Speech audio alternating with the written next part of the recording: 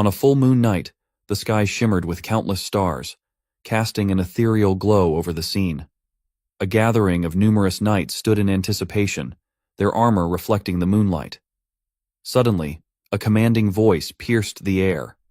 The commander knight rallied his comrades, urging them to attack and vanquish the figure they deemed a demon. The so-called demon, driven by an unyielding determination, swiftly charged toward the horde of knights. Closing in on the commander, who was issuing orders, the demon unleashed a powerful swing of his sword, bringing a swift end to the commander's life in a single strike. Without hesitation, the demon, now standing amidst the fallen, unleashed a potent ability, his hand pressed firmly against the ground. In an instant, a haunting purple fire engulfed all the knights present, extinguishing their lives with merciless efficiency. Overwhelmed and exhausted, the demon sank to his knees, his breath ragged. It was then that he sensed a presence approaching. He turned his gaze to see a female knight with fiery red hair approaching him. Wearing a pained expression, she confronted him, addressing him as Nox von Reinharfer, and demanded to know why he had made a pact with the devil and betrayed them. Nox, who was still catching his breath, looked ahead and countered her accusation. He smiled faintly and stated that from their perspective, it might seem like a betrayal. However, he asserted that it was they who had betrayed him, not the other way around.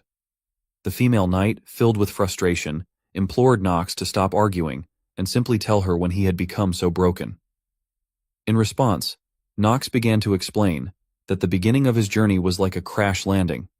Suddenly, a notification popped up on monitor and informed Yu Chan, the player behind Nox, that he had successfully cleared the first part of a game called Enrollment, with a total clear count of 27.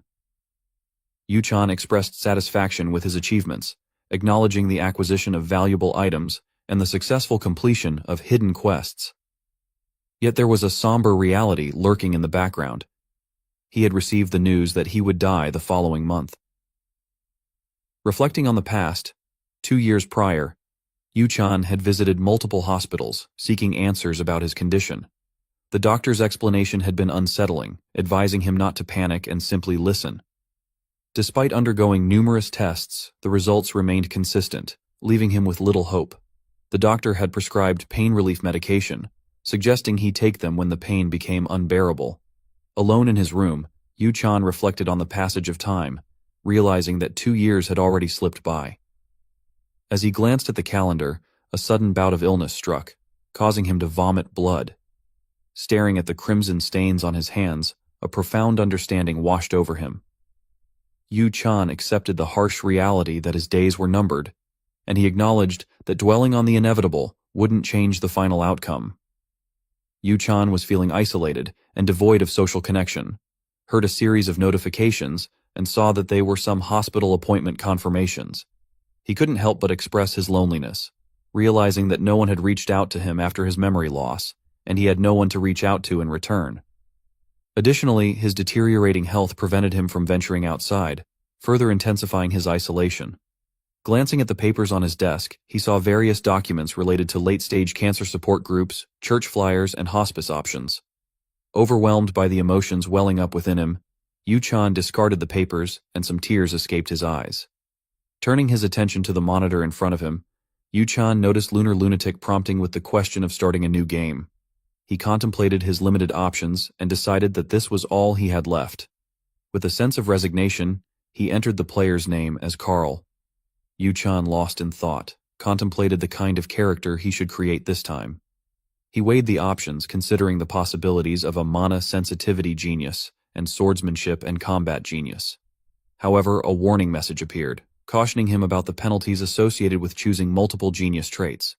It urged him to select only one or fewer genius traits to avoid those penalties.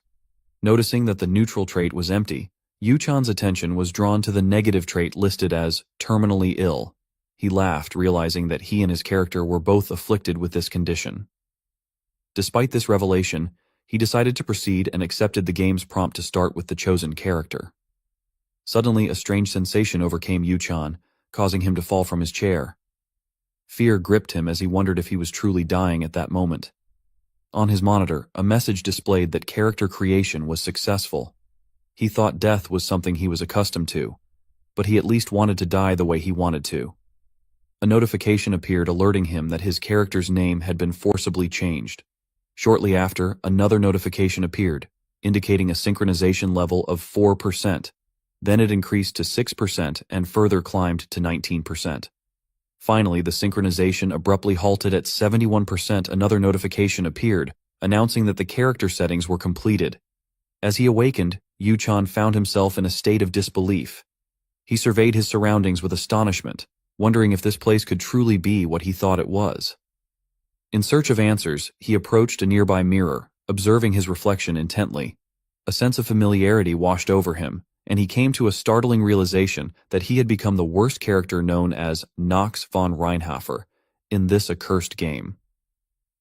Nox von Reinhofer, the youngest of 5 siblings in the Reinhofer family, was a member of the infamous organization Lunatic. Throughout history, the Reinhofer family had produced exceptionally talented individuals skilled in magic and swordsmanship. However, Nox stood as an exception, an untalented outcast within his own family. Haunted by resentment toward a world that denied him the gifts bestowed upon his siblings, Nox made a fateful decision. He entered into a forbidden contract with the devil, ultimately transforming himself into the most despicable villain in the inner lunatic story. Gazing at his altered appearance in the mirror, Yu-chan couldn't help but question the reality before him. It felt surreal, as if he had stepped into a dream where he had become Nox. But his excitement grew as he unexpectedly encountered a stat window. He observed the information displayed within the window, revealing his basic details. His name was Nox von Reinhofer, a 14-year-old male human with darkness as his main element. However, his enthusiasm quickly diminished as he noticed his stats. With disappointment, he questioned the low value of only 2 points in stamina. Nox's attention then turned to his traits. He discovered a neutral trait called Void Revelation, which piqued his curiosity. However, his spirit sank as he read through his negative traits. Terminally ill, curse of the weak, frequent sickness, cold hands and feet, and possession. The realization that he was terminally ill in both his real life and this new world left him disheartened. The system also displayed that he had only 1 year of lifespan remaining. Nox reflected on his past actions, trying to make sense of why he had chosen to create a character with a terminal illness, someone who faced imminent death and had no support. Upon further contemplation, he began to understand his underlying motivation. He wanted a character that mirrored his own experiences, someone who could empathize with his struggles. Little did he know that he would eventually become that character himself. Suddenly, a notification appeared, indicating an unread mail in his mailbox. Nox's curiosity compelled him to investigate its contents. The mail began with a greeting, addressing him as Yu-chan, his previous name, but then it corrected itself, saying that it should call him with his new name Nox now. Nox was surprised and questioned how the system knew his name. Yu-chan was a name given to him by his parents, whose whereabouts he was unaware of. Nox couldn't help but question if the entity that put him here held the key to unlocking his lost memories. The system acknowledged that Nox wouldn't remember them, but conveyed the need to deliver a message. It greeted him with a nostalgic, "Long time no see," leaving Nox astounded. The system went on to acknowledge Nox's achievements over the past 2 years, affirming that he deserved to be where he was now. It offered a warm welcome back, leaving Nox in a state of disbelief. Nox couldn't believe what he was hearing. The idea that he was no longer in his old world, and that this new reality was his new existence, seemed impossible to accept. The system responded, acknowledging that there were many aspects of its identity it couldn't disclose, but it expressed a desire to assist Nox. Nox questioned the notion of help. Before he could fully comprehend the situation, the system suggested that he join the Elden Academy, where he could strengthen his forces and strive to follow the main story as closely as possible. According to the system, the complete truth would naturally unfold. As the system mail started to disappear, Nox exclaimed in surprise and asked if that was it. In a state of worry, he tried to gather his thoughts. He realized that he had been reborn as the final boss of the game, Inner Lunatic, but now he was being told to follow the main story. Regardless of how he interpreted it, this simply meant that eventually he would meet his demise. Nox's thoughts raced as he contemplated his situation. Even if Inner Lunatic had become his new reality, he refused to give up on regaining his memories. He was determined to follow the main story and uncover the purpose behind his existence in this world, all while ensuring his survival. For that purpose, he was willing to embrace his role as a true villain. As he reflected on his past life, Knox realized that not much had changed. 2 years before losing his memories, he had been afflicted by a terminal illness. Each moment had been a reminder of his impending death, and fear had consumed him. The only difference now was the shift in setting to a familiar world he knew well. Curiosity compelled Knox to inquire about the current date. When the system displayed February 4, 1812, he felt a sense of urgency. Time was not on his side, and he had to act swiftly. With determination burning within him, he resolved to embark on his 28th clear attempt. As Knox attempted to open the door, his wrist bones throbbed with intense pain, turning red. To his surprise, a notification appeared, revealing a negative trait activation. It informed him that due to the effects of his constant sickness, he had acquired wrist inflammation level 1, urging him to rest and allow it to heal. In disbelief, Knox muttered, "The fuck?" As Knox made his way down the hallway, he clutched his hand tightly, plagued by an unsettling thought. What could be wrong with his body? He couldn't fathom how fragile he seemed. In an unexpected turn of events, a maid collided with him, causing her to lose her balance and the tray of dishes she was carrying to shatter on the floor. The maid looked up in surprise, her eyes widening upon recognizing Knox as she muttered his name. "Young Master Knox!" Knox's gaze met hers, and at that moment, he felt a flash of recognition. This maid with her brown hair and light orange pupils, could it really be Rona? Memories stirred within him, fragmentary and vague, but he recalled that Rona had spoken ill of Knox behind his back. He thought, could this seemingly innocent girl, who now stood before him with tears welling in her eyes, have been the one talking behind Knox's back? Knox decided to grant her forgiveness, but not without a warning. An evil grin crept across his face as he contemplated the consequences of any future mistakes she might make. Rona, with tearful eyes, understood the gravity of the situation and nodded in acknowledgement. Knox noticed the tranquility around him, and the surprised gazes of the butler and maids confirmed that his act of madness had slipped his mind. He questioned himself, contemplating the kind of life he had led thus far. Rona looked at Knox with caution and asked where he was going so early. Knox simply replied, stating that he was heading to the practice hall. The butler and maids reacted with shock upon hearing his response, unable to comprehend his sudden decision. Knox, with a smile on his face, added that he wanted Rona to accompany him. Fear instantly gripped Rona's thoughts as she wondered about Knox's intentions. Together Knox and Rona walked towards the practice hall. In his mind, Knox recognized the paramount importance of survival. Having experienced the chilling embrace of death, he had become resolute in his desire to avoid it. He understood that adapting quickly to his new circumstances was crucial. Deep in thought, Knox assumed a contemplative posture. He knew that despite the challenges ahead, he still held a chance. With 27 previous playthroughs, he possessed extensive knowledge of the game's hidden aspects. The game Enrollment had gained immense popularity worldwide, with its captivating story that pitted angels against demons, along with the Empire. However, what truly set Enrollment apart was its extensive customization options, allowing players to adopt different styles of play. While lower-ranked traits like Ordinary and Talented could be assigned multiple times, the highly sought-after Genius traits were typically limited to a single assignment. However, he possessed 2 Genius traits, a rare occurrence in the game. Within Inner Lunatic, there existed a concept known as trait penalties. By exploiting the system's attempt to analyze traits beyond the player's limits, Knox managed to assign 2 Genius traits. The first was Swordsmanship and Combat Genius, which granted exceptional sword skills and allowed the user to reach the pinnacle of swordsmanship. The second trait, Mana Sensitivity Genius, heightened the user's sensitivity to magic, enabling more efficient spellcasting. Knox contemplated the vast array of other useful traits at his disposal. As a main character perk, Insight bestowed the ability to view the status window of other characters, providing valuable information. Additionally, Master of Acting allowed the user to effortlessly adapt to any situation, making it particularly advantageous in his current circumstances. Furthermore, steel mentality, when utilized during battle, enabled the user to maintain mental fortitude, keeping a cool and composed demeanor. Knox assessed his negative traits, acknowledging the significant challenges they posed. Among them, the terminally ill stood out the most. The other negative traits he possessed were the curse of the weak, frequent sickness, cold hands and feet, and possession. For those afflicted with cold hands and feet, entering icy areas without a warming skill was nearly impossible.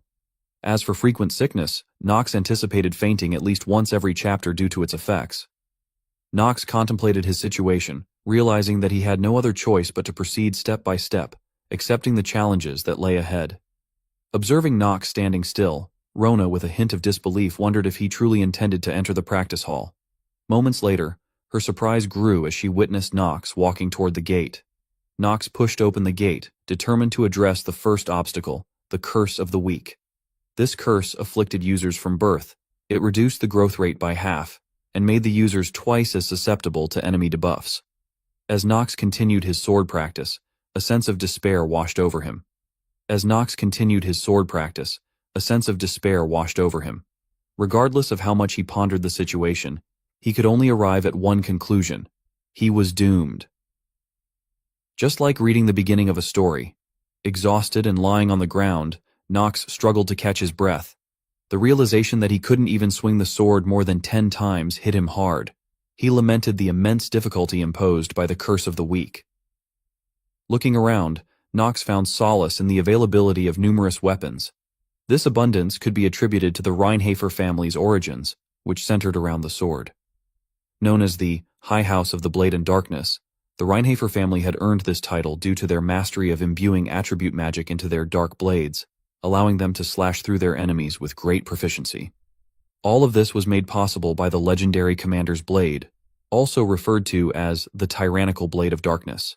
This ancestral sword had been passed down through generations of family heads, continuing the tradition and legacy of the Reinhardt family. Knox contemplated the benefits of being part of a noble family, excluding the swordsmanship. One of the greatest advantages was the abundance of money. With a delighted expression, he expressed his admiration for the wealth possessed by the Reinhardt family. As one of the prominent noble families in the story, their wealth was so substantial that even their seemingly useless young son Knox had enough money to sustain a life without ever having to work. Knox believed that his father, Teo, likely didn't care much about how wisely he managed his finances. After all, Knox didn't possess that kind of character. He was the youngest son of a noble family, and his character archetype was clear. With his legs trembling, Knox managed to stand up. He recalled Rona's fearful behavior and her plea not to involve her in anything strange. A few minutes earlier, Rona had brought a wooden sword and a towel and informed Knox that they were ready for him. However, she couldn't help but wonder if he truly intended to engage in exercise. Knox realized that there was no one around and motioned for Rona to come closer. Rona displayed a frightened demeanor, questioned his intentions, and expressed concern that he might hit her. Knox, caught up in his frustration, exclaimed and asked her, what was she talking about? He then grasped Rona's ear, pulling her closer, and whispered something in her ear. After hearing Knox, Rona shouted in surprise, questioning Knox's plans. She looked at him, expressing her disbelief that his ideas were merely garbage. However, Knox commanded her to figure it out and sharply told her to be quiet. Rona replied with a trembling voice and acknowledged his request. As Rona left to retrieve the requested items, she couldn't help but think to herself that young master hadn't changed a bit. Meanwhile, Knox contemplated the time it would take for Rona to complete her task, hoping that everything would be ready by tomorrow. He poured himself some tea, pondering a solution to his curse and the need to increase his stamina. Suddenly, a voice interrupted his thoughts. It was the head butler, Rodwell de Ernark. Knox was taken aback as he recognized Rodwell, who held a significant position as one of the main managers of the Reinhardt estate. Rodwell served as an advisor to Knox's father, Theo von Reinhardt, who was also the family head. Knox realized that dealing with Rodwell wouldn't be as straightforward as with others, as he held a position of authority within the family. Knox pondered the encounter, considering it a potentially significant challenge. He wondered if Rodwell had noticed something unusual happening and pondered his own means to handle the situation. Knox activated his positive trait of Master of Acting and questioned Rodwell's presence, saying that the head butler should be serving the family head. Head butler Rodwell informed Knox that he had received orders to share some news with him. Knox curiously inquired about the nature of the news. Head butler revealed that Knox was instructed to participate in tonight's dinner. Knox was unfamiliar with the family and the situation, hesitated at the idea of having dinner with the family head. He contemplated the request, realizing his lack of knowledge about the family dynamics. Knox responded to head butler, expressing his reluctance to attend the dinner. Head butler internally pondered about the master's intentions behind ordering young Master Knox to participate in the dinner. Head butler then reported that the lady of the Styliner family had arrived and was seeking night training. He emphasized that if Knox refused to participate, it would likely anger the family head. Knox let out a sigh, acknowledging the circumstances. He understood the importance of following his father's orders and reluctantly agreed to attend the dinner. Head butler observed Knox with a questioning gaze and thought aloud that something was off about him that day. Knox, somewhat defensive, asked if there was something the head butler wanted to say. The head butler acknowledged Knox's unusual behavior, noting that Knox had never shown much interest in wielding a blade before. He inquired about the reason behind Knox's decision to visit the practice hall on his own. Knox, with a stern expression, firmly asserted his independence and authority, warning the head butler not to overstep his boundaries as a mere butler. He made it clear that his actions and intentions were his own to decide. Taken aback, the head butler apologized, recognizing that he had crossed a line. As Knox walked away, the head butler's gaze was filled with questioning thoughts, and he realized the need to report this encounter to the family head. Inside his room, Knox closed the door and took a moment to catch his breath. He reflected on the unexpected confrontation, feeling relieved that possession didn't activate. Knox shifted his focus to the mention of the young lady from the Styliner family, wondering why she was present in their household. Amid the dinner, Knox found himself being mocked by twin brothers Hartz and Alan. Alan expressed surprise and disbelief that Knox had shown up, indicating that he wouldn't enjoy the meal because of it. Hartz questioned whether Knox still had regrets about being part of the family, to which Alan agreed. Alan directly addressed Knox, expressing his disbelief at seeing him there and accusing him of inappropriate behavior with one of the maids. Hartz joined in, stating that Knox was a lost cause.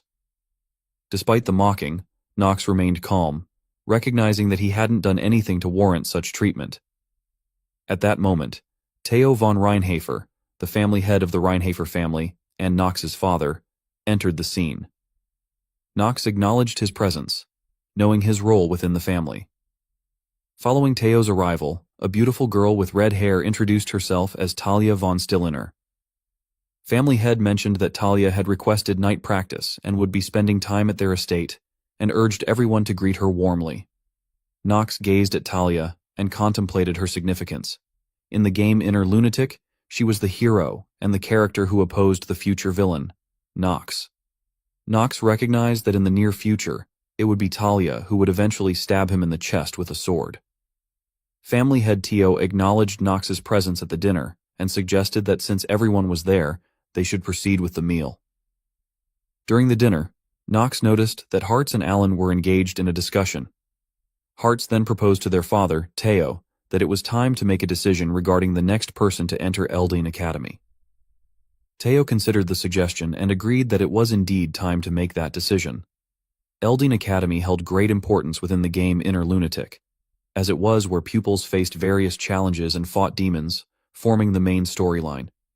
Knox realized that attending the academy was crucial for him. It would allow him to gather his own allies while following the overall structure of the story.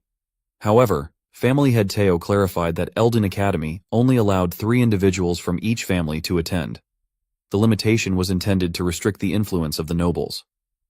Theo mentioned that he had already used 2 slots for his first and second sons, which meant that the Reinhafer family had only 1 more entrance ticket available for the academy. Knox listened to the family head's announcement and thought about the importance of obtaining the remaining entrance ticket to Eldine Academy. He realized that he needed to do whatever it took to secure that ticket before he could focus on forming alliances. Knox then spoke up and concluded that the family head was proposing a fight between the brothers. The family head was taken aback by Knox's quick response, as he had not anticipated him being the first to react. Confirming Knox's assumption, The family head declared that a duel would take place in the practice hall 1 month from now to determine the next attendee. The duel would follow their family traditions for such decisions. Hartz took the opportunity to mock Knox, urging him to stay quiet to avoid embarrassing himself. Alan joined in, belittling Knox and stating that someone like him, who had never wielded a sword, stood no chance against them.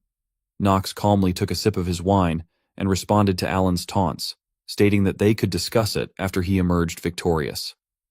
Alan shouted back, expressing his disbelief in Knox's abilities. Meanwhile, Knox maintained his focus and understood that the upcoming duel was another trial he needed to face in order to secure the entrance ticket. He refused to be swayed by the taunts and insults directed at him. Confident in his own abilities, Knox looked ahead and boldly declared that he would be the one to attend Eldine Academy. This surprised the family head, while it further infuriated Hartz and Alan. Talia, the young lady from the Stilliner family, chuckled at Knox's declaration and commented on his confidence. Knox glanced at her but internally felt a sense of unease, realizing that he might have drawn the attention of someone he shouldn't have. Inside the family head's office, Teo acknowledged that something had indeed changed about Knox, as reported by the head butler. Teo pondered the cause of this change, wondering if Knox had been possessed by a demon. Regardless, he acknowledged that Knox had captured his attention. Teo instructed the head butler, Rodwell, to continue keeping a close eye on Knox. The family head was curious about the transformation in Knox and wanted to understand the reasons behind it. Meanwhile, Knox was running at the practice hall, sweating and panting heavily. Observing the scene, one of the maids commented on his frequent visits to the practice hall.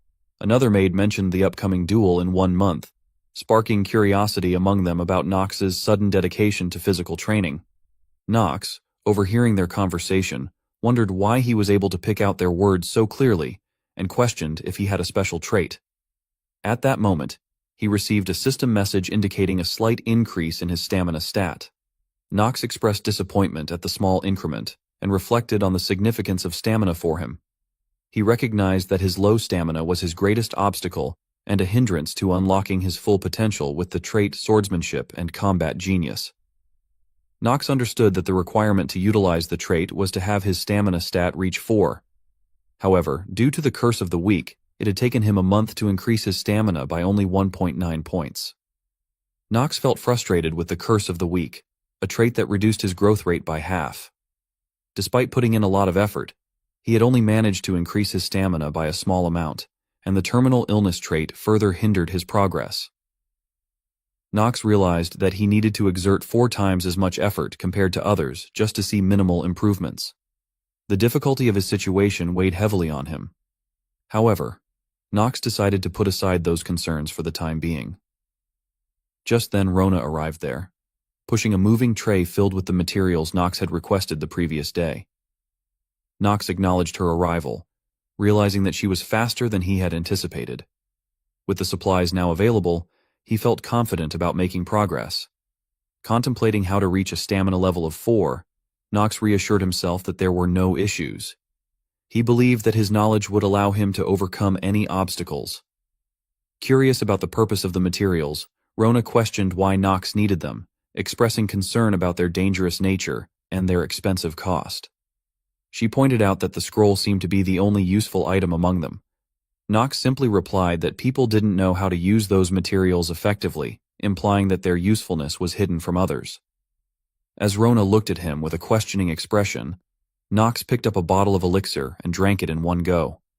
Panicking, Rona shouted that it was poison. Sweat covered Knox's face as he acknowledged the potency of the poison. A system notification appeared, indicating that Knox had consumed the poison of the 3-headed gorgon, and his health would temporarily increase by 1.5 times. It also informed him that his death counter had started, with 9 minutes and 59 seconds remaining until death. As Rona grew increasingly panicked, she exclaimed that she would call the head butler for assistance. However, Knox urged her to wait, and proceeded to eat the core, ignoring her pleas. Rona's worry intensified as she exclaimed that the core was not meant for consumption. A system notification appeared, indicating that Knox had consumed the core of the golem and would slowly be petrified as a result. Another notification followed, stating that a hidden piece had been activated and that the poison of the three-headed Gorgon was reacting with the golem's core. Nox was pleased with the results and thought that his plan was working perfectly. The golem's core was originally used to petrify people or increase their defense quickly, or to create artificial golems. However, when combined with the three-headed Gorgon poison, it had a special effect.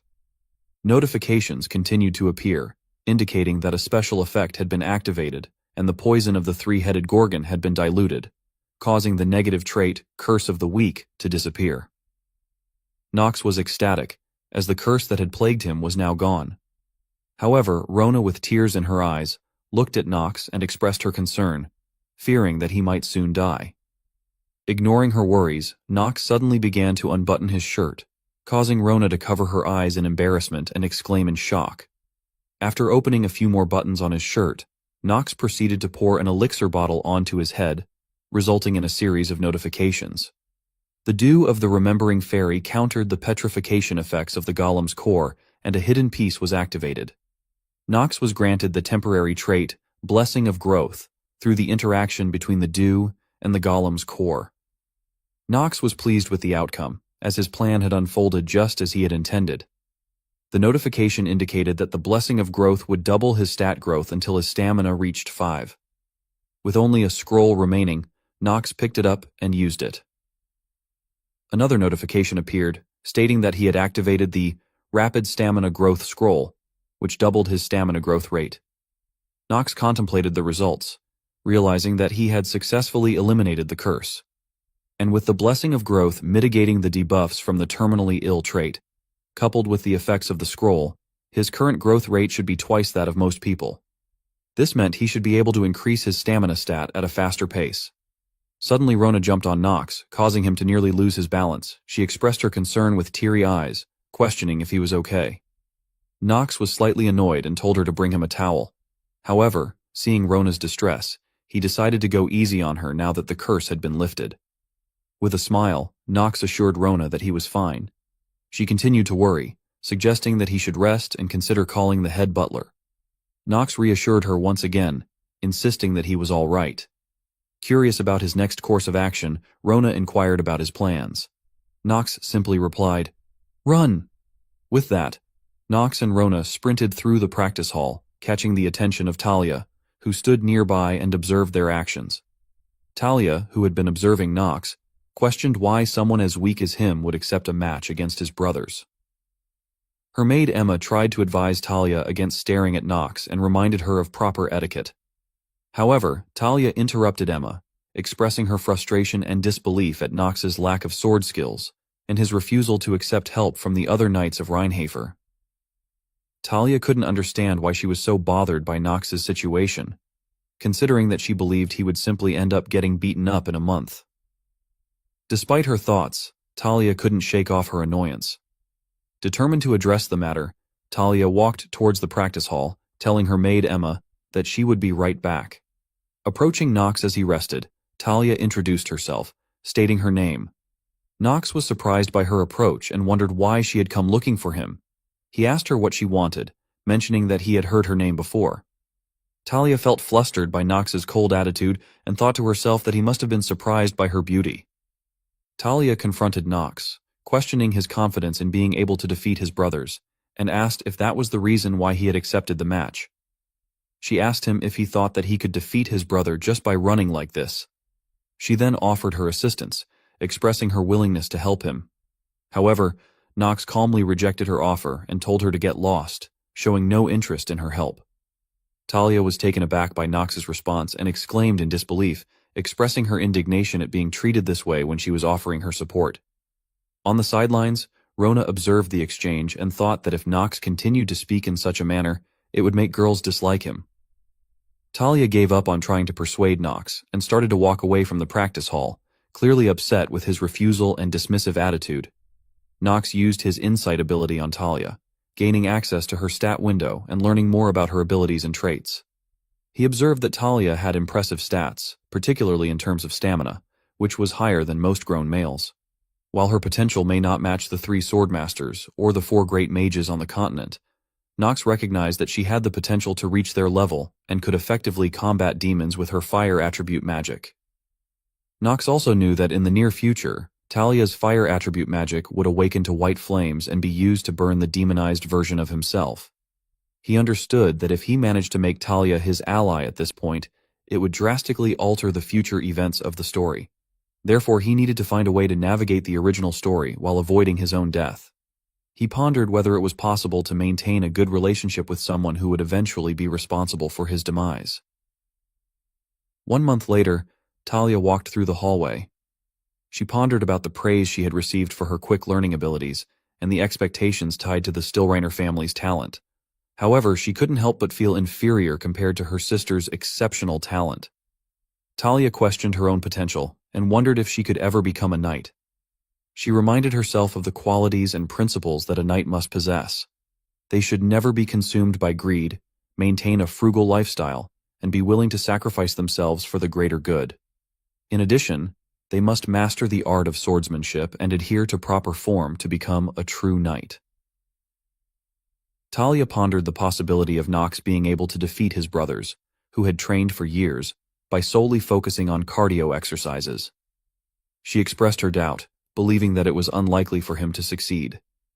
The next day arrived, and Nox and Alan stood in the center of the ring, surrounded by a crowd of spectators. Many people had gathered to witness the official duel that would determine who would earn the right to enter Eldine Academy. Ficila, the first wife of the family head, was also present at the scene. Meanwhile, the head butler, who was standing nearby, heard the family head calling out to him. The family head inquired about his thoughts on the outcome of the duel. The head butler, after considering young Master Alan's past performances, stated that it was highly likely that he would emerge victorious. The family head agreed, assuming the same. However, head butler couldn't help but wonder if the family head expected something different. Despite acknowledging that young Master Nox had undergone changes, the butler remained skeptical about his chances of winning. He considered it outrageous and impossible. Having once walked the path of a knight alongside the family head, the butler understood that the art of the blade could be intricate or straightforward. The level of skill one attained and the dedication one put into their training determined their proficiency. There was only one way to surpass someone who was previously ahead and force them to kneel, and that was the insurmountable wall of overwhelming talent. The butler pondered whether young Master Nox possessed such innate talent. Interrupting the butler's thoughts, the family head spoke, acknowledging that the possibility might not be zero. There was a chance that the youngest, born with Reinhafer blood, possessed the talent of a sword emperor. As Nox stood on the duel grounds, he received a notification indicating that his trait, swordsmanship and combat genius, was inactive. In frustration, he contemplated his seemingly unlucky streak and questioned whether his luck stat was actually in the negatives. Despite his efforts, he couldn't reach a stamina stat of 4. A few days earlier, while Nox was running, he received multiple notifications activating his trait effects and gradually increasing his stamina stat by 0.1, and now his stamina had reached 3.8. Rona, who was running alongside him, expressed her exhaustion and questioned whether she had to continue running with him. Nox, while wiping sweat from his face, replied that it wouldn't be fun without her and jokingly mentioned who would take care of him if she didn't. Rona, with teary eyes, suspected that she heard him say something else. Nox then handed her a towel and assigned her another task, to which Rona responded with a pouting face. Playfully, Nox accused Rona of cursing him in her mind, but she denied it and accidentally bit her tongue in the process. Nox chuckled at the thought of Rona having good stamina and contemplated using his insight ability to view her stats.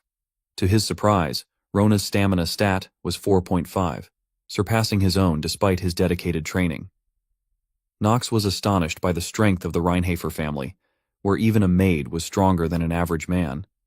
Rona reminded Nox that it was already evening and suggested he rest before the duel. Nox panted heavily, felt the pressure of time, and thought that he didn't have enough time to increase his stamina. Back at the duel ring, Alan addressed Nox and proposed that he should just give up. Despite Nox being considered the shame of their family, Alan expressed hesitation in beating him too severely. Nox responded, stating that Alan didn't seem to want him to give up. Alan shifted his attention to Talia, the daughter of the Stillreiner family, and expressed his desire to impress her. He believed that Nox would assist him in achieving that goal. However, Nox expressed uncertainty about whether it was a wise decision. Observing Alan's stamina stat of 8, Nox realized that he couldn't defeat him using ordinary methods and contemplated alternative approaches. As the referee announced the duel between Nox and Alan for the admission ticket to Eldine Academy, he emphasized that both of them must accept whatever the results may be and that objections would not be tolerated. Nox felt nervous, realizing that everything hinged on this duel. His main objective was to find his memories and discover the sender of the letter, as he knew that after the 1-year grace period, his life would be in danger. The referee asked one last time if both of them were ready, and then he announced the beginning of the duel. Alan initiated the attack with a sword strike, but Nox swiftly dodged it by moving to the side. Alan quickly followed up with a kick, which Nox blocked using his sword, but was still pushed back. Alan commended Nox's defense, and the duel continued with Alan launching another series of attacks, forcing Nox into a defensive position. Nox realized that the only consistent aspect of the damned inner lunatic game was that if he lost, he would have to give up everything. However, if he could win, he could regain control over his destiny. At that moment, a notification appeared, indicating an increase in Nox's stamina stat by 0.1. Nox's face lit up with a smile as he saw this development, realizing that winning the duel could grant him everything he desired. Alan saw Nox smiling and questioned if he had hit Nox's head too many times, and continued his relentless attacks, suggesting that perhaps hitting Nox some more would make him feel better. Meanwhile, Alan's mother, Faecilla, observed the fight and remained confident that her son would be the last child of the family to enter Eldine Academy. During the duel, Alan launched a powerful attack that almost caused Nox to lose his balance. At that moment, Faecilla overheard a remark expressing disdain for the situation. She turned her attention to the source and found the family head, who had a disappointed look on his face. Faecilla thought to herself that one day, this family would witness her true power. The family head expressed disappointment, stating that he had been looking forward to seeing how Nox had changed, and concluded that Nox's current performance was underwhelming. The head butler, concerned for Nox's well-being, offered to stop the duel, knowing that it would take Nox a long time to recover if they continued. Family head compared the talents of Alan and Hartz to his first son, Garen, and found them lacking. He reminisced about the ability to dominate his opponents with overwhelming power, wielding the dark sword of domination. The family head pondered who would inherit it in the end. The family head made up his mind and rose from his chair, deciding to put an end to the duel.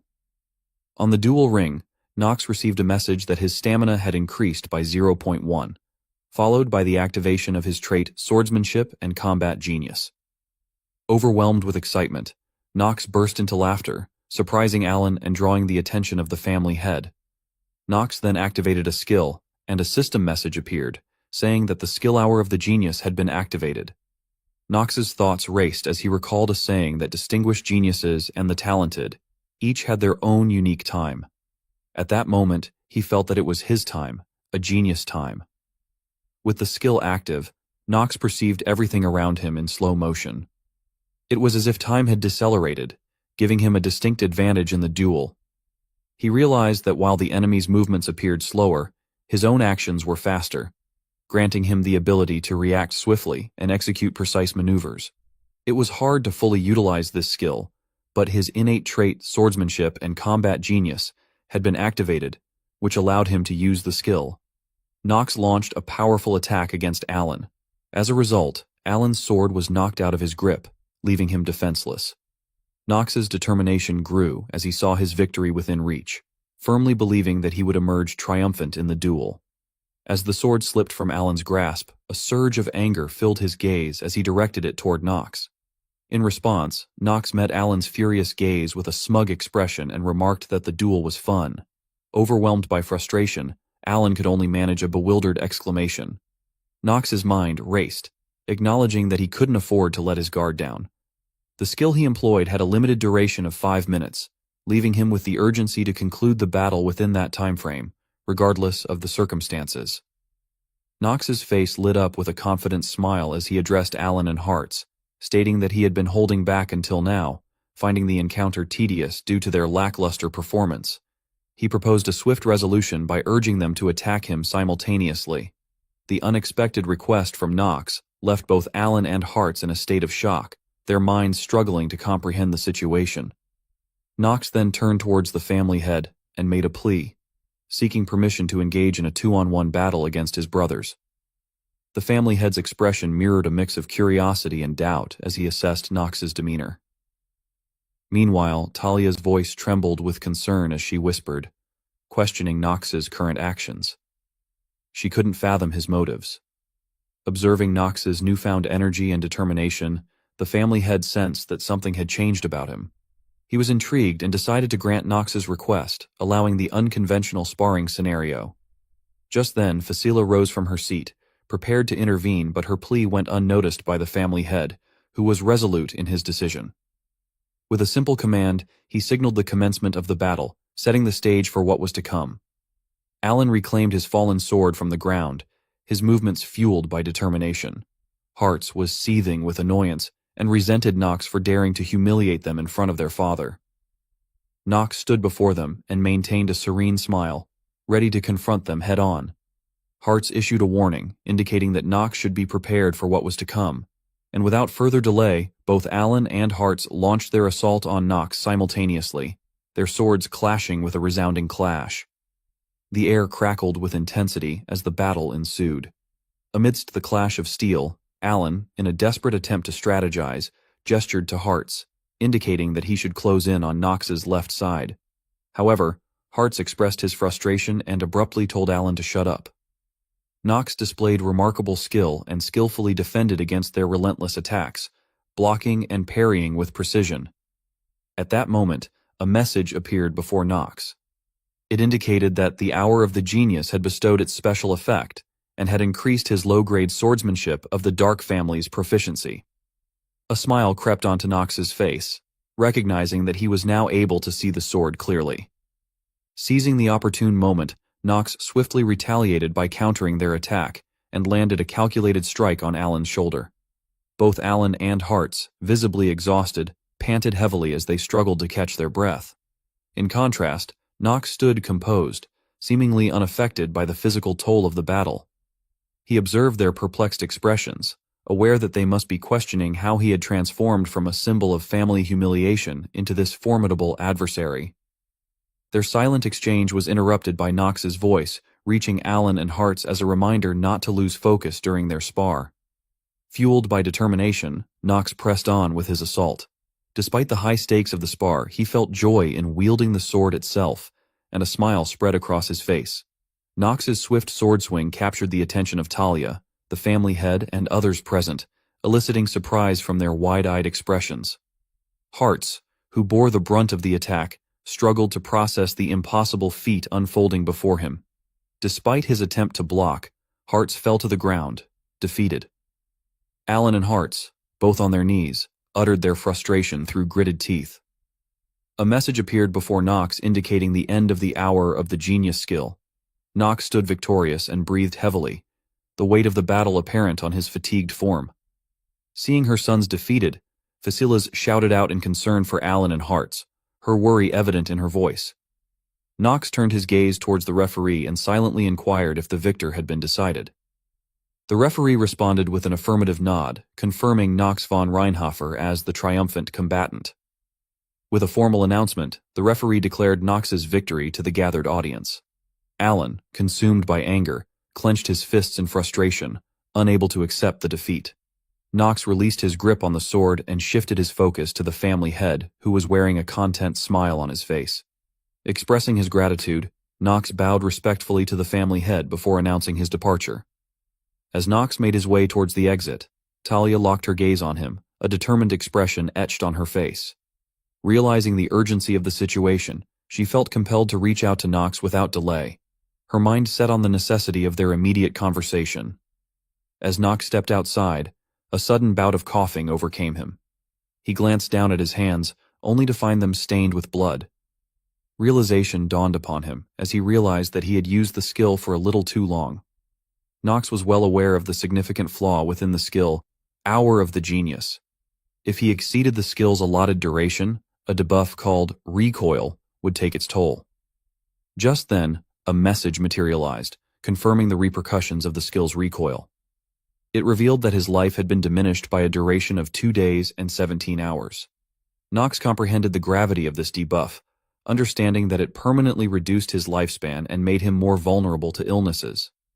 Taking a moment to collect his thoughts, Knox let out a relieved sigh, grateful that the recoil hadn't manifested in front of others. He acknowledged that if his condition had been exposed, his admission to the academy might have been jeopardized. However, his respite was short-lived as his attention was drawn to a voice that called out to him. Knox turned toward the source of the sound and found Talia standing there. Her inquiry pierced through the air as she asked if he had sustained any injuries during the spar. Knox's thoughts raced as he realized that Talia had discovered his condition. He lamented the fact that it had to be Talia of all people, and he couldn't allow Theo to find out about the skill's rebound. His mind raced with concerns, trying to figure out how to handle the situation. Before Knox could say anything, Talia interrupted him, expressing her surprise that he had emerged victorious in a fight between siblings despite his frail condition. Knox was taken aback and questioned her words. In response, Talia blushed and confessed that she had misunderstood him. In the past month, she had observed Knox clumsily swinging a wooden sword and had never once witnessed him actually wielding a real sword. She had assumed his victory was due to his innate talent, so she decided to ask him how he had awakened and trained such a talent. However, as the duels concluded, she noticed a change in his demeanor when he was alone. Confused and concerned, she questioned herself about the true nature of Knox's abilities and the reason behind his current state. Inwardly, Talia came to a realization. She understood that Knox was not the good-for-nothing person that rumors portrayed him to be. Instead, he had dedicated himself to hard work and training in order to secure victory at all costs. When Talia witnessed Knox coughing, her worry took hold, and she reached out her hand toward him, asking if he was okay. However, Knox swatted her hand away, saying that he didn't want to be touched. Internally, he felt embarrassed, recognizing that his 2 years of obsession with gaming had hindered his ability to interact effectively with others. Moreover, he knew that Talia was a character who would kill him, which made it even harder for him to interact with her. Talia wore a sorrowful expression and apologized to Knox. Perplexed, he questioned the reason behind her apology. Talia explained that she hadn't realized how serious Knox was about the sword, as she had heard that his body had been weak since birth, leading her to believe he focused solely on stamina training. She expressed regret for misunderstanding him and acknowledged that portraying himself as a good-for-nothing was likely not his intention. She mentioned that Emma had taught her that people can make mistakes in their perceptions. Knox pondered how to respond to Talia's genuine honesty. He recognized her sincerity, which mirrored the traits he had observed in her character within the game. Despite possessing the qualities of a knight, she was the daughter of a proud and esteemed duke family, making it challenging for her to admit when she was wrong. Finally, Knox spoke, urging Talia not to disclose his bleeding condition to others if she held such a view of him. Talia confidently assured him that she wouldn't reveal his secret. Knox observed her response and thought that perhaps he didn't need to worry about others discovering his situation. Turning away, Knox walked off, instructing Talia to keep her promise. As Talia watched Knox's departing figure, her face flushed red with a mixture of emotions. In family head Teo's office, the family head expressed his satisfaction with his earlier conjecture. He turned to the head butler and inquired about his opinion on Knox's talent. The head butler expressed his views, stating that he initially struggled to comprehend why Knox allowed himself to be beaten. However, after observing the other children of his age and other young masters, the head butler concluded that Knox was the most exceptional among them. Family head agreed with the head butler's assessment and expressed his suspicion that Knox might possess additional hidden talents. He directed the head butler to closely monitor all of Knox's actions, emphasizing that their sole task should be observing Knox, regardless of his activities. The head butler acknowledged the order, affirming his commitment to carrying out his duties diligently. Family head wondered if Knox had enough talent to inherit the supreme black sword. He then acknowledged his limited time left and reassured the head butler of the importance of his ongoing task. The head butler bowed respectfully and pledged to give his utmost effort in fulfilling his responsibilities. Inside Knox's residence, he received a message indicating the completion of the tutorial quest and his victory in the first fight. Knox expressed his realization that this world had become a reality while retaining game-like elements. Another message appeared, announcing rewards for his achievement, which included 3 free stat points. Knox was pleasantly surprised and exclaimed that he had hit the jackpot. However, his excitement quickly waned as he realized that after an entire month of rigorous running, his stamina had only increased by a mere 2 points. He lamented, expressing his disappointment and suggesting that they should have granted him these rewards much earlier. But the stat he needed to invest these points in was not stamina, it was luck. Knox opened his status window and allocated all 3 points into the luck stat, raising it from 7 to 10. He reasoned that luck was valuable, especially in the inner lunatic game, as it was a stat that couldn't be easily increased through hard work. Knox, who was feeling eager to test the value of his increased luck stat, received additional messages regarding benefits, including mass clear rewards, a random gacha voucher, and a one-time use skill confirmation voucher. Knox expressed relief that the benefit system was still in place, appreciating the opportunities it provided.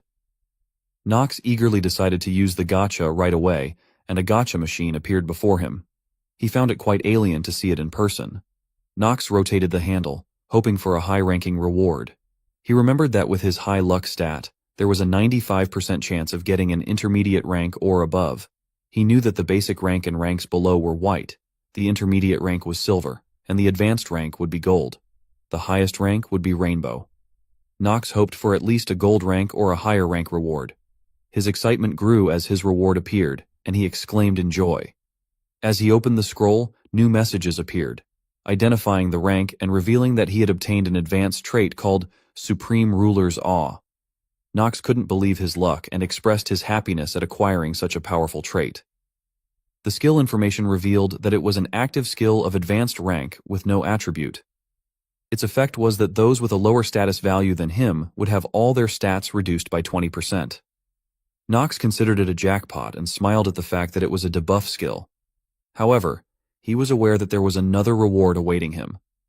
Knox then received a message asking if he would like to use the one-time use skill confirmation voucher.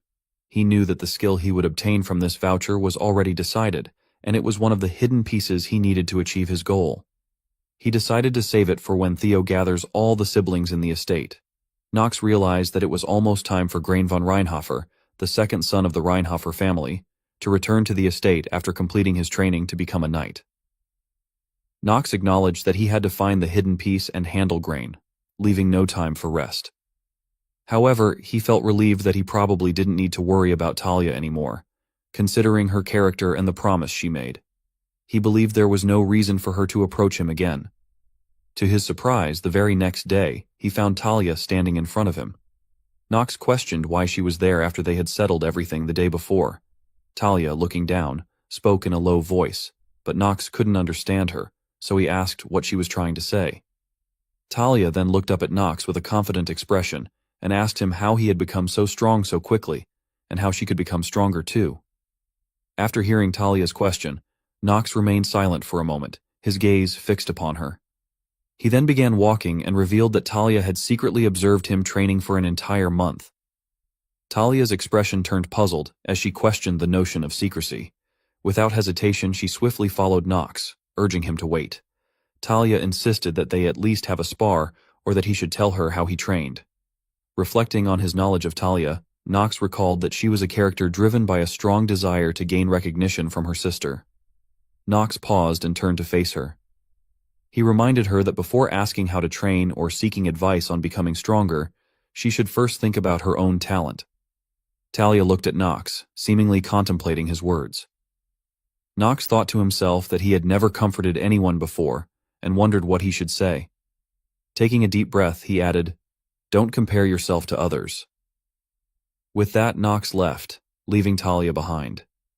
Talia expressed her surprise at his words and disappointment as Knox walked away. Meanwhile, Knox glanced back briefly and wondered if she would come after him. He didn't want her to witness him obtaining the hidden piece. Finally, Knox arrived at a place where his two brothers and his father, the family head, were waiting for him. Knox wondered if this was the Reinharfer family's barn, renowned for raising the finest horses on the continent. The family head acknowledged their presence and mentioned that the three young masters might already have an idea as to why he had called them there. He explained that they had been summoned to select a horse that would become their lifelong companion. Knox realized that this was the moment he had been waiting for.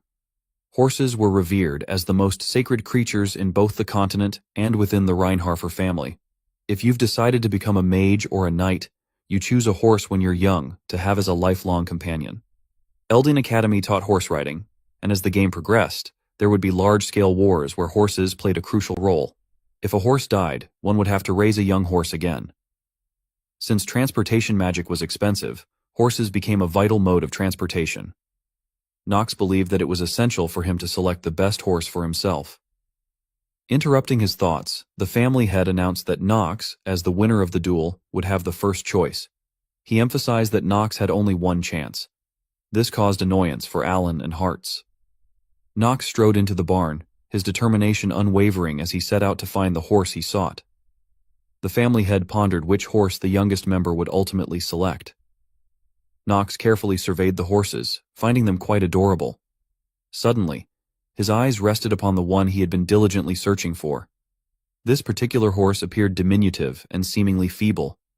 Undeterred, he approached the horse and boldly announced his decision, surprising not only Hartz and Alan, but also the family head, who wore a perplexed expression in response to his choice.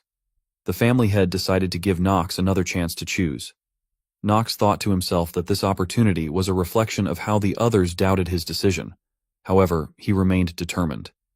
Using his insight ability on the horse, Knox triggered a message stating that the target's stat window was loading. Soon, the stat window appeared, revealing that the horse had a high rank, belonged to the obsidian species, and had the main element of darkness. Knox knew that most summoned creatures were categorized into ranks, and depending on their growth, they could ascend multiple ranks. This particular horse displayed the potential to achieve at least a higher rank. What made it even more remarkable was that it was an obsidian horse, an exceedingly rare breed among many others. The term obsidian refers to a type of igneous rock. Knox was certain that if the family head had been aware of this fact, he would have undoubtedly claimed this exceptional horse. However, Knox was aware that the horse's current state made it less enticing despite its potential.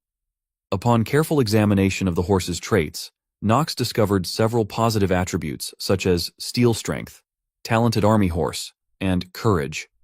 However, these traits were currently inactive due to a debuff. The horse did possess a neutral trait called unchanging heart. Unfortunately, the most prominent and concerning trait was the negative attribute labeled expected death, which was currently in effect. This trait indicated that the horse had a mere 2 days, 16 hours, and 12 minutes left to live. Knox considered the negative trait to be more troublesome than a terminally ill trait in some aspects. Despite this, he firmly stated that he would not change his mind and would choose this horse.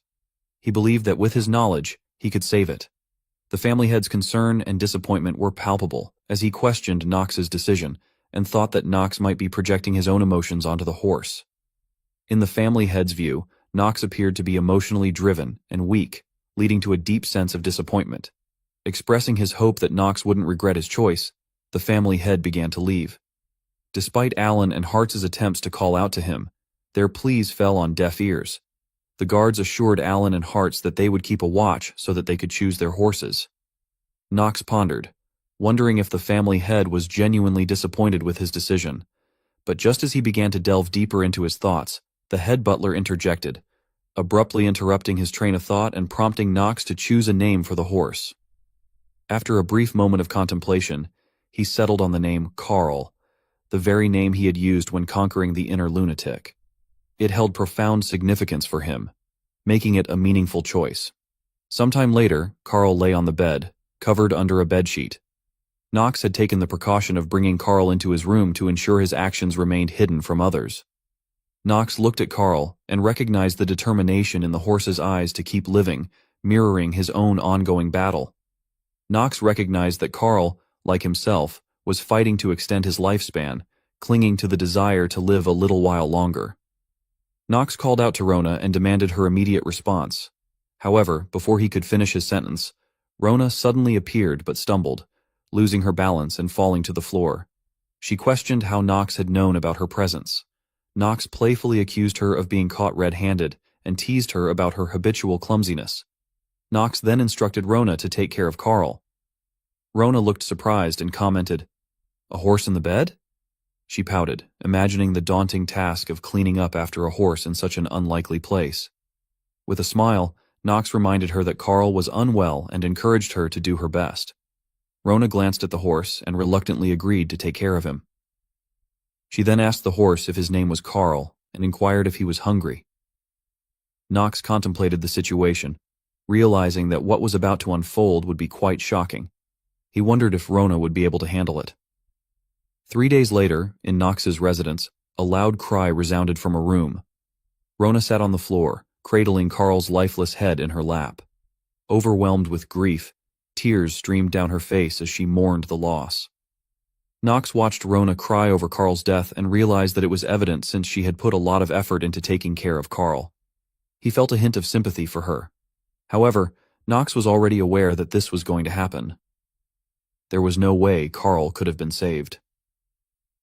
Knox approached Rona and urged her to stop crying, emphasizing that her emotions were distracting him. He instructed her to stand up, and though Rona tried to express her despair, her words were stifled by her sobbing. Nevertheless, Knox assured Rona that Carl would return to his side. Rona was confused, and she looked at Knox with a questioning gaze and asked if there was something wrong with his head. Ignoring her remark, Knox told her to move behind him. Knox retrieved a scroll, and Rona couldn't help but question its significance. He then placed it on the ground and acknowledged the need to infuse mana into the scroll. As he poured mana into it, a circle materialized on the ground, emitting a vibrant purple. Witnessing this extraordinary sight, Rona's shock was evident. Meanwhile, a smile graced Knox's face, hinting at his satisfaction with the unfolding events. Rona, bewildered by Knox's abilities, questioned his knowledge of mana usage, aware that such practices were considered illegal. Knox acknowledged his struggles in controlling mana, but chose to continue pouring mana into the scroll. He warned Rona that if she kept distracting him, Carl would die a second time, and it would be all her fault. Understanding the severity of the situation, Rona fell silent, covering her mouth with her hands. Knox recognized the need for utmost concentration, realizing that he was still someone who had yet to awaken his trait of genius of mana detection. Using mana in this empire below the age of 15 was strictly prohibited unless you are from the imperial family. Consequently, compared to other students who start learning mana control at a later age, the descendants of the imperial family exhibit several times more proficiency in magic. Knox thought that the only thing he could do right now was to pour as much mana as possible into the scroll. As Knox continued infusing mana into the scroll, he sensed a faint energy emanating from his palms, recognizing it as mana. A smile crept onto Knox's face as he found the situation intriguing. He decided to utilize the one-time use skill confirmation voucher to ensure that he executed the magic correctly, as the magic he was about to employ belonged to the realm of black magic. A message materialized before Knox, indicating that he had obtained the skill Book of the Dead, Necromicron, for one-time use. Another message informed him that Carl, the target, could be revived as an undead.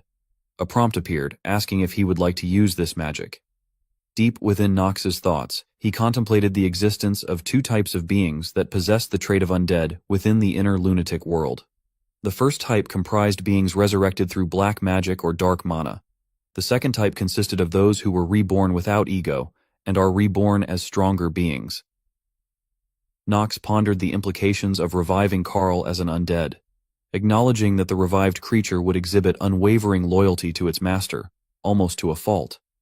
However, he recognized that only one family in existence practiced the art of reviving corpses as undead. The Marvas family, known as a family of black mages that controlled the undead.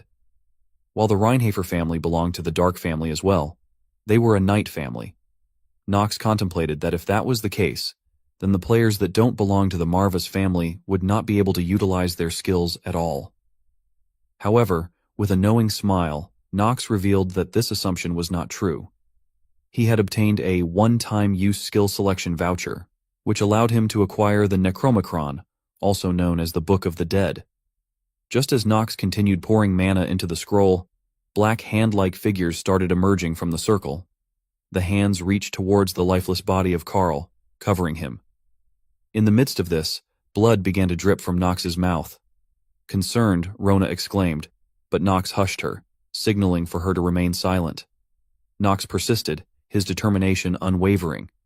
However, suddenly, he sprayed blood from his mouth, indicating that his mana was running out.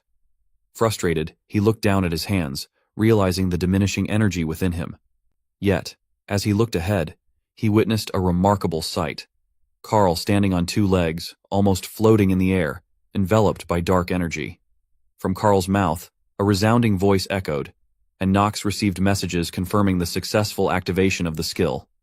Another message appeared confirming that his pet Carl had been revived as an undead. Panting heavily, Nox wore a triumphant smile, knowing that he had achieved his goal. With tear-filled eyes, Rona called out to Nox, her concern evident. Nox got up and called out to Carl. As Carl approached him, Nox examined his companion's status. He observed Carl's traits, which included positive attributes such as steel strength, talented army horse, and courage. These traits had been inactive due to a previous debuff, but now they were active. Nox also noted Carl's basic information, such as his name, gender, rank, age, race, an undead horse obsidian, and his master's element, darkness. Finally, Nox discovered the negative traits, including the erasure of the expected death trait, and the knowledge that Carl, as a temporary pet for 1 year, would grow at a rate of 1.5 times the normal rate. Additionally, Nox learned that he could summon or dispel Carl depending on his mana. Filled with satisfaction, Nox placed his hand on Carl's head and declared that he would be his master from now on. Nox found himself lost in thought, contemplating his next steps. However, his train of thought was interrupted when Rona unexpectedly jumped and hugged both Nox and Carl. Nox was taken aback by the sudden display of affection and questioned Rona's actions. Rona in tears responded, questioning how Nox could be so reckless with his use of mana. She expressed her concern for his well-being and scolded Carl for his recklessness as well. Carl turned his head away, his eyes closed. Rona was taken aback and questioned Carl, expressing how much she had cared for him. She then asked Carl to spit out the carrot she had given him. In response, Carl let out a defiant neigh. Nox smiled, recognizing the unfolding dynamics between Rona and Carl. He then thought to himself that the hidden piece would be his next target. A few days later, in the middle of the night, Nox ventured out from the territory, holding a map and a light stone. He acknowledged that the road he was taking was similar to the game he had played before. Putting the map back in his bag, he felt relieved knowing that obtaining the second hidden piece of the Reinhofer family was crucial. It would serve as a key to compensate for his terminal illness trait. Suddenly, a sense of unease washed over him, and he glanced back. Seeing that there was no movement, he couldn't help but question his sensitivity. He then reminded himself that this was no longer a game, but a reality. He noticed a wooden sign in front of him, indicating that this was the entrance of the missing child's forest. A warning was written, saying that if young children enter, they may get lost and risk their lives. Therefore, it advised not to enter under any circumstances. Nox thought to himself that he did not want to die a second time. Acknowledging the gravity of the situation and the need for caution, Nox ventured into the forest, receiving messages that warned that he had entered the missing child's forest, and failure to clear this place will result in death. The missing child's forest was situated within Reinhafer's territory and was forbidden to enter. The combination of darkness and dense fog made it challenging even for skilled rangers and pathfinders to navigate through. Nox contemplated the name of the forest, realizing its dual meaning.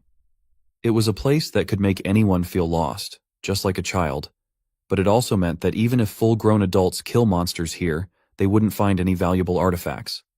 And the difficulty of the monsters within increased for adults.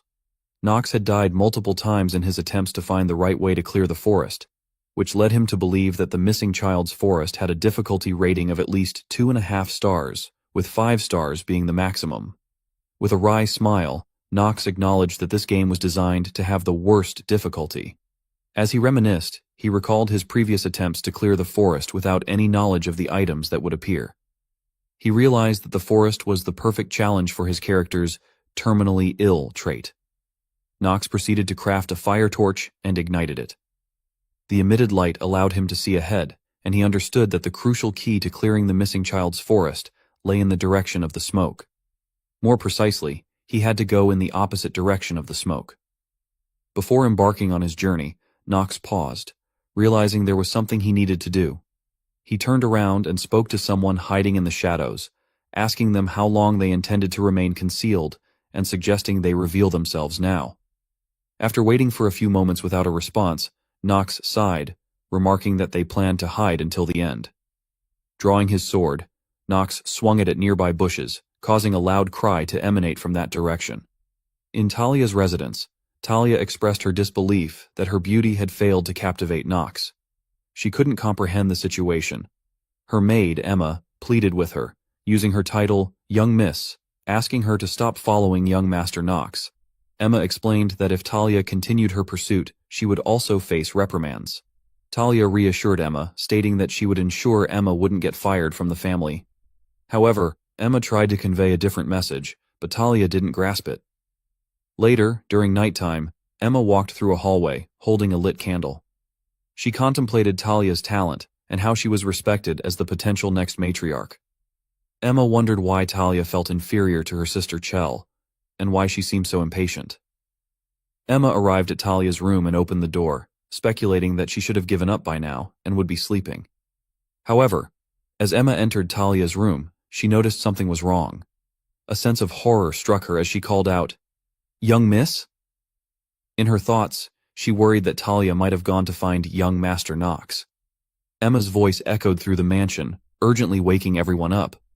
Another person inquired about the commotion, asking what was wrong and what had happened. In the forest, Talia smiled, covering her head with her hands. Nox was taken aback and called out her name. He questioned her presence. Talia got up and chuckled nervously and greeted him. Nox demanded to know why she was there, but before Talia could respond, he suddenly caught her by the waist and pushed her behind him, instructing her to stay there.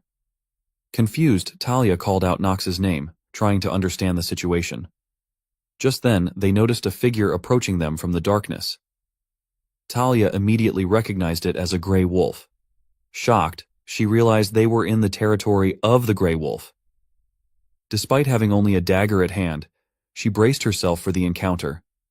The wolf circled around them, displaying an evil smile, aware that it had found its prey. It let out a loud howl, signaling its presence. Nox remained calm, even in this perilous situation. Without hesitation, he swiftly advanced toward the wolf, throwing his fire torch and launching a swift attack with his sword. His strike proved fatal, and the wolf fell down with a single blow. Talia was astonished by Nox's prowess, and couldn't help but think how incredible it was. She marveled at how effortlessly he defeated the wolf, even though it was just one. Nox turned back to face Talia and repeated his question, expressing his surprise that it was her instead of his brothers who followed him. He demanded to know why she was there. Talia stumbled with her response, trying to come up with an excuse, mentioning a night stroll with a nervous laugh. Nox was not convinced and picked up his fire torch and warned her not to lie, threatening to leave her alone in the forest. Caught off guard, Talia grabbed Nox's arm and tried to stop him. Nox looked at her and waited for an explanation. Talia began to explain that she wasn't doing anything strange. She had just noticed how strong he had become and wanted to be strong like him. She saw him through the window and became curious about where he was going. Talia admitted that she had followed him to the forest without thinking much. Nox smiled to himself, realizing three things. Talia held him in high regard, she didn't harbor any hostility towards him, and he found relief in that fact. He sighed, understanding that Talia was still a child who didn't fully grasp the danger of following others late at night. As one of the core characters, he couldn't simply leave her there alone in the forest. Nox sighed once again and instructed Talia to follow him, clarifying that his intention was not to help her, but to prevent any trouble for his family. Talia felt embarrassed and apologized and admitted her mistake. Nox thought to himself that Talia probably wouldn't engage in any more reckless behavior.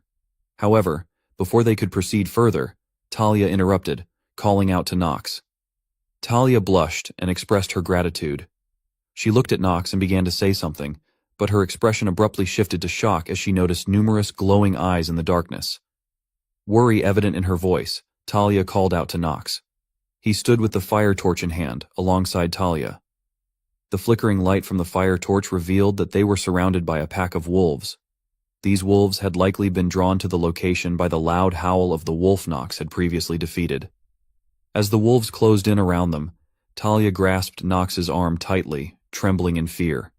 However, Nox abruptly pulled his arm away from her grip, sternly telling her to stay away. Talia was taken aback by his response, while Nox walked ahead, warning her that she would be in his way when he swung his sword. Deep in thought, Nox acknowledged the presence of unexpected variables and resolved to refocus. This particular area was part of the prologue and did not contain any boss monsters, but an elite monster one rank below the boss would appear. The evolved form of the gray wolf he had just defeated, an elite gray wolf. Nox understood that merely knowing his enemy wouldn't guarantee an easy encounter. The wolves launched their attack, but Nox swiftly retaliated, eliminating them one by one. Nox's attention turned to the wolf standing at the back, realizing the possibility of being driven into a corner. Prepared to defend himself, Nox braced for the incoming attack, reflecting on his past experiences as Yu Chan, playing the inner lunatic and acknowledging his own weakness. In a single strike, Nox successfully vanquished the wolf, letting out a relieved sigh. Talia watched in astonishment, recognizing Nox's incredible sword technique, which she believed to be even more impressive than when he fought his brothers. She speculated whether Nox had slain gray wolves before. However, her expression turned somber as she realized that Nox still perceived her as weak. Suddenly, a howl echoed through the air, capturing their attention. Nox shifted his gaze ahead, knowing that what they had been waiting for had finally arrived. The elite gray wolf. Accompanied by a pack of wolves, the formidable foe made its grand entrance. Meanwhile, at the entrance of the missing child forest, a group of people anxiously searched for Nox and Talia. One of them noticed footprints on the ground, recognizing them as the young master's and Lady Talia's. It was clear that they had ventured into the forest together. Talia's maid, Emma, fell to her knees in shock, realizing the gravity of the situation. She insisted that they needed to enter the forest immediately. However, head butler Rodwell cautioned against such a hasty decision, deeming it impossible. Emma exclaimed in disbelief, questioning his reasoning. Head butler Rodwell thought to himself, aware that the missing child forest was one of the most challenging trials within the Reinhafer family. Despite being renowned as the strongest dark family in the South, the fact that they hadn't managed to clear this particular forest reflected poorly on their competence. It was unknown to them that only children who hadn't reached adulthood could enter the forest successfully, and that it could only be cleared by children. Head butler Rodwell pondered further, wondering why the young master had entered the forest. He doubted that Nox had been bewitched by a mind-controlling monster, as the tracks indicated careful movement, and there were no signs of anyone breaching the estate's strongest mana barrier. This meant that young Master Nox had intentionally entered the forest. Head butler Rodwell admitted to himself that he had been wrong in underestimating Nox's strength and resilience, acknowledging that he was no longer the weak and frail young master from before. With a determined tone, head butler Rodwell explained that there was only one way for Nox and Talia to return. They had to rely on the young master's wisdom to find their way out of the forest. Emma's eyes filled with tears as worry consumed her. She blamed herself, believing that she was the one who had caused the young miss to be in this predicament. As Nox faced the wolves, he observed Talia and noted her ability to maintain concentration despite her fear. He advised her not to attack unnecessarily, warning her of the potential danger and instructing her to stay out of the direct confrontation. He urged her to conserve her strength and use it to escape if she were to come under attack, as it would increase her chances of survival. Nox, however, acknowledged that eliminating an elite wolf wasn't overly risky since its rating was only 2.5 stars. His primary goal was to ensure Talia remained alert and responsive to her surroundings. Examining Talia, Nox thought that she had learned well, though she hadn't reached a level where he could fully trust her to cover his back. Nonetheless, he decided to utilize his skill, Hour of the Genius, intending to dispatch the elite wolf swiftly. To his surprise, Nox noticed the wolf smirking, frustrating him and fueling his determination to uncover the wolf's motives. As one wolf charged at Nox, he managed to defeat it swiftly. However, the other wolves suddenly halted, leaving Nox perplexed. The elite wolf took a seat while the remaining wolves launched a coordinated attack from all sides. Nox fought valiantly, dispatching several of the wolves. Unfortunately, one managed to sneak behind him, poised to strike. Just as the wolf was about to land a blow, a dagger flew through the air, striking the wolf's neck and saving Nox. Nox turned to the side, surprised to see Talia, who had climbed a nearby tree. She cautioned him to be careful. Talia's thoughts raced as she realized that even though Nox had instructed her to flee in dangerous situations, she couldn't bring herself to do so. Nox gazed at her in disbelief, questioning in his mind whether she was truly going to help him. Talia expressed her concern, asking Nox if he was all right and if he was injured. Nox, thinking to himself, was surprised by Talia's assistance. However, his thoughts were interrupted by the growl of a nearby wolf. Reacting instinctively, Nox swiftly attacked, using his sword to kill 2 wolves. He assured Talia that he was all right, to which she expressed relief. Inwardly, Nox realized that it was not the time to be carefree and regretted showing his vulnerable side to Talia. He glanced down at his trembling hands and realized that the recoil was taking its effect. Nevertheless, he remained determined, knowing that the situation wasn't over yet. As an elite wolf approached him, he braced himself, anticipating an attack. The wolf circled around him for some time and suddenly charged toward Nox. However, to his surprise, the wolf passed by him, leaving him astonished. Nox wondered if the wolf had a different plan in mind. Suddenly, the wolf reappeared behind Nox and struck, slashing at him. Nox cursed his slowness and managed to evade partially, but his shoulder was injured. Talia shouted Nox's name in worry upon seeing his injured shoulder. Nox placed his hand on his shoulder, assessing the damage. He couldn't help but question if this wolf was truly a 2.5-star rated creature. Nox realized that the elite gray wolf in reality was smarter and more cunning than in the game. Meanwhile, the elite gray wolf, hidden in the forest, wore an evil smirk. Nox prepared himself for the wolf's next attack, acknowledging his surprise and the wolf's ability to control the other wolves. He also recognized the wolf's utilization of the terrain and geographical advantages. Nox focused his gaze in a particular direction, determined to be prepared.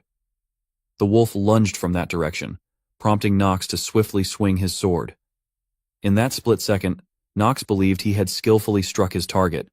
However, to Nox's surprise, his sword didn't reach the wolf as it stopped at a short distance. Nox was shocked, and the elite gray wolf looked at him with a cunning smile. Seizing the opportunity, the wolf attacked Nox. Nox realized that the wolf had been waiting for him to make a large swing and expose himself.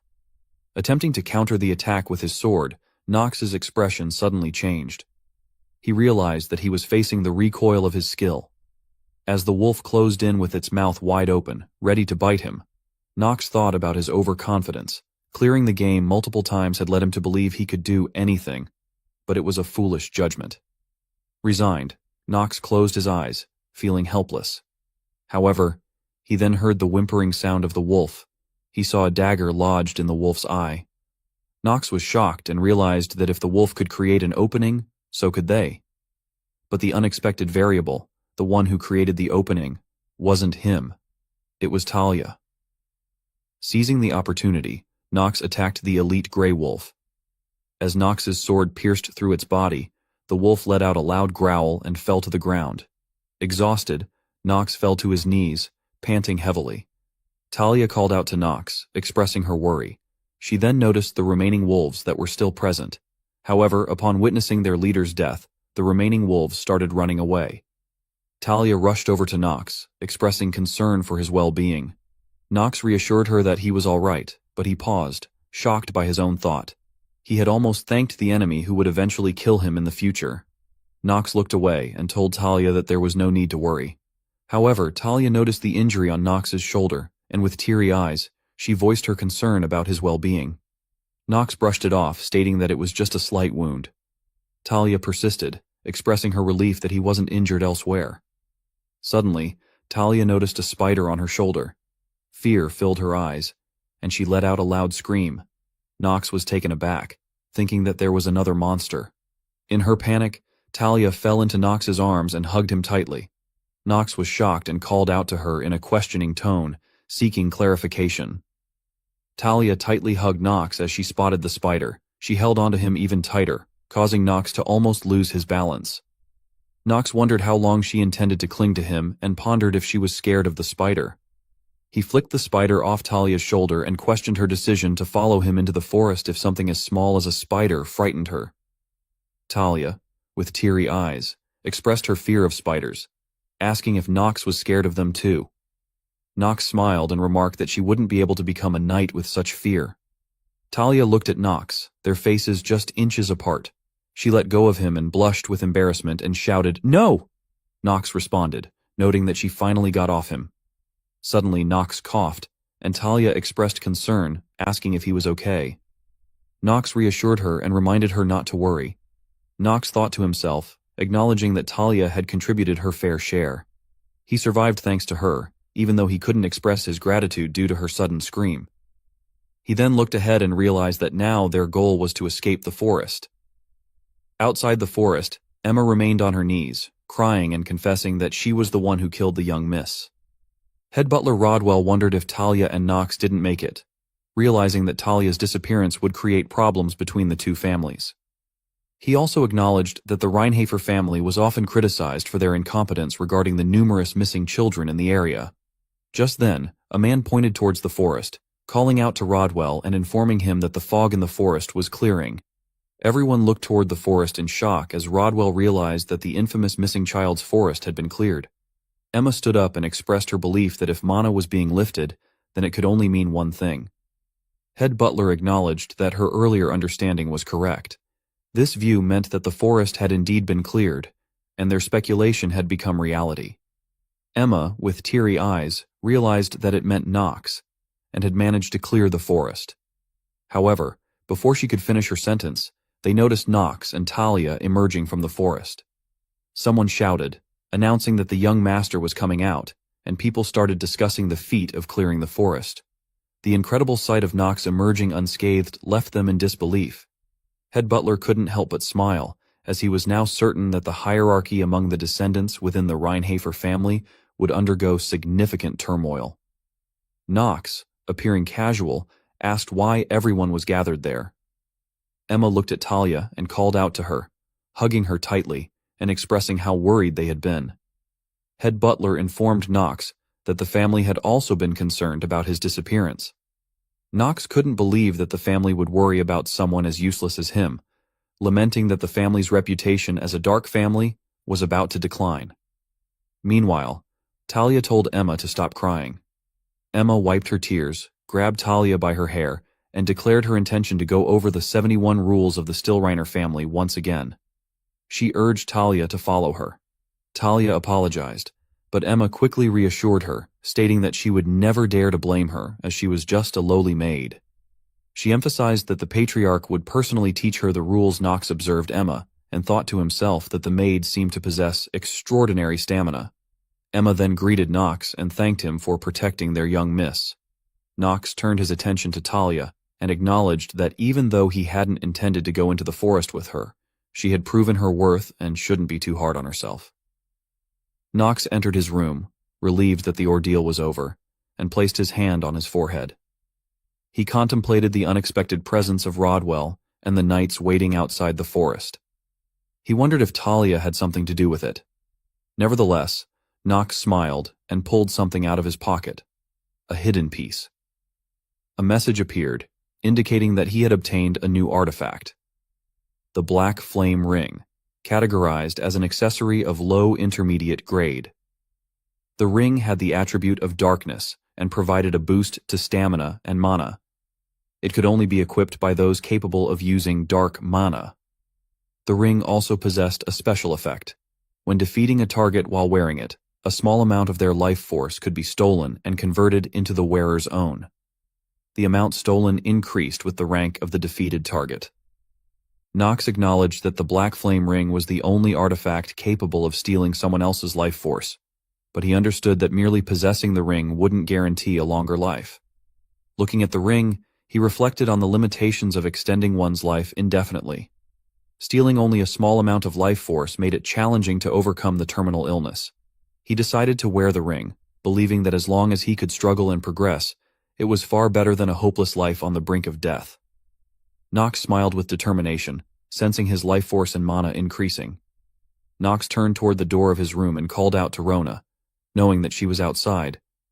The door opened, and Rona peeked inside, addressing him as young master. She asked if he was able to see through things, to which Knox responded that he might be capable of it. Rona's face turned red, and she asked if that meant he could see her naked body too. Knox gently tapped her on the head and questioned what on earth she was talking about. Rona exclaimed in pain, wondering why it felt like his finger flick hurt even more than usual. Knox suggested arm wrestling to Rona, who questioned if they were going to do it again. She prepared herself and proposed that if she won this time, he would genuinely increase her salary. Knox agreed, but warned her that if she lost, 20% of her salary would be deducted. They clasped each other's hands and got ready. Rona counted 1, 2, 3. The match began, but Rona's hand instantly touched the table, resulting in her loss. Rona was taken aback and stuttered, wondering what had just happened. She then regained her composure and confronted Knox, suggesting that he must believe it wasn't befitting of a reputable family's son to reduce a servant's meager salary by 20%. Knox waved his hand dismissively and admitted that while it might be true, he was the rumored good-for-nothing of the Reinhafer family, as per someone's rumors. He smiled and stated that he had decided not to care about trivial things like honor. Suddenly he received a series of messages indicating that the effects of his trait, frequent sickness, had been activated. He obtained a wrist fracture level 2 and flu level 1. Knox groaned, frustrated with these negative traits. He then told Rona to forget about the salary reduction and asked her to bring him some ice and a wet towel. Rona noticed Knox's pale face and expressed concern. Knox thought to himself that for now, he would be satisfied with having the ring and that he needed to rest. Suddenly, a hazy memory emerged as a figure declared with certainty that the name was Yu-chan. Knox thought to himself about the 2 hidden pieces he possessed, Carl and the black flame ring. It had been 6 months since he obtained them, but unfortunately, he hadn't had an opportunity to utilize them. The reason was that he had been grounded. Knox let out a sigh and expressed his frustration, stating that he hadn't gotten into any trouble and had even managed to clear the missing child's forest. He couldn't believe he was being punished when he should have been rewarded for his actions. He turned to Rona, seeking her agreement. Rona looked to the side and cautiously replied that, as a maid belonging to the family, she was obligated to speak favorably about the patriarch since it could affect her salary. Knox walked confidently and made a firm promise to Rona that her salary would indeed be reduced if she didn't comply with his preferences. Rona was taken aback by this statement, exclaiming her shock at the harshness of the patriarch and expressing her disbelief at his lack of understanding towards his feelings. Knox, feeling the weight of his situation, found a seat on the sofa and reflected on his current life. He had been working diligently to adapt and live a productive life while observing the growth of Carl. However, he couldn't continue living this way, as he realized that his life was being shortened due to the terminal illness.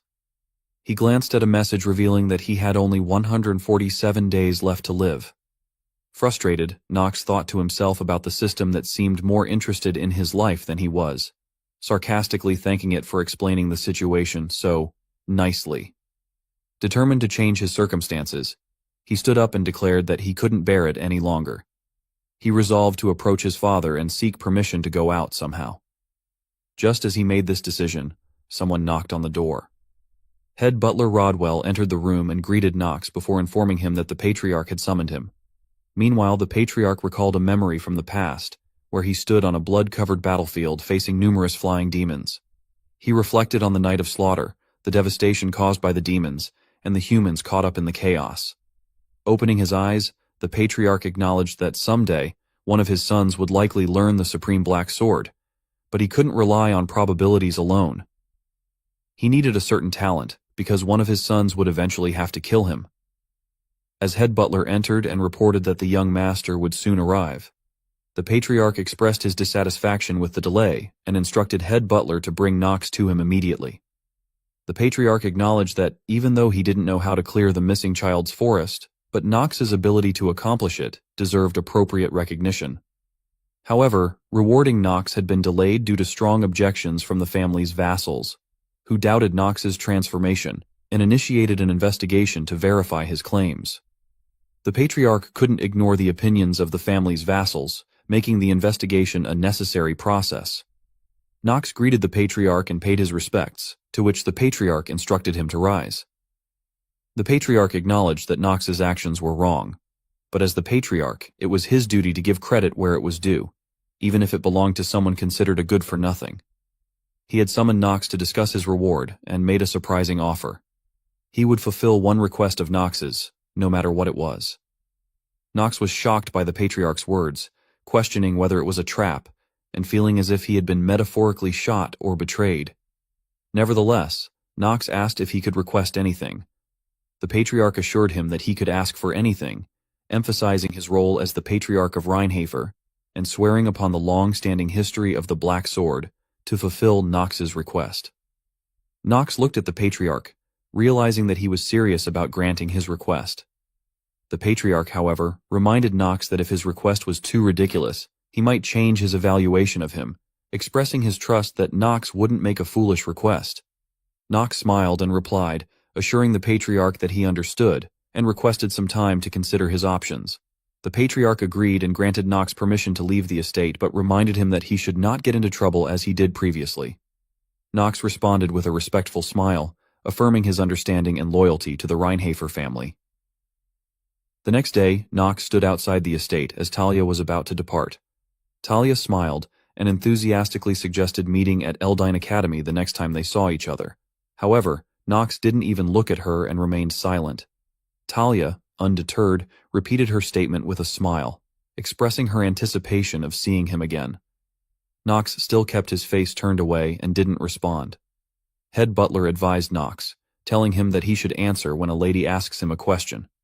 Knox let out a sigh and reluctantly agreed. He then turned to Talia and informed her that they would meet again only if she became a full-fledged knight before that. Talia, brimming with motivation, questioned the meaning of becoming a full-fledged knight.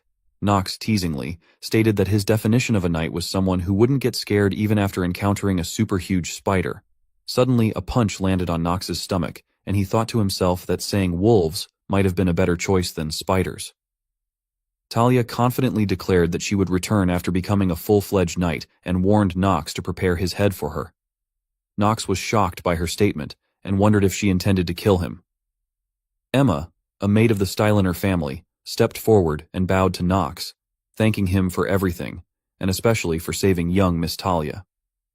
Knox sighed and dismissed her gratitude, stating that he hadn't saved Talia intentionally and telling her to stop bothering him and leave. As Talia left in her carriage, Knox pondered the fact that one person was now gone from his life. He couldn't help but feel that he was slowly getting used to this strange life, even though he didn't know the exact reason. He found himself somewhat enjoying it. Just then, a message appeared, indicating that he had 146 days left due to his terminal illness. Knox realized that he had no time to rest. A few days later, Rona informed Knox that he needed to hire a new maid and new servants. Knox, thinking about the idea of getting a new maid, was interrupted by the entrance of head butler Rodwell into the room. Rodwell greeted Knox and informed Knox that Eldine Academy had sent a maid in training to assist him, and from that day onwards she would be serving him. The maid greeted Knox and stated that her name was Gitri de la Villa, emphasizing that she would be his exclusive maid from that point forward. Knox acknowledged her introduction and introduced himself as Knox von Reinhofer. However, he couldn't help but activate his skill, allowing him to see Gitri's status window. The window displayed her name, sex, age, species, main element, and various attributes. Notably, her passive skill was listed as perfect housework, and her active skill was mentioned as monitoring player based on orders of Theo von Reinhofer. Knox took note of the last line, indicating that Gitri was monitoring him based on orders from Theo von Reinhofer. Knox received a message notifying him that due to the terminal illness, he had only 140 days left to live. He sighed, reflecting on how time seemed to pass rapidly when faced with limited time. However, he found a silver lining in the fact that he was growing stronger despite the severe penalty of his condition. Soon he would be admitted into the prestigious Eldian Academy. Rona informed him that he would start attending the Eldian Academy in 2 months. She asked if he felt nervous about it. Knox questioned if she was happy that he would be leaving this place for the academy. Rona was taken aback by this sudden question, but she soon became emotional and stated that she had already started missing him. Seeing her overreacting, Knox told her that she didn't need to act like that. He wouldn't reduce her salary. Knox thought that he didn't even have time to bully Rona. Within the next 2 months, if he didn't increase his stats even by a little, then he would definitely not be able to survive the academy. Eldian was the Empire's finest academy, which gathered monstrously strong cadets from all corners of the country. After surviving rigorous training and entering the main storyline, he must take on the role of the villain, Knox von Reinhofer. Knox felt frustrated, as he found everything to be incredibly challenging. Rona informed him that he needed to hire a new maid and servants. Knox pondered the idea of having a maid, and coincidentally, head butler Rodwell entered the room, informing him that Eldian Academy had sent a maid in training to assist him. The new maid, Gitri de la Villa, introduced herself with great enthusiasm, assuring Knox of her dedication to supporting him to the best of her abilities. However, Knox couldn't help but notice her status window, indicating that she was monitoring him under orders from Theo von Reinhofer. This realization made him apprehensive, as it seemed they wouldn't allow him to leave this place comfortably. Theo von Reinhofer was considered one of the most formidable antagonists and one of the strongest beings in the world. When contemplating how he attained his current position, many speculate whether it was solely due to his exceptional swordsmanship. Theo was so skilled that few doubt the significance of his swordsmanship in his rise to power. However, the primary reason for Theo's ascent to the top of the Reinhofer family was his innate suspicion of everything and everyone around him. Theo stood before Gitri and he expressed great expectations for her this time. Gitri acknowledged his words with a respectful, "Yes, sir." Theo had learned that Gitri had been pushed back in the line of succession within the Lavilia family, and he promised that if she performed well in her current role, the Reinhofer family would spare no efforts to support her in the succession. Gitri told Theo that she would assist young Master Knox with all her heart. However, to her surprise, she received a cold and stern no from Theo in response. She was greatly startled by the chilling aura emanating from him. However, she managed to compose herself and remarked that she would be monitoring him strictly and reporting every single detail to him. Theo's intimidating presence lingered even after Gitri left his office, as she found his words echoing in her mind. "Don't forget who your master is." Looking at her pendant, Gitri understood that she must not falter from this point on. Knox lay on his bed, contemplating the spy that Theo had sent to monitor him. He believed Theo's intention was to confirm whether the person within him was truly Knox or not.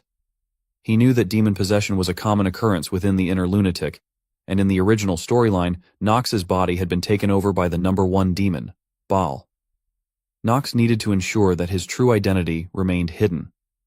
Getting up, Knox reassured himself that everything would be fine as long as Theo didn't uncover his true self. However, he couldn't shake the worry that stemmed from Gitri. He recognized her as the problem. Gitri de la Villa had a tragic past. Although not directly involved in the main storyline, she was originally meant to become the next head of the Lavilia family. But her parents were killed by her uncle, causing her to lose her position as the next head.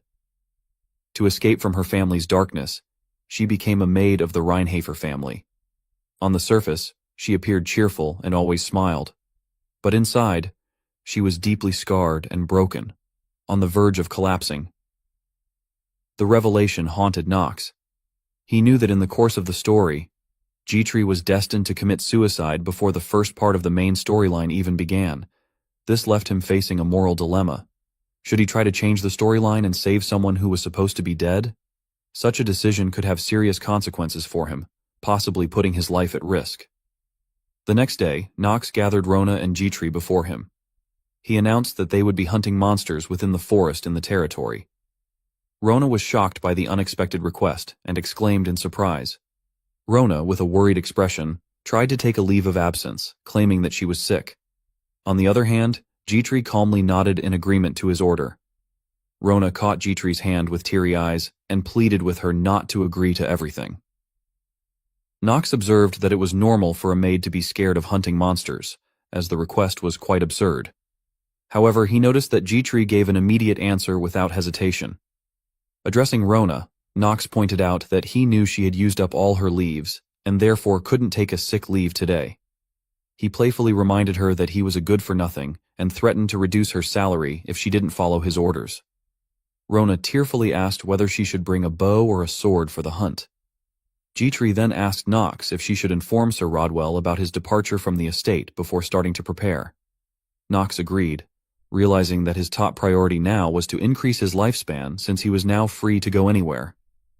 With their preparations in place, Knox, accompanied by his two maids Rona and Dietrich, embarked on their quest to hunt monsters. A few days later, the once ominous missing child's forest now appeared like any normal forest after being cleared. As Knox ventured deeper into the forest, a wolf suddenly leaped at him. Reacting swiftly, Knox readied his sword and struck down the attacking wolf. In doing so, he received a message stating that he had absorbed a small amount of the gray wolf's life force, granting him an additional 2 hours of life. Breathing heavily, Knox contemplated his recent hunt. He wondered if he had managed to eliminate all the wolves in the area, considering that a single hunt had given him 2 hours of life. He saw this as a successful hunt and felt pleased with his accomplishment. Dietrich approached Knox with a water bottle and pointed out that an hour had passed since he began the hunt. She questioned if he was still not tired. Knox realized that he hadn't activated the Hour of the Genius skill, which caused the hunt to take longer than expected. As a result, he had only earned 1 hour of life instead of 2. Knox knew that the calculations wouldn't be perfect, but the outcome was far from what he had hoped for. He acknowledged that he couldn't keep killing monsters every single hour. Moreover, he was concerned about the diminishing number of monsters in the vicinity. Over the past few days, his continuous hunting had significantly reduced their population. This posed a threat to his plan of living a prosperous life, as the scarcity of monsters jeopardized the source of his additional life hours. Sighing, Knox admitted that the lack of monsters in the area was indeed a major problem. Dietrich, however, found it surprising that Knox saw this as a problem, as most people would think he had become peculiar if they heard his concern. Observing the rising sun, Knox decided it was time to return to the mansion for the day. Dietrich offered to prepare warm bathwater for Knox, ensuring it would be at a comfortable temperature. Knox internally acknowledged her capability as a support genius and agreed to take a bath before dinner, requesting the timing to be appropriate. Dietrich smiled, acknowledging Knox's request, and assured him that she would handle the task. During this interaction, Rona expressed her concern, reminding him not to forget about her. She mentioned that she would clean up his room. Knox was surprised, but allowed her to do as she pleased. As Rona eagerly prepared to leave, Dietrich couldn't help but smile. Suddenly, Knox called out to her and said that he wanted to ask her a question. He then posed an unexpected inquiry, asking whom she served. Dietrich was taken aback by the question, uncertain how to respond. Knox knew that Dietrich had the support genius trait, but he was also aware of the fact that no matter how beautiful or great a sword is, if he can't use it, then he won't hesitate to throw it away. Dietrich hesitated to reply, but Knox seemed to understand her unspoken answer. Dietrich tried to explain that she hadn't even said anything yet. She attempted to continue, but Knox interrupted and reassured her that he already knew what she wanted to say. He appreciated her honesty and stated that he had no intention of interrogating her any further. Knox expressed gratitude toward her and declared that, irrespective of whom she served, he would consider her as part of his own. As Knox started to walk away, he reassured Dietrich that she could also make use of him if necessary. He believed that a relationship based on mutual trust might not be necessary, and he was content with both of them using each other for their respective purposes. In Knox's mind, the bond he shared with Dietrich seemed to be more of a mutually beneficial arrangement rather than relying solely on trust, reflecting his pragmatic outlook on their relationship. That night, Rona lay on her bed, eating candies and expressing her frustration about Knox. She complained that he always said things like, "If you don't run together with me, what fun would it be for me to train?" during their training sessions. She questioned whether he was going too far with his demands. Dietrich looked at Rona and agreed with a laugh. She then thought about the rumors she had heard about young Master Knox being a changed person. While she initially dismissed these rumors as fabricated, the recent events made her question their authenticity. Knox had defeated the twins and secured his place in the academy. Dietrich thought that Knox was someone who was solidifying his standing within the family. He was totally different from her, having fallen all the way down despite being a legitimate successor. Dietrich pondered over Knox's statement from earlier that day, where he had told her to make use of him if needed. She wondered what he meant by that, and couldn't help but be curious about his intentions. Soon after, groundless rumors began spreading within the Reinhafer family, claiming that Jitri was expelled from her own family and no longer deserved to be a maid for the Reinhardt family. Jitri, with tears in her eyes, received a letter that only added to her distress. The letter accused her of being an incompetent family head who had sold out her family, resulting in the removal of her rights as a direct line descendant. Knowing that she wouldn't be able to remain in the Reinhardt family for long, Jitri accepted her fate. She acknowledged that the Reinhardt family was one of the top dark families, and that she, as a commoner who had lost her own family, had no right to serve them. She anticipated being cut off from the Reinhardt family soon, and believed that she would end up serving someone else soon. Jitri entered the kitchen with a warm smile and greeted the other maids, but they didn't respond to her. She realized that everyone had heard the rumors about her and was now looking at her with disdain. Despite being used to such treatment, it still weighed on her heart. Just then, Rona appeared behind her, cheerful as ever, and exclaimed that she had been searching everywhere for her. Rona eagerly pulled her along, and they started walking together. Jitri couldn't help but wonder if Rona was unaware of the rumors, or if she was simply pretending not to know. She questioned whether Rona genuinely considered her a friend. Regardless, Jitri recognized that what Rona was doing now was something foolish. From her perspective, she, Rona, and young Master Nox, all three of them, were doing foolish things. Meanwhile, Nox sat near a window, holding a letter in front of him. He knew that the end was approaching, not just for Jitri. Nox concluded that Theo had probably received a similar letter. He was aware that the crimes attributed to Jitri's father were all false and fabricated. However, he was also unable to help her because there was no way to know what butterfly effect would be caused just by him helping her survive. In the missing child's forest, Nox was on the hunt for monsters. With a swift swing of his sword, he effortlessly took down a menacing wolf. Rona and Jitri stood by, observing the scene. Rona noticed a coldness in Nox's eyes and commented on how he appeared harsher than he used to be in the past when he was more merciful. Jitri, intrigued by Rona's remark, asked if that was truly the case. This left Jitri feeling uneasy about the whole situation. Nox continued his killing spree without breaking a sweat, eagerly anticipating the appearance of something. He was well aware that in the missing child's forest, a hidden boss monster randomly shows up when only 20% of the regular monsters remain in the forest. He had planned to kill the hidden boss monster to boost his stats, but it looked like his plan was not going to work as the monster had still not appeared. However, something suddenly passed by his face, leaving him shocked. He swung his sword in response but didn't hit anything, and then realized that the hidden thing's speed was on a whole different level. Nox smiled, acknowledging that the hidden boss, an elite king wasp, was indeed challenging. He prepared to fight it, confident he could handle the battle. However, when Nox was momentarily distracted, Jitri noticed the wasp attacking and rushed to save him, taking the attack head-on. Nox wondered why Jitri had intervened since he believed he could have dealt with the attack himself. He questioned why she had saved him and pondered how many people would be able to run toward a monster that suddenly appeared. Nonetheless, Nox decided that he would use Jitri's actions to his advantage and protect her. In response to the situation, an angry expression appeared on Nox's face, and a message appeared, stating that the hour of the genius had been activated. Jitri recalled a memory from her childhood when she was crying, and her mother expressed concern about her constantly falling down. Her father agreed and mentioned that there has never been a day that Jitri's wounds on her knee were completely healed. That was what her parents had always told her. However, that doesn't simply apply to only her knee wounds, but also her heart wounds. She wondered if her parents were prophesying over her previously. She also remembered Nox questioning her about whom she serves, which made her reflect on her own allegiances. Suddenly, she recalled a chilling memory of her uncle killing her parents and claiming the family for himself with an evil smile. Voices echoed in her mind, repeating the question, "Who do you serve?" And, if needed, feel free to make use of me, because I too will make use of you. As Jitri opened her eyes slightly, she saw Nox panting heavily before her, calling out to her with concern in his voice. Nox had received a message saying that he had defeated the monster, and that special rewards would be given to him. However, he ignored the message, and instead reassured Jitri that everything was over, promising to take her back safely.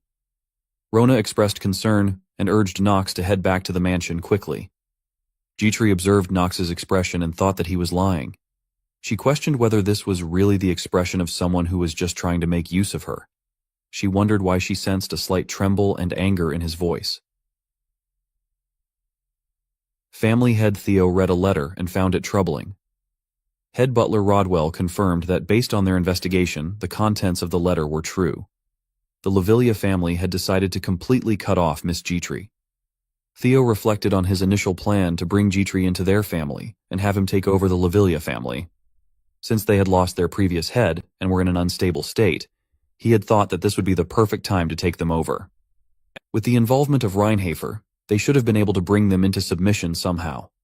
However, with the sudden expulsion of Dmitri, their plans were rendered useless. Theo admitted that they can't do anything now, so he asked Rodwell for advice on what to do with Dmitri. Rodwell remarked that if they placed a maid who didn't belong to any family besides Knox, they would be looked down upon within Eldane Academy. So he advised dealing with this quietly on their end. Theo expressed that he had similar thoughts. As they discussed what to do with Dmitri, a butler interrupted with urgent news about Knox bringing back an injured maid who had been poisoned during the hunt. The maid's condition was critical, and Knox had used an expensive antidote without permission. Rodwell questioned the butler if Knox had used the Mandrake's purifying potion. The butler nodded in agreement, confirming his suspicion. Rodwell sighed and mentioned that it was actually an extremely expensive potion. Theo wondered if Knox had grown attached to the maid so quickly and expressed concern about the potential consequences of personal feelings in their plans. Rona called out to Dmitri and was relieved to see her awake. Dmitri, still recovering, wondered about what had happened and if Knox was safe. She questioned her decision to jump in front of the boss monster. Through her tears, Rona informed Dmitri that Knox had used the Mandrake's antidote to save her life. The doctor had initially refused to administer the antidote, but Knox had forcefully threatened him, leaving him no choice but to use it unless he wanted to die. Dmitri knew the value of Mandrake and questioned Knox's actions. She wondered whether Knox was truly only planning to use her. As she tried to get up on the bed, Rona expressed concern and advised her to rest more. Ignoring Rona's concerns, she inquired about Knox's whereabouts. Rona revealed that he had gone to look for the Chamberlain and had asked her to inform him once Dmitri woke up. Rona prepared to leave and told Dmitri that she would be back soon, also urging her to make sure to get plenty of rest. Once Rona left the room, Dmitri walked toward her suitcase, contemplating her decision to leave. She packed her belongings, overwhelmed with feelings of unworthiness that made her believe she didn't deserve to stay. As she sorted through her things, she took out the pendant, which held a picture of her late parents.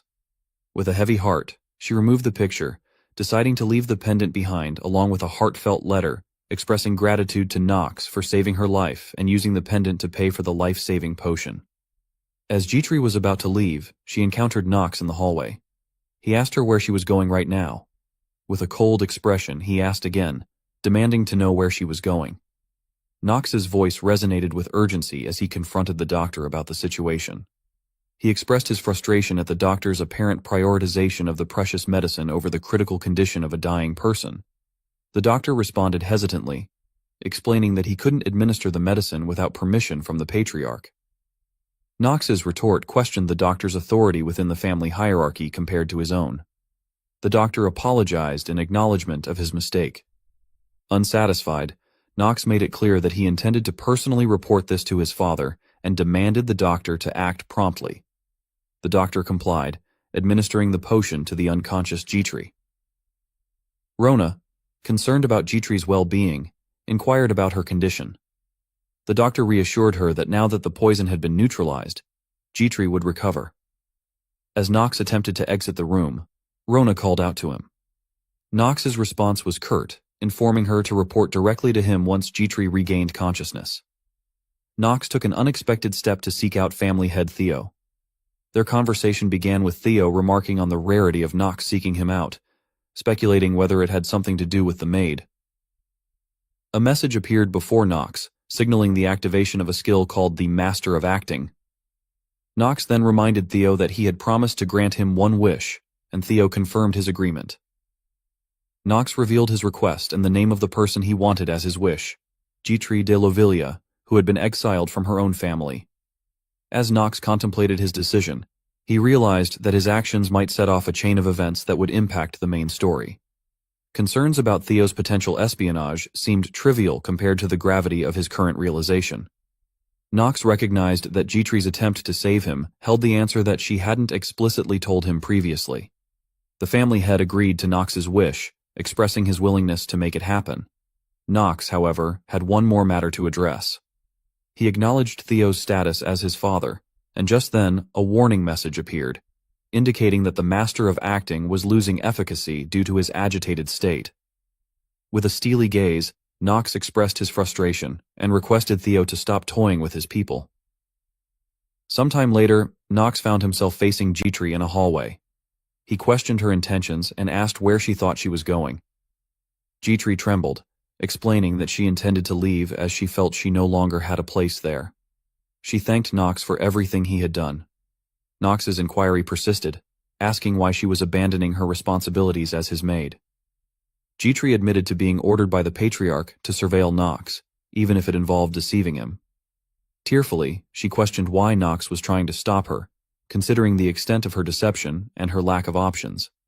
She wondered why he would want to hold her back despite her betrayal. In his thoughts, Knox pondered the contrast between the acting facade Jitri presented and the more genuine, resilient side he was witnessing now. He recognized her struggle and determination to persevere through difficult times. Knox's response to Jitri's guilt was unexpected. He acknowledged that people often deceive each other. Jitri voiced her concern that she had committed a grave offense against him. In response, Knox stated that was precisely why he was stopping her. After committing such a serious transgression against him, she wanted to leave without addressing it. So he asked her who had given her the authority to leave. Jitri was left shocked by his response. Knox then declared that she would be staying in this place. He expressed his disregard for her Lavilia family name and emphasized his need for her talents. Jitri was taken aback by his pronouncement. Knox reaffirmed his desire for her to stay by his side as his maid, until she repaid the offense of deceiving him. Jitri's eyes welled with tears of happiness as she accepted his offer, promising her loyalty and assistance until the end. With a smile, Knox welcomed her decision. Jitri took the conversation further by recalling a previous question he had asked her about whom she served. Knox confirmed that he had indeed asked her. Jitri questioned if he now knew whom she served. Knox smiled faintly and stated that he knew it now. Rona engaged in gossip with her colleagues while cleaning the floor. She recounted the dramatic event involving Knox threatening the doctor. However, her speech was cut short when Knox unexpectedly spoke up, scolding her for insulting him right in front of him. Rona was surprised to realize he had been listening all along. Knox's words were laced with sarcasm as he pointed out Rona's attempt to change the topic and avoid responsibility for insulting him. Rona quickly shifted the conversation, expressing concern for Jitri's well-being and offering to take over the task of laundry. She swiftly grabbed the laundry basket from Jitri's hands and hurriedly left the room, shouting that she would go dry the laundry. Frustrated, Knox sighed, complaining about Rona's consistent habit of causing trouble. Shifting gears, Knox addressed Jitri again. He brought up his upcoming enrollment in the Eldane Academy, a plan that involved them going together. Jitri confirmed her awareness and mentioned that she had already made preparations for it. She listed various items she had gathered, including basic tools, books, medicine, emergency items, clothing, and the cadet uniform for external trips. In his thoughts, Knox acknowledged her change in behavior. He appreciated that she no longer forced herself to put on a smile in front of him, allowing for a more genuine interaction. He preferred this authentic dynamic, one free of unnecessary compliments and superficial conversations. He mused that even in tough situations they wouldn't betray each other, emphasizing a sense of trust. Jitri asked if Knox was truly all right, as there were negative rumors circulating about him lately. This caught Knox's attention, and he seemed surprised by the notion of worse rumors than the ones already in existence. Curious, Knox inquired about these negative rumors, prompting Jitri to reveal that there was a rumor suggesting that Knox was keeping her as his maid because he had feelings for her. Knox reacted with a mixture of surprise and contemplation. Internally, he reflected on the fact that he was feeling embarrassed about playing the role of Knox and creating such rumors. He apologized to Jitri for inadvertently involving her in the rumors, to which she reassured him that her intention in sharing this information was to make sure he wasn't uncomfortable due to the gossip. Knox acknowledged his infamous reputation, describing himself as the useless and foolish youngest son of the family. Jitri tried to downplay it, but Knox warned her not to lie, threatening to fire her. Jitri then mentioned having heard other rumors about Knox, including ones that labeled him as perverted. She questioned if those rumors were true. Knox's thoughts wandered as he considered his evolving image. He noted that while he was previously seen as a reckless and weak individual, he now seemed to be perceived as a capable troublemaker. Despite this, he understood the need to strike a balance. He recognized his role as a villain, aiming to let the protagonist shine. He emphasized that he wasn't the protagonist of Inner Lunatic. Knox decided to steer the conversation away from the rumors and shifted the focus to a task he had in mind. He explained to Jitri that, just like her, he needed to prepare in order to survive at Eldine Academy. Jitri inquired about what kind of preparation he was talking about. Knox thought to himself that Jitri's personality trait of being single-minded indicated her unwavering trust in a particular person, presumably him. He considered it advantageous to share some of his plans with her, as her trust would make it easier to enlist her help. Knox elaborated that he was planning to study magic before entering the academy and asked for her assistance in this endeavor. Jitri appeared surprised by his intention, pointing out that practicing magic was illegal in the empire they lived in. Knox confirmed that he was aware of the illegality and was still determined to proceed. He responded nonchalantly, stating that he was used to acting recklessly. Jitri expressed her understanding and acknowledged that Knox likely had a reason for making this decision. She agreed to help him by looking for basic books on magic that could assist him in his studies. Knox noted her competence and seemed content with her willingness to help. Suddenly, they both heard voices in the distance, urgently urging someone to move quickly and prepare. Knox became curious about the commotion and wondered what could be causing such a ruckus. He glanced out of the window and saw a carriage parked outside. A voice was instructing workers to ensure that preparations were done properly, announcing the return of someone named Young Master Grain. Knox recognized the name. Grain had returned after graduating from Eldin Academy. He realized that he had almost forgotten about this important event. With a smile, Knox thought about the opportunity this presented for him to extend his life. He informed her that he would need to go on a distant mission for the time being. Jitri questioned him about what he was up to now. Later at the dinner table, the family head, Theo, toasted Grain's successful graduation from Eldine Academy. Grain thanked his father for the acknowledgement. Knox observed his older brother, Grain, who was Theo's second son. Using his special skill, Knox activated Grain's status window, revealing some basic information about him. Grain was a 16-year-old human with a main element of darkness. Knox contemplated Grain's personality traits, describing him as a lustful man who becomes cheerful when surrounded by materialistic women, and is an opportunist. He acknowledged that Grain's true nature remained concealed because Knox himself was perceived as an even worse good-for-nothing. He recognized Grain's political adeptness and his ability to get along with others in the realm of politics. Grain had used his talents in playing politics to easily graduate from the academy. Eldine was very famous, but also very difficult to graduate from. The academy had stringent admission exams, with less than 1,000 individuals passing, and only half of those admitted managing to graduate. Family head inquired about Grain's upcoming departure to Chaders. Grain confirmed that he would be leaving for Chaders, a territory to the south, in 3 days. The family head deduced that Grain's mission would likely involve monster hunting, considering the time of year. Knox's thoughts delved into the details of Chaders. It was a neutral territory located beyond the Reinhofer family's land. It bordered Tajalin to the east, a region with an undeveloped desert along its borders that was infested with monsters. Grain's mission from the Imperial family was to counter the monster wave in Chaders. Completing this mission was essential for becoming a recognized knight of the Imperial family. Grain discussed the situation, explaining that Chaders became overrun by monsters during winter and that the Imperial family wanted to take preemptive measures against them. The family head emphasized the importance of not bringing shame to the Reinhofer name and reminded Grain of the potential impact on neighboring areas. Internally, Knox acknowledged that the Chaders mission held a significant role in the overarching story. He saw it as more than just a simple monster hunting quest. It was intertwined with various complex storylines. Recognizing the potential benefits, he realized that his involvement in the Chaders subjugation was crucial to gain what he needed. Seizing the moment, Knox turned to Grain and expressed his desire to join the Chaders mission. Grain was clearly surprised by Nox's request to join the Chaders mission. He questioned whether Nox truly understood what Chaders was like. Nox replied that he had heard about the area's intermittent monster attacks and the increasing forces of secret bandits. Grain mentioned that he had been hearing a lot about Nox recently, particularly about his involvement with clearing the missing child's forest alongside the second daughter of the Stillreiner family. Nox admitted that it was indeed true.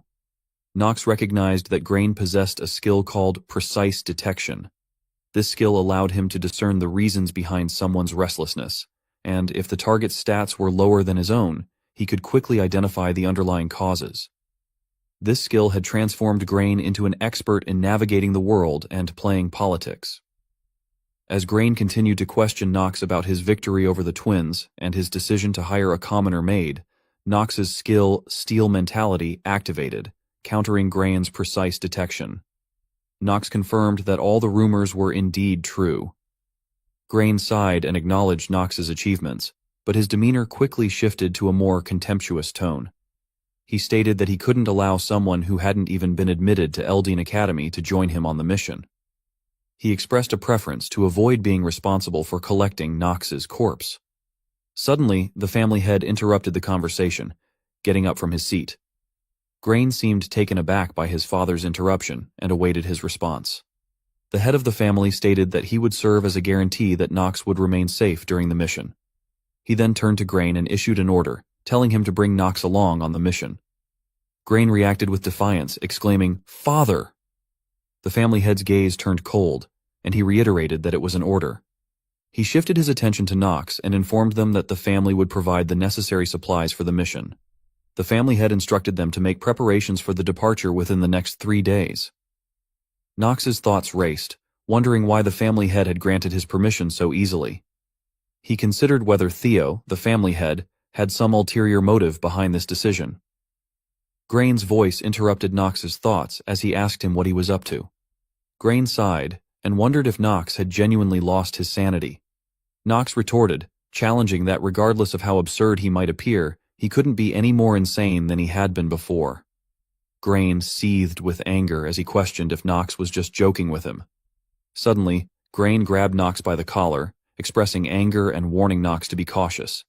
He hinted that it would be a pity if Nox got injured on a rare opportunity like the Chaders mission. At that moment, someone entered the room, and the glass fell from their hand and exclaimed in shock. Nox turned and swiftly caught Jitri as she was falling. Jitri, after accidentally spilling a drink on Nox, bowed and expressed her apologies. She offered to wash the spill and suggested that Nox should head to his room first. Grain, observing this situation, let out a disapproving sound. Nox addressed Grain as brother and acknowledged the mistake made by his maid, and excused himself and mentioned his departure 3 days later for the Chaders' subjugation.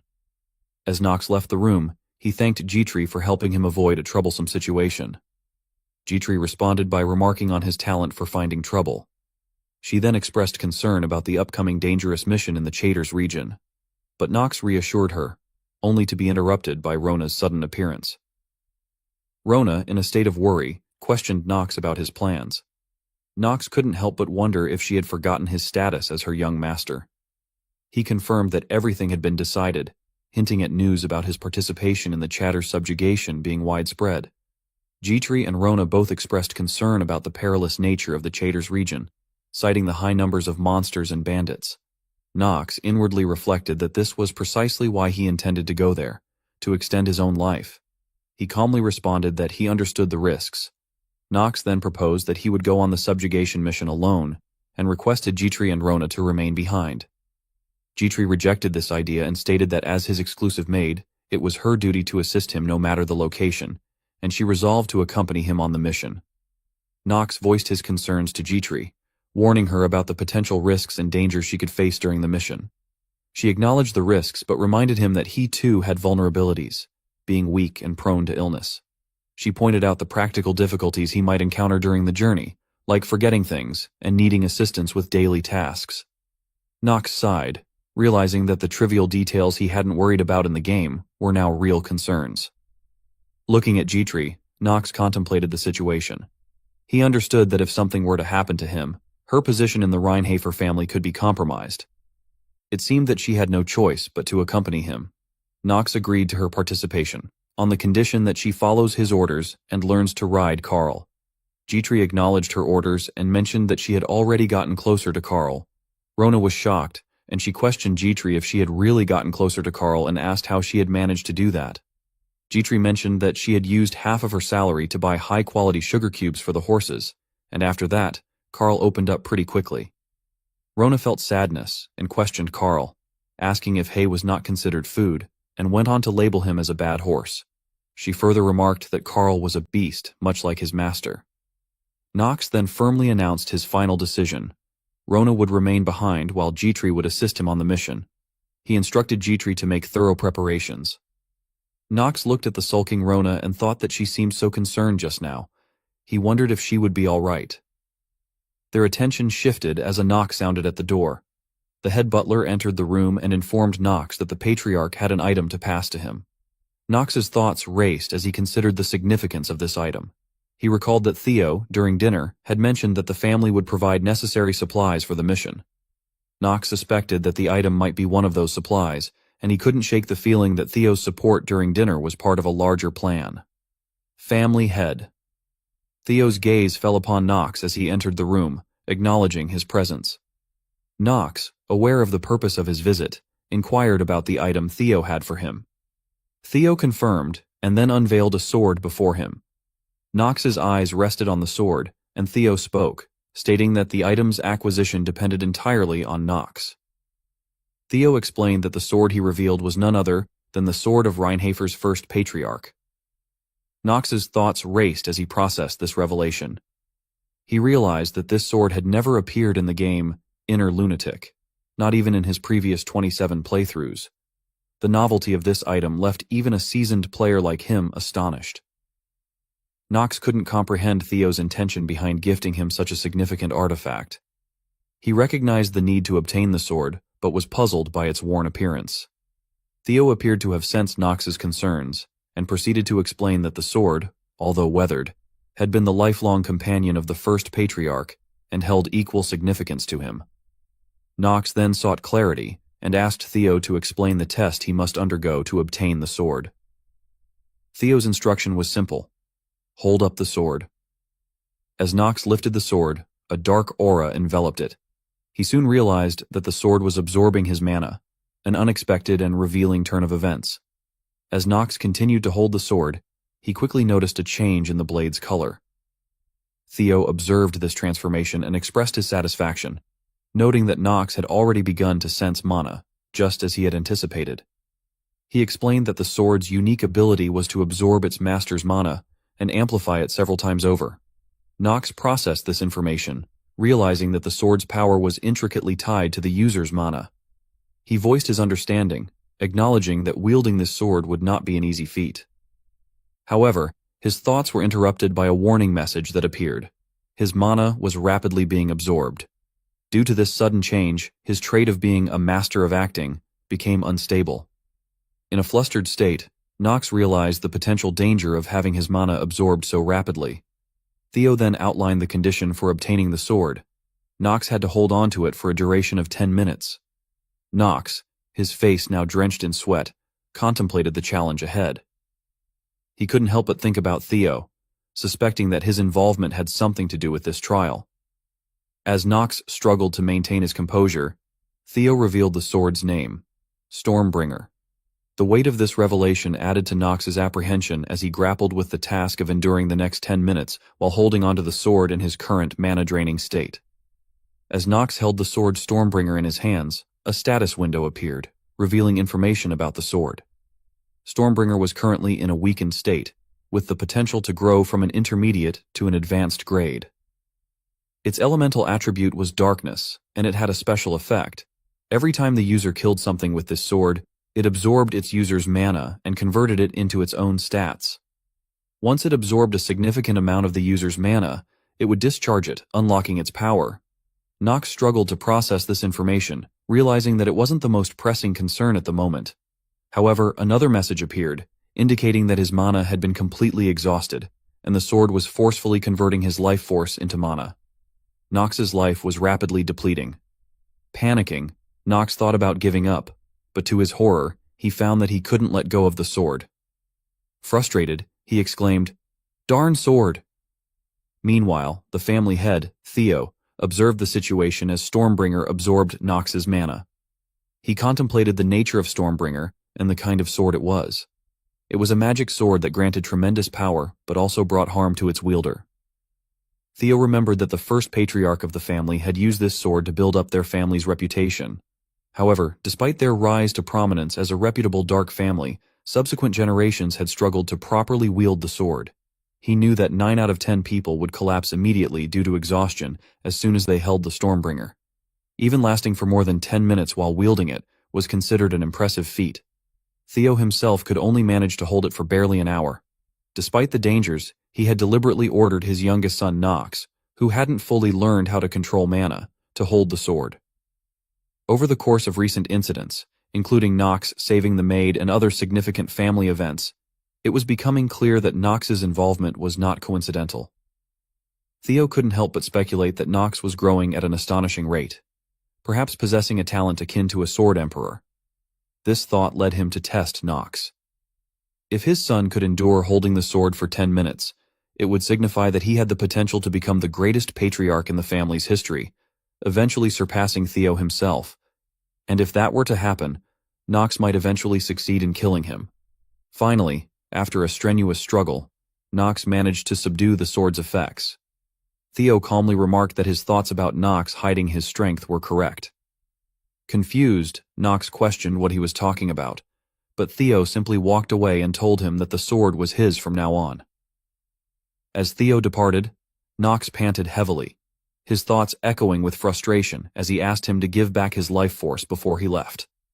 3 days later, the group prepared for their departure on the Chatter's subjugation mission.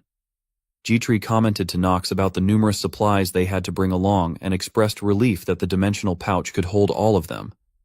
However, there was no response from Nox, which left G-Tree puzzled. She couldn't understand why he seemed to be in a bad mood when he had been eagerly awaiting this subjugation mission. Nox sighed inwardly, his thoughts consumed by the recent experience with Stormbringer draining his life force. He felt far from thankful for Theo's additional item request, considering the toll it had taken on him. Turning his attention to Grain, Nox noted that he had brought an excessive amount of supplies. Grain had made it a condition for Nox to carry these items in return for allowing him to join the mission. Although Nox found it a bit excessive, he reasoned that he would make use of Grain's supplies. However, the situation took a turn for the worse when he noticed that the two Pathfinders were quarreling over the correct direction. Murmurs among the group expressed concern about getting lost and wondered when they would arrive at this rate. Grain approached a knight named Ron and asked about their progress. Ron, the Knight Order captain Grain had hired, apologized and explained that he had never taken this route before. G-Tree turned to Nox, asking if they were lost. Nox, frustrated by the incompetence of the Pathfinders, muttered, "Idiots." G-Tree, addressing Nox, questioned what he meant by that statement. Nox clarified that he wasn't talking to her. It was meant for those incompetent buffoons. Nox approached Grain and began the conversation with concern, saying that it seemed like they had gotten themselves into a situation. Grain responded curtly that it was none of his business. Undeterred, Nox asserted that they had lost their way. In an outburst of frustration, Grain snapped and told Nox that it was none of his business. Nox maintained his confident demeanor and stated that he could get them to the destination. Hearing this, Grain was taken aback and asked in disbelief what he meant by that. He couldn't help but doubt the feasibility of Nox, who had spent his entire life within the mansion, being able to guide them to their destination. Nox, however, remained resolute and requested to be hired as the Pathfinder. He claimed to have talent in this area, and even mentioned that the family's vassals had complimented his skills. Grain, still skeptical, asked if the vassals had genuinely praised him. G-Tree observed the situation and realized that Nox was blatantly lying. Grain weighed the options and considered that arriving late could pose problems. However, he also contemplated the possibility of Nox failing to lead them, which could dent his confidence. Ultimately, he smirked and agreed, remarking that since he was that confident, he would let him take the lead for now. With unwavering confidence, Nox pointed the way and told them to start moving. As the sun began to set, the group set up their tents for the night. On one side, Grain shouted at his subordinates, clearly bewildered by how quickly Knox had found the right path. He pointed out that they were in the unexplored south, where even trained guides often struggled to navigate. Grain demanded an explanation from his subordinates, asking them how Knox had managed to do it. One of them argued that Knox did find the way. Grain retorted in frustration and told him to shut up. He questioned if they wanted him to believe that Knox had managed to find the way so quickly. He couldn't comprehend how that was even possible. Knox observed from a distance and couldn't help but smile inwardly.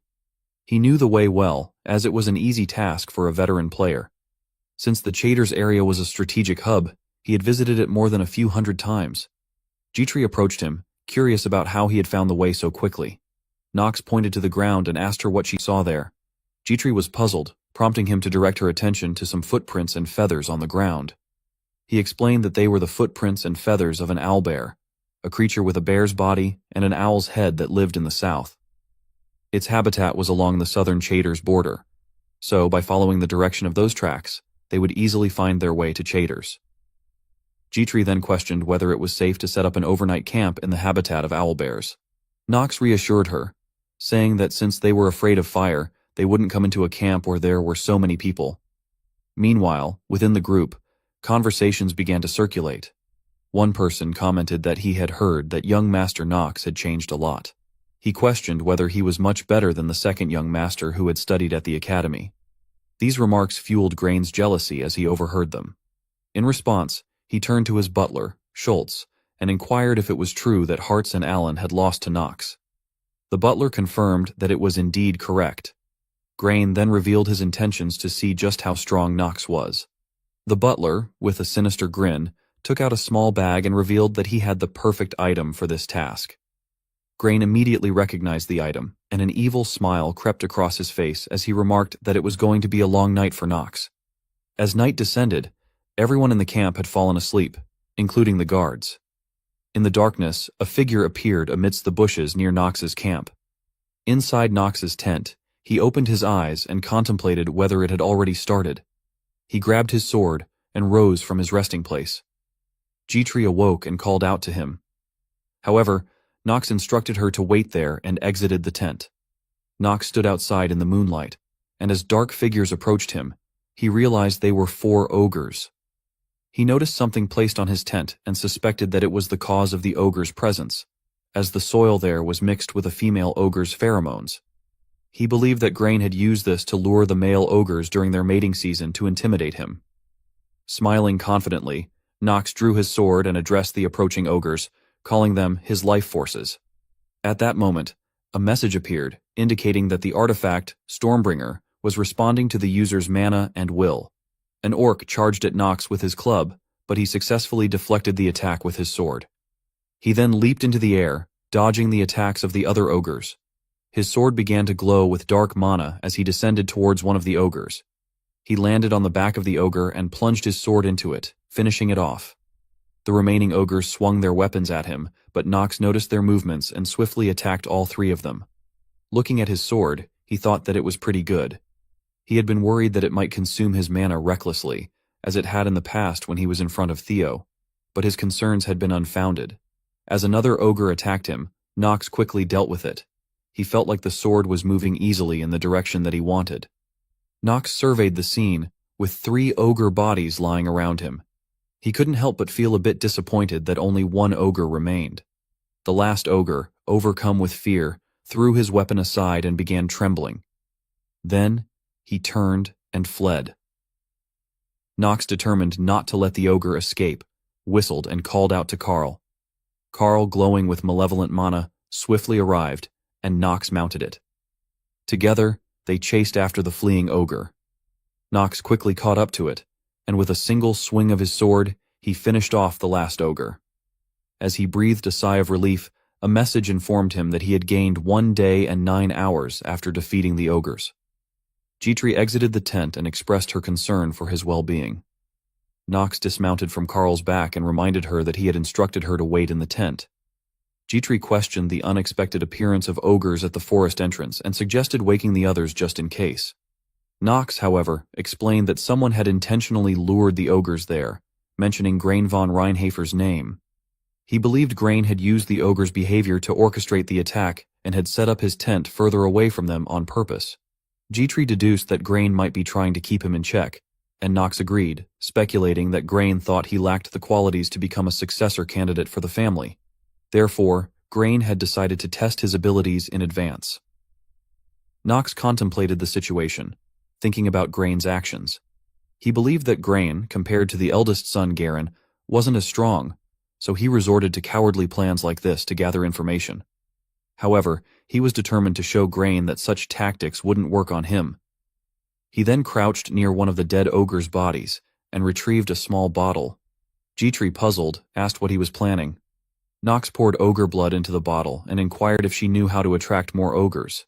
He knew that using the ogre's blood would be a way to lure more of them, as ogres were similar to humans. They would surely seek revenge for their fallen comrades. Meanwhile, Grain suddenly woke up and noticed a reaction from a mana detection crystal. He was puzzled because it was a magical tool designed to detect the mana of monsters in the vicinity.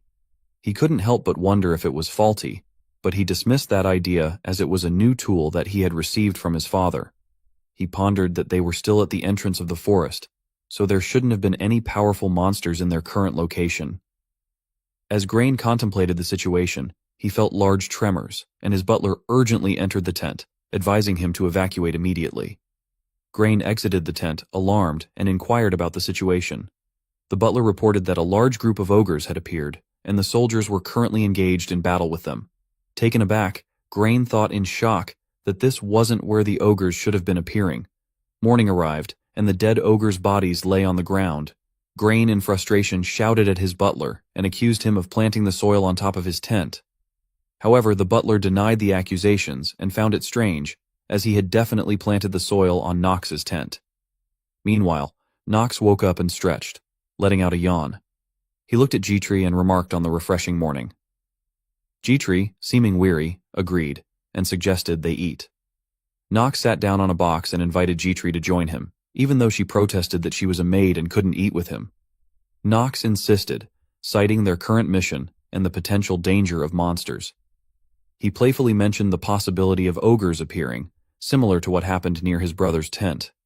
G-Tree was taken aback by Knox's attitude, and she couldn't help but comment that the master she was serving was a little shameless. Knox chuckled and advised her to get used to it. Meanwhile, Grain ordered his people to pack up the tents. Knox observed the tents and thought that the blood-stained tents needed to be thrown away. He suspected that the ogres would keep chasing them if they didn't get rid of it.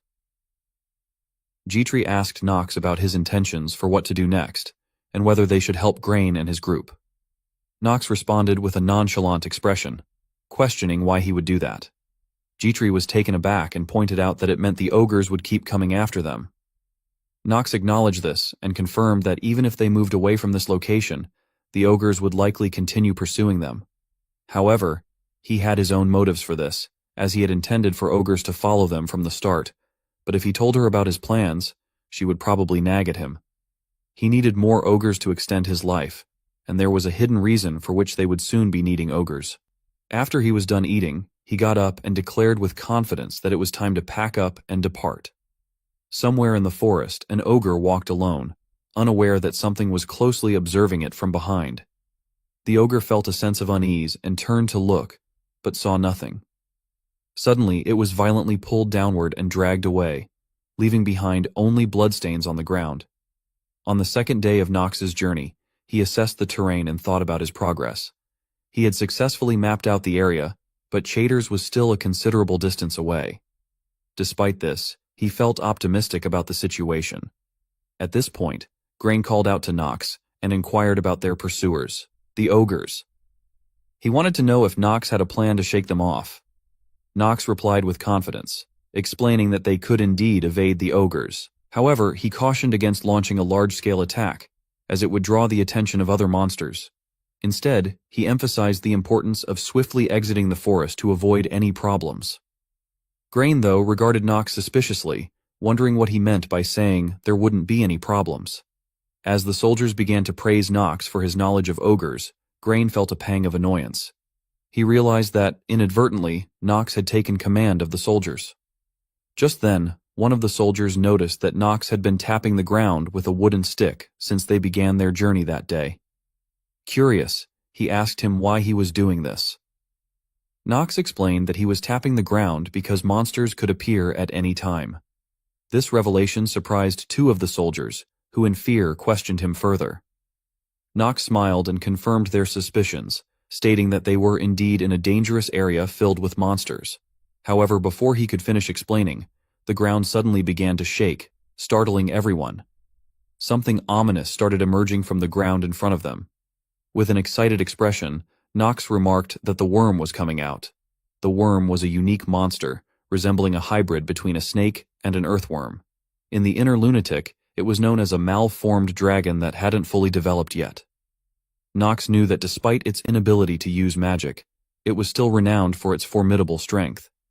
Even if 10 ogres came charging at them, the worm would still be more difficult to defeat. However, he had been seeking this very creature. He knew that the soldiers might be shocked if they realized that he had lured the worm by tapping on the ground. Nevertheless, he had a plan in mind, and he didn't seem concerned about the soldiers' reactions. After all, they had willingly chosen to enter this dangerous realm. With calm authority, Knox gave a command, instructing everyone to prepare for battle and hide in the bushes. One soldier expressed confusion, questioning the decision to hide, while another wondered why they weren't going to attack. But Knox had a different strategy in mind, letting their enemies defeat their enemies. That was the reason why he had no intentions of shaking off the ogres from the start. Suddenly, the soldiers turned back, alarmed by loud noises and the sight of a large group of ogres approaching them.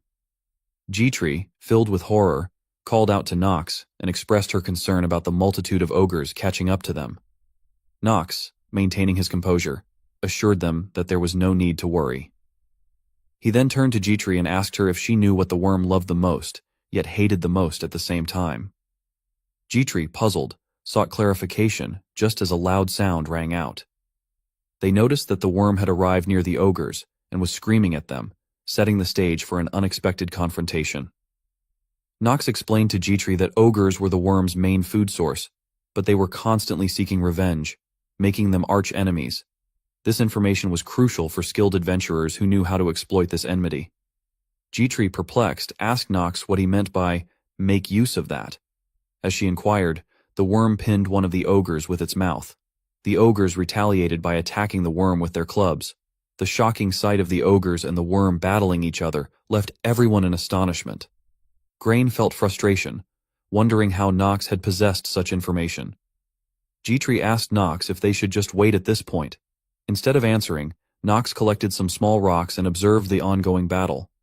Then, without warning, he hurled a rock at one of the ogres, striking it in the back. He continued throwing rocks, targeting each ogre. Jitri, filled with worry, questioned his actions. She expressed concern that the ogres might turn their aggression towards them. She couldn't fathom why he was throwing rocks at the ogres. As the worm killed one of the ogres, Knox received a series of messages indicating stat increases and a life extension due to defeating the ogres. Knox smiled and internally apologized to Jitri, as he needed to damage the ogres at least once to gain experience points. Knox's expression changed as the worm dispatched the last ogre, and he received another series of messages, extending his life and increasing his strength stat once more. As the battle unfolded, Grain found himself growing increasingly frustrated. He thought it was already over, and despite Knox making use of the ogres, they seemed to be losing. Fear crossed his face as he contemplated how to escape safely from the seemingly invincible worm. However, at that moment, Knox's voice reached everyone. He instructed them to prepare to attack and recommended firing arrows or throwing spears at the monster's mouth. One of the soldiers hesitated, but another urged everyone to follow Knox's lead and attack. The soldiers followed his command, launching arrows and spears at the worm, causing it to scream in pain. Knox was ready to take his turn. He activated the skill Hour of Genius, causing time to seem as if it had stopped. The projectiles were in mid-air, and everyone around appeared frozen, except for Knox. He charged towards the worm, launching himself into the air and arriving near the worm's head. In a split second, he slashed his sword multiple times, landing back on the ground just as time resumed its flow. The worm's entire body was cut, and blood gushed from multiple wounds. a series of messages appeared, indicating that his life had been extended by 10 days for defeating the worm. He now had 122 days of remaining life. Nox couldn't hide his satisfaction as he thought about the unexpected bonus of 10 days. He attributed their success to the ogres, acknowledging that without them, defeating the worm wouldn't have been so easy. He received another message, this time indicating that his stamina stat was now at 5, and the effect of the trait, Blessing of Growth, had disappeared. Nox couldn't help but feel a bit disappointed at the loss of this hidden piece of power, but clenched his fist, determined to make the most of his newfound stamina. One of the soldiers, concerned for his well-being, asked if he was hurt anywhere. Nox reassured them that he was unharmed and commended their efforts. The soldiers, however, were quick to praise him, expressing awe at his actions. Nox modestly downplayed his role and suggested they reorganize themselves. Just as they were about to regroup, they felt the ground tremor once again, and another worm emerged from the ground. Panic spread among the soldiers, and they quickly took defensive positions. Nox, too, was surprised by the appearance of another worm. A soldier urgently shouted at Nox to get back, and another told him to move out of the way. However, before they could react further, a figure suddenly appeared in the air and swiftly sliced the worm with a single slash. Nox recognized the person's face and couldn't help but wonder what he was doing there. Nox found himself in a perplexing situation as he looked at the man standing over Worm's lifeless body. His thoughts raced as he recognized the man before him. Paracelsus, the sword genius, one of the inner lunatic's most formidable characters and one of the 3 sword emperors, alongside Theo and Celsus's student. He knew that Paracelsus had a deep-rooted disdain for nobles, which made this encounter all the more unexpected. Paracelsus, seemingly unfazed by the tension in the air, asked for a word of thanks for saving him. Schultz, standing beside Grain, was clearly irritated by Paracelsus's presence and demanded to know who he was. Paracelsus, in an informal manner, introduced himself and suggested that they could regard him as a mere mercenary. Nox could understand his hatred for nobility based on his past experiences when he was younger, but he couldn't shake the feeling that something was amiss. According to his extensive knowledge of the game, the first encounter with Paracelsus was supposed to take place in Eldine Academy, not here. He began to worry about the implications of this unexpected encounter. As he grappled with confusion and concern, a guard approached Paracelsus, inquiring about his identity and requesting identification. Paracelsus, apparently unperturbed, readily agreed to the check.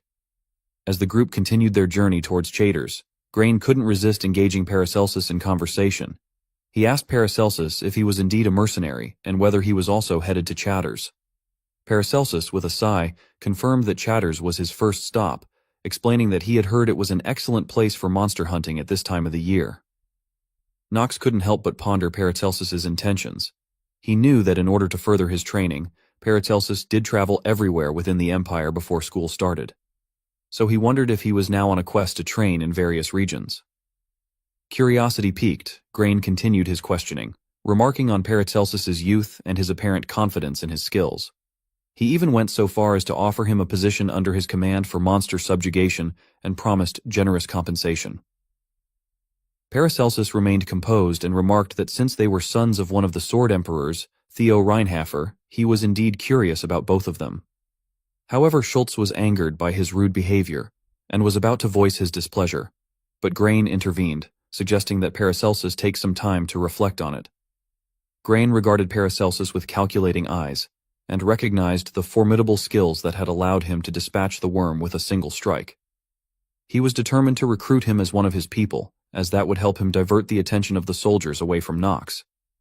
As the sun began to set on the horizon, a small village came into view.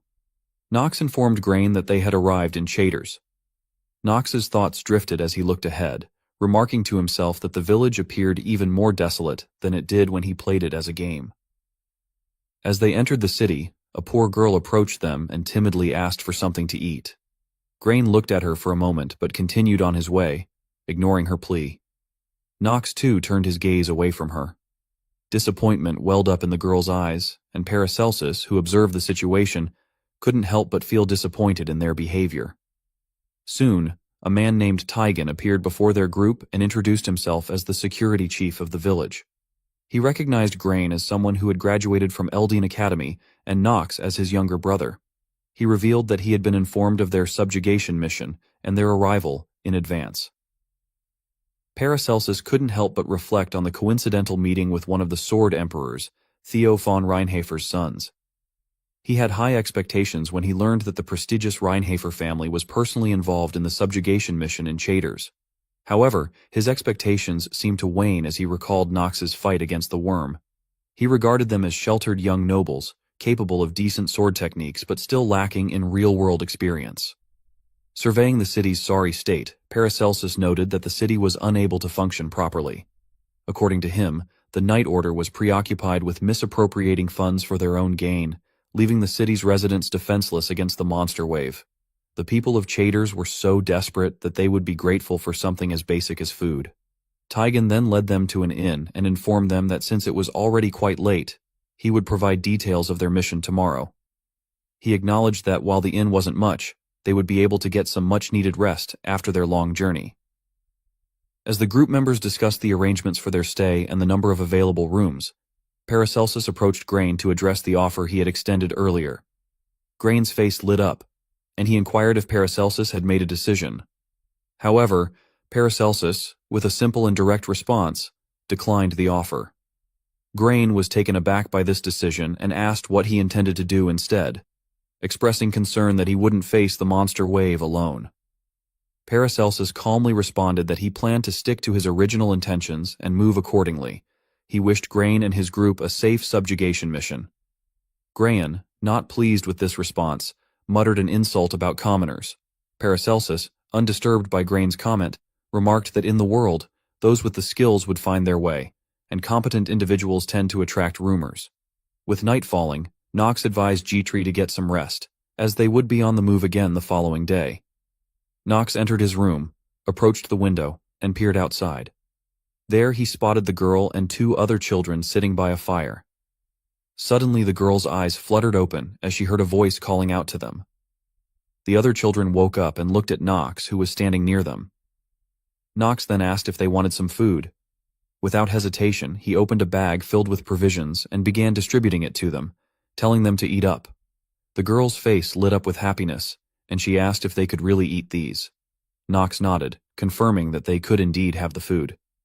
Inwardly, he pondered the fact that he couldn't save everyone. He recognized that this act of kindness might be attributed to Yu-chan's benevolence and generosity. The girl wiped away a tear of happiness and expressed her heartfelt gratitude. However, Nox was already thinking ahead. He wanted to build a future where these children wouldn't have to beg for food, and to achieve that, they first needed to survive in Chaders. Meanwhile, G-Tree, who had been observing from behind a wall with her own bag of food, couldn't help but smile to herself. She had suspected that Nox was just putting on a cold front earlier, and now it seemed her suspicions were confirmed. The next day, the village security chief took Nox, Grain, and the others on a tour of the village. Tigan began by explaining that the southern Chaders region was typically overrun with monsters during the winter season, which prompted them to request funds and reinforcements from the imperial family for protection. Grain, noting the state of the village's defenses, pointed at a wall and inquired if that was all they had to protect the village. Tigan confirmed this, mentioning that the wall had been standing for a long time and needed repairs. Nox couldn't help but feel a sense of despair at the village's vulnerability. He understood that once the monster wave started, the village would likely be wiped out within an hour given their current state of defense. As it was just a sub-chapter of the game, it was his choice whether to intervene and save the village or not. Most of the time, he chose to help the Chaders region, and the reason was that it had a high value. He knew that Chaders would become a really expensive piece of land in the future. Tigan then revealed a new piece of information. The monsters this year seemed different, with a significant increase in the number of rampant monsters compared to previous years. Nox recognized that the villagers were unaware that having more rampant monsters could actually benefit them in the long run. Tigan dropped another bombshell, mentioning that some villagers had reported sightings of a griffin. Grain, looking thoughtful, recognized that Griffin's appearance definitely made the situation way more severe. He then asked Tigan about the location of the griffin sighting, and Tigan revealed that they had been seen in the wilderness. Knox knew that one of the most important factors in the Chater's subjugation would be whether or not they were able to drive away the Griffin. The Griffin was the king of the wilderness, designed to be stopped but not defeated. However, Knox was determined to achieve the seemingly impossible task of defeating it. Their journey continued, and soon they arrived in a barren area known as the Endless Horizon of the Wilderness, which connected to Tahalin in the east, a neutral zone famous for its desolation. Knox recognized that something was amiss here. He knew that Griffins typically stayed near Tahalin, not in the Chater's village. He voiced his suspicion and questioned whether they knew the reason why the Griffins were in the Chater's region at this time. His question left everyone present in shock, but he held a strong suspicion about a traitor within their ranks who might betray them during this subjugation. He was aware that the subquest had begun, and he decided to start by rooting out the most corrupt element within the village first. After some time had passed, in a room at an inn, Schultz, Grain's butler, tore a document in anger. He had not been worried about Knox at first because he had heard that he was just a useless brat, but now he had fallen for Knox's scheme and lost favor with Grain. He was furious because he had put in significant effort to gain Grain's trust, so now he was determined to get his revenge. Just then, he noticed Knox's maid descending the stairs. He recalled her name, Gitri, and her commoner status. In a moment of impulse, he intercepted her, gently taking her hand, which startled her. Gitri was taken aback and asked him if he had any business with her. Schultz, with a malevolent expression, asserted that he had plenty of business to discuss and suggested having a private conversation between the two of them. Gitri, however, firmly shook his hand and managed to free herself from his grip, responding that she didn't believe they had anything to discuss privately. In frustration, Schultz sighed and attempted to justify his desire for some amusement, reminding her that even though he was a knight in service, he deserved to have some fun. He placed his hand on her shoulder and insinuated that she might feel the same way. Gitri, feeling trapped and frightened, shouted for him to let go.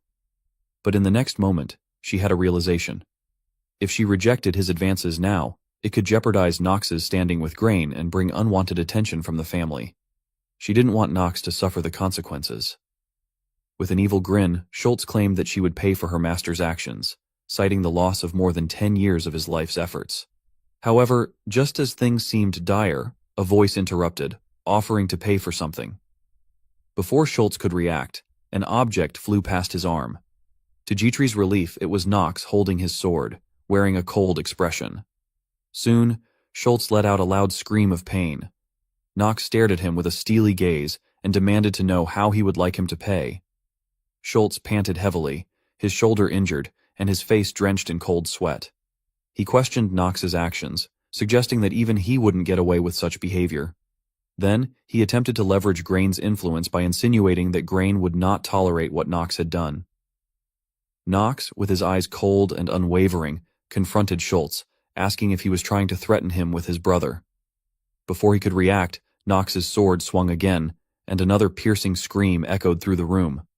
Schultz, still in pain, looked at him and protested that this was completely wrong, emphasizing that even if he had the support of his family, he couldn't do this.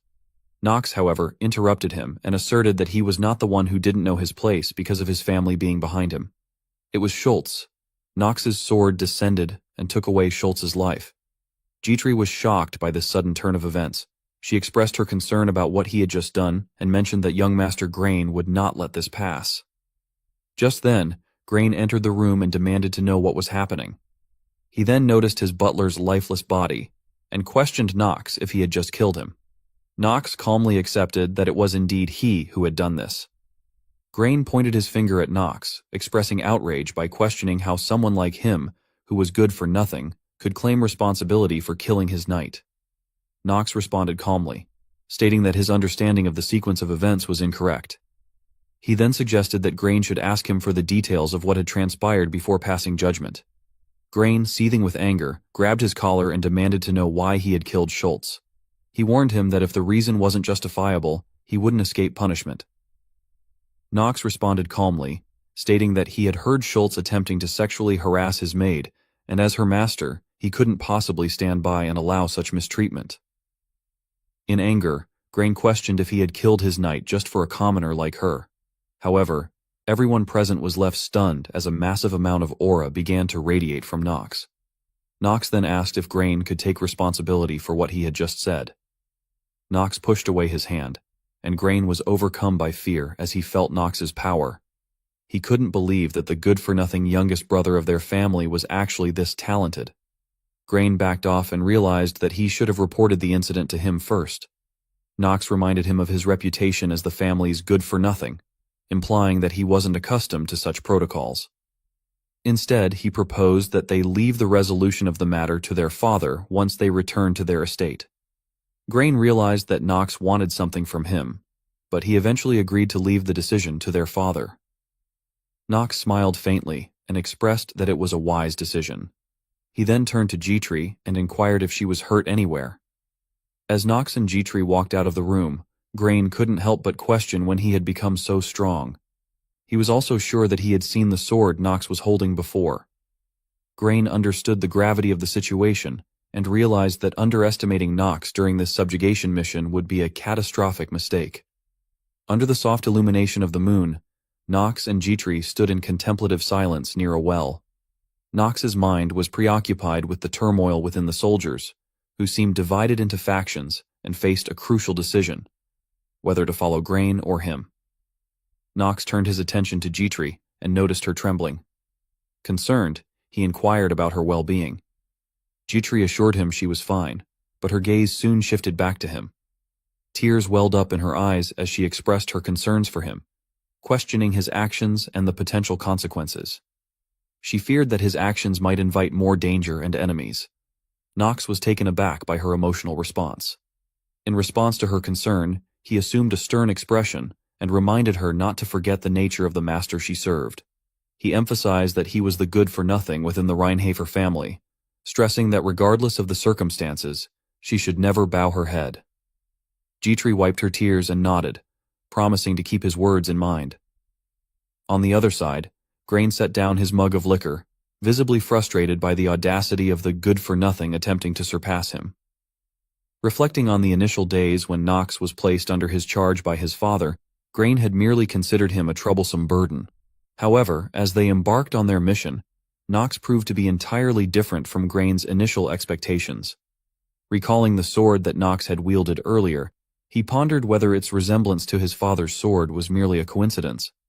Realizing the need to be cautious, especially after the loss of Schultz, he contemplated whom he could trust to monitor Knox closely. At that moment, the Night Order captain, Ron, entered the room and reported that the situation on the first floor had been handled. Ron also expressed his observation that Knox seemed different from the rumors they had heard about him. Grain considered both Ron and Knox to be distinct from rumors. He knew that Ron was supposed to be a captain of a night order that had been operating in this area for a long time. He had even done background checks to confirm this. So, Grain couldn't understand how Knox, who had only been immersed in books, could possess a better understanding of the area than a seasoned captain like Ron. He was displeased with the potential inefficiency of his investments.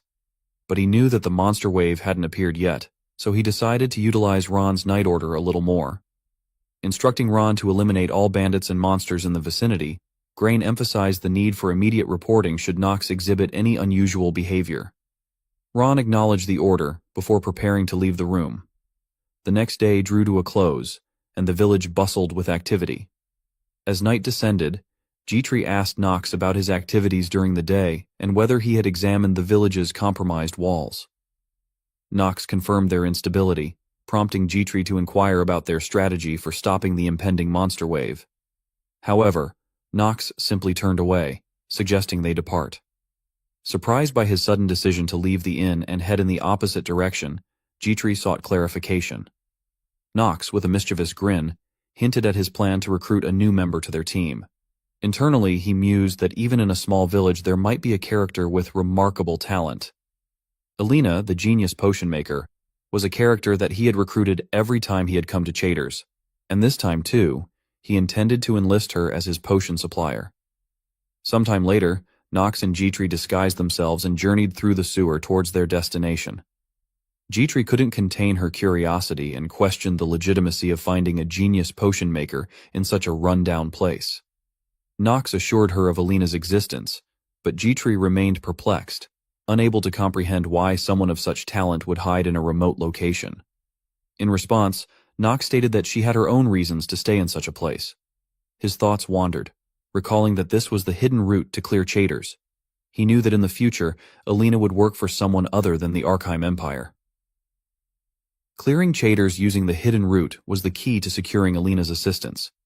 Knox pointed in a specific direction and instructed Jitri to follow him carefully to avoid any mishaps. Jitri acknowledged his guidance and silently wondered if such a person truly existed in this place. As they moved forward, she noticed a faint light emanating from a nearby location. Knox also caught sight of it and speculated whether that was their destination. Inside the room, Alina sat on a chair, lost in her thoughts and sipping on her drink. She expressed her disbelief about being stuck in such a place and questioned how she ended up like this. Sensing someone's gaze, she turned to find Knox and Jitri looking at her. Knox greeted her with a smile, declaring, "Found you," internally acknowledging her as his potion maker. Startled by their sudden appearance, Alina stammered and questioned their identity and the reason for their visit to such a place. Jitri was taken aback and couldn't believe that the brilliant potion maker Knox had spoken of was the drunkard before them. A few minutes later, Alina gathered herself and apologized, expressing her surprise at their connection to a distinguished family. Knox reassured her that it was all right and quickly revealed that he had come here because he had something to talk to her about. He told her to stay focused, and Alina agreed to pay attention. In his thoughts, he recognized that at this point of the story, Alina was a genius character who had the highest potential for development and was a skilled potion maker. So he was determined to get her on his side here. But he also recognized that she had some flaws.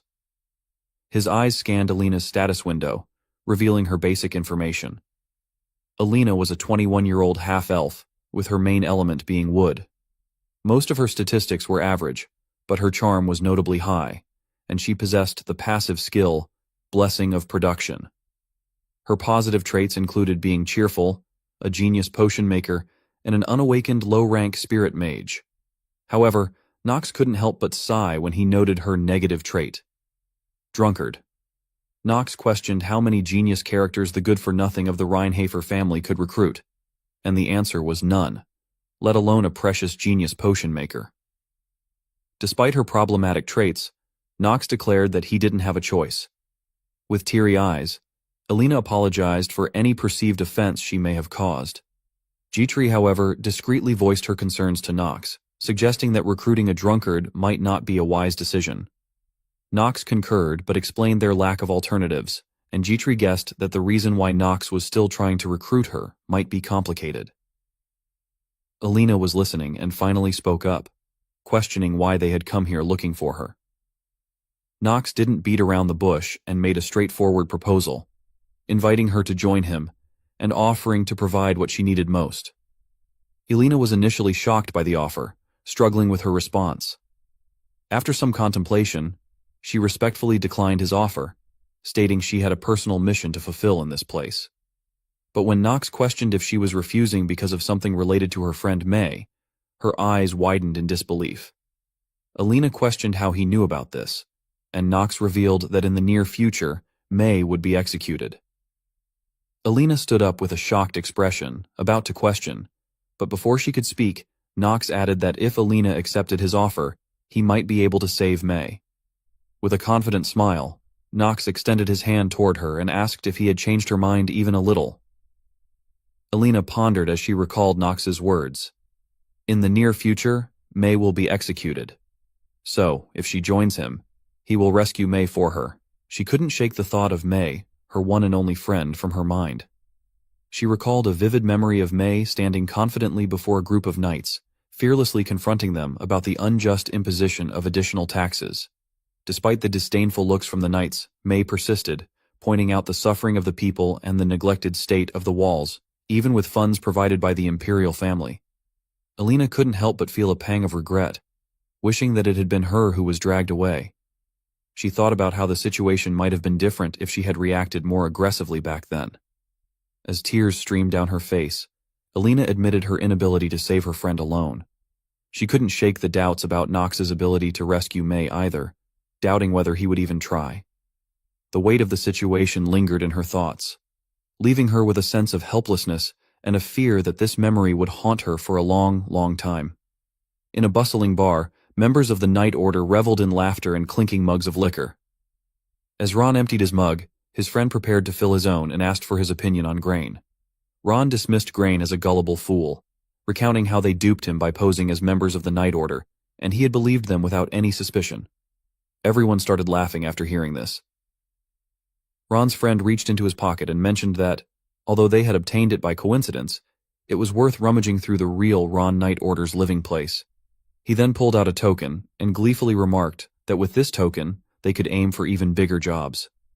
Ron displayed a similar token and shared his plans to showcase this badge to the Reinhafer family. They would assume that he was the captain of the Ron Night Order and would provide him with benefits befitting someone of that position.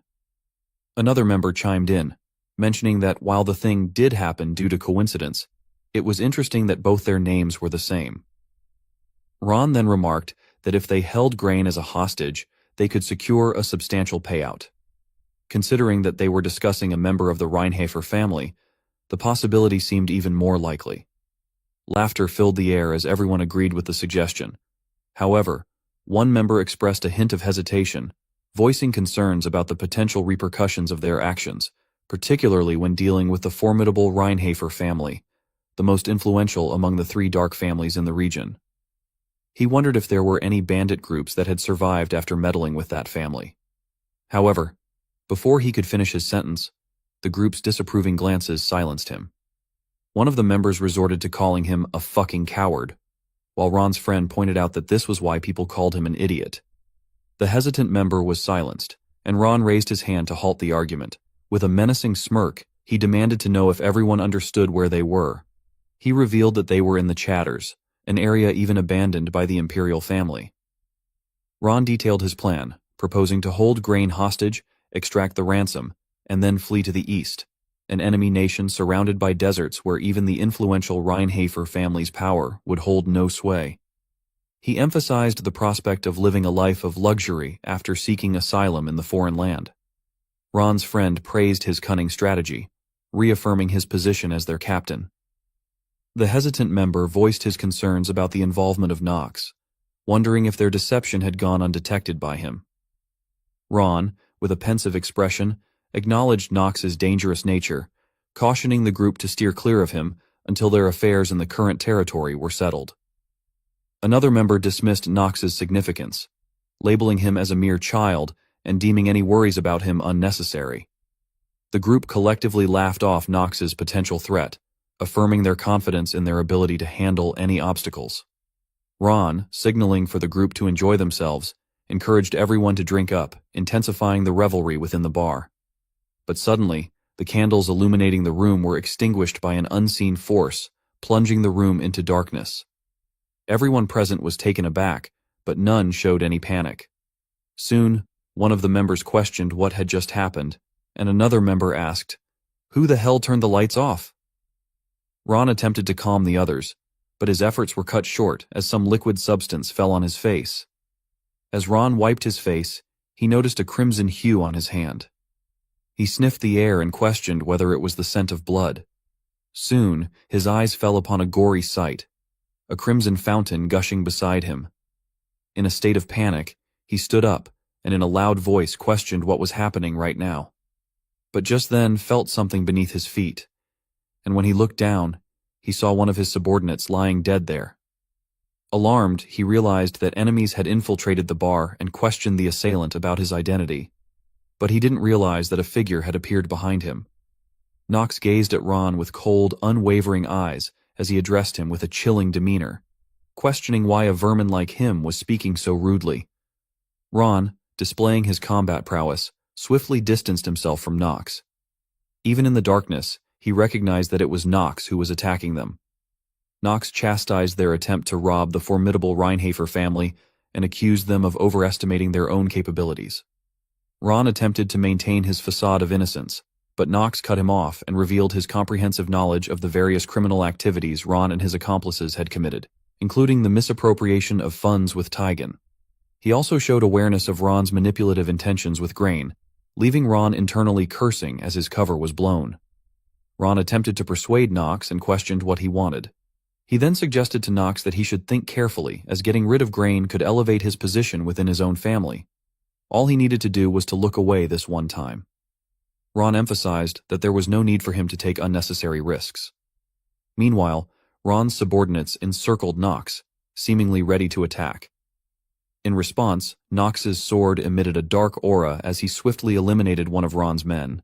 With his cold eyes fixated on Ron and a knowing smile, he questioned if Ron thought he was naive enough to believe his words, considering he was openly emitting such murderous intentions. Ron was unable to contain the tension any longer, and ordered his subordinates to attack Knox from all directions. Despite their coordinated efforts, Knox effortlessly dodged their strikes and swiftly dispatched them with precise and lethal sword movements. Chaos filled the room as Knox retaliated against Ron's men, his fluid and calculated movements leaving a trail of fallen adversaries in his wake. Ron was taken aback and wondered if Knox had been hiding his skill this whole time. He realized that the situation was getting dangerous, so he decided to end the confrontation swiftly. Soon, a bluish aura began to envelop him, and he reminded Knox that he was dying because of his own arrogance. One of Ron's men remarked that Knox was done for this time since his captain was going to use the Southern Sword technique. Soon, Ron launched a fierce attack at him, fully confident in the power of his technique. However, Knox remained composed, standing his ground without flinching as the attack approached. He calmly observed the straightforward assault and remarked that Ron was more simple-minded than he had expected. With a swift swing of his sword, Knox effortlessly nullified the incoming strike, and a message appeared before him mentioning that he had destroyed the enemy's attack as a genius swordsman. Frozen in shock, Ron could only watch as Knox dismantled his all-out assault with ease. Ron's men, lying at Knox's feet, expressed disbelief and questioned how he had managed to stop this technique. But before he could fully process the turn of events, Knox swiftly disposed of him. He then approached Ron and demanded to know how a lowly vermin like him dared to ask for what he wanted. Just then, a message appeared before Knox, confirming his successful mastery of the Southern Sword technique. With a smirk playing on his lips, Knox basked in the bluish aura and stated that he had already obtained exactly what he wanted. Knox's successful mastery of the Southern Sword technique was evident as a bluish aura enveloped him, and he prepared to unleash its power. His eyes closed briefly as he contemplated the concept of genius. He questioned what it truly meant to be a genius. Did it simply imply that one was more exceptional than others? If that wasn't the case, did it mean someone who had proven that they could reach a higher level that most people couldn't? Throughout his perilous journey, Knox had continually questioned himself, seeking to unravel what it meant to be a genius. With renewed focus, he opened his eyes and swung his sword, acknowledging that while this technique might seem minimal compared to what awaited him in the future, it would be more than sufficient to overcome his adversaries. Ron, fallen to his knees, could only watch in astonishment as his subordinates fell one after another. Knox's mastery of the Southern Sword technique caused mayhem, leaving the subordinates at the mercy of the relentless onslaught. Their pleas for their captain's aid echoed futilely as Ron found himself frozen in shock, unable to assist. A sense of disbelief consumed Ron, and his eyes lost their luster as he recognized that Knox was currently using Chater's Southern Sword technique. He couldn't help but question how a kid like him was using the sword technique that had taken him more than 10 years of his life to master. However, Ron snapped back to reality upon witnessing Knox standing before him, looking down at him with an icy, cold gaze. Ron recoiled, creating space between himself and Knox, his expression wrought with panic and warning. He urgently emphasized the potential repercussions of Knox's actions, asserting that Taigen would not let him escape unpunished, and that he might already be aware of the situation here. In response, Knox dismissed his concerns with a confident retort, refuting any possibility of witnesses observing his actions. Ron persisted, arguing that the surviving individuals present would bear witness to the event.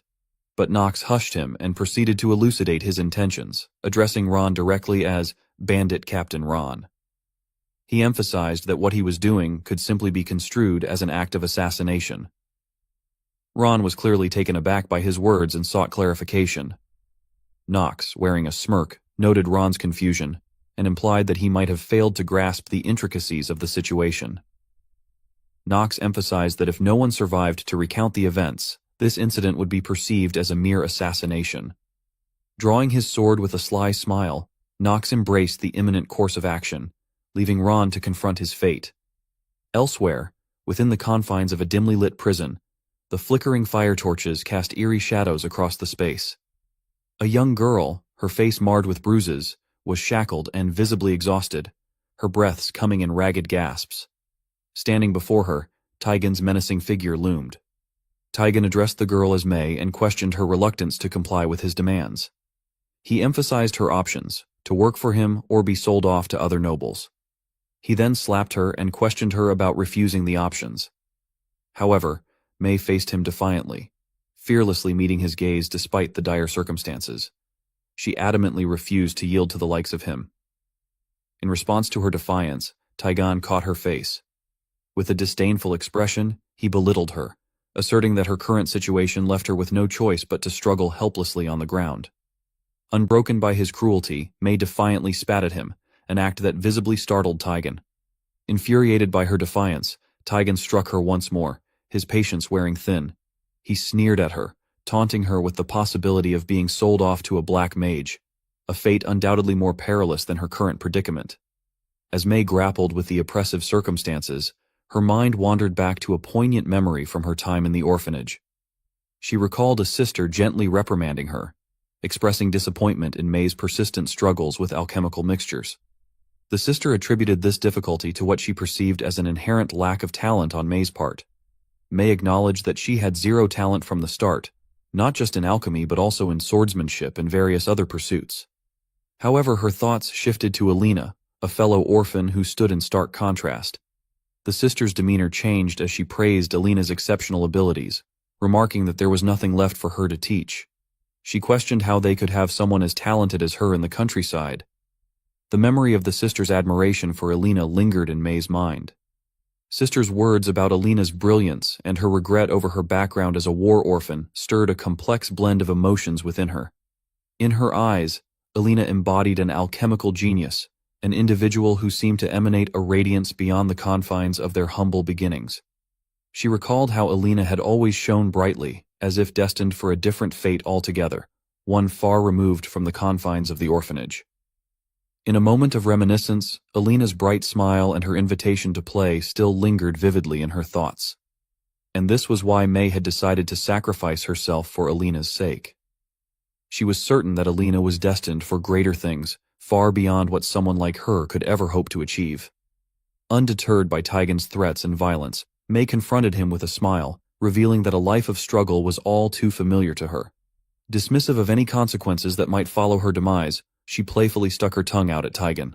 Taigen, overcome with anger, raised his hand to strike Mei, but his action was abruptly interrupted by a voice from behind. Nox's figure emerged from the dimly lit corridor as he urged Mei to cease harming herself. He emphasized that if she were to perish within the confines of the prison, it would undoubtedly bring sorrow to Alina. Taigen was surprised by Nox's unexpected intervention, but he inquired about the reason for his sudden appearance with a faint smile. Nox, devoid of emotion, addressed him directly, declaring that, by the decree of the imperial family's law, Taigen was to face execution. Nox then suggested that he surrender, pointing out that his partner, Ron, had already met his end. Taigen wore a pensive expression and lamented the unfortunate turn of events. However, he quickly shifted his focus to Nox and asked if he had come alone. Nox, unafraid, affirmed that he had indeed come here alone. A smirk appeared on Taigen's face as he remarked that it seemed like the young master of a noble family had underestimated him too much. He then questioned whether Nox really thought that he could defeat him alone. Nox maintained his composure and responded with a subtle smile, affirming his belief in his ability to overcome the odds. Taigen's anger surged as he drew his sword, remarking that even though things were progressing faster than he had expected, it didn't matter anymore.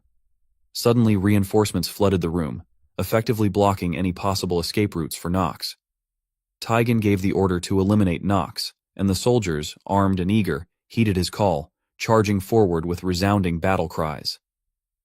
Despite the overwhelming odds, Nox remained a picture of calm and collected composure. He closed his eyes, seemingly undisturbed by the chaos around him, hinting at a hidden confidence or a planned strategy. As Nox's eyes opened, a message materialized, declaring the commencement of the Hour of the Genius. The world around him appeared to halt, suspended in a surreal moment in time. A notification flashed, indicating that the skill's duration was limited to a mere 5 minutes. Nox strode confidently towards the soldiers, his progress unimpeded by any obstacle. Strands of yellow light swirled around him as he moved, time slowing to a crawl, with only a single second having passed. By the time he had passed through soldiers, only 2 seconds had passed. Continuing on his determined path, Nox swiftly approached the prison cell. He effortlessly unlocked the door, his focus unwavering as he made his way to Mei. While passing Taigen, he paused briefly, locking eyes with his opponent. 4 seconds had slipped by since the initiation of the Hour of the Genius. Nox then resumed his stride toward Mei. With Mei nearby, Nox extended his hand towards her face, and a message materialized once more, indicating that there were 4 minutes and 55 seconds left. Nox decided to disengage the activated skill, allowing temporal normalcy to resume its course. Drawing out a potion, he administered it to Mei, prompting her to open her eyes. Barely conscious, Mei inquired about his identity, prompting him to reveal himself as Nox von Reinhofer. He assured her that by the time she woke up from her sleep, everything would be over. As Taigen's gaze locked onto Nox, a sense of disbelief enveloped him. He couldn't help but question how he had defeated his subordinates so quickly. But suddenly, he felt something amiss, and the next moment, he collapsed to the ground. As he looked back, he saw blood trickling from his wounded legs. What shocked him even more was the sight of his subordinates succumbing to unseen sword strikes. Horror gripped his heart as he tried to comprehend what was happening here. Taigen's focus shifted back to Nox, who let out a chilly warning that his death wouldn't be easy. Taigen looked into Nox's eyes, devoid of any empathy. He was covered in cold sweat, finding himself questioning if he was seriously supposed to believe what was happening right now. That he, the great Taigen, was losing to a mere brat. Amidst the chaos, Nox's mind circled back to the question that had plagued him throughout his journey. What does it mean to be a genius? But a sudden shift of perspective pivoted his thoughts. He then wondered what genius meant to the character Nox, who himself was a genius. Nox lunged his sword toward Taigen, painting the ground in a deep crimson hue. Taigen stared at Nox in horror, grappling with the disbelief that he, the great Taigen, had been defeated by a mere brat. At that moment, he recalled the knight captain of the Chaytor's mercenary corps, who was his father and the most outstanding person in the village. Every man wanted to be like him, and everyone respected him. However, a childhood memory of witnessing his father abusing a woman haunted him. His father turned to him and asked if he knew the reason why the people here followed him. Taigen averted his gaze in fear and replied that he didn't know. Suddenly his father grabbed his hair, and with an evil smile, imparted a harsh reality to young Taigen, that the reason was strength. If you possess overwhelming strength, then you can get away with doing anything, and that was the law of a city on the borders of the Archeim Empire. Taigen mustered some courage and asked his father if he was the strongest person on the continent. His father, releasing the woman from his grip, admitted his own insignificance. He revealed that he was just a nobody on this continent. There were numerous unbelievably strong swordsmen on this continent, and there were also many genius kids that were Taigen's age who were stronger than him. That was what it was like for a continent that was experiencing war. The revelation struck him, and he realized that the reason he had survived so far was because he had chosen not to fight those geniuses. But now he realized that Nox must be one of those unreachable geniuses his father had mentioned. He understood what it meant to be so talented that no one could reach you. In a moment of resignation, he sighed and acknowledged that his impending demise was a consequence of his choice to engage with Nox. The clash between Nox and Taigen reached its climax as Nox thrust the sword, bringing an end to Taigen's tale. The once great Taigen succumbed to the prowess of the rising genius, his story concluding on the battlefield. In Alina's cabin, she sat alone in her room, enveloped in a sense of hopelessness, lost in thoughts about Mei. The weight of uncertainty hung heavy until, unexpectedly, Mei entered the room and called out to her. Alina, her voice tinged with shock, uttered Mei's name. Alina rushed towards Mei, embracing her tightly, tears streaming down her face. Amid sobs, she expressed the fear that Mei had truly left her. Mei, with a gentle reassurance, apologized, recognizing the distress she had caused. Internally, she reflected on her own actions, acknowledging the selfishness of wanting to do things alone while leaving Elena behind. Elena gradually calmed down and, with a still quivering voice, asked about young Master Nox's whereabouts, expressing a deep need to thank him. Jitri responded, mentioning that Nox was likely resolving the situation and engaging in a conversation at that moment. Elena, intrigued, inquired about the nature of the discussion. Jitri revealed that it seemed like Nox was taking some time for a heart-to-heart conversation with his brother. Jitri's internal thoughts, however, hinted at a skepticism about the true intentions behind this seemingly heartfelt conversation. In Grain's room, Grain grew increasingly impatient and wondered how long Ron was going to keep him waiting. He questioned the audacity of Ron for making a noble from the Reinhardt family wait. However, he couldn't help but wonder if something had gone wrong. A knock at the door interrupted his impatience. Cautiously, he inquired about the identity of the visitor. Nox directly entered the room and revealed his presence, prompting a surprised response from Grain, who questioned him about his sudden appearance. Nox, however, simply urged his brother to talk for a moment, emphasizing the importance of the matter. Grain, wearing a frustrated expression, questioned the necessity of a conversation with him. Nox, however, stared at him with cold eyes, his attire bearing stains of blood. It didn't take Grain long to realize the seriousness of the situation. Despite his reluctance, Nox emphasized the gravity of the situation and compelled him to take a seat. Meanwhile, in the office of the head of the Reinhardt family, the head butler read a letter detailing Nox's actions. The letter conveyed that Nox had purged the corruption within the Chaders and administered suitable punishments to those involved. Furthermore, Nox had submitted a request for a separate reward from the family head for accomplishing these tasks. However, the head butler was unable to discern what Nox desired, so he apologized and handed over the letter to the family head, Theo. As Theo read the letter detailing the situation in Chaders, he contemplated the worsening corruption in that region. The complexities surrounding Chaders were rooted in the fact that, while the corruption there escalated daily, nobody bothered to address it simply because it wasn't considered profitable. However, Theo acknowledged the issue was not that straightforward. Chaders was a significant headache for the imperial family. He delved into the strategic importance of Chaders, situated to the east as the last line of defense. If Chaders were to fall, monsters would likely advance toward the center, posing a severe threat. The central government had invested considerable resources, funds, troops, and mercenary corps, to safeguard the relevant areas. Chaders, although seemingly useless, couldn't be entirely abandoned due to its critical role in preventing a greater catastrophe. Theo voiced his concerns about the dangerous bandit groups, especially singling out Taigen as a formidable threat. Even for Grain, dealing with these groups posed a significant challenge. The head butler concurred, stating that if the Ron Knights, or rather the Ron Bandits, were to attack Grain, the situation could take a dire turn. In response, Theo asserted that if Grain and his group couldn't handle a situation of that level, they didn't deserve to be called a part of the Reinhardt family. He revealed that he had already assigned the Black Sword Knights to them to ensure their safety. However, he redirected the conversation back to the matter at hand, Nox. Theo contemplated the motivations behind Nox's actions and expressed his difficulty in understanding why Nox would purge the corruption in Chaders without any clear gain. The same applied to Nox's request for Chaders. He wanted the imperial family to give him authority over it, but Theo couldn't understand just what could be gained from such a desolate place.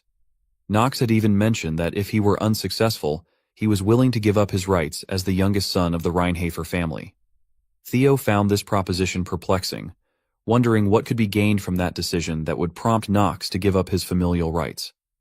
The head butler hesitated before asking if Theo would reject Nox's proposal, but Theo ultimately decided to accept it. If Nox could genuinely overcome all threats in Chaders, he would undoubtedly gain jurisdiction over the region, allowing Theo to grant it to him. Theo smiled, considering this a good opportunity to assess Nox's ability to manage a territory. The head butler acknowledged his decision and mentioned that he would send a letter to the Empire to initiate talks to obtain Chaders. Theo granted his permission to proceed with this. After the butler had left, he glanced at the letter, and a serious expression appeared on his face. He couldn't help but question just how far ahead Nox was planning. Grain found himself shaken to the core as he tried to confirm whether Nox meant that Ron and Taigen wanted to kill him, and that he had been their underling all this time. Nox affirmed that all of this was true. His mind raced, contemplating the audacity of those who would attempt to deceive the prestigious Reinhardt family. Frustration clouded Grain's thoughts as he shifted his gaze towards Knox. In his internal reflections, he acknowledged that Knox was proving to be more troublesome. Sensing Grain's scrutiny, Knox smiled and casually inquired if he was afraid of him. Grain's face contorted with a mixture of emotions, and he replied cryptically, "How amusing." Internally, he acknowledged the need to restrain himself. Passing the upcoming test to become a knight was paramount, and succumbing to the provocations of someone like Knox could jeopardize that. Resigned to the reality of the situation, he reluctantly accepted Knox's offer, realizing that his life hung in the balance. Suppressing his pride, Grain asked Knox what he wanted in return. Knox was pleased to learn that his brother was quick to calculate the pros and cons. He then outlined his demand: the right to command all the soldiers under his jurisdiction. Grain immediately agreed to Knox's condition.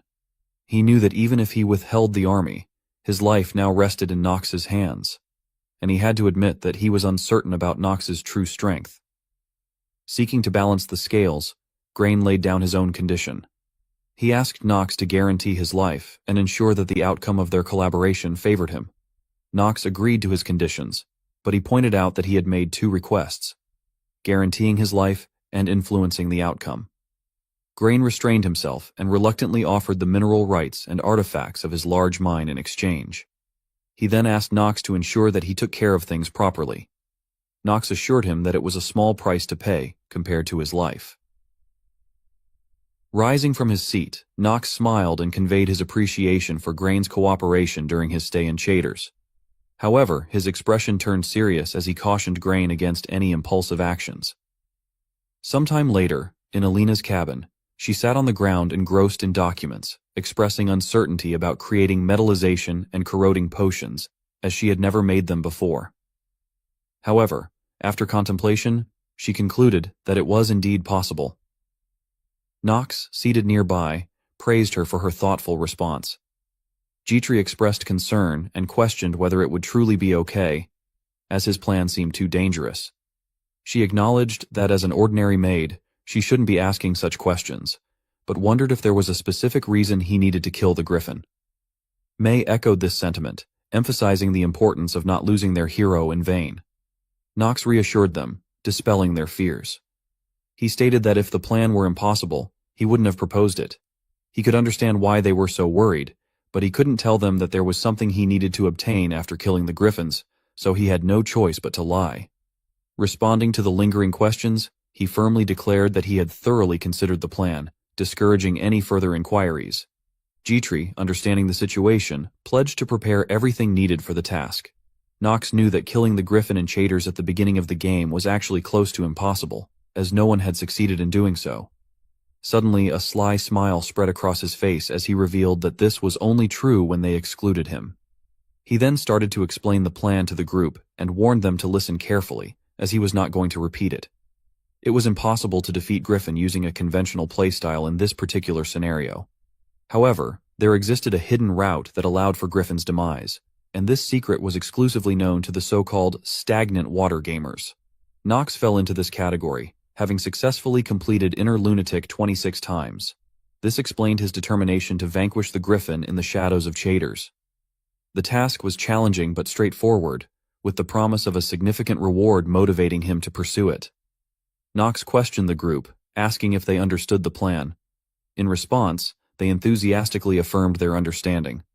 With a concise end to the explanation, Knox declared the plan would be set into motion the following day. As the next day dawned, Knox, in a moment of contemplation, patted his horse. The gravity of the situation settled in. He had to put his life on the line, a necessity in the unforgiving world of Inner Lunatic, to which he had transmigrated. The ground began to shake as numerous monsters of diverse races charged toward the defensive outpost, signaling the commencement of the plan. Knox stood atop the defensive wall and surveyed the approaching menace. He barked orders, and Alina and May responded with crisp voices, while Grain, wearing an annoyed expression, grunted his acknowledgement.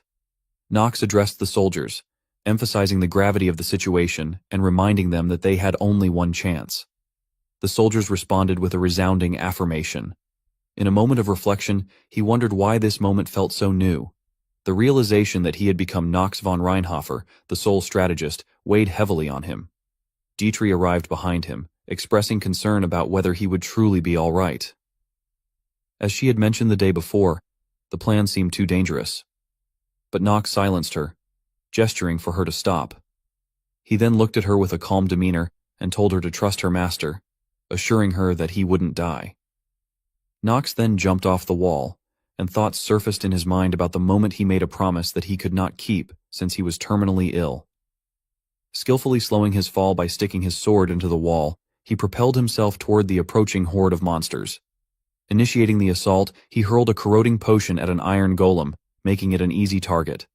A swift slash was all it took for the iron golem to fall. A series of messages appeared, indicating that he had successfully defeated the iron golem, and the proficiency for Chater's southern sword technique had increased. Knox began killing monsters left and right, stating that if he hadn't made that promise, he might actually die. A sly smile crept onto his face as he started slaughtering the monsters, urging them to become his stepping stones so that he could finally enjoy the game more, which had now become his reality. His expression widened as he noticed a colossal griffin soaring overhead. Facing the griffin, Knox greeted it with a determined look and questioned whether they should get started. The shock was palpable among the onlookers. Elena, overcome by the spectacle, questioned the reality before her. She couldn't fathom a knight capable of such combat prowess. Was it truly humanly possible? May, equally astonished, expressed her thoughts on Knox's speed, noting that his movements surpassed the limits of their eyes to follow.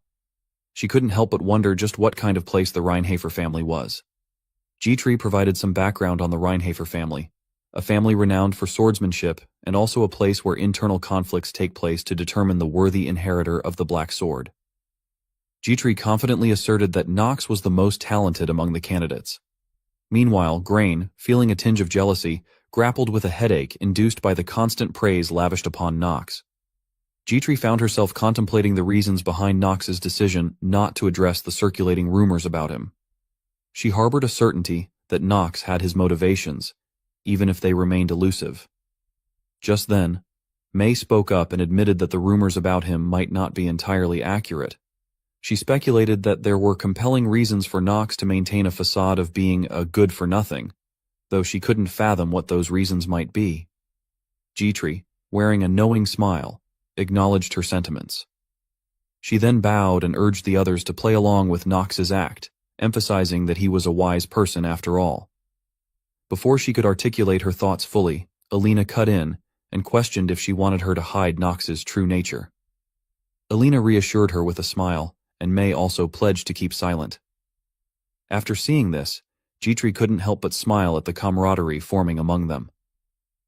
Suddenly, Griffin's war cry reverberated, sending a shiver down the spine of everyone present. Grain, witnessing Griffin's formidable presence, couldn't believe that Knox intended to face such a powerful opponent. In his mind, Knox seemed to be teetering on the edge of insanity.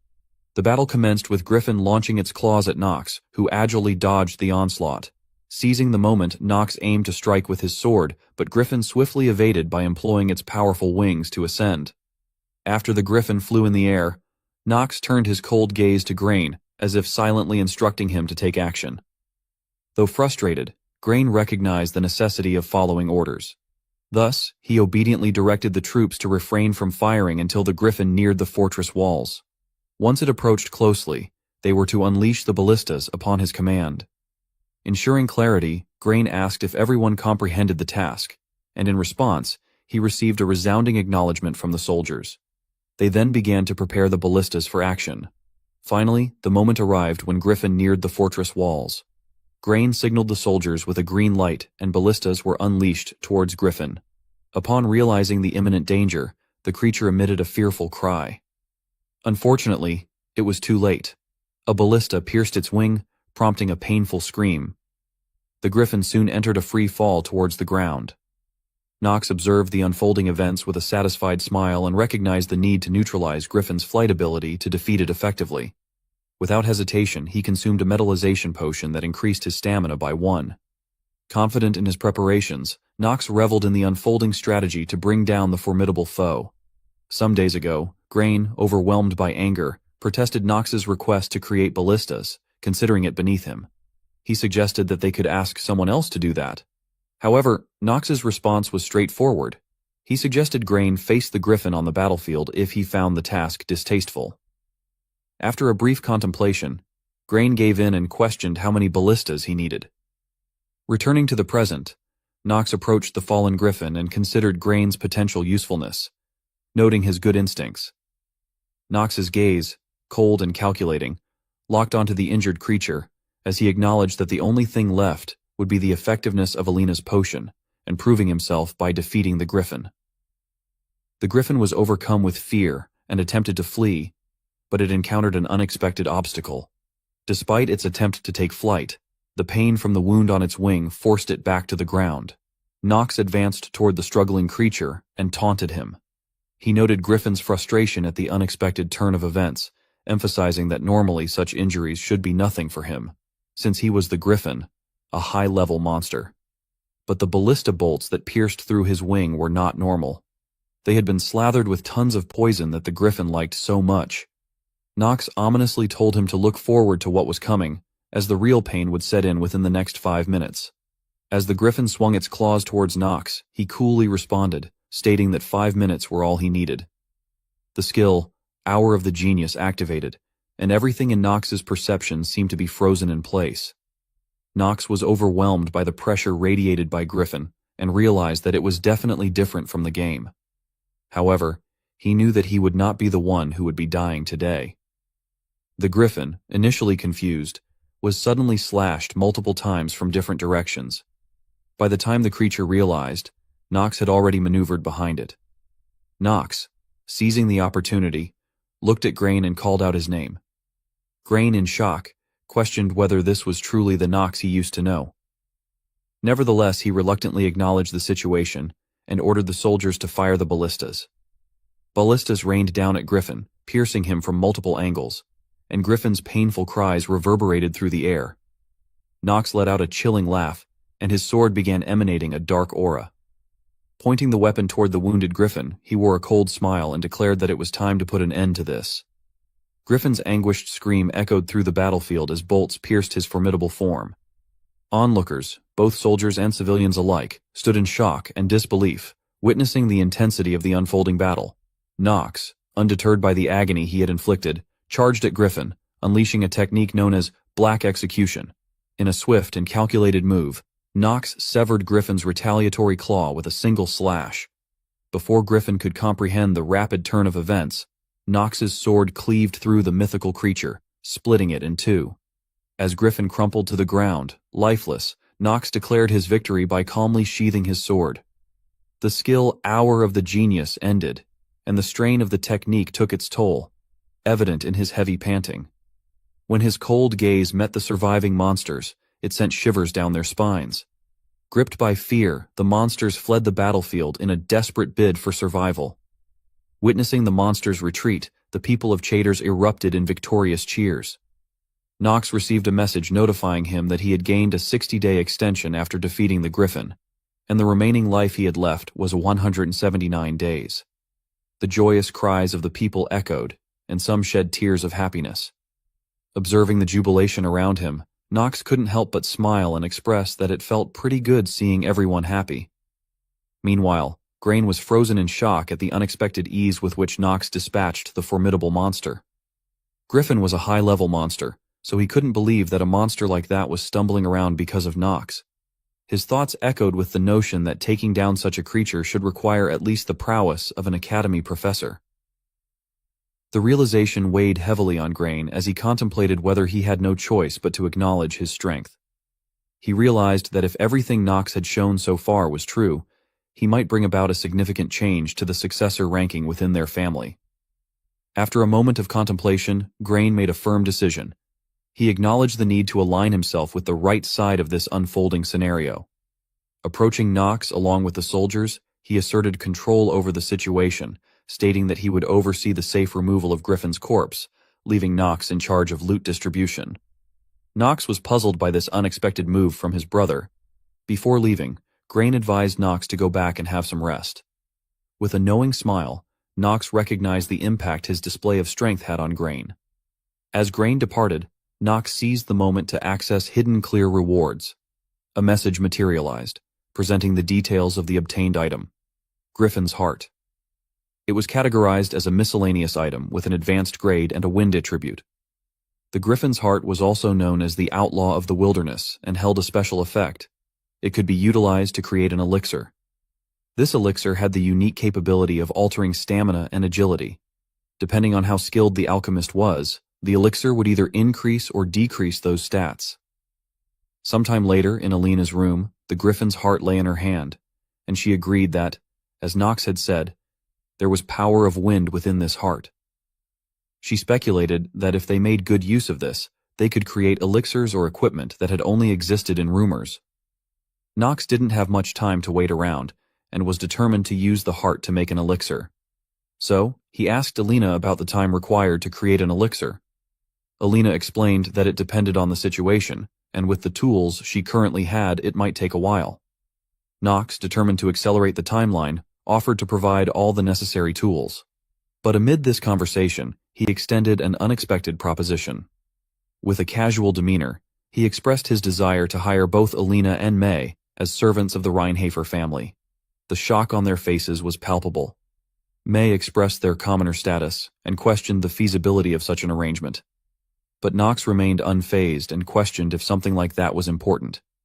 He asserted that if they possessed something he needed, he would utilize them, and there was no reason for them to not make use of him as well, but he emphasized that he would not allow a subordinate to harm their master.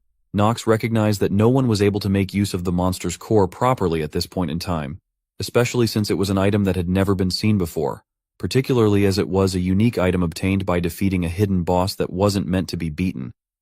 Crafting with it would be impossible for anyone other than a genius. Just then, Alina spoke with a firm declaration of trust, stating that they would follow and trust Knox for the rest of their lives, given that he had saved them. Knox's smile revealed his satisfaction with her answer. He contemplated the acquisition of two genius characters and recognized the potential they held.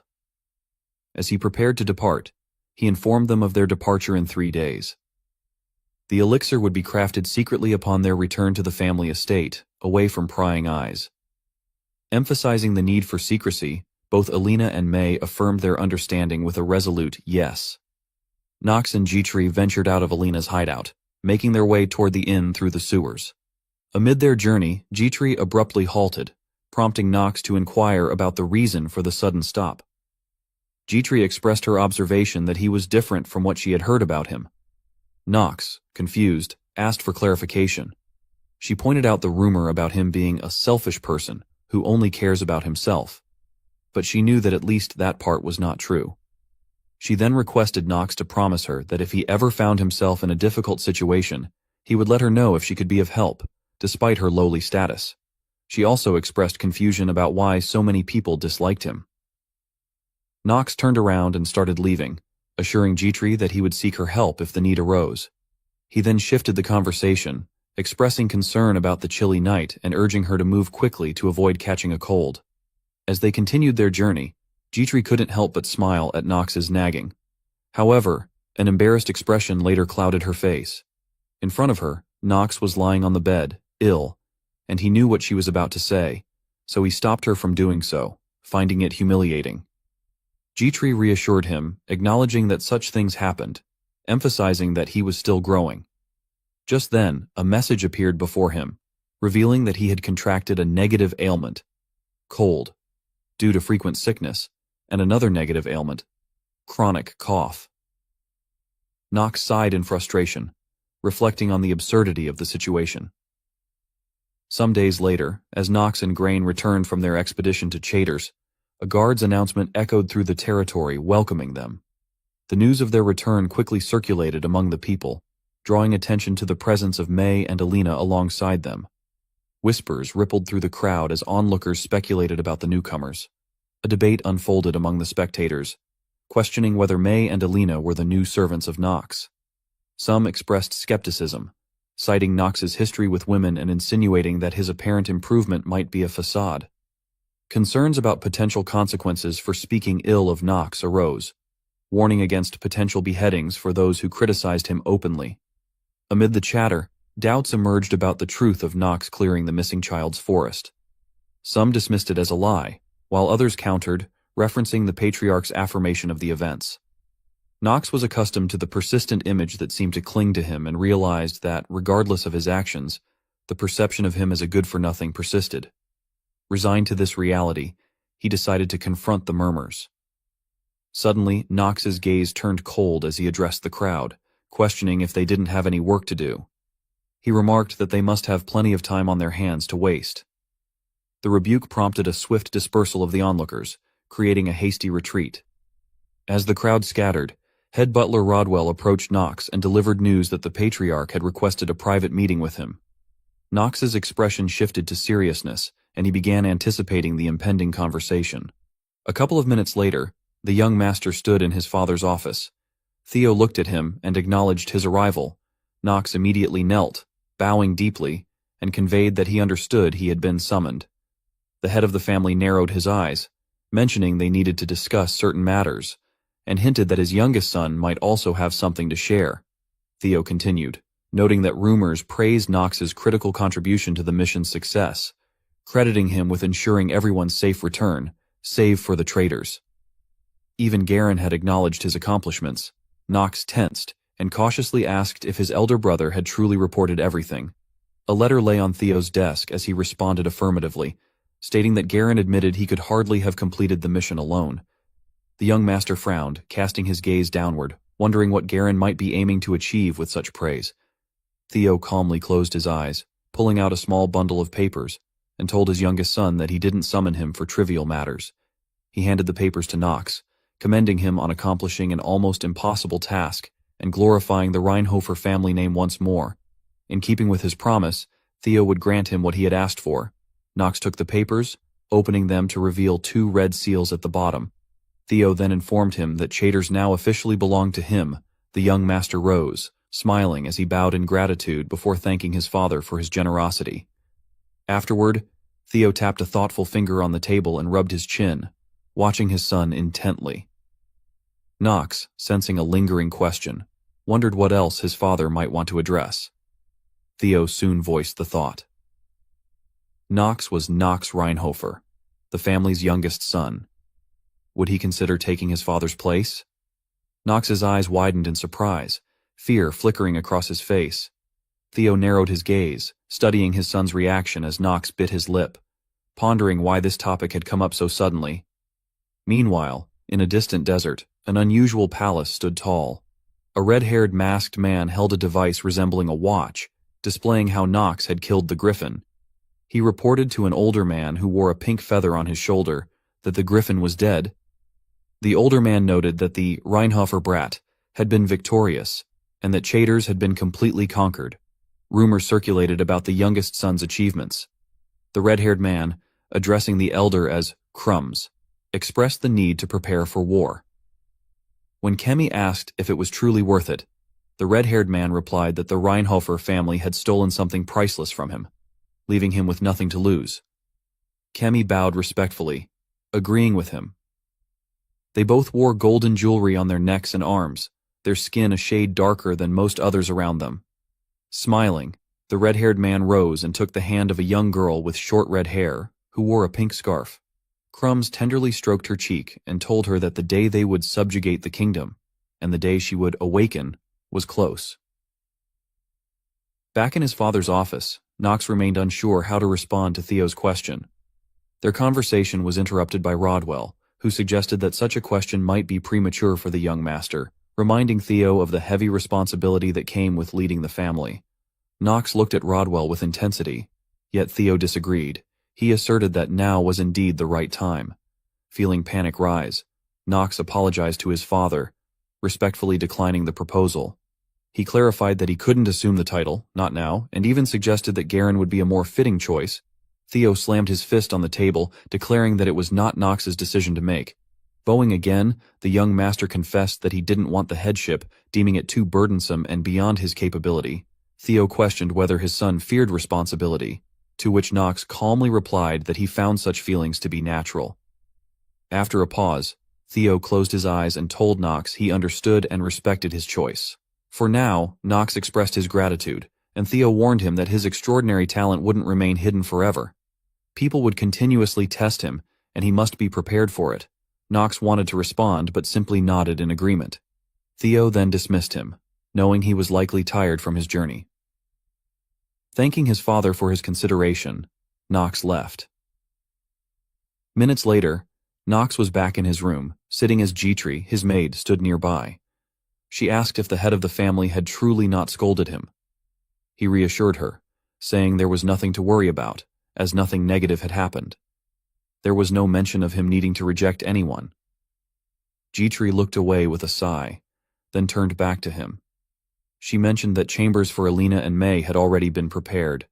Knox praised her, calling it excellent work. She dismissed it as merely the duty of a maid.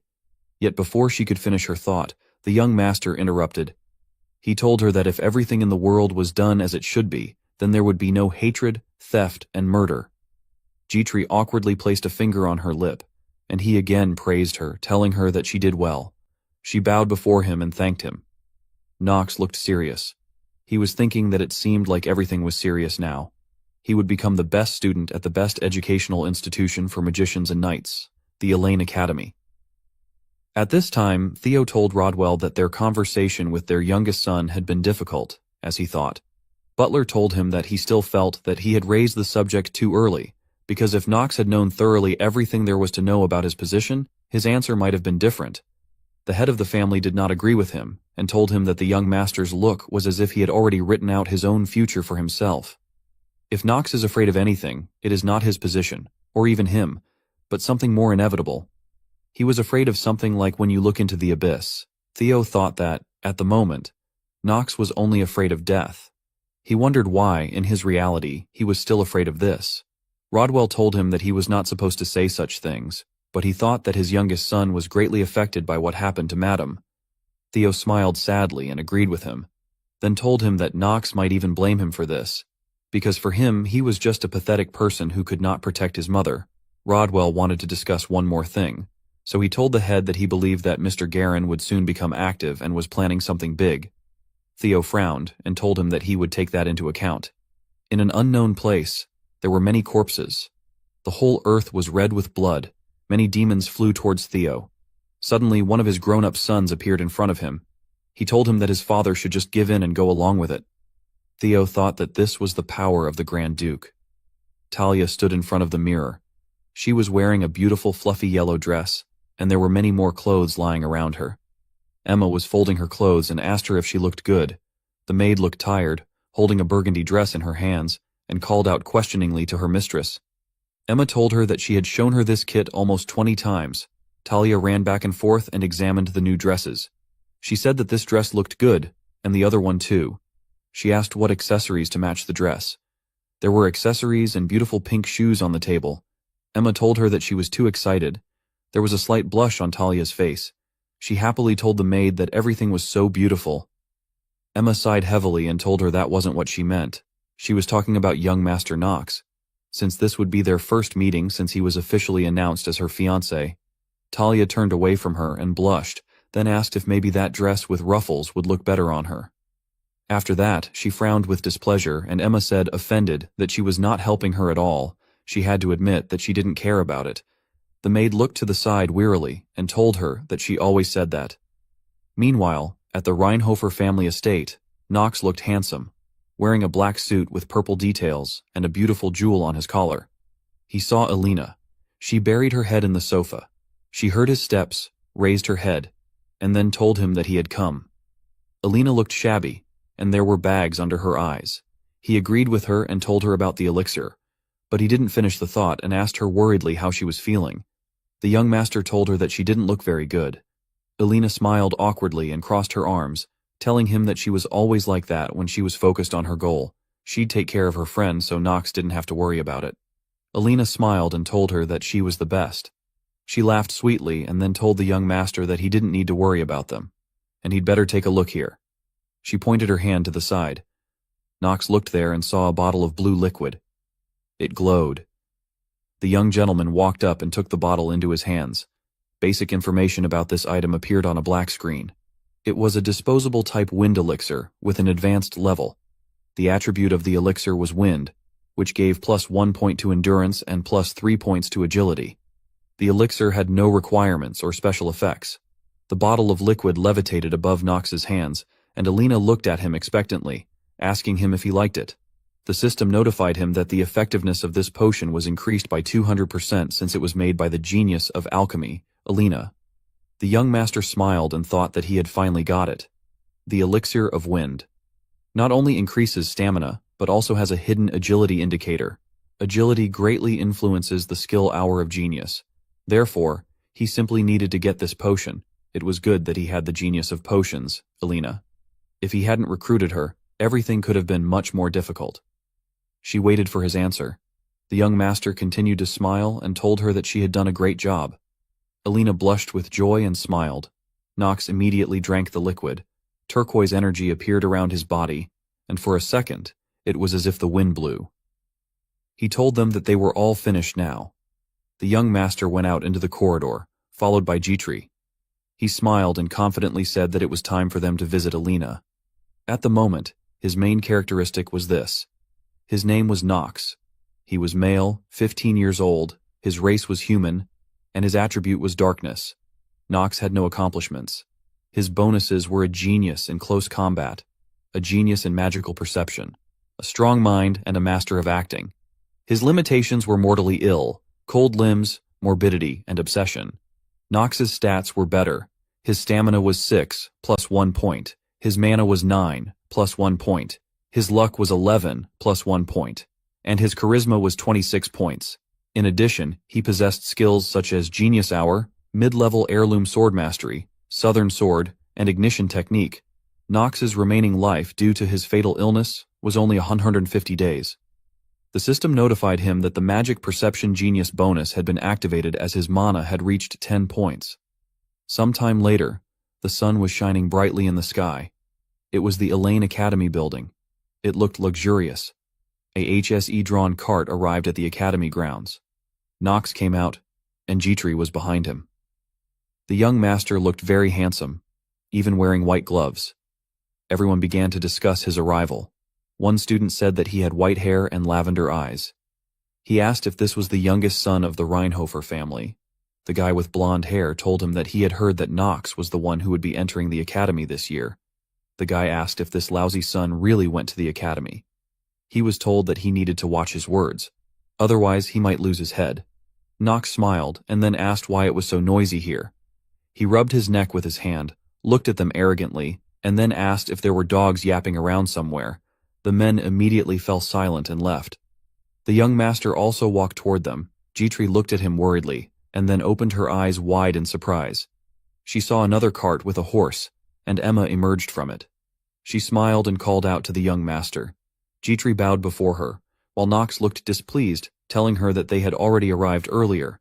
The system notified him that his acting skill was temporarily unavailable because he was too shocked. Emma agreed with him, saying it was because it was the Elaine entrance ceremony. She pointed to the carriage and told Talia she needed to get down and greet Mr. Nox. Talia began to panic, loudly asking if Nox was really there. She quickly slammed the carriage door and told Emma they needed a moment. After a brief pause, Talia exited, dressed in a beautiful academy uniform, her face red with embarrassment. Nox looked at her, thinking that although he expected her to be here, everything felt unexpectedly strange. He remembered practicing with a sword in the training room, suddenly dropping it in shock and asking Ron what she had just told him. The maid looked at him questioningly and replied that she'd only mentioned they were planning to betroth him to Lady Talia. She was about to elaborate, but Nox, panicked, grabbed her shoulders and asked how he was supposed to know. He told her it was a huge problem. But now he hopelessly closed his eyes, realizing that after checking, it was true. Their families had arranged the marriage without their knowledge, and he was not pleased. Talia was visibly embarrassed, stuttering slightly. She smoothed her hair and greeted him awkwardly. Nox looked away and returned her greeting emotionlessly. Talia seemed thrilled, smiling as she looked at him. Jitri approached her master and whispered, asking if this was Lady Talia, his fiancée. Nox responded irritably, telling her not to say that. Talia happily asked how he was doing. Coldly, he replied he was fine, and asked how she was. She answered that she was fine too, blushing. Their conversation was interrupted by a horse's neigh. Everyone turned toward the sound. In front of them was a green carriage. Knox thought of another renowned genius of Elaine Academy, Eleanor de Rival, who was from a rival family secretly ruling the continent. She was beautiful, with blue eyes and red hair, exuding an air of grace. Eleanor stepped down, smiling as she announced her arrival. Knox thought about her intense dislike for the original Knox in the game. Eleanor laughed, covering her mouth with her hand, and addressed her servant, calling him Mr. Knox. She remarked that she hadn't known he'd been selected to enroll in the academy, expressing her gladness to meet him. Knox asked if she was Eleanor, to which she smiled and confirmed, recalling a childhood memory. She added that she was the same heir to the merchant family he had looked down upon, giving him a slightly menacing look. Eleanor smiled, mentioning that she never thought they'd meet again. Knox reflected on her status as the only daughter of the richest merchant family, owning nearly half the continent, and her future nickname, the Money Fox. He panicked a little, remembering their childhood argument. The system notified him that his master acting skill was again unavailable. He recalled his childhood, seeing a young girl with red hair, looking at her displeased and calling her a non-entity, scoffing at the notion that status could be bought with money. Little Eleanor had blushed in shame and cried. Knox looked at her, realizing their tense relationship was a consequence of his actions. He thought that it seemed there were more people than ever ready to pierce his heart with a blade. Eleanor smiled and asked if something was wrong, noting he wasn't acting like himself. Crossing his arms, Knox asked how she thought he usually behaved. She told him to stop pretending, asking if he really enjoyed hearing insults. Knox narrowed his eyes in irritation, thinking she was a stubborn fool. He suggested she leave if she intended to quarrel. Eleanor laughed, telling him she knew he was still the same nasty fool. The young master frowned, asking her what she wanted, and if she was really that desperate for his attention. Eleanor, laughing sweetly, apologized, saying she had no desire to covet anything from the black sheep of the Reinhofer family. Knox thought to himself that he knew her disdain for Knox wouldn't vanish. He activated his vision skill, and information about Eleanor appeared. Her main attributes were, she was female, 15 years old, of the human race with a wind attribute, and held titles as a genius at counting and acting. However, she had limitations: vanity, pride, and a weakness against southern sword techniques. As Knox studied her stats, he noted that her characteristics remained the same, which, in his view, was better. The rival family, he thought, was willing to pay dearly for the title of D in their name. Alina's father paid dearly. She hated it. But still she made the most of this fact. She was too vindictive and touchy, and old Knox foolishly decided to quarrel with her. Knox tested her patience and quietly remarked that she shouldn't have been meddled with at all.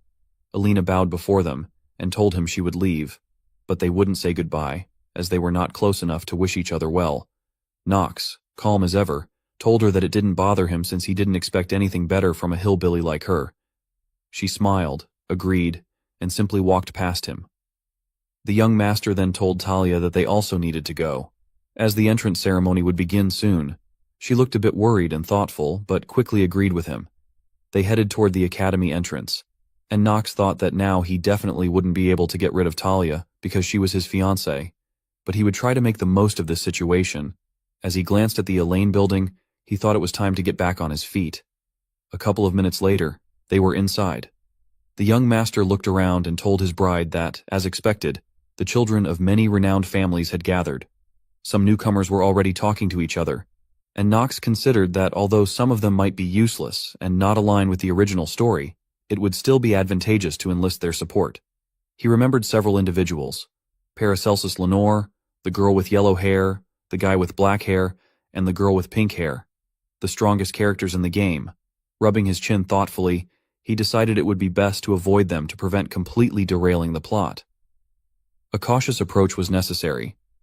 Suddenly, he asked the maid and Dias if he thought too many eyes were on him. Jitri told him that this was indeed the case. The aristocrats glanced at him every now and then, with shock and occasional contempt in their gazes. The maid furrowed her brows and told him she thought he would be popular in Elan. The young master crossed his arms, repeated her words, and asked if she thought the looks were too unkind for him to consider himself popular. Talia looked at him worriedly. Suddenly, someone coughed loudly, asking if everyone could hear him. Silence fell, and Knox looked at the stage, realizing everything would finally begin. Servants bowed before a man as a girl with white hair stepped onto the stage.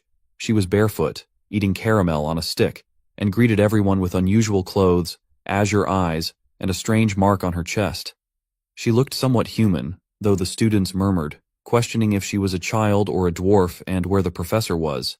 Knox thought they were idiots, for before them stood an unimaginable monster that could not be judged by appearance. A black screen appeared before the young master, detailing the girl's information. Her name was Noah Avon Trinity. Her age and race were unknown, her attribute was ice, and her achievements included being a pillar of Elaine Academy and one of the 4 sages. Noah's bonuses were genius for mana detection and goodwill, with limitations like inferiority complex, short stature, and laziness. Her stats showed 21 strength, 26 mana, 8 luck, 22 willpower, and 10 charm points. She had 2 passive skills, Sea of Mana and Ruler's Aura, along with active skills, Water Bubble, Cold Beam, and Blizzard. The young master turned pale, realizing this was a character he should stay on good terms with. Talia looked at him questioningly, but he warned her to say nothing about this girl if she valued her life. Noah smiled widely, introduced herself, and sweetly announced she was the new dean of the academy. Raising her finger, she warned the students, not finishing her thought before her hair stood on end and her eyes glowed blue. Threateningly, she warned that if anyone called her Shorty again, she would kill them. Afterward, she sweetly asked if they understood. She told everyone they would begin the trial entry into Elaine Academy. Surprising them, as the code did not mention such rules, Noah looked arrogantly at a student who raised an objection, telling him that this was the rule of the new dean to weed out the rabble. A huge, strange seal glowed with blue light beneath the students. She wished everyone to experience it, and sinisterly wished them good luck. Knox widened his eyes, realizing it had started. Suddenly, all the students disappeared. They found themselves in a forest, with the sun shining brightly. The students lay on the ground, breathing heavily. A bearded man with a bald head shouted at them to get up, calling them idiots for lying down in front of him. The students trembled, exhausted from the ordeal, but the man turned his attention to Knox, the young master, who stood on shaky legs, struggling to stay upright. The man squinted and examined Knox, who swallowed nervously, noting how the man's bald head gleamed like a halo. This was Bernan, a martial arts instructor and academy graduate known among players as Takaki, an incongruous nickname due to his shiny bald head. Despite his appearance, he was a competent instructor. Knox thought it would be challenging to prove himself to him. Bernan scrutinized him and, with a loud voice, called him Snow White, asking if he pitied himself. The young master frowned, hoping his expression didn't betray him, and replied that nothing was wrong. Activating his master acting skill, Bernan told him to stop talking about the future and learn to use his instincts, warning him against thinking nasty thoughts. Knox calmly raised his hand and asked Bernan to tell them about the entrance test. He told him that for now, he could put aside topics of conversation that did not relate to the matter. The instructor agreed with him and then told him that first, they needed to wake up all the sleeping students, so he had better cover his ears. Of course, he still needed it. Knox obediently covered his ears with his hands. Bernan's hands glowed with a blue glow, and then he sharply clapped his hands. After this, a very loud, obnoxious sound was heard, so the students started screaming. They stood up and asked what that sound was. The guy with brown hair asked loudly, "What kind of freak did this?" The instructor hit him hard on the head with his hand and told him that he was that freak. He asked him if he really had any problems. The guy looked at Bernan's bald head. His head seemed to be glowing, so he and the other students squinted at it. The instructor folded his hands on his chest and asked him if he not only called them names but also decided to make a dissatisfied face. "Does he have an extra life?" The guy quietly apologized to him. A couple of minutes later, students were carrying other students on stretchers. The instructor shouted to them that they needed to move the students who could not wake up to a safe place. After this, the remaining students stood in front of Bernan, and he told them that since they had come to their senses, he would tell them about Eldine's entrance test. Jam listened calmly to his speech, and then thought that this test was to diligently catch monsters on this island of magic. As a reward, after the death of the monsters, gems of different colors would remain. The fewer mana gems, the higher their value. He wondered why everything was like this. Wouldn't Mora be better? The young master answered this question to himself. He smiled and thought that this was only half true because in a test, they look at two things. The first is sensitivity to mana. Of course, this had already been tested with the help of Noah's mid-level magic. Whoever woke up first from its spell was the best. The second test checks the student's ability to detect even the smallest grains of mana. It is these two indicators that allow magicians to perform best in battle, and that is why the gems are specially selected in this way. That was the whole point of the test. Bernan told the students that this place was created through the spell of Noah, the current dean. There are a lot of creatures here, and pathetic worms like them don't even know how to fight. So they will be given an indulgence. They can unite in teams. The students immediately began to look at each other to spot a partner. Suddenly, a sword began to appear next to Nox. A sword also began to appear in the disciples' hands, so everyone looked at it in surprise. The instructor told them that the maximum number of people on a team is 8, and that it would be better for them to hurry up and decide. After that, he turned around and told them that he would be waiting for them at the top. Everyone looked at him in shock.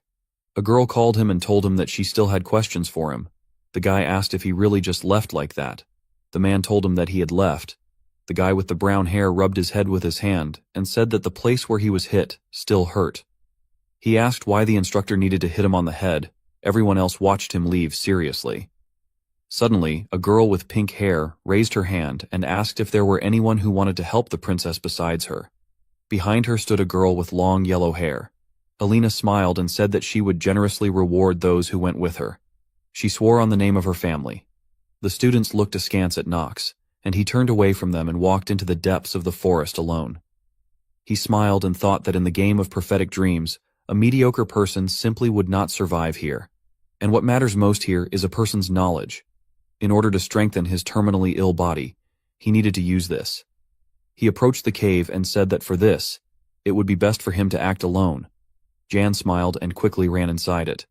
Meanwhile, the instructor stood at the top and his subordinates stood behind him. Everything around was covered in snow. He straightened his headdress and then thoughtfully rubbed his beard with his hand.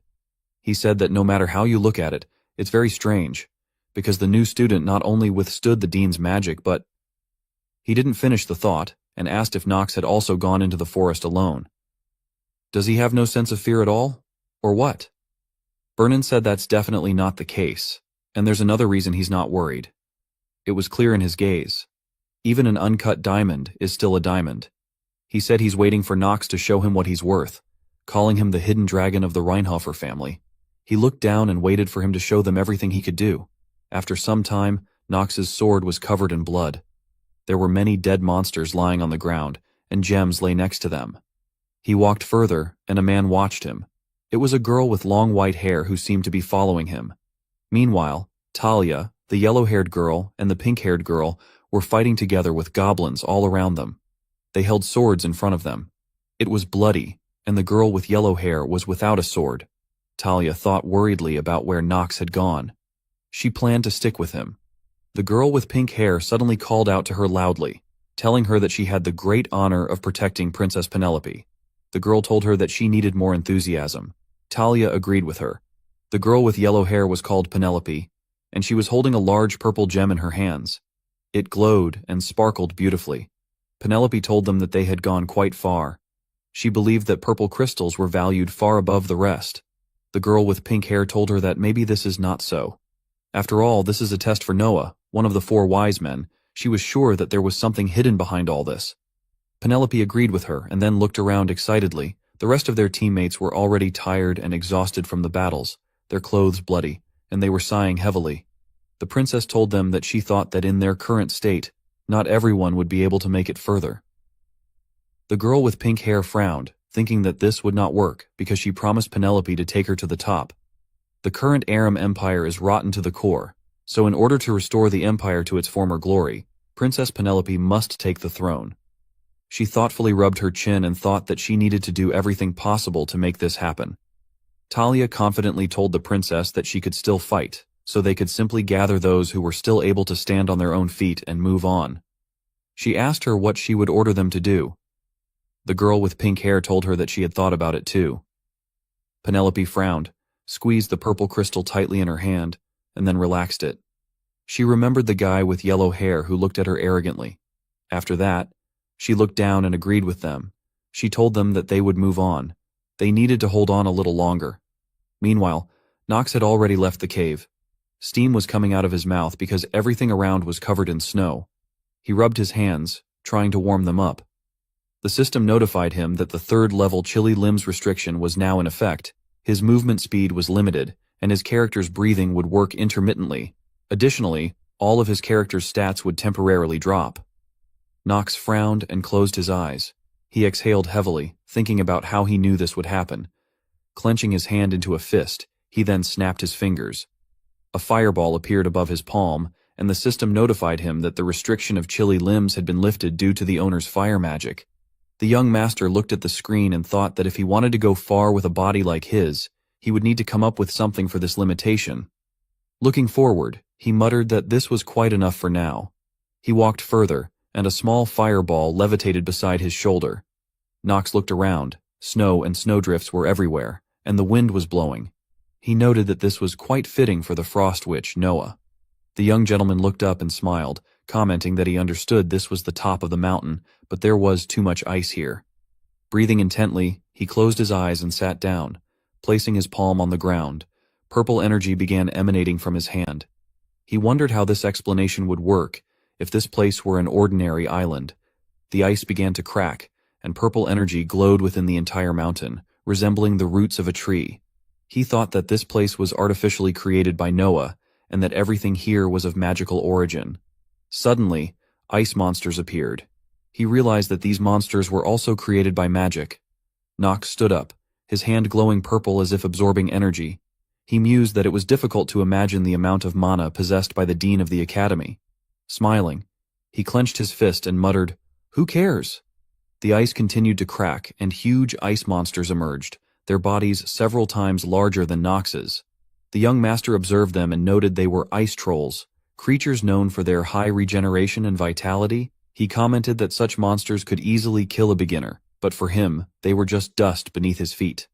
One troll swung at him sharply, but Nox quickly dodged. Another giant swung a huge wooden stick at him, but the young master crouched, dodging once again. When the troll tried to hit him a third time, Nox blocked the blow with his sword. His eyes glowed purple, and he thought about Noah's obsession with talented students. She wouldn't put students in a corner before they blossomed. Ice trolls weren't weak enough that any student could handle them. In the real world, encountering them would only make a person wish for a swift end. He looked seriously at the monsters, deep in thought, but didn't finish his contemplation as 4 huge trolls stood in front of him. A girl with long white hair watched him from behind a tree. Hidden, Nox darted forward, past the trolls, thinking about how Noah's monsters might have a specific behavior pattern as an indulgence. The first troll would always hit vertically and stay in the center, while the next would strike horizontally, slower due to a wide swing. He ran toward the last monster, thinking that this one would try to pierce him, but had the weakest blow of all. As the last troll swung, Nox blocked the attack with his sword, smiling as he realized he could parry the strike. He immediately swung his sword, cutting through the monster. Moving swiftly, he began to strike the other trolls with his sword. Blood spilled from their bodies as he withdrew his weapon and struck another monster sharply. With all the opponents defeated, they collapsed to the ground. Nox bent down, picking up a gray gem that had fallen from one of the monsters. Holding it, he pondered why he ignored the other gems.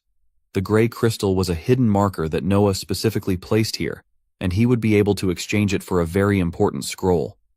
The young master would strengthen his hour of genius skill after completing this story. Meanwhile, a man with dark hair held a purple crystal, telling his partners that at this rate, they would be the first among their peers. Elena appeared displeased, but a girl with brown hair looked at the gem with interest, expressing hope. The girls smiled joyfully, clapping their hands, and agreed that they had done well. Eleanor, lost in thought, agreed, and said this should be enough to pass the test. Her thoughts trailed off as she remembered Nox going into the forest alone. She felt haunted by a strange feeling, and looked down, emotionless, recalling her childhood. A man shook her shoulders, demanding why she had quarreled with Reinhofer's son, clad in a long burgundy coat. He shouted, reminding her that they must rise above others. He asked if she understood that they needed to reach the top. Elena looked at him in fear, crying, as he shouted that she needed to find a way to approach Nox at any cost. She thought that this man had never seen her as his daughter. Currently, she rubbed her chin thoughtfully, wondering where Nox had disappeared to, thinking that facing this test alone would be of little use. Maybe he knew a secret way to pass this test with a high score. Suddenly she raised her hand and told everyone that she had a proposal. She smiled and told them that if any of them wished to rise even higher with her, then, in the name of the rival and family, she would guarantee them an even greater reward. Everyone began to discuss her proposal. The girl with short hair asked her if she didn't like this gem, warning that they might get hurt if they went any further because it was too dangerous. Elena smiled sweetly and agreed with them. Then, she asked if they agreed that the higher the risk, the higher the reward. The guy with blonde hair confidently told her that he would go further with her. She agreed with him. And a guy in dark clothes asked if he could join them too. Elena looked down sadly, thinking that everything always came down to money. She didn't know what Nox was up to, but it wouldn't hurt to find out. After that, she smiled artificially and asked them if it was time to move on. At this time, Nox was on the top of the mountain. He thought that the reason to take risks and go alone was simple, because everything would be rewarded in full. He looked at the corpses of the ice trolls, thinking that there was almost no opportunity to improve the Hour of Genius skill in this game. It was almost impossible until he discovered the hidden agility attribute. Nox said that nothing could be done about it, even if he attracted everyone's attention. Suddenly, he opened his eyes wide, turned around, and his sword quickly flew to the side. He was surprised by this because he had held his sword tightly in his hands. Paracelsus stood before him. Smiling, he told Nox that he hadn't expected to meet him again in this way. The swordsman smiled sweetly and told Nox that he was truly glad to see him. The young master looked at him in shock, clenching his teeth. This was not in his plan. A black screen appeared in front of him with the basic information of Paracelsus written on it. Male, 15 years old, of the human race. Attribute steel. No achievements. His bonuses were a genius of the sword and melee, a brilliant physician, strong in spirit, merciless to strong people, and compassionate to weak people. His limitations were lazy, obsessive, despises aristocrats. He had 10 points of stamina, 8 points of mana, 2 points of luck, 10 points of willpower, and 25 points of charm. His skills were fourfold: passive, maximum sword techniques, divine sword fusion, wanderer sword, and basic living sword. Nox thought that Paracelsus was one of the strongest characters in the prophetic dream game, and one of the 3 sword emperors. He wondered what such an exceptional person was doing here. The young master remembered that Paracelsus should fight the main character of the prophetic dream game at this part, and be inspired by his kindness, since he would protect Eleanor, who would get into trouble. Suddenly, Nox's eyes opened wide, as he realized something might be wrong here. Paracelsus looked at him angrily, abruptly pulling out a small dagger and throwing it at Nox. The young master managed to react, deflecting the dagger with his sword. He wondered where the main character was, who was supposed to entertain the swordsman. Paracelsus grabbed his sword and smiled, then told Nox he was interested in the crystal in his hands and demanded he hand it over. The system notified the young master that the master acting skill had been activated. Nox frowned, his eyes glowing purple, and called him a dirty worm with contempt. Paracelsus began to attack him with his sword, and the young master quickly leapt back from the strikes. He thought he must be mistaken, or perhaps the main character simply hadn't appeared in this world. The swordsman smiled and struck with his sword again, but Nox blocked the blow. Paracelsus was fast, and he immediately swung at Nox again. The sword's tip almost struck the young master, who pulled his head back, frowning. He thought he would really have to entertain Paracelsus. He asked him if he realized he was now confusing all the plot cards. The swordsman smiled ominously, saying he had no idea what Nox meant, but something had bothered him when they'd met before. In Chaytors, he had already wielded a sword perfectly. The young master asked him what he meant, and Paracelsus sweetly replied that he apparently had many worries. He asked if Nox could simply do as he asked, so they could each solve their own problems. The swordsman remarked that the gem would likely yield the highest score. Nox asked what would happen if he refused. Paracelsus calmly told him he'd leave him no choice but to take the crystal at any cost. They stood opposite each other, the atmosphere oppressive. The young master told him he was acting basely, asking if he'd planned this from the beginning. Paracelsus smirked and told him that he'd fallen for it himself. Nox thought that he might be the strongest character, but his talent had yet to fully awaken. Even as a genius, he had his genius hour skill for such situations, but now wasn't the time to fight seriously. The young master looked serious, considering that he might need this skill if the main character truly didn't exist, and he had to save Eleanor.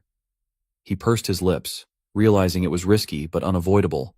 Nox told Paracelsus that he wasn't the only one who knew everything. The swordsman smiled, asking if he really remembered his name, and teasing if Nox would ask him to be gentler out of old friendship. The young master frowned and called him by his name. Kelsis. The swordsman smiled slightly. Nox pointed his sword at him, saying he knew he only joined the academy to uncover the mystery of his teacher's death. Paracelsus glared at him, calling him an idiot. The young gentleman smiled and asked if he was ready to talk now. After some time, Alina's team climbed to the top. Snow surrounded them. Suddenly, Penelope called out to her, saying she knew she'd get there too. Alina bowed before her, telling the princess that she wouldn't stand in her way. She just needed to verify something. Meanwhile, Nox and Paracelsus continued to fight nearby. The swordsman swung his sword, but the young master dodged the blow. Penelope agreed with Alina, adding that she herself didn't want meaningless battles. The girl with pink hair called her the princess, and said it would be difficult to overcome the son of Reinhofer and Paracelsus unless they received mortal wounds. The girl, Edna, put her hand to her chest and told the princess she'd follow whatever she decided. Alina watched the fight between Paracelsus and Nox. She thought it was strange because the youngest son of the Reinhofer family, whom she knew, had always been unremarkable. She frowned, wondering when he had become so strong. There was tense silence in the forest. Only the sounds of battle could be heard. Nox and Paracelsus were fighting each other, and Talia looked worried. Echidna asked if she really wanted to watch the fight. Talia sighed in alarm as Echidna told her she never imagined the Destroyer of the East would become their classmate. Apparently, his name was Paracelsus. Talia asked if Echidna really knew the guy fighting Nox. Echidna closed her eyes, frowned, then affirmed that he was known as the Grey Wolf, Paracelsus. He had been destroying bandit gangs in the East since his youth, earning his nickname. Talia admitted she hadn't known this. Her partner continued, saying this was the first time she'd seen such change in the son of the Reinhofer family. She hadn't known he wielded a sword so skillfully. Echidna folded her arms and watched the battle with interest, remarking that if it weren't for Nox's viciousness and laziness, he could have become a good knight. Talia awkwardly replied that she didn't consider him pure. Her partner chuckled in surprise and asked how she knew that. Talia remained silent, looking to the side. Meanwhile, Paracelsus attacked Nox repeatedly, calling him an idiot. Nox dodged the blows, surprised to sense his opponent's voice trembling with anger. It was natural. Paracelsus had been his only teacher, but his teacher had died because of a fool from Mill's Academy. Paracelsus paused and told Nox the games were over, then swung his sword sharply at him. Nox parried, and a system notification informed him his master-level sword skill had activated. Nox smiled, asking Paracelsus why he was so angry.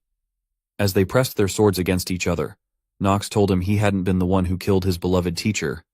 This enraged Paracelsus further, prompting him to swing his sword rapidly at Nox. But Nox dodged each blow. Thinking his opponent's attacks had grown a bit simpler, Paracelsus might be gifted, but he was still too young. They stood facing each other. Paracelsus tried to hit Nox again, but Nox sharply kneed him in the stomach, causing him to gasp silently. He flew back a few meters, sighing heavily, then attacked again, pointing his sword directly at Nox. Nox raised his own sword in defense. Paracelsus taunted him, wondering how much longer he could keep talking.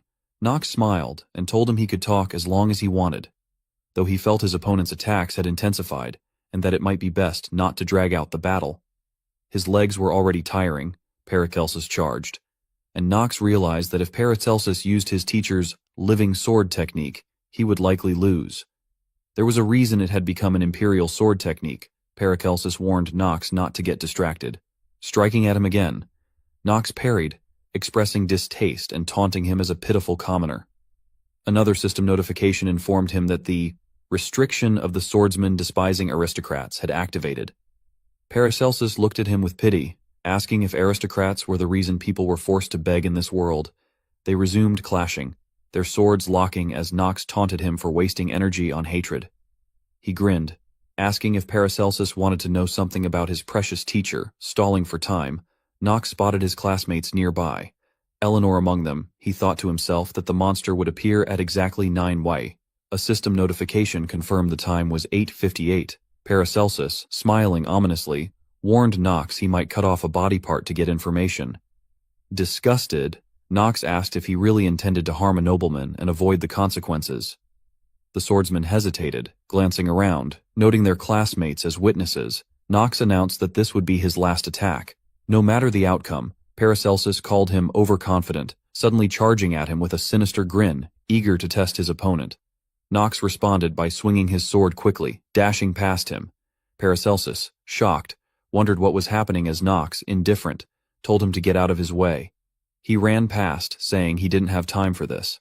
A strange black spot moved along the ground toward Eleanor, who watched Knox in shock, noting how fast he'd become. She suddenly heard a strange noise and turned. A dark shadow crawled across the snow, heading straight for her. She froze, face pale, realizing she couldn't escape its approach. As the black creature appeared before her, she cried out, asking if it was someone who wandered in the night. With fear, she watched the monster, thinking she might die meaninglessly here. Covering her ears, she whimpered in terror. Then, opening her eyes wide, she saw Knox standing in front of her. He cut the monster with his sword and calmly asked her, "What is this pathetic whining?" The black shadow dissipated, and the young master silently looked at Eleanor. She asked him in shock, "Why, you?" But she did not finish the thought, as Knox sternly told her that she couldn't even kill such a small creature. Being an elite, he thought this reaction was completely natural. The Night Wanderer was a mid-level demon, and in the world created by Noah, the monster wasn't even half as strong as it should be.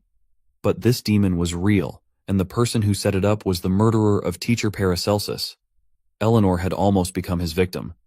In the original game, she became softer after the main character saved her, which Knox thought was a very stupid turn of events. Everyone looked at the young master in surprise. Alina frowned, clenched her hands into fists in embarrassment. Knox looked at her calmly, noting that the main character didn't seem to appear in this world. Eleanor blushed a little, and Penelope told him he shouldn't be so rude. She said he had saved her, but the situation was not as clear-cut. The princess asked him if he agreed with her. Knox bowed before her and agreed, and Penelope told everyone that the instructors and the new dean, Noah, should have taken their skills into account. Nightwalkers were not the demons applicants should fight. The young master calmly replied that the enemy always comes unexpectedly, and told her it was strange that she, of all people, should know this. The princess opened her eyes wide, and Echidna quickly stood in front of her, telling Knox he shouldn't bully Penelope. She annoyedly told him she was sure he perfectly understood the complexity of the situation. Otherwise, he wouldn't have come to help. Knox thought that she had ash-pink hair and a vertical pupil. It was definitely Von Zeno, the Echidna. She was the future head of the Zeno family, close to the princess, and known as the Snake of Greed. Basically, Zeno and Reinhofer didn't get along. They were families with opposing attributes. But in the game of prophetic dreams, nothing is simple. Knox calmly told her that, to be honest, he didn't even want to talk to a dog of the holy kind. Echidna asked him, displeased, if he really dared defame the name of the Zeno family. The young master asked her what she would do to him for this. At this time, a man was watching them from a hill. This man was Bernard. He loudly shouted at them to stop bickering. After that, he quickly jumped down and called them all idiots. Knox calmly asked if the exam was over. The instructor answered affirmatively, and the young master showed him the gray crystal he had obtained from the monsters. Bernard told him he didn't think any of them would actually get the gray gem. It was unexpected, but well done. If, of course, he left out Knox's arrogance, Knox looked at him questioningly, after which the instructor announced that the highest score was given to Knox, who had managed to get the gray gem, while the owners of purple gems were awarded second place. He asked if everyone agreed with this. Everyone was silent, but then the princess raised her hand. She asked if the attack by the Night Wanderer was part of the exam, saying the monster seemed all too real and demanded an explanation. Bernard told her this case would still be investigated, and that for an unforeseen situation with a risk to life, Eleanor would receive appropriate compensation. He looked at Knox, again calling him Snow White, and told him that he too was entitled to a special reward for saving a peer's life. The young master calmly turned away and told him he didn't need a reward. He thought that getting involved with Alina would only complicate things. Without the main character, the world would drown in injustice. and this wasn't quite right, but accepting the reward would mean acknowledging something that wasn't true, and he preferred to avoid such misunderstandings. After that, he went in the other direction, but Eleanor called out to him. She asked, "Why did you help me?" He opened his eyes wide and then looked back with displeasure, thinking that everything always goes awry. The system notified him that the master acting skill had been activated. The young master calmly looked at her and told her that he was just killing a monster. And then, out of nowhere, she appeared. Alina frowned questioningly and looked at him. He turned away from her again, frowning awkwardly. Knox sighed heavily, thinking about how he had avoided this conversation. Eleanor, known by her nickname, the Money Fox, was rich and calculating. She was convinced that everything in this world could be bought with money, even a human heart. However, he didn't finish the thought. Some time later, Alina was riding in a carriage, a young man sitting opposite her. She looked out the window and asked him why Knox had saved her, remarking that he'd even refused the instructor's award. She remembered his words about just killing a monster, but it felt like an obvious lie. The man spread his arms wide and asked her if it wasn't pointless. Did she not think so herself? He told her that Knox was the most common scoundrel. Alina disagreed. "It's not that simple," she argued. "Knox lied to me. He must have had a reason." The man asked if she truly believed that, and she frowned, looking out the window. Her face became serious, and she told him she needed more details. He assured her that he would try to gather as much information as possible. She cut him off, saying she would handle it personally. Then she warned him that the Reinhofer family wouldn't sit idly by if they discovered someone collecting information and compromising evidence about them. A scroll lay in her lap, listing the general and advanced subjects she'd study at the academy. The man smiled, nodding his understanding. Sometime later, in the dormitory of Elaine Academy, Knox sat in a chair. Gitri, watching him with worry, asked if he was truly okay, mentioning his pale complexion and recent hypothermia. A white towel rested on his forehead as he reassured her not to worry, that he would get better. Yet he knew there were unresolved questions. If there was no main character, then someone had to take on the role to regain his lost memories and uncover the one sending him those messages. He believed it was necessary. There was no other option. Only Knox, whom he possessed, was the villain. Suddenly, he opened his eyes wide, stood abruptly, and asked, "Is this really a way out?" Gitri gasped, calling his name. Knox smiled, realizing that even in this world, there was a way to be both villain and protagonist. Meanwhile, in an unknown place, the sky glowed red, dark smoke swirled, and bodies lay scattered on the ground. A piece of cloth like a flag fluttered on a stick with a bird emblem. Among the corpses stood a girl with long red hair, holding a sword and looking fierce. A man in a long cloak and iron mask called her Moon Lady, telling her that the mines had begun to stir. He knelt before her, vowing to awaken. The Moon Lady declared that the continent would soon be rocked by another bloody storm. The man, Daff, asked if she was ready. She turned away, instructing him to prepare, confident their goal would be achieved. As she pulled on her cloak adorned with a moon-shaped keychain, blood smeared her hands and clothes. She swore to destroy the Aram Empire, but left the sentence unfinished. In another moment, Knox reflected on his past life, recalling that experienced gamers often shared a perspective, that the line between protagonist and antagonist was thin. Of course, he agreed with this notion. Both characters faced similar trials. Only monster bosses represented absolute evil. Villains were usually those who had endured trauma, which explained people's obsession with them.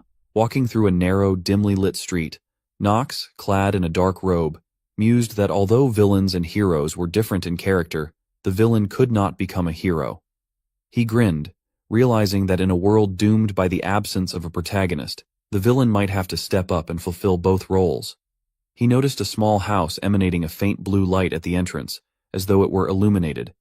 Rubbing his neck, he muttered that he didn't particularly enjoy this life on the edge, but it was all he had.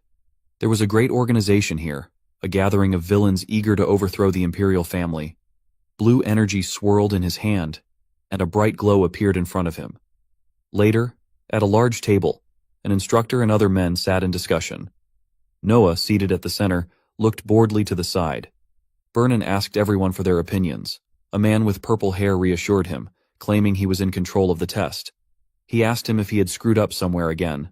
The instructor got angry, pursed his lips, and then called him a fool, telling him that he had already said that he was innocent. Suddenly, Noah opened her eyes wide. She looked ominous. The dean asked them what they were doing now. Bernan abruptly put his arm around the purple-haired man's neck and told her that they weren't doing anything. He laughed awkwardly and asked her if they could continue the discussion. He told everyone where they were at and didn't finish the thought because Noah smiled artificially and asked them if they hadn't listened to her. Everyone looked at her in fear, and she told them that she had informed the entire teaching staff. She asked the instructor with the man with purple hair if they weren't listening to her. As always, a gray-haired man with glasses told everyone that the dean spoke about the enemy who appeared during the entrance examinations and put the applicants in danger. Noah sighed heavily and agreed with him. She told the teachers that behind this there were people who wanted to wreak havoc in the academy, as well as throughout the empire. Eleanor was only the first target. The dean asked them if they could imagine why she, a star in the world of finance, became their target. The purple-haired man told her that it was because the rival trading company, which her family runs, imports about 70% of the goods into the Arkham Empire. Bernan told her that if the enemy deliberately wanted to strike rival, then he was unlikely to stop there. Noah agreed with him and told them that what happened was both a challenge and a warning for the academy.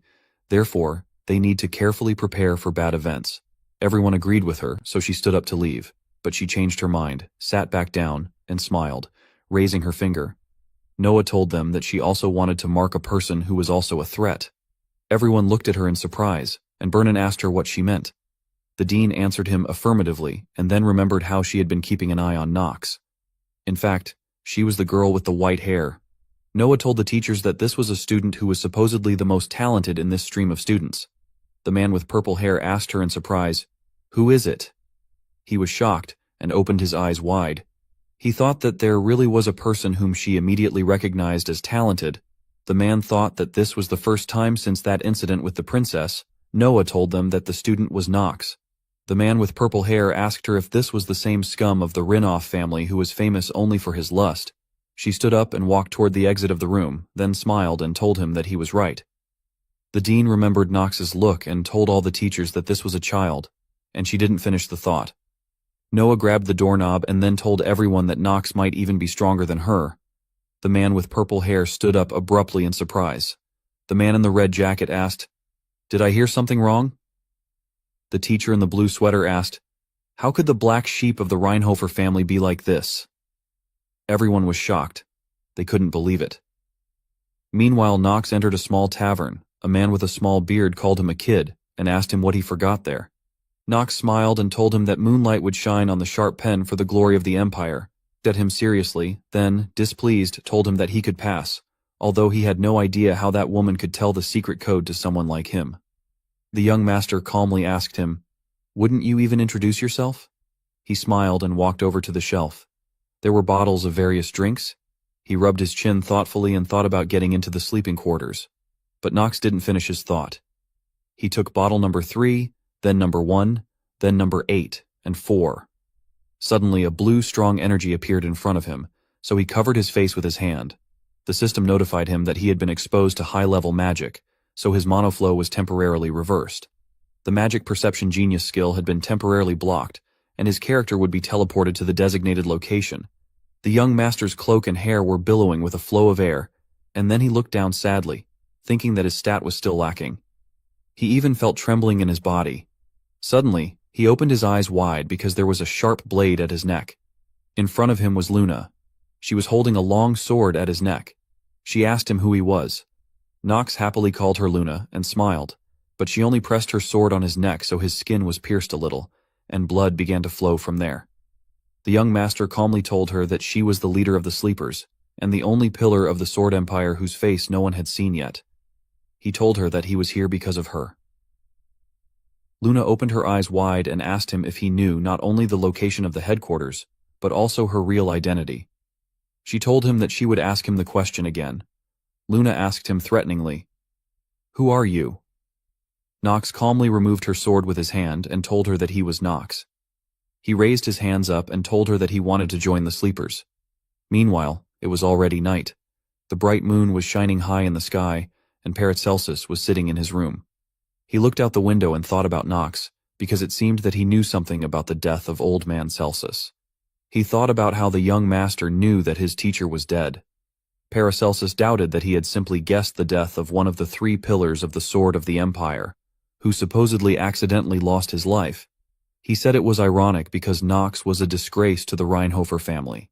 Paracelsus wondered where such a lie came from. He remembered the battle at the top of the mountain and thought that although it was only for a couple of moments, the young master had clearly surpassed him in speed. He had never seen a faster man, with the exception of old man Celsus. Maybe all known information about Knox was deliberately fabricated, and rumors about his personality and behavior were lies. Paracelsus got up, lay down on the bed, and then asked why this was necessary. Why would the Reinhofer family hide such talent? The swordsman said that, however, this should not worry him because he would simply trample anyone who stood in his way, especially if it was a stinking aristocrat. There were deep scars on his chest, and he calmly closed his eyes.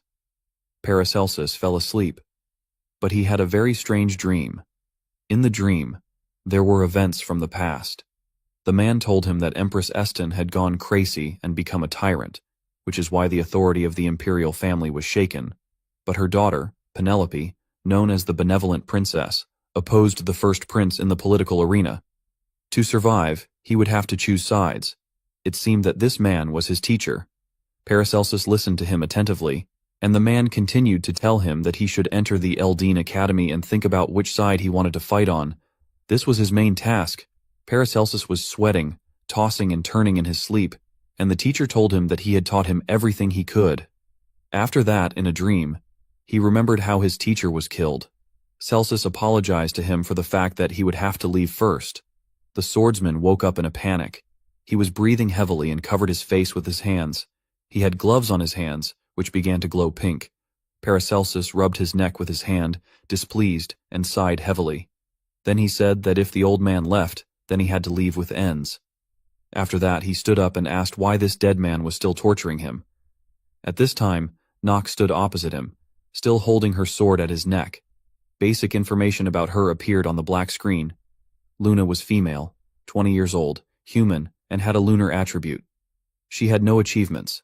Luna had 4 bonuses: genius of the sword and battles, aggressive eye of reason, cold-blooded. Her limitations were cruel, berserk, die hard, fan crazy. Luna's statistics were good: 27 stamina points, 24 mana points, 4 luck points, 25 willpower points, and the same number of charm points. She had 3 passive skills: battle spirit, piercing gaze, and intimidation. In addition, Luna had active skills: Moonsword Master and Monab Burst. The system notified the owner that some of the information was unavailable. This would be revealed as the story progressed. The young master thought that she was one of the 3 pillars of the sword. She was a monster that was comparable to the best knight masters at only 20 years old. Additionally, her sword style was not that easy to master, but unlike black swordsmanship, which he could only learn by becoming the head of the family, her techniques would become available to him immediately after he gained her trust. Of course, he would have to join the Sleepers and prove himself. For this, Luna asked him why the son of the great Reinhofer family would join a criminal organization. The system notified the young master that the first-level bleeding was in effect. He calmly told her that he was here to destroy the Aram Empire. She told him what it was, but she didn't finish the thought because Knox interrupted her and asked her what she probably already knew: that in order to destroy the Empire, you first need to destroy the Eldine Academy, which is under the influence of the imperial family, right? He put his hand to his chest and smiled, and then confidently told Luna that he was ready to spy for her. She asked him if he really thought he was capable of this. Knox answered her in the affirmative. Luna looked at him in disbelief before lowering her sword and telling him that he was clearly not the timid guy. She asked him again what his name was. The young master rubbed the new wound with his hand and introduced himself to her. The moon called Death. The man in the black cloak immediately approached her and told her that he was here. She told him that he must prepare for the moon test. Daff had terrible scars on his face. He bowed to Luna and told her that he would carry out her order. After that, he walked up to Knox and handed him a black robe. He told him that he needed to put it on and follow him. After some time, the moon was still shining brightly. They walked in a small forest. The young master looked at the sky and thought that this was great because everything was going according to his plan. They came to a strange building, and Daft told him that after he ascended the altar, he must kill all the enemies that appeared. Besides, he shouldn't lose the cloak he gave him. Daft spoke a little strangely. He seemed to stutter a little, and spoke very slowly. His voice sounded mysterious. Nox asked him why he shouldn't lose his cloak.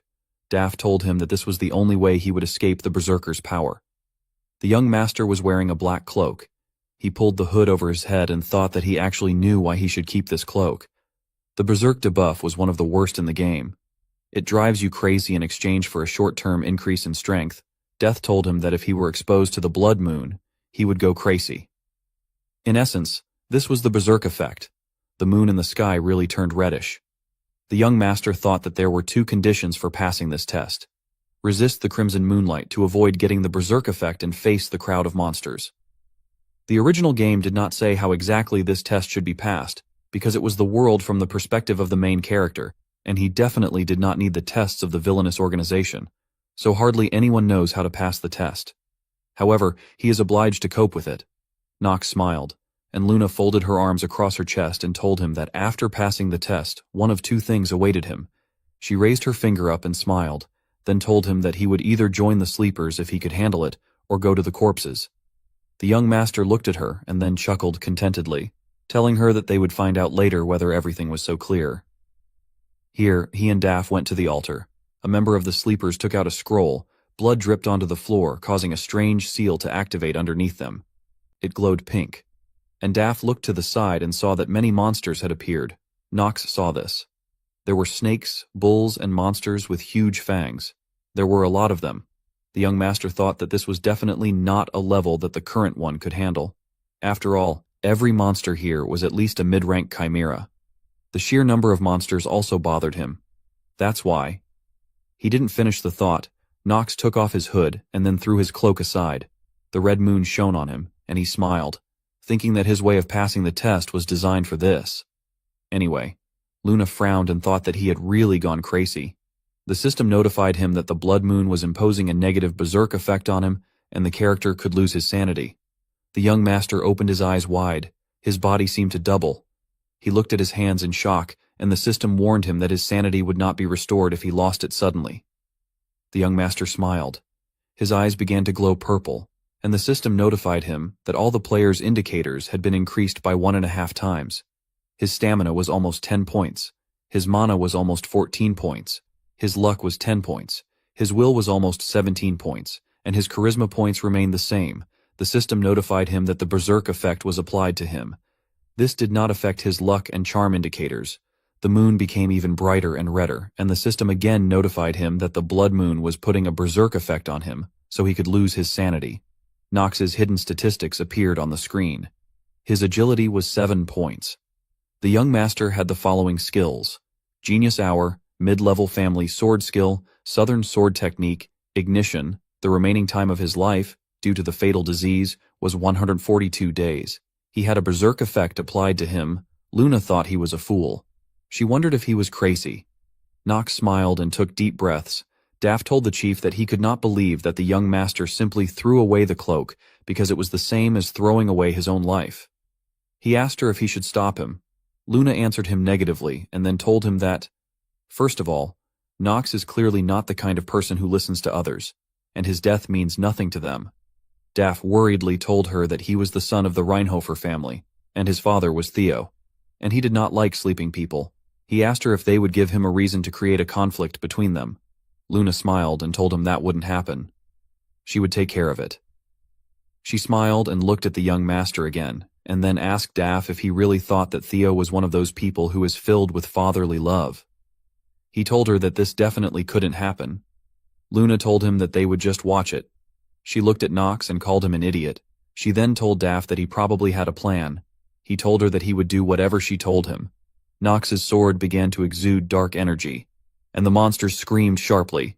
The red dragon quickly rushed towards the young master, but he immediately cut the body with his sword.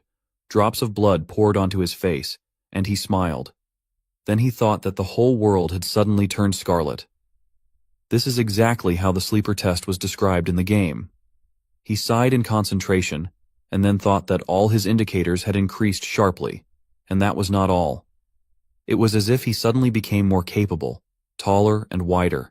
Even his shoulders grew larger. Nox was now definitely more capable than all his peers. The other monsters screamed and ran sharply towards the young master, so Nox opened his eyes wide. It glowed purple. After that, he again easily cut the monsters. He tore off their heads, his clothes, hair, sword, and face were all covered in drops of blood, but the monsters did not decide to calm down. Many beast-like monsters ran towards the young master, so he crouched down a little and assumed a comfortable position for attack. He thought about how the berserk effect is considered a negative status, one of the worst prophetic dreams in the game. It only appears during the blood moon. Nox smiled and held out his petrol sword in front of him, and then thought that he had come here with the intention of using it from the very beginning. It was all thanks to one trick. The system notified him that with 2 genius-level characteristics, he could suppress the negative effects of the blood moon. The young master thought that he had the characteristics of melee genius and magic perception genius. The system notified him that the negative impact had been suppressed. Nox looked at the monsters and thought that the whole point was that geniuses were just on a different level. It was very dishonest, but he could afford it. After that, the young master quickly jumped up and then swung his sword, saying that he was using the Grim Judgment technique. He landed hard on the ground and hit the monsters hard with his sword. Many heads were cut off. Luna and Daff looked at him in shock, and the system notified the young master that, thanks to the effect of the Black Flame Ring artifact, his life was extended by 2 days and 7 hours. Nox smiled. He looked like a madman. He shouted to the monsters that if they were so jealous, then they too could get a fatal disease just like he did. After that, he quickly swung his sword around him, and many monsters fell to the ground again. Luna shouted something to him, but Nox did not hear her. He thought that it was too noisy here. He sighed to calm himself down, and then walked up to her and asked her if the test wasn't over a couple of minutes ago. Luna was watching the fight.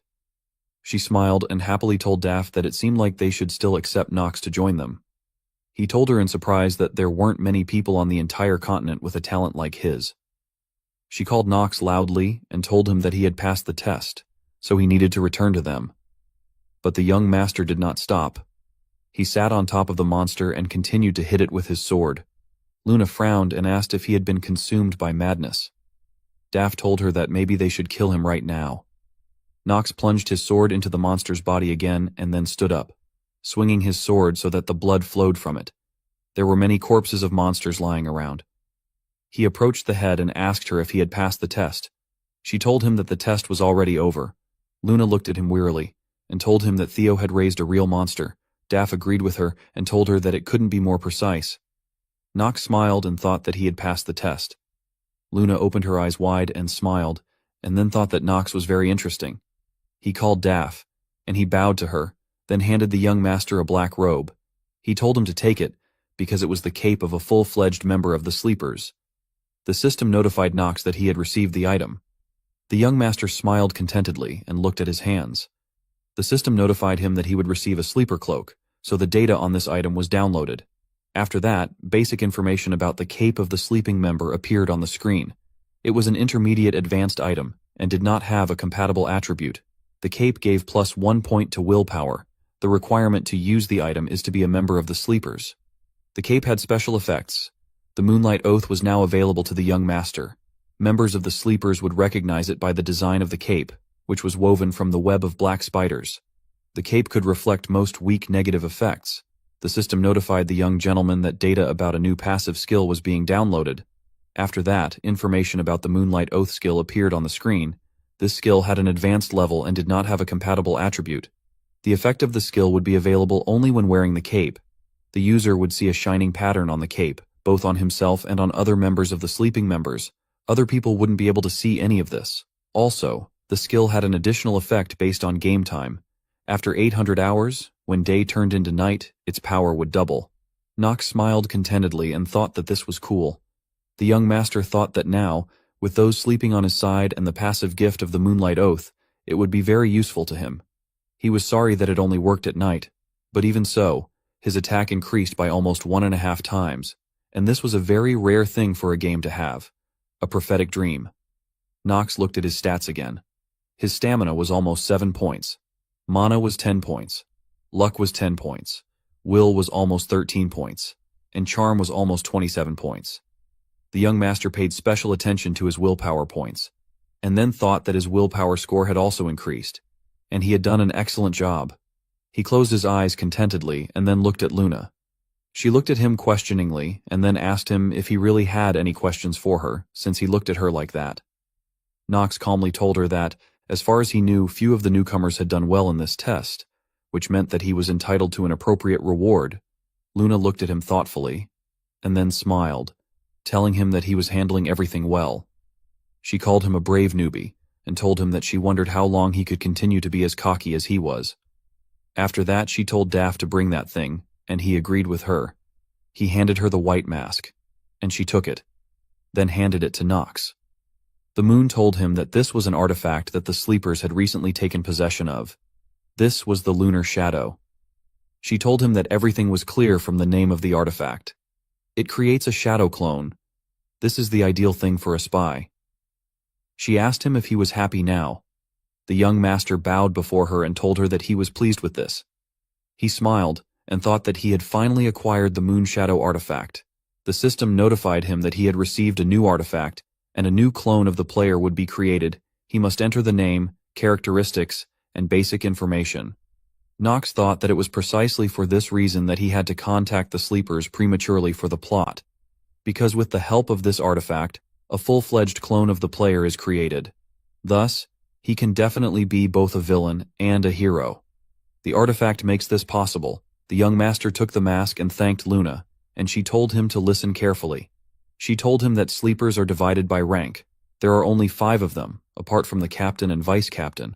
The remaining members are ranked from 3rd to 3rd. Since Nox is a newcomer, he has been assigned the 3rd rank. Nox told her that he understood everything. Luna told him that he was now free until he was assigned a mission. He bowed before her, and she told him that she hoped he would not disappoint her. After that, Nox approached the blue portal, and Luna asked Daff, "Isn't Nox an interesting boy?"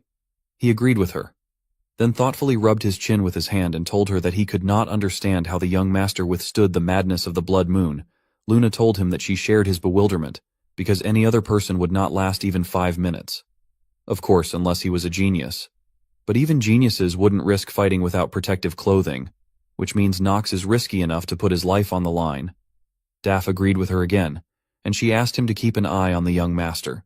She told him that they should watch what Nox was good for and what else he would do.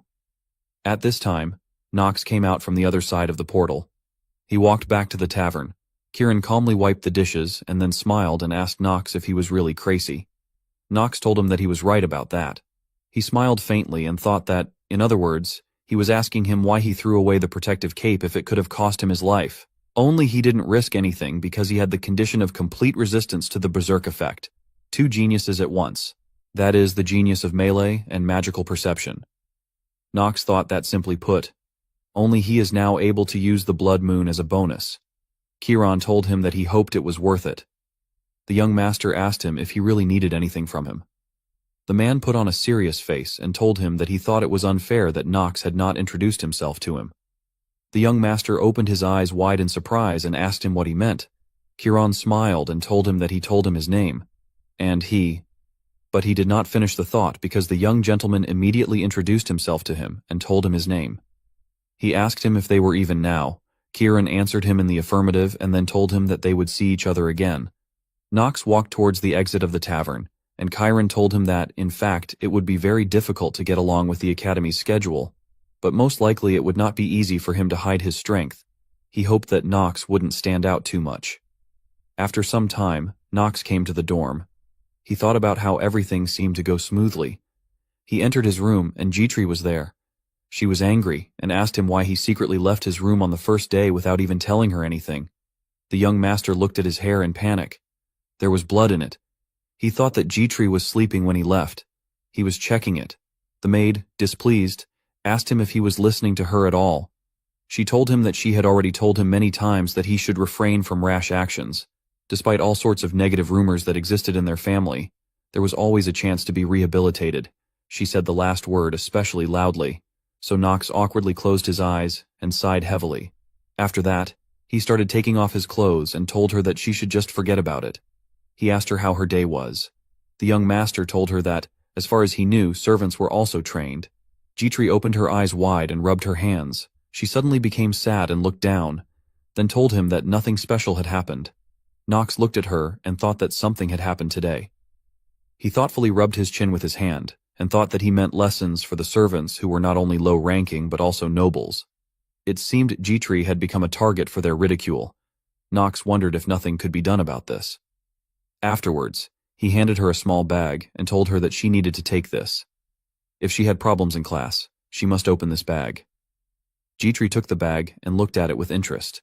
She asked him what it was, but the maid did not finish her thought because the young master smiled and told her that she should only open it in case of trouble. There was an item in this bag that would help her quite radically.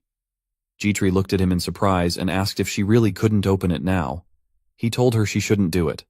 The maid bowed before him and told him that she understood everything, and if anything happened, she would certainly use this thing. The young master smiled and told her that she should not hesitate to use it if she got into trouble. He asked her if she understood him, and she answered him in the affirmative. After that, the system notified him that he had successfully entered the Elite Academy, and the first part of the plot had been completed. Nox opened his eyes wide in surprise and thought that this had finally happened. A message appeared on the screen stating that he had one unread message. The system asked him if he wanted to read it. The young master pressed his finger on the screen and thought that, of course, he wanted to do this. After that, he felt a strange sensation in the letter. The sender greeted him and wrote that if he received this letter, then he had successfully joined Lane Academy. The sender knew that he could handle this task without any problems, so he was happy for him. Nox thought about the fact that the sender of the letter expressed himself in such a tone as if he saw right through him. This person knew him well. He continued reading the letter. The sender wrote that this was just the beginning of the tests. He was sure that Nox had had a hard time before, but alas, it would only get worse. No one could cope with this except him, because only Nox was destined to know the true ending. The sender wrote that he knew it would sound irresponsible, but he was really trying to help him in any way he could. The man also included gifts in the letter and wrote that there were not many of them, but he hoped that he would accept what was attached to this letter. The young gentleman sat down and said that the contents of the letter didn't really explain anything this time either. He needed to rethink everything well, because there was a possibility that the sender of these letters was a prophetic dream. The very fact that this person could influence what was happening through the system and send something to him proved that his conclusions were correct, so he should focus on completing the story because it was directly related to his lost memories. The young master sighed and said that he would stop talking about something that he couldn't decide for now. He looked at the letter icon on the screen and said he'd better take a look at this gift. Nox pressed a button to make his character's inventory appear on the screen. Suddenly, he opened his eyes wide in surprise because several names appeared on the screen. Theo, Alan, Hars, Talia. He was shocked and said that if he understood everything correctly, but he did not finish the thought because he pressed the button with the name Talia, and many screens appeared in front of him. Basic information about Nox's father also appeared on the screen.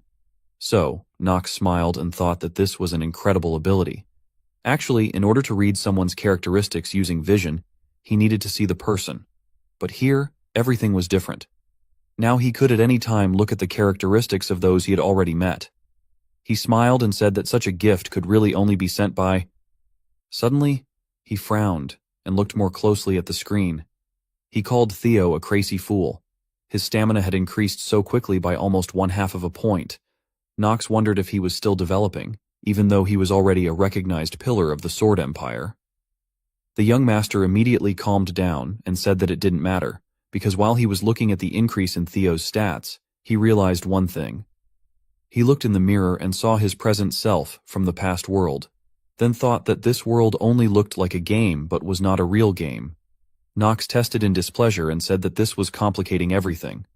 He looked at the scroll and said that he was glad that at least the choice of classes went smoothly. On the scroll was written a list of items that Nox should attend. These were martial arts, the study of magical techniques, the history of the Arkham Empire, and horse riding. The next morning, there were many students in the academy. Jitri entered the room. There were many apprentice maids around. They all looked at her with mockery. A girl with short red hair asked her friend if it was her. Jitri opened her eyes wide, but the girls continued to discuss her. The girl asked if she was from the Luio family who became a commoner. Chitri felt a little sad because everyone was whispering and discussing her. The maid with dark hair told the girl that it was definitely her. She couldn't even imagine how shameless a person would have to be to follow her master to Lane Academy. The girl with red hair laughed and told her that if she were Chitri, she would be ashamed to just appear in public. Her friend told her that she probably wanted to seduce the aristocrat and live a beautiful life. They grinned and looked at Chitri. The girl with red hair told her friend that with a face like hers, it was quite possible. Her friend told her that Chitri was after all the personal maid of the black sheep of the Reinhofer family. She heard that Nox is also lustful, and Chitri is happy to take advantage of this. The maids laughed at Chitri. They said that it was obvious. The girl with red hair agreed with all the statements of her friends. The girl asked her where her relatives were from. She laughed and told her friend that it didn't matter, because this was probably an old backwater and wasn't even worth worrying about. Chitri clenched her hands and thought that she was ready to endure countless insults, because such was the fate of a fallen noblewoman. However, they should not tarnish the reputation of young Master Nox. She frowned and then walked up to the girl and politely asked her if they could talk. The girl looked at her with hostility, and then another maid with long hair moved the maid with her hand and asked Chitri if she really wanted to talk to them. She smiled and told her that she was the daughter of a count, and her name was Jael. She was from the glorious family of Floras who serve Mr. Gon. Jael smugly folded her arms across her chest and asked Chitri if she really thought she had even a minute of free time for a pathetic commoner like her. Chitri told her that she had heard them spreading baseless rumors about her master. Giselle grinned and asked her what she would do to them for this. Is it really her fault that there are so many bad rumors about her master? The other maids laughed, and Giselle told Chitri that if she wanted an apology, she clearly wasn't going to get it. Chitri looked at her seriously and thought that her master Nox was right. The status of a person in this academy is above all. After that, she took out of her pocket the small bag that Nox had given her and thought that there was nothing she could do here. She opened it, and little Nox appeared at her side. Chitri opened her eyes wide in surprise because the hologram of her master was in the air. Giselle suddenly screamed and told her that she scared her. Everyone looked at this in shock, and Chitri looked questioningly at her master's hologram. Nox introduced himself to everyone, and then told them that he didn't know what was going on here, but it didn't matter. He looked at everyone with displeasure and told the maids that if Chitri called him, then there could only be one reason. Nox pointed his finger at Jael and said that she, or all of them, no matter how many of them there were, he didn't finish the thought because Jael looked at him in fear, and then asked if this was the same guy from the Reinhofer family. Nox smiled ominously and told everyone that they were in for trouble. He'll rip their heads off and send it in a box to their families. After that, he disappeared, and Chitri was calmly silent. After that, she fell into a stupor and thought that this was really Mr. Nox's radical decision. Jael was very frightened. She turned pale and then suddenly fell to the floor and bowed before Chitri. She awkwardly asked her what her name was. Chitri sighed heavily and told her her name. Jael got even more scared and thought that she had just sighed, and that was bad. Now the Reinhofer family will easily kill her entire family. She apologized loudly to Chitri. She told her that she was out of her mind and that it would never happen again. She apologized to her again. Everyone else looked at Jael in shock, and Chitri thought in surprise that this method really helped. She was shocked by this. However, this will only add to the unflattering rumors about Nox. She looked to the side and quietly asked what he was thinking about. After that, she walked past Jael. Everyone looked at her with fear. Sometime later, the sky was gray and the sun was not shining. Chitri and Nox were walking down the street, and she worriedly asked him if everything was okay with him. The young master actually looked a little tired. She told him that he had dark circles under his eyes. Nox rubbed his eye with his finger and told her it was fine. Chitri frowned and looked at him pitifully. The young master thought that as a result, he barely figured out the choice of his classes. He sighed tiredly, and then a young guy stood in front of them. So they stopped. The guy was wearing a white shirt and brown overalls, and on his head was a brown headdress. The guy smiled at them and took off his hat, and then bowed to Nox and called him by name. Nox asked him who he was. The guy continued to bow in front of him and told him that he would introduce himself to them. He told him that his name was Rick. He was the faithful servant of Mrs. Lear. Rick smiled and told him that this meeting was an honor for him. The young master said his name questioningly, but frowned and wondered what was going on here. The system notified him that he would be shocked, so the master acting skill was activated. After this, the shock effect was removed. Knox thought that from the first seconds, he met a very dangerous little guy. It was the deceitful Rick. He was a real servant of the devil. Over the next 3 episodes of the main story, he will betray the rival and trading company, which will push the plot to further development. Also, Rick literally worships the devil, and, in essence, will betray Eleanor. Knox looked at him arrogantly, and thought that the phrase, "the enemy of my enemy is my friend," is complete nonsense. In the game of a prophetic dream, Rick is absolute trash, and you shouldn't mess with him. Rick took out a small blue box and told the young master that Alina had asked him to give him a gift. It was an extremely valuable heart effect. He handed him the box, and Knox narrowed his eyes and rudely told him that he needed to get out of here. The young master looked serious. He was thinking that of course he was interested in what kind of artifact it was, but it was clearly something like a poisoned apple, so he couldn't take it. Rick looked at him in surprise and asked him what he meant. Knox opened his eyes wide and grabbed the hilt of his sword with his hand, then asked him if he really needed to repeat what he said earlier. Jitri tensed and looked in shock as her master grabbed his sword. Rick turned pale, and Knox looked at him with hatred.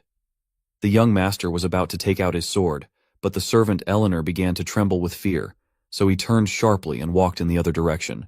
Jitri bowed before Rick, and then ran after her master. She asked him to wait for her. She told him that his body was weakened, so he had to be careful. Otherwise he would fall. Knox asked her if she really thought he was that pathetic. The maid remembered how the young master was lying on the bed due to illness, and then told him that he had just recently had a cold and chills. Given his always icy hands, she thought that a person weaker than him was still worth looking for. The young master smiled awkwardly and told her that she was right, but he would be fine. They would definitely live and not die. Jitri agreed with him, and then looked down a little sadly, telling him that everything was still not easy for him. He was always in the center of events. Knox looked at her in surprise and then sighed, telling her that nothing could be done about it because he was popular. She looked askance at him, and he thought that Knox was not just a master for her, but also the man who saved her life. The Jitri character herself had a bonus of devotion to her master, so being away from him for a long time was a burden for her. They continued walking, and the maid suddenly asked him why he had treated that young man like that just now. Knox asked her if she really meant Rick. Jitri answered him with a concerned affirmative, and then told him that he seemed to have gone berserk out of nowhere. He put his hand on her shoulder and told her that she should listen to him carefully. Knox told her that no matter what happens, she should not let Rick get close to her because nothing good will come of it. She remembered Alina and thought that she believed it was because of their strained relationship with her. But then Knox would have acted differently. Apparently, there was a more serious reason here. After that, she bowed before him and told him that she understood everything and would stay away from Rick. The young master agreed with her, and then went further, thinking that given what would happen in the near future, it would be better to stay away from Alina herself. Otherwise, there would only be more unnecessary attention in his direction, and they should be more careful. After some time, some students were sitting in the large hall of the academy. It looked luxurious. The students were sitting on benches, and a man was standing in the middle of the hall. Knox frowned and thought about how he and Jitri had recently talked. He wondered why all the adversity fell on his head. A gray-haired man with a mustache and glasses coughed and then loudly told everyone that from today they would have to form a team with which they would grow and undergo various tests throughout the next year. And for the successful formation of a team, the most important thing is that they must get to know each other well. The young master thought that he had begun to rejoice early. He held his head in his hand and looked ahead emotionlessly. He didn't think that not having friends would be a problem in a single-player game. The gray-haired man with glasses told the students that the guys who already got along could form teams of 4 people.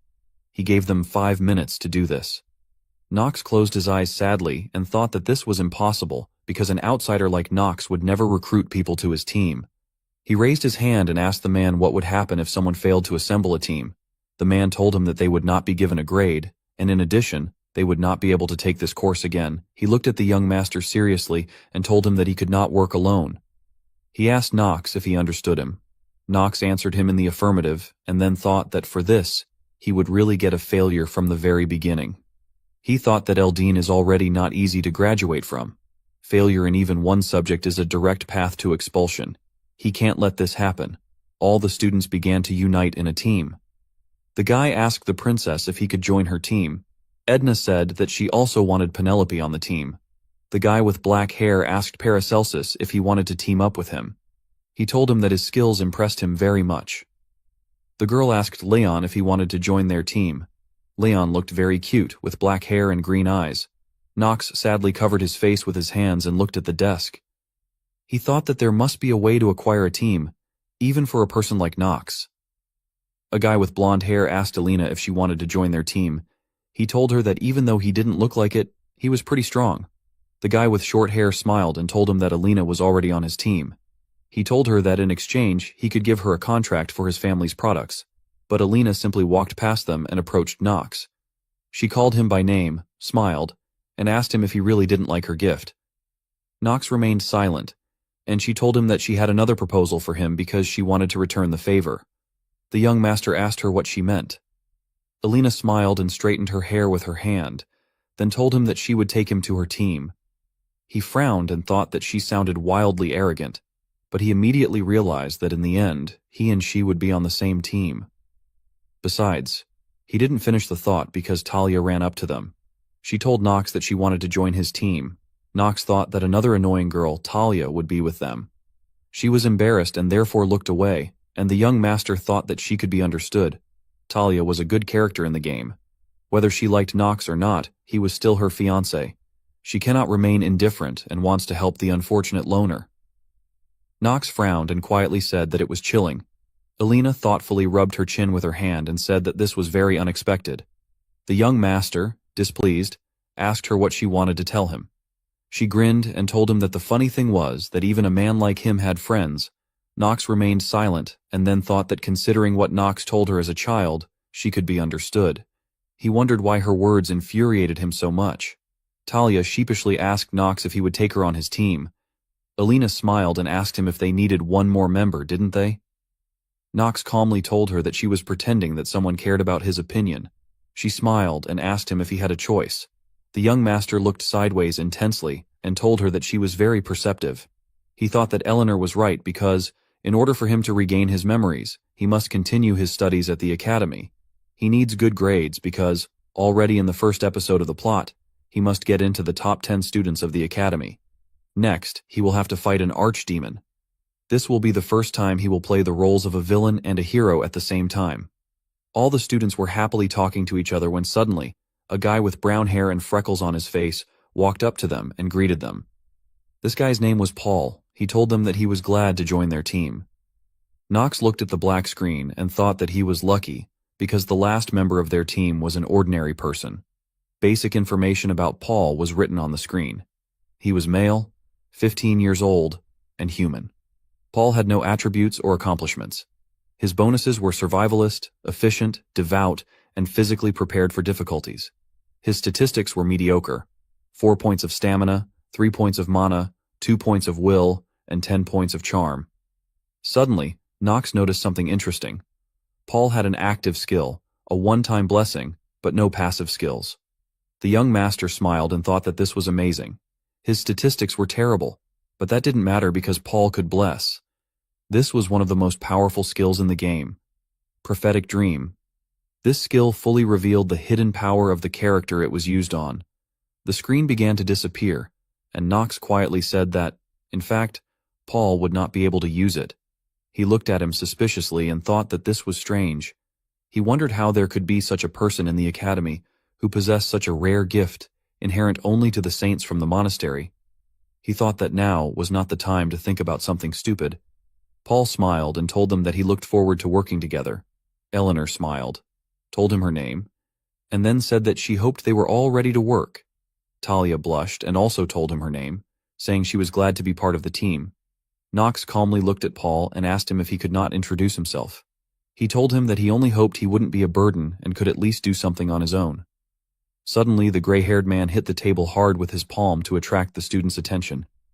He said that it seemed they had all successfully assembled their team and wished them well for next week. He added that they could not change the composition of the team for the entire next semester. He told them they could all go now. Knox angrily called him an old fool. Talia worriedly told him that he had said it too loudly. The young master told her that he knew it. He wanted the man to hear it. She told him she didn't think cursing at the professor was a good idea, but Knox didn't listen to her. He walked toward the exit and told her that he didn't care about it. He said that he was on the team now, so the professor shouldn't yell at him. The young master pushed the door to leave the hall, but Talia called out loudly. She looked sideways and asked him what classes he had added to his schedule. She told him that she had no ulterior motives. Knox thought that he couldn't believe she was asking him this so openly. He left the hall, and she followed him. Talia extended her hand to him and told him that she was just curious, so she asked. The young master pointed his finger at her forehead and asked her if she really wanted to know which subjects would be easiest to get a perfect score in. Did she really think that he would just tell her this? Talia opened her eyes wide and asked him what he meant. She told him that wasn't the issue at all. Knox went further and thought that she couldn't fool him. He wouldn't tell her such information. After some time, evening came. This was the fourth sector of the academy, where there were shops with goods everywhere. Knox was wearing a long black cloak, and Jitri told him that this was expected of Eldine. Studying here requires a lot of investment. She leafed through a small notebook and told him that he needed textbooks, equipment, and notebooks. Now she understood why commoners did not study at the academy for long. They simply didn't have enough money for it. The young master calmly examined the potions on the counter.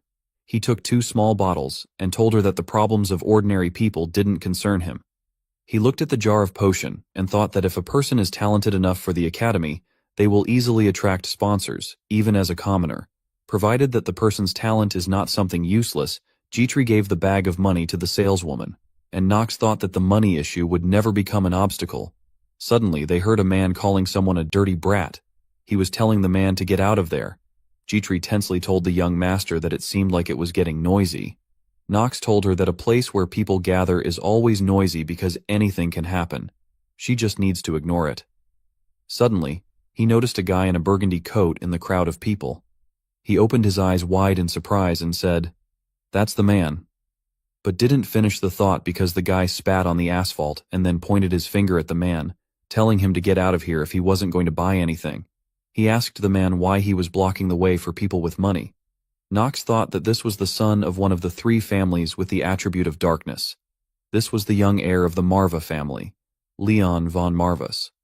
In fact, he paid attention not to the tall guy in the burgundy coat, but to Leon, who was holding a jar of potion in his hands. The young master thought that perhaps he was now experiencing financial difficulties since his family had recently gone bankrupt. He frowned and said that Leon was not particularly nervous and would probably simply not pay attention to the guy in the coat. Jitri looked at him in surprise, and Leon apologized to the man, telling him that he was just trying to shop wisely. The guy got angry and asked him what could be reasonable about raising and lowering the same objects. He annoyedly told him that he should stop talking nonsense and walked out of there. Elaine has such low standards lately. They're recruiting all sorts of beggars. Leon looked down and then raised his head, his eyes glowing green as green energy began to appear under his feet. He asked the guy what kind of poor people he was talking about. Green energy appeared around Leo. It looked scary. The book in his hands began to levitate. He put his hand in front of him, and clots of energy began to fly around. Leo told him that his family may have difficulties, but he would not forgive him for such insults towards the Mara family. Knox and the maid opened their eyes wide in shock. He thought that he had really gone. He ran towards them and thought that this should not be done, even when a person is very angry. The young master panicked. He ran and thought that Leon was really seriously going to use mana in front of the entire 4th sector.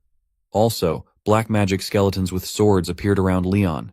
He controlled it, and there was green ominous energy everywhere. Jitri loudly called her master. She worriedly asked him what he was doing. The young master called Leon an idiot and told her that he was completely crazy. You could see it in his eyes. He needs to be stopped before he does bad things.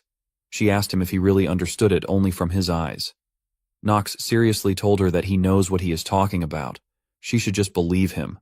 Jitri opened her eyes wide, perplexed. The guy asked Leon in fear if he had really gone crazy. Does he even understand what he's doing? The guy frowned and told him how dare he, but he didn't finish his thought because Knox sternly told him to step back. He needs to leave here while they ask him kindly.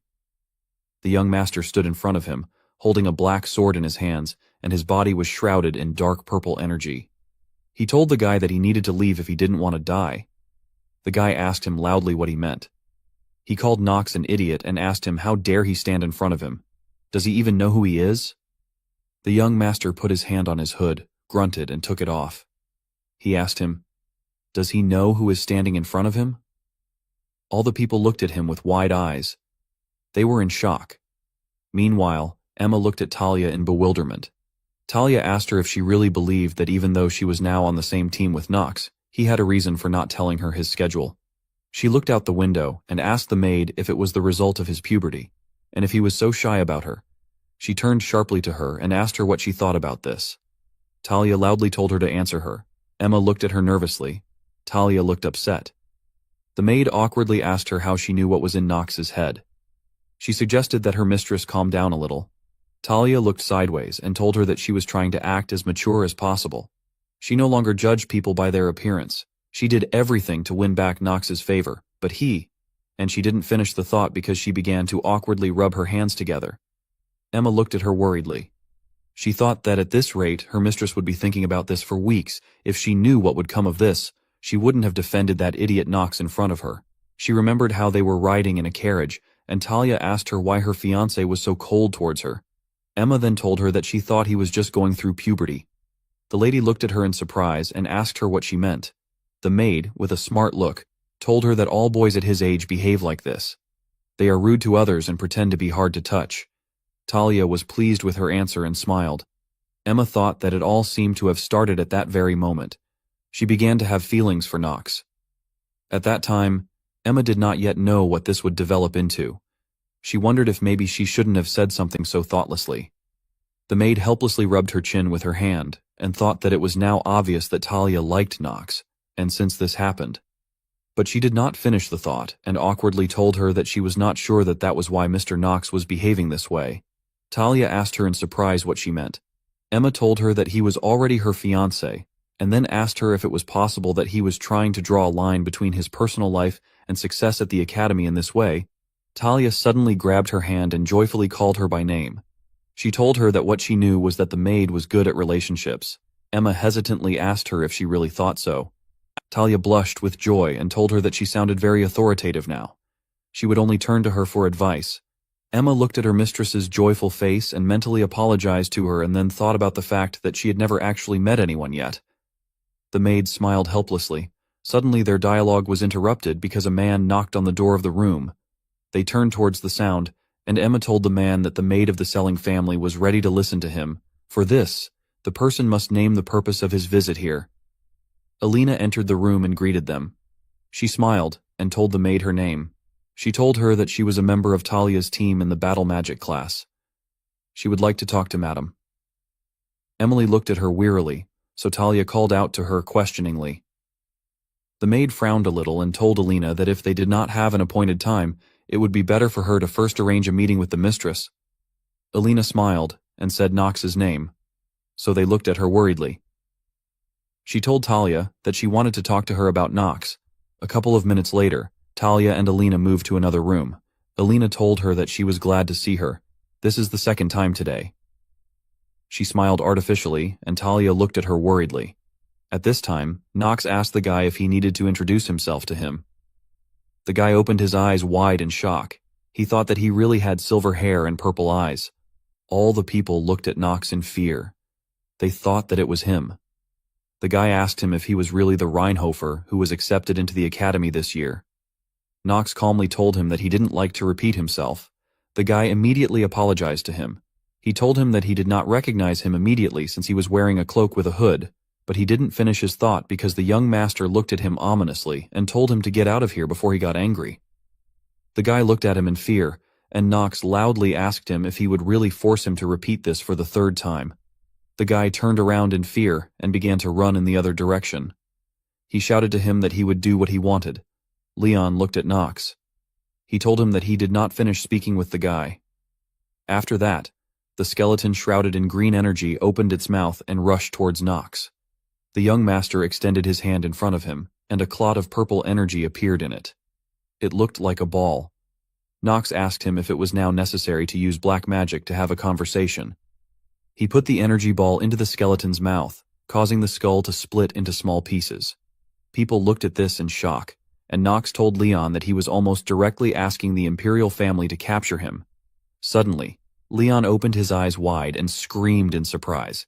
He then told him that he was right, because using magic before they become adults is prohibited by law. He looked at his palm and told him that he had completely forgotten about it. After that, all the green energy disappeared, and Leon bowed to Nox. He apologized to him and told him that he had helped him out a lot. Nox took out a small bag and told him that since he understood everything, he could buy himself whatever he wanted and then leave from here. He threw him the bag and told Leon that he could use it if he didn't have enough money. Leon opened the bag. There were many gold coins inside, and they seemed to glow. He was surprised and then asked the young master why he was helping him. He calmly told him that if he was trying to make him his debtor like that, it wouldn't work. Nox told him that such a small thing did not really affect his condition, although he would not say that he had no ulterior motives at all. Leon looked at him in surprise and then chuckled, telling him that he understood everything. After that, he put his hand in front of him, and a green magic seal appeared in the air, sucking in the skeletons. Leon approached Nox. He looked at the gold coin and told him that he thought it was payment for him not to tell anyone anything he felt from him. The unique magic of necromancy inherent only to the Marva family. Leon held the coin in his hands, and then it glowed with green energy and rose into the air. The coin levitated. Leon controlled it. He told Nox that he was not happy with such a deal. He calmly closed his eyes and asked him where he got the strength of his family. At this time, Alina and Talia were sitting at the table, drinking tea. Nox's fiancé told her that she wanted to talk to her about something. Alina watched her facial expressions and thought about what was happening. She thought that her reaction was somewhat different from what she had imagined. She was so calm, looking to the side thoughtfully, and wondered if Nox could have feelings for her. After that, Alina smiled, and thought that this was impossible because, for a person like him, an engagement is just a burden. It's better to tell her directly.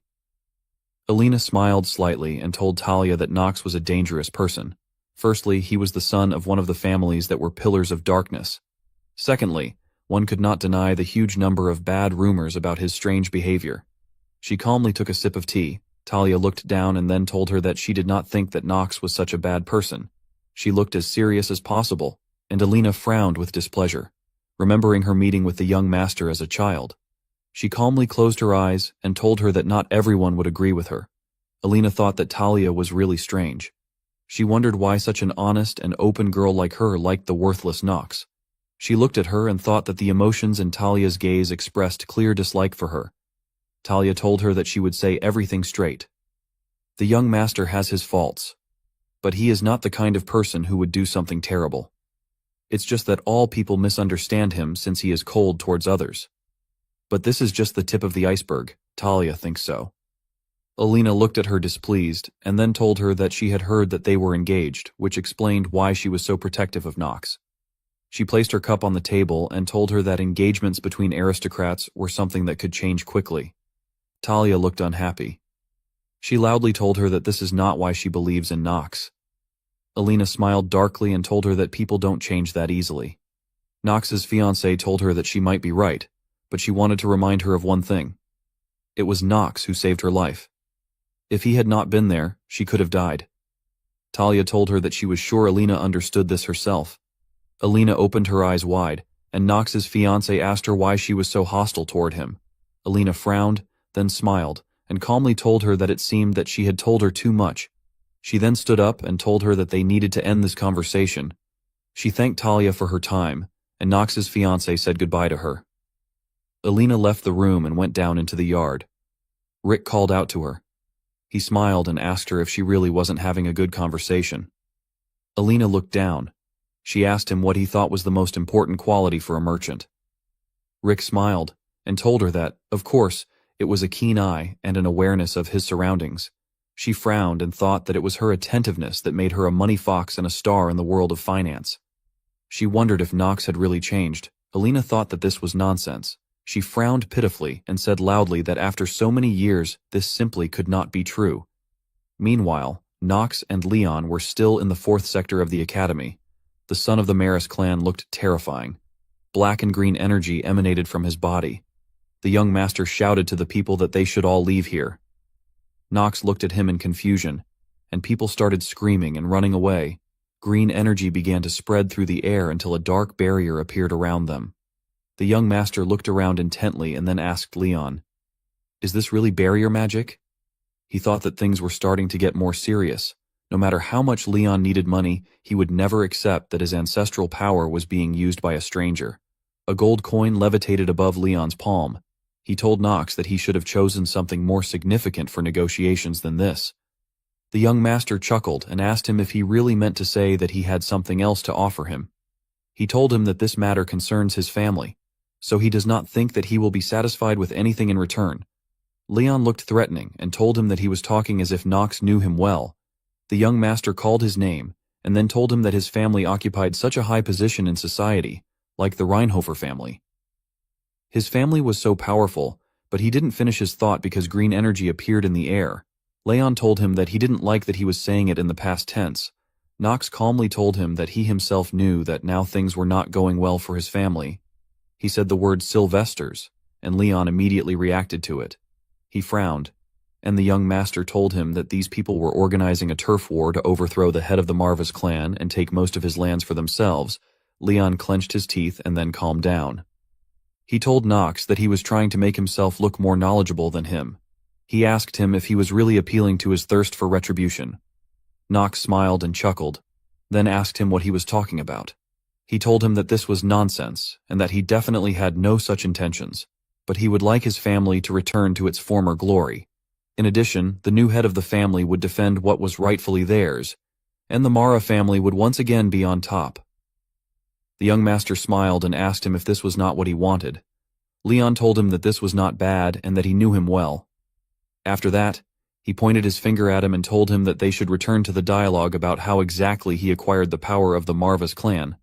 Knox calmly told him that this was an accident, and he had only recently learned that this was the unique power of his family. Leon looked to the side and told him that he believed him. The young master asked him in surprise if this was really all, and was he really not going to ask him any more questions. Leon became a little sad and told him that he had already told him what he wanted to know. Knox frowned and thought that he understood everything. What Leon wanted to know from the very beginning was not how the power of the Mara family came to him, but how much he knew about him and why he got involved in this conflict.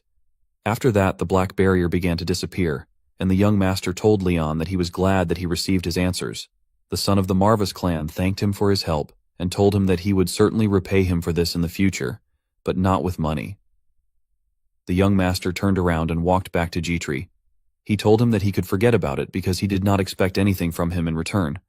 The next day, the weather was great and the sun was shining high in the sky. It was a luxurious building with gold accents in the interior. Knox walked across a small bridge inside the building, and everything around was covered in ice. Noah sat in front of him, her throne also shrouded in ice. He thought about how she would be Knox's Lifeldayan, his light at the end of the tunnel, and his island of peace. "It's time to enhance your genius hour skill." He smiled, and his eyes seemed to glow. He thought that among all the brilliant skills in the game, Prophetic Dream was the most powerful. This was an addition to the game. He remembered how, in a past life, he played a game and an inscription appeared on the computer screen saying that he had beaten the Prophetic Dream game times for the first time. Therefore, the hidden skill was unlocked. Now the Genius Hour was available to his character. However, the skill is only available for use by characters with 2 active genius stats. Now, he looked at Noah and thought that if, at first, he just liked this game, he didn't even know what would be in the expansion when he bought it. If he had not made the right decision, then he would probably have died more than once by now. Just the thought of it makes him shudder. Knox smiled, but he was a little panicked. The dean was eating a large lollipop and she smiled and told him that he had really done great on the test. She asked him if his family was secretly raising a monster like him. The young master approached her and told her that he could not believe that she was calling him a monster right in front of him. He asked her if she thought this was too much. Noah smiled and asked her if she was wrong. She lowered her leg down. Blue energy appeared under it. The dean asked him how else to explain the fact that he fought the ice troll so calmly. She looked terrifying and had a strange magical seal around her. Her face began to turn to ice, and she asked him, "Is it possible to call such a talented guy like him trash?" Noah looked at him carefully and told him something that she couldn't believe. She asked him if the Sword Emperor himself had not noticed his talent. She smiled and told him that this couldn't be true. Knox frowned with concern and thought that she suspected something. But however, this was not surprising. After all, the original Knox was truly a non-entity. The system notified him that the master acting skill had been activated.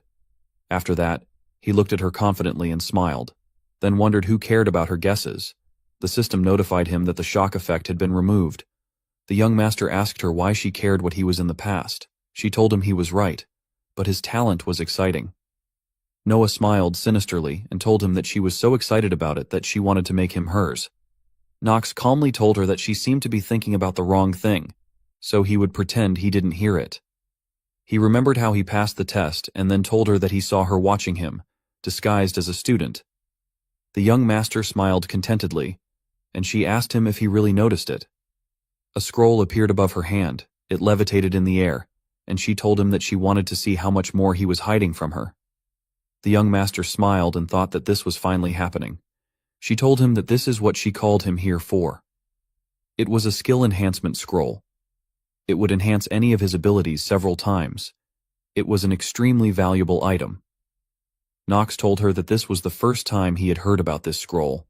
Noah agreed with him incredulously, and then told him he could have it. She pointed her hand in his direction, and the scroll flew towards him. The scroll glowed with yellow energy. He reached his hand towards it and then grabbed it. The young master frowned sharply, and Noah fell silent and smiled a little. Knox looked at the scroll with concern and thought that it was as if he had been electrocuted. He wondered if maybe he had imagined it. After that, he smiled contentedly and opened the scroll. He thought that it seemed like he was just too excited thinking about what awaited him. The system notified him that he had received a new artifact. Information about this was being downloaded. Basic information about the item appeared on the screen. It was a skill amplifier. The scroll type was activated. The item was of the highest level. It had no attribute indicator or requirements. The effect of the scroll was this. It increases the effectiveness of any skill by 1.5 times. The system notified him that the skill amplifier was ready for use. The system asked him if he wanted to activate it. The young master pressed his palm to the screen and answered in the affirmative. An inscription appeared on the screen stating that he must select a skill to enhance. Knox chose the Hour of Genius, after which the system notified him that the artifact was activated. The young master smiled contentedly, and yellow and pink energy appeared around him. The system notified him that the skill had been successfully enhanced, and he received an improved genius hour after that. Only yellow energy appeared around him. It circled around him, and a message appeared on the screen saying that he had received the artifact at an early stage, so the effect would be further enhanced. The system notified him that the effect of the artifact would be doubled. The duration of the skill Hour of Genius increased to 10 minutes. Knox smiled and thought that it was impossible to improve this skill in any other way. This is already a super powerful skill, so there are not many ways to develop it. One of the ways is a strengthening scroll. Getting this scroll at the very beginning of the story is the best loot. Noah smiled and asked him if he was happy with the result. Yellow and red energy levitated above Knox's hand. It looked like flames. He thought that it was better not to prolong the conversation with her. After that, he answered in the affirmative and told her that he would leave from here if she was done. Noah told him that he could leave because he must be very tired after saving his classmate. The young master looked at her seriously and thought that she knew everything. He sighed heavily and told her that it was an accident, so she shouldn't think about it. He wouldn't want to attract too much attention at the academy. The dean told him that she understood him. She told him that he should go and rest. Knox told her that he was truly grateful to her. After that, he left the hall, and Noah thought that Knox was a dangerous guy, so she needed to be on her guard. She laughed quietly and said that she was looking forward to seeing the monster Knox would grow into. She was eating a pink lollipop and asked, "Is it really that interesting?" The next day, it was an academy classroom. A professor in a white suit told the students that they needed to memorize the properties and characteristics of each element. Knox leaned boredly on his arm and thought that the subject of elementary magic of the Empire was not described in such detail in the original.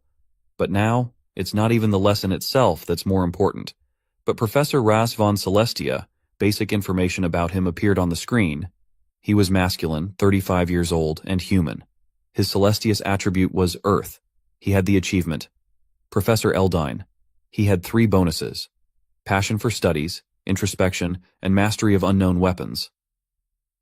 Celestius' limitations were obsession, paranoia, trauma, weak mind, and cold-bloodedness.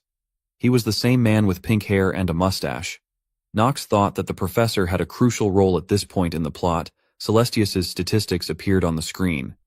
His stamina was 12 points, his mana was 18 points, his luck was 3 points, his will was 21 points, and his charm was 19 points. He had a passive skill, source of knowledge. Celestius also possessed active skills, summoning earth elementals, heat emissions, and the basics of northern sword techniques. The young master thought that he was not particularly strong, but he was pleased to know his skills in advance. He was even a little surprised that with such a set, he managed to become Professor Elaine. Celestius thoughtfully looked around the audience and told the students to start class. For now, he looked at Knox and thought that he looked very arrogant. He was already looking arrogantly at the guys around him. Celestius wondered what kind of talent he received to become like this, and what the dean, Noah, saw in him.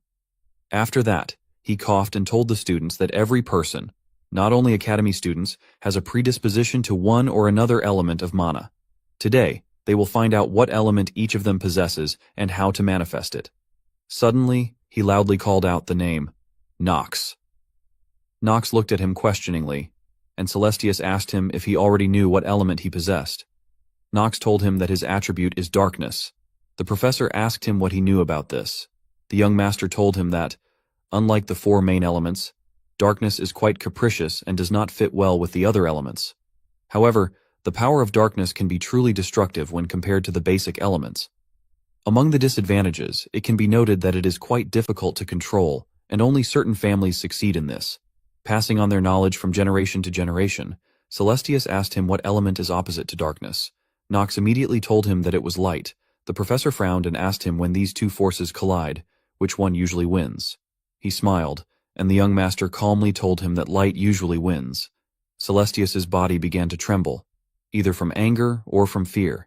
He told him in surprise that usually students deny the weaknesses of their main attribute. The professor asked him if he was special. He told him that he had to answer one more question.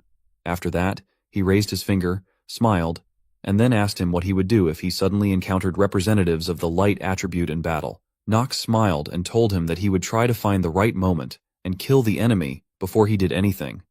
Then, he would make sure that the enemy would definitely no longer interfere with him. The young master smiled ominously, and all the disciples looked at him in fear. Celestius opened his eyes wide and thought, "What is he? What is Knox saying?" Now in the dormitory area of maids and servants, in Rick's room, Eleanor's butler, he sits on the bed deep in thought, holding a syringe containing a terrifying red liquid in one hand, while trying to tightly tie a band around his arm with his mouth. He then proceeds to inject the red liquid into his body and emits a satisfied moan of desire. As the needle pumps the liquid into his body, dark and eerie veins begin to surface around the injection site. The liquid gradually spreads from his arm throughout his body, and Rick's face displays a look of satisfaction. After the injection, Rick walks over to the mirror, admires himself, and wickedly smiles. A demonic tattoo appears on his chest. He mutters to himself, "Now I just have to put in a bit more effort, and I'll be able to become a real demon." Suddenly, a demonic hand emerges from the mirror, and the demon confirms, "Yes, it's like you said, Hau Schultz de Nefer. You'll be able to become a real demon instead of a mere human. You won't need sleep and won't age. You'll become a demon that surpasses the limits of humans." Rick joyfully smiles, then kneels to thank the demon, promising, "I'll do everything in my power to revive you." The demon doesn't respond, but gives a wicked smile and gradually disappears into the mirror. Rick dresses himself again. His face changes, his eyes returning to their normal black color, and he continues his plans unnoticed. Back in the lecture area, Professor Rass and the students are surprised by the protagonist's response during a confrontation with an enemy. Knox calmly smiles and replies, "Well, while that person was still unaware, I'd kill that person. I'd make sure of the kill so that it wouldn't create any future troubles for me." Professor Rass is astonished by the response and remarks, "You would want to pull out the roots before they grew into any future issues. I wasn't expecting such an answer." Knox sits down and apologizes, saying, "I apologize if that wasn't the correct answer. I simply thought that was the most efficient method of doing things." Meanwhile, a notification appears, indicating that acting genius has been activated powerfully. Professor Rass looks at Knox with a puzzled expression and silently evaluates him. Unwavering eyes, an upright posture and shoulders that aren't bent downwards.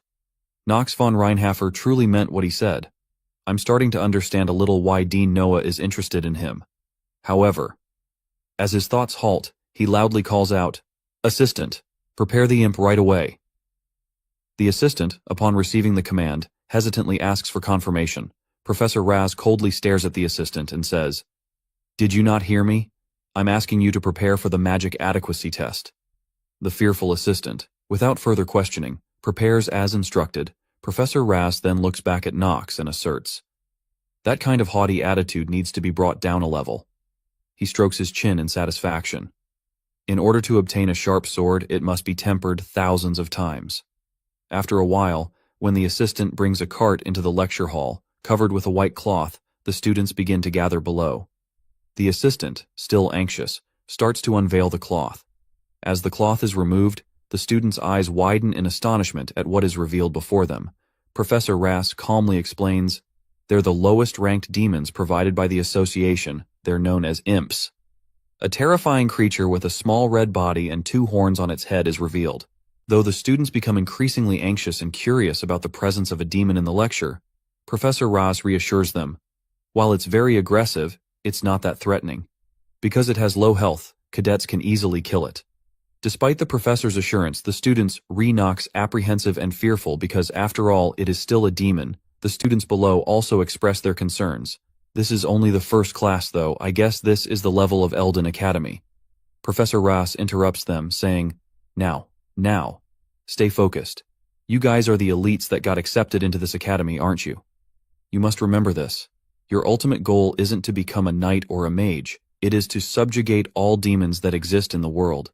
For you to do that, you all will need to get used to the beings known as demons, of which we still know very little about. Listening to the professor's words of encouragement, some students began to show their determination. The professor then instructed them on the task they needed to do. All of you are to infuse your mana into the caged imp to force it into submission. Meanwhile, Knox looked at a demon with disdain for this action, feeling that something was out of place. According to the original storyline, this lesson should only take place in the 2nd year. Something's off. After condensing mana into your palm, let it flow into your target. Before a student could follow the professor's instructions, the professor, holding a pocket watch, announced that the test would end in 15 minutes. In his mind, he murmured, "No matter how incredible the Reinhafers are, there's no way they'd expect to see an imp in the first lesson. A new student would definitely fall for the deception of the imp and end up drooling uncontrollably. I'll teach you how things work here, Reinhafer." Suddenly, when Knox stood before the caged creature, the professor's expression turned puzzled. He looked at the creature in the cage, which was terrified, trembling with fear, its eyes tightly shut, refusing to face Knox. This made the professor wonder what had happened while he wasn't paying attention. Knox looked at the bewildered little creature, wondering why it was so scared when he hadn't done anything to it yet. Looking around, the other students had been mesmerized by the creature, causing them all to hallucinate, except for Knox. At the same time, Talia was also mesmerized, holding the creature's cage and claiming it to be her maid Emma. She promised Emma that she wouldn't do it again. Other students similarly felt something strange in their bodies that they couldn't describe, or they felt as if they had just eaten a delicious cake. Talia continued to cry and apologize to the cage. Suddenly, Knox interrupted the chaotic atmosphere and said to the professor, Professor, I'm sorry, but can you change my imp? I haven't done anything, but it's already trembling in fear." The professor, now sweating and breathing heavily, looked at Knox with confusion. Knox wondered who would make such a sound in the sacred classroom. When he turned back, he caught the professor's face shining like crazy. The professor had completely changed his attitude towards Knox, eagerly asking, "Hey, Knox, how did you force that imp into submission?" Knox reiterated, "Wait, I just said that I haven't done anything yet." The professor, even more excited upon hearing this, praised Knox. "Great, I can't help but feel foolish for not noticing that great talent within you. Incredible, I'll give you a chance." The professor then turned to Knox and declared, "Please listen up. I'll give you the chance to become the best student." Knox was surprised and internally confirmed, "The best student? This is what I think it is, right?" In his mind, various illustrative scenes appeared, and he expressed, "The kind of thing in dramas that you must never do being an assistant." Hearing the professor's announcement, the other students were half delighted and half apprehensive, saying, "I'm so jealous. He gets to become Professor Rass's best student? Wow. He has to accept." Suddenly, Knox raised his hand and declared that he refused that title. He bluntly expressed his thoughts. "It's being the best student in name, but isn't it just being a slave?" Hearing Knox's blunt refusal, the professor was extremely shocked and couldn't believe it was true. The other students also wondered what Knox was thinking. Meanwhile, the outstanding students in the class were cramped after trying to resist being mesmerized. Observing Knox with uncomfortable glances, especially Echidna, she silently evaluated Knox.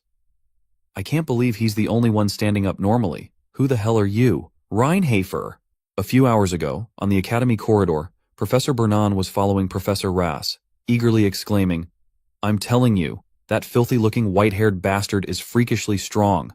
I guarantee you that Knox kid is a crazy bastard." Professor Rass appeared indifferent, replying, "Even so, he's just a new student. It's too hasty to make any conclusions just because he made some achievements. Don't put such high expectations on new students." Professor Bernan expressed, "Rass, your problem is that you're too close-minded. Dean Noah also asked us to watch out for him, didn't she? He's definitely talented. What more is needed? We're talking about a student whose talent is recognized to be the best by one of the 4 sages." Professor Rass disregarded this and stated, "I'll need to see him with my own eyes. You don't need to care about this anymore." Professor Bernan still tried to catch up, saying, "You and your obnoxious attitude. Hey, wait for me."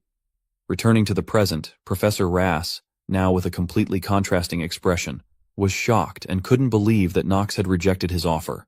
He stuttered anxiously, asking Knox for the reason behind the refusal. Meanwhile, other students shared similar sentiments, expressing, "Is he crazy? That was a chance to assist Professor Rass with his class. He's the biggest authority on magic education. There are mountains of people queuing up to be his top student. I can't believe he just threw that chance away. That's exactly the kind of thing the good-for-nothing of the Reinhafer family would do. He literally threw away an opportunity that was served to him on a silver platter.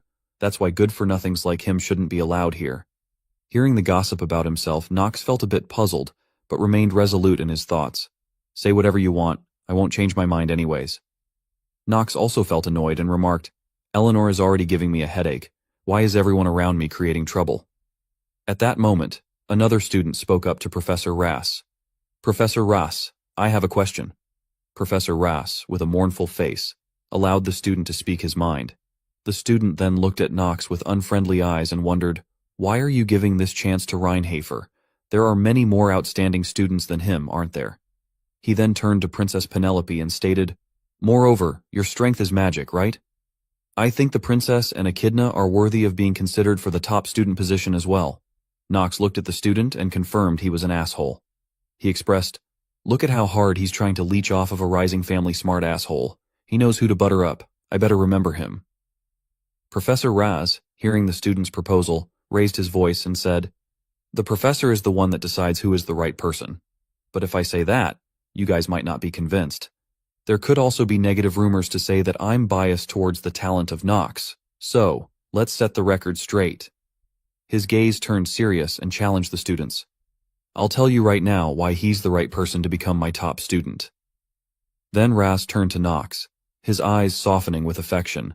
Knox sensed the discomfort and silently expressed, "Crazy bastard, I told you I'm not doing it."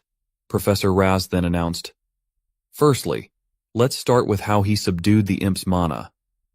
Knox at this point falls into contemplation, thinking that, a summary of Raz's opinion would be something like this. Number 1.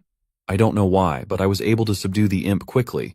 While it might be a low-rank demon, it's not easy to do, so it's not surprising that Raz is fascinated by it. Number 2. The talent I have. Mana sensitivity genius. Then Knox's thoughts shift towards Professor Raz, and suggest that Raz has studied magic for a long time. Someone like him would be able to easily tell who has a talent for magic and who doesn't.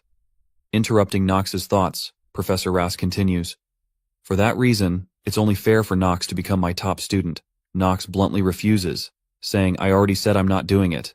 Getting a straightforward rejection from Knox, Professor Rass, bewildered, says, "Knox, you can take your time to reconsider." Then he looks at Knox with a somewhat creepy gaze and says, "You're rushing your decision here." Knox feels disgusted and says, "Please speak after you wipe your saliva." Knox then decides to leave the classroom and says, "To begin with, there's a more suitable candidate, so I'd be grateful if you would give up on me." Leaving Professor Rass saddened, he continuously calls out to him to try to keep him. All the geniuses in the class witness this, each having their own thoughts. Princess Penelope expresses, "He's different from the rumors I've heard." Echidna also agrees and admits, "My apologies, my information gathering ability is lacking." The princess says, "It's all right, Echidna. I think I've just gotten a little curious about him." She also remarks, "Knox von Reinhofer, whether he'll become a light to the imperial family or a dark cloud that hovers over us." Back to Knox. By now, he has left the classroom, and now he's breathing a sigh of relief. He complains uncomfortably, "Why is Raz suddenly acting like that? He was looking at me like I was some food covered in honey or something. Why aren't there any normal characters in Inner Lunatic? But I've managed to get him off me, so I should be able to live in peace for now." A long day passes. Now it's also night. Knox is in his own room with a gloomy face. Jitri notices Knox's weary expression and asks, "Did something bad happen in the academy?" Knox replies with exhaustion, "Yeah, something horrifying." Then he remembers the memory from this morning after leaving Professor Rass's classroom. Wherever he is, Professor Rass's presence bothers him, trying to persuade Knox to become his top student. Whether it's in the classroom, the canteen, or even in the restroom, Professor Rass doesn't give up on him. He even sticks his head into the restroom to persuade Knox, "Become my top student." Knox leaves the restroom with a disgruntled and angry face. However, Professor Rass still tries to ask, "Knox, are you done considering? Become my top student." Knox responds with a disdainful expression. "Professor Rass, please stop it, you crazy bastard." Professor Rass doesn't know when to stop. He persists. His face appears excited as he says, "I like how you're rough with your words. I like it." Knox recounts the whole ordeal to Jitri and expresses his discomfort and helplessness. "That bastard Professor Rass kept asking me to become his top student." Jitri is also puzzled hearing the story and expresses, "That bastard Professor Rass kept asking me to become his top student." Then she wonders, "But by Professor Rass, are you referring to the person known to be the best in magic theory?" Knox confirms that it's him. Jitri, puzzled, expresses, "That's strange from what others say. I remember him being a good professor. Why would he do something like that?" Knox reveals, "I know he's an all-right person as well. And Knox recalls the negative traits of Professor Raz. Then Knox looks out the window and expresses, "The problem is those traits he has." Meanwhile, at the Reinhofer family estate, a group of family soldiers with tense faces is demanding someone to stop and warn others not to let that person pass. At this moment, on the mansion's grounds, a blood-drenched sword is being dragged across the floor. Held by a man with white hair and violet eyes, he emits a sinister aura, indicating he is also one of the heirs of the Reinhofer family. With a fearsome expression, he continues to advance towards the soldiers. One of the soldiers demands, "Everyone, stop him. Did you not hear what the patriarch said? He told us not to let Master Garen into the room." The man pays no heed to the soldier's warning, lightly chuckling and remarking, "That's so harsh."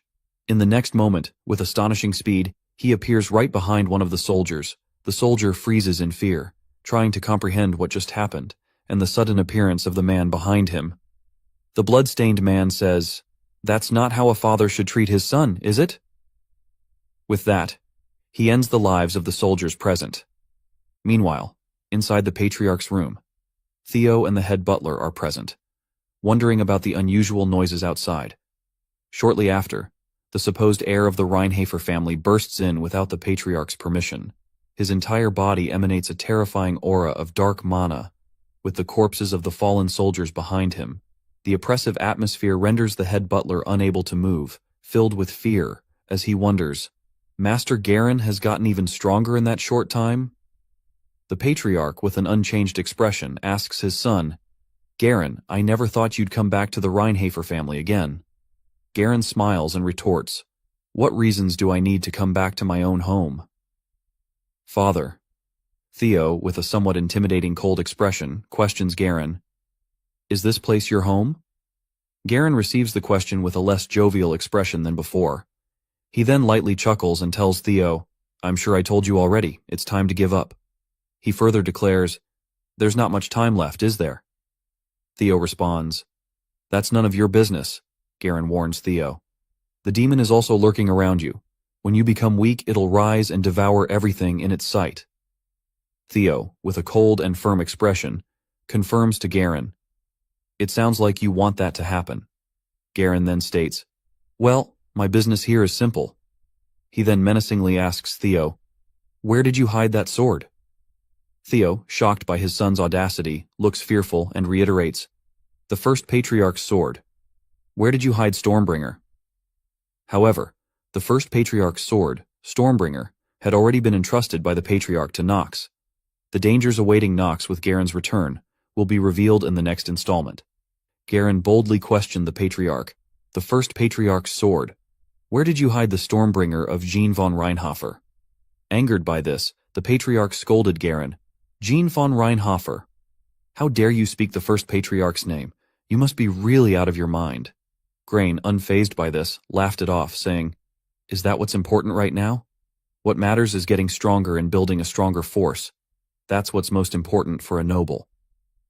Dismissing it, Garen argued, Garen doesn't know what truly matters. Garen doesn't respect but brings up things from the past. If you know what truly matters so well, then why did you leave that woman to die? Hearing this, the head butler, concerned about the topic being discussed, warned, no, that woman mustn't be brought up in front of the patriarch.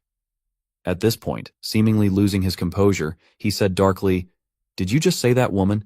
You've truly disrespected your mother with that. Garen immediately denied what Garen said and confirmed, my mother is Priscilla von Orel, she's my only mother. He emphasized further, that woman is your mistake, and she's nothing but a guest within the Reinhafer family. Upon hearing Garen's criticism, the patriarch refused to continue the conversation and demanded Garen leave the room. Garen tried to call out to his father as if to confirm what he was saying. The patriarch, now emanating a terrifying dark aura, stared at Garen and reiterated, I said, get out. Then he warned Garen, I do not wish to cut off my own son's head. Faced with the threat from his father, Garen decided to leave, but before doing so, he ominously stated, you'll regret this, soon enough, you'll understand, is prepared for my sake. Garen then left, leaving Theo with a pensive gaze.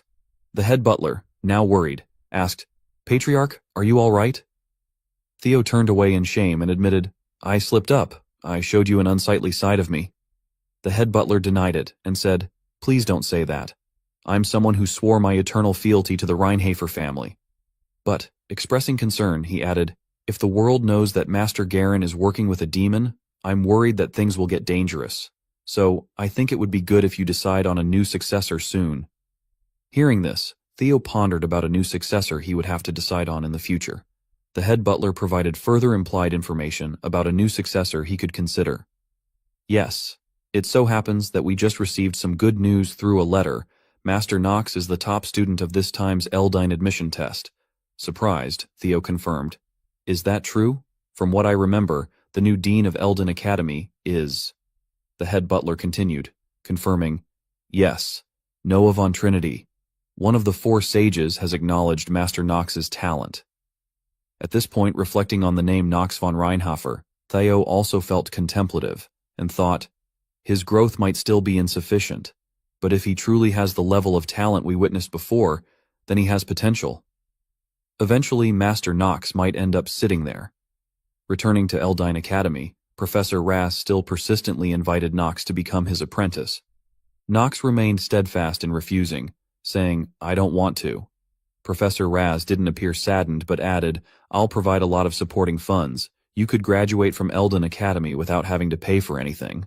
Nox bluntly stated, I have tons of money. Don't you know that I'm from the Reinhafer family?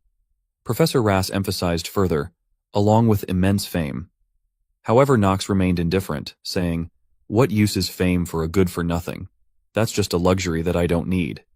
At this point, Professor Raz had exhausted all incentives and attempted to persuade, "Please reconsider."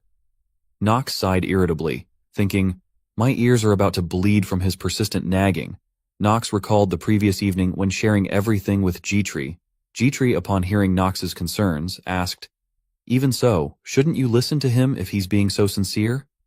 She added, "I looked into Professor Raz more, and this isn't how he normally behaves. They say that he's an educator who's usually focused on helping weaker students." Knox chuckled wryly, admitting to Gitri, "You're right. This isn't something that I can just avoid. No matter how crazy he is, he'll give up after he knows what I'm lacking in." Gitri also conceded, "Yes, I did think he was a little strange." Returning to the present, Knox still felt uncomfortable, but wanted to clarify things, and spoke to the professor. "Although you did explain yesterday, honestly, I still don't understand. Why would a professor as good as you want me to be your apprentice?" Professor Raz explained, "Because you're outstanding." Knox disagreed and asked earnestly, "I'd like to hear the real reason. Why do you need me and not the other outstanding students?" Professor Raz, now with a serious expression, asked Knox, "Do you have some time?" and expressed, "You must have heard a lot about what a good-for-nothing I am." Knox mockingly replied, "That means I have nothing but time." Professor Raz chuckled and said, "You got me good. In that case, will you please listen to a long story of mine? You'll enjoy the tea I've prepared. It's the best herbal tea that I bought from the rival in merchantry." Despite not wanting to, Knox tried to comply with Professor Raz's request. Professor Raz poured another cup of tea for Knox and began to explain, "The reason why I need you, I mean an outstanding apprentice, is so that I can complete my research." Knox became curious about the professor's research. Professor Raz elaborated, "Yes, in order to obtain someone weak who can't use mana, so that I can fulfill my lifelong wish." As the professor's face grew increasingly somber, he continued, "That is why I need you, because I no longer wish to see anyone die while too powerless to even struggle." He also revealed that, yes, just like how my son died, the Knox character listened intently to Professor Raz's story. In his mind, he thought about the behind-the-scenes stories of each character that he didn't know while playing through Inner Lunatic. In this world, there would always be an abrupt new situation that would appear. Then Professor Raz began to recount his own life story. "I was born into the family of Viscount Celestia as the first son, and I had led the family. I had no outstanding talents but was able to be admitted into Eldain Academy with just my theoretical skills and became a professor. I always received poor results in practicals, and my peers would look down on me.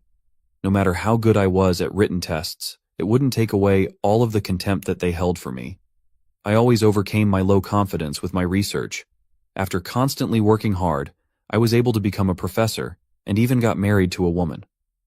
Despite that, there was not a single person who'd completely acknowledge the achievements that I'd made as a professor.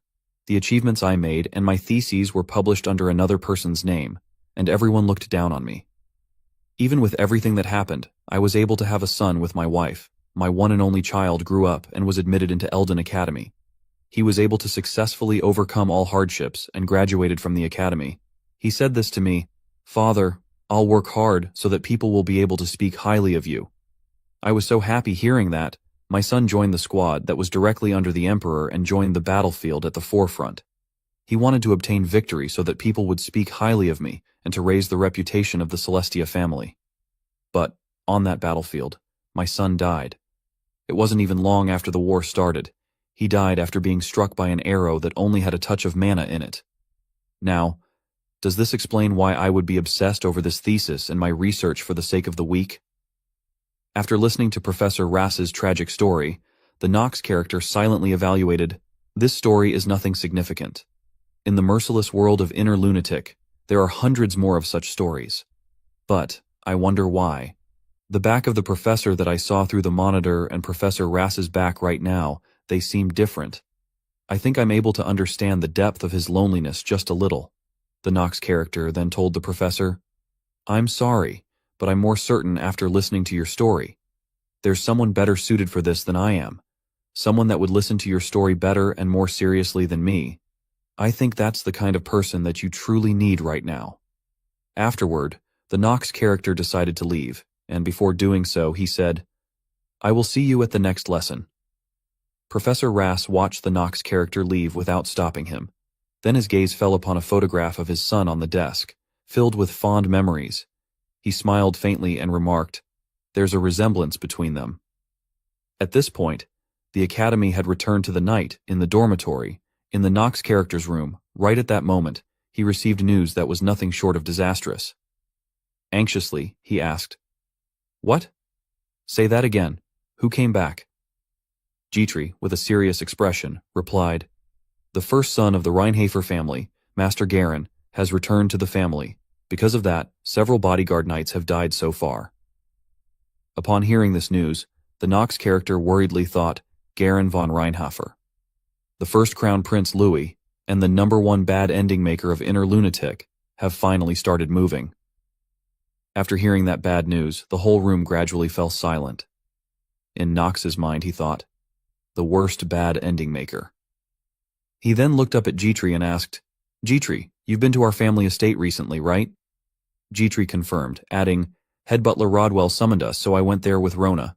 Surprised by this information, Nox thought to himself, that guy despises Theo's second wife, Nox's mother, whom Theo truly loves instead of his own mother. I don't know if he hates Nox, but if that's the case, then he might even harm Dmitri. Nox sighed and complained, "Why did I have to make so many enemies?" He then asked Dmitri, "Did Garen do anything?" Dmitri recounted with concern, "Come to think of it, Nox, when I heard this, I was angry. I clenched my fists silently, evaluating. That asshole, did he really cause some trouble?" Immediately after, Dmitri elaborated, "Master Garen tried to scout me." Nox was taken aback upon hearing this. Dmitri, with a troubled expression, began to recount everything. At the Reinharfer family estate, Rona and Dmitri, who hadn't seen each other in a long time, were engrossed in conversation. Suddenly, Garen appeared and approached them. Rona and Dmitri stood respectfully. Garen, noticing Dmitri, remarked, "What's with that maid? She looks extraordinary." He then called Dmitri over and asked her identity. "Who are you? I've never seen you around before." Dmitri stood before Garen courteously and replied, "Greetings. I'm Master Nox's exclusive maid. My name is Dmitri. Nice to meet you." Garen, impatient, said, "Enough with the formalities." He then made an offer. "I want you to become my maid. I know you're capable." Garen smirked and continued, "You have enough ambition within you that can satisfy me?" However, Dmitri politely declined, stating, "My apologies, but I'm already serving Master Nox. I'm afraid I'll have to reject your offer." Irritated by the refusal, Garen warned her, "I'm sure you know who I am. Why on earth are you refusing my offer? Did that Nox brat give you a lot of money?" Dmitri calmly responded, "It's because I want to serve him. Master Nox respects me. I'm sorry. I don't know what kind of person you are, but—" She paused briefly, her face shining brightly as she spoke of Nox. "Above everything else, I wish to stay by Master Nox's side to see what he'll do." Hearing such words from a servant, Garen felt uncomfortable and sighed. "I can't believe she wants to serve a brat like him. She's a strange one." He then offered a lucrative deal. "I'll pay you 3 times whatever he's paying you." However, Dmitri remained steadfast. She bowed respectfully, apologizing to Garen. With Garen's temperament, he was clearly angered by her refusal and wouldn't overlook this matter. Returning to the present in Nox's room, Dmitri continued to recount, "He asked me to become his maid, and even offered to raise my wages." Hearing this, Nox felt somewhat saddened and asked Dmitri, "By how much?" Dmitri honestly replied, 3 times my current wage." Nox, worried, silently contemplated, "Although I do have money, the real story hasn't even begun yet. I can't use that much money, but I can't give up on Dmitri." Dmitri, puzzled by Nox's expression, stood up. Facing Dmitri, Nox offered, "If you want a wage raise, I'll match his offer and pay you 3 times more. Don't worry about it and focus on your work." Dmitri was surprised to find that Nox had been worrying about her salary all this time. Dmitri suddenly chuckled charmingly. Nox found it perplexing. Wondering if he had said something wrong, Dmitri teased Nox. She turned away and said, "Oh, about that? I'm sorry." Nox, upon hearing this, felt a wave of confusion, thinking, "What just happened? Did she just laugh at me? No way." Nox gently asked her again with regret, "Have you already decided to work with Garen?" She replied, "Whatever you're thinking of, that's not what's happening. I won't follow Master Garen, and the wages I'm receiving now are sufficient." Upon hearing this, Nox felt less worried but still curious, so he asked again, "Why did you laugh then?" G-Tree, being mysterious, replied, "I can't tell you that." Nox became irritated, saying, "This is an order." G-Tree responded casually, "Something funny just came to mind, so I laughed." Nox retorted, "G-Tree, you've gotten worse at lying." G-Tree turned away and sighed at her foolish master. However, Nox was lost in thought, thinking, "Whatever the case, I'm good as long as I haven't lost her, but Garen, that asshole, I won't let him off if I ever catch him. Of course, that'd be after I become stronger." After their conversation, it was time for the outdoor class at the academy. The students lined up, waiting for their turn to participate. There are 5 mandatory classes in the Elden Academy that a new student is required to take. The first is the History of the Archeim Empire, which talks about the creator god, Arden, and the strongest unified kingdom that people have forgotten about. The second is Horsemanship. The third is Knightly Code and Etiquette within the Academy. The fourth is Basic Magic of the Empire. And, lastly, the subject that Nox has the most difficult time with, the Cursed Stamina Training. Thinking of this, Nox's body was exhausted. He was panting continuously. Other students were still running ahead in the line as usual. However, with his negative attribute, Nox was struggling to keep up. His head was spinning, breaths coming in short gasps, running chin-ups. Nox's stamina had reached its limits. Nox sat on the grass, drinking water and complaining about himself. Suddenly, a teacher approached and remarked, "This is so strange. Nox, you're like a mayfly." Nox sprayed water out of his mouth in surprise and asked, "What do you mean by that?" The teacher explained, "You're exceptional when it comes to short-term results, but it feels like you have a lot of trouble when it comes to stamina. It's as if you're being blocked by a large wall that you can't overcome." Upon receiving the teacher's evaluation, Nox pondered. As expected of an Elden Academy instructor, it's as he said. Due to the terminally ill trait, Nox's stamina is stuck at 15, which is half of the maximum possible stamina. Nox then stood up and questioned, "Aren't you an instructor? Why would you say such discouraging words?" The man replied, "I apologize if that was rude, but it'd be good if you take heed to what I said. If you move recklessly in this manner, you might end up shortening your life." Nox responded, "Right, I'll keep that in mind." In his mind, Nox evaluated, "There's a countdown for my heart. How could I not take heed to what you said?" At the same time, a notification popped up, reminding him, "Because of the trait, terminally ill, your lifespan is decreasing at a fast rate." Nox grumbled, "This is so darn annoying." Paracelsus stood nearby, observing Nox's actions. Nox seemed like a fool talking to himself and staring into nothingness, which made Paracelsus suspicious. He stood there and loudly remarked to Nox, "I can't figure him out at all. He did all that stuff at the admission test to get first place, but he's hiding his stamina now?" In his mind, Paracelsus thought, "This is definitely related to him acting like a good-for-nothing." Paracelsus's constant staring and comments annoyed Nox, who turned back and replied, "That annoying bastard. If we fight again, you'll get it good." The scene then shifted to the town next to the academy. Nox, dressed in a black cloak, walked through the streets discreetly. Suddenly, someone behind him spoke up. I didn't expect to meet you in a place like this." "Reinhafer's youngest son?" It was Rick, Eleanor's servant. Nox, recognizing Rick's presence, internally grumbled, "Why the hell is he doing this to me? This freaking game destroyer." Nox looked at Rick with wary eyes, seemingly questioning his intentions for appearing here. Mai added, "Rick? His real name is Hausschultz de Neff, the worst bad ending maker that's on par with the first prince, Louis von Archeim. He belongs to the demonic humans. He has several abilities like negotiation, exceptional eloquence, talented with hidden weapons. Along with that, he is cunning, skilled in bat, Gumal Northern sword art, a traitor, and a con artist. His stats are Stamina 4, Mana 4, Luck 3, Willpower 5, Charm 12, Passive Skill, Negotiation Revision." Nox, recalling the story's events, became worried.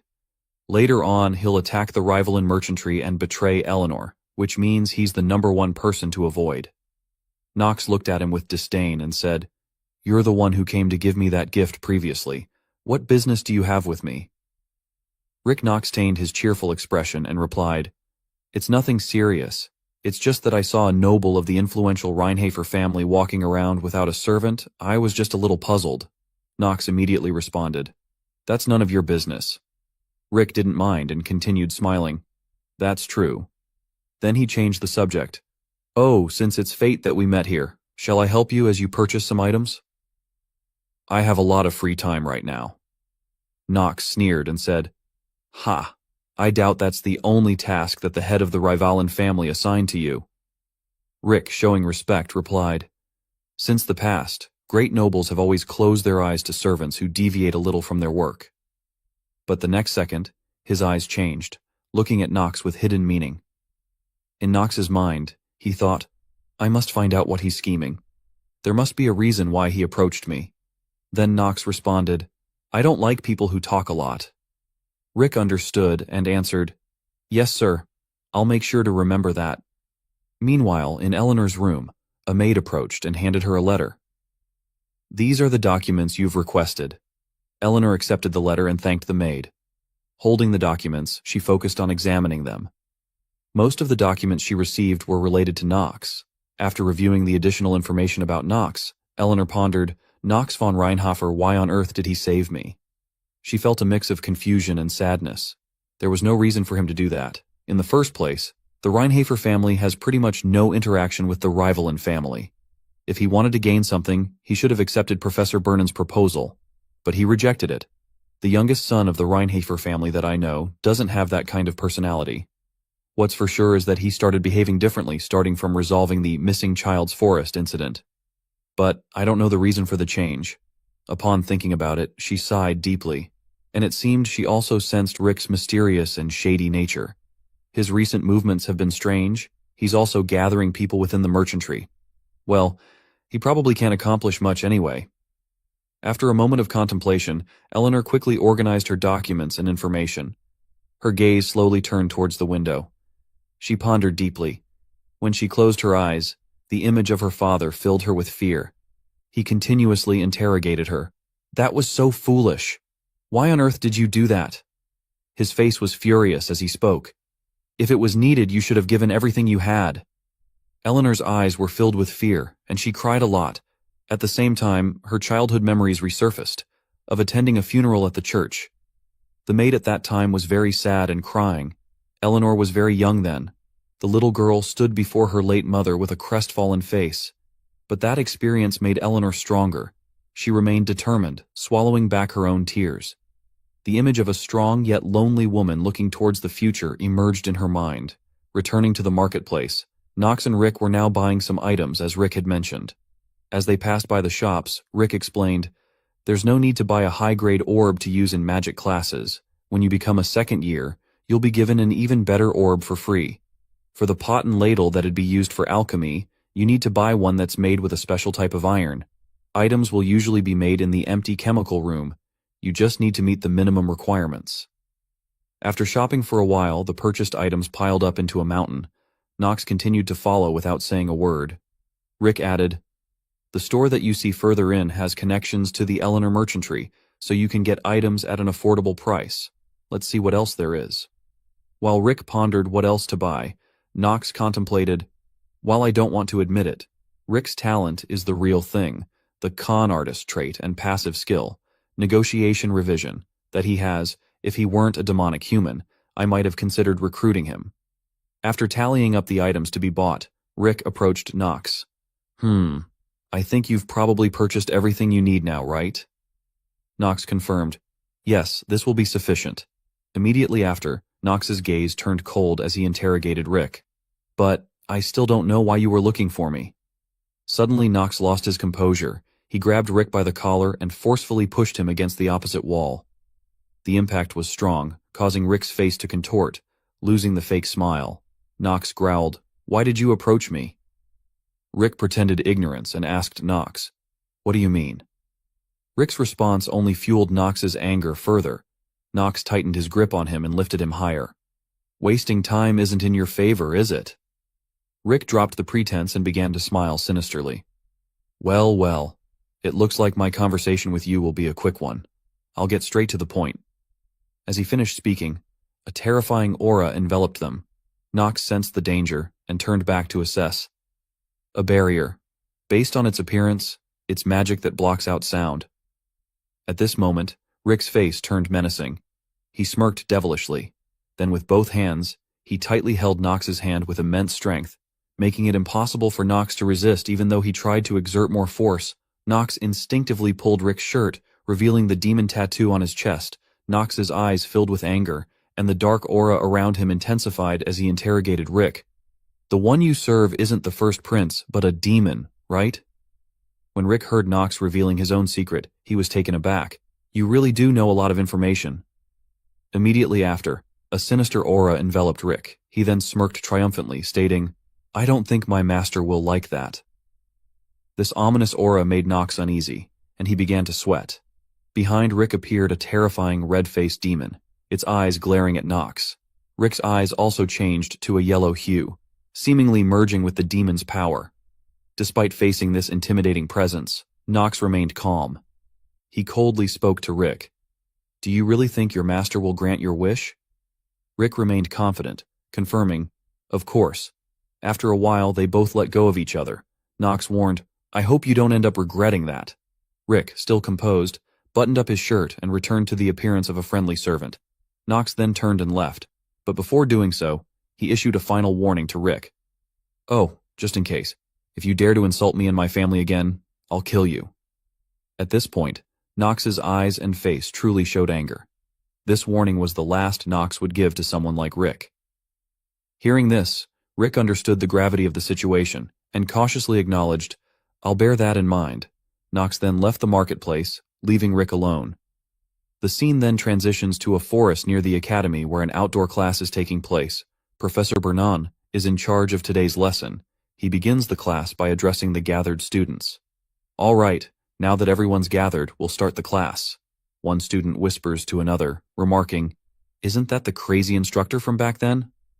Another student wonders, the bald head? Suddenly, a bespectacled figure interjects, warning them, Be careful.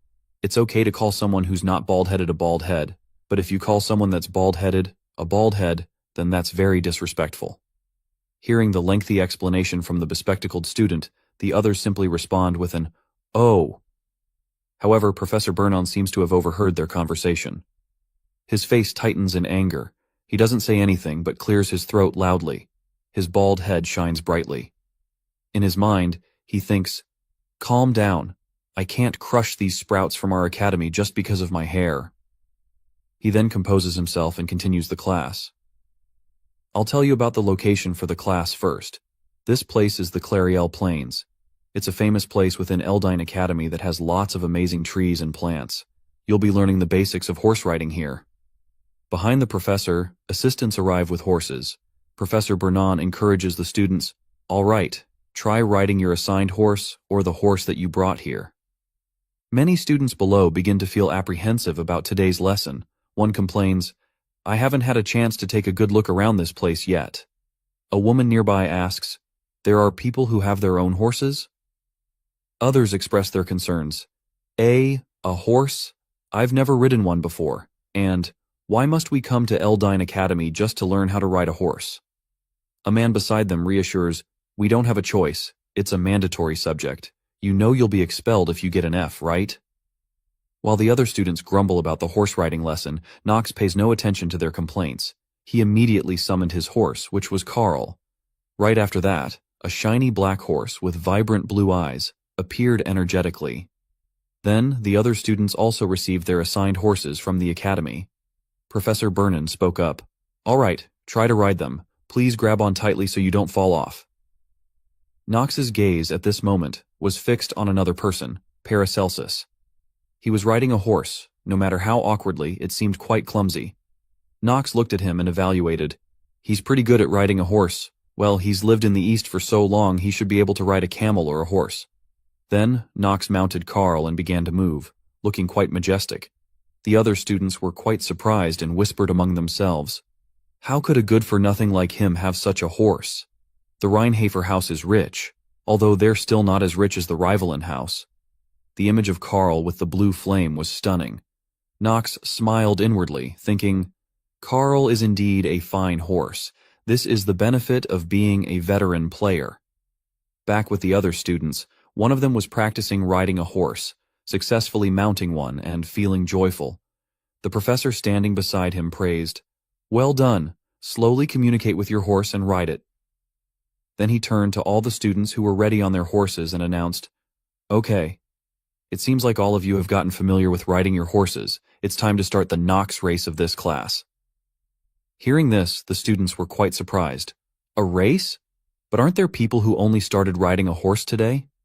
Other students chimed in. What? That doesn't make sense. Especially one student was very angry and complained, This horse tried to kill me with its hind legs. The brown-haired student appeared frightened, saying, This is madness. The bespectacled one standing nearby seemed dangerous, saying, Is he angry because you guys called him a bald head? But before he could finish, the professor with a shiny bald head appeared behind him and gave him a tap on the head, knocking him unconscious onto the grass. The bald professor looked serious and said, The rules are simple. Each of you will ride your own horse and turn the corner, located in the nameless forest at the end of the forest, and then return to this place. The first to get back will be given additional points. Any questions? Knox, standing at the opposite end facing the shiny bald head, silently thought, The rules are as simple as his hair. Then Knox muttered to himself, Well, that's not what's important now, though. Talia, standing behind, nervously asked Knox, What did you say? Knox replied coldly, Nothing. Mind your own business. However, he had many plans in his head, and the information he knew beforehand helped him strategize. Even though horse riding is a class everyone takes, the event that takes place is very important. It's an episode where a demonic human appears for the first time. Since it's their first appearance, it's been arranged so that the protagonist meets the demonic human Rudger. The demonic human that appears in this episode causes all the students to be stuck in the nameless forest. The protagonist then overcomes the demonic human along with the other academy cadets. That's the basic sequence of this episode. Thinking about this, Knox tightened the reins and thought, There isn't a protagonist here. In such a place where there are so many strong personalities, I wonder how things will turn out with the absence of a leader. Thinking carefully is important, but actions must be taken. At this moment, Talia proactively suggested to Knox, Knox, do you want to go with me? Later, she hesitantly explained, I'm not scared, it's just in case something happens. The forest is quite a dangerous place after all. Eleanor was also there at that moment and chimed in to disrupt Talia. I guess you're confident enough to worry about others in a race, huh? However, as soon as Eleanor appeared, Knox's gaze turned hostile. He stared directly at her and uttered harshly, Can you not bother me and just go on your way? Misunderstanding Knox's intention, Eleanor was driven away, speechless. Her face was thoughtful as she walked away, returning to her horse. Now only Talia and Knox remained. Talia, now sincere, admitted, Well, I guess this is indeed a race. It's best to come back as quickly as possible, Knox. Go on ahead first. I'm not that good at horse riding. Hearing Talia's self-doubt, Knox coldly remarked, The race isn't what's important. He then left. Leaving Talia perplexed by his manner, Talia stood there, pondering, If the race isn't what's important, then what is? Soon, all the students returned, and the professor announced, The race has begun. Get going now. Immediately, all the students raced off at full speed. Knox was among them, riding Carl on the far right side of the group. Each student tried to take the lead, urging their horses on. A confident boy boasted to others, I won't lose to commoners who haven't even ridden a horse until today. Suddenly, one student's expression turned fearful. Carl seemed to sense the danger ahead. The blue flames on him intensified, his eyes alert. Knox, sensing what was about to happen, restrained Carl and said, Carl, I know. Suddenly, an announcement appeared. Due to the effect of mana sensitivity genius, the circle has been revealed. Beneath the students' feet, a large magic circle appeared, enveloping the entire area and all the students present. The other students were terrified, wondering what was happening. Knox kindly explained, It's teleportation magic. He then advised them, Everyone, just stay still, unless you all want to die here. Immediately after, beams of blinding light emanated from below the magic circle, causing all the students to shut their eyes. In the next moment, all the students vanished, leaving only lingering shadows and murky dust. The surroundings returned to a quieter state, with only the sound of the wind blowing across the grass. Suddenly, a sinister foot with long claws appeared, surrounded by a terrifying aura of bloodlust. A man, or more precisely, a demon, had appeared. Surrounding the demon was a dense and frightening aura of bloodlust. The demon silently sensed the long-hidden power surging within it. It was ecstatic and whispered to itself, "Finally, my opportunity for revenge has come." This demon seemed to be the one Knox mentioned, called Rudger. Let's see what Rudger is seeking and who he's searching for, which might just be our unfortunate Knox. Knox at this point sensed the unusual situation and quickly warned all the students, "Everyone, just stay still." His eyes gradually turned serious as he said, "Unless you all want to die here." Immediately afterward, Knox decided to dismount and urged Carl to leave the magic circle's area, saying, "I'm counting on you." Just moments later, while all the students were still confused about what was happening, the magic circle activated and transported all the students to another place, at this time in a different location within a forest. All the students had been teleported here. Some students were still shocked after being suddenly transported elsewhere. A black-haired woman held her head, complaining, "My head hurts. Where on earth are we?" The man next to her speculated that they were in a forest. A nearby girl, overhearing this, denied it. "Lies. We were just on the plains." Each person had their own opinion, causing the students to become increasingly confused about their whereabouts. Many believed this was just a test.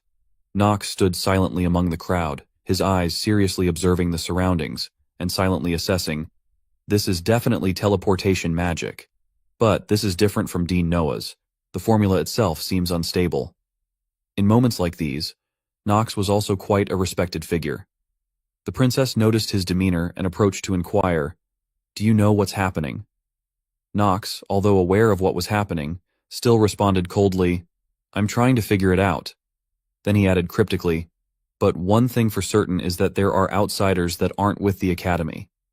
Echidna, with an arrogant attitude, stepped forward to interrogate Knox. "What are you talking about? If you know something, then tell us the details." However, Knox did not hesitate to put her in her place. "Know your place, Echidna. You're not the princess." He believed he had no reason to say anything to Echidna. Echidna, being reprimanded by Knox, was left speechless, her face angry, but she kept her thoughts to herself and said nothing. "Teleportation magic, that's what you said, right? And that this is due to outside influence." Eleanor, who was also behind, inquired to confirm, "Teleportation magic, that's what you said, right? And that this is due to outside influence." Knox did not hide, and confirmed it was true. Eleanor, needing a reasonable explanation from Knox, questioned why he thought so. Talia, also present, with a worried and curious face, said, "I'm also curious about why you think so. This could be a test of sorts from other professors too." Knox sighed in frustration at the group of privileged people, thinking, "This is why people who live comfortably can't make it. They're way too complacent." In his heart, he was certain, "This is inner lunatic. We're within a game that boasts of being one of the most difficult games." However, he did not share this with them as it was his own secret. He found a reasonable excuse and told them, "The magic power looks way too unstable." At the same time, the skill Acting Genius had been activated. Knox continued to explain, "A disorganized formula, the fact that it completely disregards the safety of the target and is only focused on the function, is proof." One of the elite students, hearing Knox's explanation, agreed and said, "Yes, the formula is strange. Moreover, if this was done by the professors, they wouldn't want to endanger us. And there's no reason they'd do that to this many children from reputable families in Eldane." Hearing Leon's words, the other students began to trust Knox a bit more, but no one spoke up. Leon continued to ask everyone to confirm a common opinion. "I think Knox is correct. What do you guys think?" It must be acknowledged that Knox had experienced all of this before, which allowed him to easily make this assessment. Leon, on the other hand, was experiencing this for the first time. Yet his evaluation was not something an ordinary person could make. The princess, hearing Leon's additional explanation, silently praised him. "I don't want to admit it, but he's right. The formula is definitely unstable. It's right to think that an outside influence is at play." She began to feel uneasy and speculated, "Could this have been done by Brother? The other students did not worry as much. One of them spoke up. In any case, we need to get out of here quickly. Others heard this and also agreed to leave the place. At this moment, Leon warned everyone, I don't think it's a good idea to stay in this kind of mana for long. Echidna, not understanding and raising her voice, questioned, You dark families are trying to take things into your own hands, huh? You need to prove what you're saying first. Immediately, the princess beside her demanded that she stop. The princess confirmed, Echidna, everything they've said is correct. If we stay in this vortex of unstable mana for too long, we'll be as good as dead. The princess's words made Echidna pause, and she dared not speak further. After hearing the princess's confirmation, the others hesitated but then agreed. Come to think of it, the way the magic circle is deployed is indeed strange. Yeah, it's way too inefficient. Others chimed in. The princess is indeed sharp. She learned magic earlier than we did, didn't she? Paracelsus, standing nearby, listened but did not comment. However, his eyes became vigilant. He turned in one direction, drawing his sword and readying for battle. He signaled everyone to be quiet. Echidna, with her limited abilities, noticed nothing amiss. Paracelsus coldly asked her, Can't you smell the stench of blood? He added, This is a monster that's intermediate rank or above. Its location is above us. What Paracelsus mentioned also alerted Nox, and he detected it too. Above them appeared a bird-like monster with a large body and 4 wide wings. The wind from its wings made everyone below cautious. However, before the bird could make a sound, Nox swiftly leaped up. With one move, his sword slashed multiple times across the bird's body. His expression remained cold and composed as the bird took the hits from Nox. He warned all the students, All of you, get ready. The large bird, easily cut down by Nox, lay on the ground. After defeating an intermediate-level monster effortlessly, Nox seriously declared, In this dangerous situation, I'll take command of the fight. The other students, hearing this, were reluctant to acknowledge, What? Who's taking command? Many thought, Nox is taking command? The good-for-nothing? That's crazy. The princess, surprised by Nox's quick response, thought, The ambush of a monster whose presence I didn't even detect. He was the first to detect it? The good-for-nothing of House Reinhafer? The elite students witnessed this, but neither denied nor agreed with Nox's declaration. The bird monster was not entirely defeated, as its body seemed to be infused with a bloodthirsty mana, making it more ferocious. The princess, still in deep thought, wondered, How is he suddenly so different? Nox von Reinhafer. Meanwhile, a bald professor, looking at his stopwatch, wondered, Seriously, is the current batch of students completely talentless in horse riding? How is it that no one's back yet? This is the worst time record in history. This indicated that the bald professor was unaware that the students had been transported away.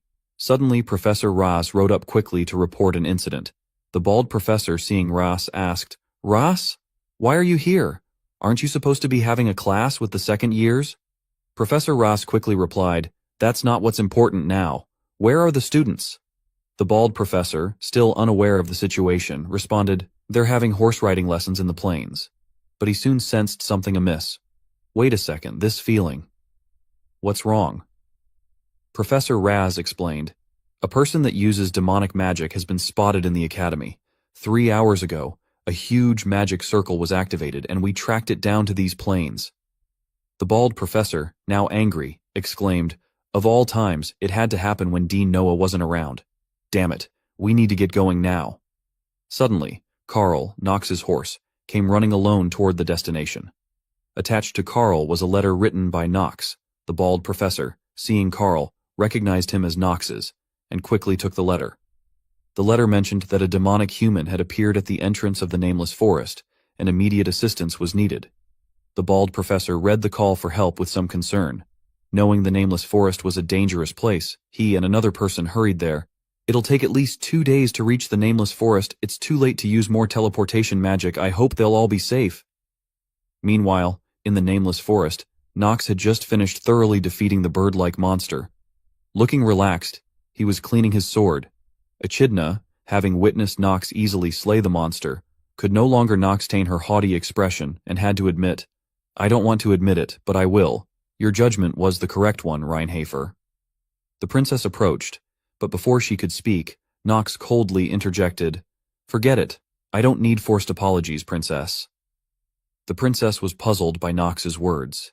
He then bluntly stated, "This incident is an extension of what happened previously.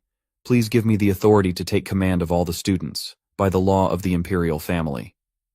The princess hesitated and responded, "But it could get dangerous. I, the princess, will take charge of the students personally." Nox felt annoyed and troubled by her response. He quickly called for a young man named Pell. When Pell stepped forward, Nox asked him, "Tell me the manual that needs to be followed in emergency situations."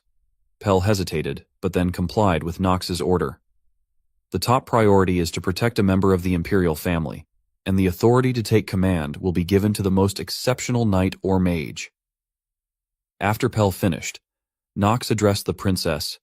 "Princess, you're the only member of the imperial family here, and you're also one of the most powerful individuals needed to defeat the demons in the future. The lightning mana and power of punishment you possess are passed down only within the imperial family."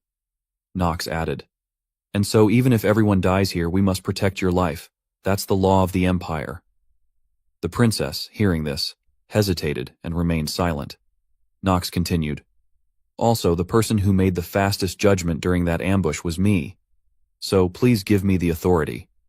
Nox's face slowly formed a cunning smile as he extended his hand toward the princess, concluding, "Authority over the life and death of everyone here, including you." The princess felt a mix of emotions, unsure whether she was moved or frightened. After hearing Nox's speech proving himself as the suitable leader of the student group, Talia's face began to blush. He wants to become the leader with everyone's life on the line. Incredible. She stared intently at Nox, assessing him. I was indeed right. Nox is the true knight role model. Sensing something behind him, Nox turned to see Talia gazing at him with sparkling admiration. Puzzled, he thought, "What the hell is wrong with her?" Nox then addressed the crowd. "Anyways, if there aren't any other opinions, I'll become the leader and take charge of us. If you don't like the idea, then prove your worth with your abilities." With a confident smile, Nox added, "If you can do that, I'll gladly give up this position as the leader." None of the students voiced any objections. However, a clever-looking young man thought to himself, if something bad happens while he's protecting the princess, the leader would definitely face severe punishments, even if he does well at the start. Something will surely go wrong eventually. That means Nox is drinking poison from a holy grail right now. He stood right behind Nox, mocking him. "Ha ha ha, mindless idiot. Do what you want." Nox heard his words and turned to look at him with utmost affection. Seeing Nox's gaze, he broke into a cold sweat and quickly turned away, terrified by Nox's love for him. After a moment of silence, everyone tacitly understood that Nox would be the leader. Nox then declared, "It's decided then. Starting from now, follow my instructions. If you don't, you'll be punished according to the law." The princess silently agreed with Nox's every word. Even the echidna, who disliked Nox, could only grumble internally. After clarifying everything, Nox began to command everyone. "We'll start moving now, everyone. Follow me." Nox then took the lead. Eleanor, seeing Nox leave without further explanation, felt confused. "Wait, shouldn't you tell us where we're going first?" Nox, without bothering to explain, gave her a frightening look and said, "I'm not good at explaining things, so make sure to follow me closely." Then he led the group, thinking to himself, "If you guys knew just how many times I've played this chapter, you'd be horrified, because I'm a veteran of this damn game." Meanwhile, in a cave, someone was observing the students' actions through a magic orb as they encircled and killed a beast. This man was none other than the demon Rugger. He leisurely watched the students struggle like prey. Suddenly, a voice called his name, "Rugger," accompanied by a terrifying black mist. From within the mist, a mouth appeared, surrounded by numerous eyes. The entity commanded Rugger, "Devour the humans of Eldine. Get rid of all the sprouts that do not grow." Rugger obediently listened, kneeling, and then extended his hand to receive the black energy into his body. The mysterious figure continued, "If you do that, I'll share my power with you, even though you don't deserve it." As the black energy entered Rugger's body, the veins in his arm turned black, his body seeming to endure immense pressure. But soon, he controlled the power, clenched his fist, and responded, "Yes, my lord, I'll deal with this in a way that shall not disappoint you." At that moment, he was holding a dark purple magic core. Once the black mist disappeared from the core, the mysterious figure vanished, and the core fell to the ground. Rugger, looking into the magic orb, muttered to himself, "Eldine, this is a perfect mission for me. I'll punish you for the sin of abandoning me." The orb reflected the image of two professors riding towards the nameless forest. His gaze focused on Professor Ross, uttering his name, Ross von Celestia. It seemed they had known each other before. The terrifying aura from Rugger spread throughout the cave, causing birds to scatter.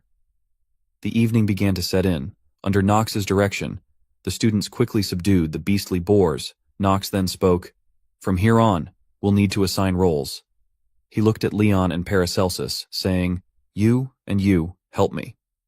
Paracelsus, though slightly displeased, reluctantly agreed.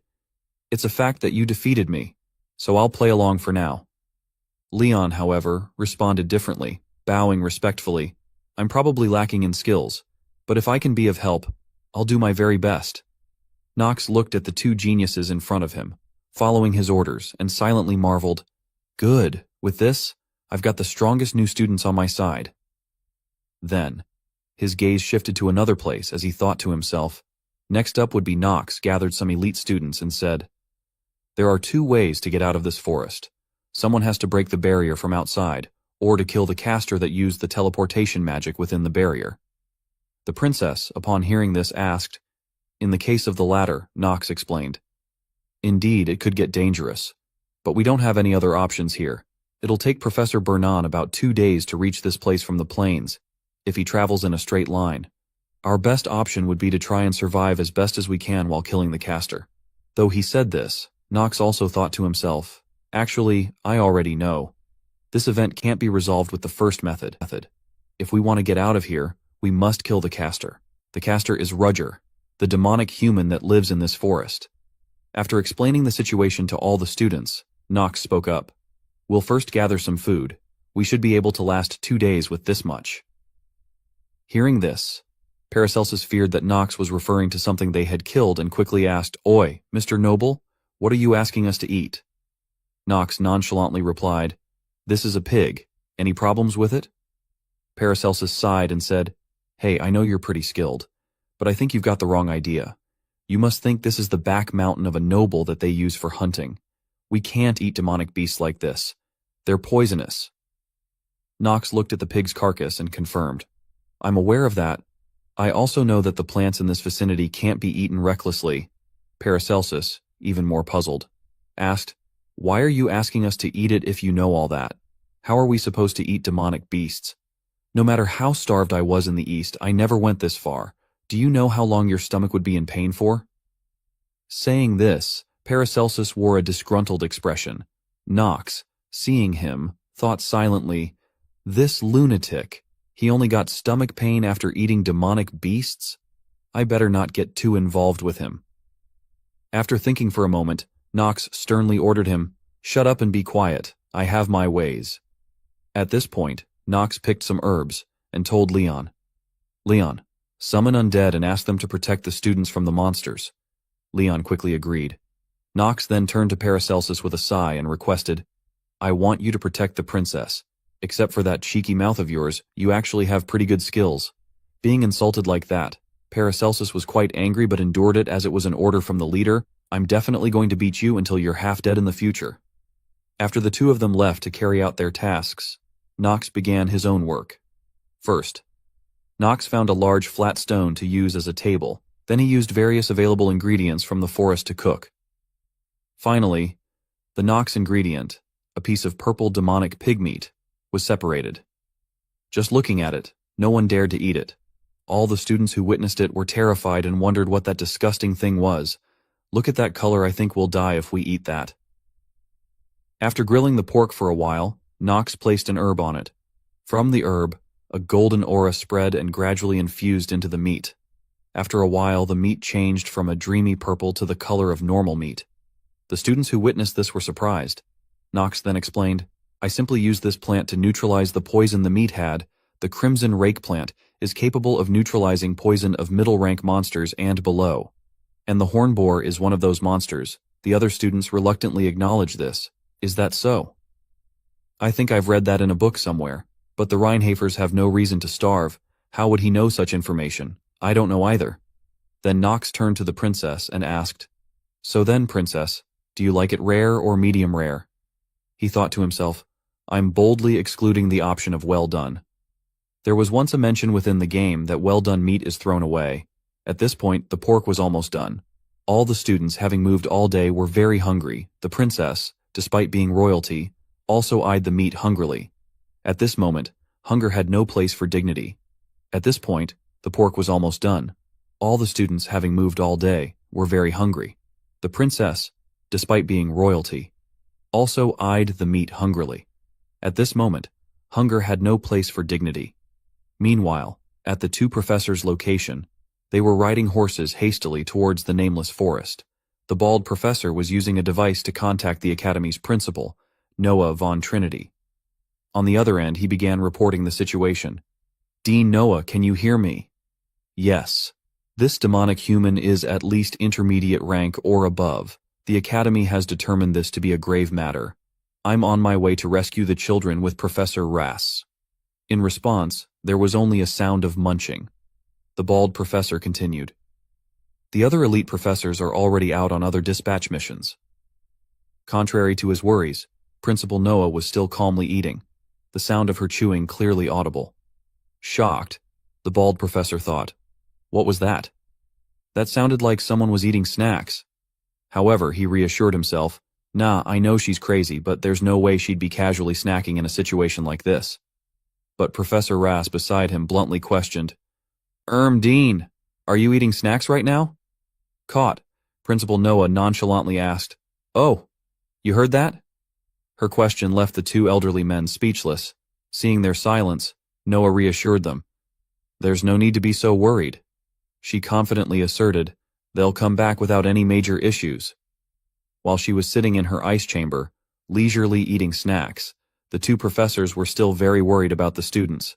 But, if they were second-year students, this situation wouldn't be as dire. But they're first years. They haven't even been studying at the academy for that long.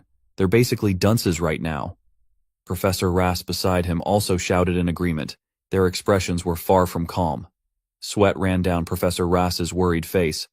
They haven't even learned basic defense magic properly. However, to their surprise, Principal Noah cut the connection without bothering to listen further. The two old men were left helpless. Damn it! It can't be helped then. I'll just do as much as I can. The bald professor was no longer calm. Urging his horse to run faster, Professor Rass behind him called out, Burnin! In his mind, the professor worried, My top apprentice Knox. I will never let you die in a place like this. Back at the nameless forest, all the students seemed to have eaten their fill of the food Knox had prepared from the beast. They were now gathering around the campfire to rest for the night. However, Knox continued to do something that puzzled the students. Seeing Knox's actions, Leon asked Paracelsus, Why are you spilling the hornboar's blood around? Paracelsus kindly explained, If you use the blood of a stronger monster instead, weak monsters won't even dare to come near us. That's something we do often, even in the East. Travelers are most vulnerable when they set up camp at night, after all. Hearing Paracelsus's explanation broadened Leon's knowledge. The other students were also amazed. At this moment, Princess Penelope approached Knox and called his name. Knox turned back, scrutinizing her with his eyes. The princess smiled warmly and thanked him. Thank you. Thanks to you, we could keep the other students safe. Knox, indifferent to the gratitude, cautiously reminded the princess, We still have a long way to go. There are still a lot of monsters around and we haven't defeated the mage, plus the night is long. While the two of them were talking, the other trainees began to sleep in an attempt to regain their strength. The princess looked at all the trainees, missing no one, and said with a sigh, I know, but the fact that no one has died so far, I think that's thanks to you. Despite her gratitude, Knox remained indifferent as he looked at the princess. Her face gradually turned sorrowful as she admitted her past mistake. Please forgive Echidna's manners. She's just biased against dark families because of the usual negative feelings people have for them. Knox, puzzled by the princess's apology on behalf of Echidna, thought to himself, Why does she even care about me? I don't like how this is going. He then told the princess, You don't need to worry about someone like me. You can't go thanking the good-for-nothing that was thrown away by his own dark family. The imperial family would be in shock if they found out. The princess disagreed with his self-deprecation, asserting, "That's one way of looking at things." Her gaze turned serious, and Nox's image in her eyes was entirely different from the rumors, she frankly stated. "But I think differently. If I can save more people, even if I have to join hands with a demon, I will do so without hesitation." Nox, concerned by her serious words, cautioned, "That's such a dangerous thing to say." In response, the princess quickly retorted, "I'm just kidding." Nox felt a bit annoyed by her attitude and thought to himself, "Damn it, did her switch turn on?" He evaluated her. Penelope von Arkheim, she's known as the Princess of Kindness. But her biggest flaw is that she's an extreme utilitarian. Looking at the innocent princess before him, Nox judged, she's a dangerous character that would give up her own life for her beliefs. Her nickname as the Princess of Kindness could easily turn into the cold-blooded princess. Ending the conversation with the princess, Nox took out a cloth bag emitting a menacing purple aura. He raised the bag and addressed the other trainees. "We'll now team up in fours to set up the tents. I have some decent cloths, so each of you can come take one," he thought to himself. Having a dimensional pocket is definitely convenient. Seeing Nox's announcement and the bag he held, the trainees began to murmur, "Why are you carrying around things like that? What the hell? That's the Reinhafer family for you. I heard that when you turn 5 in the family, they push you off a cliff. Nah, no way." Annoyed by the absurd rumors, Nox thought, "To think there'd be such bad rumors going around, I guess that's how things are for a dark family." The other trainees began setting up camp according to Nox's instructions. Nox, standing next to Talia, reminded her with a worried expression, We better be careful." Talia, confused, asked, Be careful of what?" Nox, unable to explain what he already knew, coldly responded, "It's nothing." He then continued to instruct the other trainees. "After you guys have decided on the night shift rotations, take turns guarding this place." He started to plan in his mind. "It's time for me to get started too. There's a problem that exists in the second episode of the Academy during this ambush. If we don't kill the mage that set up the barrier quickly, it'll become impossible to clear this scenario." Meanwhile, the trainees were finishing setting up the camp. Everyone seemed exhausted and fell asleep around the campfire. Taking turns guarding, Nox continued with his plan, thinking, "And that means, if no one kills the mage, we won't be able to complete this story." As Nox drew his sword and walked in a certain direction, Leon, seemingly entrusted by Nox with something, watched him go alone. Within the barrier, the sleeping trainees began to sense something approaching. A young man woke up, quickly drew his sword, and alerted the sleeping trainees. "Everyone, get up!" Others hurriedly reported, "Princess, we've got trouble." The princess ran out and anxiously asked, "What's wrong?" The man explained, "A huge number of creatures that possess mana are gathering near here." The area around the trainees' resting place was enveloped in a terrifying miasma. Echidna, worried, stood protectively in front of the princess. "Please stand behind me, princess." Paracelsus also quickly drew his sword, ready for battle, assessing the situation. "Ho, here they come. Hornboar's blood doesn't mean anything in the face of a stronger monster after all." He then looked around, seemingly searching for Nox, and asked, "So, what do you intend to do?" However, they realized Nox was no longer there. Talia anxiously called out, "Nox isn't here?" Leon stepped forward, began using his magic, and told everyone, "He's gone elsewhere temporarily. He's left this battlefield to me." Echidna, angry, shouted, "What? He was so confident about protecting the princess, yet he went somewhere else?" Leon rebutted, "Yes, but he didn't run away." Echidna, still doubtful, questioned, "How would you know that?" The other trainees, seeing the approaching horde of creatures, felt very anxious. "But there's just way too many of them. This is too dangerous." Eleanor also spoke up, "Echidna is right. This is way too many monsters for us to deal with." Leon, turning to her, affirmed, "It's all right." He then began to unleash his magic, green mana spreading around him. Witnessing his tremendous power, the princess was quite surprised, thinking, "Such a ridiculous amount of mana." Echidna, with a troubled expression, thought, "What on earth is happening right now?" Leon, entrusted by Nox at this moment, was also very curious. "I've become curious. Knox von Reinhafer, about the kind of person you are and why you've given me this responsibility. He recalled when Knox, before leaving, had given him a dark purple magic core, which had surprised Leon. Returning to the present, Leon confidently declared, I declare this as the patriarch of the Marvas household, the result of this battle. Mid-sentence, a monstrous wolf charged at him, but Leon, using his enormous mana, quickly blocked it. In an instant, summoned entities appeared and slashed at the wolf.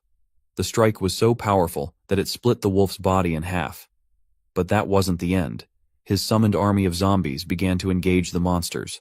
With eyes full of confidence and determination, Leon continued, I declare this as the patriarch of the Marvas household. The result of this battle will solely be decided by me, Leon von Marvas. At a different part of the nameless forest, in front of the demon's cave, a magical array was set up all around. Knox calmly stepped into the range of the magic. Even though he knew about it, he wasn't afraid and directly walked in. As soon as Knox stepped onto the magic circle, a system notification appeared stating, Mana Sensitivity Genius has neutralized intermediate restraint magic. Therefore, these magic restrictions had no effect on him. Knox continued to walk through the magical constraints, his face serious and his eyes determined. Another notification appeared. Due to the effects of the lunatic member's robe, your attack power has increased by 1.2 times. The moment he stepped into the magic, Knox detected the presence of the demon named Rudger. He took the initiative to speak, How long do you intend to re-Knox hidden? The demon, surprised at being discovered, let out a mad smile, showing interest. He began to slowly walk towards Knox, his voice deep and menacing. A mere academy student is able not only to figure out my location, but is also bold enough to fight me. Rugger's eyes then gleamed fiercely. The red aura of blood emanated from him, instilling fear in those around. Knox was ready for the battle. Acting genius has been activated strongly. His expression changed from cold and emotionless to cheerful, and he smiled cunningly, saying, Those are words you should only say when you're worth something. He then threatened the demon, You're the one who ought to know his place. His words successfully enraged Rudger, whose smile vanished, replaced by a fierce look. Veins bulged on Rugger's face as he roared, How dare you! The next second, he vanished, moving at great speed towards Knox, claws extended to end him. However, Knox blocked the attack with his sword, the impact releasing a burst of energy around them. After deflecting the blow, Knox swiftly slashed horizontally at Rugger, forcing him to retreat to dodge. Rugger looked at his hand, now corroded by the black flames from Knox's sword, and furiously demanded, Who the hell are you? Knox, with a cold tone, replied, There's no need for me to tell you that. His cold demeanor further infuriated Rugger. The demon's body was fueled by demonic power, black veins spreading across his form. A terrifying aura emanated from him as he snarled, I'll beat the words out of that arrogant mouth of yours. Rugger charged again, his arm now wrapped in a blood-red aura. But for Knox, it was all too easy. He quickly severed Rugger's once-joined arm. Realizing his arm had been cut off, Rugger was left stunned, unable to react, his face blank with disbelief. Knox, after chopping off Rugger's arm, looked at him coldly and thought to himself, One piece skip. What happens from now is what matters. Well, there's no need for me to even use my skill. As Rugger's arm fell, he finally came to his senses. Knox, with an unwavering expression, considered, Not with this difference in level? Even though he's borrowed the power of a demon, he's still just a demonic human. Rugger's face now showed a mix of fear and anger as he screamed, Impudent brat! The severed arm regenerated into a bizarre form. He then extended the arm towards Knox, exclaiming, Don't tell me you're so arrogant that you think you've won, have you? As the arm approached, Knox observed it calmly, not bothering to evade. In his mind, he assessed, He's way weaker than the current Knox. At the moment Rugger's long arm attacked, Knox quickly blocked with his sword. His eyes became increasingly menacing. A notification appeared, indicating that swordsmanship and combat genius had been activated. You have destroyed your enemy's attack. Immediately after activating the skill, Knox's strikes grew stronger. He knocked Rugger's arm aside, causing it to become deformed. Rugger was utterly shocked when Knox repelled his attack. As Rugger momentarily lost focus, Knox gathered mana into a magic orb on his left and taunted him. An attack like this is useless. The next second, Nox's attack hit Roger's body, causing him to scream in pain. Acting Genius has been activated. Simultaneously, Nox's face turned cold. He directed his murderous gaze at Roger, who lay on the ground in agony from Nox's dark strike. With a terrifying expression, Nox grabbed Rugger's limp arm and lifted him up. His menacing face glared at him and said, "You didn't think that'd work on me, did you?" Rugger lay on the ground in pain, unable to do anything, his teeth clenched in anger. "I should have been careful from the start. The good-for-nothing of House Reinhafer, he's foiled my plans?" Now, with Nox pinning his arm down and pressing his body to the ground, Rugger still tried to lift his head to glare at Nox, snarling, "How dare you humiliate me? The one who's received the blood of the Archduke!" Nox ignored his meaningless words, calmly raised his sword with a chilling gaze and said, "This is farewell. I've had enough of you." As Rugger saw himself about to be finished off, sweat began to pour down his face in fear. But at that moment, a voice called out from behind, "Stop!" It was Professor Rass. He hurriedly rushed over, gasping, and pleaded with Nox, "Please stop, Nox." His face was very frantic as he admitted, "He's my apprentice." Hearing Professor Rass say that, Nox was very surprised. He froze, astonished. "What?" Professor Rass, with a regretful expression, bowed his head and said to Nox, "Sorry for allowing you to go through all this, but it's true. He's Rugger, my apprentice." Rugger, lying on the ground, hearing this, also gave a contemptuous smile. "Ha! Your apprentice? Don't be absurd, Professor Rass. Was I ever your apprentice for even a single second? You abandoned me. I, who lost my arm in the war of our empire, you drove me out of the academy heartlessly because I no longer had any value." Rugger angrily shouted, "You call yourself my teacher. You're self-deluded." Hearing these harsh criticisms from his student, Professor Raz sorrowfully clenched his fist and admitted, "Yes, I might have abandoned you. But it's not what you think. I only made such decisions because I was worried for you. I didn't want what happened to my son to happen to you. My only choice was to expel you from the academy because you were so adamant about going to the battlefield." Despite Professor Rass's explanations, Rugger did not want to understand and continued to hold a grudge against him. His eyes full of hatred, he said to Rass, "We're the ones who decide the path we'll take." He recalled the scenes he had to go through. "Rass, you were conceited, and the whole continent became aware that I was abandoned trash of the academy." Professor Rass was deeply remorseful for what he had done. "I didn't know that happened to you, but does the magic you so desired really look like this? Is this really the magic that we both wanted?" Rugger appeared indifferent to Professor Rass's question. He gave a sly smile and said, "I know that it's too late for me." Right after, his whole body seemed to gain new strength. He struggled against Nox and broke free from Nox's grip. Nox was surprised by his actions and carelessly let him escape. Immediately after, Rugger abandoned his target, Nox, and charged straight towards Professor Rass with the intent to exact his revenge. He rushed at Professor Rass, his face full of fury, holding a blood-stained knife. His eyes filled with hatred, he shouted, "But I'll bring at least you to the afterlife with me." He screamed, "Rass von Celestia!" Professor Rass was terrified, unable to react in time. In other words, he resigned himself to this death for what he had done. However, the author does not let him die just yet. At this moment, we only see a stream of black energy from Rugger being blocked by a purple stream. Professor Rass, who was previously so terrified that he closed his eyes tightly, waited for death, but when it didn't come, he opened his eyes to see why. Before him stood the handsome figure of Nox, blocking his way. Taking on the role of the protagonist, Nox declared, "Things that I've done that can't be changed, I have some of those as well." At the same time, his entire body was enveloped in the purple energy, knocking Rugger out of the danger zone. The moment after he finished speaking, Nox's figure appeared right behind Rugger. His sword was ready to finish him off. Rugger, his body still not reacting, stood motionless as if rooted to the ground. When he finally realized it, his face twisted, and he muttered to himself, "What? How are you so fast?" At this point, the system also began to announce, "Acting Genius is now activated to the most extreme level. The synchronization of Nox von Reinhafer with the player has increased." Nox, with his sword ready to strike, no longer had a cold expression. He smiled lovingly at the soon-to-be-dead Rugger and said, "I understand the feeling of despair you have to endure, but it can't be changed anymore. That's a really inelegant emotion, don't you agree?" Right after saying this, Knox's entire body became different due to the enhanced stats. Another warning rang out, "You might lose your mind." However, this didn't affect Knox. He continued to swiftly swing his sword. The blade quickly sliced Rudger's body in half. He didn't have time to say any last words, only managing to utter a few meaningless sounds. Knox's cold eyes turned to look at the demon's body, which had been cut in two. After a while, the demon's body gradually dissolved into black mist and disappeared as if it had never existed.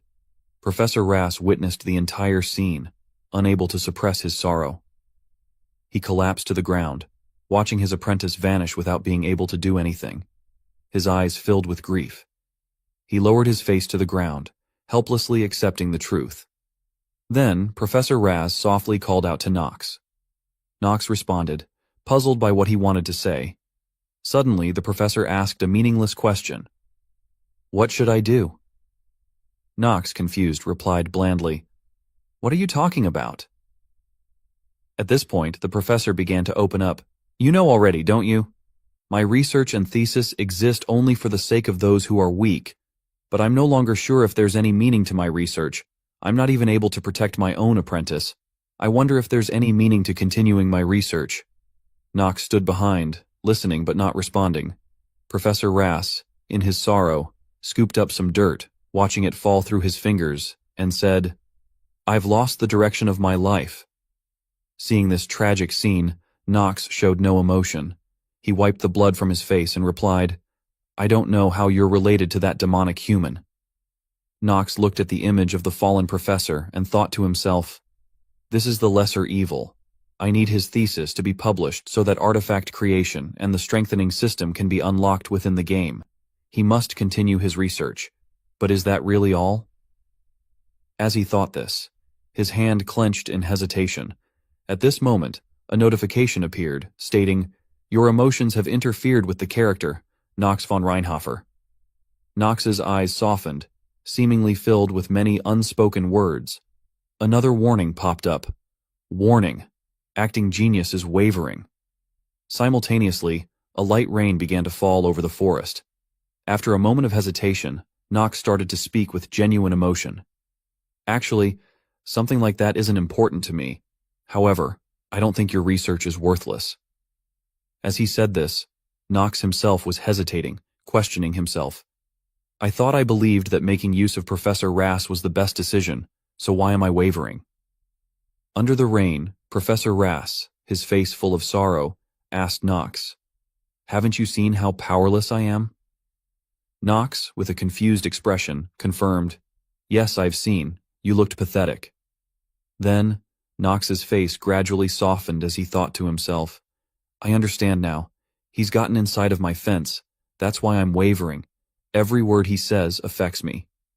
Breaking his train of thought, Knox stepped lightly towards Professor Rass. Speaking in a low tone, he said, "I'm lazy by nature. Please don't ask me to do too many tasks. I don't really like tea, I prefer coffee, I don't need money. I also don't think much of things like fame." Professor Raz, baffled by Knox's remarks, looked at him with a puzzled expression and asked, "What are you talking about?" Ignoring the question, Knox continued, "However, your research is different." At this point, a gentle, sunny smile appeared on Knox's face, even in the rain. He looked at the professor and confirmed, "It's of value. I guarantee that." In his mind, he whispered to himself, "Maybe, just maybe, a game addict like me is envious of you, who contributes to the love in this world." Simultaneously, the magical barrier began to break down as its creator was defeated. Knox knelt on one knee, showing respect. His knee got stained with mud from the rain. Professor Rass began to grasp what Knox desired. Knox then spoke resolutely, "Professor Rass, I'll become your #1 apprentice." The romantic scene left everyone in awe. Professor Rass could hardly believe Knox's request. Knox continued his thoughts. "Nothing has changed the back of Professor Rass that I've seen only via the monitor. There's only him and me, an unorthodox thinker." Knox then said to the professor, "If needed, I can match with you. I can be at the height of your back as you cry inside while talking about your son." These were words that men often find hard to say to each other. As the barrier disappeared, the students were safe. All the monsters had been killed by Leon, and their corpses piled up before them. Paracelsus, seeing no more danger, sheathed his sword and sighed in relief. Leon looked at the slain beasts and felt at ease. Paracelsus, witnessing Leon's power, thought to himself, "To think Nox isn't the only lunatic here. What the hell is with all those undeads? They're on a completely different level to normal undeads. They feel fundamentally different." The princess also felt reassured and said to Echidna, "It's so hard to believe that there's an army of undead with that kind of strength, the Dark families. They are truly capable of destruction. That's hard to believe. While I don't want to admit that it seems that the rumor that the Marvas household is back is the truth, Leon von Marvas, we do well to remember him." Echidna, bowing, replied, "Yes, Your Highness. I'll pay attention to his activities." Leon, still in a daze, held the mana crystal Nox had given him and thought, "The highest grade mana crystal. If it weren't for this, there's no guarantee I could have won." Grateful to Nox, Leon clenched the crystal and acknowledged, "It's as if he's seen the future." Suddenly, a loud voice broke the somber atmosphere among the students. "Hey, everyone! Hey! Is everyone all right?" A bald professor appeared, shouting to check on the students. His shiny head was like a glimmer of sunlight in the gloomy rain. The students, seeing the professor, felt more anxious than before. Paracelsus, annoyed by the noise, turned away, as the bald professor grabbed an unlucky student, shaking him to check if anyone was dead. The princess approached and confirmed, "No, there's someone who left the battlefield, though."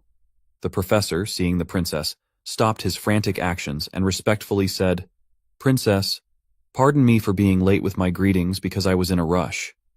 He asked, "May I know who it was that left?" The princess replied, "It's Nox von Reinhofer, but I don't think he's in any danger, because we could only survive this long thanks to him." Professor Rass, in disbelief, asked for confirmation. "Is that the truth?"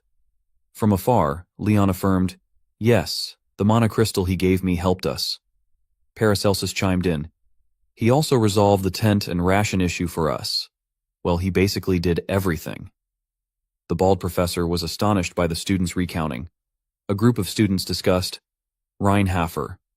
He might not be the trash that we thought he was. He's definitely problematic when it comes to women, though. And he did act like a good-for-nothing. He also treats servants pretty badly. I heard he had bullied Eleanor's servant in an alley before."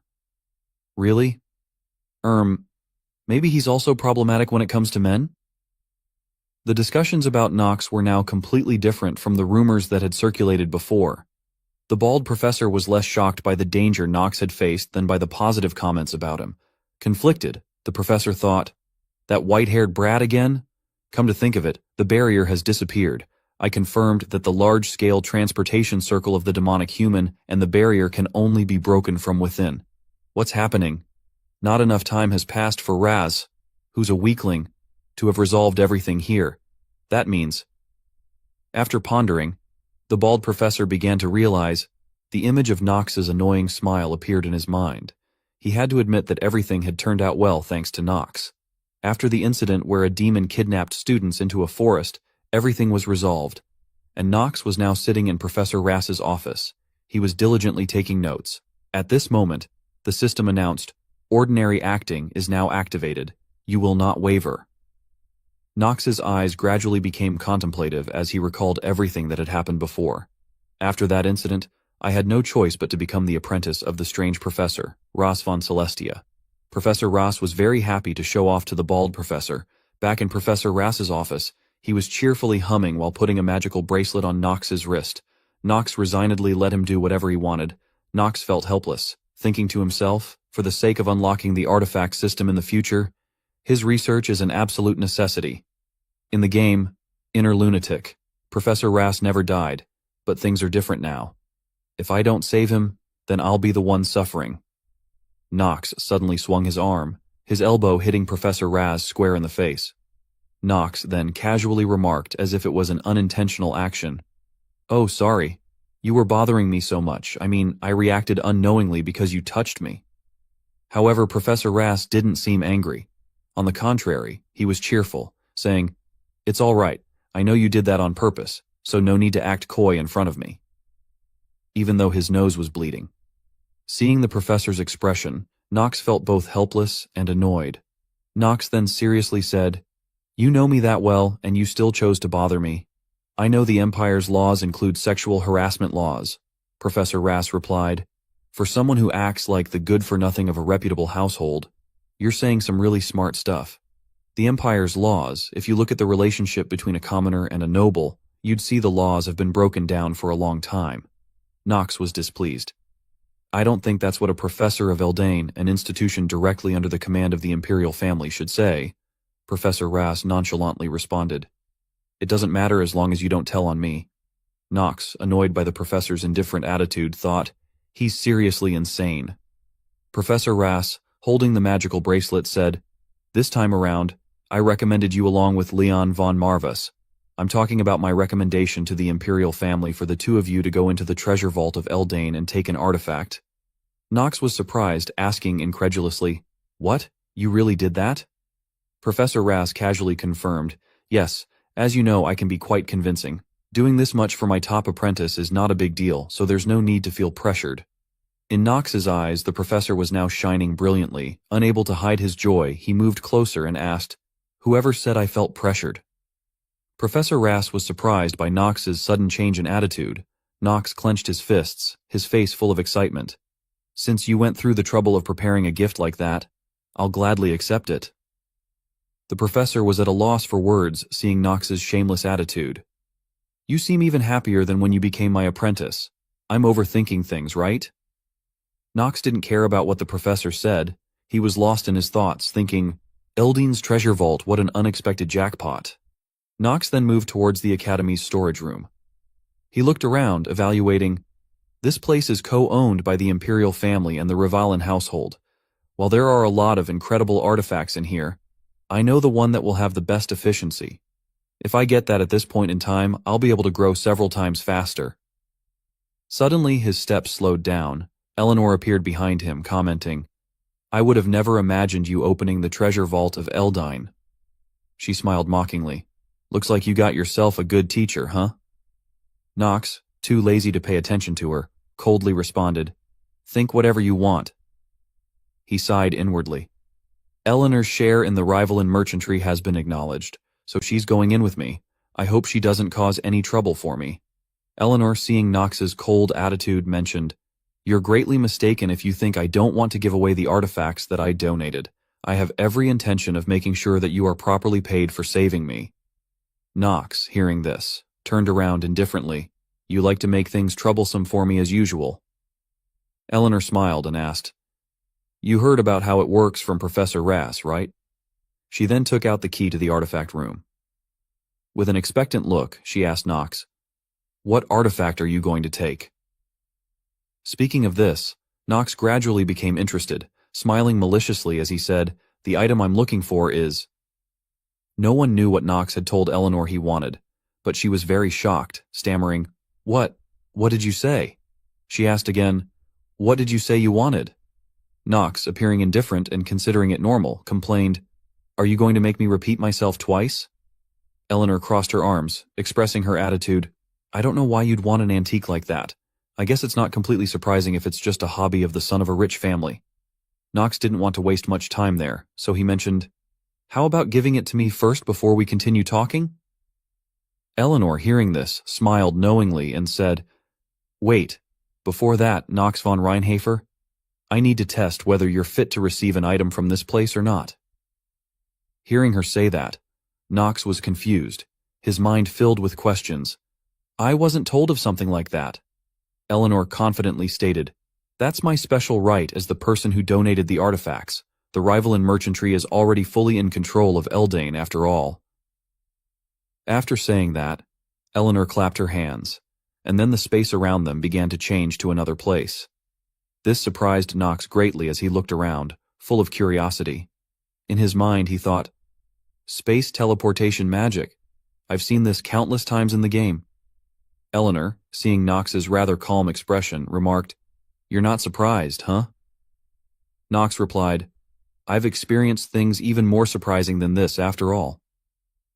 Then she invited Nox to sit down. She started the conversation. Let's not waste any more time and begin the test, Nox von Reinhofer. Nox appeared cold and puzzled about what Eleanor wanted to discuss with him. He thought to himself, She's making me work for the artifact. Well, it's just a formality, so it shouldn't take long. Eleanor, now showing a serious attitude, questioned Knox. Why did you save me? Knox was quite surprised that Eleanor did all this just to clarify why he had saved her.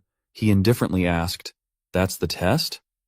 Eleanor, with a determined attitude, said, It's up to me to decide what question is asked.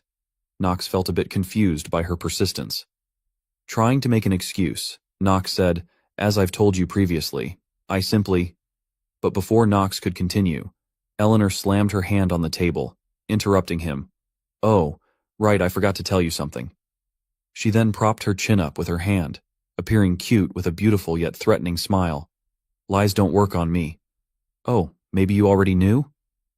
Faced with Eleanor's stubbornness, Knox was also scared, muttering to himself, There's something that I forgot. In Inner Lunatic, the difference between acting genius and ordinary acting is acting genius can see through the lies of another person. That means what Eleanor says is the truth. Now cornered by Eleanor, Knox grumbled, You're really such a pain in the ass. Eleanor, Knox-taining her usual calm demeanor and a knowing smile, said to Knox, Oh my, didn't you already say something like that just now? At this point, Knox was at a loss for what to do, his face turning ashen as he asked himself, Curses? What do I do now? Seeing Knox's pale expression, Eleanor teased him, suggesting he was quite frustrated. When Knox heard her mocking comments, he told her to shut up. You must have lied about wanting to give me the artifact personally, he said. Eleanor, noticing Knox's hesitation, emphasized, Is that important right now? What's important is that you'll lose out if you don't answer my questions. Knox was truly at a loss, assessing the situation and thinking, It's way too risky to have come all this way just to lose the artifact. To begin with, she'll suspect me if I try to get out of this meeting.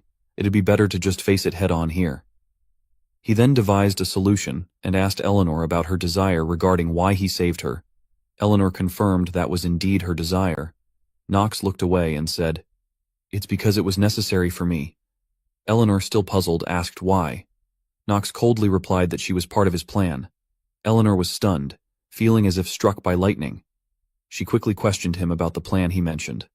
Knox folded his arms and replied indifferently, I don't think there's a reason for me to tell you that much, is there?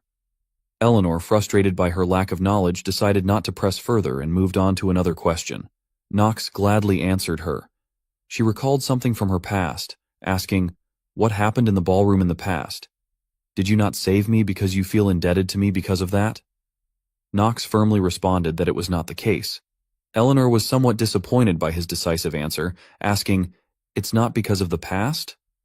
What intrigued her the most was being a part of Knox's plan. What on earth does that mean? Knox reiterated, Everything I've said is true. You probably already know that, though. Eleanor remarked that keeping too many secrets was not good. However, Knox did not feel that he was the one with a problem. He thought Eleanor was the one at fault.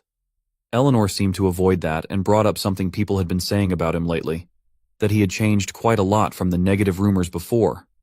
Knox, uninterested, replied indifferently. Eleanor ignored his attitude and continued, I don't believe that.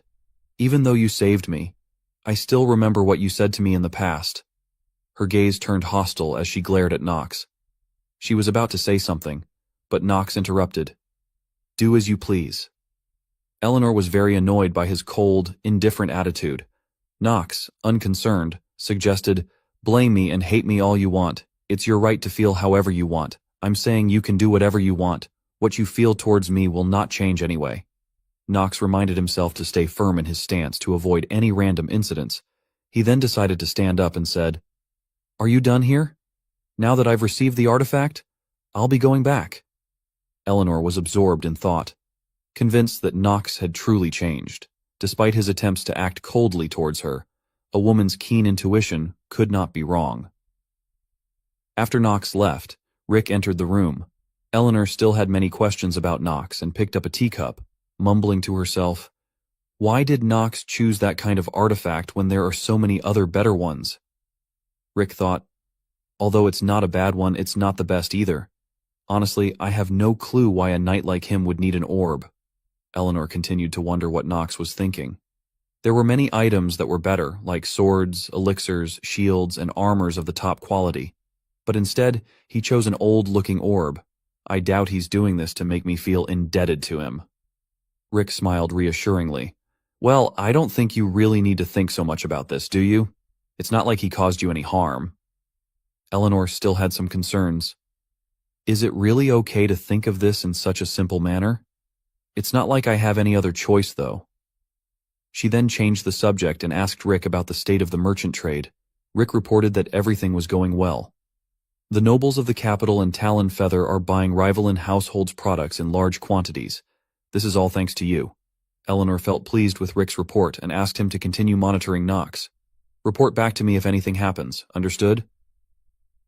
Rick accepted the order with a respectful bow. Yes, young miss, please don't worry. However, behind that, he had a sinister smile. Knox had returned to his room, holding the old orb he had obtained from Eleanor, with Jetri by his side. As Knox examined the orb, the system notified him that he had acquired a high-level artifact, the Great Sage, the highest-grade orb, but the identity of its creator remained unknown. Basic information. The Great Sage, highest-grade orb, category equipment grade advanced. When the conditions are met, it will become the highest grade. Attribute: mana +2, stamina +1, equipping requirement: must have 10 mana from birth. Special effect: obtain passive skill, magic auto-compensate, displaying information of the skill gained due to the artifact. Passive skill: magic auto-compensate grade intermediate, automatically compensates for magic-related skills that are intermediate or lower by greatly increasing their power and effect. Knox smiled with delight after reading the stats and attributes. To think I'd be able to get this at this time, I'm really lucky. Knox infused the orb with dark mana, causing it to float in the air. He looked at the orb, pleased, thinking, Eleanor probably doesn't know that this is a good item, but there's a special way to use it. Meanwhile, the system warned, the conditions have not been met. The artifact is unable to utilize its full effect. This was within Knox's expectations, as he knew the way to use this high-level item was to say the real name of its original owner. That'll upgrade it to the highest grade. The original owner of the artifact is one of the 4 sages who will appear in the future. She's also one of the characters I frequently took as my teacher in-game. Knox hesitated, thinking it was too early to activate the artifact. If I activate the artifact, I'll be revealing my identity to her. Since this is only the first half, this level of effect would be sufficient. Jetri, noticing Knox's satisfaction with the item, questioned why he chose such an old orb. There must be numerous items in Eldine's secret vault. I also heard there are tons of items for knights. Knox reminded her. Have I never told you before? I'm going to use magic too, so I need both types of items. Jetri was shocked by his decision. Understanding her reaction, Knox said, Oh, guess I really didn't mention it. Ha ha, looks like I forgot to mention it. Jetri sighed in exasperation. Just what do I do with him? She quickly advised, Wouldn't it be difficult to learn 2 things at the same time? It's not that I doubt your abilities, but... Knox responded nonchalantly. If it really doesn't work out, then I just need to get money from my family and live my own life, right? Jetri was a bit confused by his answer and revealed, I boasted to others that you've been working harder lately. Knox didn't pay much attention. He just laughed with delight and said, I didn't ask you to do that, though. Jetri awkwardly laughed and remarked, Knox, do you know that you can be pretty nasty sometimes? Knox then emphasized to her, I'm a good-for-nothing, remember? Jetri added, and you play with women a lot. Hearing this, Knox shook his head and denied it, saying, That's really just an accusation. She then provided evidence. I heard all about it, how Patriarch Theo was also quite the womanizer in the past and is now repenting for his past mistakes. Knox seemed indifferent and said he wasn't aware of that. He then relaxed and lay back on the bed. Jetri then remembered a letter sent to Knox and handed it to him. She mentioned, It seems to be from the Imperial family. They've requested that you read it yourself. When Knox heard it was from the Imperial family, he sat up, puzzled about why they would send him a letter. Jetri handed him the letter and revealed, Echidna was the one who asked me to pass it to you. Please take a look at it first. Knox opened the letter and worriedly wondered, Why the hell is the princess paying so much attention to me? I can't allow more unknown variables to keep appearing. The letter read, Hello, Knox von Reinhafer. Thanks to your previous actions, I was able to keep my life. Thus, based on the laws of the Empire, I'd like to give you a reward. I'd like to invite you to the capital of our kingdom, Talonfeather, to receive your reward in person. You'll be departing in 3 days at 9 a.m. I hope you'll accept the reward of the imperial family, from Penelope von Arkheim. After reading the letter, Knox felt uncomfortable, thinking, damn it, she wants me, someone from a dark family, to go to the capital? What kind of reward is that? Gitri worriedly commented, if you think about the conflict between the dark families and the divine family, this could be a trap. She then grasped Knox's sleeve, advising, Master Knox, I think it would be best for you not to go, it's too dangerous. Knox became serious and said, if they want to, they can summon me any time. Implying there might be something hidden behind this invitation, he decided to go anyway and instructed Gitri to stay in the dormitory and not follow him. Though she was very worried and wanted to accompany him, he sternly told her it was an order and she must obey. Gitri had no choice but to worry about what might happen to Knox. Knox thought to himself, the place where Emperor Esteban and the Imperial faction have established their base, Talonfeather, that place is under the control of the divine family, which means it's basically hell for a dark family. Thinking this, he felt upset. I can't believe she is asking me to go there. What on earth are you thinking, Penelope von Arkheim? When I played Inner Lunatic, there were a few important things to note. The first was whether the Knox attribute given to the player could be made useful. If you chose Swordsmanship and Combat Genius, the path forward would be Combat, or the Sword. If you chose Mana Sensitivity Genius, the path forward would be as a mage. The second was the camps. The player had to choose between opposing sides and achieve meaningful results from there.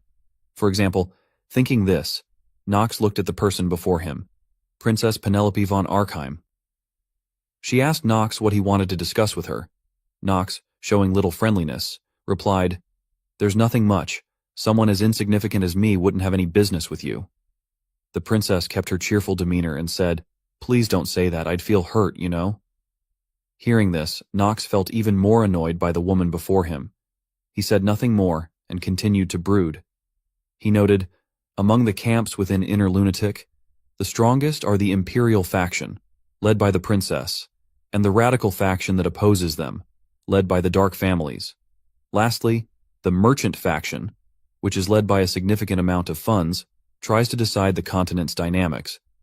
While each has its own way of doing things, one thing is certain. The relationship between the Reinhafer household, a dark family, and the Imperial family. I don't know the exact details, but you could say that relationship is the worst. Seeing Knox's contemplative expression, the Princess Judong spoke. I'm guessing you're thinking I'm going into the lion's den, is that right? He wondered if she was probing him. As a good-for-nothing he couldn't just back down, Knox bluntly replied without reservation. I'm sorry, but it's true that I'm not glad about going there. The princess, hearing Knox's uncomfortable words, covered her mouth and chuckled, reassuring him. No need to be too worried. I'm just going to the capital with you to reward you for what you've done for me. Knox didn't believe her casual words and thought the princess's lies had gone too far. The princess, seeing through Knox's revelation, no longer pretended and directly admitted, oh my, did you catch that? By then, their carriage had arrived at the palace. Knox continued the conversation in the carriage, asking what she wanted from him. The princess was silent for a moment, before gradually breaking into a scheming smile, stating that what she wanted was very simple. The carriage then stopped at the palace gate, where attendants and people were waiting to welcome them.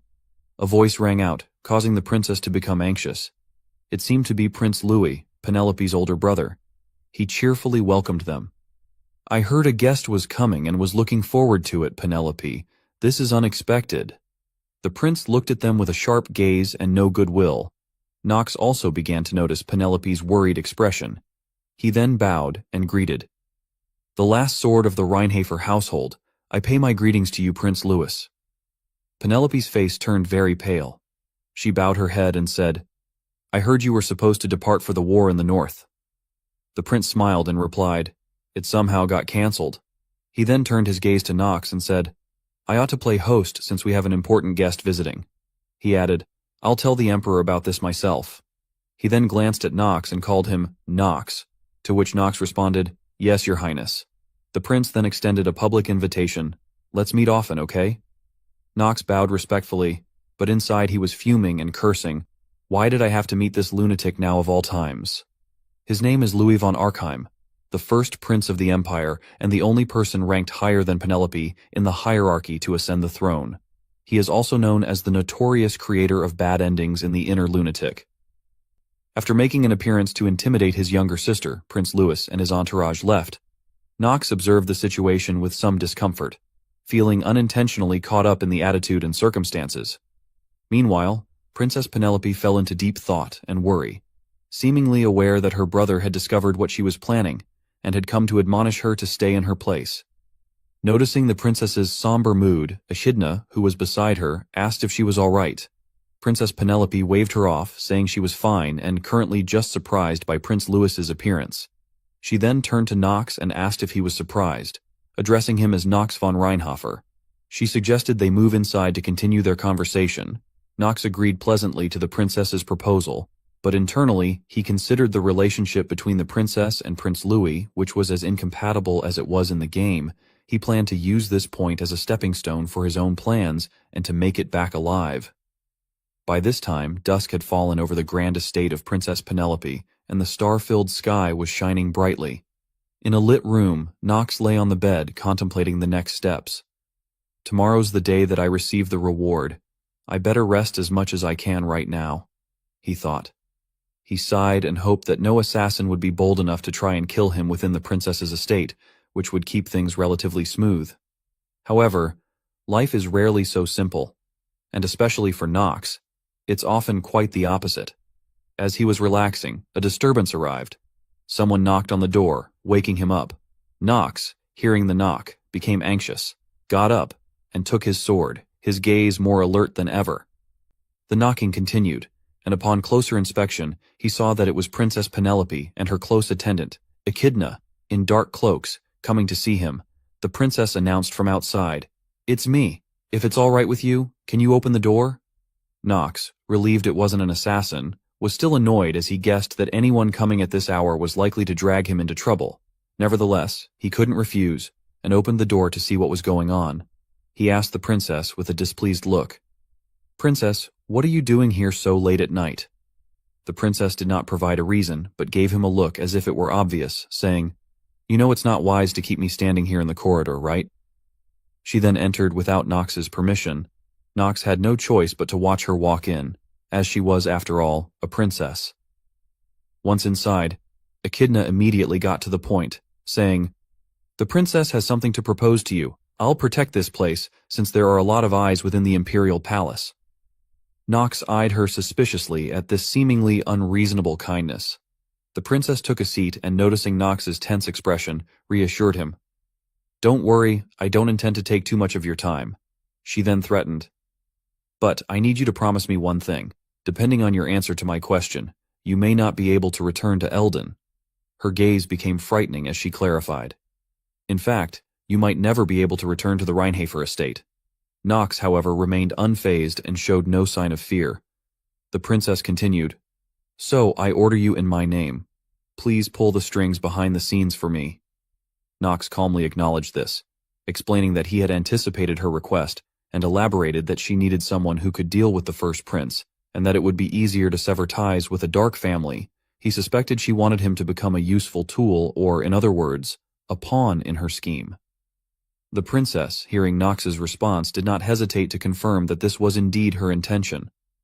However, Knox, sitting across from her, spoke ambiguously, making the princess curious about his next words. Knox coldly declared that she was mistaken if she thought he had no choice but to bow before her. He then smiled confidently and challengingly at her, calling her Princess Penelope. The scene then shifted to the following day. Knox was now in the royal palace, meeting with the revered king. Sitting on the throne was the esteemed king, with Prince Louis von Arkheim standing beside him. Upon closer inspection, the king appeared dazed and weak, like someone who had been on drugs for a long time. Behind him, Prince Louis maintained a nonchalant demeanor as if something was amiss behind the king's image. Knox bowed respectfully, "Greetings, great son of the empire." The king, hearing this, could only utter fragmented sounds. his trembling hand trying to lift as if granting Nox permission to stand. Nox tried to look up at the king and evaluate him. The king's full name was Esteban von Arkheim, the Knight of Light and Lightning who once had a brilliant reputation and was a legend of the Arkheim Empire. However, he had since lost his intelligence and was given the disgraceful nickname Esteban the Foolish. The king's image was hazy and confused, with no clear intention. At this moment, Princess Penelope also appeared, "Greetings, great son of the empire." As the king could not speak normally, Prince Louis stepped in and confirmed that he had heard Nox wanted to make a request. He assessed that it was probably to bestow an appropriate reward upon the person who saved a member of the imperial family. Nox continued to bow respectfully, humbly stating that it was something he should do. Internally, Nox thought that Prince Louis had become the new head of the house after Esteban fell from his position, and that he needed to be especially cautious here. Prince Louis, having understood the request, looked down with a calculating gaze. He agreed to the request, saying, "The imperial family shall bestow a gift upon the knight candidate of the Reinhardt household who saved my dear sister." He then generously asked Nox if he had any specific desires for his achievements. Nox, without hesitation, confirmed with a sincere voice, "If it would be all right, could you allow me to enter the Ark River?" The mention of the Ark River caused Louis to become visibly furious, his whole body trembling as he struggled to contain himself, exclaiming, "What?" Even the officials present below were sweating and terrified by Nox's request. The palace fell into an eerie silence. With Nox still kneeling, fully aware of the gravity of his request, he thought it was not surprising that they were shocked. The Ark River is a mysterious river that only the imperial family and the divine households are allowed to enter due to its random stat-boosting effects. In response to Nox's request, Prince Louis remained silent, his eyes showing disdain, thinking that Nox was a useless and reckless person. He contemptuously thought that bastards from dark families were all the same. Before the prince could speak, the officials in the palace strongly opposed the request. One official stated that it was impossible. Another echoed, "How could the Ark River be open to someone of a dark family?" Another voiced their opposition, saying, "Even if he did save the princess, that's not the right thing to do." A younger official expressed his scorn, suggesting that only the holy families were deserving of entering the river. A middle-aged official agreed with this viewpoint. Nox, upon hearing this, appeared indifferent, having anticipated that his request would be met with fierce opposition. He had made this request so he wouldn't have to refuse a reward, thinking that things had turned out as he hoped. However, the princess was determined not to let Nox achieve his aim easily. She suddenly shouted, calling those making noise insolent. She glared at them and questioned, "How dare all of you raise your voices in front of His Majesty?" As Nox was nearing his goal, he couldn't shake his unease about the princess and cast a doubtful glance at her. The princess, at that moment, stubbornly justified herself, saying, "There are no laws that say only the divine households are allowed to enter the Ark River to begin with, are there?" Hearing the princess's supportive words, Nox felt a pang of anxiety and wondered why the princess was speaking up for him. He remembered that he had stated he would not follow her plan and hoped she would give up. At this point, someone tried to voice objections to the princess, but she cut him off, curtly stating, "I don't like it when things are noisy, Sir Goron." The palace fell silent once more, and the princess turned to Nox with a calculating smile. This familiar, intimate smile only made Nox more anxious. He recalled the events of the previous night and grew increasingly worried about what she had said to him before leaving. That evening, after being rejected by Nox, the princess had not argued further and accepted to leave. Before she departed, she leaned close to Nox and, with a hint of foreboding, said, "Please remember this. The time to choose will eventually come upon you." When the moment of choice arrived, Nox recalled the princess's hint and thought to himself, "If the time comes when I need to choose between the two factions, I will have no choice but to support the princess instead of the bad ending maker." However, under the current circumstances, he couldn't openly support the princess. With that in mind, Nox asked Prince Louis whether he agreed to fulfill his request, to confirm his answer. In essence, Prince Louis did not like Nox's dark family either, but he was in a position where he had to compete with other forces and did not want a strong dark family like Reinhardt backing his sister. Being intelligent and cunning, he had no reason to refuse Nox's request. He smiled and replied that Princess Penelope's words made sense and affirmed that there are no laws that state that a descendant of a dark family can't go into the Ark River. His statement surprised the court officials. However, he did not agree immediately. Although there was no prohibition, he added, it also wouldn't be right to break the rules that the imperial family and its ministers have followed for so long. He then proposed a different idea. To test Nox. He suggested that we hold a test to see if Nox von Reinhofer is worthy of entering the Ark River and benefiting from it. Princess Penelope, hearing this request for Nox, felt anxious for him, and her plan. Nox, still kneeling, was taken aback by the turn of events and lamented his unfortunate fate. Thinking that everyone seemed to want to test him, including Eleanor, Nox then had no choice but to ask what the prince wanted to test him on.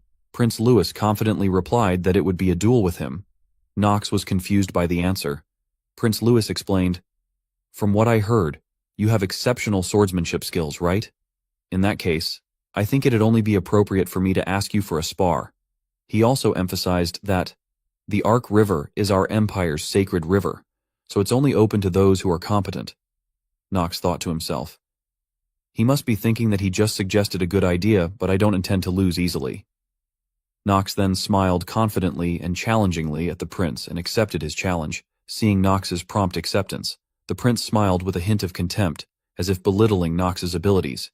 He then declared, I'll see you at the training grounds in 1 hour then. You may bring and use any weapon you like. Nox looked back at him with a smile and said that he understood and would do his best. Princess Penelope, witnessing the exchange, anxiously hoped for Nox's victory and seemed to have no choice but to wait. Nox then left the palace, under the watchful gaze of the scheming prince. Outside in the corridor, the princess tried to catch up with Nox and called out, Nox von Reinhofer. She hurriedly questioned him. Do you really have a death wish? Can't you tell what my brother is after? Whether you win or lose, the results don't matter. He's just trying to show off. He's trying to trample on you because you're young so that your family will be humiliated. Nox, after listening to the princess, looked at her coldly and said he was well aware of that. He outlined the possible scenario. Even if I win, he'll try to harm me using the reason that I'm the youngest son of the impure dark family that's trying to harm the prince. If I lose, his reputation will get even better. He'll say that he defeated a rising new talent. Nox appeared indifferent as he told the princess, and further predicted, that's probably what he'll say to everyone. The princess, feeling helpless, asked, why accept when you already know all that? Nox then asked her in return, but what would you do if I told you there were other choices? The princess, startled by the alternative Nox mentioned, looked astonished. Nox spread his hand and confidently smiled, saying, a choice where I win and don't die. He then asked the princess if she would support him if that happened. Your Highness? The princess stood stunned, and no one knew what her answer was. However, the one who would control the upcoming game was not the two royal brothers, but Nox himself. The scene then shifted to Prince Louis's residence, where his attendants were busy assisting him into a finely crafted golden armor, which required several people to help complete. Suddenly, Louis glanced at a maid and called her, causing her to startle. He asked her who she was, and the maid quickly bowed and respectfully answered that he was the second son of our empire, Prince Louis von Arkheim. Satisfied with the answer, he replied, that's right. I have a solid standing within Talonfeather. He asserted that no one dared to ignore him, but his expression turned angry when he thought of Nox, whom he called out in frustration, Nox von Reinhofer. The maid, seeing this, flattered him, saying that it was nothing for the prince to worry about. Hearing this, he turned to her, and she, in fear, continued, please don't be worried. But that very statement angered the prince, who slapped the maid. He demanded, am I worried? Do you think I'd do something like that? Because of some brat from a dark family? The maid, trembling with fear, begged the prince for forgiveness. He then calmed down and warned, all of you better act smart around here. Suddenly, he directed his frightening gaze at his attendants and asked, my father Esteban, the one known as the son of our empire, how long do you think he has left to live? The maid, still fearful on the floor, had no answer. Louis suddenly became cheerful, spreading his arms and declaring, the empire and all its honor will soon be within my grasp. In that case, some kind of theatrics like those we saw today will be needed. Do you get what I mean? The maid nodded and vowed never to make such a mistake again. The prince turned back to her and said calmly, of course, that goes without saying. He then called for his steward and, immediately changing his demeanor, ordered the maid to be dismissed. At the command, the attendants seized the maid and dragged her out as she pleaded, "Your Highness, please give me one more chance." He turned back with a frightening smile and repeated, "A chance. Chances are things that are only given to people like me. Even if you were born as a noble, the blood that flows within you is different from the blood that flows within the imperial family. Don't you agree?" At this point, the maid found herself with no chance left and began to plead desperately.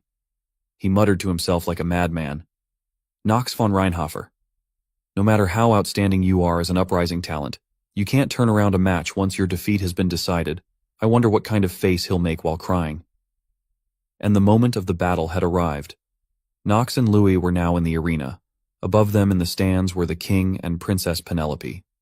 Louis looked at Nox with a confident smile, believing he would win easily, while Nox remained expressionless. The prince then spoke in a friendly tone. "Let's do our best in this fight." But in his mind, his evil face appeared, thinking, "In the end, you'll have to play along in my show." Nox responded to him indifferently. The referee then announced both sides should prepare for the battle. The first prince of our empire, Louis von Arkheim, will now begin his fight with Nox von Reinhofer. As soon as the battle signal began, Louis charged at Nox with golden lightning surrounding him at high speed. In his mind, he looked down on Nox, thinking, he won't be able to stand up against the imperial family anyways, regardless of how exceptional he is. He's just some dark family vermin.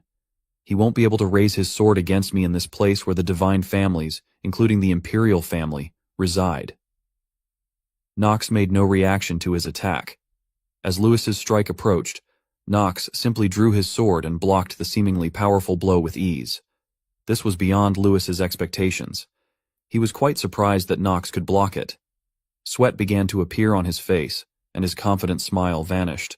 Unable to overwhelm Nox, he resorted to dirty play and threatened, "Bastard, how dare you raise your sword against an imperial family member?" Following his threat, Nox complied, swinging his sword and sending Louis flying backward. The prince, now belittled by Nox, gritted his teeth in anger. Nox, showing no fear, was full of vigor. He then reiterated the prince's suggestion and told him that it was he who had insisted that Nox fight with all his strength. At this point, Nox followed through with his words, and his entire body emitted a dark mana contrasting with the holy light mana possessed by the prince. Nox's powerful strike directly attacked the prince, causing him to be pushed back. After that block, the prince's breath became increasingly labored. He looked at Nox from across the field, angrily cursing him in his mind. "That little bastard, he dared to raise his sword against me, the person ranked number 1 in the line of succession?" Not stopping at thoughts, his face twisted into a mad expression as he criticized Nox. "How dare an insect of the dark families challenge my authority?" Nox, hearing these unreasonable accusations, replied calmly, "I don't understand what you're saying. I simply followed your instructions." The prince, frustrated and gritting his teeth, said, "All right then, if that's how you want to play it." He then swung his sword to the side, showing his might and challenging Nox that he would no longer hold back. He dismissed Nox, saying, "Even if he has a good reputation in Eldine, he's still just a brat. There's no way he can defeat me, someone who has received high-quality education from the imperial family." Thinking this, he smiled confidently, and his smile caught the referee's attention. The referee reminded both fighters, "When one of you falls or surrenders, the match will end. The rules are simple, so that will be all for the explanation." Despite the referee explaining the rules, the prince paid no heed and quickly accelerated toward Nox, moving faster than before. His face was a joyful, confident smile of a battle maniac, accompanied by golden lightning surrounding him. When the sword struck towards Nox, he chose not to block directly but slightly sidestepped to reduce the impact. When their swords clashed, Nox assessed the prince, thinking, "He might be the bad ending maker, but his combat abilities aren't that high. While his talent isn't bad, it's not at the level where he can reach me." Nox didn't want to waste time fighting him head-on. Using his agility and skill, he maneuvered to the prince's right side and readied his sword for a strike. The prince, noticing Nox appear to his right, could only glance and be stunned by the speed. As Nox's sword was nearly touching him, the prince panicked and thought, "Damn it." As a weak person, he shut his eyes, hoping for a miracle to stop Nox. However, when he saw he wasn't cut in two, he attempted to open one eye to see what was happening. At this moment, Nox sheathed his sword in a very stylish manner and spared him. The prince wondered why Nox had suddenly stopped attacking. Seeing Nox's disdainful demeanor, he angrily questioned Nox's actions. Nox replied, "I have no complaints about the rules or the match, but it's kind of boring since nothing is on the line." Hearing Nox speak mysteriously, the prince began to be intrigued and wondered what Nox wanted to do. Nox then extended his hand with a challenging smile and said, "How about making a bet with me to see who wins or loses this match?" Lewis glanced at him for a moment, then secretly thought with joy, "I'll be able to get what I want easily." He immediately agreed to Nox's proposal, thinking it would make the battle more interesting. Nox then suggested, "How about stating the conditions of the bet after the match?" Louis didn't want that and requested, "I'm sorry, but I have a rather impatient personality," and he wanted to set the conditions himself. Nox didn't mind and said whatever he wanted. Louis then began to smile wickedly and stated the conditions for the winner. "If I win this match, I want you to serve me instead of Penelope." Nox acted clueless, pretending not to understand Lewis's meaning. Seeing Nox play dumb, Lewis exposed him and mentioned a previous event where Nox had saved Princess Penelope in the Beast Forest. He suggested that Nox did it because he was infatuated with the short-brained Penelope. Nox, hearing this absurd reasoning, broke into a sweat at the prince's ignorance, but Louis spoke as if he knew well. Nox then pretended to be shy, scratching his head and explained, "I'm sorry, but I simply followed the laws of the imperial family to save Princess Penelope.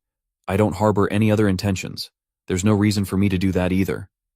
Hearing Nox's explanation, Louis seemed to believe him and was even happier, extending a hand to Nox with a new offer. "Become my knight.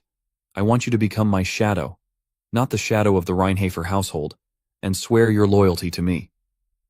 Nox did not refuse and said that if the prince won, he would meet his demands. Louis then began plotting in his mind, joyfully planning to blame Eldine, the Reinhardt household, and Penelope if he was injured. Princess Penelope, watching the conversation from the stands, was very worried about her future if Nox truly served this brother. The prideful Louis charged straight at Nox to achieve victory, having learned nothing from the previous encounter. He mocked Nox, saying, "Blame yourself for your foolishness in not realizing that this match was already decided from the start." As Nox observed the attack surrounded by holy light mana, he whispered to himself that his sword surely couldn't extinguish the holy light mana, and he couldn't inflict harm on Louis with the holy light protecting him. Suddenly, something made Nox feel joyful, and he smiled mysteriously. An announcement appeared, stating, "Your artifact, the Great Sage, the high-level orb whose owner is unknown, is currently glowing." The system then required Nox to state the orb's owner's name to use it, giving him only one chance. After reading all the information, Nox was delighted, his smile showing it all, though he had some concern. "They'll be surprised at how I found out the orb's owner's name, but it can't be helped. I need to survive before everything else." Meanwhile, Prince Louis continued to attack Nox relentlessly, who easily avoided all attacks. Nox then closed his eyes and thought, "There's indeed only one way to destroy that ridiculous armor." He decided to use the sacred orb. In the next moment, he smiled triumphantly and announced loudly, "The owner of the orb is Astrid von Callewood." At that moment, the orb inside Nox's sleeve was glowing brightly. As soon as Nox stated the name Astrid von Callewood, the system confirmed the name was correct. The system announced, "Nox von Reinhardt, the orb shall remember you as its second owner. Your mana is increasing rapidly temporarily." The brilliant golden light was replaced by abundant dark mana, as Nox became its master. The orb now floated in Nox's hand, surrounded by dark mana. Its force spread around like a whirlwind, obscuring the arena. Louis had to hold onto his sword tightly and shut his eyes. He witnessed the scene in shock, wondering what was happening before him. Nox, now with a more confident smile, clarified, "We said this was a match, but there was no rule against using magic, right?" Hearing this, Louis grew enraged, trembling with anger. He gritted his teeth, astounded that a member of the dark Reinhardt family, known for their swordsmanship, could use magic. What shocked him further was the enormous amount of mana Nox wielded, which was terrifying. At the same time, the mana gathered in the palm of a storm, and Nox announced that he knew this was a magic missile. However, what was even more surprising than Nox's palm was what made Louis look up in awe. Above them, a magical phenomenon appeared, resembling a massive storm engulfing the arena with the characteristic black of dark mana. From the eye of this mana storm, black fire arrows shot down like tentacles from monsters emerging from the gates of hell. These arrows rained down on the arena, leaving Lewis only able to stand in place. Nox prayed that he could dodge all the attacks. With a malevolent smile, he watched as the unfortunate prince was about to face devastation. Immediately, all the magical arrows flew straight down, targeting and attacking Louis. Each arrow came down with the weight of 1,000 pounds. Louis quickly dodged the arrows, but where they struck the ground, it shattered into fragments. Louis, now in a state of panic due to the overwhelming number of arrows, thought to himself, "Something feels really off. This is strange." As he was trying to deflect one of the magical arrows with his sword, he didn't notice another magical arrow speeding toward him from behind. The arrow pierced his back, causing cracks to appear in his once solid armor. Lewis cried out in pain from the attack. He continued to be overwhelmed with confusion, thinking, Nox, the youngest of the Reinharber clan, is someone he knows well. The sole sword maestro of the three eminent dark families, the only recipient of the Sword Emperor title, raised under Theo's tutelage. He wondered whether Theo had taught Nox magic. But he immediately dismissed that idea. No, instructing magic to the underage is a strict taboo. No family on the continent dares defy the Empire's laws and teach their youngest magic. His might be diminished, but he Nox, a royal prince. Even a powerful house like the Reinharber wouldn't dare defy the law and teach magic to their youngest. He firmly believed that it couldn't be Theo von Reinharber, and the source of the magic he was facing grew increasingly perplexing. At this point, his entire body had become battered from Nox's magical attacks. Lewis gradually regained his composure after the barrage of attacks, spat out a mouthful of blood, and shot a suspicious glance at Nox. His opponent, meanwhile, was calmly relaxing, simply standing still while casting a series of magical attacks, powered by the seemingly endless mana from the orb. Nox tained a taunting smile toward Louis, and remarked that he knew what Louis was thinking and did not believe the assumptions he had made. However, Nox clenched his fist and asserted, "There were no shortcuts, at least not as compared to all that armor you're wearing." And at that moment, magical crystals began to shoot toward Louis under Nox's control. Lewis, irritated by Nox's mockery, shouted, "How dare the good-for-nothing of a dark family ridicule me?" Nox no longer showed any deference, questioning him about who had started this confrontation first. Louis still did not fully understand what Nox was referring to. Nox smirked and said that Lewis wanted to ridicule the dark families and deny the results I've achieved. "Isn't that why you requested this sparring?" Nox then spoke of the possible outcomes and thanked Louis for trying so hard to start a fight, where you have such an overwhelming disadvantage. And then the pride of the imperial family had fallen due to his foolish decision today. Princess Penelope and Echidna, watching from the stands, were also concerned about Nox's madness in treating a prince this way. In fact, Nox was seen as a genuine lunatic by many. Lewis, upon being criticized, froze for a few seconds as he realized his own folly. Then, true to his nature, he became furious, his forehead creasing. Suddenly, he acted strangely, pulling out a blue, square magical item. He activated the item, creating a magical barrier around Nox and himself. Within this barrier, Nox and Louis could no longer hear the audience's chatter, and those outside could not hear them either. Once the surrounding noise subsided, he spoke in a voice filled with murderous intent. "Do you truly believe you can survive after humiliating me thus?" He also didn't want to face further humiliation by letting others hear their upcoming conversation. However, Nox responded with a chilling laugh.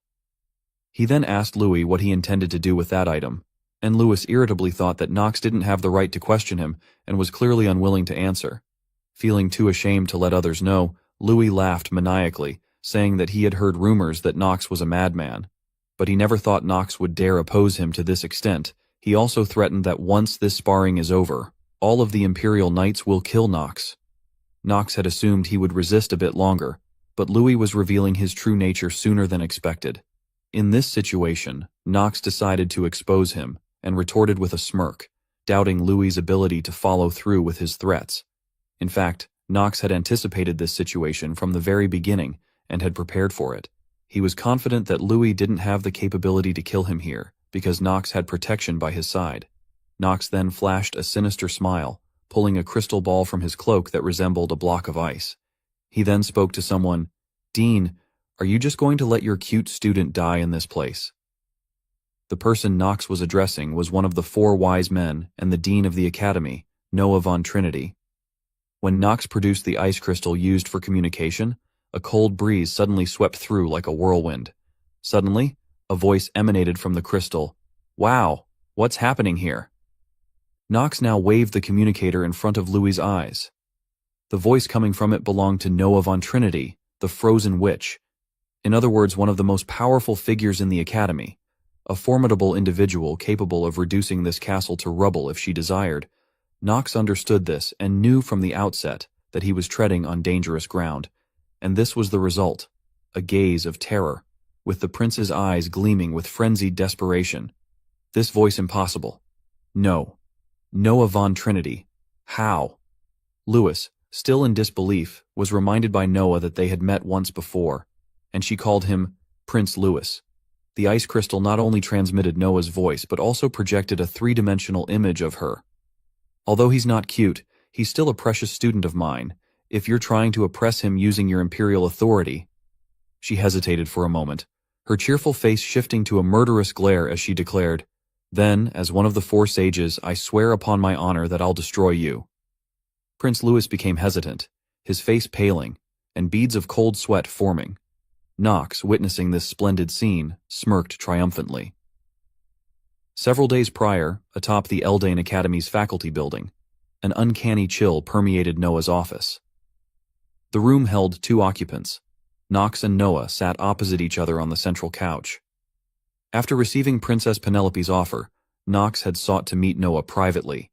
He began by recounting, "From what I heard, the imperial family is trying to give me a reward. They say it's to thank me for saving the princess." Noah, upon hearing this, appeared not the least bit worried and cheerfully confirmed it as a great thing. Knox, growing increasingly annoyed by her lack of seriousness, reminded her that he would die if he went there.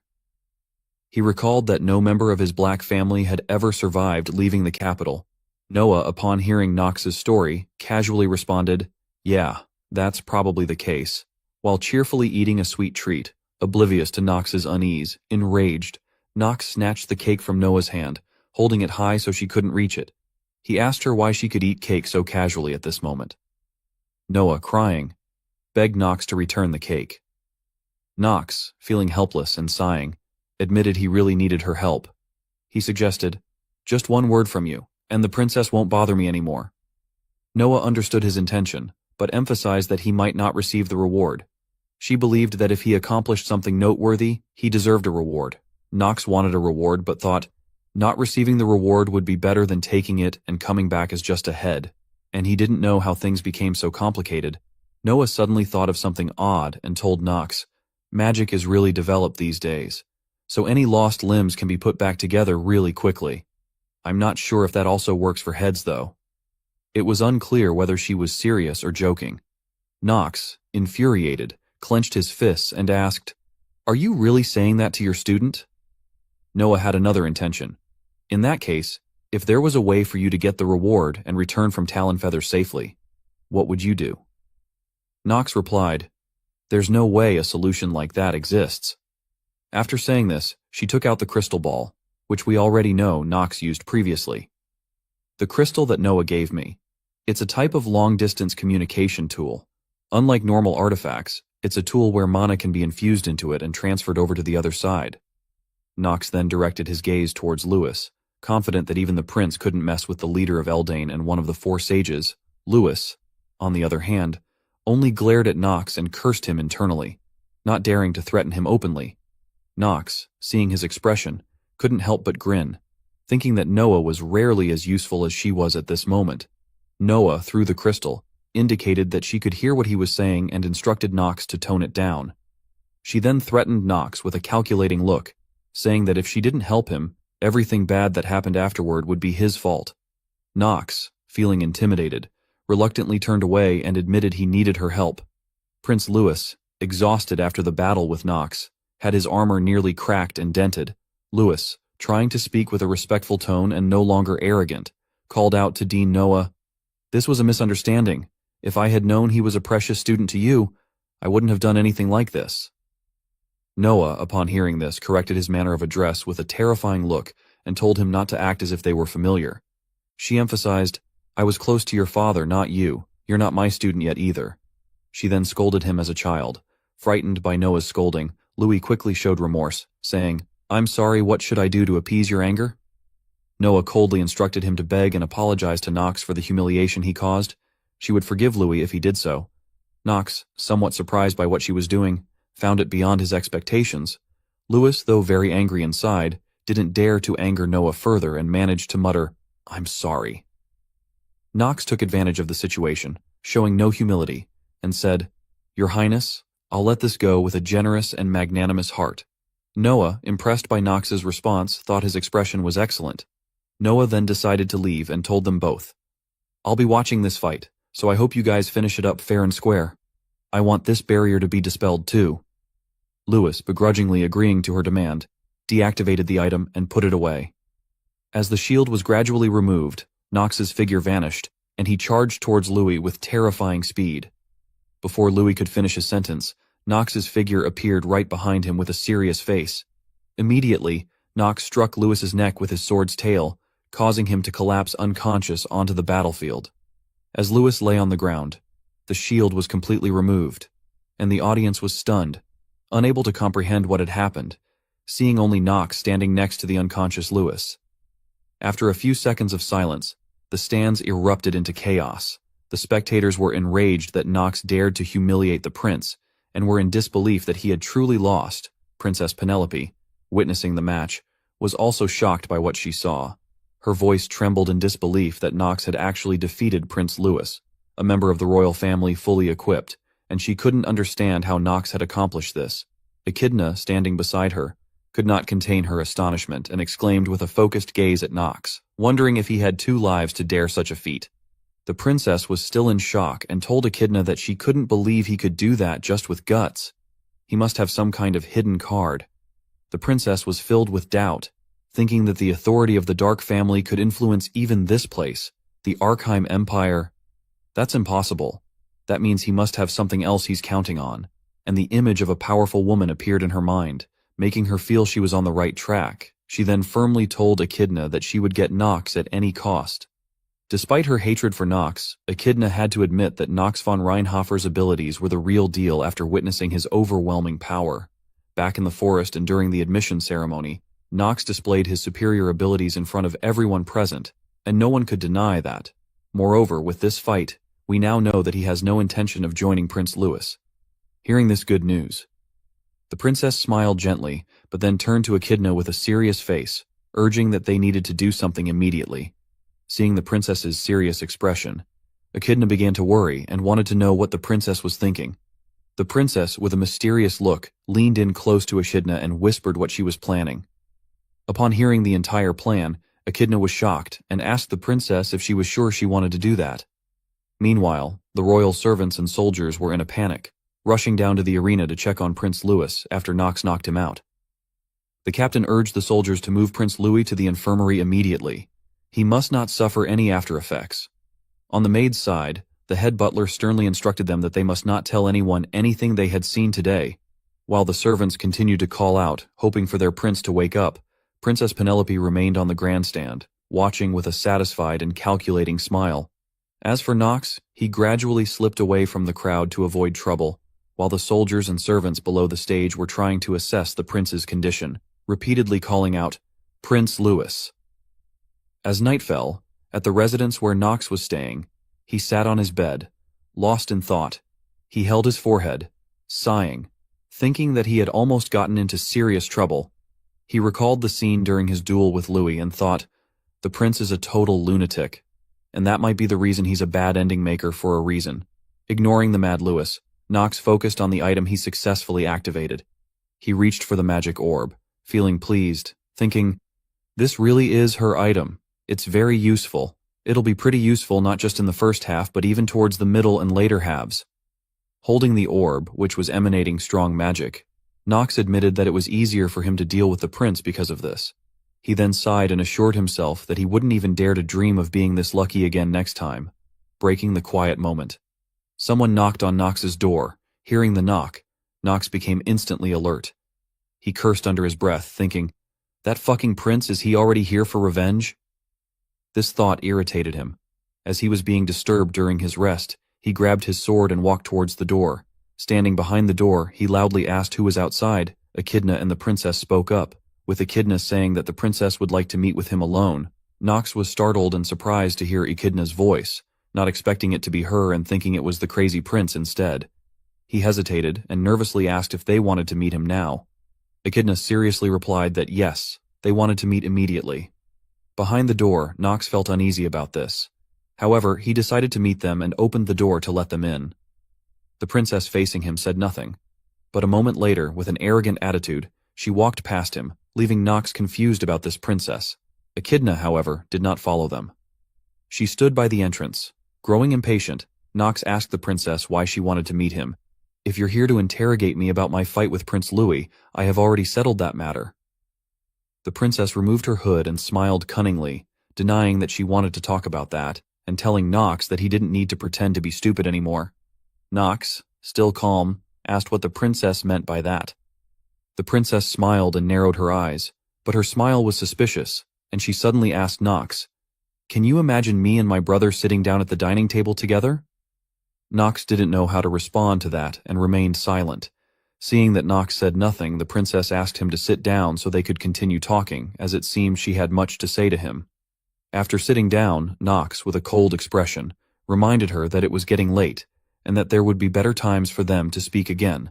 But Princess Penelope, in her graceful and beautiful manner, insisted that this was the right time to talk. Although Nox maintained a cold exterior, inside, he was screaming and worrying about the princess coming to his room so late. He was the one who'd be held responsible if bad rumors went around later on.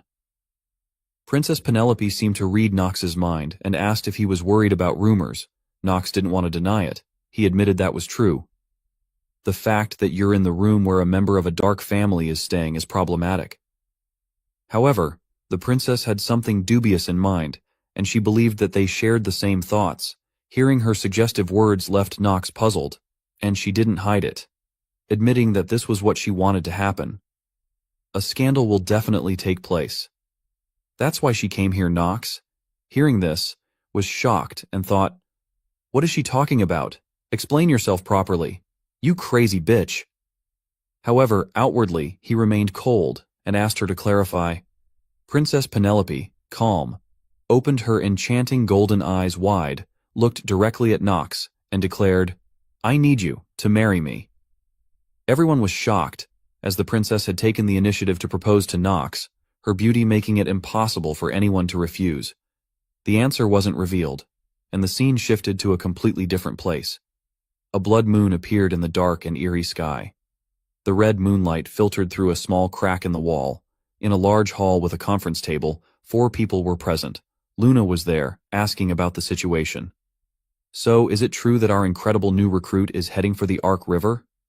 Duff confirmed. "It appears so. It seems the Imperial family was the one to approach him first." Luna was a bit skeptical. "He trusted them and went? Seriously, is he not worried about the kind of humiliation he could suffer there?" At that moment, a girl with blue hair scoffed, saying, "I knew it. This is why kids are no good, isn't it?" This woman was the lunatic executive, Marin. She continued, "I know that the captain has her reasons for taking him in, but I'm still not fully convinced." However, her words were cut off by Kyle, who was sitting next to her. He warned her sternly, "Marin, watch what you say." His entire presence emitted a terrifying aura as he cautioned Marin, "Does the captain need permission from you to recruit someone?" Hearing this, Marin panicked and hurriedly explained, "Vice Captain, that's not what I meant." Kyle emphasized in a chilling tone, "Being disrespectful is unforgivable, especially for organizations like us who are hated by the Imperial family." Seeing the two going back and forth, Luna directly requested them to stop talking about the new recruit. However, at that moment, someone with a severed arm, replaced by a hook, spoke up with a challenging tone. "But Captain, I think some of what Marine said makes sense." This man was Krigoyle. He then took his seat and added, "Lunatic was a place that hadn't had any new members for a long time after all."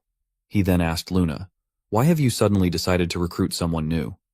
Luna, not wanting to explain much, simply sighed and replied, It's because he piqued my interest, that's all. Krigoyle grinned mockingly and said, There's no way you would have romantic feelings for a young kid like him. Could it be related to his household? Luna, indifferent to his attitude, firmly replied, No, it's got nothing to do with the Reinhafers. While it's true that Theo had worked with Lunatic, it seemed like the new recruit hated his own family. Kyle was also quite surprised by Knox's situation. Marin suggested that they investigate Knox further, to figure out the reason why the Reinhafers are trying to help a criminal organization. I think we need to do that. Luna pondered over Marin's suggestion and eventually agreed. Let's do this then. We'll give the new recruit his first mission. We'll see if he does exceptionally well or betrays us on it. Marin, somewhat dissatisfied, muttered something to herself. Luna, hearing her, curiously asked what she said, causing Marin to startle and deny it. Deep down, Marin was a bit upset, thinking, Not even I received a mission in my first year here, but it can't be helped since we need to check him out. She eventually agreed with what Luna had proposed. Duff also expressed his agreement with a serious expression, as did the cold-hearted Kyle. Krigoyle, who was a bit long-winded, laughed and found it amusing, but ultimately agreed as well. Seeing that everyone had agreed, Luna requested Marin to join the mission with Knox. She smiled warmly, stating that this would be Marin's mission as Knox's senior. With just this, Marin was overjoyed. She had finally become a senior. That's got such a beautiful ring to it. A junior, I don't know what kind of person he is, but I'll show him just how great a senior is. Marin then asked for more details. May I ask what kind of mission it will be? Luna began explaining the mission in detail. The hidden floor under the academy. We received a report that an executive of Eldane has secretly hidden the demonic essence stone of Paimon, one of the 72 demons in that place. While the new recruit buys time for us at the academy, we'll steal the demonic essence stone. Marin, you are to support the new recruit. You can do that, right? Marin, thrilled, responded, Of course. Suddenly, the last member of Lunatic's management appeared. Her name was Ezel. With a seductive and beautiful appearance, she congratulated Moran. You're finally no longer the lowest in rank. Do your best, okay? Encouraged by Ezel, Moran eagerly replied, Yes, Advisor Ezel, I'll do my best. Returning to Knox's room, after Princess Penelope, unlike everyone else, Knox looked at her with disdain and questioned the crazy thing she had just said. Is there a reason that you've come to that conclusion? The princess clarified to Knox, I'm sure you already know about my position and standing within the imperial family. Knox, not waiting for her to finish, was already contemplating many things, thinking, That's why, I thought she had fallen in love with Knox's face. That scared me for a moment, the princess explained. The imperial family is now split into two factions. There are many rumors going around within the imperial palace, saying that my father, the king, Esteban von Arkheim, is in poor health and will soon step down from his throne. One of the two factions would be my brothers, the forces of Prince Louis, the strongest group. The other faction would be mine, the Princess Penelope von Arkheim's faction. After hearing everything, Knox appeared indifferent and asked, Why are you saying something this important to me? The princess explained, Because it's true that I don't have a strong standing. My brother, I mean. It's a fact that Prince Louis has a stronger legitimate claim to the throne than I do. Not only is he the eldest son, but he also has more connections to the nobles than I do. There are even rumors that they've already discussed what kinds of rewards they'll receive once Prince Louis ascends the throne. Knox, now no longer indifferent, grew more serious than ever, and asked Princess Penelope, Do you wish to become the new empress? The princess hesitated for a moment and said, My wish, there's that too. But to be precise, I simply can't bear to see Prince Louis ruin our empire. You know firsthand just how brutal he can be, and how he thinks of our people as just tools. At this point, the princess's face turned sorrowful. Knox confirmed that he knew this and thought to himself, Louis is a bad ending maker for a good reason after all. I experienced that firsthand too. The princess then stood up and shared further. I need a force of my own as well, a strong force that the prince won't covet and can't recklessly mess with. Knox, watching her closely, asked to clarify, Are you referring to me? Under the bright moonlight shining through the window, the princess confirmed it was indeed Knox. Hearing this, Knox thought to himself, It won't do me any good to get involved with the princess here. I need to avoid that. He quickly refused. Princess, I'm sorry. But before he could finish, the princess interrupted. If you say you're not strong enough to do that, or say that there are already marriage talks with the Stillreiner family, I don't think that's a good answer. The princess's words shook Knox's mind, and he could no longer maintain his cold demeanor. Knox, now worried, thought, looks like she's already decided on this. Is there no way for me to avoid this? He then asked, but are you all right with me? I've got a pretty poor reputation, even though I may be skilled. The princess was just waiting for this. Without hesitation, she turned around with a bright smile and said to Knox, from now on, this is our plan. So I want you to listen carefully. You saved me in the nameless forest, right? Knox, feeling manipulated, looked up at the princess and confirmed it was true. Suddenly, the princess approached Knox and touched his hand. She continued, even though you're a member of a dark family, you did your best to save me. Knox, being touched by a woman, grew increasingly anxious, feeling a bad premonition. However, the princess continued holding Knox's hand, and Knox again confirmed her words. The princess then leaned even closer to Knox, her beautiful face and alluring body nearly touching him. She smiled and suggested, shall we just say that you were the one who fell in love with me first? Or shall we say that I fell in love first? Knox, feeling as if he were under a spell, panicked internally, thinking, holy shit. He quickly asked her, Princess, are you serious? The princess, now with no reservations, held both of Knox's hands and said, anything can happen in the world, she assured Knox. Based on the legal procedures, an imperial family member can choose their own spouse. Knox, still in a state of shock and hesitation, couldn't escape her grasp. With a beautiful and captivating smile, she looked at Knox lovingly and said, and, who knows, I might really fall in love with that handsome face of yours, you know? Knox, now frozen, allowed the princess to manipulate him. Who knows what they will do next? From this episode on, I'll be using a new voice, hoping everyone will appreciate it. Continuing from the previous episode, after receiving Princess Penelope's proposal, we still don't know Knox's answer. A few days later, at the Academy dormitory building, the moonlight illuminated the night. In Knox's room, he lay on his bed, sighing with a restless heart. Jitri suddenly called out to Knox, disrupting the quiet atmosphere. She was holding a newspaper with the latest updates from recent days, her face filled with worry and suspicion as she looked at Knox. She demanded that he explain what he had done. On the front page of the newspaper was the most sensational and shocking news in aristocratic circles, with an alluring headline, Princess Penelope fell in love with a knight at first sight, the very man who opposed and once saved the princess. They also discussed further that this news concerned Princess Penelope, who had been dragged into countless scandals recently. Princess Penelope declared she would marry the youngest of the Reinhafer household, Knox von Reinhafer, her classmate at Eldon Academy, as her spouse. At the bottom of the article was an image of Knox, looking both handsome and arrogant. When Knox heard Jitri recount the article's contents, his face showed a forced smile as he sighed, acknowledging that the news had finally spread for real. He also commented on the princess's ability to get whatever she wanted. Jitri's face remained serious as she expressed her worry, stating that she had heard many things but never expected events to unfold like this. She couldn't understand the reason behind it all. Knox sat up, his expression more serious. He told her that this was all quite understandable, revealing that he was being played because of the imperial family's succession war. Jitri was shocked by the mention of the succession war. Knox further disclosed that Princess Penelope wanted to use him because she had a reason to stop Prince Louis from being crowned and intended to seize the throne for herself. That was why she suddenly chose Knox as her spouse.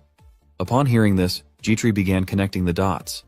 She recalled hearing about how Prince Louis had recently gathered many forces to his side.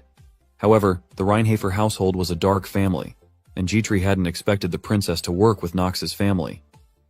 Jitri's words were hesitant as she shared her thoughts. Knox agreed with her, saying that this was exactly why the princess wanted to marry him. This left Jitri feeling even more confused and perplexed. Knox's face twisted with humiliation as he recalled the princess's words. It's because I'm a good-for-nothing troublemaker. Jitri's awkward expression revealed her understanding of the situation, seeing how Knox was being exploited by a woman. Knox, now furious, ruffled his hair and cursed the princess. That princess bitch! She's using me because she knows my family has given up on me. His face was full of anger, but there was nothing he could do about her. Suddenly, he stopped what he was doing as he realized something. Nox stood up and grabbed his sword, which puzzled Jitri. He moved to the window and signaled for Jitri to be quiet. Nox peeked cautiously outside, wondering who might be visiting him so late at night. Up in the sky, a blood moon appeared eerily, turning the entire night sky red. Atop the building across from him, a dark figure appeared menacingly. Nox's eyes widened in surprise when he saw the person. He immediately turned back into the room, his expression shifting from cautious to utterly excited. He flashed a crazed smile, knowing that the next phase of the story had officially begun. According to the plot Nox was aware of, this was his first mission from the organization. As Luna had told him, it was his first mission as a new member. He had to contact the support person at the Academy's library to complete the task together.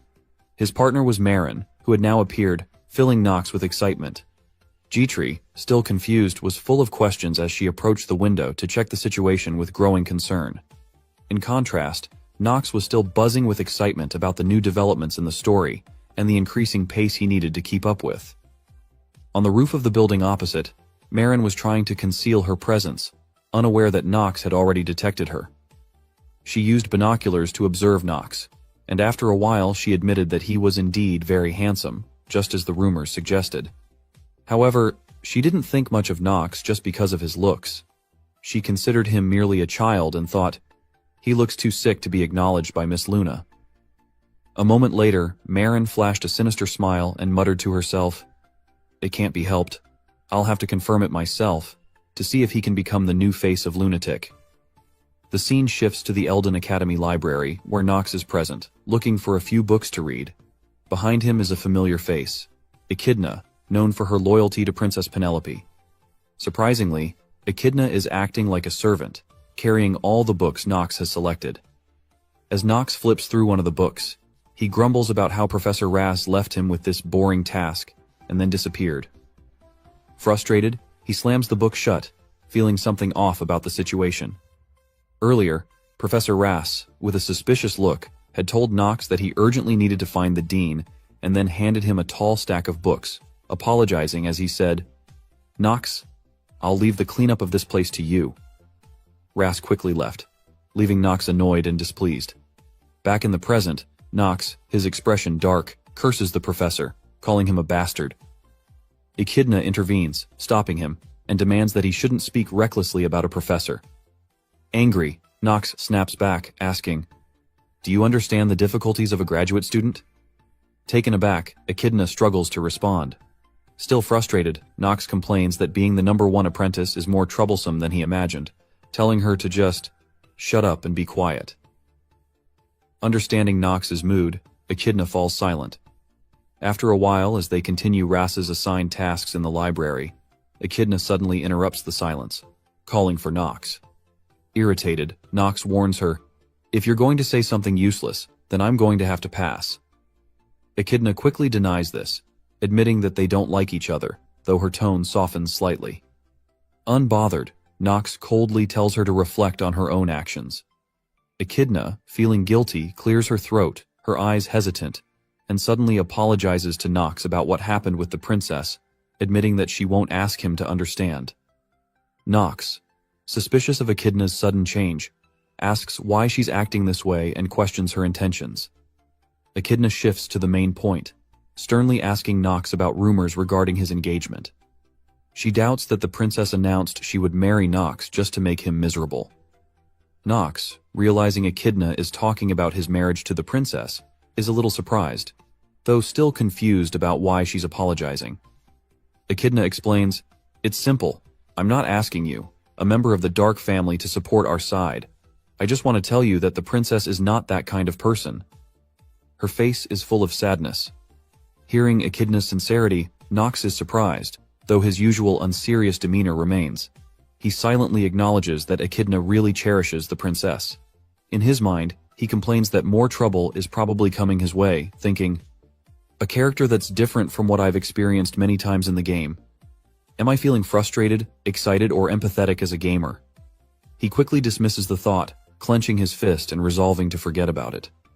He continues the conversation with Echidna, telling her that he understands she had good reasons for her actions, and all he can do now is organize these books, so she should just ignore him.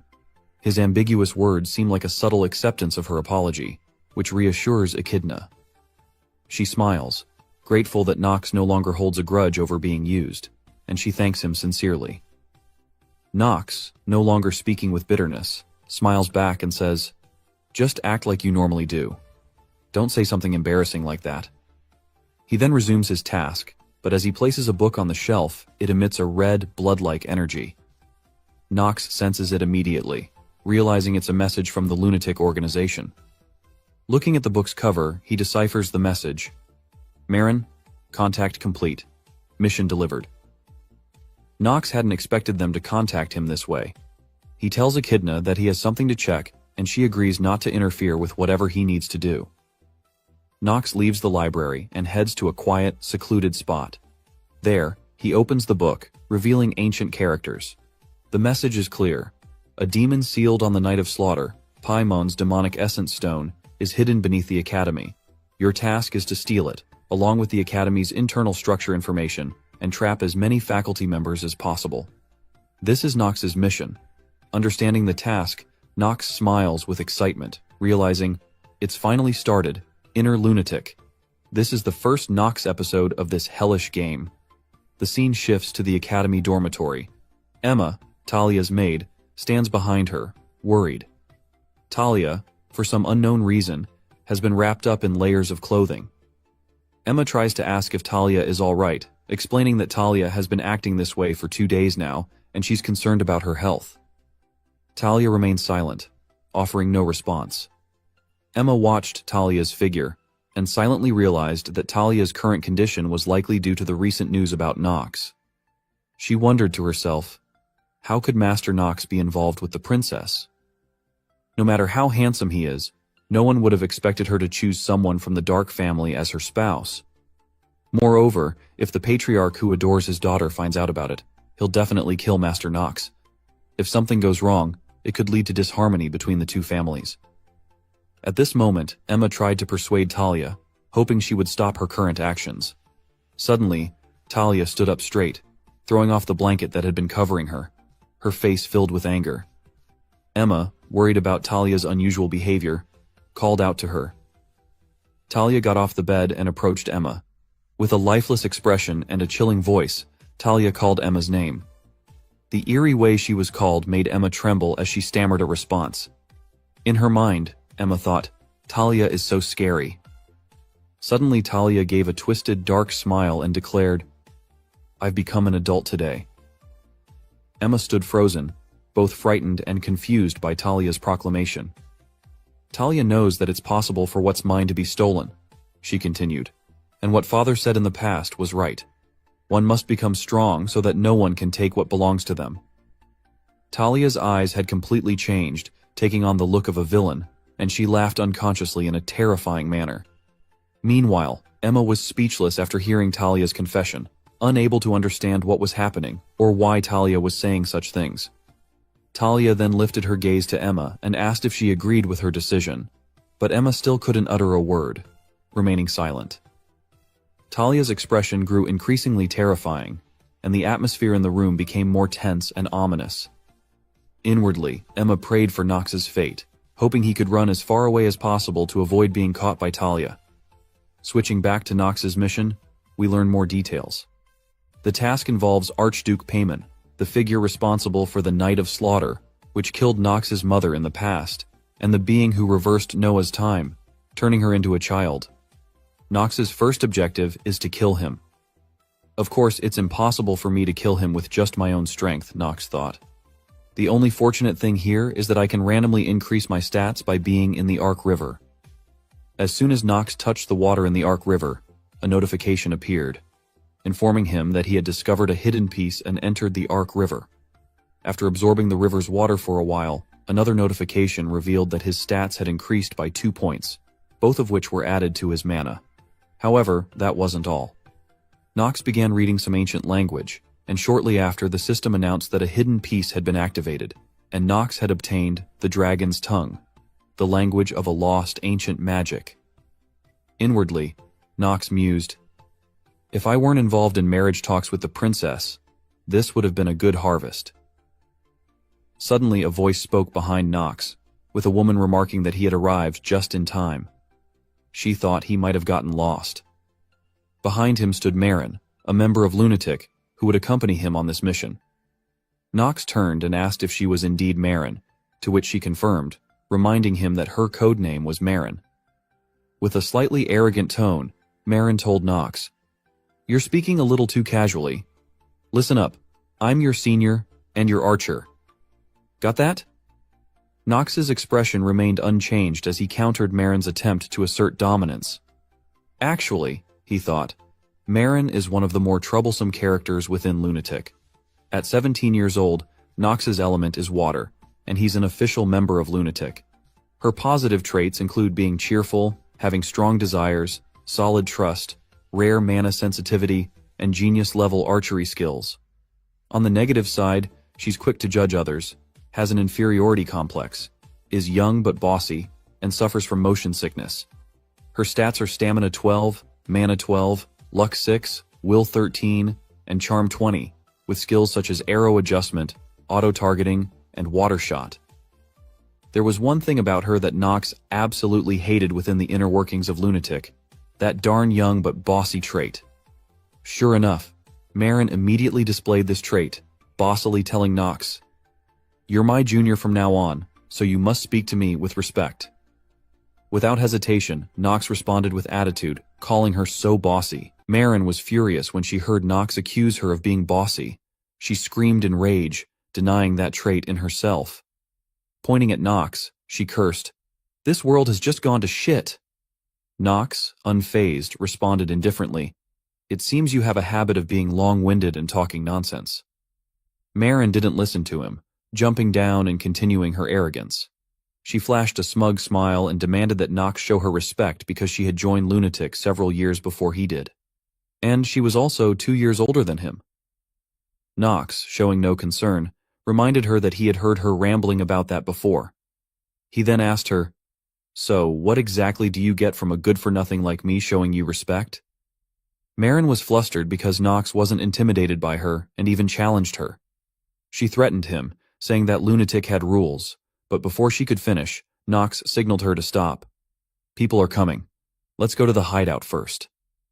Marin was interrupted, feeling both frustrated and unwilling to let things go this way. However, thinking about their mission, she restrained her childish impulses.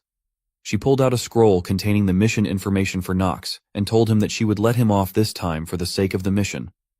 Afterward, Marin explained how to use the scroll, instructing Nox to tear it apart as the way to transport them to the mission's designated location. Nox held the glowing scroll in his hand and smiled, realizing that it was a low-grade dimensional teleport magic scroll. "It seems things between this world and the game haven't changed too much," he mused. Without hesitation, he tore the scroll, and a magical light enveloped the surrounding area. The remnants of the scroll faded, and Nox and Marin were transported by the magical energy to another place to continue their mission. They pierced through space and were eventually teleported to a dark underground location. As soon as they arrived, Marin's head spun with dizziness. She sighed, expressing, "I just can't get used to this darn dimensional teleport, no matter how many times I use it." Nearby, there was a table and chairs. Marin instructed Nox to sit down as she would explain the mission in more detail, though she had briefly mentioned it before. She emphasized that Nox should listen carefully. Marin then cleared her throat, trying to assert her superiority. Her face turned serious as she asked Nox if he had ever heard of the Night of Slaughter. Nox confirmed that he had. He knew that Dean Noah, Sword Emperor Kelsus, and his father, Theo, had worked together and barely managed to seal Archduke Paimon. The night they gathered to defeat Paimon became known as the Night of Slaughter. Marin confirmed that everything Nox said was true and stated that Paimon is a very dangerous being. He's a monster that not even the strongest people on the continent could easily stop. The problem is that the whereabouts of the demonic essence crystal, which contained Paimon, were lost during the sealing process. As Nox listened to Marine's concerns, he began to understand the purpose of their mission. People searched for it, and it was found under the academy. Lunatic wants us to cause a distraction while they destroy the demonic essence crystal. Marin praised Nox for being quick to grasp the situation. Smiling, she added that, despite how casually Nox spoke to her, he might actually be somewhat useful. Nox, irritated by Marin's tone, dismissed her remarks, saying, "Let's ignore the trivial issues." Marin, angered by Nox's disregard, retorted that he was treating her words as trivial issues. With a serious expression, Nox asked Marin whether a date had been set for the operation to steal the crystal. Still visibly annoyed, Marin informed him that the plan would take place during Eldine Academy's nighttime self-study period. She assigned Nox the role of keeping the other students and instructors in one place. Nox, hearing his task, expressed doubts about its feasibility, worrying about what would happen if Paimon revived during the process of destroying the demonic essence crystal. Marin felt insulted by Nox's skepticism, her voice cold as she questioned, "It seems you don't know just how great Luna is. She's the youngest of the 3 Sword Emperors, the savior of this rotten continent." Confidently, Marin asserted that Nox's concerns were unfounded and that nothing could go wrong.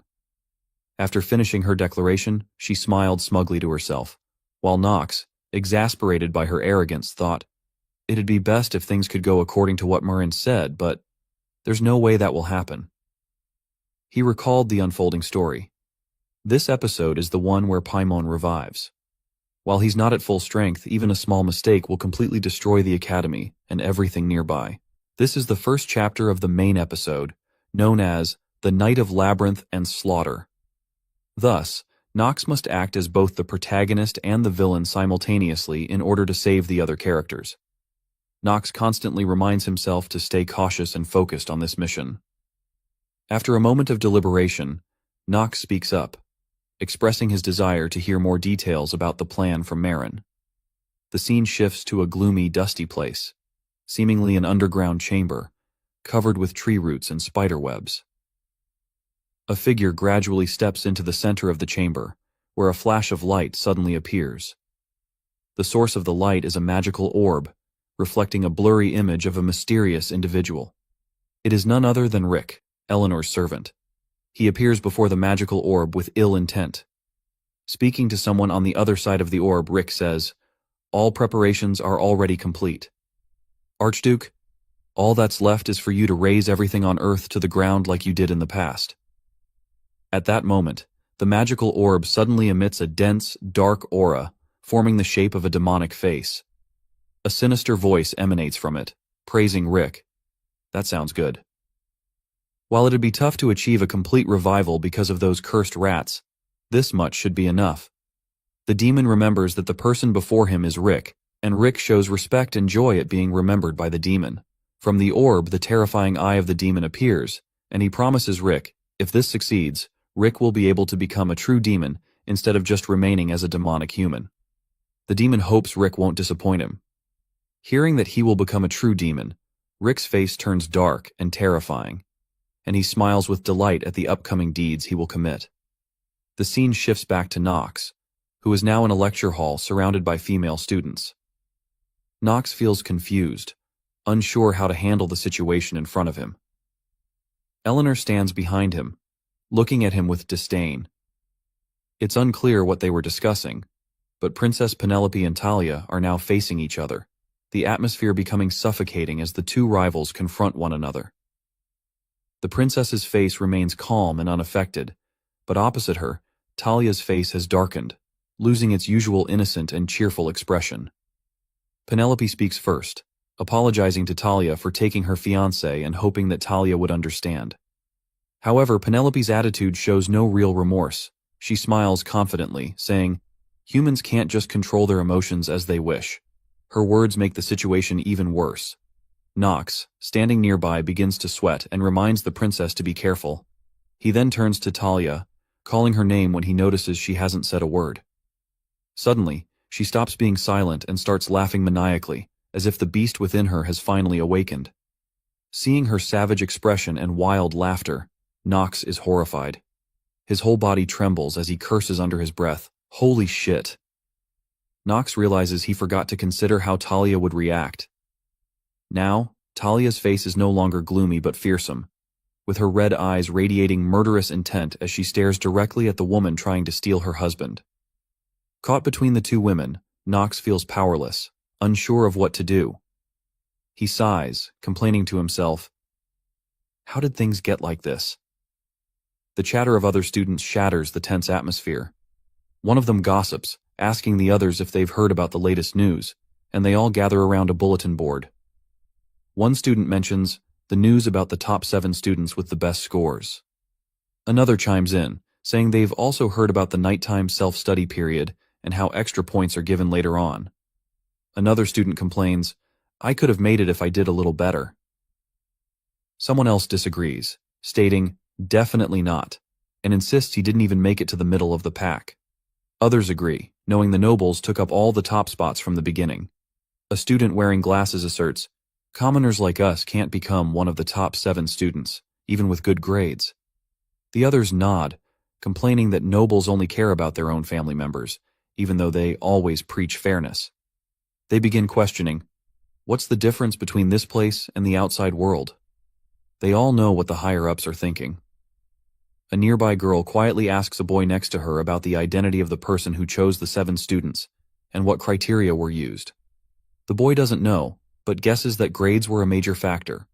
The boy next to him laments, crying out, "Grades are the only things that matter, no matter where you are." That person was probably the most unexpected one.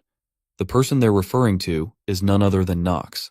As soon as Knox arrives, all eyes in the room turn toward him. Outside of dealing with women, Knox always exudes a cold, intimidating aura. The entire area falls silent at Knox's appearance, the good-for-nothing of the Reincarnated household. As usual, people somehow end up talking about Knox. While Knox doesn't want to attract any unnecessary attention, it can't be helped right now.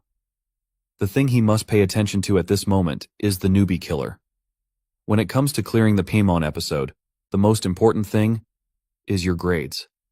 It sounds ridiculous, but unless his scores are exceptional, Knox won't be able to attend the nighttime self-study event. If that happens, then Knox won't be able to keep the other characters stuck in one place. The other students continued their chatter, and one of them angrily complained that Knox was an annoying bastard. Other men were also jealous of Knox, questioning if he was only relying on his good looks and having a powerful family behind him.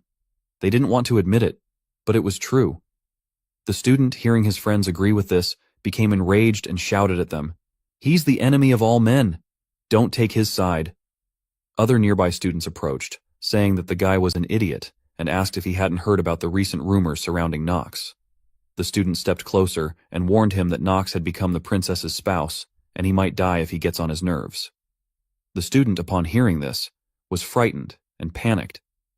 The others were also worried, thinking that Knox might have overheard their gossip about him. However, their fears had already become a reality, as Knox was standing behind them, hearing everything they had said about him. He was furious, thinking those guys were scumbags. Yet, Knox decided not to care about the gossip and sighed about the terrible events that were about to unfold. He thought to himself that he couldn't let his relationship with Lunatic be broken.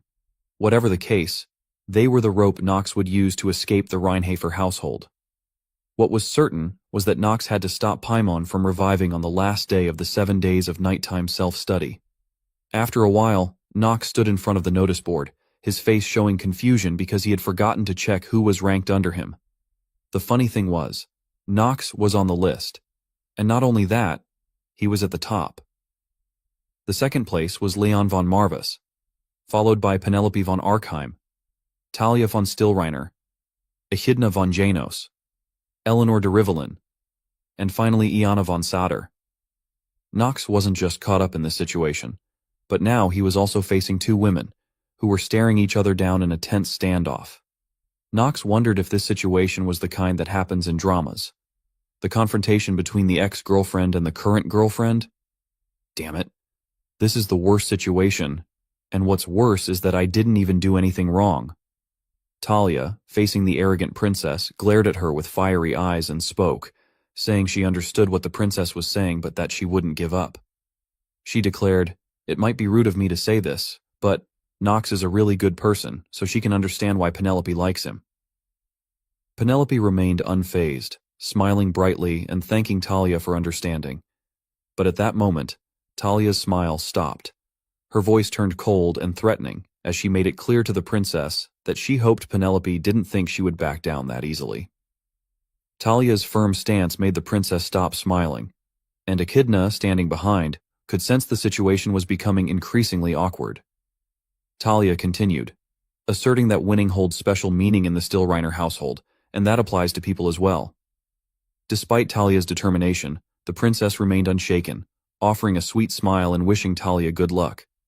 After that, the princess walked away, and as she passed Nox, she leaned in close and told him, "I heard it was an engagement decided between our households, but I guess someone was more serious about it than I expected. That's not how I hoped this would go, though." Then Penelope and Echidna left, leaving Nox to face Talia.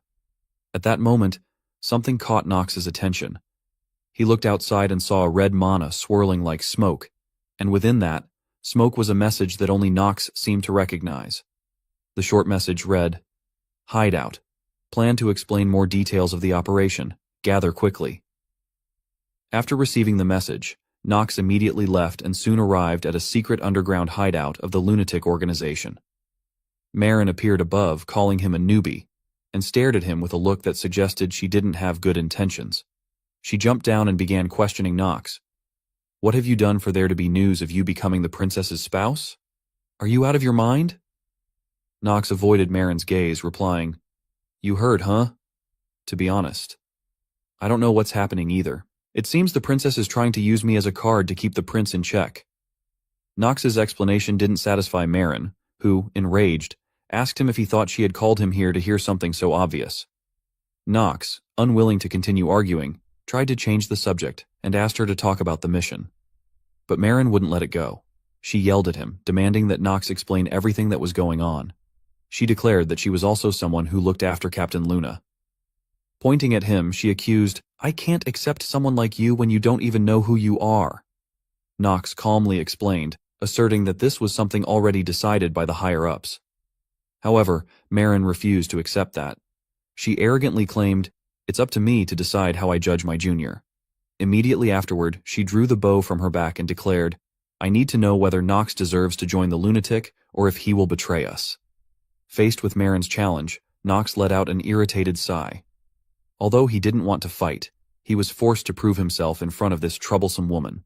He decided to take up a sword. A dark purple mana soon enveloped the blade and his body. His gaze changed completely, and Nox hoped Marin wouldn't regret this. Unfazed, Marin flashed a gleeful smile as she pulled out an arrow, preparing to attack Nox. As she raised her bow towards him, mana radiated from it, her face brimming with excitement.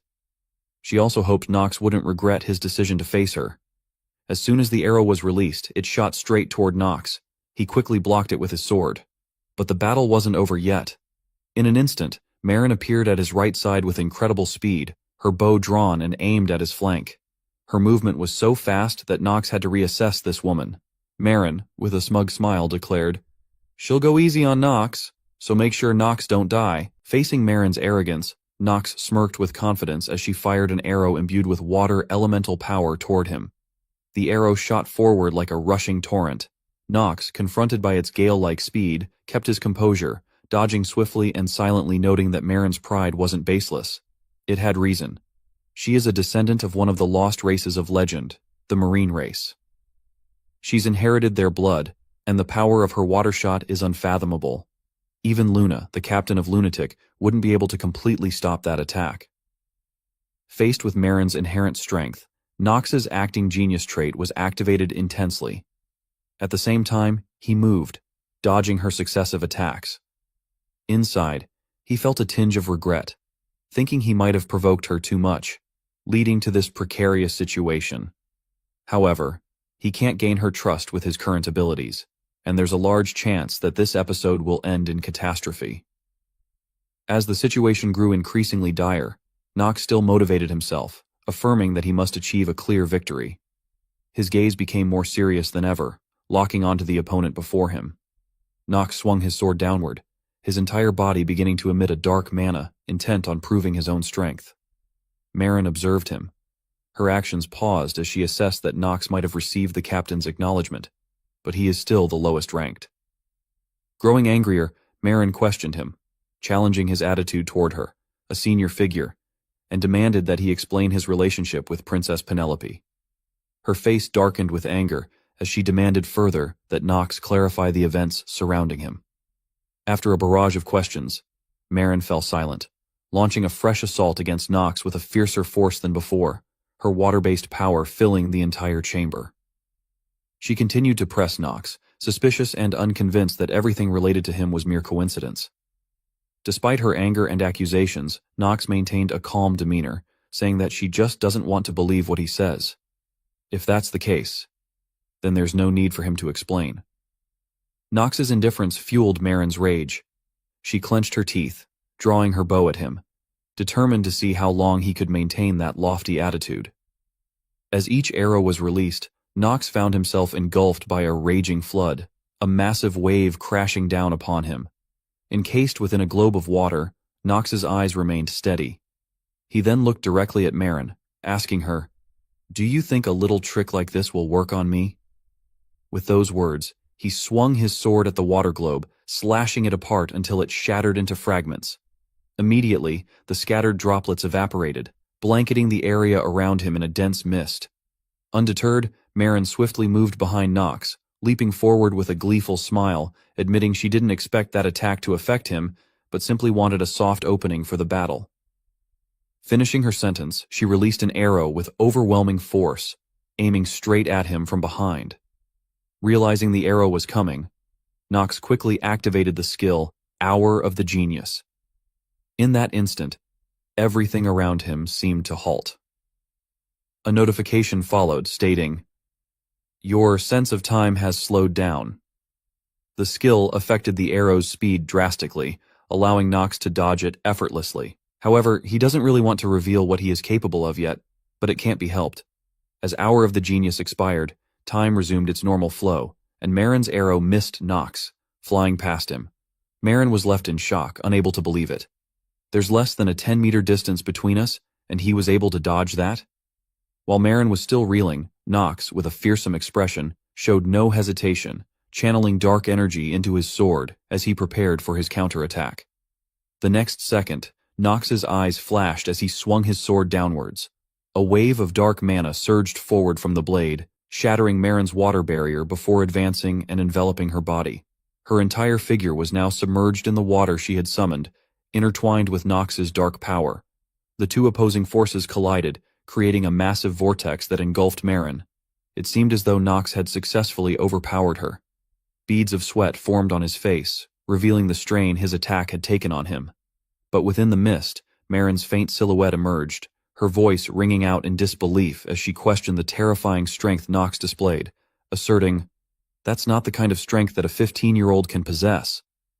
Marin's face grew increasingly serious as she interrogated Nox about his reasons for joining Lunatic and his true intentions. Nox merely stared back at her warily, giving no answer. Faced with his silence, Marin smirked, her eyes glinting a vibrant blue as she declared that it didn't matter. She would find the answer herself. In the next instant, Marin raised her bow and released a volley of arrows, while columns of water formed around Nox, trapping him like a caged bird. Unfazed, Nox quickly summoned a magic sphere, launching a stream of purple mana that pierced through Marin's water arrows, leaving her stunned at his effortless counter. Unwilling to admit defeat, Marin continued to fire powerful water arrows at Nox, who skillfully dodged and retaliated with dark mana bolts that shattered every one of her attacks. Witnessing Nox's skill, Marin began to feel outmatched. She gasped for breath, acknowledging internally that Nox was a dangerous individual. Even if he's not trying to make use of Lunatic, she thought, he's talented enough to be a threat to Captain Luna if he decides to betray us. As she realized that none of her arrows had hit him and that he had refrained from counterattacking directly, Marin understood that Nox was holding back. Furious, she accused him of arrogance. She found herself questioning, why though? Is he holding back because he wants to make use of us? Or is it because she is also a member of Lunatic? Finally, Nox spoke, pointing his sword toward Marin and lamenting that she was wasting time on idle thoughts. "Even defending myself against you is becoming tiresome," he remarked.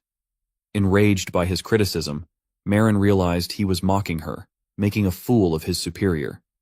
She pondered in silence, acknowledging that she couldn't win against him and wondering if it was a difference in their abilities.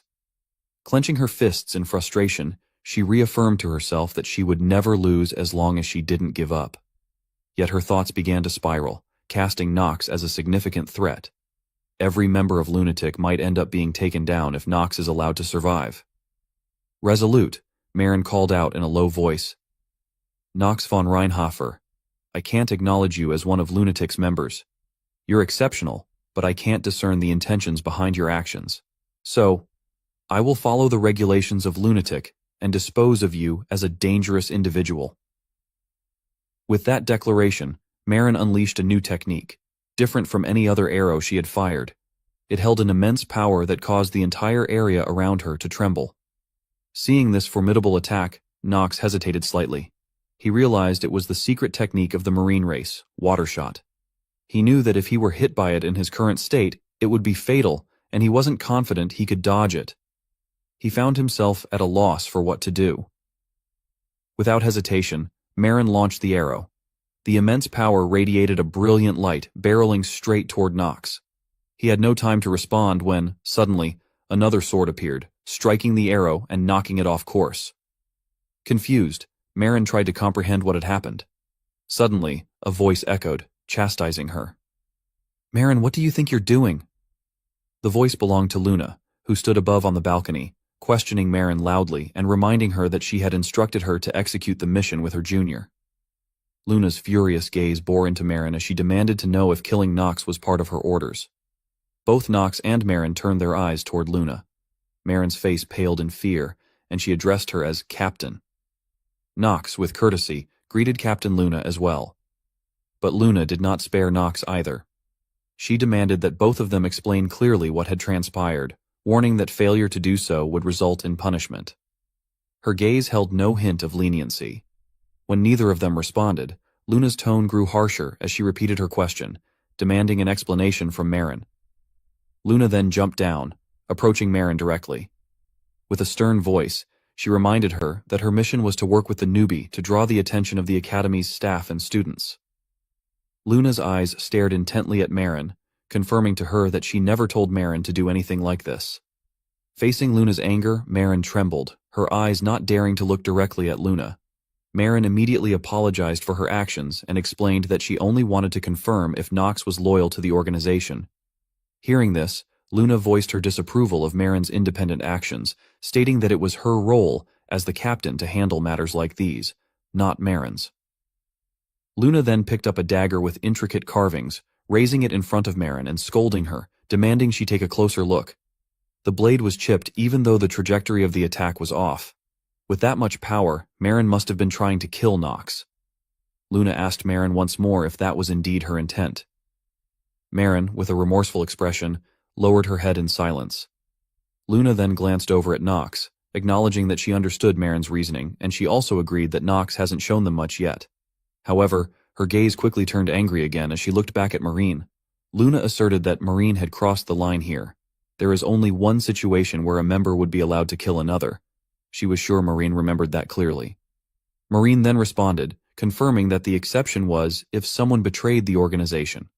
Luna gradually calmed, reminding Marin for the last time, don't make this mistake ever again, and that this was her final warning.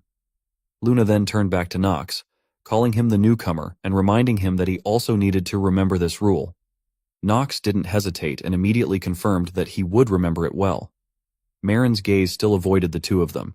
Although she was often stubborn, she was a girl who knew how to follow orders. Luna then ended the matter between them and invited Nox to take a walk with her. Though Nox felt somewhat puzzled, he quickly agreed. Outside, the bright moonlight shone down as they strolled along the street. Luna took the opportunity to reassure Nox, hoping he understood that she had to warn both of them there to uphold discipline and order. Hearing this, Nox felt more at ease and smiled gently, remarking that he was a good-for-nothing who had done far too many bad things to be hurt by something like a warning. Luna, puzzled by Nox's self-deprecating words, showed a confused expression, prompting Nox to clarify briefly that he was fine.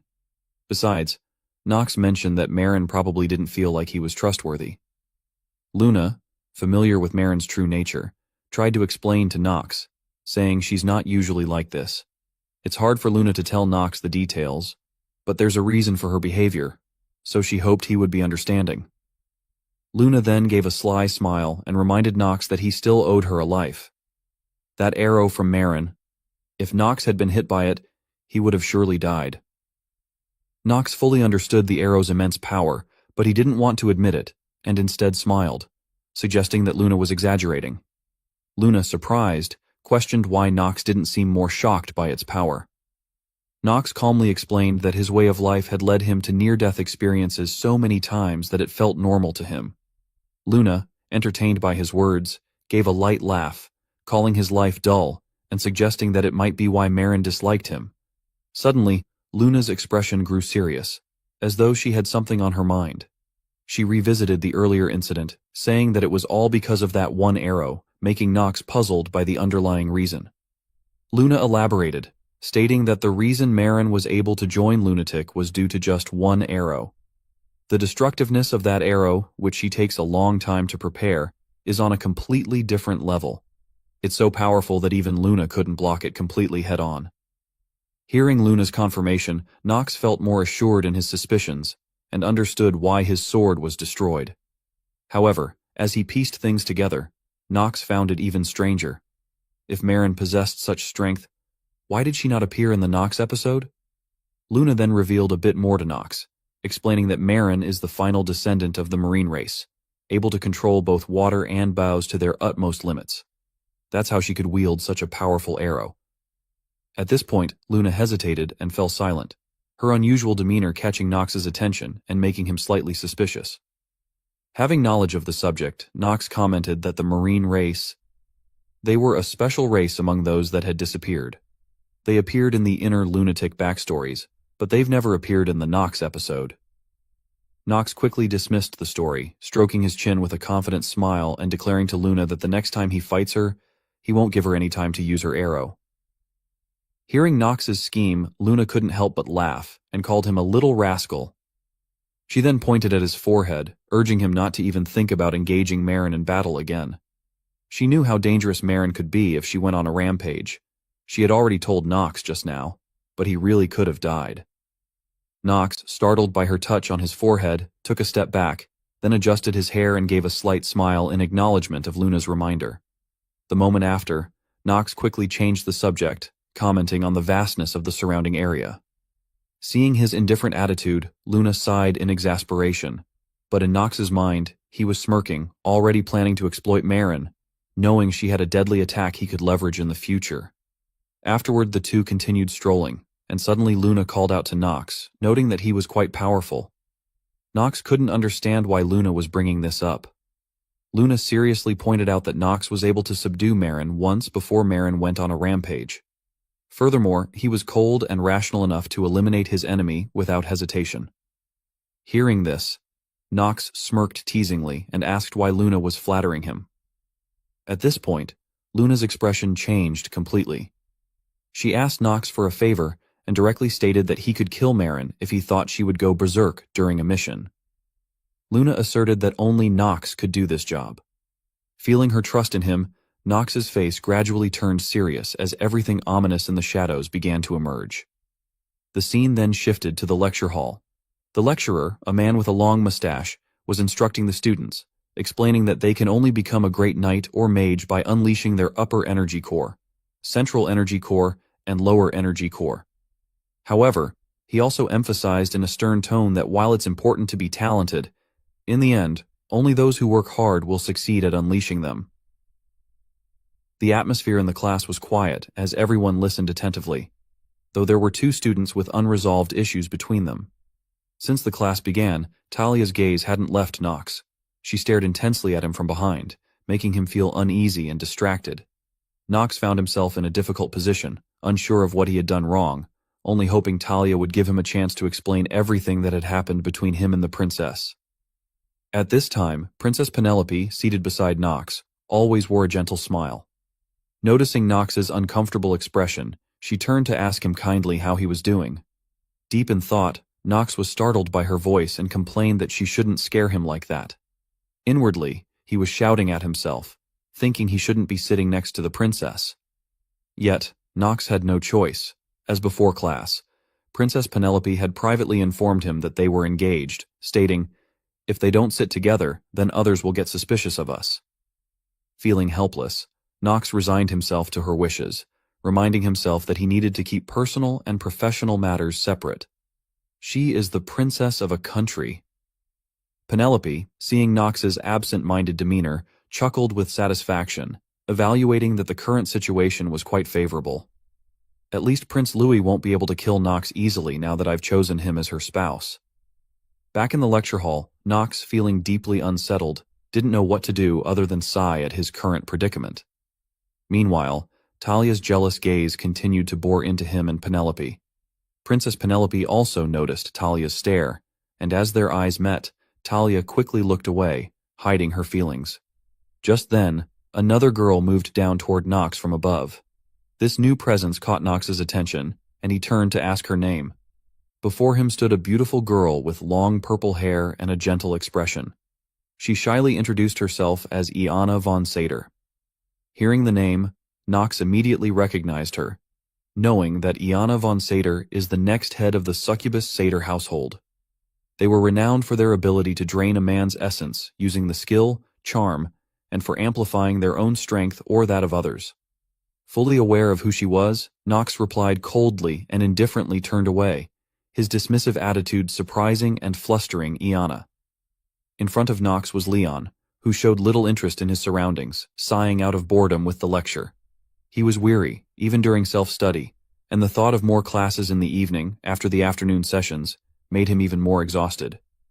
Echidna, seated beside him, overheard Leon's complaint and informed him that they'd have 3 more classes that day, asking if he was all right. Nox, seated nearby, joined their casual conversation, his face serious as he declared that the remaining classes would not be happening today. Surprised, Leon turned to Nox to ask why he would say such a thing. Suddenly the entire lecture hall began to shake violently. All the students were bewildered and terrified, not knowing what was happening. The lights overhead shattered, debris falling and causing panic among everyone. No one in the hall understood what was going on. Even Eleanor, a girl known for her composure, felt fear in the face of the current situation. The only person still calm was Nox, who understood everything that was about to unfold. He revealed to us that this event was the Nox episode, the subjugation of Paimon, and it had officially begun. And at this moment, a bizarre phenomenon began unfolding above the lecture hall as the entire ceiling was enveloped in a sinister, dark mana. The source of this disturbance was none other than Rick, a member of the demon race. He was performing some strange ritual to awaken a true demon. With a twisted smile, he spread his arms wide, welcoming the bloodthirsty arrival of a demon about to awaken. Rewinding to the time before the event known as the subjugation of Paimon, Nox and Marin were discussing their mission together. Nox confirmed once more that they were given the mission to draw attention so that Lunatic could destroy the demonic essence crystal. Marin praised Nox for quickly understanding the plan and smiled, telling him that once the barriers dividing the areas were activated, the place would turn into a labyrinth for the students to escape. Marin emphasized her wish that Nox buy as much time as possible. Returning to the present, the event, the subjugation of Paimon, had begun as planned, and the overwhelming pressure from the demonic power spread throughout the academy. In the lecture hall, windows and surrounding equipment shattered. The students, now in a state of panic, couldn't comprehend the situation. All the young women in the hall, typically graceful, were gripped by terror.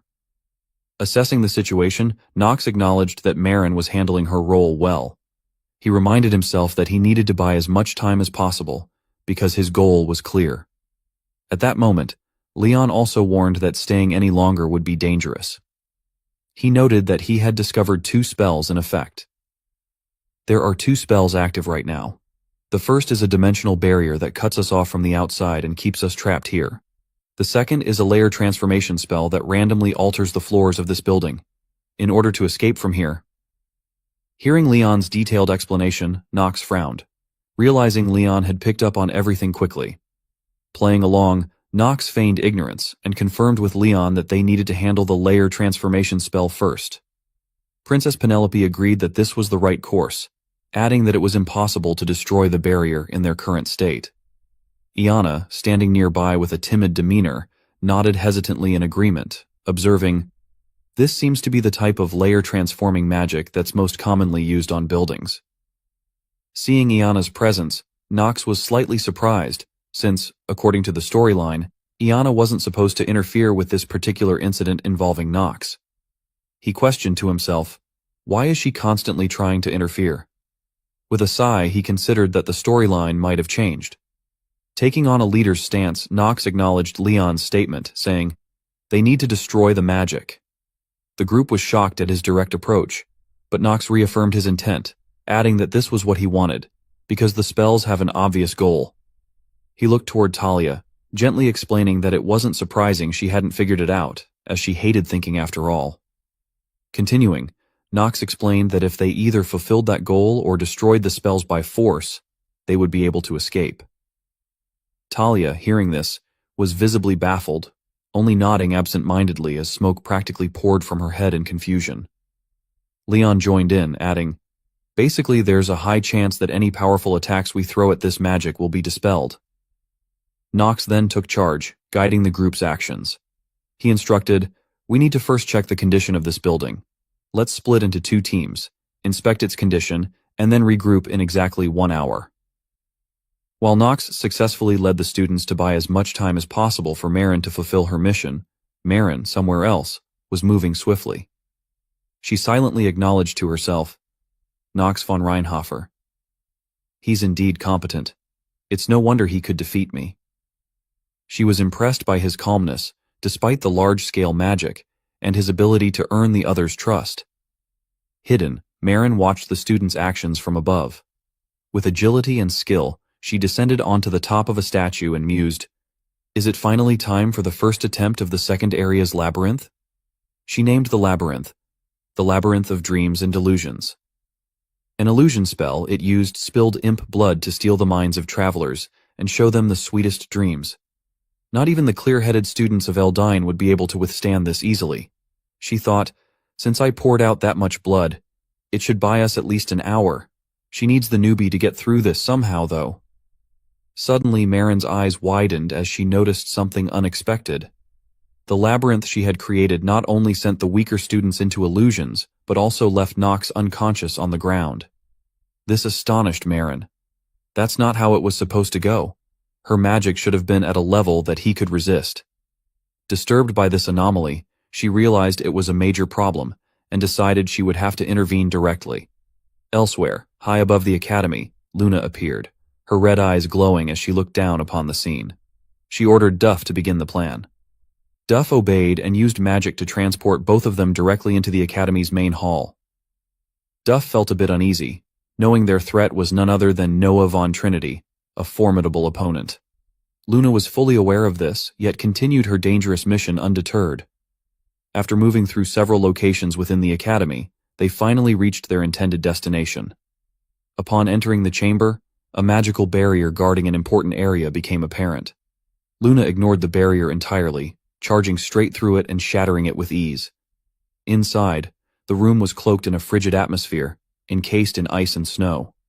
At the center stood a massive magical stone protected by another barrier. Just then, a voice echoed, revealing that this person knew Luna's organization would arrive.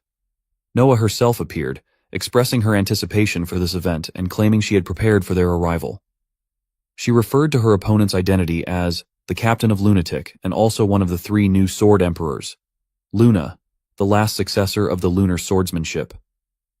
Luna's eyes turned a fiery red, a serious glare revealing her readiness to fight if her adversary refused to step aside. She demanded Noah move, drawing her sword and stating that demonic essence crystal is an item that'll bring chaos to the world. The reason she had to destroy it here. Noah responded with an indifferent smile, saying, she already knows what her answer will be. Luna, having expected this, remained silent and began channeling blood-red mana into her sword.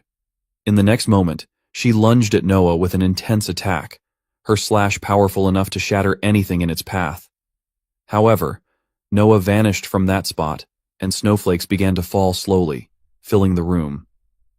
Recognizing the current danger as Noah activated her ice magic, Luna and Duff stood back to back, alert and cautious. Noah taunted them, noting how much they seemed to enjoy facing powerful opponents. A gust of icy wind surged toward them, followed by an onslaught of massive ice blocks. Luna swiftly swung her sword, shattering the ice into pieces. Using her exceptional ability to blend seamlessly with the frozen surroundings, Noah reappeared behind Luna with a sly grin, commenting, "Paimon is the strongest demon I've faced so far." Luna, frowning at Noah's words, questioned her, "Is that why you're letting him be and allowing him to awaken? So you can fight him again and prove your superiority?" Noah, unfazed by Luna's irritation, responded with a taunting smile, asking if that were true, what Luna would even do about it, calling her a kid. Upon hearing this, Luna's expression hardened, a deadly aura enveloping her as she declared that if Noah's words were true, she would kill her. Amused, Noah laughed at the notion that a child like Luna would even think of killing her, and asked what reason Luna had to do so. Luna offered no elaborate explanation, simply responding, "For myself." Immediately after, Luna charged at Noah, a terrifying red bloodlust surrounding her, though this alone was not enough to overwhelm Noah, an immensely powerful mage. As their fierce battle raged within the demon Paimon's cage, the sealing crystal began emitting an ominous aura. Beside it, Rick was aiding in the crystal's destruction, and now cracks were forming on the demon's seal. The massive demon inside the crystal began to stir, releasing a deadly energy that grew thicker by the moment, signaling the impending disaster looming over the academy. Nox was caught in an illusion. Before him stretched a vast, endless beach, illuminated by a light that made the scene even more breathtaking. He stood there, dazed and unsure of where he was, when suddenly, a radiant glow appeared, capturing his attention. Out of this light, an angel emerged, standing majestically on the water's surface with wide wings spread. Nox was entranced, reaching out as if to grasp the angel and get closer to where she stood. In that moment, he began to run, desperate to chase after her, a fierce longing burning inside him. He had to reach her, believing she held something he had lost. But as he reached the middle of the ocean, she vanished into the waves, leaving Nox standing alone in an endless sea. Tears started to fall from Nox's eyes unconsciously. Only later did he realize he was crying, yet he couldn't understand why, as if he had lost something deeply significant to his life. He stood there, watching the beautiful sunset sink slowly into the sea, pulling away whatever he had lost. He continued to cry, gazing at the twilight, while a voice echoed in his mind, calling his name and urging him to wake up. The voice jolted him awake. In front of him stood Talia and Eleanor, the ones who had woken him. Nox realized it had all been a dream, but he also noticed he was crying and didn't know why. Talia, always concerned about him, sat by his side, worried, her eyes moist with fear that he had suffered something terrible. Nox calmed himself, wondering why he'd had such a vision. He couldn't recall it clearly, but remembered seeing a woman, as though she was trying to tell him something. Suddenly he noticed the two women observing him with concern.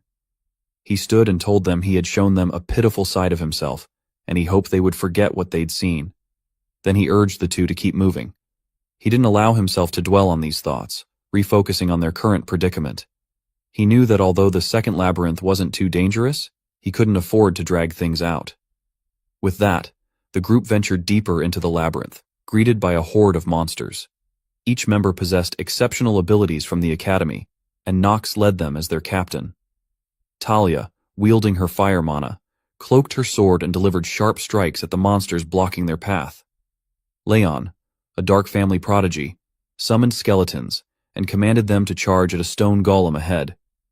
Although the powerful golem struck down the skeletons one by one, some elite skeletons with weapon skills managed to stab it, knocking it down. Taking advantage of this, the other skeletons attacked the downed monster in a relentless wave. Iana, who looked frail, also showed her strength by supporting Leon. She struck the golem's head, causing it to explode. While the team fought fiercely, Nox entertained his own thoughts.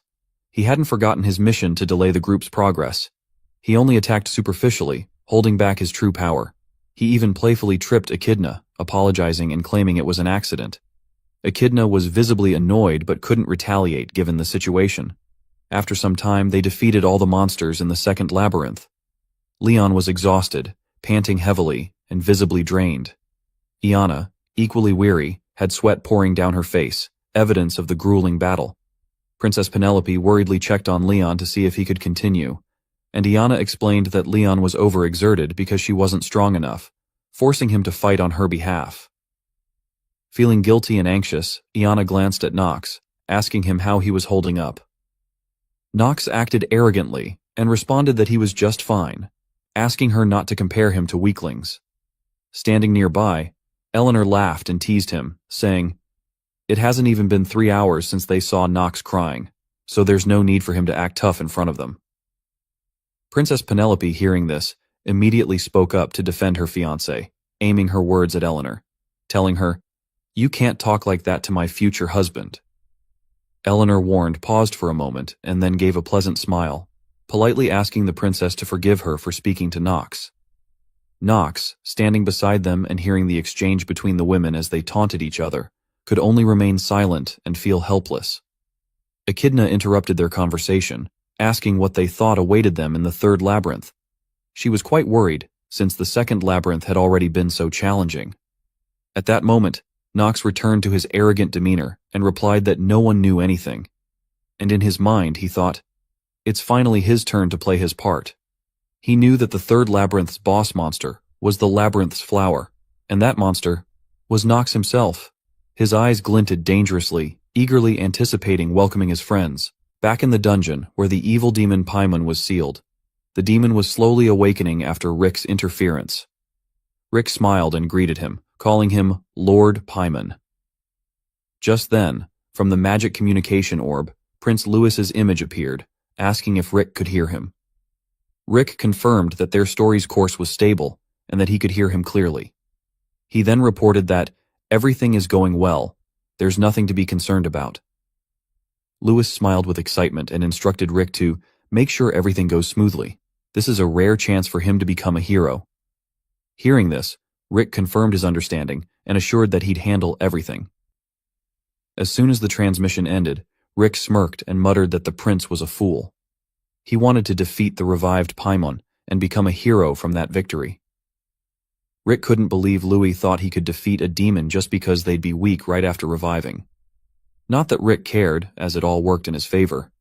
Rick then poured an entire container of blood-red liquid into the crystal imprisoning Paimon, causing cracks to spread across the crystal, signaling the impending awakening of the demon. Moments later, a massive tremor marked the time had come, as the demon's crimson arm emerged, releasing a terrifying sound. Rick kneeled before the towering demon and greeted him. "A pleasure to meet you, Lord Paimon. I am a demonic human. My name is Hausholtz de Nefer." After being imprisoned for so long, Paimon revived, though he complained about being revived in this trash-like body. Yet, the fact that he'd revived at all was an unprecedented miracle. Looking down at Rick, who was kneeling, he asked if his name was indeed Hausholtz, and Rick confirmed it. Paimon then expressed, he could feel it, the scent of a familiar human beyond that wall. The human outside was one of the three who sealed him. He turned toward Rick, asking if he was correct, and Rick confirmed it. Upon hearing this, Paimon's entire body began to emanate a terrifying surge of deadly mana, all his pent-up rage finally overflowing in fury against his enemy, the one who had sealed him, Noah von Trinity. Meanwhile, in another location, Nox received a notification stating that the effect of the artifact Moon Shadow had been activated, creating a shadow of the player. The system then prompted Nox to decide on the appearance of his shadow. Standing before an illusion of himself, Nox adjusted the shadow's stats with a hint of amusement, thinking to himself that this is the last labyrinth they need to clear. However, there is no boss monster here. Nox smirked devilishly and rhetorically questioned those watching about the reason behind this, before grinning like a true villain and declaring that he had killed it, since he really wanted the clear rewards of the boss monster. The large body of the monster lay on the ground, resembling a Nomu-like creature from a certain unnamed anime. Nox stood next to the monster, calmly assessing the rewards he had gained. He got 0.3 random stats as the boss monster clear reward. Now, let's review his stats and information. His name, Nox von Reinhofer, gender male, age 15, main attribute darkness and achievements none. His traits included swordsmanship and combat genius, mana sensitivity genius, insight, memorization genius, steel mentality, and acting genius. Additionally, there was a mysterious skill, Void Revelation. Along with these strengths, his weaknesses included terminally ill, frequent sickness, cold hands and feet, possessed. Nox's stats: stamina 6.5, plus 2, mana 13.2, plus 3, luck 10, willpower 11.3, charm 26.3, and a hidden stat, dexterity 8. His active skills included Hour of the Genius, Supreme Ruler's Aura, Dark Family Intermediate Swordsmanship, Southern Sword Technique, Ignition, Visible Transformation, and Dragon Tongue. A notable detail was that the remaining life Nox had due to his terminal illness was 147 days. After reading through all the updated information, Nox cheerfully remarked that thanks to this, his mana and stamina were growing smoothly. Increasing his stats is good and all, but his role as a member of Lunatic is to buy time by ensuring the students remain stuck in the labyrinth. That's why the solution he came up with is to use his shadow created by Moonshadow and change its appearance. Thanks to his new skill, Moonshadow, Nox created a clone that was both handsome and cold-looking. He then commanded his shadow to go to the boss's location, reasoning that since it's his shadow, it'll be stronger than the boss monster. After being absent for some time, Nox rejoined the group. Eleanor called his name and questioned his disappearance. Nox, in a disinterested tone, told her to mind her own business and stop worrying about him. Immersed in his own plan, Nox grinned villainously, determined to keep them trapped at all costs. When the group of students approached the boss room, the illusion Nox had set up blocked their path and ordered them to stop. With a sharp tone and a murderous expression, the shadow demanded that they not proceed. Talia, standing beside Nox, grew worried and asked the stranger about his identity. Nox, feeling slightly uneasy, thought to himself that while his shadow could think and make its own judgments, it was born with his personality as its base. If it talked too much, there was a chance they might start finding it suspicious. Leon, observing the situation, remarked that there's no way someone with mana that ominous could be human. Hearing Leon's comment, Nox felt a pang of anxiety, fearing that something unusual might be discovered. Echidna agreed with Leon, adding that the stranger's expression seemed pained and irritated. Her words made Nox feel guilty, as if they were indirectly hinting at him. Eleanor, with a peculiar expression, pressed further, asking about the stranger's identity.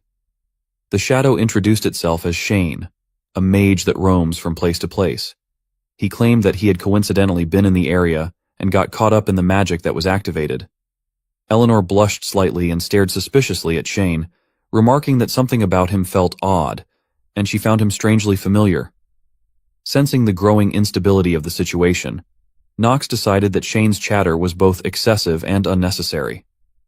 Acting decisively, he drew his sword and attacked Shane, loudly declaring to the students, "That's just a monster. There's no need to listen to it. Just kill it." Nox's heart was filled with unease, worried that if they continued conversing, he would be exposed. Despite being just a shadow, Shane was quick and agile, skillfully evading Nox's attacks. Even as Nox continued his onslaught, Shane effortlessly dodged every strike. The two paused momentarily, and Nox assessed that Shane was quite strong. Eleanor then joined the fray, chanting a spell before launching a direct magical attack at Shane. However, Shane swiftly dodged the attack successfully. She turned back and mocked Nox, saying, "It seems like you're just swinging your sword slower." Hearing this, Nox grew frustrated, but said nothing. At that moment, Leon joined the fight. He summoned his skeletal minions, sending them charging toward Shane. Simultaneously, Talia rushed toward Shane, attacking him. Shane swiftly dodged all of Talia's strikes, and just as Leon's skeletons closed in on him, Shane dashed forward with incredible speed. Gathering magic energy in his hands, he prepared his next attack. With a burst of magic, he obliterated the two skeletons. Undeterred, Talia seized the opportunity and launched a flurry of strikes at Shane. Although Shane evaded every attack, Talia, as a knight, was no less formidable. She delivered a powerful kick to Shane's stomach. The pain from this blow transferred directly to Nox, as it affected his true body. Feeling the impact, Nox grimaced, catching Talia's attention. Concerned, she asked if he was okay. and even Eleanor noticed his expression, voicing her curiosity. Knox, however, forced himself to appear unfazed and assured them that he was fine. Internally, Knox realized two crucial things he had overlooked. The first was that his shadow only retained 50% of his abilities, meaning it only had half of his stats. The second was that when his shadow sustained damage, he felt the pain as well. The situation had become far more complicated than he anticipated, and he wondered if he could endure until the right moment. Elsewhere, a fierce battle raged between Luna, the leader of Lunatic, and Noah von Trinity, the principal of Eldane Academy.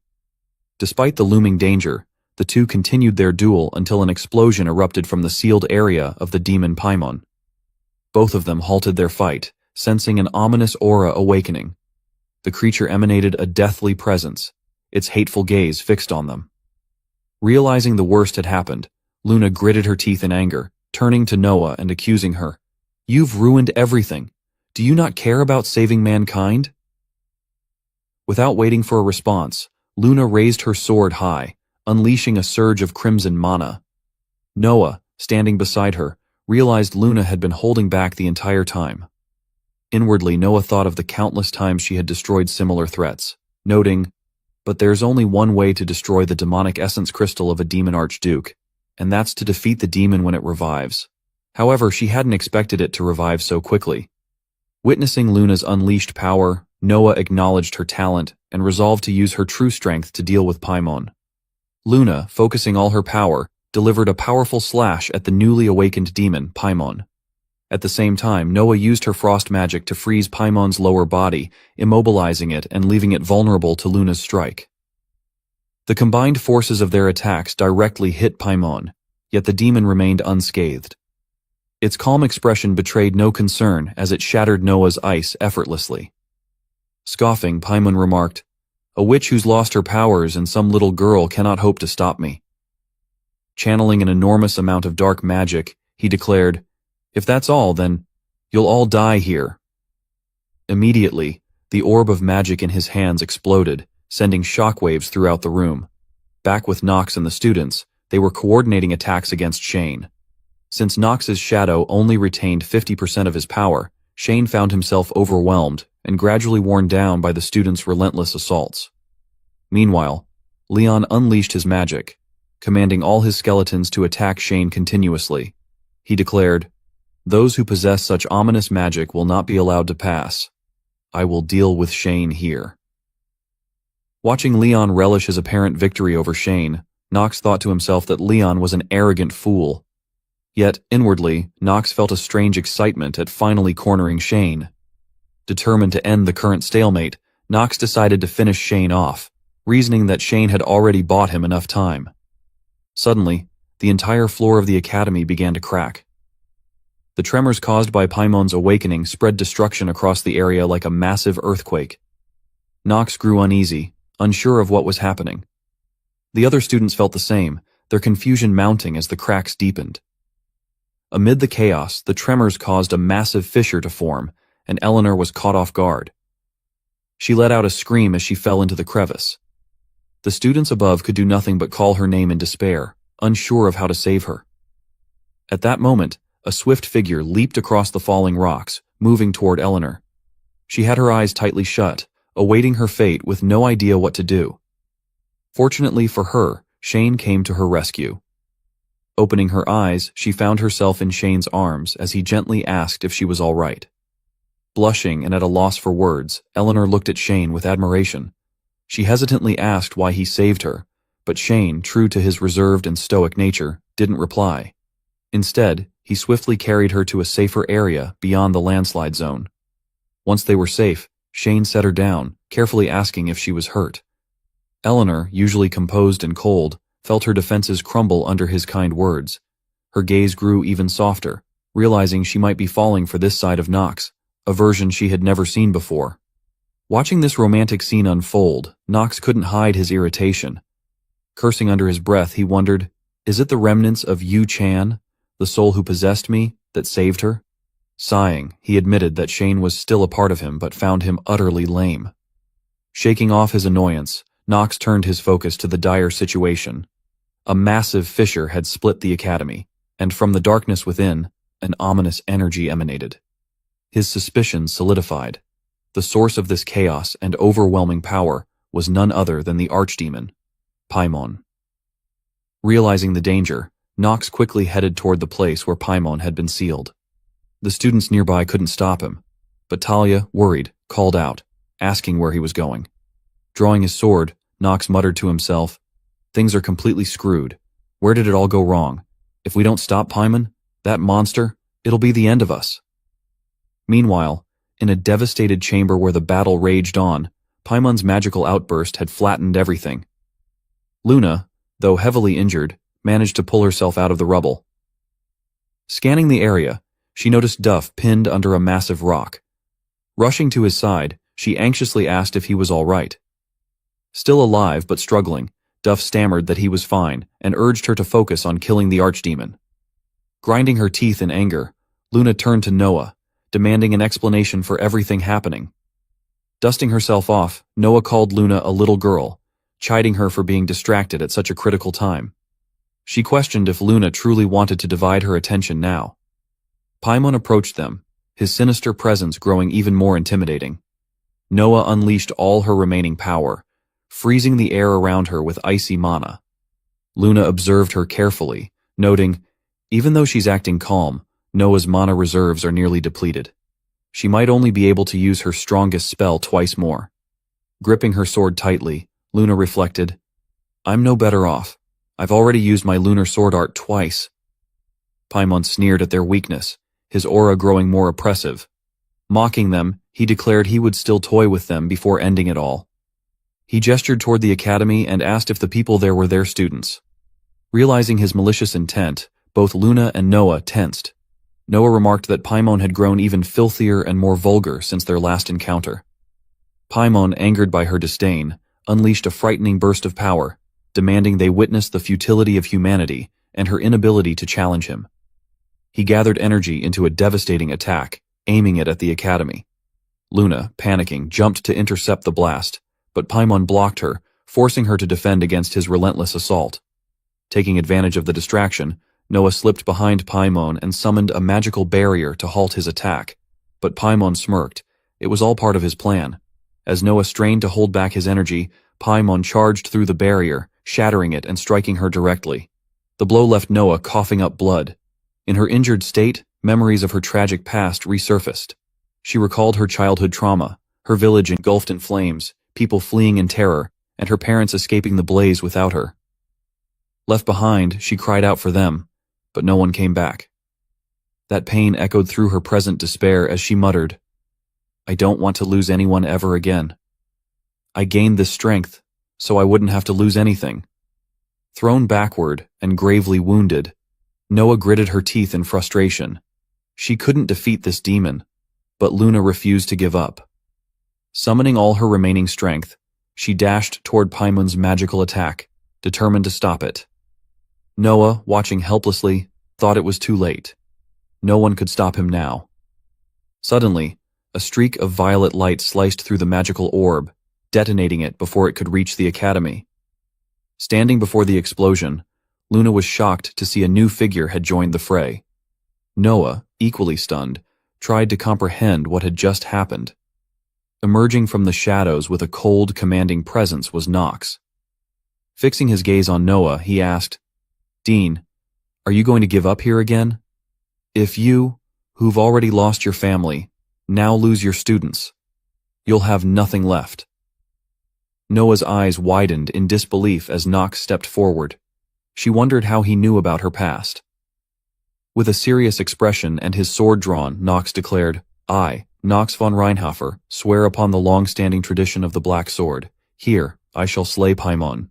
Rewinding to a time earlier, a group of people was swiftly moving through the forest, heading toward the source of the tremors. Nox, holding the mask in his hand, thought for a moment before putting it away. He believed he recovered Shane safely, but that's not the problem right now. His face revealed his worry and urgency. Accompanying him was Marin, who was also deeply concerned and couldn't believe Paimon would really awaken. She wondered, what on earth should they do? Marin knew that Paimon is as powerful as Captain Luna. Realistically, there was nothing they could do. In that case, the only thing she could do would be. Her eyes turned toward the one person who might have the ability to resolve the situation. Nox, calling his name, she declared that she is an archer, so she will save him no matter what. Before she could finish her sentence, Nox interrupted her, telling her, "Don't think of doing anything stupid." He firmly stated that he would not run away and declared resolutely that those of the Reinhafer household do not run away from their responsibilities. Maren, still worried, commented that this isn't a problem that we can deal with. However, Nox, with a serious gaze, asked her one question. Would you be fine even if Captain Luna died?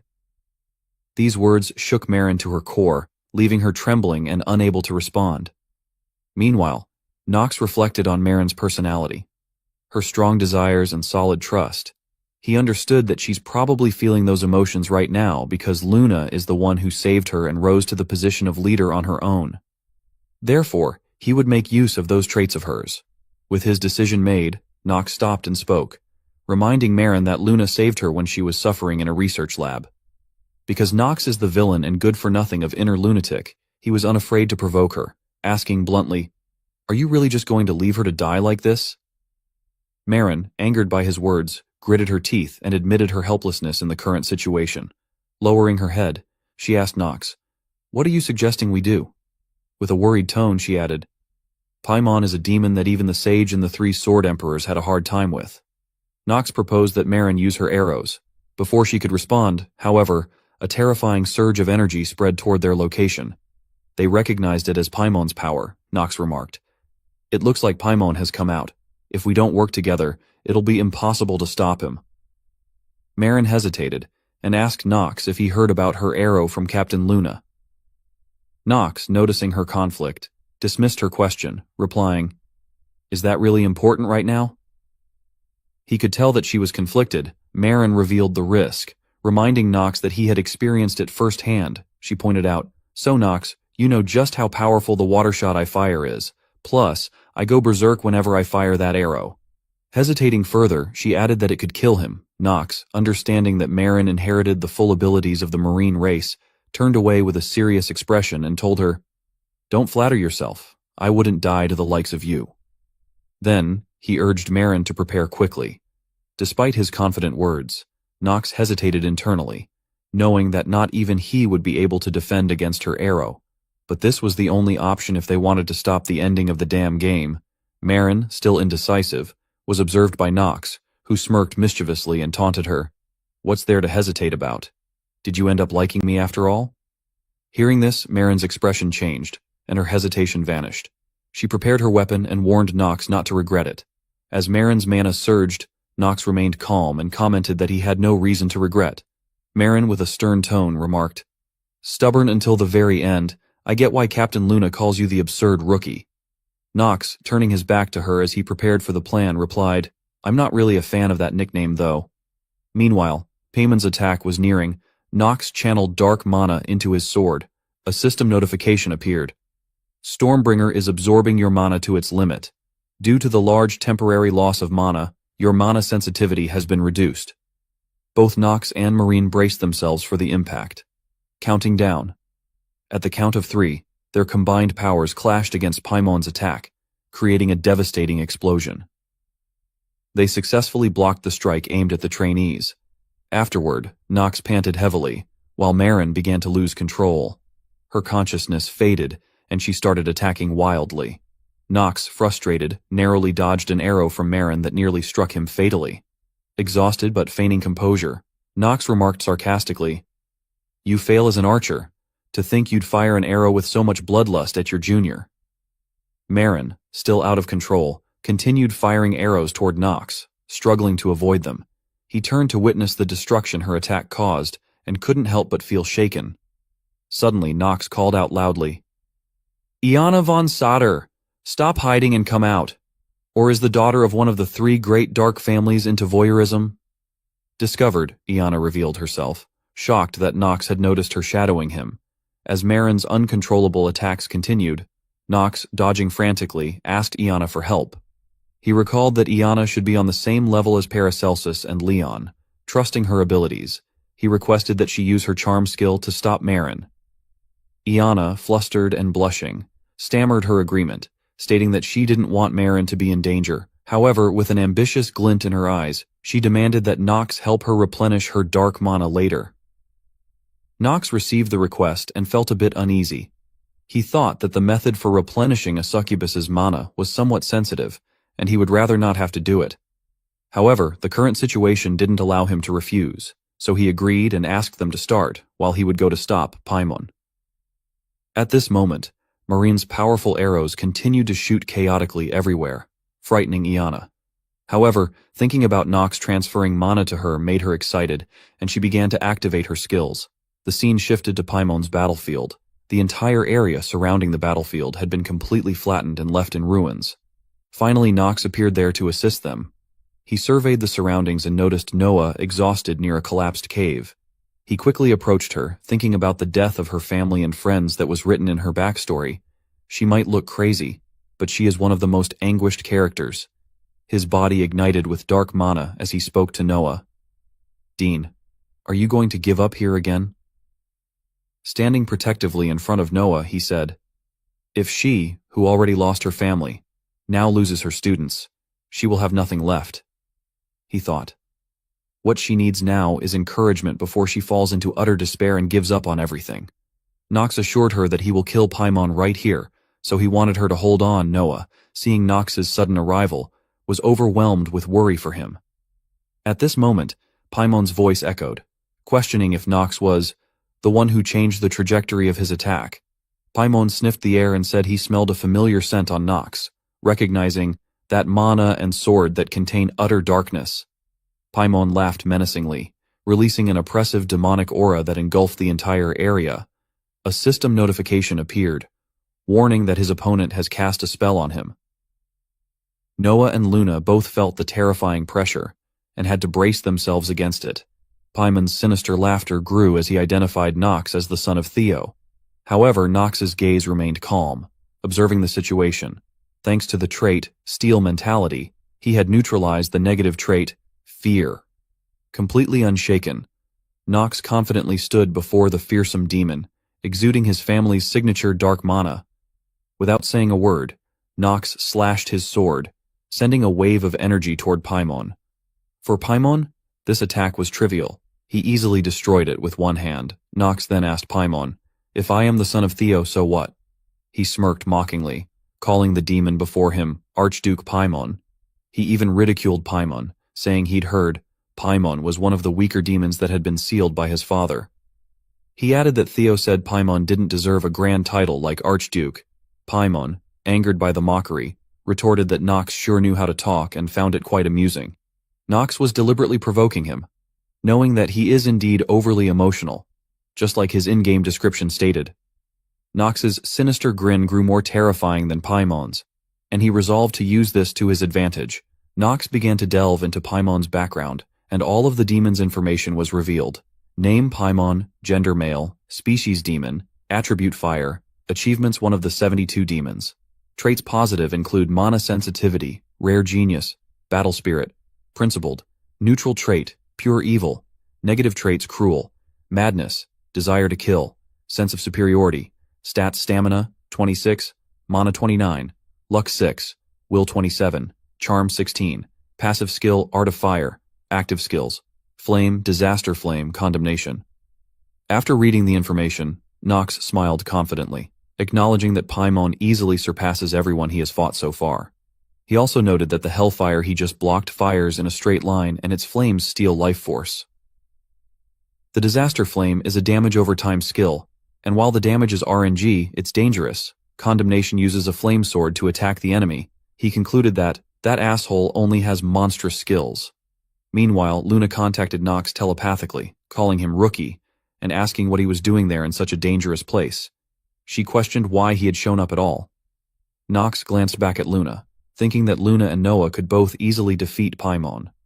But only after they obtained their items, he reminded himself that he had to defeat him with what he had. He replied to Luna, stating that he had a way to defeat Paimon and asked her to work with him. Luna, still worried, inquired about Marin's condition and whether she was still alive. Nox confirmed that Marin was alive and assured her that his words were true. Paimon, noticing he was being ignored, grew furious. He drew his own sword and asked Nox if he was distracted while standing before him. At the same time, Paimon unleashed an aura infused with fire mana.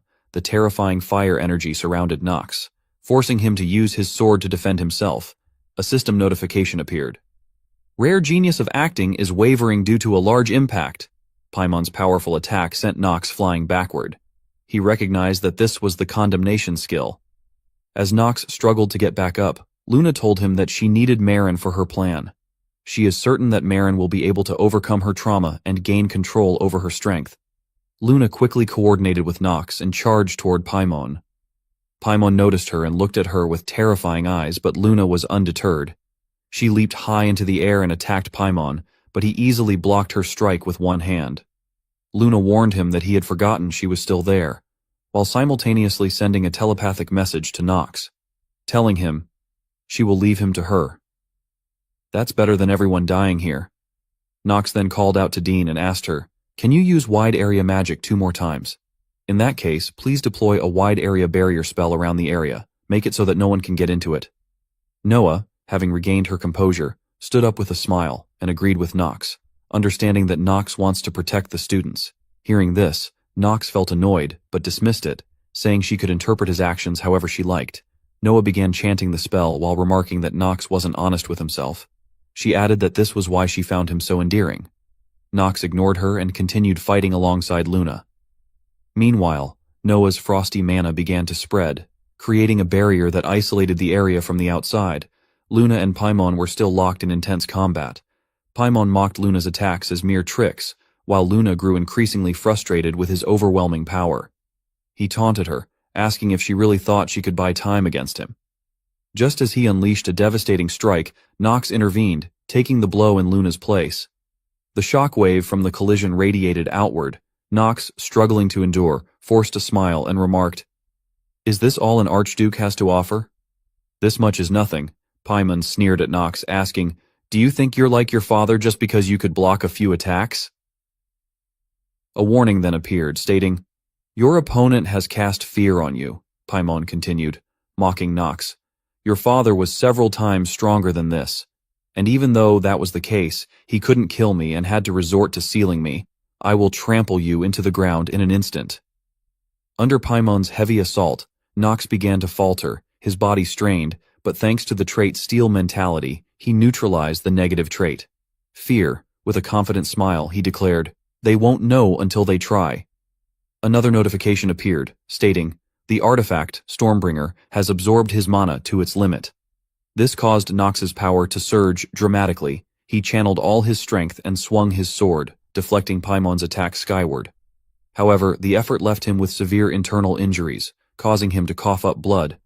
By this time, Noah had successfully completed the protective barrier. Nox noticed this and felt a sense of relief, wiping the blood from his mouth and regaining his focus. From the outside, the massive frosty barrier appeared as a giant cube enclosing their battleground. Nox thought to himself, "We're almost done. The only plan that can get rid of Paimon." Meanwhile, Luna took over for Nox, keeping Paimon occupied. Observing the battle, Nox grew increasingly worried. He wondered why Luna hadn't awakened yet and felt he was nearing his own limits. The person occupying his thoughts was Marin. Even though she is an extra in the game and someone destined to die and disappear, I don't want her to die. He corrected himself, thinking, saying I don't want her to die sounds funny. Another warning appeared. Remaining mana is low. The energy being consumed will be replaced. Your life has started to be reduced rapidly. Ignoring the notification, Nox resolved that Marin deserved to live her life on her terms, rather than being bound by a preordained fate. Using the last of his strength, he channeled all his remaining mana and charged at Paimon. As he faced him, Nox silently prayed, hoping Marin would awaken now. Marin, restrained and suppressed by Ayana, had a vacant, lifeless expression. Yet suddenly, tears began to fall from her eyes. It seemed that Nox's heartfelt plea had truly reached her. The past of Marin, when she was just a child, had her body nurtured in a laboratory, surrounded by numerous specialists evaluating her condition. Her consciousness gradually emerged. The first breath she took after being born into this world and opening her eyes was not of clear, fresh air, but of stale air that smelled of medicine. Beside her, there were glass capsules lined up together. The experimental tools looked horrifying, and she saw people use those tools to experiment on children. Knowledge would be forced into her mind, and she realized this before she was even able to completely learn all of the knowledge and language that had been instilled within her. This research lab was her home and her birthplace, and she had to prove her worth in this place. That was the only way she could survive. Time passed, and Marin was still a child without her own consciousness. Someone entered, called her H210, and asked if she could hear them speak. Marin replied and confirmed with an emotionless yes. H210. That's the name that was assigned to her. She didn't know exactly why, but she was one of the test subjects for the manifestation of an ancient race's power. She came to know that numerous war orphans had become test subjects because of this. A man called her by the code name H210 and asked her to try moving one block. In her subconscious, Marin said, which is why she always smiled brightly and acted like she was the most useful test subject there. Because I had to show that I was the best at using the blood of the ocean tribe. She had to do that, so that she wouldn't become one of the children that disappeared. But one day, someone came to find her. She greeted Marin and said, "You'll be living with me from today onwards." The woman introduced herself as Jay, a lab researcher. After that, Marin began to live with her. Naturally, she had no choice in the matter. She had to do whatever was asked of her, like a cow being dragged to the slaughterhouse. Jay told Marin that the research lab is no fun. Marin must have gone through a lot. Jay seemed curious and asked, "What kind of things does she like?" Gently brushing Marin's hair, Jay said, "H210 is a bit of a stiff name to call someone by." Since she has blue hair that looks like aquamarine, Jay decided to replace it with the name Marin. That didn't matter much to Marin. She didn't care. She had no expectations. Because until now, all of these people had only treated her like one of the zoo's monkeys. A test subject. But Jay was different. She treated Marin like a person. They played together. She treated Marin like a human instead of a tool. One day, Marin curiously asked Jay, "Why are Jay so good to her?" Marin commented, "Others would say that she is a monster with the blood of the ocean tribe. That she is a weapon that'll be used on a battlefield and left to die there." Jay, though slightly flustered by her words, smiled and reassured Marin, "Since you told me your secret, I'll tell you something too. Actually, I'm working here because they took my family hostage." Marin asked Jay if she also missed her family. Jay confirmed sadly and asked Marin, "Marin, if I end up leaving you, will you not miss me?" Hearing that, Marin felt sad and worried. She hugged Jay tightly, afraid Jay might leave her. Jay comforted Marin, saying they were like family. Marin, still curious, asked Jay, "Jay family to May too, and is that why she is good to Marin?" Jay affirmed it and said, "She has one more reason to protect Marin." Marin, curious, asked what that was, and Jay said, "Because Marin is still a child. Children are meant to be protected by adults." She also told Marin must always protect those younger than her. Marin agreed and promised to do so. As Marin spent time with her, she felt a sense of stability. She was also able to slowly realize how to use the power of the ocean tribe. When she looked back on my younger days, she doubts she can find a time when she was happier. No, she is sure there isn't any. And, as always, such happy times are always broken for the most trivial reasons. At this moment, people in cloaks surrounded the two of them. One of them questioned Jay, how long must they wait for? They emphasized that in order to grow the power of the imperial family, they need the power of that ocean tribe. Jay opposed it and demanded, "Don't call Marin an ocean tribe. Her name is Marin." Others argued that she wasn't human, saying, "She's a weapon," and weapons are used in times of war, like now. A man grabbed Marin's hand and ordered her to stand immediately. Jay pulled her back and told the man to stop. However, the man struck Jay across the face and demanded she be silent. Looking at Jay with malice, he ordered, "Get rid of Jay. Since she defied the laws of the imperial family, she is to undergo an execution without trial." He commanded others to seize Jay. Marin, witnessing the scene, pleaded for them to stop, her gaze firm.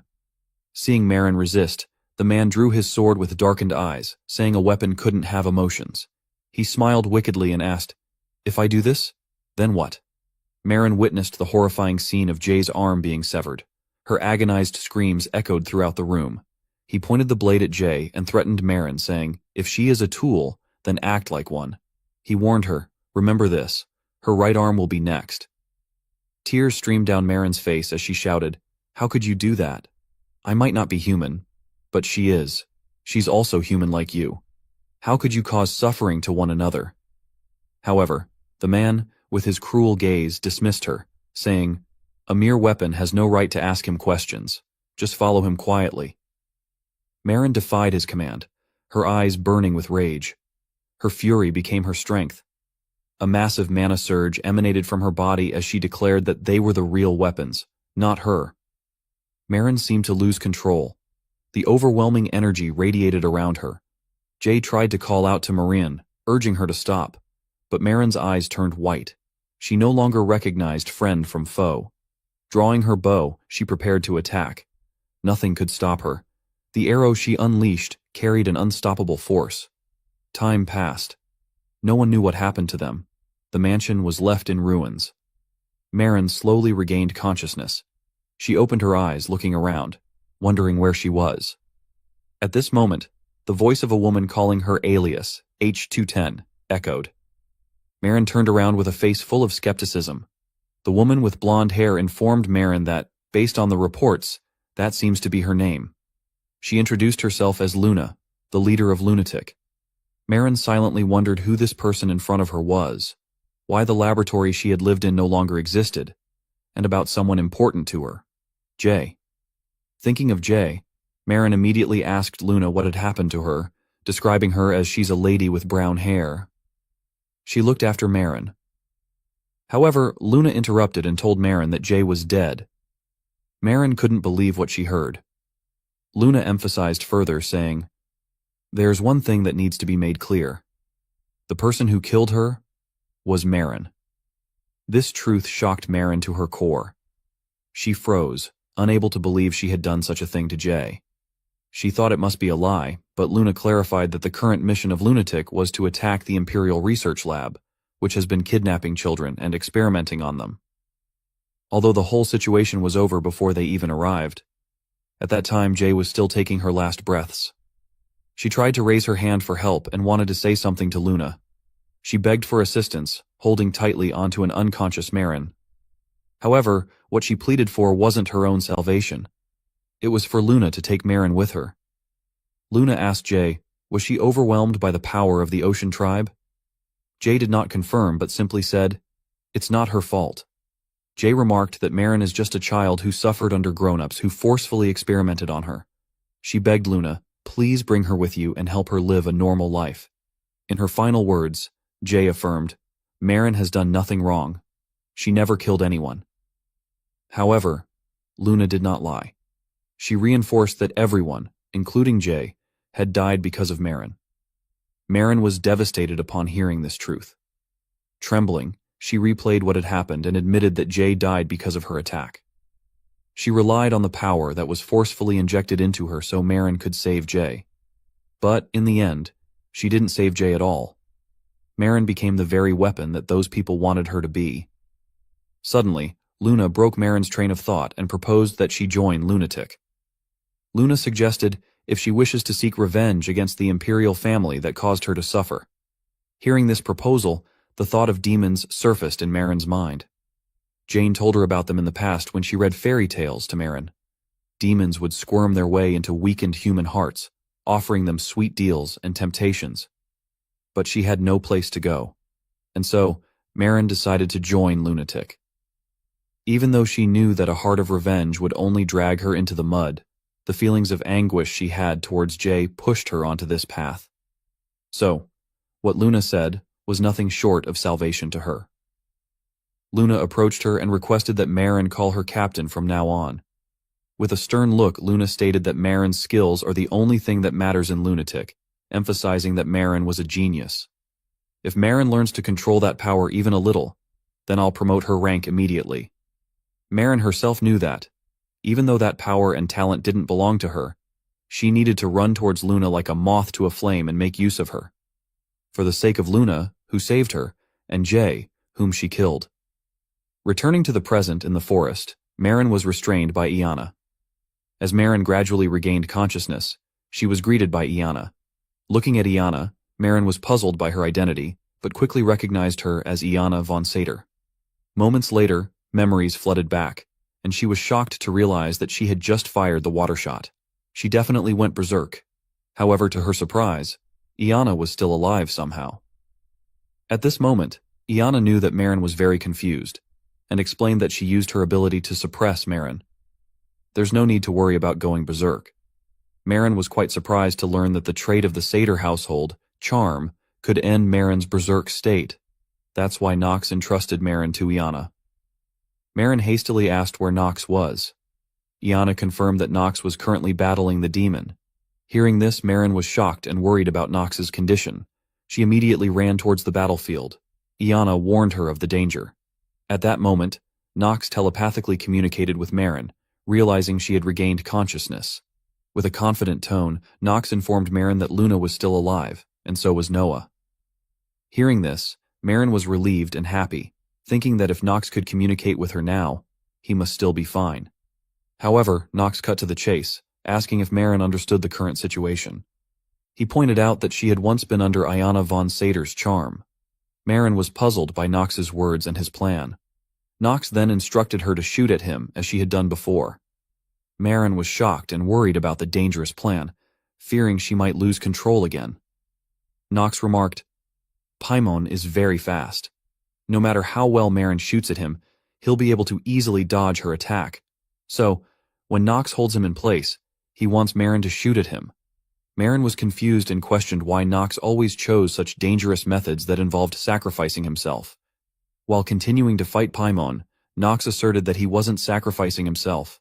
Marin didn't believe him and questioned him further, saying who would ask another person to shoot them in the back if that wasn't the case. However, the main character couldn't explain much at this moment. He simply told Marin that she just needed to trust him. Nox let out a terrifying smile, asserting that he could not die. At this moment, Marin appeared near the battlefield. She stood on the remnants of a destroyed wall and asked Nox again if she could truly trust what the main character had told her. The main character, struggling to fend off Paimon's relentless attacks, firmly reassured her. Hearing his unwavering affirmation, Marin smiled, filled with absolute trust in him. She thought to herself, she wonder why those words of him, that tell her that Nox will live, give her such relief. At this moment, Marin's bow was ready and aimed. She informed the main character that he can look forward to this. She smiled confidently and declared she will make sure to tear that back of Nox apart. At this moment, consumed by fury, Paimon declared that if he had his original strength, this trash wouldn't even be able to reach his feet. Enraged, he launched an attack at Nox, warning him, "It's so absurd seeing Nox act all high and mighty." The swift attack narrowly missed Nox, grazing past him. However, the impact of the strike against Noah's protective barrier caused it to tremble and gradually crack. Nox, whose combat ability had significantly diminished, panted heavily as the danger escalated. Beside him, Luna appeared, chastising him as a fool and an arrogant idiot. She knew that Nox was fully aware of the perilous situation, particularly since a crucial part of their plan hinged on Noah's defense barrier being at its limits. She added, "It's not just the defense barrier. She's used up almost all her mana. She'll only be able to block that flame once or twice more." Turning to Nox with concern, Luna demanded, "When does Nox plan on executing that great plan of his?" Nox, gripping the black sword tightly, did not answer her question. Instead, with a determined expression, he instructed Luna to make one more effort. "Pierce through his barrier for me," he explained. "That's a 3-layered barrier cast with advanced magic." In his mind, Nox analyzed the situation, thinking, his attacks are weaker because of that, to the extent that even I can withstand them. However, that also means his defense barrier is that strong. If we can't break it, then having a plan is meaningless. Accepting Nox's request, Luna unleashed her power once again, hoping that Nox's plan would succeed. Meanwhile, Paimon gathered energy in his palm, mocking and belittling Luna, calling her a young girl that's barely even lived. He charged at her, taunting her for not knowing her limits and daring to face him. Luna remained calm, activating her technique. Lunar Sword Art. Third technique. Moon Split. A tremendous surge of power concentrated into her blade, as if it could split the moon itself. The technique unleashed a crimson light that illuminated the entire area, and the devastating slash targeted Paimon. However, the powerful attack only managed to crack the demon's protective shield and failed to reach his body. Exhausted from pouring all her strength into the attack, Luna was thrown backward by the rebound of Paimon's barrier. With a devilish grin, Paimon commended Luna's strike as not bad, but mocked her for being unable to touch him, sneering that all she accomplished was breaking his first shield layer. Unbeknownst to him, Nox had appeared right behind him, wielding the black sword enveloped in violent dark mana, ready to strike. Yet, Paimon's keen senses couldn't be fooled so easily. He swiftly countered, sending Nox flying backward with a single blow. But Nox's plan wasn't over yet. At that moment, he connected with Marin, instructing her to fire the arrow immediately. Marin confirmed and prepared to unleash the arrow, now charged with energy, which she shot through the air toward Nox and Paimon. As the arrow soared, Nox smirked darkly, his confidence unshaken, and declared, "The one who dies won't be me, but Paimon." At the same time, the skill hour of the genius activated. Nox at this moment started counting the seconds as they passed.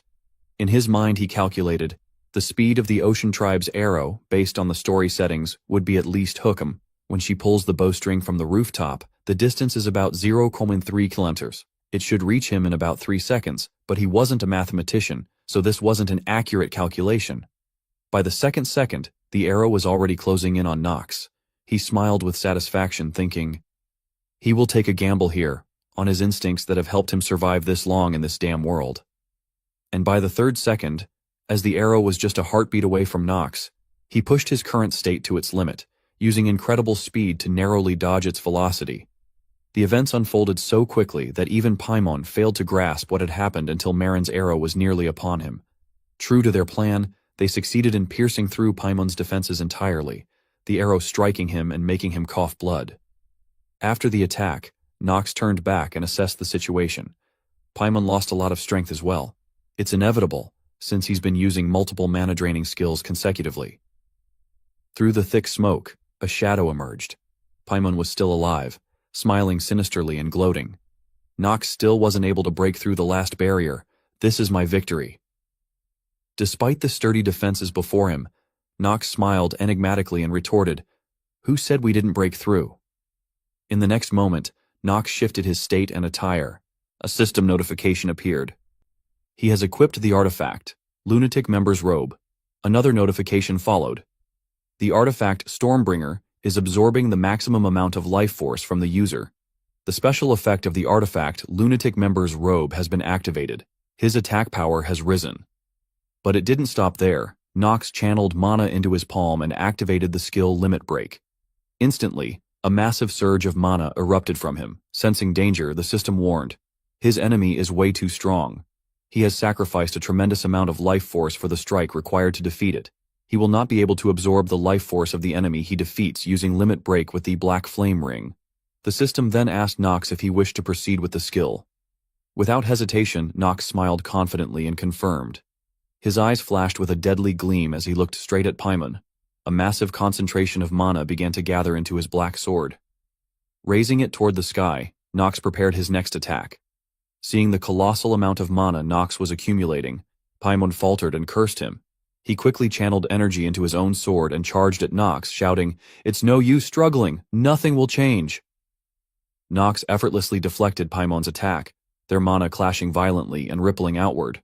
However, Paimon's strength was waning. Seizing the opportunity, Nox struck him, sending him flying backward. Paimon struggled to accept the reality of his weakness. Nox gave him no chance to recover. He dashed forward and unleashed a flurry of slashes with his sword. Activating the skill, Black Sword Art, first technique of the first half, Shadow Blade, Slash. Nox's eyes transformed into a mysterious purple hue filled with deadly intent. With a swift strike, Nox cleaved Paimon from top to bottom. Paimon, unable to comprehend what had happened, began trembling in fear before letting out a scream of pain. His body split in two, dissolving into nothingness. As he faded away, he cried out desperately, "No, no! I finally got the chance to awaken once again, to be defeated by the likes of you." With Paimon's final demise, a brilliant light descended from the sky.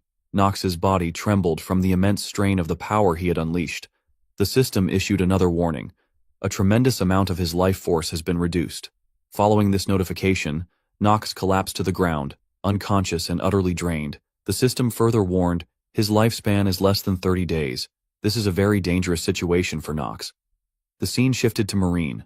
Shocked by the news of the battle, she wondered, is this the power of a mere cadet? With Paimon defeated, his monocore floated mid-air. Marin pondered deeply, thinking, even Captain Luna mentioned how fast her arrows are, but Nox dodged it at this distance. Is that something achievable with human reflexes? From her vantage point, she observed the devastation below. The surroundings were utterly destroyed, reduced to rubble. On the ground, Nox remained unconscious, utterly spent. Marin forced a smile, feeling a mix of relief and astonishment.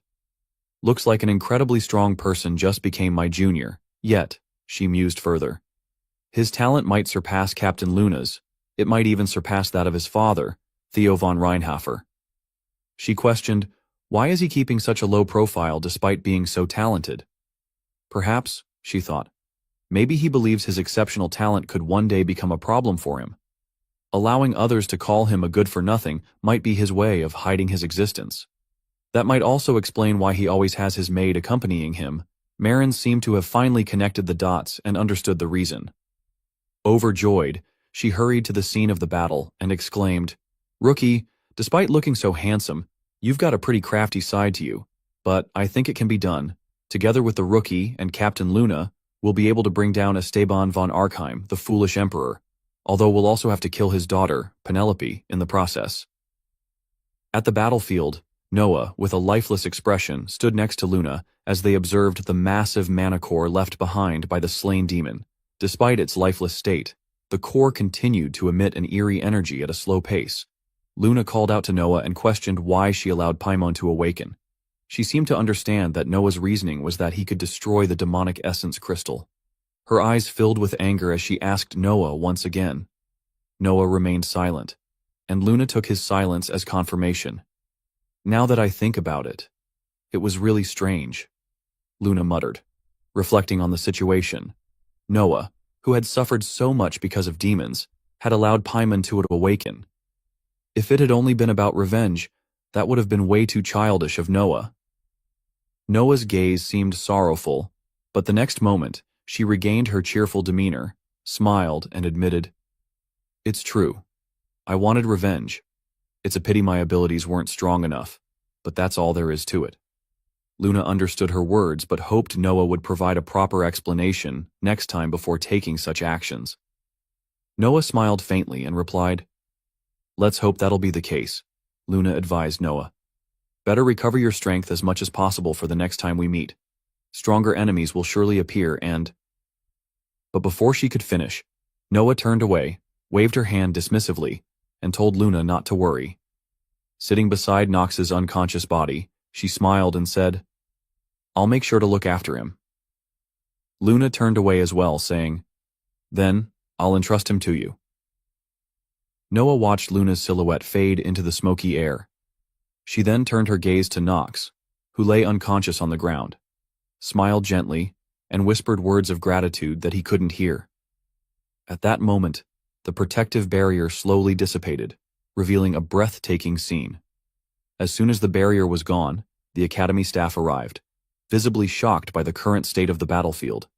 They rushed to check on Noah and inquired about the demonic essence crystal being released from the museum's basement. Noah casually replied, "That just sort of happened."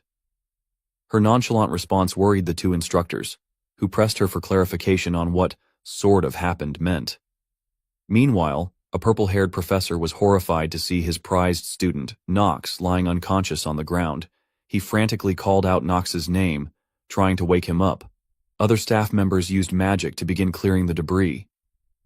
The bald professor, still full of questions, asked Noah if she had defeated Paimon alone, suspecting it was her doing. Noah dodged the question with a playful smile and asked, "What do you think about that possibility?" The bald professor sighed, thinking, that expression she's making, that means she'll never tell us who defeated Paimon. His face grew serious as he discussed with his colleague how to report the incident to the imperial family. Unsure of what to say, they exchanged worried glances. Meanwhile, Noah paid no mind to their concerns and began to leave. Deep in thought, she mused that the demonic essence crystal's seal wouldn't have been broken without a reason and wondered about the cause and the mastermind behind the events. The first person who came to her mind was Prince Louis von Arkheim. If he was involved, it meant that the royal family had been present where the demon had awakened. Her eyes burned with anger as she muttered, "How dare those demon worshippers bring their foul stench into my territory?" 3 days after the incident, students were gossiping about Knox's absence and speculating whether he had died. Talia, worried, asked Knox's maid about his condition and declared, "This is really bad news. We must contact his father immediately and get some medicine for him." However, Jitri stopped her, urging calm and saying, "Let's observe the situation for now." Eleanor, on the other hand, wondered why Knox had been at the scene of the battle with Paimon. Suspicion lingered in her eyes. Leon dismissed her concerns, believing Knox must have had a reason for being there. Their argument continued outside while, inside the academy's infirmary, Knox lay unconscious in bed. When he finally woke up, his first words were, "This is my first time feeling scared to wake up." Still lying still, he reflected on the events and realized he had recovered at a surprising speed. At the same time, a notification sounded in his mind. "The blessings of the moon are upon you. The blessings of ice are upon you." Feeling grateful, Knox thought, "I can't help it since I have both of their blessings. The academy needs to stand on the Emperor's side publicly. Yet here I am, a student tied to a criminal organization." He wondered if Noah had helped with his recovery to extract information from him. Either way, he decided to act like he was still asleep to buy time. With that, he drifted into a peaceful sleep, a soft breeze flowing through the window. Later that evening, Knox woke again, unsure of how long he had been asleep. The surroundings seemed quieter. Sitting up and holding his head, he was startled by Eleanor standing beside his bed. "You're awake," she said, her voice breaking the silence. Knox's heart sank at her presence. Sighing inwardly, he braced himself for the trouble she would bring and asked politely, "What brings you here? It's very late at night." Eleanor got straight to the point. She wanted to ask about Shane, the man they had seen in the labyrinth. Her tone was uncharacteristically timid as she questioned Knox about his connection to Shane. It seemed Eleanor had developed feelings for Shane, unaware that he was another version of Knox. What would happen when she discovered the truth? Knox, upon hearing Eleanor's question, felt a bit flustered, but soon became curious, and asked what she meant. Eleanor looked at Knox with a knowing gaze, and told him that when Knox lies, his eyes shift, and his hands tremble slightly. Even these small details of Knox were perceived by Eleanor, causing his expression to freeze momentarily. She smiled at him and asserted that even though his voice remained calm, she could still tell. At that moment, Knox felt a slight fear towards the woman before him and thought to himself that his rare talent for acting isn't enough to deceive Eleanor's genius acting. Petty tricks wouldn't work on her. Now that it had come to this, Knox realized he needed to figure out what she was after. Eventually, he nodded and admitted that Shane is related to him. Eleanor then asked if he was connected to the blood moon and pointed out that Knox and Shane's eyes bore a striking resemblance. Knox grew curious about why she asked this, and Eleanor simply added that she understood everything now and knew that he's from an extended family that his family has hidden. She had heard that the Reinhafer household uses talented people from their extended family as hunting dogs, and she speculated that Shane must be one of those cases. Hearing this, Knox chuckled softly. Eleanor's assumptions weren't overly detrimental to him, but her perception of the Reinhafer family seemed a bit too harsh. After all, his family wouldn't stoop to such malicious deeds. At this point, Eleanor remarked further that she found it strange from the start. He didn't look like he planned to harm them in any way. Knox, not wanting to engage in prolonged conversation, cut to the chase and asked what she wanted from Shane. Eleanor offered a gentle smile and said she wanted to repay him for his help. Her face flushed slightly, reminiscent of a young girl, as she admitted that she had fallen for Shane and wanted to recruit him into her merchantry. Knox, however, paid little attention to her emotions and confirmed that her desire was to set Shane free. She affirmed this, saying that someone of his talent is worth the effort. For the first time, Eleanor revealed such a bright and beautiful smile. A philosopher once said, "The essence of love is the collapse of reason," and it couldn't be truer. Knox tried to maintain the pretense that Eleanor's deductions were entirely accurate. Feigning displeasure, he remarked, he couldn't believe she was trying to steal a talent from the Reinhardt household and asked if she thought it would be that easy. Despite his words, Eleanor wasn't fazed. She stood up and told Knox, please ask him to come to the Rivalin Merchantry headquarters 1 week from now, adding that she would take her leave and hoped for his speedy recovery. Before leaving, she playfully winked at Knox with a mischievous yet endearing charm. Master Knox, you're being too reckless. As I've told you repeatedly, you really went overboard this time round. Not long after, Knox was out of the infirmary, accompanied by Jetri, who relentlessly scolded him, saying he was being too reckless as she had told him repeatedly. Knox really went overboard this time round. She also mentioned that the patriarch is probably concerned about him as well. Hearing the mention of his family irritated Knox, and he told Jetri, don't say anything to his family. He doesn't want to complicate things. However, Jetri revealed that she had already sent a letter back home. This time it couldn't be helped, she argued. As his maid, she had a duty to report what he did and his whereabouts. Knox said no more, retreating into his room and shutting the door, leaving Jetri outside. Alone in the room, Knox leaned against the door, sighed, and lamented that maybe he should have stayed unconscious a little longer. But suddenly, a voice echoed in Knox's room, startling him. He turned to see it was Iana von Sater. She had been waiting for him in his room, reminding him and saying, she is pretty sure Knox is aware, but in order for her, a half-blood succubus, to get mana. Her enchanting gaze fixed on Knox as she spoke in a sweet tone, suggesting there was only one option for him. She asked, with an alluring and suggestive tone, if he would help her. Faced with a beauty like Iana, a succubus by nature, Knox knew that they're demons that are famous for sucking the energy out of men. However, he thought to himself, the kind of development that people are expecting will not be happening because Inner Lunatic is filled with underage children after all. He affirmed, there's no way they could put suspicious scenes with a succubus into the game. In that case, it's a relief for now. With the earnest gaze of a young man unacquainted with love, Knox asked what she needed him to help with.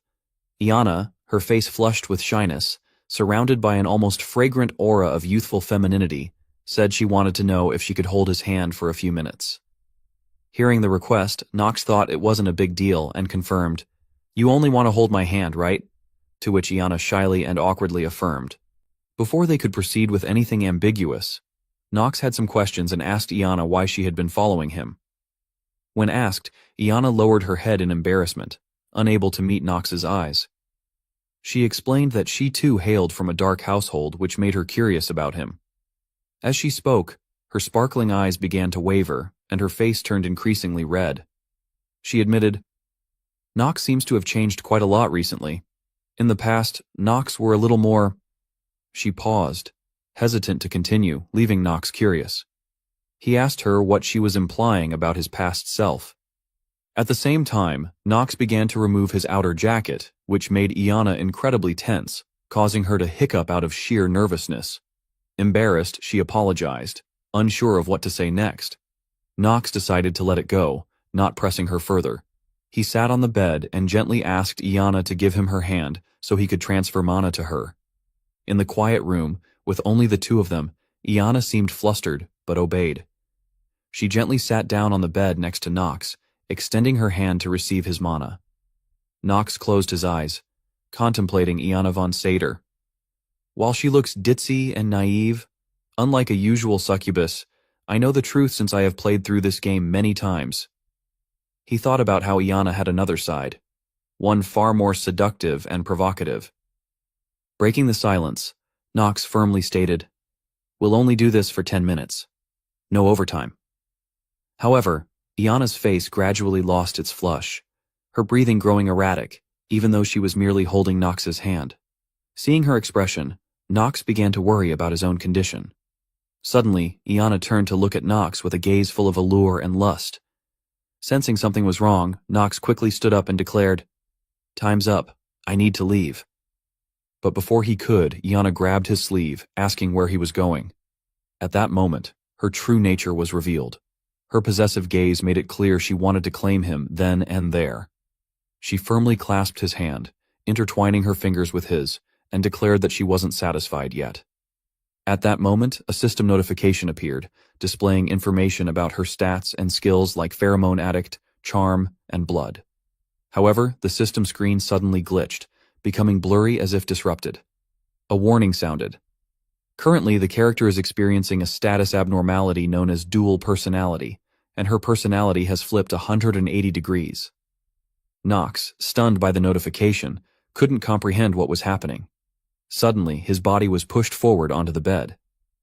Iana, despite Nox's resistance, managed to pin him down with ease. He thought to himself, "This had to happen while I haven't recovered my mana." He urgently called out Iana's name, warning her to calm down and that she would regret continuing this. Yet Iana's body was already overwhelmed with an unusual heat. She loosened her tie slightly, questioning why Nox seemed to dislike her, finding it strange. Sitting fully on top of him now, she provocatively smiled and declared, "I have never met any men that disliked me." Leaning closer, she asked Nox if she should lull him into a dream and inquired about the type of partner he desired for such an experience. In his weakened state, still recovering from the hospital bed, Nox had little strength to resist, or perhaps no ability to oppose her charms. He hurriedly begged Iana to stop immediately. However, just by Nox's words, it was impossible to stop Iana. At this moment, she moved even closer to Nox. With a flushed face filled with excitement, she suggested that they will just kiss for a little while. She even proposed that Nox should step forward and hug her, insisting it would feel really good if they did so. Nox, unable to say anything further, could only resign himself to his fate, preparing for the moment when Iana would take his first time. Suddenly, the door to Nox's room was burst open, and someone came in to ruin their fun. It was Marin. She stormed into the room, and witnessing the awkward scene, turned as red as a beet. A young girl who had never experienced love before, Marin immediately shouted at Nox, calling him a jerk. She angrily yelled at him, accusing him that she is busy wrapping things up, and Nox is secretly fooling around with a girl in here. It seemed this personality of Iana's did not recognize Marin and asked who she was. Marin didn't waste any words. She conjured a water orb and attacked Iana, knocking her unconscious. Nox, somewhat worried, asked Marin what she had done to Iana. Marin replied that she simply blew some mana into her and assured him that she won't be hurt. Marin then looked at Nox with a mysterious smile. Nox, confused by her expression, heard Marin ask if he was happy she had shown up. Sighing, he reluctantly admitted that it was true, even though he didn't want her there. Marin showed some concern, asking how Nox was feeling. Nox, adjusting his clothes, replied that he did share some of his mana, but he feels fine. Marin looked at him silently for a moment, her gaze growing a bit shy, and she said that he had saved her. Nox sighed and told her to forget about it, saying he only did it to survive. Afterward, Nox ignored Marin and left the room, leaving her furious. But after a moment, she smiled warmly as she watched Nox's retreating figure. Nox turned slightly to glance back at Marin, giving her a faint smile. Marin, staying true to her sharp tongue, scolded Nox, saying, "That obnoxious attitude of yours is your problem. Do you think archers are a joke? I'm 2 years older than you." The sky had already turned to night by this point. At the Reinhafer family estate, Luna was present, having learned that Nox defeated Paimon. She found it incredibly hard to believe, but Luna confirmed that it was the truth. The head butler, Rodwell, stood by her side, deeply surprised at the news of Paimon's defeat. He couldn't believe his young master had accomplished such a feat. His gaze turned toward the patriarch, who was now wearing a satisfied smile, full of calculations and schemes. Rodwell wondered to himself if this was true. What kind of events would unfold in their household in the future? The mere thought filled him with unease. Even so, Theo remained calm and didn't seem to understand why Nox would do something so dangerous. In his mind, Theo thought the reason for Knox's actions might be tied to the death of his mother. Theo recalled a scene from the past, a house engulfed in flames. On the night of slaughter, he witnessed the murder of his own mother. After that, he was in a half-crazed state and lived like a good-for-nothing. He didn't care about anyone around him. But now, he must have done that, to avenge his mother. Thinking of this, Theo felt pleased and secretly smiled. Luna, however, thought Theo was lying. She don't know what Theo is scheming, but that power can only be obtained through the bloodline of the Reincarnated household. She knew that the void revelation is something that can only be activated when one reaches their own limit. Now that she had accepted the rookie into lunatic, she wouldn't let him get played by Theo. After a while, Theo spoke up, replying that parents don't necessarily know everything about their children. Hearing this, Luna questioned Theo about, it's not like Theo were a warm father to Knox. She pointed out that his first son is already with the Imperial faction. To be more precise, he's already working with the demons. Theo understood this and predicted that a storm of blood will be hitting this continent. Luna then left, but before departing, she turned back to remind him that she hopes Theo doesn't forget his promise. Her entire body exuded a terrifying aura as she commented that if his son ever dares to stand in my way, she will kill him. The son she was referring to was none other than Theo's first son.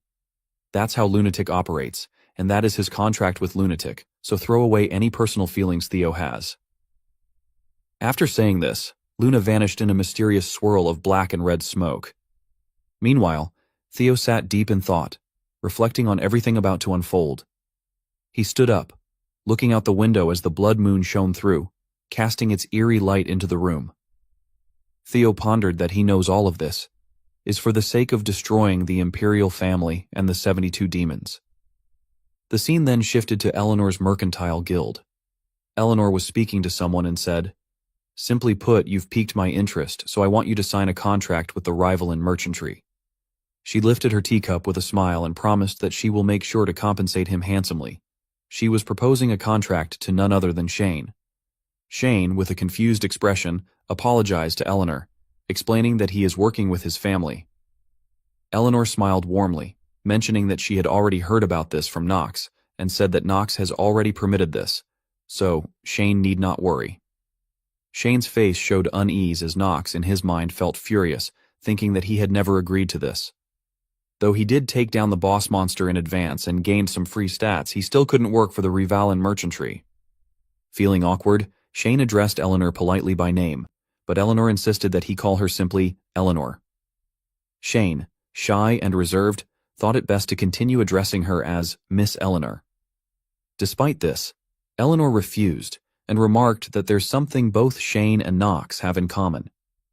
Gently stroking her hair, she sighed and said she didn't want to turn this into a big deal. But a collateral family of the Reincarnated household that does all its dirty work. If the fact that Shane infiltrated Eldon Academy to execute a secret mission somehow reaches Dean Noah's ears, what do you think will happen? Eleanor's words left Shane unsettled. He said he thought Eleanor was kind and wouldn't exploit others' weaknesses. Eleanor, sipping her tea, replied, "I am a merchant. There's no reason for Shane to be kind." Confused, Shane asked what she wanted him to do. Eleanor, placing her teacup down with a calculated but beautiful smile, asked, "Are you not going to do it?" Whatever she was implying remained unclear. Later, outside the guild, Shane held an item called Fire Spirit's Pendant, knowing it was an overpowered artifact that can only be obtained just before the ending of this game. Eleanor had generously gifted it to Shane, saying it was both her present and the down payment for his contract. Knox, aware of this artifact's nature, recognized that it was great, but it was being tracked. He realized that Eleanor was truly obsessed with Shane. In the guild's lounge, Eleanor sat alone, enjoying her tea when a voice commented that Eleanor had really taken a liking to the man named Shane. Rick noted that he had never seen Eleanor invite someone to recruit them before. Eleanor, glaring at Rick, retorted, "Since when were Rick allowed to comment on what I do?" Realizing he had overstepped, Rick replied, "I wouldn't dare do such a thing." He smiled apologetically, adding, "Please don't worry. You know I'm not that stupid of a person." Eleanor, visibly displeased, accused him of making excuses, and internally noted her suspicions about Rick. She knew that accountant head Rick's movements seemed suspicious. He probably started after Paimon was defeated by Dean Noah. While it's too early to conclude anything, something feels off. She then warned Rick to be careful with the decisions he makes from now on, offering a cryptic smile. Rick showed no reaction and only gave a hollow smile, replying, "I'll bear that in mind, Miss Rivelin." Walking through the guild's hallway afterward, Rick thought he had guessed right. He believed that Knox von Reinhafer was a significant threat to his plans. Rick resolved that he needed to get rid of Knox quickly and would also eliminate that stupid prince at the same time. Smiling confidently and maliciously, Rick thought that whatever Knox's goals were, things wouldn't go his way this time. Knox would meet his end soon. Yeah, finally we've made it to this chapter together, bros. For now, Terminally Ill Genius Dark Knight will conclude Season 1 here. Once again, I sincerely thank all of you for your support. Let's look forward to Season 2 together. He is Knox von Reinhafer, the inner lunatic's most notorious villain, a ruthless madman hated by the entire world.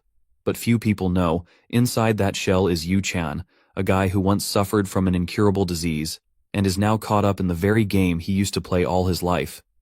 To survive, he is forced to hide under the name Knox, walk between the boundaries of good and evil, and find a way to rewrite his already condemned fate. This is not just a fight for survival, but the resistance of an unyielding soul. Knox von Reinhafer, a new name that he was given in a new world. No, actually it had once belonged to someone. Now, he has stolen that name. He has grown quite accustomed to playing this role. Coupled with his invincibility, allowing him to use powerful skills, from a terminally ill man destined to die, he is now a true villain. Since he came to this world, a lot has happened. Terrifying monsters with powers that no one can compete with, along with secrets about the angelic woman that appeared in his mind, still reveal her true identity to this day. And so many people have promised to stay by my side. But the more Knox gained, the more he suffered from loneliness. Until a notification appeared inviting him. Would you like to start a new game? His memories at this time were very chaotic. He wondered where this was. Looking around the room, he gradually realized that maybe this was his previous room, before he entered the game. On the notification screen inviting him, he was still there, but his mood at this time was very dreamy. He had a very strange feeling, and wondered what this feeling was. He himself could not determine whether this was a dream or real. He held his head and endured the excruciating pain. Perhaps this was the moment his incurable disease was recurring. He thought back over everything and confirmed that it didn't seem right, and he thought about it for just a moment. It's clearly strange. Something like this came to a failure that only played video games stuck alone in a room full of trash. In the past, he was someone who always locked himself in a room full of trash and filth to play games, but now he's headed towards a huge change. He held his head and the pain and questioned himself about who he was. What kind of connection do he have with Knox, and why did he end up possessing Knox? Along with the pain caused by the incurable disease, he painfully collapsed to the floor, along with a stream of confused thoughts. He commented that everything was his in that world, but those things were not completely his. Yes, he is well aware of that. His mind was hazy, as if he was about to faint. The image of the villain Knox von Reinhafer appeared in Yu-chan's mind. He understood that because he couldn't escape Knox von Reinhafer's shadow, so he is still tormented by the pain. Because it was Yu-chan's uncertainty, which made him even more broken and feel more lonely. At this moment, he was determined that he would have to face the truth now. His real name is Yu-chan. I'm still an outsider in this world. The relationships he has created in this world have somehow helped him connect with this place more. Because of them, he has become someone completely different from the Knox he knew. At this time, Yu-chan had to face Theo von Reinhafer, Knox's father, after the fight with the Paimon monster. He, with a serious voice, questioned the Knox. Why did he risk his life to cut down Paimon himself, and did that have anything to do with his mother? Facing the question, the Knox face had an awkward look on its face. I know about the event information. On the night of slaughter, Knox had to watch his mother die by himself. Yu-chan asked himself that if Knox was here, what would he have said here? Theo commented that, later that day, he knew that Knox had started to go astray. Theo knows that. Knox pretend not to remember, but Theo knows that's not true. At this moment, Yu-chan's mind became confused. He asked himself, if Knox was here, how would he have acted here? Yu-chan has stopped worrying about things like that now. Returning to his identity as Knox von Reinhafer, Yu-chan decided to make his own decision. He quickly acted. The surprise was that the Nox suddenly attacked his father and asked him back if he thought that the Nox himself was hiding his power or not. With eyes full of determination, he confirmed that it was definitely so and easily dodged the Nox's attack. At this time, the whole Nox character radiates dark mana along with swordsmanship and shadow blade skills. He is ready to face his father no matter what the reason is. In the Nox mind, he secretly realized that this name has always belonged to him. Although he am treated like a villain, mocked by others, and am fated to be killed in the end. Despite the bad things people around him say about him like, "Did you hear? There's a rumor that young Master Nox ranked first at the academy." No way. That infamous good-for-nothing? Well, maybe he bribed them or something. What could a good-for-nothing be good at? They say that he defeated young Masters Allen and Hearts all because of his equipment. But Nox did not care about the comments from those buzzing flies. He did not accept that fate and with his efforts helped him prolong the time from death. Returning to the confrontation with his father, after launching that terrifying attack, Theo was still able to use his sword to block the Nox attack, causing the space around the two of them to seem to crack. Theo realized that it was the Shadow Blade skill. He smiled with excitement when the Nox could use that skill. However, with the Nox's ability, that was not enough for him. Theo also used the Shadow Blade skill to teach his unruly son a lesson. The released move makes the Nox unable to defend, and is sent flying backwards. Nox quickly regained his balance and leaned his sword against the floor with fatigue, his mind saying that, even though he is living on borrowed time, he has to continue progressing the story. At this moment, his sweaty face revealed a smile full of confidence and pleasure. And then, a message appears saying, the player's genius trait is now in effect. Nox's whole body was now filled with power. A purple aura surrounded him. He took an instinctive fighting stance with a ghostly smile, ready to continue the fight with his father. In his mind, Nox whispered to himself that he tried to do it, but it could be said that this was the reason why he was desperate, and always afraid of impending death. If there's one thing I must overcome, it would be the thing that will soon come to visit me. Death. Everything the Nox did seemed to change the Nox scenario of the game Inner Lunatic. He changed the fate of those who were supposed to die and saved the useless Nox character himself. The Nox plot has gone off the rails, and no matter how it plays out, Yu-chan is now truly into the role and sees this as his life.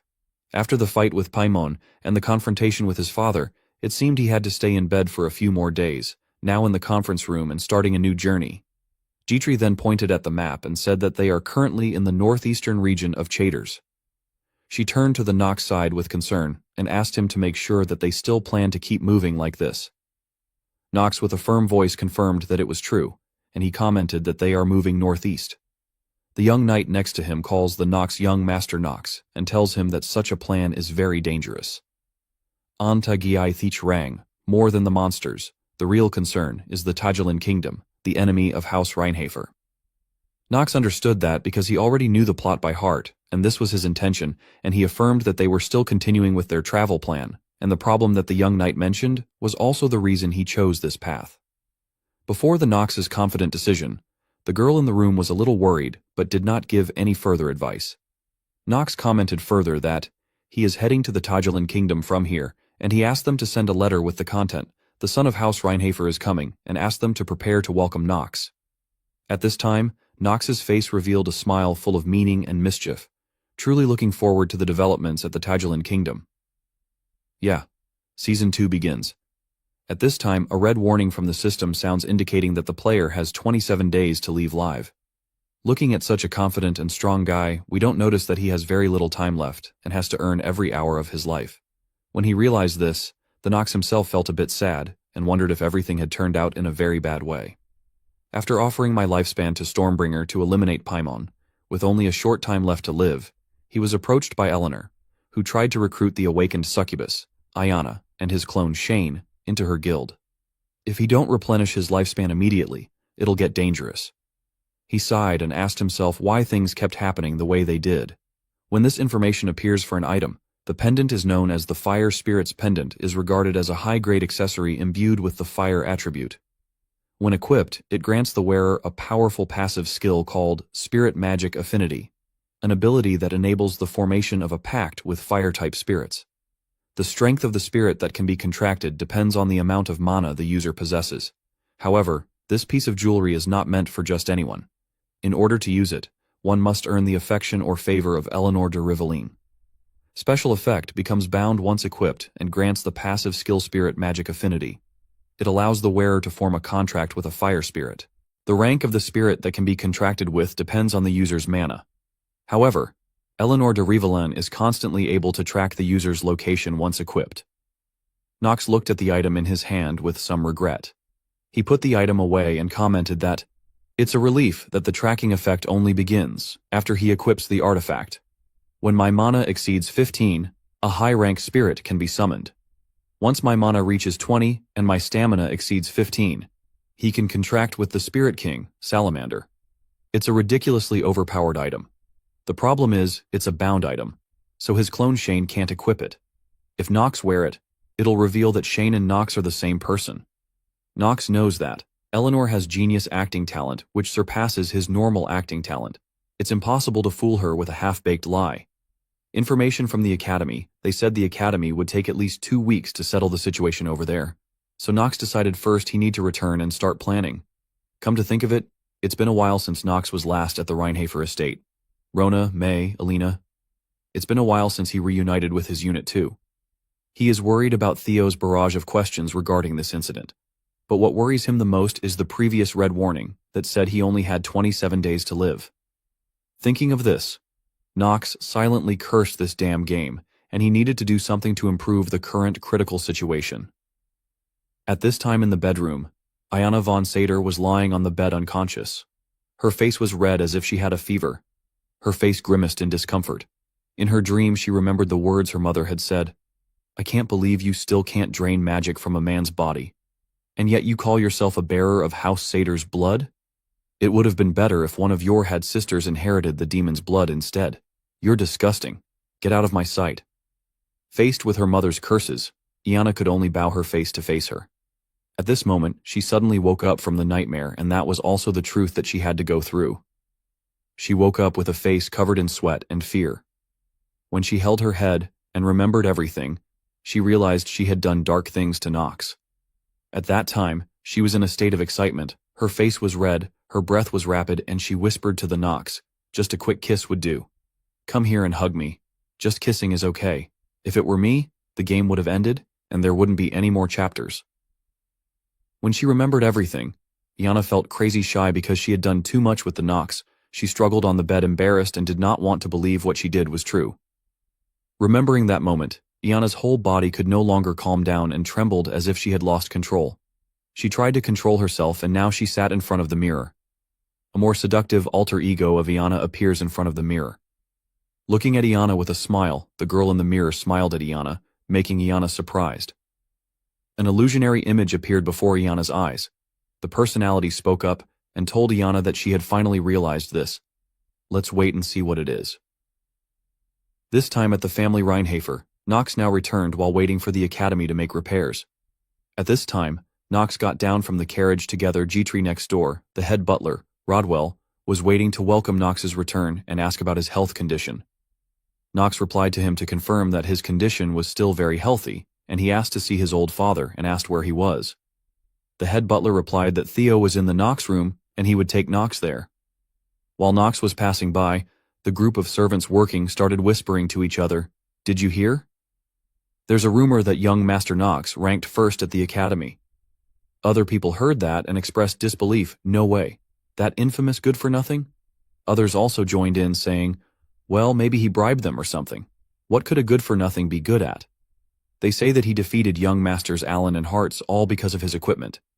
G-Tree heard the bad gossip about the Nox. His face looked a bit sad. The Nox didn't pay any attention, because anyway, the buzzing flies didn't reduce his lifespan at all. When they arrived in front of the Patriarch's room, the head butler respectfully invited the Nox inside. As soon as he opened the door, a terrifying aura radiated from the room. Inside the room, the Patriarch was sitting there surrounded by aura. As soon as the Nox entered the room, he felt a bit scared. Nox Tumnungi rang. Theo really is a monster, so much so that Nox can't believe he ever dared to stand in front of him in the past. The Patriarch then called out to Nox von Reinhafer with a scary deep voice, and he said Nox seemed to have grown considerably.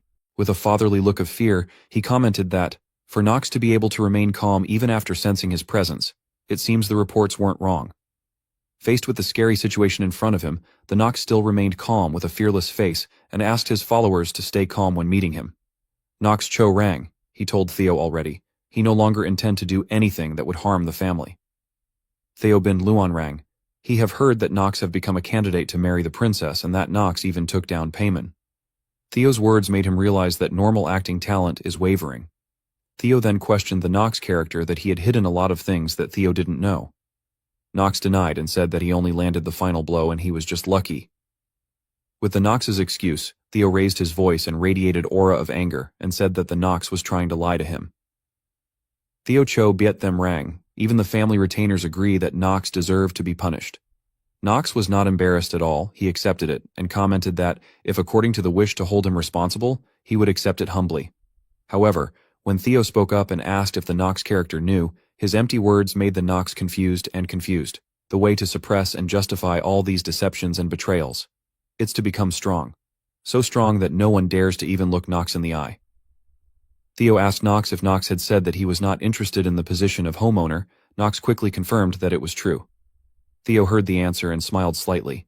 This made Nox not understand why he laughed because of Nox's answer. The head butler then came forward and gave him the cloak. He took it and put it on with the majesty of a patriarch. He smiled happily and reminded the Nox that he should not underestimate the patriarch's position. Then he headed towards the door and told Nox to follow. At this time in the family arena, father and son were facing each other. With a serious expression, the patriarch asked the Nox to draw his sword. Nox was very awkward and confused in this situation. However, he had no other choice but to face his old father. He signaled for the match to begin, and he wanted to know Nox's power and remind Nox to try to block his attack, otherwise it will be dangerous. Nox was very confused when asked that. He thought that he could not do that. His ability was not possible, but before he could say a word, his father immediately attacked. Nox with quick reflexes blocked Theo's powerful attack. Theo said that he will control his power so Nox need not worry too much. However, no matter how restrained he was, facing the Nox right now was no different from a second Paimon. The lightning attacks quickly covered the entire arena, and the Nox character found it extremely difficult to face his father. Nox can now only focus on blocking those terrifying attacks, and is gradually pushed back. Meanwhile, Theo is still standing in his original position, and he reveals that this is the Reinhafer family's second sword technique, Shadow Blade Chain Slash. Theo now smiled happily and asked how he felt about this skill and asked if he wanted to learn it. Nox, after a series of attacks from his father, he tried to stand up with difficulty, but the next second he showed a devilish smile. His whole body emitted the same aura as Theo did when performing the skill. He happily declared that now it was his turn to attack. Then the Nox's series of attacks were launched, aimed at them. However, no matter how many times he attacks, Theo can still easily dodge and block all of the Nox's slashes. Nox looked annoyed when he couldn't gain the upper hand over his father. At this point, the Nox decided to use all his strength to focus on the attack, creating a slash carrying dark mana aimed towards him. Even facing that powerful attack, Theo still smiled slightly and directly blocked the attack. Not only that, the aftershock of his attack also pushed the Nox back. When the Nox had to kneel on the floor with his sword with difficulty, he slowly walked towards the Nox and asked if that was all the Nox had. At this time, with worry, Head Butler spoke up to dissuade him and said that he believes according to are going a bit too far. Even if it's against young Master Nox, even young Master Garen would have struggled to endure sword techniques of that level. Even though he said that, the head butler was still very scared because the person standing in front of him was now the patriarch of the family Reinhafer. Theo, with a scary face, glanced at the head butler and said he understood. Then he smiled and thought to himself that he had accidentally used too much force on the sword without realizing it. He would need to adjust his strength a bit. Then the patriarch turned around and told the Nox to rest. However, for a stubborn person like the Nox, the patriarch's actions are insulting him. The Nox tries to hold the sword and stand up, and asks where he is going. The entire purple aura now covers the Nox and sword. That aura source is no longer just surrounding.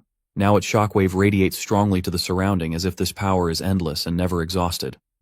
Nox spoke provocatively and said, "He still hasn't learned a single thing, Vet." Theo stopped and glanced back at the Nox, and what surprised him was that the Nox still had a lot of strength, and he quickly rushed forward to approach.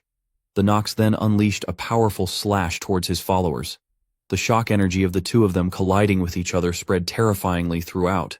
Even when facing his followers, At this point, the Nox seemed to have completely regained his strength. He continuously slashed at his followers even though all of them were easily blocked by his followers.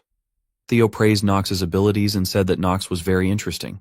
Nox responded and said that he would take that as permission to learn then. And then the two of them continued to exchange swords with each other. The Nox now showed that he was no longer as weak as before.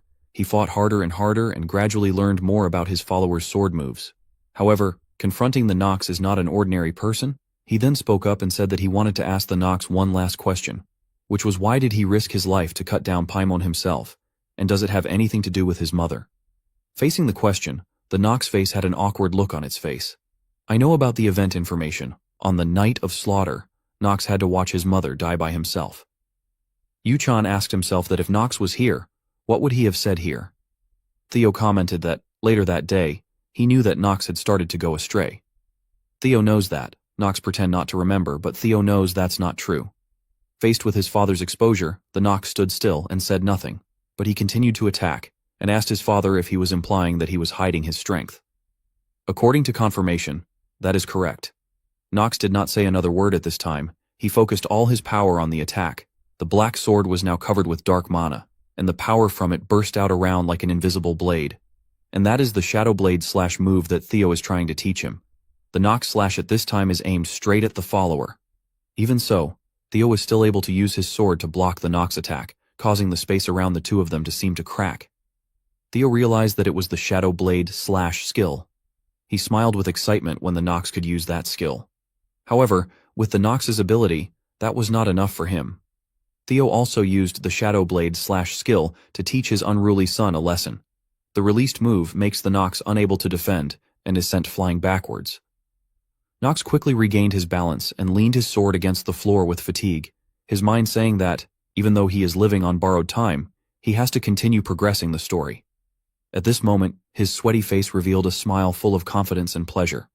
And then, a message appears saying, the player's genius trait is now in effect. Nox's whole body was now filled with power. A purple aura surrounded him. He took an instinctive fighting stance with a ghostly smile ready to continue the fight with his father. Along with that, the system pops up saying that the Nox has acquired the second technique of the tyrannical Blade of Darkness, Shadow Blade Chain Slash. And his understanding of the tyrannical Blade of Darkness has greatly increased from sparring with a powerful opponent. And now the Nox's slashes are no longer as weak as before. Now he has officially learned the Shadow Blade Chain Slash. Those slashes continuously attack towards him, causing him to gradually step back to block the attack. Theo then realized that the Nox had learned the Shadow Blade Chain Slash skill just by observing. Following that, he no longer gave in to the Nox. He blocked the Nox's attack and knocked his black sword away. Nox was now thrown back. His whole body looked very tired at this time with his arms hanging down. Theo then spoke up and told the Nox that, as your father and as the patriarch of House Reinhafer, I say this. One day, I want you to use that sword to pierce through my heart. With serious eyes, he asked the Nox to kill him with his own hands, the person who could not protect the Nox's mother. Nox at this time with white eyes, Theo continued to say, take the position of patriarch for yourself. You are capable of it. However, at this time, the Nox's eyes gradually dimmed, and then he fainted while Theo continued to tell him something. At this time, without knowing how much time has passed, a message appears in the Nox's mind inviting the Nox and asking the Nox, would you like to start a new game? His memories at this time were very chaotic. He wondered where this was. Looking around the room, he gradually realized that maybe this was his previous room, before he entered the game. On the notification screen inviting him, he was still there. But his mood at this time was very dreamy. He had a very strange feeling, and wondered what this feeling was. He himself could not determine whether this was a dream or real. He held his head and endured the excruciating pain. Perhaps this was the moment his incurable disease was recurring. He thought back over everything and confirmed that it didn't seem right, and he thought about it for just a moment. It's clearly strange. At this point, his memory goes back to the time when he faced the doctor and discovered the incurable disease. At that time, he was abandoned by his family, he lost his memories, and he received a terminal diagnosis. It seemed like his memory had returned a bit before the terrible incurable disease took all of his memories, and when he remembered a bit, he couldn't believe that all the evil things that happened to him happened at the same time. He wondered if this was possible and cruel to him. All of these seemingly impossible memories happened to him, making it very hard for him to believe. However, the surprising thing now is that he realized that, before Yuchan entered Nox, Yuchan couldn't remember his name. At this time, when trying to regain his memories, his head began to hurt like never before. At this time, he was trying his best to remember his own name. He tried little by little, but the name he remembered was Nox, not Yuchan. It was confusing, but at this point his abilities reached their limit and he began to fall unconscious. Is it right to call it unconscious, since all of these events were taking place while he was unconscious? And the only name he remembered right now and thought was his own name was Nox von Reinhofer.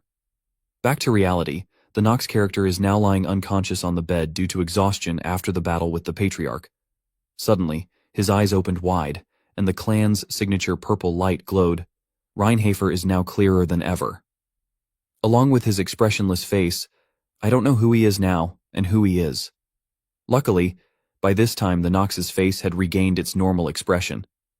At the same time, he suddenly woke up and wondered what the feeling he had just experienced was. He then sat up, clutching his aching head, and realized he must have been dreaming about something very important to him. But his privacy didn't last too long, and he realized there were a lot of eyes staring at him. Those were his 3 beautiful wives, looking at the Nox with a confused and slightly worried expression. Nox saw them and looked like he wanted to question him, but he didn't want to think anymore, and sighed and asked them to slowly tell him one by one. Jitri spoke first, as the Nox maid. She spoke in a polite but very scary tone. Kocho rang. There truly isn't a single day that goes by without Nox causing some kind of trouble. At this rate, any maid serving Nox would end up dying from a heart attack. Nox avoided Jitri's eyes and blamed external circumstances and said that things did not turn out as he expected. Jitri no longer had a serious face. She now looked worried. Alina also expressed that Nox mustn't keep getting into such dangerous situations. She then grabbed the Nox hand and held it close to her face. Her face turned red and she looked very happy, saying that they were very worried about him. May behind her was a bit worried and realized that Alina was drunk again. Nox realized something was wrong, immediately withdrew his hand and told Alina to calm down, and then they could continue talking to each other. Alina regretted not being able to continue holding the Nox hand and asked the Nox to let her hold his hand a little longer. Jitri then spread his icy face around and said that the Nox was not feeling well and uncomfortable. Her eyes looked at Alina, making her scared and stop acting. Even so, she still tried to hold on more, but was luckily pulled away from the Nox character. This made the Nox just sigh in frustration. However, when his eyes focused on the maid Rona, he realized that there was something very strange about Rona, because normally she'd have rushed over and given him trouble by now. But he also dismissed that thought and said that, more than that, there's something important he needs to address first. Then he spoke up and said, since they are all here, he has something to say. Starting tomorrow, all of them will be accompanying him to the Chaders region. It's part of a plan he had in mind ever since returning to the family. After eliminating the powerful beasts of Chaders, he need to extend my lifespan. He haven't replenished any of it since my fight with Paimon, and what he's worried about right now is that he only has 27 days left to live, and he needs to act quickly. He then said that he was done talking and that if they had nothing more to do, they could leave because he wanted to rest. Jitri bowed respectfully and confirmed the Nox's order and would go prepare immediately. After they all left, there was a knock in the Nox room. He asked who it was. The maid, standing outside the door with a timid voice, said it was her and said she had something to tell the Nox. Nox allows her to enter. Rona then gently walked into the room, very different from her previous mischievous look. Her tears were now wet. Her whole face was red with worry. Rona then sat down next to the Nox bed and slowly began to speak, with a worried voice and a little fear. Hesitatingly opened her mouth and said that the scary day she went through on the night of slaughter when his mother passed away. She then seemed to realize that the Nox had remembered what happened that night, with eyes full of regret, and asked if it was true that the Nox had remembered or not. Memories of that bloody night reappeared, when the blood moonlight appeared outside the family. Scenes of carnage, bloodshed, and destruction occurred. The demon Paimon, when it appeared, realized that there was a smell of blood nearby. At this time, a woman was holding a baby and hiding in the room. Outside, Paimon was trying to destroy the door to rush inside, but a magic spell was cast on the door to prevent it. The demon Paimon angrily shouted outside when he couldn't get inside, and then after a while of smashing, it also successfully destroyed the door and rushed inside. Inside at that moment, the woman was Nox's mother, carrying him in her arms in an unconscious state, while Rona was a small girl, very scared, standing behind the woman. The Nox mother gritted her teeth and made a decision, stood in front of the two children and cast golden magic to create a shield. She shouted loudly to protect the two children, and she knew that Paimon's target was her. "Don't continue killing innocent people." Paimon faced her and growled fearfully. It spoke up and waved its hand to destroy the Nox mother's defense, saying that it was only a weak defense and could not stop him. Then it reached out and grabbed the Nox mother's neck and lifted her up high. With its scary face, meanwhile, the Nox mother is struggling in pain. Paimon then spoke up to confirm that what they wanted was not just her. Nox's mother then tried to speak up, asking Rona to take good care of Nox, with her last gentle smile. Nox was born with far too much strength. That's why he'll need your help. She said she would erase the Nox's memories, even if the Nox who's lost his memories becomes someone different from the one you know. And she asked Rona again whether or not Rona would continue to be willing to take care of Nox, until Nox's memories returned. The two children could only watch in fear. The Nox mother's whole body was now shining, and Paimon's hand was gradually moving forward to finish her off. And then a bright light shined out, and it was unknown what happened next. Returning to the Nox room, Rona admitted everything, she said. Nox already knew what happened afterwards. She spread malicious rumors, so Nox could stay as far away from the family's power struggles, like the battle for airship, as much as possible. It was an incredibly painful thing for her to do, but she had to protect Nox. She sobbed and said that it was the final promise she made to his mother. But now, she doesn't need to do that anymore. She added that, if Nox have regained all his memories, then someone like her, who deceived Nox and hid the truth from Nox, has no right to remain by his side. After that, she hesitated but couldn't speak yet. Nox immediately said that it wasn't a big deal. This shocked Rona, and made her think that she was no longer worthy to continue with the Nox character. Nox looked at Rona and said that everything was in the past, and he then asked her if she knew why he didn't hate her. He confirmed that he knew everything. He knew that every night, when he was bedridden and suffering, Rona would stay by his side for 2 hours out of worry. That even when Rona cursed at him, she always ended up defending him, saying Nox wasn't a bad person. He now realized that was all because of her guilt. However, the Nox has some regret in her mind that the person she is currently serving is not the real Nox. He knew better than anyone how meaningless rumors sometimes weigh on the heart the most. But he still tried to comfort her and said she could relax now. Rona heard those comforting words and burst into tears, calling young Master Nox. In his mind right now he wants to know how much according to loved his wife, how much Nox loved his mother, what kind of feelings Rona holds toward him. And he wants to ask these questions. With himself and with this body, why Nox? Why did you have to become the villain? At this time, at the family's Nox Hall, the Nox man stood in the middle of the stage and took the oath. In the name of Reinhafer, I make this known. I, Nox von Reinhafer, as a member of the Honorable House Reinhafer, have received permission from the Patriarch to recruit private soldiers and form an anti-demon battalion. If there are any who wish to follow him, gather at the octagonal training ground 1 week from now in the afternoon to undergo a trial. If you defeat me, or if I acknowledge your skill, the Empire will reward you with a monthly payment in gold coins. After the Nox's announcement, notices were posted on the wall with similar content recruiting generals and soldiers for the Nox. Many people stood around reading the information. Many people were curious. Many people thought that what the Nox was doing was just a joke of a noble boy. Some men discussed and thought that the Nox player probably had nothing to play at this time, so he set up this recruitment trick. Some others commented that, surely no one would actually apply for this. This is absurd. Why not? If the pay is good, it might be worth a shot, but is there anyone here who can't beat young Master Nox? The man laughed and commented that even my 4-year-old daughter could give it a go. At this time, a man dressed in a robe commented that the people here seemed to be having a lot of fun, and he slowly walked into the pub, and he challenged them whether they wanted to fight with him or not. He threw on the table a money bag full of gold coins and said, I'd wager that hardly anyone will pass Nox von Reinhafer's trial. A young blonde man stood up and commented that, just by looking at you, you seem like a pampered child from a wealthy household. Haven't you heard the rumors about the youngest son of the Reinhafer family? Hearing the other guy mention Nox, he burst out laughing, which made the men around him wonder why he was laughing. Some men expressed that they were worried about him. Seeing that the people here were worried, the cloaked guy laughed loudly and gradually took off his cape and revealed his identity. The men in the shop then realized that it was young Master Grain. Some people recognized him and commented that they had heard Grain was training at Chater's, Grain then spoke up and told everyone here that he would keep everything that's been said here a secret, but our bet is still on. By the way. At this time he poured out the gold coins in his pocket and said, I think I'd like to wager 50 gold coins on my little brother. This surprised the people here. Returning to the Nox side, he still stood with a majestic appearance in front of the warriors. Some men commented that, Person is really the infamous youngest son?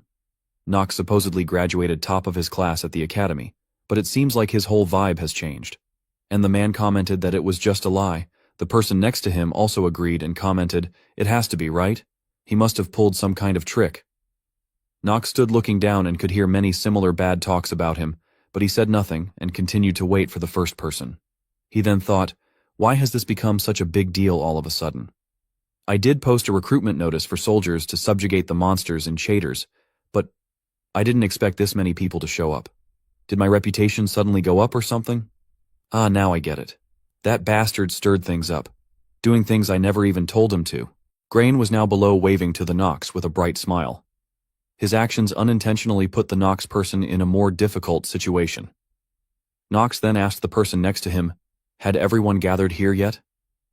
The man confirmed that at this time there were 1,192 men and 126 women registered. Nox, after hearing the results, whispered that, well, maybe it's not all bad. With this many people, there are bound to be some capable ones. At this moment, a hand was raised and had something to say. The man with a large appearance spoke up and asked the Nox, what kind of trial will we be undergoing exactly? Just tell us already. Nox saw that this man was quite happy. He silently exclaimed, oh my, look at him. That arrogance. And that perfectly built physique. The mana radiating from him is no joke either. There's no way someone like him came to enlist as a simple private soldier. And Nox thinks that this man was sent by Garen to cause difficulties for Nox. Even so, he still smiled confidently. He understood that Garen had started checking up on him. It's too bad though. Someone with only that much power is no match for him. After some calculated thinking, Nox answered the man and confirmed that he would tell them the test procedure. Nox spoke up to explain, the rules are simple. Use any method you want to come at me like you're trying to kill me. Even if you succeed in killing me, you will not be held responsible. Hearing the rules that the Nox set out, the man opposite him observed the Nox with a serious face. A feeling of wariness appeared in his mind. He thought things seemed a bit strange. Nox von Reinhofer, he's supposed to be the trash of House Reinhofer. When Lord Garen hired me, I thought it would be an easy job. But what's with his confident demeanor? The man appeared worried in front of the Nox character. Then their fight began with the referee's signal ringing. The man seriously looked at the Nox, while the Nox looked at him with disdain. Then a loud shout from the referee allowed both to start. The next second, the man with murderous intent rushed towards Nox quickly. In his eyes, Nox was just a stupid kid. He thought, Nox can't even react to his speed. And someone like Nox wants to form a battalion? He will show Nox what real strength looks like. He will teach Nox a lesson. That's what this man thought when facing the Nox, and he thinks the Nox is an arrogant brat. Nox, faced with that terrifying aura, still calmly looked at the man, and in the blink of an eye, he quickly leaned over to avoid his attack. The moment the man realized, he was very surprised, and couldn't believe that Nox could dodge. Nox looked at him with a disdainful smile and thought his speed was too slow. And the Nox asked him the question, is that how he fights? After saying that, the Nox cut a slash across the man's chest. Causing his sword to fly away and crack, the man luckily did not die, but his body was frozen as he stood rooted to the spot, unable to believe what had happened. His face was now sweating in fear, and the Nox's blade was pressed against his neck as a declaration that the battle had ended. Nox then spoke up and said that he would give the man one more chance, and asked him to fight seriously. Even the Nox body then radiated a terrifying aura and warned him that, if not, Nox might just send one of his arms flying. Threatened by Nox, the frightened man's face turned pale. Nox glared at him, reminded him of his request, and asked the man to hold up the sword. The man could only tremble and stutter to apologize for his lack of respect. However, Nox did not let him say much. He immediately swung a punch straight at his face, causing the man to throw himself backwards. All the people present in the hall who witnessed that scene and the young master's overwhelming power were also scared. No one dared to speak up. Nox, with a cold, deep voice, told those present, "Cowards who lack even this basic level of courage are of no use to me. Next." Who dares to challenge me? Of all the people present, no one dared to step forward to challenge Nox's majesty. Grain, standing below, was also very surprised and did not expect that his younger brother had developed so quickly, and expressed the fact that he himself had nothing to teach this younger brother. In his heart, he thought, "This bet will probably earn me a nice profit, but that's not what's really important. He is the only rope I have in the Reinhafer family, Nox von Reinhafer. Now that he's begun revealing his true strength, the rest will be smooth sailing for him. As his reputation rises, mine will naturally rise with it as well." At this time, the crowd, after witnessing the young master's fearsomeness, everyone expressed fear and wanted to retreat, and expressed that they did not know their own abilities, and that becoming a knight was beyond their ability. Some of them even made excuses and wanted to return to farming. However, Nox could not let these people retreat easily. He asked them to stand still. His evil eyes looked up at the group of people who wanted to retreat and said that he had not let them retreat yet, and reminded them that they have already applied to become his soldiers. The group of people who heard that were very scared and knew that they had no way to retreat but to join Nox. Nox now looked scary and commented, "If you give up and try to return now, I'll make sure your lives become worse than hell itself. I swear upon the name of Nox von Reinhafer." Hearing this, the young men present all sweated and prayed for themselves.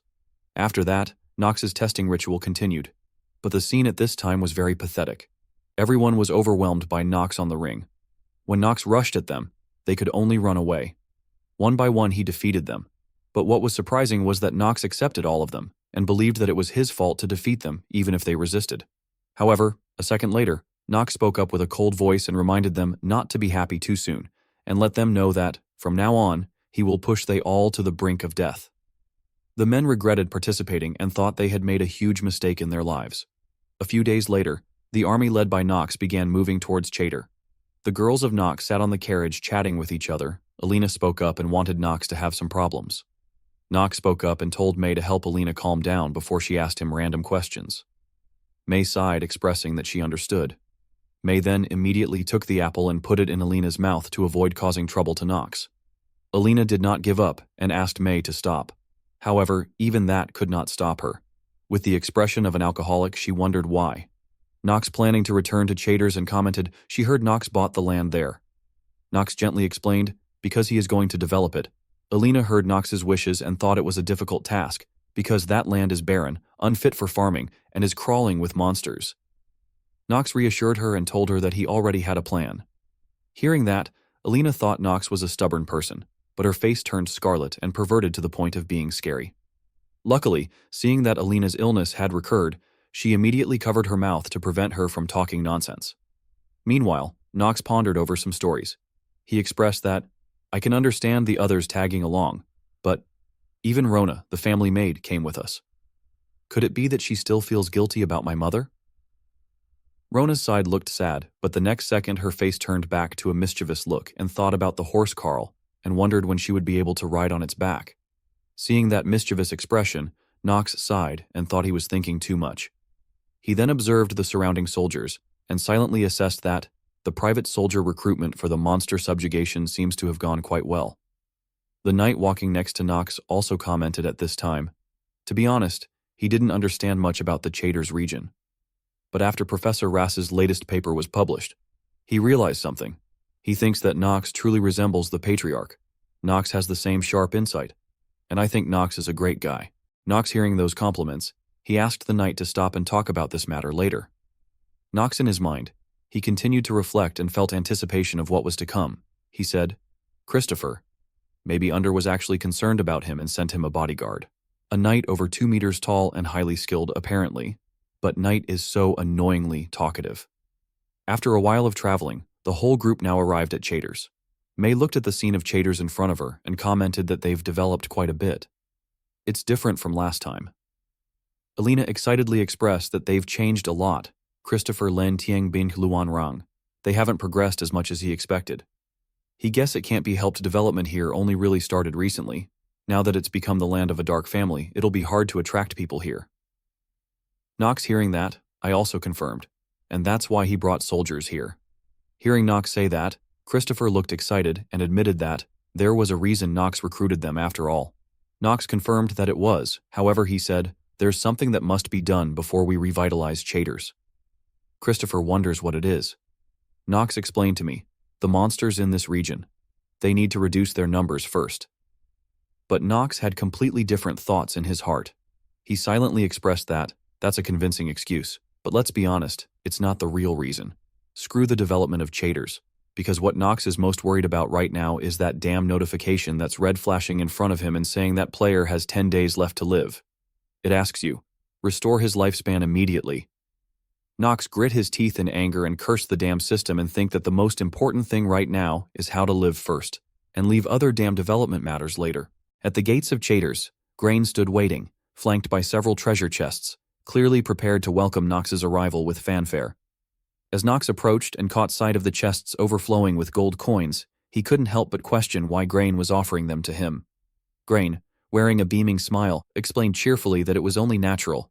After all, the reward was thanks to the achievements of the family's youngest member. With a bright, almost overly enthusiastic grin, Grain seemed intent on pleasing him, insisting that Knox accepting the reward was the most fitting outcome. Knox, watching the display, fell into silent contemplation. He had been the one shouldering every difficulty, while it was Grain who ended up with the money. It struck him as deeply unfair. But now Grain was here, handing all of it over to him. The gesture reeked of excessive flattery, especially coming from him. Still, Knox reminded himself that he had always intended to make use of Grain from the very beginning. This was simply part of the plan. Choosing not to press the matter, he shifted the focus and calmly asked how the development of the Chaders region was progressing. At that, Grain's expression turned slightly strained. He admitted that there weren't many settlers yet. He added that although Professor Raz's announcement had sparked some interest among young men considering migration, there were still many issues.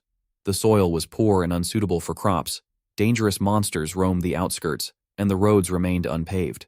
With a more serious look in his eyes, Grain stated that people were reluctant to move based on potential alone. Knox understood the current state of the region and reassured him not to worry. That, he explained, was the reason the anti-magic corps had been dispatched. Hearing Knox's confident tone and seeing the formidable group of soldiers following behind him, Grain's face lit up once more. He immediately began flattering Knox again, claiming that if the youngest said so, then he felt completely reassured. He then asked Knox when they would be moving out, suggesting that perhaps they should rest for the day, since they had come a long way. With a voice as cold and decisive as steel, Knox stated that they would depart immediately. The declaration sent a wave of unease through the cavalry behind him. Many of them exchanged uncertain glances, questioning quietly whether he truly meant it. But Knox was unfazed. A confident smile spread across his face, one that carried a spark of excitement. Without hesitation, he repeated his intent with absolute clarity. He would be departing immediately.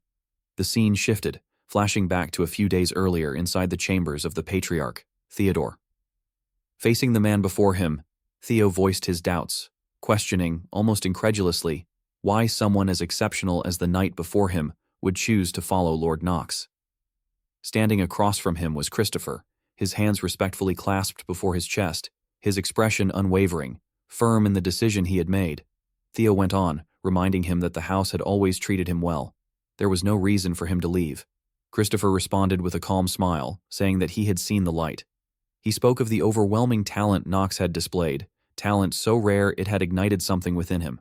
In that brilliance, he had glimpsed the very clue he had been seeking, the key to perfecting his swordsmanship. That, he said, was why he now wished to dedicate himself to perfecting Lord Knox's swordplay. Then, with full confidence, he drew his sword and held it forward, not in pledge to anyone else, but in declaration of purpose. He made it clear, it was not for anyone else, but for himself. Theo observed the young knight standing before him, so full of confidence, and for a brief moment, a thoughtful expression crossed his face. He then spoke, seeking to clarify the reference Christopher had made earlier regarding swordsmanship. He asked if what the knight meant was the northern sword technique known as snowstorm. Christopher's eyes lit up, and he confirmed it without hesitation. That was indeed what he meant. Recognizing the intensity of the young man's resolve, Theo gave a solemn nod and said simply, "Very well." He granted Christopher permission. Back in the present, at Chaders, Christopher now stood amidst the mobilizing troops, his face clouded with confusion. He thought to himself that he had set out with the intent to help make Lord Knox the greatest knight in the land, but what he was witnessing now, It defied that vision entirely. What is this? He asked himself silently, unable to reconcile what he was seeing with what he had expected. Still stunned, he turned to G-Tree, Nox's close maid, and asked if she had known anything about this. Even G-Tree, who had long been at Nox's side, looked shaken. With wide eyes, she admitted that lately, Nox had indeed taken an interest in magic, but to see him evolve to this extent?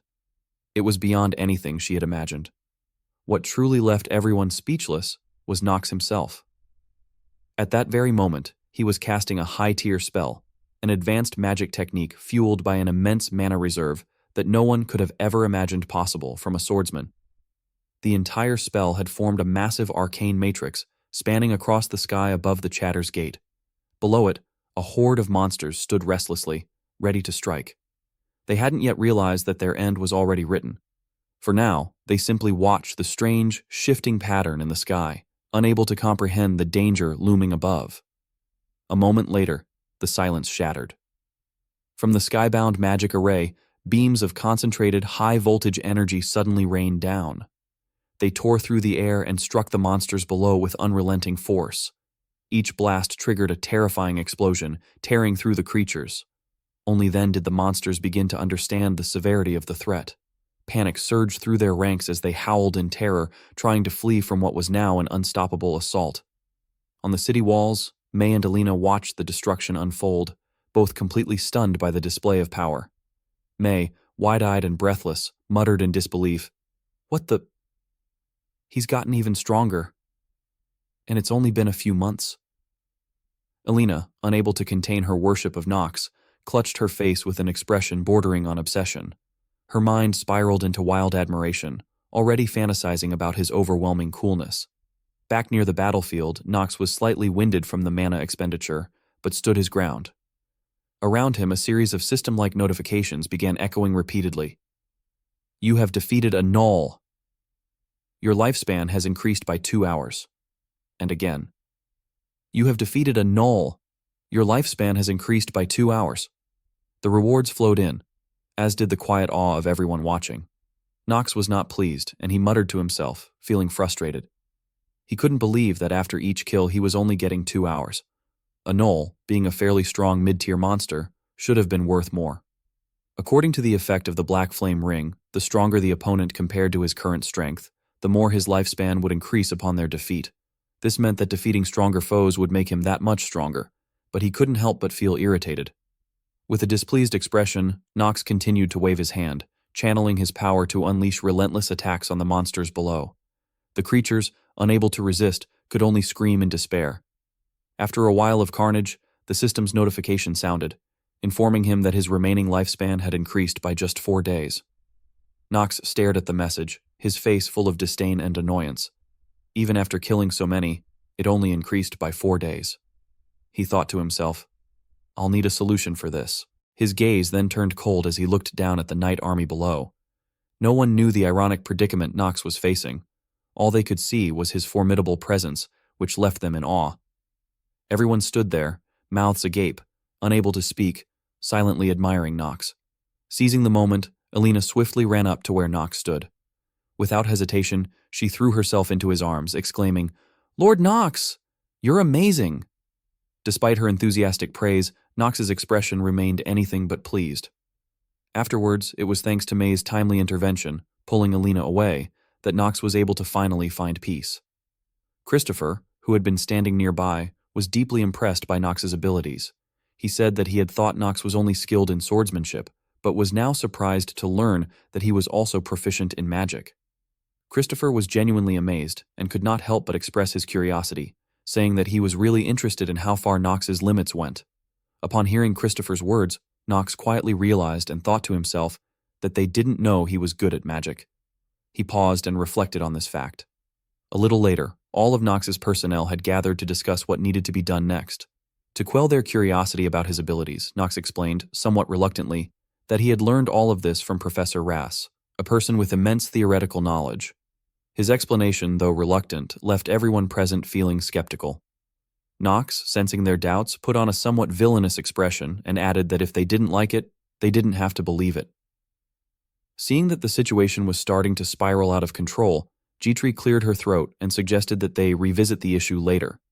She then pointed to a map below and began analyzing the plan, stating that they were currently in the northeastern region of Chaders. After speaking, she turned to Knox with a worried expression and asked if he was planning to continue moving in that direction. Knox responded with a serious tone, confirming that he would indeed keep heading northeast. Christopher, however, voiced his concern, warning that it was dangerous. He mentioned that the stronger monsters were located in the eastern region. As he spoke, he recalled the scene where Knox had effortlessly slaughtered the monsters by himself, which made him scratch his head and laugh awkwardly. He quickly changed his approach and said, "No, wait, that's not the real concern." He then continued his analysis, pointing out that the greater issue was the Tagelin kingdom, which was hostile toward House Reinhafter. He suggested that it might be dangerous, and that avoiding it could be the better choice. But Knox remained completely unfazed, and calmly explained that this was precisely the reason he was heading in that direction. He declared that he would now head to the Tagelin kingdom. This announcement surprised all the women present in the room, leaving them both shocked and curious about the reason behind Knox's swift decision. Knox then clarified his request, instructing them to send a letter. With a rather villainous expression, he demanded that they write to inform the Tagelin kingdom that a son of House Reinhafter was on the way, and that they should prepare accordingly. The scene then shifted to another fortress, one that bore the ancient and weathered architecture of a remote desert region. Inside a lavishly decorated royal chamber, a man with striking red hair began to awaken. He rose from his bed and approached a large mirror. Standing before it, he removed his outer robe, revealing a well-built physique and a prominent scar across his body, an unmistakable reminder of a life-or-death battle he had once endured. At that moment, an elderly man carrying a ceremonial staff entered the room and addressed the red-haired man as Prince Kushan. Bowing with solemn respect, the old man informed him that the infamous youngest son of House Reinhafer was expected to arrive soon. With a contemptuous expression, the old man added that the boy's arrogance must know no bounds, and questioned whether he truly believed his father's influence extended all the way to Tagelin. Prince Kushan remained composed upon hearing the news. He gave a faint smile and responded calmly, asking the old man if he knew about the day Theo von Reinhofer had killed his father and brothers. Kushan said he still remembered every single person who had stood by his side and protected him that day. The mention of that event caused the old man, whose name was Kramser, to fall silent, his face revealing a sorrowful reflection on Kushan's painful past. Prince Kushan went on to express more of his thoughts to Kramser. He acknowledged that although people often criticized Kramser for being no more than a mere regent, he knew the truth. He remembered how Kramser had taken on part of the prince's duties during the time Kushan had been paralyzed by grief after the loss of his family. Raising his sword to emphasize his point, Kushan declared that Kramser had done so for the sake of lessening the burdens of the prince's responsibilities, even if only a little. Kramser listened to these heartfelt words without saying anything in return. He simply looked upon the prince with a face full of reverence and respect. Kushan then gave an intrigued smile and asked Kramser to confirm whether the name he had mentioned was Knox von Reinhofer. He went on to state with cold certainty that once he killed Knox, Theo von Reinhofer would finally understand how much he had suffered, and how he had managed to survive that living hell. Kramser, upon hearing those grim words, bowed respectfully with one hand placed over his chest. He affirmed that he understood and would make the necessary preparations. Now that such a grave decision had been made, he urged the prince to rest at ease.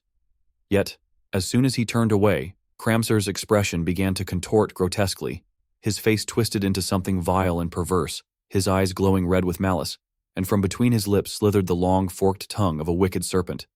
Meanwhile, outside the walls of Tagelin, the entire fortress was surrounded by the harsh, arid stretch of desert. Yet within the city itself, signs of prosperity still shone through despite the barren landscape. At the massive gates of Tagelin, 2 guards stood watch. One of them suddenly became alert, his expression tense as he called out sharply, demanding the approaching figure to state their identity. Before them stood a group of figures cloaked completely in hooded garments. The one leading them slowly pulled back his hood, revealing his face, and with a threatening tone, asked the guards if he really needed to do that. The moment the guards saw his face, they instantly recognized him. It was Knox von Reinhafer, the infamous youngest son of the Reinhafer family. Their expressions shifted immediately into ones of fear. Realizing their mistake, the 2 guards quickly apologized, their voices trembling in submission. However, Knox showed no hint of kindness in his demeanor.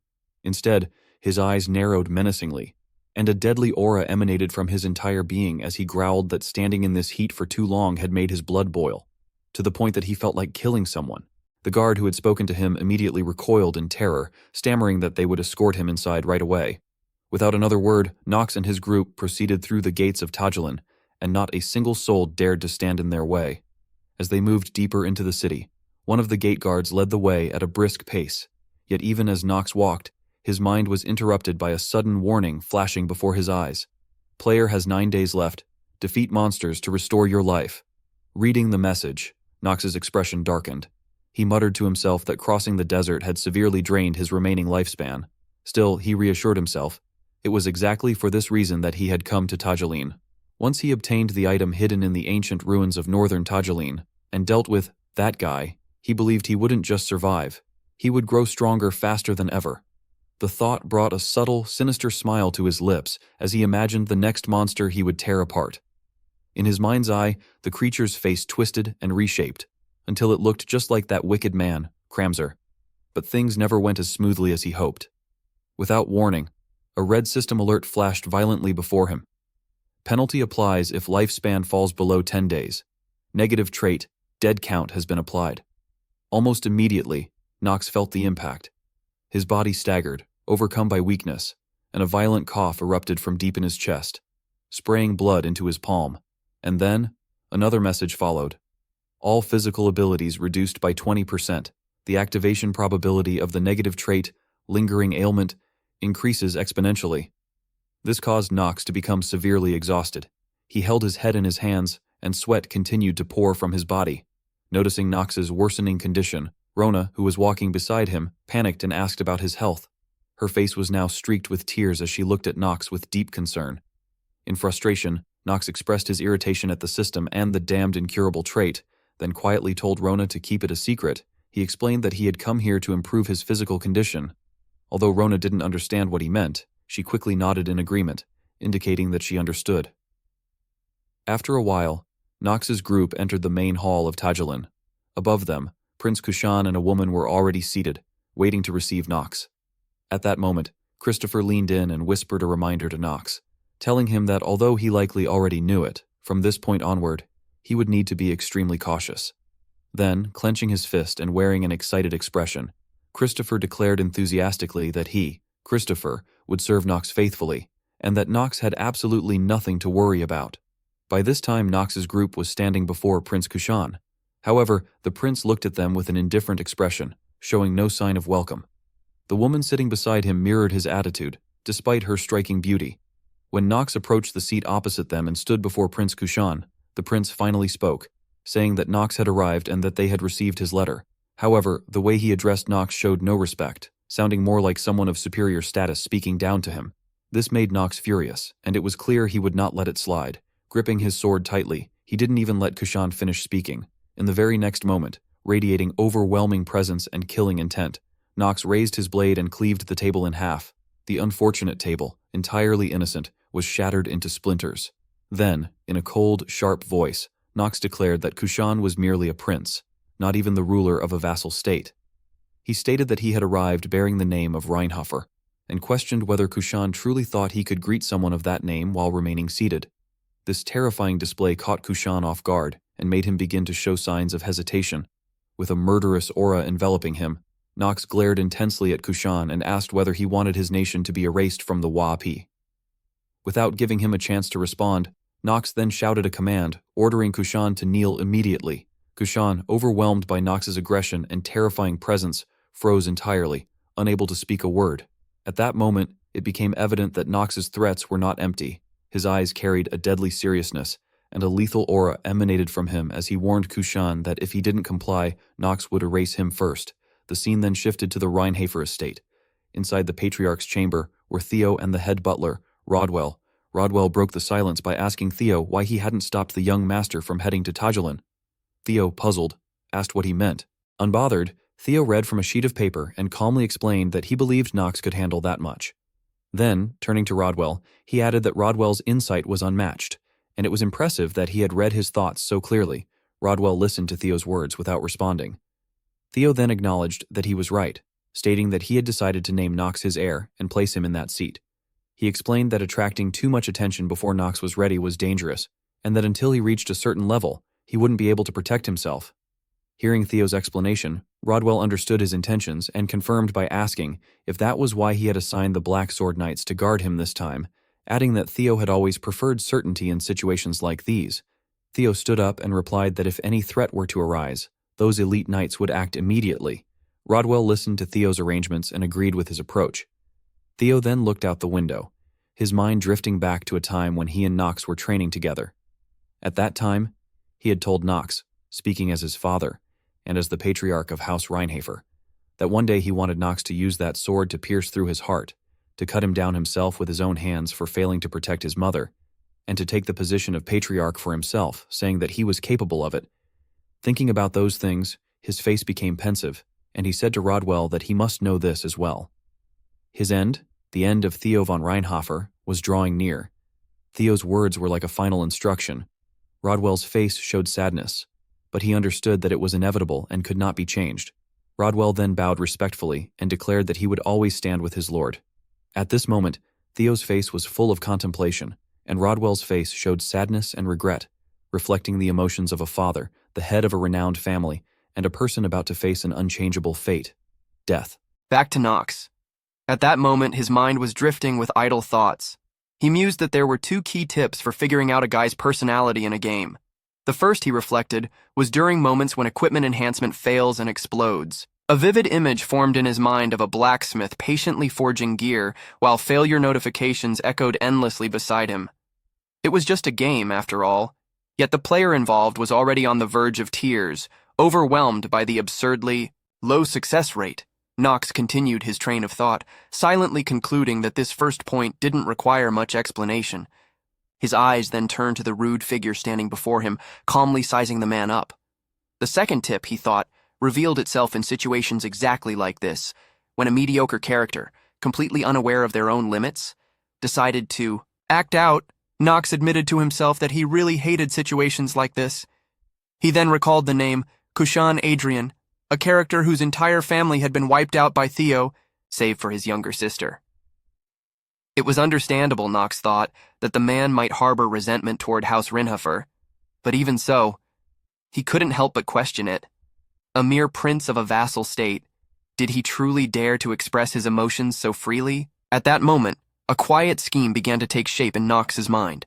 Since he had already decided to pursue the hidden piece in Tajalin, bringing Kushan over to his side would be a necessary move.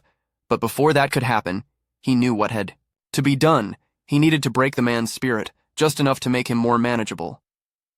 At that point, Nox spoke up, repeating his earlier warning with a quiet intensity.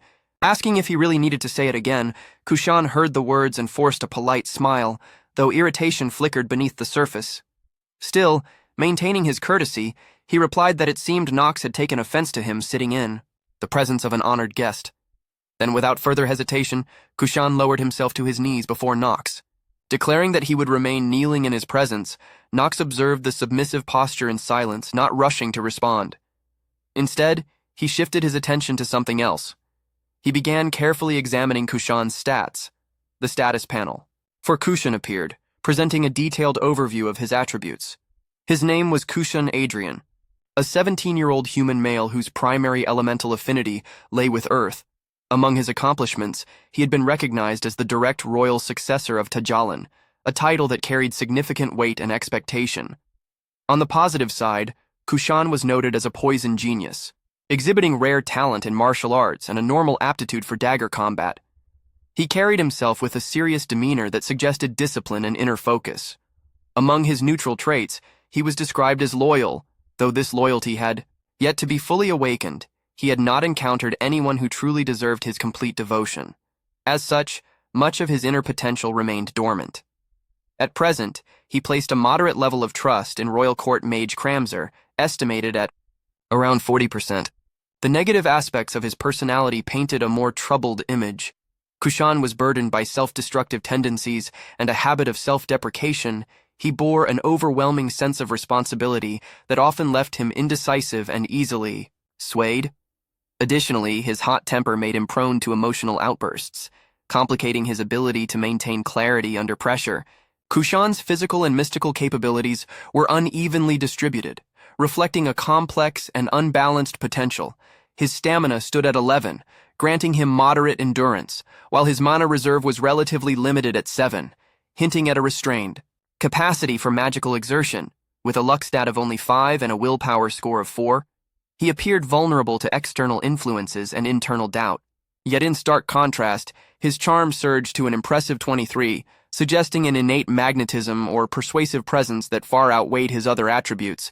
In terms of combat skills, he possessed a passive ability known as Venom Control, enabling him to manipulate toxins with natural ease.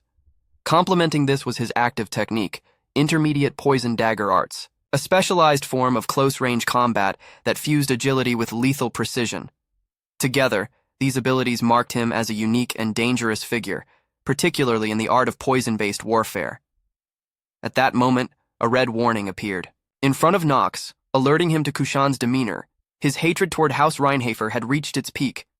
Simultaneously, Kushan lifted his gaze toward Nox, showing not fear, but a simmering anger visible through his eyes. Thanks to the system's early warning, Nox quickly picked up on this shift. Not wanting the situation to spiral out of control, he offered Kushan a gentle smile and calmly invited him to take a seat. Once both parties had settled in, Nox kept a close eye on Kushan and reflected silently to himself that Kushan Adrian's main flaw was his tendency to be overly self-critical and emotionally immature. Nox recalled how, during his 27th lunatic playthrough, Kushan had been completely deceived by Kramzer, who was not only his regent but also a demonic human in disguise. Kushan had never discovered the truth. In the end, he had fallen into ruin and self-destruction. Although Nox already knew that things were headed in a tragic direction, he remained confident. With the power and knowledge he now possessed, he believed he could prevent all those calamities. That, after all, was why he had come to Tajaleen. Seeing that Nox kept silently observing him without saying a word, Kushan eventually broke the silence and asked respectfully why he had come to the Tajalan kingdom.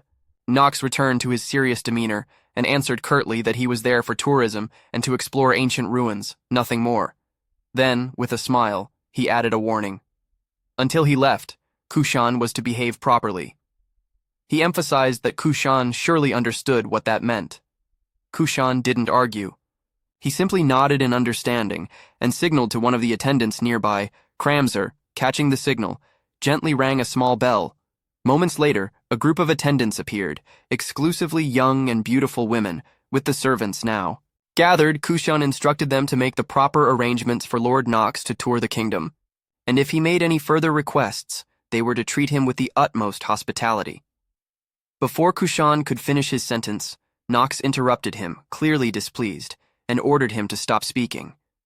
Then, with a sly and indecent smile, Nox suggested they change the guide for the tour. His gaze then shifted toward the young woman sitting next to Kushan, his only sister and the one he cherished most. This caused visible panic in Kushan, who was usually calm and composed. The thought of his beloved sister falling into the hands of the man known as the most vile in the kingdom, Nox von Reinhofer, left him visibly shaken. Nox then looked directly at Arya, a beautiful girl with red hair and golden eyes like a desert. Though her expression was vacant, lifeless, he declared that she would personally attend to him and show him around the kingdom. Hearing this, Kushan grew anxious and tried to speak up, seemingly to refuse, but the words caught in his throat. Seeing Kushan's hesitation, Nox asked with a mocking smile whether there was a problem. Not wanting to create any conflict or risk further trouble, Kushan reluctantly replied that there was none. He then turned to his sister and instructed her to do her best to assist Lord Nox. Arya gave a lifeless nod in response, showing no resistance at all. Meanwhile, the women accompanying Nox began to grow concerned. Rona, his first wife, was the first to speak up, whispering in alarm to Jitri that it seemed the young master had taken an interest in another woman. Jitri, equally shocked and anxious, replied that she had no idea what to do, admitting she didn't have a manual for handling such a situation. Alina, on the other hand, reacted with even more intensity, nearly screaming in protest that they couldn't let the young master get close to another woman, even if it meant her own death. Her outburst was quickly silenced as May restrained her and signaled her to stay quiet, reminding her to keep calm for the moment. Upon noticing that his harem was beginning to rebel, Nox felt a wave of inner turmoil. Inwardly, he couldn't help but admit to himself that things were spiraling into chaos, so much so that even he might have misunderstood the situation had he not known better. His thoughts soon shifted focus. His gaze turned toward him, and a sharper instinct kicked in. What mattered wasn't the confusion in front of him. He could sense something deeper, something more pressing. He realized that she had already been affected.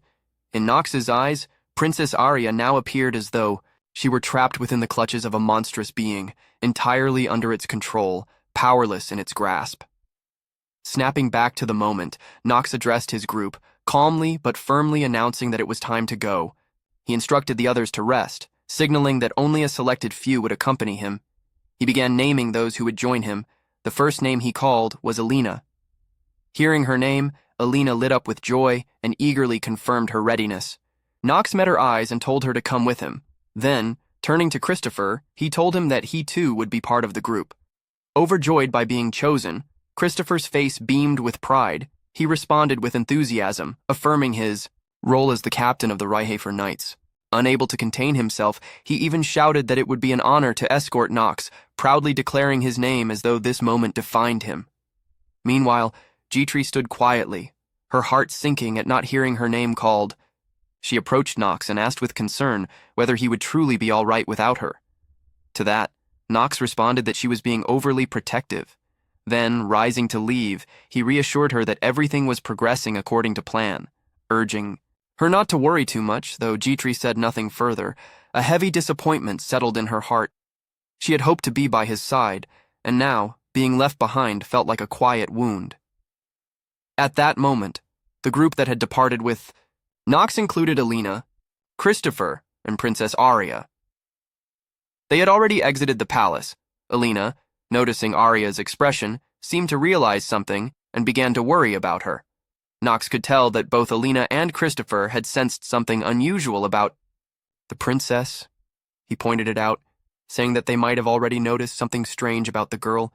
Christopher confirmed it, identifying her as Arya Adrian, Kushan Adrian's only younger sister, and a woman widely known for her extraordinary beauty. However, Nox, clearly annoyed by the irrelevant details, sharply told him to get to the main point. Returning to the matter at hand, Christopher explained that Arya was currently under the influence of illusion magic. Nox acknowledged this and began planning their next move. He told the group that he was going to break the curse placed on her.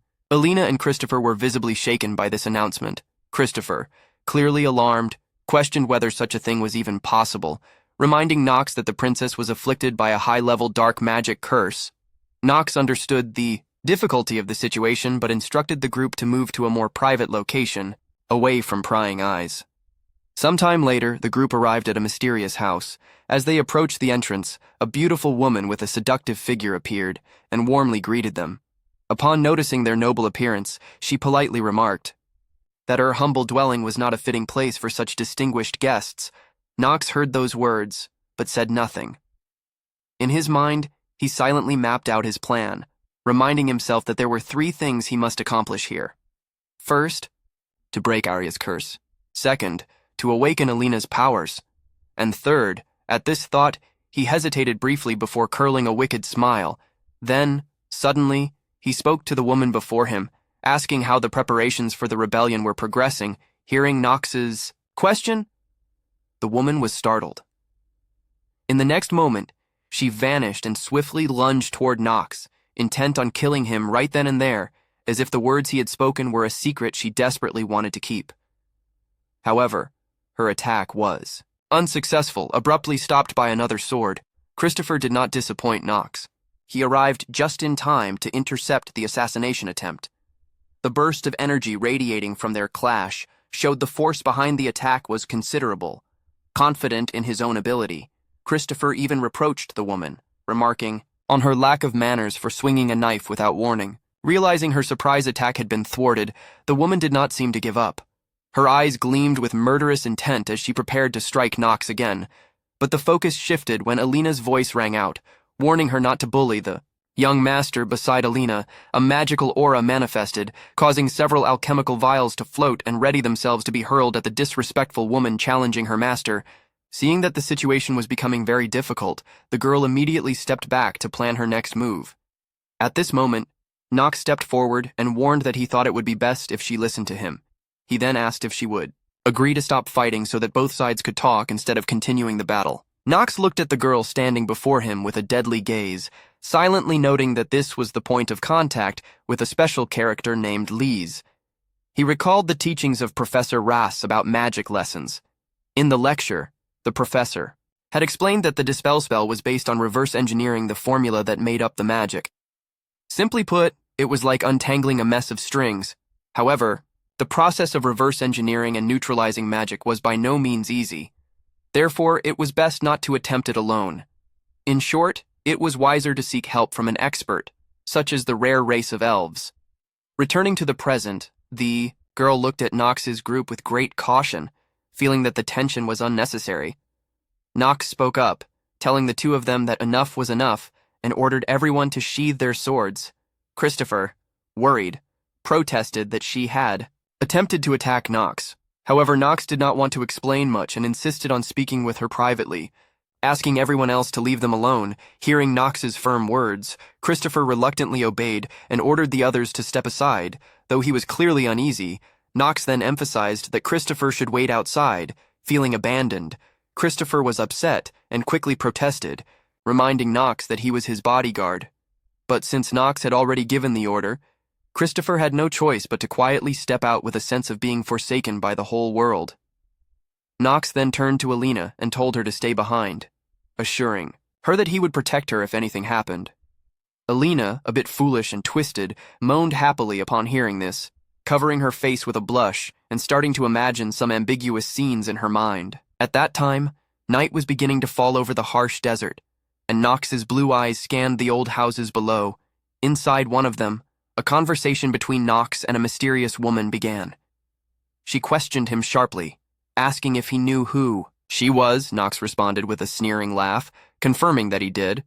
She was described by him as an elf who had once been active in combat. Startled and increasingly wary, the elf woman paused at his blunt words. Nox went on to specify that she was from the Astal tribe and was a high-spirit mage named Lise.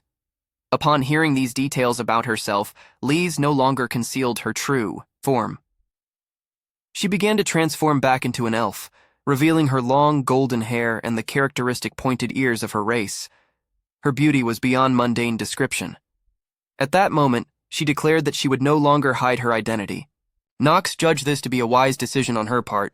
Lise then looked at Nox with appraisal and shared her own thoughts, remarking on his hair and eyes and identifying him as the youngest member of House Reinhafer, Nox von Reinhafer. Although Nox was displeased to hear her recount such detailed information about him, he confirmed that what she said was true. He then shifted the conversation back to the main topic, revealing that he also knew she had organized a resistance and that her headquarters were located beneath the inn. Upon hearing that her plan had been exposed, Lise grew annoyed and demanded to know what Nox had come for. Nox did not hesitate to state directly that he wanted Lise to lift the curse on the child. Upon hearing this seemingly contradictory request, Lise responded by revealing that she was someone preparing to rebel against the kingdom. Yet, she questioned how he could expect her to save the kingdom's princess under such circumstances. Nox, with a serious look, explained that if the rebellion were to be launched, Tajalin would be completely destroyed. Regardless of whether it succeeded or failed, the country would fall into the hands of the Empire, which was an outcome neither of them wanted. He asked if she didn't agree, faced with Nox's analysis and question. Lise did not elaborate further, but she wondered what Nox's true purpose was in coming there. She recounted her suspicion that House Reinhafer, the very ones who had led Tajalin to collapse, would have no reason to try to break the princess's curse. Hearing this, Nox internally acknowledged that he understood her curiosity but felt he could not reveal his goal. Therefore, he decided to change the subject. Activating his normal acting talent skill, he spoke with a serious expression, claiming that he knew what Tajalin meant to her. Lise was confused by Nox's remark and asked what he was talking about. Meanwhile, Nox was silently calculating her reaction. He noticed that although she pretended to be calm, she was clearly shaken, because he knew the reason why a high-spirit mage like her was stuck in a place like that, in a different setting. Within the storyline of Lunatic, titled Side Story, Desert Thief, Saren, the narrative focused on a girl named Lise, known as the high-spirit mage. Even among the elves, who were famous for their mana sensitivity, Lise was said to possess unmatched talent. From childhood, she had communicated with countless spirits. By the age of 16, she had made a contract with a top-class spirit and earned the prestigious title of High Spirit Mage. However, her unrestrained talent sometimes brought disaster. Born into the minority Astel race, she had never been properly protected and had wandered through various countries for years. Despite its relatively low combat power, spirit magic was highly coveted for its many uses, which led to Lise living a life of constant pursuit and escape. Eventually, when she arrived at Tajalin, she was attacked by mercenaries from Tajalin and left on the brink of death. It was then that a woman hiding nearby extended a helping hand and told her to hide there, promising to tell others that Lise had fled elsewhere. This woman's name was Saren. Thanks to Saren's aid, Lise was able to settle in that place. Saren was a natural-born leader and was admired by the street children. Lise thought Saren was incredible. One day, when some of the children fell ill, she witnessed how Saren took full responsibility for them and fed all the street children. At the same time, Lise couldn't help but feel worried. Sitting by the fire, she asked Saren if they really had to keep stealing and if there was any other way. Saren, forcing a smile, replied that they had no choice. Without stealing, the children in the slums could not survive. Although stealing was a crime and dangerous, it was the path Saren had chosen to care for the street children. Lise understood the significance of the situation and began searching for a way to help Saren. She started using magic to improve the slums. Although her efforts were modest, she aimed to create a small inn. When she looked at the signboard and the little shop she had built with her own hands, she felt joyful and happy about these small achievements. However, one day, the worst thing happened. She panicked as she ran towards a crowd. That plan never came to fruition, because before she could even see the inn completed, she was faced with a nightmarish scene, a pair of feet dangling lifelessly, not touching the ground. The sight before Lise's eyes plunged her world into darkness, and tears streamed down her face involuntarily. The nightmare she witnessed was that Saren had been executed, hanged at the gallows. Alongside Saren were two children who had also been hanged. A tragic outcome of a cruel and broken society where the weak could do nothing but wait for death. Nox was fully aware of all the details of this side story, even though it was not part of the main plot of the game. At that moment, Nox told Lise that the country was rotten to its core, but warned her that if she tried to overturn it through rebellion, Arkheim would devour everything whole. That was worse than all the terrible things that had happened in that place. It was like a death sentence looming over all of Tajalin. When Lise heard this, her mood became troubled. She lowered her gaze, and although no one could see her face, it was clear that she was deeply distressed. Suddenly, she spoke up and asked Nox why he thought Tajalin had become so full of orphans forced to live in the slums. Her eyes grew fierce as she looked directly at Nox and answered her own question. It was because no one had taken the throne of Tajalin. In her gaze were contained so much hope and pain. She realized that when the throne went vacant, the nobles had only looked after their own interests. Her emotions erupted, and she loudly insisted that if they had seized the opportunity to set things right, things would not have come to this. But in the very next moment, her face fell with sadness and sorrow as she thought of a woman named Saren.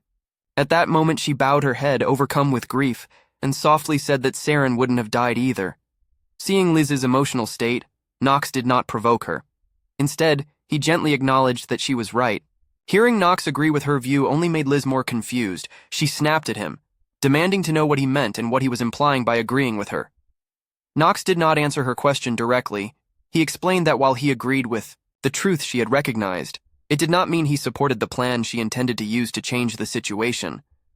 He comforted her and advised her not to let vengeance consume her and ruin everything. He urged her to think carefully about how to protect everyone because her methods were lacking.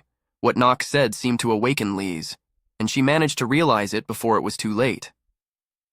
Then Nox spoke again, his voice firm and resolute, telling her that was also something she should do for the sake of her friend, Saren. At that moment, Nox told Lise that he knew she had once had a human friend who had saved her, and that he was also aware that the child had died. Lise was taken aback upon hearing this revelation from Nox. He continued, commenting that it had happened because of the war, but added that Lise's methods were only making things worse. His words struck a chord with her.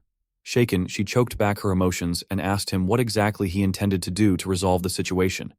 Nox then revealed his answer, saying that he would put the prince on the throne If the prince rose to power and fulfilled his responsibilities, then, slowly but surely, the nation would begin to recover.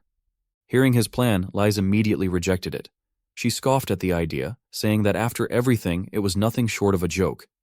If the prince had truly had the courage to act, then none of this would have happened in the first place. Gritting her teeth in frustration, she started to declare that the only remaining way to save the country was… But before she could finish, Knox interrupted her. He said he knew what she was about to suggest, that the entire place needed to be burned down, but insisted that she wouldn't have chosen that path. He explained that Saren had loved this place. At that point, memories came flooding back to Lize. Memories of Saren's words and the bright smile that accompanied them. She remembered Saren asking her, with childlike hope, whether she thought Tajalin could one day become a beautiful city. Liz had replied that of course it wouldn't be easy at first, but Saren had remained optimistic, saying that until the day arrived when they could rest peacefully under a glorious sunset and the protection of a true king, she didn't want to leave the city. As those memories returned to her, tears began to fall from Liz's eyes. In a broken voice, she asked how Knox could possibly know what Saren had wanted. But Knox responded calmly, asking her if she truly believed that what Saren had wanted was for the country to fall into ruin. Then, turning to the young Princess Arya, he asked Liz one final question, whether she believed that this child bore any guilt at all. At that moment, inside the palace of Tajalin, Kushan was sitting on the bed, holding his head in worry as he called out to Kramzer, who stood beside him. With a troubled and desperate expression, he turned to Kramzer and asked what in the world he was supposed to do. He said that if he lost Arya on top of everything else, he didn't know how he could bear it. Kramzer calmly tried to reassure him, telling him not to worry, and that they were doing everything they could to locate the princess and ensure her safety. But deep inside, Kramzer had other thoughts. He kept thinking about the man called Knox. He had believed Knox was just a small-time thug, insignificant. But now things had clearly changed. If this went on, Duke Gremory could be freed without suffering any harm. A sly smile crept onto his face as the thought amused him. Meanwhile, Kushan was still holding his face in frustration and guilt, blaming himself. He thought to himself that he was a coward, that he had handed over his own sister with his own hands. Even if it had cost him his life, he believed he should have protected her. Kramzer, on the other hand, was also wondering silently if there might be a specific reason why Arya had been taken. Then he spoke up, telling Kushan that when Sir Knox arrived later that day, he would poison the banquet. The unexpected plan left Kushan visibly surprised. Kramzer smiled slyly and said it was the late king's weapon. He handed a dagger to Kushan, telling him to use it to eliminate the youngest member of the Reinhafer household. The gesture was clear. It was time for Kushan to make a choice. Kushan took the dagger with a face full of sweat and hesitation. Kramzer continued to persuade him, saying that it was the only way to achieve true revenge and to return Lady Arya to her original self. His expression was sly and venomous, like that of a serpent. At that moment, outside the castle corridor, Knox had already returned and was walking alongside Jitri. Suddenly, the sly voice of Kramzer called out to him, addressing him as, "Sir Knox." Knox turned his head at the sound. Kramzer smiled in a very friendly manner and invited him to come, saying that dinner had been prepared. Even though Knox clearly knew who this old man was, he still asked, "Who are you?" Kramzer maintained his polite demeanor and introduced himself as the court mage, saying he had been instructed by Prince Kushan to serve him. Then, with a bit of hesitation, he asked where Lady Arya was, the one who had come with him. Knox answered casually, saying there was a decent inn nearby and that she was staying there. Kramzer didn't press further. He simply smiled and replied, "I see," without asking anything else. Meanwhile, in the royal dining hall, the maids had already finished preparing a grand feast to welcome Knox and his group. Everyone was eating heartily, enjoying the meal without the slightest sense of caution or suspicion. Jitri at that moment was playing with a green parrot and commented that parrots were truly the most meticulous and amazing creatures. She praised the bird, saying she was astounded that it repeated every single word she said. The parrot obediently repeated the word, "repeated," just as she had exclaimed. Seeing how friendly and well-behaved the parrot was, Jitri expressed that if there were a chance, she would love to bring one back with her.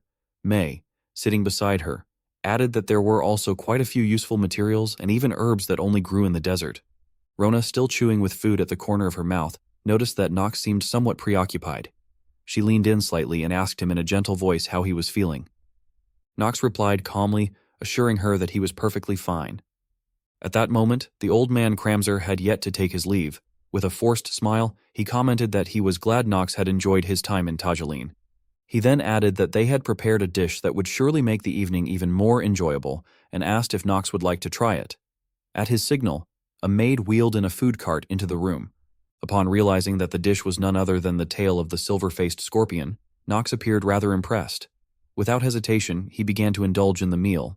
Cramser, visibly proud, declared that it was a delicacy reserved only for the most honored guests. With a twisted expression, he added that he hoped it suited Nox's taste. Meanwhile, night had fallen over the Tajalan castle, blanketing the entire city in a haunting stillness. Outside the balcony of one of the rooms, a shadowy figure silently infiltrated the castle. His silhouette was cast clearly beneath the bright moonlight. With practiced stealth, he gently opened the door and slipped inside without making a sound. It quickly became apparent that the intruder was Kushan. His face was concealed, and in his hand, he gripped a dagger, his intentions unmistakably deadly. In his heart, he muttered to himself that a single stab would end it all. As he slowly pushed open the door to Nox's bedroom, thoughts of vengeance burned within him. He believed that with this act, he could avenge his father and brothers. Revenge for what Theo had done. His eyes were full of hatred as he told himself that this was the best path. Although his forehead was drenched in sweat from the pressure of the task, he pressed on. The man he was about to assassinate, Nox, was someone whose terrifying power he had witnessed firsthand. Kushan crept closer to the bed, thinking that if Cramser's plan had worked as intended, then Nox would already be heavily poisoned. If he was to succeed in one strike, now was the perfect moment. He raised his dagger and shouted with bitter conviction that Nox should blame his father for what was about to happen. The blade was already inches from Nox's face, who still appeared to be deep in slumber, unaware of the imminent threat. But in the very next moment, Nox's eyes shot open. He sprang up instantly and in a flash blocked the descending dagger. Everything happened so fast that Kushan couldn't react, let alone comprehend what had just occurred. Nox gripped Kushan's arm tightly, and with a chilling voice, demanded to know what he was doing. The sheer force of Nox's grip made Kushan tremble as he struggled in vain. Only then did Kushan fully realize the assassination attempt had failed. 1,000 questions raced through his mind, trying to understand how. Once the gravity of the situation set in, he quickly retreated, putting distance between himself and Nox. Kushan clenched his teeth in frustration, hatred twisting his expression as he made the decision to charge at Nox once more. With impressive speed and force, his dagger slashed toward Nox's face, yet given Nox's abilities, avoiding such an attack was effortless. Nox's expression remained unchanged. Calmly, he raised his fist and struck directly at Kushan's right flank. The sheer power behind the blow left Kushan unable to defend himself. He was sent crashing to the ground, crying out in pain, struggling to rise, his entire body trembling. He clutched his injured side and muttered a bewildered question. How could this be possible? In response, Nox gave a wicked grin and mockingly said that if Kushan was wondering how he could still move after being poisoned with such a potent toxin, then he had no intention of explaining anything to someone who had just tried to kill him. Realizing that Nox had been fully aware of his plan all along, Kushan fell silent, awaiting judgment. Then, Nox summoned his black sword and pointed its tip toward Kushan, asking with biting sarcasm whether he wouldn't agree. Not long before the current events, Nox, already fully aware of Kushan's assassination plot against him, had taken the initiative to prepare a countermeasure. He discreetly summoned Alina, whose curiosity was piqued by the unexpected request. He told her, in a cryptic manner, that it was the poison of the silver screen scorpion. According to him, it wasn't inherently toxic, but when consumed with certain types of food, it could become lethal. He warned her that Kushan would attempt to poison him with it, and ordered her to create an antidote. Hearing Nox speak about an incident that had yet to happen as if it were a foregone conclusion left Alina deeply shocked. She asked, bewildered, how he could possibly know such a thing. In truth, Nox knew because he had witnessed this scene play out dozens of times in the game, but he had no intention of revealing that to her. Instead, he simply rebuked her, asking when he had ever allowed her to talk back to him. He coldly commanded her to follow orders without question. Although his expression was stern and scolding, Alina seemed perversely thrilled by his dominant attitude. With an excited look on her face, she commented admiringly on how cool and commanding he always was. Nox, ignoring her eccentric behavior, continued his internal thoughts. He noted that even if Kushan were to mobilize many soldiers, it wouldn't matter, because he had already noticed everything. His eyes subtly flicked toward the rooftop of a nearby building, where he silently assessed the figures stationed there. They were the Black Sword Knights. House Reinhafer's elite forces. Just by observing their stance and aura, he could tell how formidable they were in combat. In his mind, he wondered if Theo was the one who had secretly sent them. He allowed himself a faint smile as he thought about Theo, remarking to himself how Theo's overprotective affection for the youngest sibling was almost tear-inducing. These knights were top tier when it came to stealth, even in the game. But to someone who had cleared the game dozens of times, even they couldn't remain hidden. In any case, Nox was confident that even an entire army wouldn't be a threat with just these knights around. Back in the present, Nox stood over Kushan, whose body was sprawled on the ground, and looked down at him with an icy stare. He questioned him coldly, calling him a fool for daring to attempt an assassination against a bloodline of House Reinhafer. With a tone of biting sarcasm, Nox asked whether killing him was supposed to be revenge for Kushan's father. Kushan's face turned pale at the mention of his father. Despite the pain racking his injured body, his eyes still burned with hatred.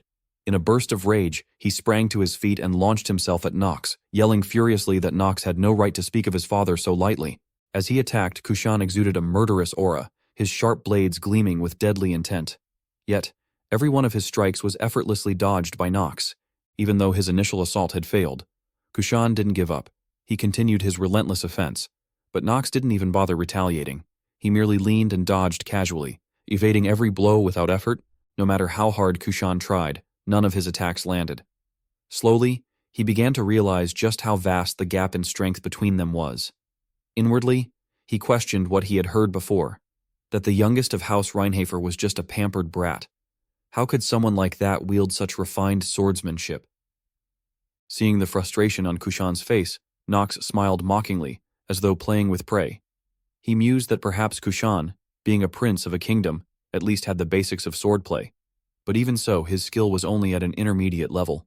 Bored of the one-sided fight, Nox decided it was time to bring this dull encounter to an end. He concluded that he didn't even need to use any advanced techniques or skills. With that thought, Nox made his move. He didn't resort to complex swordplay. Instead, with sheer physical dominance, he struck Kushan down and pinned his entire body to the ground, easily and decisively. Kushan could hardly believe the immense gap in strength between him and Nox. At that moment, the tip of Nox's sword was already pressed against his throat. With a terrifying gaze fixed on him, Nox demanded to know who had sent him. Kushan stammered in response, claiming that he had acted alone. Nox let out a mocking laugh, clearly not convinced, and accused him of trying to hide the truth until the very end. He then called for Christopher. Upon hearing his name, Christopher appeared immediately, visibly thrilled to be summoned. His eyes sparkled like stars, and with great enthusiasm, he declared that he had stationed everyone as ordered, and that if it were Nox's command, he would even leap into fire. But Nox found Christopher's excitement irritating and quickly cut him off, issuing his first order, telling him to shut his mouth. His second command was to make Kushan kneel. Christopher responded without hesitation, accepting the order with a loud "yes," and politely asked Kushan to excuse him before moving in to carry out the command. Now completely overwhelmed, Kushan found himself unable to resist and could only remain silent under Christopher's pressure. Nox, noticing the resentment still burning in Kushan's eyes, coldly remarked that he could see the hatred in his gaze. He asked Kushan a question. What did he think had ruined him, the kingdom, and his younger sister? Kushan's expression turned troubled upon hearing these accusations. He remained silent. Nox continued pressing him. Since he refused to answer that question, Nox proposed another. His eyes now filled with genuine anger, he asked whether Kushan truly believed he was sitting in the seat meant for him. That remark broke Kushan's composure. He lashed out, demanding what Nox could possibly know to say such a thing. Nox, who was born the youngest in a noble family and had never carried any burdens. But Nox remained indifferent. He told him that one didn't need to bear a burden to understand it. Then he asked Kushan if he knew why he hadn't killed him yet. It was because there was still some value left in that fated throne he held. Kushan, hearing that, was visibly irritated. He shouted that the throne was worthless and that he had never wanted such value in the first place. Nox, with a calm and composed expression, closed his eyes slightly and stated that regardless of what Kushan wanted, he had been born with that value. If he could not bear it, then who else could stand in that position? Who else could possibly take his place? The barrage of rhetorical questions left Kushan speechless, unable to form a reply. Then, Nox finally made an offer. He told Kushan to become the king of Tahalin, and if he did, Nox would reveal the truth to him. Kushan's face reflected deep confusion, unsure of what to say. Nox went on to reveal one truth first. He claimed he had done nothing to Kushan's sister. Even as he said it, the admission seemed reluctant on his part. The two young women who had been eavesdropping behind them were visibly shocked. Kushan, too, appeared stunned and couldn't believe what he had just heard. Elsewhere, at a gathering of Tahalan's leadership, a seductive dancer was performing in front of the assembled officials. One man asked aloud, why exactly that man, Nox, had come to Tahalan this time. Another replied that no one knew. Even after much probing, they had found nothing. No information had been uncovered. An old man at the table slammed his fist down in anger, declaring it absurd. He criticized the idea of Nox, regardless of whether he came from a great house or not, bringing private soldiers into their land. To him, it was an insult to Tahalan. Though angered, some among them admitted that the situation was difficult, murmuring with resignation that there was little they could do since Theo belonged to House Reinhafer. For now, they said, they had no choice but to simply watch. Before the discussion could come to an end, a sly voice interrupted them. It was the old man Kramzer, who suggested that this might actually be an opportunity for them all. Surprised by his sudden statement, one of the men asked what he meant by that. With a cunning smile, Kramzer responded that it was time to get rid of the prince, and that now might be the perfect moment. Hearing this, those present grew visibly uneasy, yet some began to echo his words, saying that perhaps this really was the right time. Another voice, however, expressed hesitation, suggesting that it still felt a bit too early, unwilling to let his plan be shaken. Kramzer pressed on. He reminded them of the disgrace the prince had shown that day, asking if they all hadn't witnessed it. Some of them questioned him, asking if by disgrace he meant the moment the prince had knelt. Another agreed, remarking that it was indeed shameful for a prince to kneel before a mere noble. To ignite the crowd further, Kramzer struck his cane against the floor, his face lighting up with excitement as he exclaimed that the people's discontent had reached its peak and that they should eliminate the prince along with Nox's group. An aura of raw ambition radiated from his entire being. Despite Kramzer's provocations, a few still hesitated, expressing concern about whether it was truly acceptable to kill the youngest son of House Reinhafer. But Kramzer only laughed triumphantly, revealing that he had already poisoned the meal meant for Nox, calling him a scoundrel. He added that the prince himself had claimed he would end his own life. This revelation stirred excitement among the others. They praised the plan, saying they could pin Nox's death on the prince and use the resulting chaos to spark a war. A brilliant scheme, they called it. Laughter filled the room as more voices joined in, hailing Kramzer as a mastermind. Overwhelmed by their praise, Kramzer laughed uncontrollably, basking in their admiration. Far off in the shadows, a figure who had been there long enough to overhear everything stood still. Someone who had witnessed the entirety of their wicked scheme. That figure was Nox. He now stepped forward alongside Kushan. They had heard it all. Turning to Kushan, Nox asked him what he thought about the truth he had just witnessed firsthand. Kushan, now fully awakened to the reality before him, looked pale and furious. He clenched his teeth and growled in response, calling it filthy and despicable. At that moment, the scene shifted to what resembled the bottom of the deep sea. Arya was drifting within the confines of her own mind, trapped in a haunting illusion. A familiar and sinister voice echoed through her thoughts. It was Kramzer. He taunted her, asking why she thought the late king and queen had perished, and whether she truly didn't understand why Tahalan had fallen into such ruin. According to him, the blame rested on her incompetent older brother, a coward lacking the strength and resolve to claim the throne. Within her mind, Arya struggled desperately to resist the fear and manipulation that Kramzer exuded. She refused to accept his words and cried out in defiance, insisting that it couldn't be true and accusing him of lying. But Kramzer merely laughed with twisted delight, telling her that everything would be easier if she simply let go. He urged her to leave it all to him, insisting that as a princess, she should remain in a long, happy dream. Before her appeared an illusion of her family, together and joyful, an image of the past that no longer existed.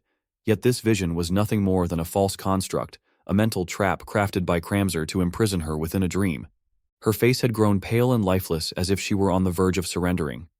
In her despair, she thought that even though she knew this was a meaningless illusion, she couldn't move her body or even speak. A single, painful question echoed through her mind. Was this truly the end? But just as her will was beginning to crumble, a voice rang out through the silence of her mind, calling her name. Arya Adrian, can you hear me? The unexpected voice jolted her awake from the false dreamscape. Desperately, she looked around for the owner of the voice, asking who it was. Although she had no idea who was speaking, She cried out in desperation, pleading for help, for someone to get her out of that place. The voice responded, telling her that if that was what she wanted, they would do it. They had planned to intervene anyway. Then, a brilliant light suddenly flooded the illusion, shining across Arya's dream world. She began to feel a warmth stirring within her, strength slowly returning to her limbs. Confused but relieved, she wondered aloud what in the world was happening. The scene shifted once more, this time to the walls of the palace in Tahalin. There, Kushan knelt before Nox, guilt written across his face as he confessed his faults. He admitted that he had believed everything Kramsel had told him, about Tahalin's politics, its morals, and even the worth of its people. Nox interrupted him sternly, blaming Kushan's weakness for having surrendered his judgment to others. Kushan lowered his head in shame and anguish, saying that this pain was the consequence he now bore. In a voice filled with regret, he asked what he must do to set things right. But Nox, unyielding, told him that was a question he would have to ask someone else, not him. At that moment, several women stepped forward behind Nox. Among them were Arya and Lies.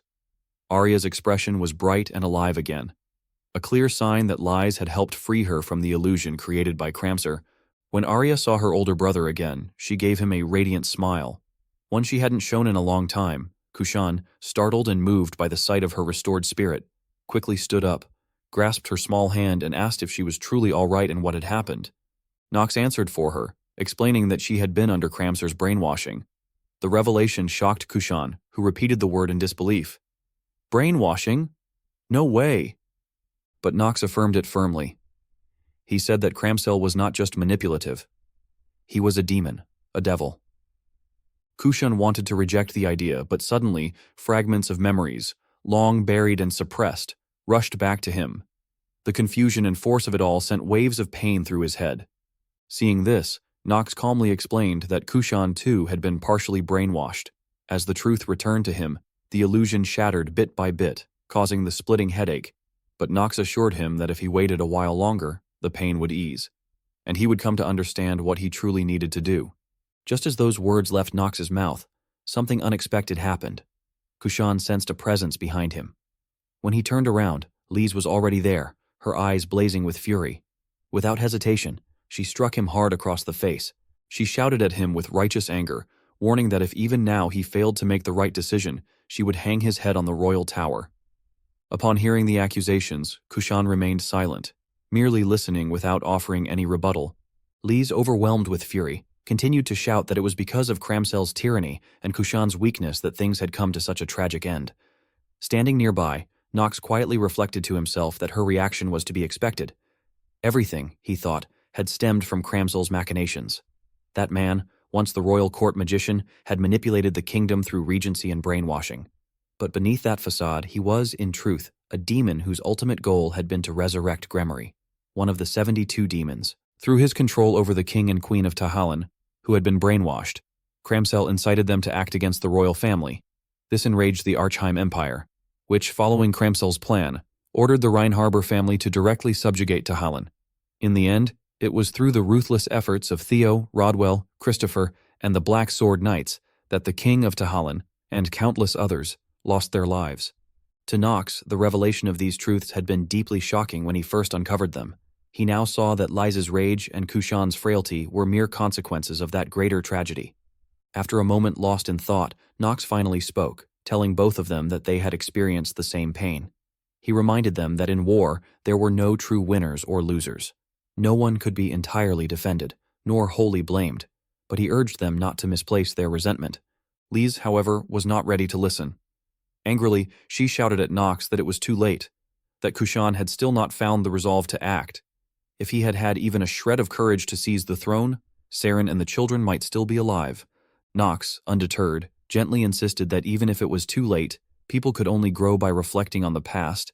He encouraged her to move forward, even if the reality they faced was grim and miserable. Lise was unexpectedly moved by his sincere words.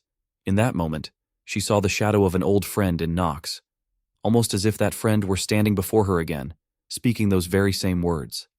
Overcome with emotion, Lise began to sob, and in her heart she admitted to herself that she had known it all along. Kushan was just like her. They both carried the helplessness of losing everyone they loved, the unbearable weight of that loss. They had wanted to run, to hide, to vanish from the world. But even so, there was still something they had to protect. At that moment, Kushan was filled with intense regret. But then, the clear voice of his younger sister rang out, calling to him. He looked up to see Arya, his kind and gentle sister, who offered him comfort, telling him that this time she would be by his side. Her words gave Kushan a renewed sense of confidence, and he thanked her warmly. Then, a notification reached Nox. Kushan Adrian's trait loyalty has bloomed. Kushan Adrian's loyalty to Nox von Reinharber has sharply risen to 100. Now Kushan Adrian will show unshakable, eternal loyalty to the player. With their resolve restored, both Kushan and Lise regained the confidence and faith they had once lost. In their hearts, they swore they would no longer run away from their past. Nox, upon receiving this confirmation, smiled with quiet satisfaction. In his mind, he thought that it was done. He had successfully secured both Kushan Adrian and Lise. Now, they would become two of his most reliable units. Just like with Marin, he would help them grow stronger. After her inner turmoil and the moving words she had heard, Lise finally spoke up. She thanked Nox, saying that her anger had finally found its rightful direction. He didn't seem at all like the man she had heard about in the rumors. Arya also expressed her gratitude, calling Nox her brother's savior and thanking him for saving her as well. Nox, ever humble, responded that he had only opened the path. They had walked it themselves, and just as he was about to continue, his words were interrupted by the sound of loud voices rising from the city. The crowd was shouting in unison. Let's depose the incompetent Prince Kushan and usher in a new era. Let's crown Lord Cramsel as the new king. Nox's group stood above, observing the scene unfold, yet Nox himself showed no sign of concern. Instead, a crooked smile formed on his face as he remarked with a dark glint in his voice that it was far too early to be receiving thanks. What awaited them now was the true war, a war against their real enemy. Meanwhile, the crowd below, manipulated and incited by Cramser, had fallen into chaos. In a frenzy, they shouted slogans in unison, declaring that there was no kingdom worth handing over to an incompetent prince and princess. They demanded that the royal siblings be found immediately and cried out that only one man could save them, Lord Cramser. Watching the riled-up mob, Cramser looked down with a twisted satisfaction. The image of these manipulated people stirred old memories in him. Specifically, the day he was first given an opportunity, a voice had once echoed within his mind, questioning how long it had taken him to reach this moment. That voice had told him that while a rare few were born with great talent and noble lineage, most people never got to experience such a life. It had sneered that barren talent was like barren land, useless, and that he was just a low-born child with nothing to his name. The voice had seen the hunger in his eyes, but mocked that his low birth and petty talent would forever be a curse. It warned he would wander endlessly, never achieving his goal until he was eventually buried by time itself. This is not fair, the voice had insisted. Opportunity must be given equally. And so it had offered him a chance to rise above his worthlessness, even if it meant stepping over others, even if it required selling his soul. That day marked the beginning of his transformation into a venomous serpent who would go on to control all of Tajaline. And now, Cramser believed that his desperate prayers had finally borne fruit. With the great power bestowed upon him by Lady Gremory, he would not just become someone special, he would seize the kingdom for himself. Back in the present, some of the royal officials were scrambling to locate the prince. They frantically called out, asking whether he had been secured and urging others to find him immediately. But before the search could escalate, Kushan calmly stepped forward and declared that there was no need. His sudden appearance caught Cramser off guard. Unshaken, Kushan looked him straight in the eye and asked what he was doing. There was something in Kushan's gaze, his presence, that made Cramser instinctively wary. It was a dangerous shift, one he couldn't ignore. Staring at the young man, Cramser found himself troubled by what he saw. It was strange. That same prince, once broken and consumed by vengeance, had always seemed a pitiful wreck. Just moments ago, he had been a coward, curled in on himself and unable to shatter his shell. But now, what was this new aura radiating from him? Then it struck him. The brainwashing that had bound the prince and princess had worn off. He couldn't help but wonder, what in the world had happened? Before Cramser could finish that thought, Kushan began to speak again, confronting him directly. He reminded Cramser that he had once trusted him like family. Yet in the end, Cramser had not tried to protect the kingdom of Tahalin. Instead, he had only ever sought to steal the land that Kushan's father and ancestors had built. Despite the accusations and the exposure of his true intentions, Cramser remained unbothered. With a smug smile that he made no effort to hide, he responded condescendingly. He claimed that His Highness still failed to grasp the reality of the situation. He mocked Kushan for wasting the past 2 years and pointed toward the furious crowd, insisting that the citizens now stood behind him, enraged by the prince's incompetence. Did Kushan no longer have the eyes to see the sorrow in their faces? Even the late king, Kramser added venomously, must surely be cursing his son from the grave. And as the two men clashed in words, the crowd's roar did not cease. The chants and protests continued, echoing through the streets with unrelenting fury. Kramser was inwardly delighted, thinking to himself that, at this rate, the furious crowd would kill the prince and he wouldn't even have to dirty his own hands. However, just then, Nox intervened. Although he claimed he wasn't particularly fond of meddling in another family's affairs, he asserted that there was one thing he had to point out. The moment Nox's voice rang out, everyone present froze in place. Standing atop the fortress wall with a bright smile, he began to openly criticize them. Referring to various individuals as mere clowns, Kramser and his faction were caught off guard, feeling insulted. Gritting his teeth in anger, Kramser inwardly cursed Nox, dismissing him as a brat emboldened by a fortunate bloodline and a dangerously inflated ego. Still, outwardly, he looked up respectfully and addressed him as Nox von Reinhofer, questioning what business the esteemed heir of House Reinhofer had with him. Nox remained silent for a moment before responding with a calm smile, accusing Kramser of being the one who had instigated the war 2 years prior and was now betraying Tehalen's late king. He even went so far as to call Kramser a dog of the devil. The moment the word devil was mentioned, Kramser's expression turned ashen, and a visible unease took hold of him. The crowd, overhearing this, began to murmur among themselves, confusion and suspicion spreading. Looking down at the people, Nox compared them to festering parasites and mocked their ignorance, accusing them of committing treason without even realizing it. He urged them to think. When had the royal couple of Tehalen begun turning against their own people? When had relations with the Arkheim Empire started to deteriorate? It had all begun, he reminded them, after Kramser had taken his position as the court mage. As Nox's words exposed long-buried truths, the attending nobles began to look at Kramser with eyes full of doubt. Strangely, the crowd also began to feel something was off. Suppressed memories started to resurface, accompanied by splitting headaches. Confused voices cried out, wondering what was happening to them, some even clutching their heads in pain, saying it felt like their skulls would burst. Witnessing this, Kushan realized the horrifying truth about how widespread the brainwashing was. He thought to himself that the headaches were a sign the mind control was breaking down. Not only had Kramser brainwashed him and his siblings, but he had also manipulated many nobles. Seeing the tide turning, Kramser panicked and hastily tried to justify himself. He warned them not to be deceived, accused Nox of being the one who truly brought down Tehalen, and questioned whether they would really believe the words of House Reinhofer.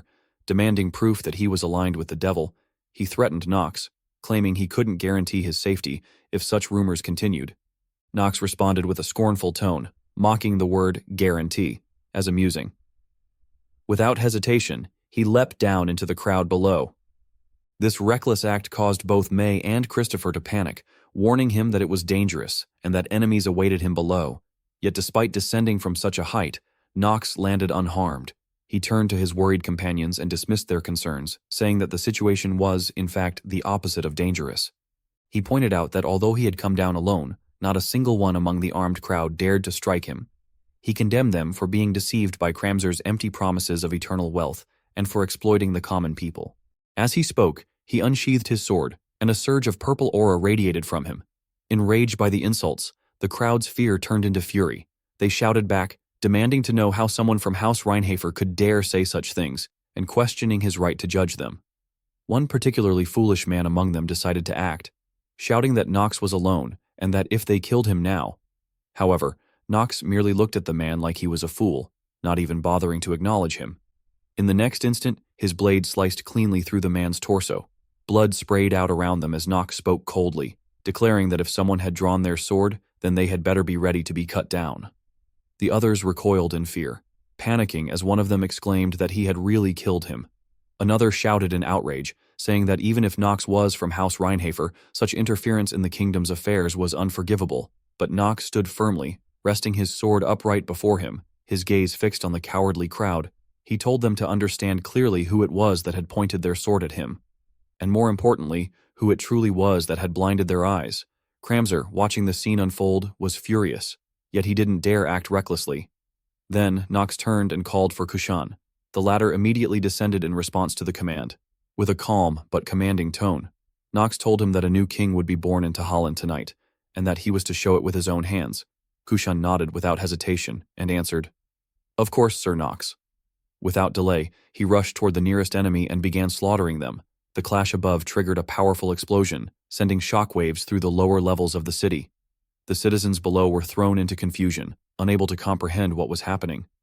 Seeing the battle erupting above, Lise realized this was the signal they had been waiting for. She turned to her allies and cried out that the time had come. They were to attack. With that, her group charged forward and began cutting down those loyal to Kramzer. The entire area was soon plunged into chaos, turning into a battlefield of carnage and madness. Kramzer, like the coward he was, stood off to the side in irritation, shouting that lowly scum dared to act against him. But what unsettled him more than anything else was the terrifying strength of Nox's subordinates. Alina and May hurled enchanted potions from a distance with relentless precision. Christopher remained at the vanguard, leading the charge with unwavering might, while Princess Arya stood behind him, casting spells in support. Kramzer's face grew pale as sweat beaded down his temples. Panic set in, and he muttered to himself that the situation was turning dire. They needed to regain the upper hand somehow. Just then, his eyes locked onto Jitri, who was fighting alone. Seizing the opportunity like a true coward, he launched a surprise magical attack aimed at killing her. Jitri, unaware of the incoming danger, didn't react in time as the spell closed in. But in that critical moment, Nox intercepted the attack. He stepped in between them and blocked the incoming magic just in time. He now stood protectively before her, his eyes locked on Kramzer, no longer dismissive, but alert and serious. After all, the one standing before him now was no mere man, but a true demon. At that moment, Jitri realized she was safe and immediately grew concerned for Nox, who had taken the attack in her place. Nox, however, simply turned to her and instructed her to step back for her own safety. Meanwhile, Kramzer was seething with rage. Internally, he was in disbelief, unable to accept that his magic had been shattered with a single strike. He fumed at the thought that someone he considered a disgrace to House Reinhafer had managed to defy him so effortlessly. The other men allied with Kramzer found themselves in peril as they were being hunted down. In desperation, they ran toward him, pleading for his help, but Kramzer had no intention of saving them. With a snarl, he unleashed his magic upon his own subordinates, shouting at them to get out of his way. A wave of demonic energy erupted from him, spreading terror across the field, accompanied by the anguished screams of those who drew near. Witnessing this horrific act, Kushan cried out in shock that Kramzer was attacking his own allies. Standing beside him, Lisa's face was filled with dread as she pointed out that a portal was forming. He was trying to escape. She insisted they had to stop him. Just as Lise had realized, Kramzer was indeed attempting to cast a teleportation spell to flee the scene. Inwardly, panic began to rise within him. He believed that if he could retreat and regroup, he might still stand a chance against Nox. But his escape plan was thwarted. A beam of magical light suddenly shot toward him at incredible speed, slicing through the air like an arrow. When it collided with the teleportation circle, it exploded on impact. Kramzer's face twisted in fear and disbelief as he questioned aloud what was happening to the portal. On the opposite side stood Nox, watching with a scornful smirk. He mocked Kramzer, questioning if that was truly the skill of the famed court magician. Magical energy still gathered in his hand, ready for another long-range attack, as he sneered at how sloppy and pathetic Kramzer had become. Sweat streamed down Kramzer's face as he anxiously wondered whether Nox had actually reverse-engineered his magic circle just by observing it. And all in such a short time, Nox began approaching him, remarking that thanks to a certain professor who had once worked him to the bone, dismantling such spells had become second nature. Inwardly, he mused that the professor had been a maniac obsessed with magic, though right now, that madness had proven useful. Soon, Nox stood right in front of Kramzer. He grabbed the man by the collar and called out for everyone to watch closely. What he was about to do, he said, would be undeniable proof that this man was, in fact, a demon. He immediately began casting a spell to expose Kramzer's true demonic form. Realizing the danger, Kramzer screamed for Nox to stop, but it was already too late. Nox's mana surged into Kramzer's body, causing his veins to rise and darken, black mist to seep from his skin, and his eyes to turn a terrifying shade of red and black. He coughed up blood, a sickening dark fluid that only demons bled. The onlookers were stunned. Someone cried out that his mana was backfiring, and another gasped at his monstrous form. The truth was now evident. Court magician Kramzer was a demon. Nox didn't hold back his contempt, declaring Kramzer a vile piece of trash. and adding that those who had followed him were even worse. Exposed and enraged, Cramser tried to fight back.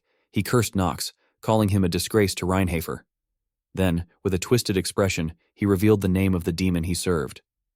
Gremory, one of the 72 demons and a Grand Duke, he proclaimed himself Gremory's most loyal servant and warned that once Gremory found out what had happened to him, they would all suffer. But Knox didn't let him continue. Without a word, he thrust his dark sword straight through Cramser's chest. The demon screamed in agony, his voice rasping as the blade pierced through him. His entire body trembled as fear overtook him, and he began to beg desperately. He pleaded with Guhak to spare him just once, promising to give him everything, wealth, fame, Tahalin, and even the Grand Duke's power, but Knox showed no interest in his words. Gripping his sword tightly with a cold demeanor, he swung it across Cramser's body. His eyes, more terrifying than any demon's, remained fixed on his target as he coldly declared that he didn't need any of it. Cramser's body was split in two and began to dissolve into the air, vanishing without even the chance to scream. Despite having known what was coming, Kushan was still deeply shaken upon witnessing the horrifying scene. Standing beside him, Knox calmly explained that Gremory was a devil, who in exchange for granting demons overwhelming power, claimed both their bodies and souls after death. According to him, even those powerful beings were nothing more than her discarded remnants. He added that unless they eradicated them completely, Tahalin would never see the light of dawn. Without pause, he turned to the others and instructed Kushan and Lise that it was time to end the rebellion, receiving the order with serious expressions. Both Kushan and Lise acknowledged it. What followed was a merciless purge. Everyone affiliated with Cramser's faction was ruthlessly eliminated. During the bloodshed, system notifications echoed repeatedly, declaring, "Enemy eliminated, lifespan increased by 4 hours." As Knox continued cutting down his enemies, he reflected bitterly to himself that although these people had indeed committed atrocities under Cramser's orders, the act of killing his own kind merely to extend his life by a few hours felt utterly repulsive. He cursed the vile affliction he was suffering from. By the time dawn broke, a faint morning light returned to Tahalin, though the city was still soaked in the stench of blood. At that moment, the Reinharfer family's knights arrived, dispatched to protect Knox. Witnessing the aftermath, all of them were astonished.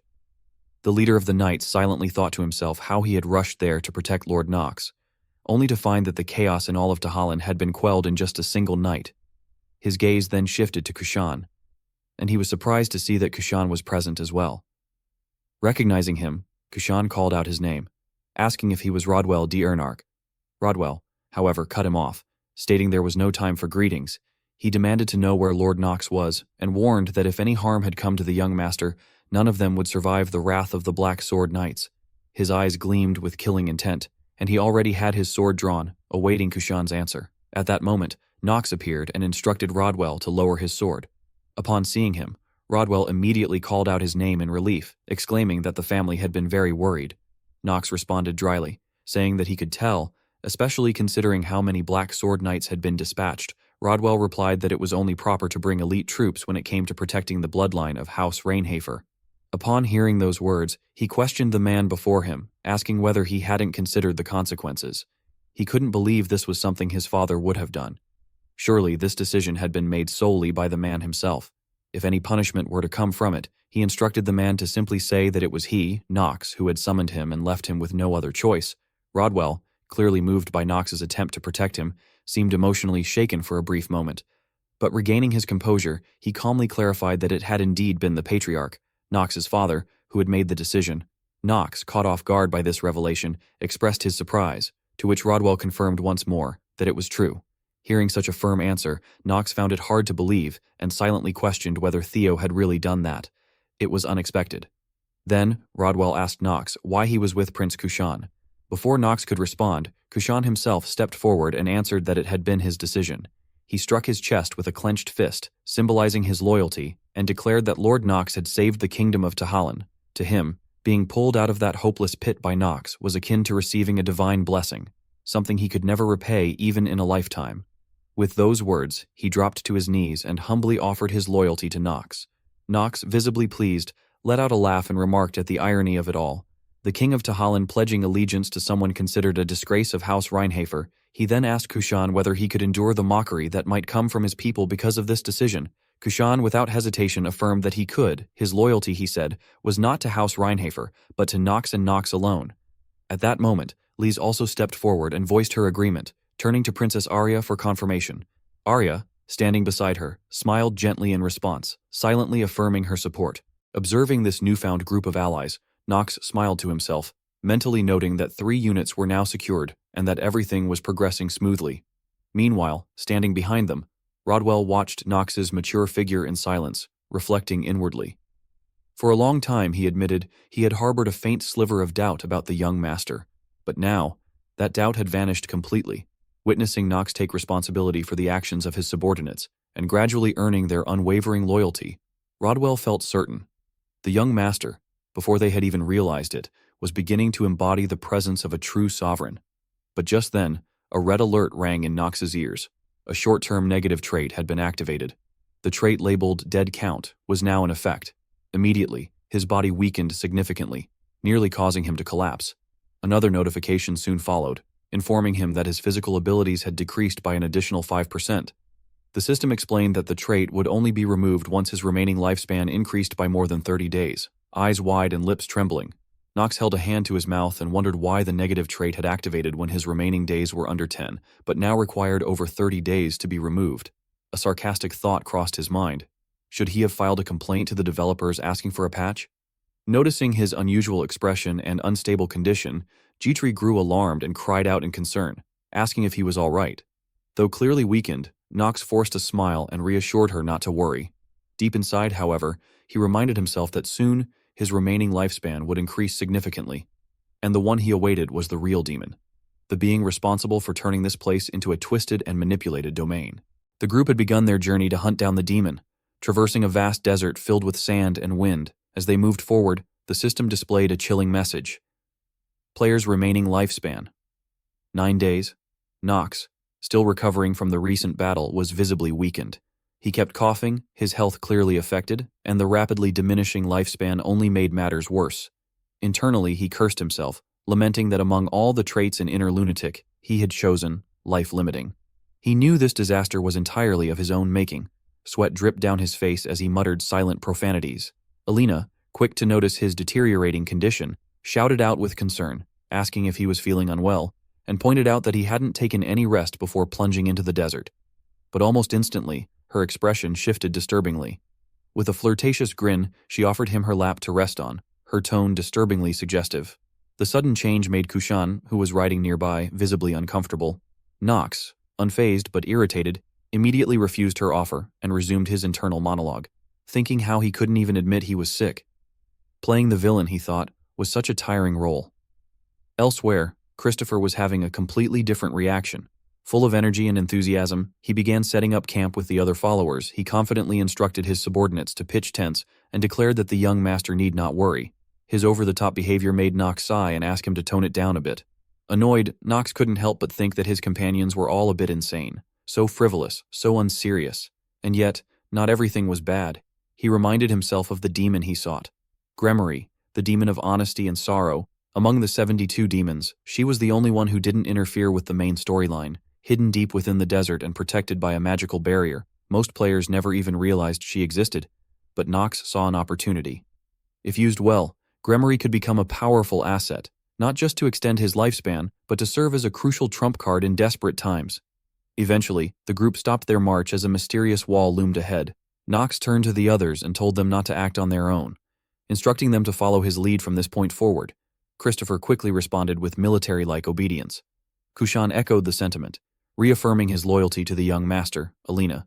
Cheeks flushed and tone dripping with affection, eagerly promised to obey whatever Nox desired.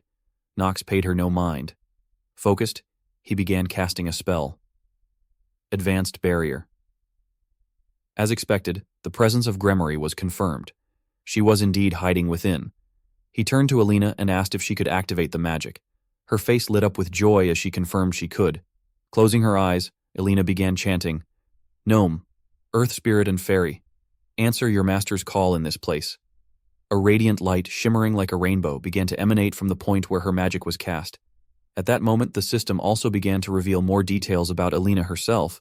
Alina is a 21-year-old half-elf whose main elemental affinity is wood.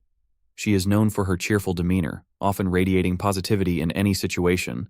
A genius in potion-making and a prodigy in the spiritual arts, Alina possesses an open-minded nature that allows her to embrace new ideas with ease. She has recently awakened the blooming state of the law of spirit contract, hinting at her growing potential. Despite her talents, Alina often displays a dreamy, air-headed disposition, accompanied by a naive charm that makes her both endearing and unpredictable. She tends to fall in love easily, swept away by emotions without much thought. However, her innocence is paired with a lack of awareness about the world around her. Adding to her flaws, Alina is also known to indulge in alcohol a bit too freely, which sometimes leads to irresponsible behavior. At that moment, everyone was able to witness Alina's true potential. Above her, a radiant light believed to be from a spirit began to shine, illuminating the entire surrounding area. Simultaneously, the system issued a notification indicating that the unit would receive additional buffs when contracting with wood-type spirits. Nox then began to explain certain aspects of the game lore. Inner Lunatic. According to him, the game offered various combat styles and corresponding traits. Among them, Spirit Arts stood out as a special ability. While it lacked firepower, it required extremely high stats, which made even seasoned players reluctant to use it. Nox believed that if Alina were developed with Spirit Arts as her subclass, she could potentially grow into a prodigy. This was the reason Alina had been one of his favorite units. In terms of raw stats, Liz's Fire Element Spirit Arts were stronger, but in this desert, where fire elements were difficult to use effectively, Alina had the advantage. He also noted that Liz would become more useful once he unlocked stats related to Spirit Arts. At that point, the green light above Alina began to concentrate, forming a small orb, signaling the near completion of the spirit summoning ritual. The system then confirmed the contract. Contracted Spirit. Gnome. As the light dispersed, it revealed a pure white, adorable gnome. Christopher, intrigued, sat down and watched the newly summoned spirit with fascination. Nox verified its identity and internally reflected on its nature. Gnome, spirit of the earth. Traditionally, it would appear as a white-bearded dwarf wearing a hat. But in Inner Lunatic, it had been redesigned with a cute appearance. Having completed her task, Alina beamed with joy and spoke playfully, claiming she had done well and affectionately addressing Nox as darling. Nox, uninterested in her antics, began tying a rope around himself to prepare for the next phase of their mission. He eventually turned back and acknowledged her efforts with a brief compliment, saying she had done well now that she was sober. Despite the praise, Alina wasn't satisfied. She responded with frustration, saying she had hoped to be recognized for her hard work studying spirit arts. Nox sighed and stood up. Then, to her surprise, he stepped forward, patted her on the head, and repeated his praise with a bit more sincerity. The sudden gesture caused Alina to blush and grow flustered. While she was still lost in her own thoughts, Nox approached the other two and instructed them to wrap the thread around their wrists. The thread would allow them to keep track of each other and to pull on it in case of danger. After some searching, the group finally arrived at a location that seemed to be protected by a barrier. The system immediately issued a warning. Warning: you've entered the domain of the lesser demon of honesty and sorrow, Gremory. You are trapped in the maze of death. If you cannot find the path, the player will die. Nox warned everyone to be cautious and avoid getting caught in the sandstorm. Right after he spoke, whirlwinds began to rise around them. He silently analyzed the situation, realizing that it was a sandout phenomenon, intended to obscure their vision. What made it worse was the fact that the entrance to the ruins shifted every hour. However, he believed that Gnome could solve this problem. Suddenly, the spirit gnome noticed something. It let out a sound and rushed in a specific direction. Alina seemed to understand its meaning and urged the others to follow, excitedly calling Nox darling again. However, her expression made Nox visibly uncomfortable.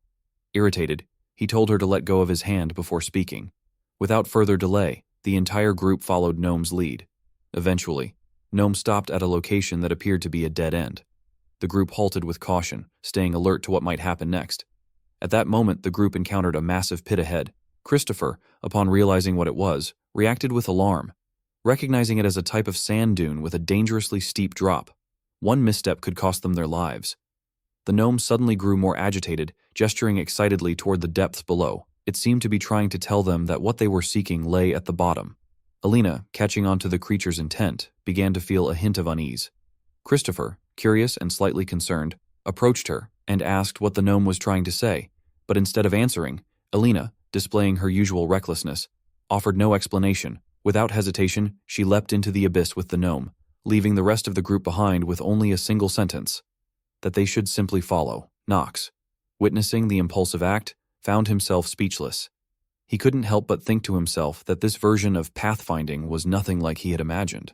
Left with little choice, the rest of the group followed her lead and began sliding down the steep sand dune. Christopher, far from nervous, wore an enthusiastic expression as he exclaimed that the experience reminded him of a training exercise he once did with his squad during night class. Apparently, they had enjoyed his company so much that they had pushed him off a cliff, an experience that, according to him, this moment vividly brought back. Knox, on the other hand, felt no such excitement. Inwardly, he scoffed, thinking that Christopher's story clearly described bullying more than camaraderie. After an intense descent, the group found themselves suspended mid-air near the bottom of the dune, only to realize they were falling straight into a cavern below. The fun quickly vanished from Christopher's face as he shouted that they were about to crash into the ground. Knox, however, remained calm. He swiftly activated a mana shield, a technique he had learned from Professor Ras. Violet mana surged from his hands and formed a protective barrier around the group, allowing them to land safely. Reflecting on the situation, Knox acknowledged that while the spell was still difficult to manage in combat, it was perfectly suitable for situations like this. As the group composed themselves and began scanning their surroundings with caution, Christopher exhaled in relief and remarked on the vastness of the ruin before them. He praised Knox's keen insight, claiming to be thoroughly impressed. But before the mood could settle, Kushan seemed to sense something unusual. He swiftly signaled Christopher to keep quiet and warned the group to be on high alert. Something was coming. The noise in the distance grew louder and was steadily approaching. Soon, the source became unmistakably clear. Monstrous insects and bug-like creatures, terrifying not only in appearance but also in sheer size. Within moments, the group found themselves surrounded on all sides, forced to stand back-to-back in a defensive formation. Knox had anticipated a confrontation, but even he hadn't expected such an overwhelming number of enemies. Christopher gripped his sword tightly, his expression growing tense as he declared that those bugs had no right to approach the young master of House Reinhafer. He assured that there was no need to worry, for he, Christopher, would take care of them before his master even needed to act. However, before he could finish, Knox interrupted him with a serious expression, stating firmly that he would fight as well. At that moment, he had already drawn his black sword, and a terrifying surge of dark purple mana radiated from his body with overwhelming intensity. Internally, Knox acknowledged that although it wasn't much, every bit of his remaining lifespan was precious. Meanwhile, elsewhere within the labyrinth, a woman sat alone, reaching her hand toward the faint rays of light that filtered into the cavern. She complained that she had intended to use Cramser for a greater cause, but because of some brat who had appeared out of nowhere, everything had gone to waste. She was clearly referring to Knox's group, accusing them of daring to set foot in the domain of the Great Gremory. She swore they would be taught a lesson. Her voice then turned eerily mystical as she announced that they would now have to face the trial of that ruin, one named Honesty and Sorrow. While the battle against the massive insect monsters raged on, the system suddenly notified the players. The players' remaining lifespan had been restored to 14 days. However, it also issued a warning that the negative trait was still in effect. In order to remove the effect of the trait known as dead count, the player's lifespan needed to be extended beyond 30 days. Knox quietly reflected on this, recognizing that dead count was a debilitating trait that restricted a player's actions in various ways. It reduced stats by a certain percentage, imposed multiple penalties, and created additional disadvantages. Even after defeating numerous enemies with the debuff still active, his lifespan hadn't increased beyond the 14-day limit. After a long period of relentless combat, the monsters were finally wiped out, their corpses now piled high around the battlefield. Kushan confirmed that things had more or less settled. Knox, while assessing the battlefield, silently acknowledged not only Kushan's combat prowess, but also the exceptional swordsmanship of Christopher. It was, after all, the sword of the knight so dearly valued by Theo.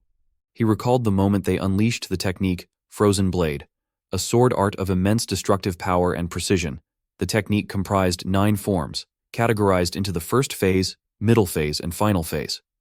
At first, Knox had thought Christopher was merely a talkative old man, but now he realized that the captain of the Black Sword Knights was something else entirely.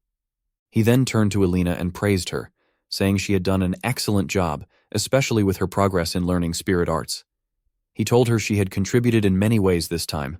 Alina, pleased, remarked that perhaps all the training she had done with May during their free time had finally paid off. Knox inwardly remarked on May's incredible self-sacrificing nature, getting hit by Alina's potion, healing, and then taking hits again, only to heal once more in endless repetition. He thought to himself that she truly was a hero in her own right. and that he really ought to give her a raise.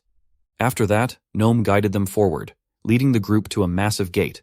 When they pushed it open, they were met with a chilling sight. Towering statues of monsters that looked incredibly lifelike and terrifying.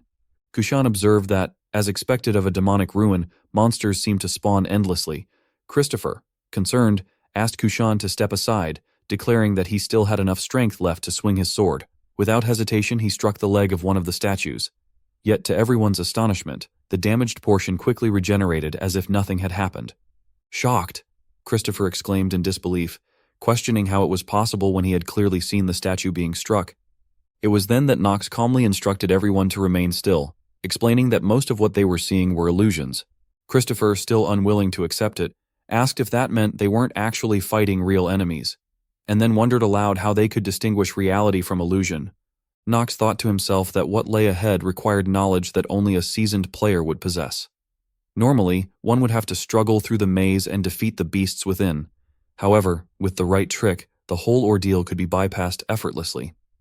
Elena, still uncertain about Nox's decisions, hesitantly asked how he could be so sure of the correct path. Nox merely smiled, keeping his thoughts to himself. The first trick, he recalled, was to keep moving in the direction toward which the skull decorations were bowing. That path would lead directly to the boss room. Then, standing before a massive skeleton, Nox drew his sword and announced to everyone that they should prepare for battle, for the beast that would appear in this room was no illusion. As soon as he finished speaking, he launched a relentless assault on the surrounding statues, all while thinking to himself. The second trick was simple. One could determine whether a monster was real or not by checking if the skull wore a ring on its index finger. The unique magic power within the ring attracted beasts. It was a trial designed to blur the line between illusion and reality, gradually severing the challenger's connection to the outside world. But to him, it was meaningless. The trials of honesty and grief only appeared to those who strayed from the correct path. He had no intention of making such mistakes. He was only following the true route. Eventually, the group stood before yet another door. They pushed it open, and there, seated in the center of the room, was a lone figure waiting for them. It was a skeleton. It addressed them with a chilling voice, calling them foolish creatures, and declaring that they had finally reached this realm. There was no longer any reason for it to hide. Then, with a sudden scream, it let out a deafening cry, commanding them to sleep, along with this trial. At that moment, a thick cloud of dust spread rapidly throughout the room, engulfing everyone. The group fell into panic, their minds racing with fear and confusion over what was happening. Nox, however, remained calm. He assessed the situation with a cool gaze, mentally noting how flashy this so-called final outburst was. Almost simultaneously, a notification from the system appeared, stating that the player had seen through the illusionary scenery. The poison status would be ignored, and no damage would be taken. His eyes lit up with determination. In one swift motion, he swung his sword, cutting through the surrounding dust. His voice rang out clearly and forcefully as he shouted that enough was enough. He declared that it was time to end these meaningless, boring trials, and demanded the being to rise. The skeleton appeared enraged. It let out a dreadful laugh and remarked that an interesting kid had entered. It acknowledged that Nox's defeat of Cramser had not been a fluke after all. Those who had accompanied Nox were visibly shaken by this revelation. In their panic, they stammered and questioned aloud whether this could truly be what they feared. Nox answered them with composure. He confirmed that it was exactly as they suspected. This was Grand Duke Gremory, one of the 72 demons, the very beginning and the end of the tragedy tied to the Tajilan kingdom. The female demon, wearing a twisted smile, expressed her fascination. She admitted that he was the first human she had seen in these ruins who hadn't succumbed to her illusions. She was genuinely curious about how he had done it. Kushan, filled with fury, called her out, accusing her of being the demon who had brainwashed Cramser and conspired to devour Tajilan. He declared that the deception would end now, but the demon only scoffed at him. With a mocking tone, she questioned his use of the word deception. She reminded them of her nature. She was the demon of honesty. As long as humans existed, and with them, the divisions of class, the downfall of Tajilan was no lie. Reality, she said, was often more cruel and devastating than any illusion. All she had done was reveal the truth and the natural order that resided within her. Then she addressed him directly, calling him Little Prince. Kushan lost his composure and demanded to know why such a thing had been done. But before he could say more, Nox quickly interrupted him, telling him that it was enough. He explained that there was nothing more pointless than asking a demon for its motives. With a mocking smile, he added that perhaps it was because of resurrection. The demoness, beautiful and composed, responded with a gracious smile, noting how surprisingly knowledgeable the young boy was. Far more so than the prince, she confirmed his guess, admitting that he was right. Knox, seemingly satisfied with having steered the conversation in his intended direction, chuckled inwardly. Then he offered to share even more knowledge, mentioning, almost casually, the archangel who had once sealed the demoness in the past. That revelation visibly stunned her. She asked how he could possibly know that. Knox replied calmly that yes, he was just a human, but one who knew all her weaknesses. Infuriated, the demoness shouted back at him, questioning his smug tone and reminding him of her rank as a Grand Duke. She insisted she could crush a mere human effortlessly, but Knox remained composed. Closing his eyes, he addressed her by name, Gremory, and told her to end the pathetic charade. He revealed that he had known everything from the beginning and had merely played along with her meaningless trials. Then, without hesitation, he cut his own hand, letting the blood flow down his sword. The unexpected action confused and unsettled the demoness, Knox continued, stating that due to her contract with the Archangel, she was unable to harm a human within the final sealed chamber of those ruins. And just as he said that, chains materialized from nowhere, binding the demoness tightly and preventing her from resisting. Thrown down by the chains, she cursed the contract and shouted in frustration, trying to twist the logic, claiming that Knox had attacked her first. The onlookers, witnessing the astonishing scene, could hardly believe what they were seeing. They exclaimed in disbelief that a demon unable to harm humans was unheard of. Suddenly, all the strange behavior made sense. The Grand Duke-level demon had never fought directly but relied on illusions and trials. It became clear that young Master Knox had known her weakness from the start. Now, with the demoness firmly restrained, Knox pointed his blood-streaked blade at her and coldly demanded full cooperation. If she answered everything he asked, he promised to spare her life. His first question was simple: the name of the angel who had sealed her. The demoness scoffed at the request, claiming she wouldn't remember the name of just any angel. But Knox's eyes narrowed, his voice hardened as he recalled slaying a demon like her once, one who had also been too slow to understand their situation. He wondered aloud whether that demon's name had been Paimon, pressing the tip of his sword against her throat. Frightened now, the demoness hastily offered to describe the angel's appearance instead. Knox gave a faint smile, expressing how much he appreciated her sudden willingness to cooperate. He then ordered her to tell him everything she had seen and everything she knew. Despite facing Knox and feeling a deep sense of discomfort, the female demon seethed inwardly, unable to suppress her indignation. How dare he subject her to such humiliation? And yet, something about his tone, his gestures, and especially his eyes. She was certain she had seen them before. A chilling realization crept in.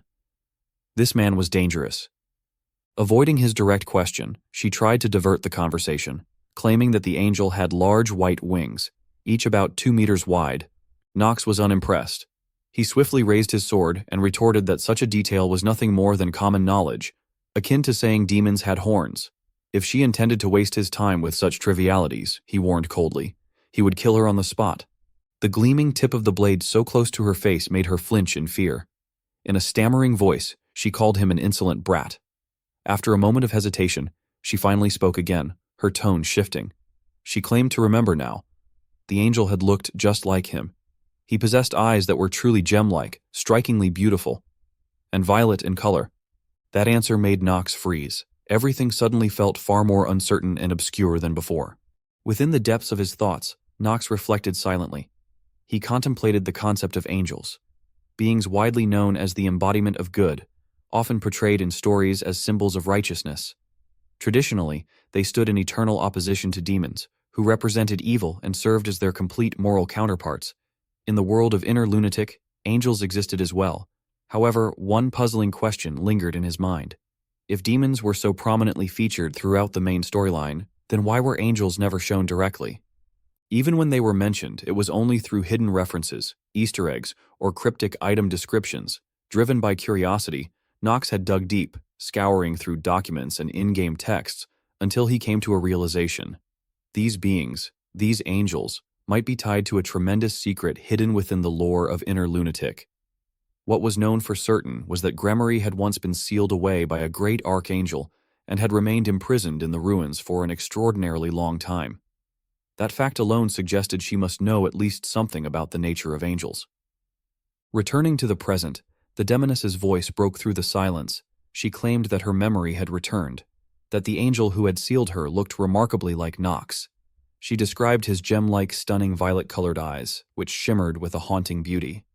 Nox, initially expressionless, muttered a simple remark, indicating his understanding, but his demeanor quickly shifted. His face twisted into something terrifying as he raised his sword toward her, demanding whether she meant to imply that her knowledge was ultimately useless. Fear overtook the demoness, and she tried to calm him with a nervous protest, asking if he could perhaps put away the ominous blade. She argued that if she truly had any useful information to offer, she would have already found the angel herself. All she could recall, she claimed, was a vivid image, a blinding light tearing into her world of darkness, the scent of sunlight, and then a woman descending from the sky with massive wings and violet eyes. The woman had struck her, and from that moment on, Gremory's demonic powers had been suppressed. Bound and in pain, the demoness cried out in frustration. She demanded to know why Nox was keeping her alive, urging him to just kill her already. She couldn't understand his intentions. According to her, the angel had spoken only one thing before vanishing. "One day, your chance to repent will come."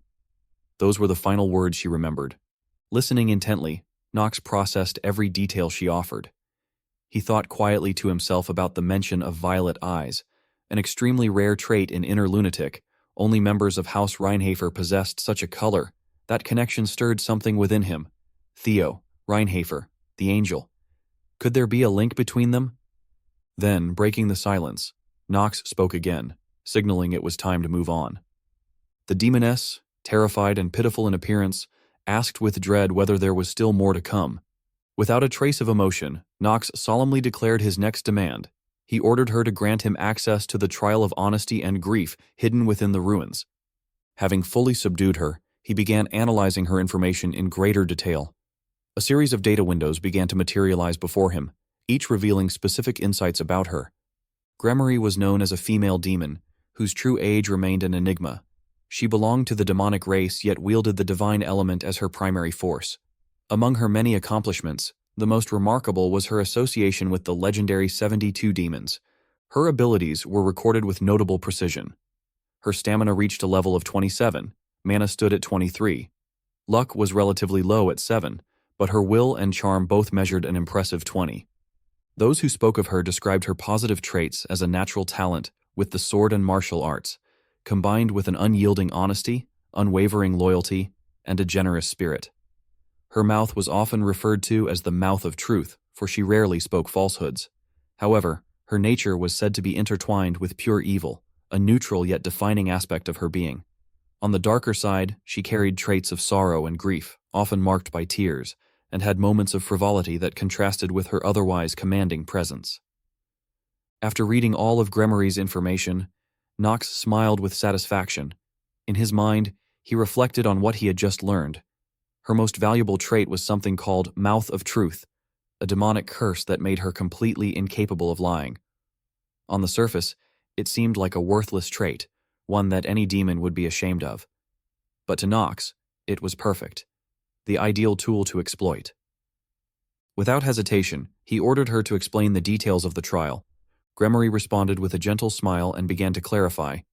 The trial of honesty, she said, was rather straightforward. Upon entering the chamber, the participant would be asked a single question, to which they must respond with complete honesty. They were free to offer whatever they chose as a wager, and the greater the value of their offering, the greater the reward in return. Her explanation, however, unsettled Christopher. The fact that a demon could speak so calmly about something so deceptively simple made him uneasy. He turned to Nox and voiced his concern, saying it all sounded a bit too easy, and suspiciously so. Gremory heard his comment and, in a darker tone, explained further.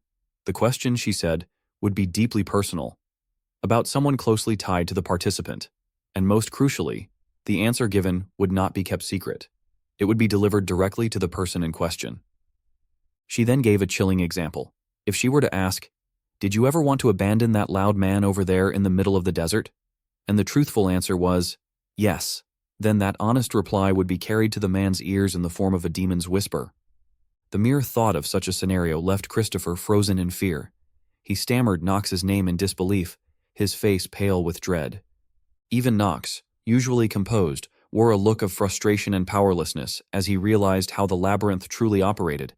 He then asked Gremory what exactly caused someone to fail the trial. She answered bluntly, lying. The greater the wager, the harder the question. But likewise, the rewards would also be more significant. Despite the simplicity of the rules, Knox couldn't shake his suspicion. In his mind, he considered the real danger. On the surface, it sounded like an easy trial, but the difficulty wasn't in the question itself. It was in the implications. Do you want to kill the Emperor and take his power? Do you wish to poison your lover and replace her with someone new? Do you secretly plan to assassinate your brother and steal your family's honor? If the answer to any of those was yes, then the intended recipient would hear it, and the consequences could come faster than death itself. He understood then. The true trial lay in the exposure, to bare one's soul on this wretched continent, to reveal secrets, betray emotions, and hand over weaknesses. That was the real challenge. But Knox was no stranger to high stakes. True gamblers never walked away from a table just because the risk was everything. If the trial demanded everything from him, then he was prepared to offer it all in return.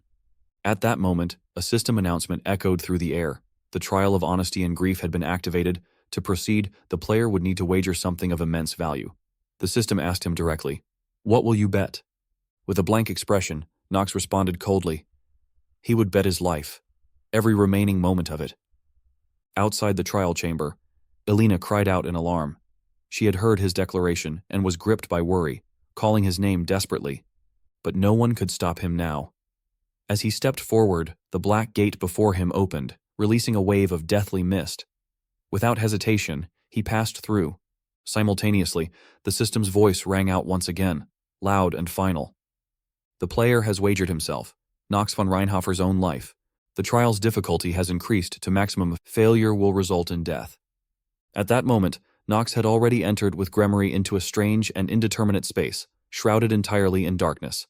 Gremory remarked that he had wagered far more than she had expected, warning him that a single question could very well lead to his death. She asked if he wasn't afraid. Knox turned to her with a skeptical gaze and told her to go ahead and ask. Smiling, Gremory extended her arms in a welcoming gesture and declared that the trial would now begin. She then posed a question in a tone laced with suspicion and danger, asking whether he would be willing to kill his father, Theo von Reinhofer, if it were truly necessary. The moment he heard that question, Knox's expression changed, and he fell into deep contemplation. He reflected that before the trial had begun, he had tried to predict what the question might be. He had anticipated something along the lines of, "Do you want to overthrow the royal family?" Or, "Do you truly trust your people?" Questions he was mentally prepared for. Even if he were to be hated for his answers, he wouldn't have cared. He reminded himself that for the sake of others, he had to see this story through to the end. After all, he wasn't really Knox the Good-for-Nothing, but rather Yu-chan, playing a role. He had already accepted the possibility of being hated and had grown accustomed to it. But a question involving Theo, Knox's father, that was different. He began to wonder what Theo had truly meant to Knox. Or more importantly, what the word father even meant to him personally. Caught in a web of doubt and internal questioning, Knox remained silent, unable to answer. Gremory smiled and urged him again to respond, repeating the question. Would he kill his father, Theo, if necessary? Knox found himself in an agonizing dilemma.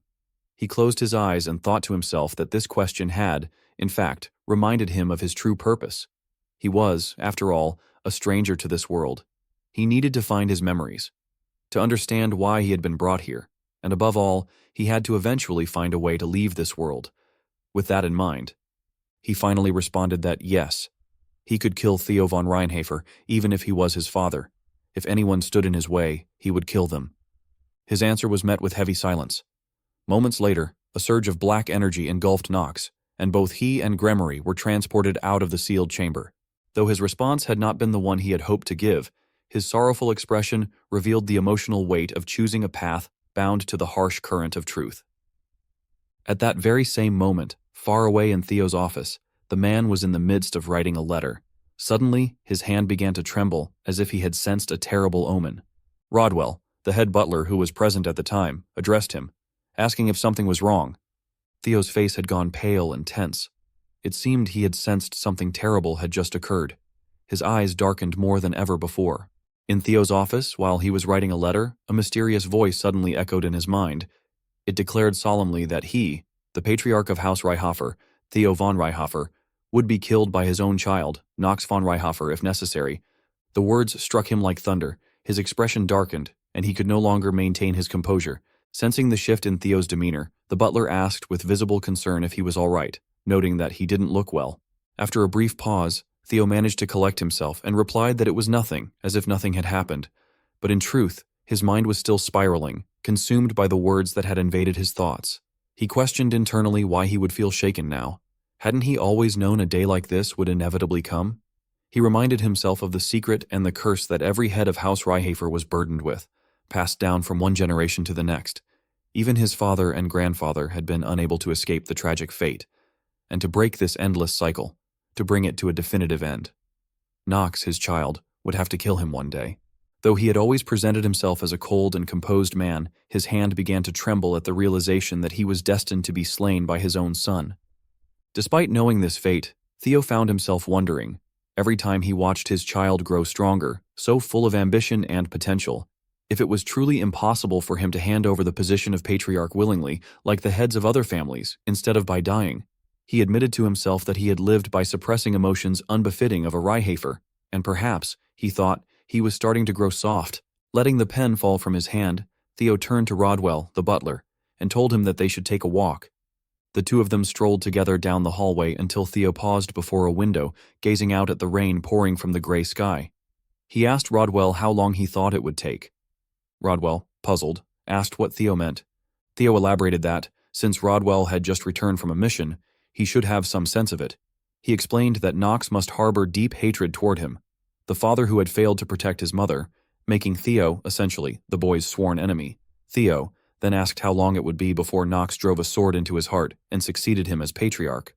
Rodwell, taken aback and visibly anxious, stammered that he wasn't sure, but if he had to guess, it might happen much sooner than expected.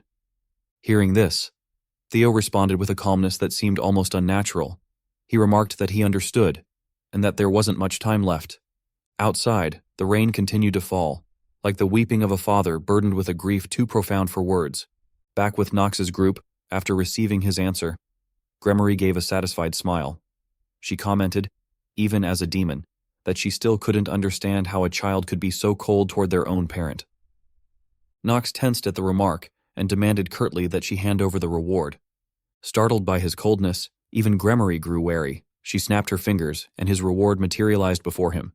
At that moment, the system announced that he had obtained the artifact known as the Mirror of Sealing. The item was called the Mirror of Sealing. It belonged to a unique category, classified simply as Other. It was of the highest grade and had no specific attribute attached to it. The mirror could not be stacked, nor was it bound by any equipment restrictions.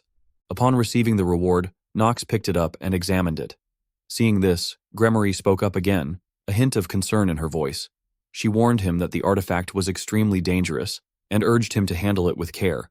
Knox simply looked at her and smiled faintly, clearly knowing better than anyone just how dangerous it truly was. And as his cold, piercing eyes glinted with silent understanding, the system issued one final message. Special effect. Seals the subdued target into a mirror world. The target loses most of their power and cannot escape until the owner permits it. Gremory sensed the danger in Knox's eyes, and fear overtook her. She stammered in disbelief, questioning what that look meant and whether he was truly intending to use it. But Knox remained indifferent. Without hesitation, he activated the mirror, turning it toward her. He declared that he was using the Mirror of Sealing and identified the target clearly.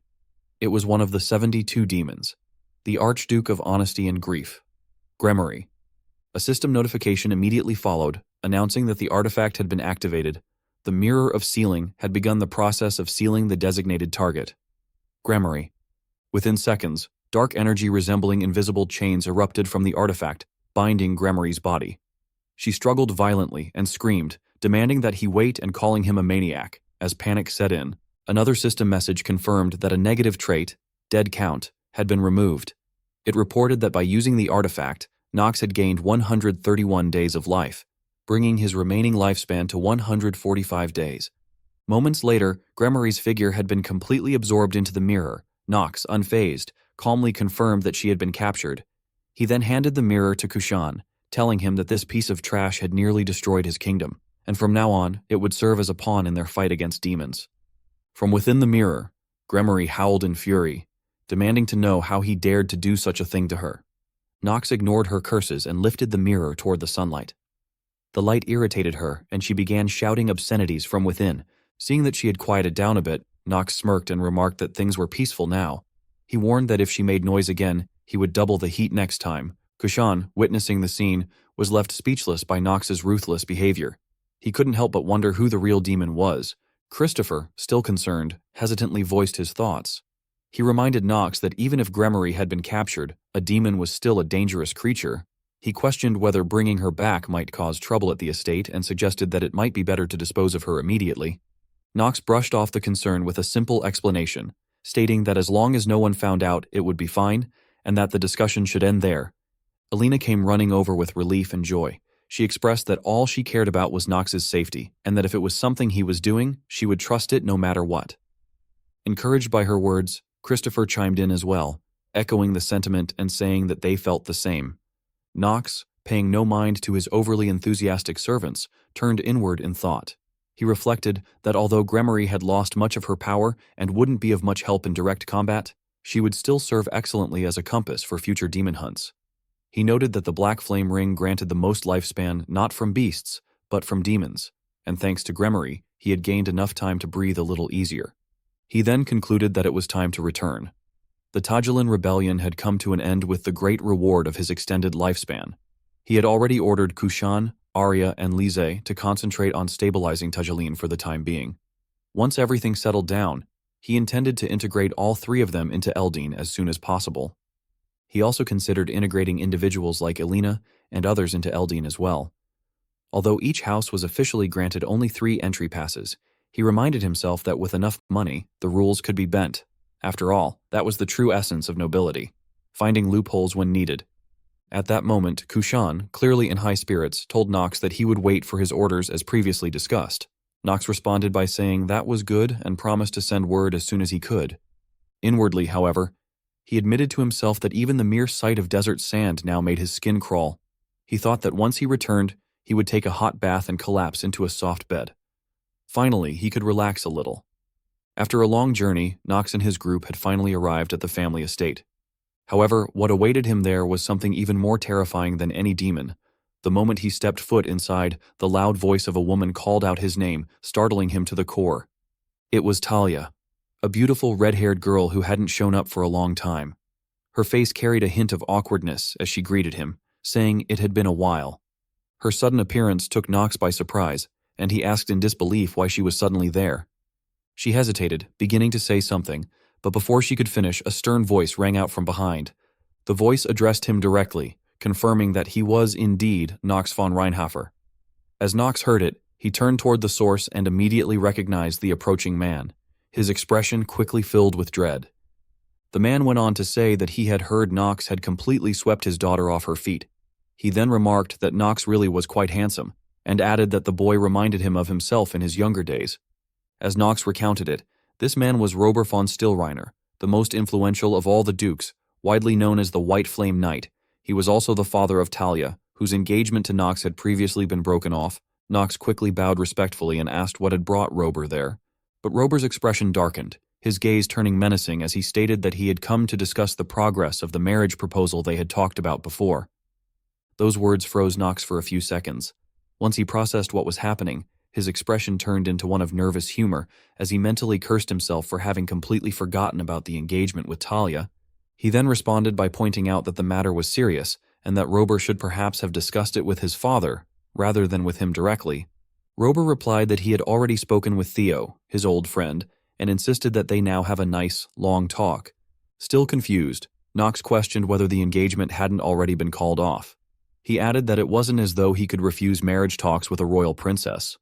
Robert's expression soured further upon hearing this, and with an increasingly threatening aura, he asked if Nox was deliberately trying to avoid the discussion by becoming the princess's groom as a way to escape marrying his daughter. Faced with such overwhelming pressure, Nox found himself at a loss for words. Internally, he panicked, realizing he had truly messed up. Robert von Stillreiner was infamous among gamers for being absurdly powerful. Nox feared that if he said the wrong thing now, he might actually be beaten to death on the spot, and could end up losing all the lifespan he had earned from sealing Gremory. However, Talia, standing behind, quickly spoke up to stop her father. She questioned why he was making things so difficult for Nox, her tone filled with frustration. Being publicly confronted by his beloved daughter, Rober's expression changed almost instantly.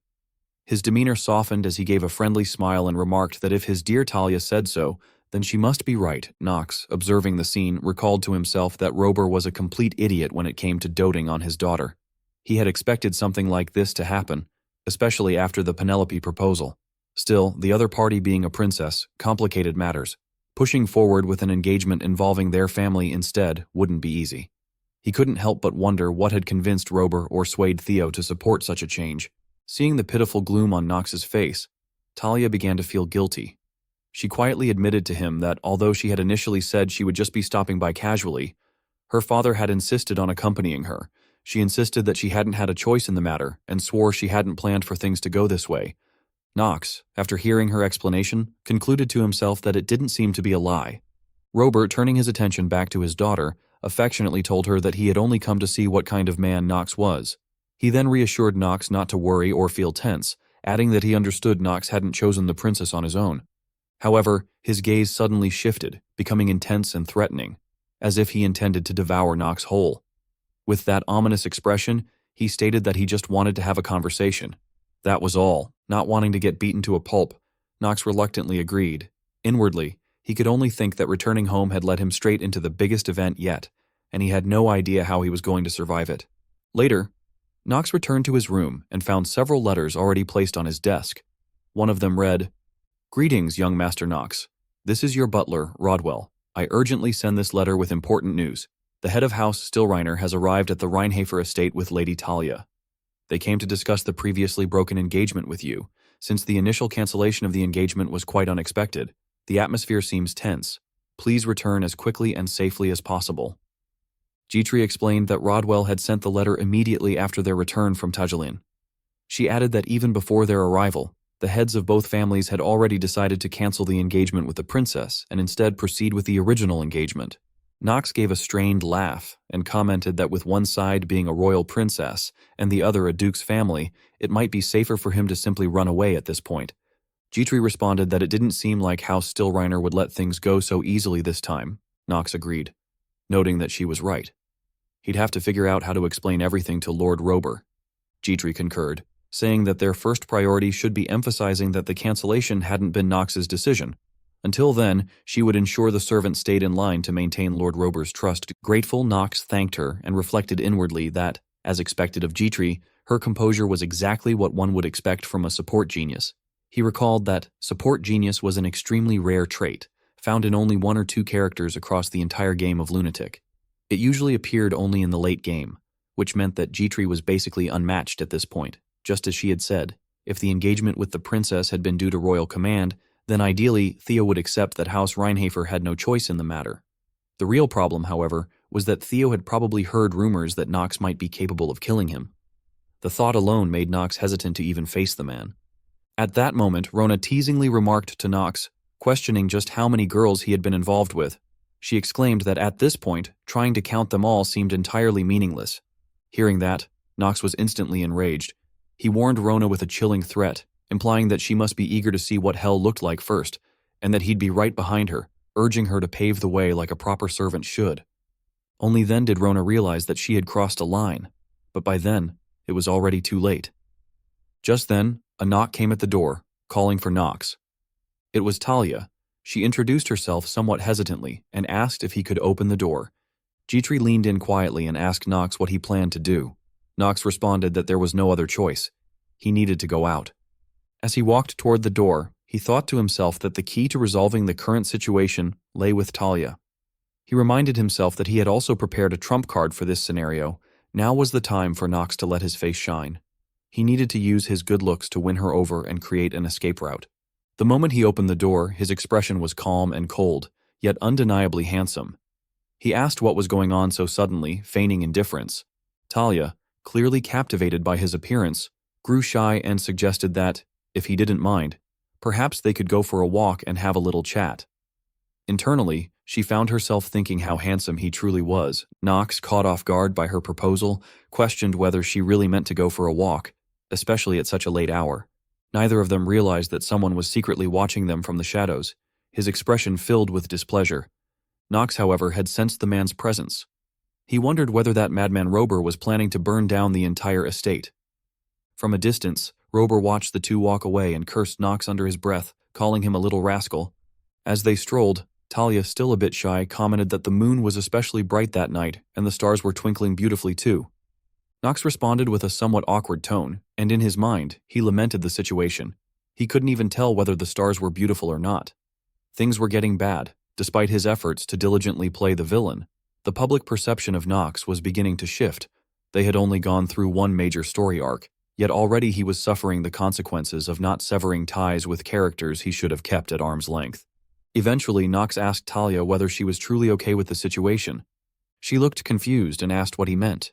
He explained that if both of their parents agreed to proceed with the engagement, wouldn't that mean they were essentially disobeying a royal command? Talia fell silent upon hearing those words, her expression contemplative as she sank into thought. Elsewhere sometime earlier, a thunderous voice could be heard. Roder was fiercely questioning Theo. He accused him of humiliating House Stillreiner, saying that even if it had been under the princess's orders, House Reinhafer's continued silence was suspicious. Hearing these accusations, Theo's expression grew stern, and he turned his gaze toward Roder with serious eyes. Roder then turned to his daughter and reminded her that they needed to speak in private. He instructed her to step outside for a moment, and Talia obeyed without question, quietly leaving the room. Standing in the hallway, she began to wonder to herself what the two men might be discussing. Knowing her father's temperament, she considered the possibility, albeit half-jokingly, that they might even be fighting with swords.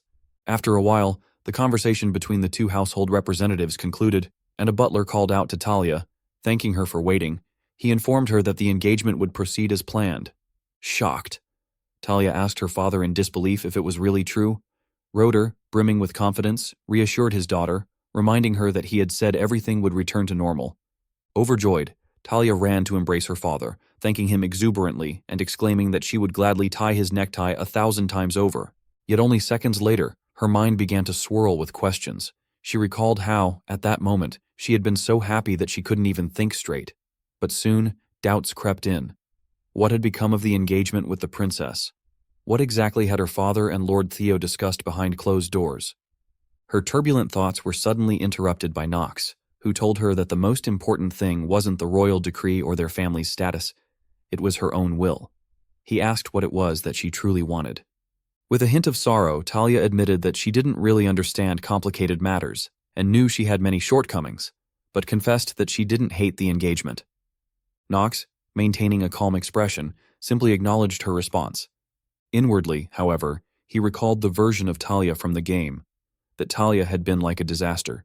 She had gotten Nox killed, and in the end, with hollow, vacant eyes, had driven a sword into his heart, driven by a twisted longing. They had been cursed to be a tragic pair, forever haunted by the bond they shared, but that had only been the Talia he remembered from the game. At that moment, Talia spoke up, telling Nox that he had something he needed to do. Nox was surprised by her question. She continued, saying that she could feel it. She mentioned that she had watched him working tirelessly at the academy, studying all night in the library and endlessly swinging his sword at the training grounds. Observing him like that had made her realize something. He was chasing after something with all his heart. She said he had no time to think about others, but even so, if he could occasionally talk to her and share moments like this, just the two of them, that would be enough for her. She even brought up how she had been given the title of Nox's fiancée, claiming with a hint of playful pride that she was in the lead now. Nox's expression turned a bit somber. He admitted to himself that he could no longer deny it. There was a subtle but undeniable gap between the Talia from Lunatic in his memories and the one standing before him now. He silently remarked that she was far too naive. Talia said nothing in response to his thoughts. Instead, she simply followed him closely from behind.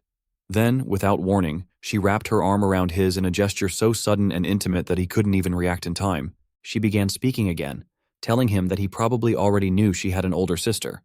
Someone very strong, though perhaps not as strong as him. For some reason, she said, her sister harbored a deep hatred for her. Talia admitted it might sound silly, but she still wanted to talk to her sister, to understand the reason behind that hatred. To do that, she felt she had to become strong, stronger than her sister. Unlike their father or her sister, she claimed, she lacked talent and was rather foolish. Even so, she believed that she could grow stronger one day.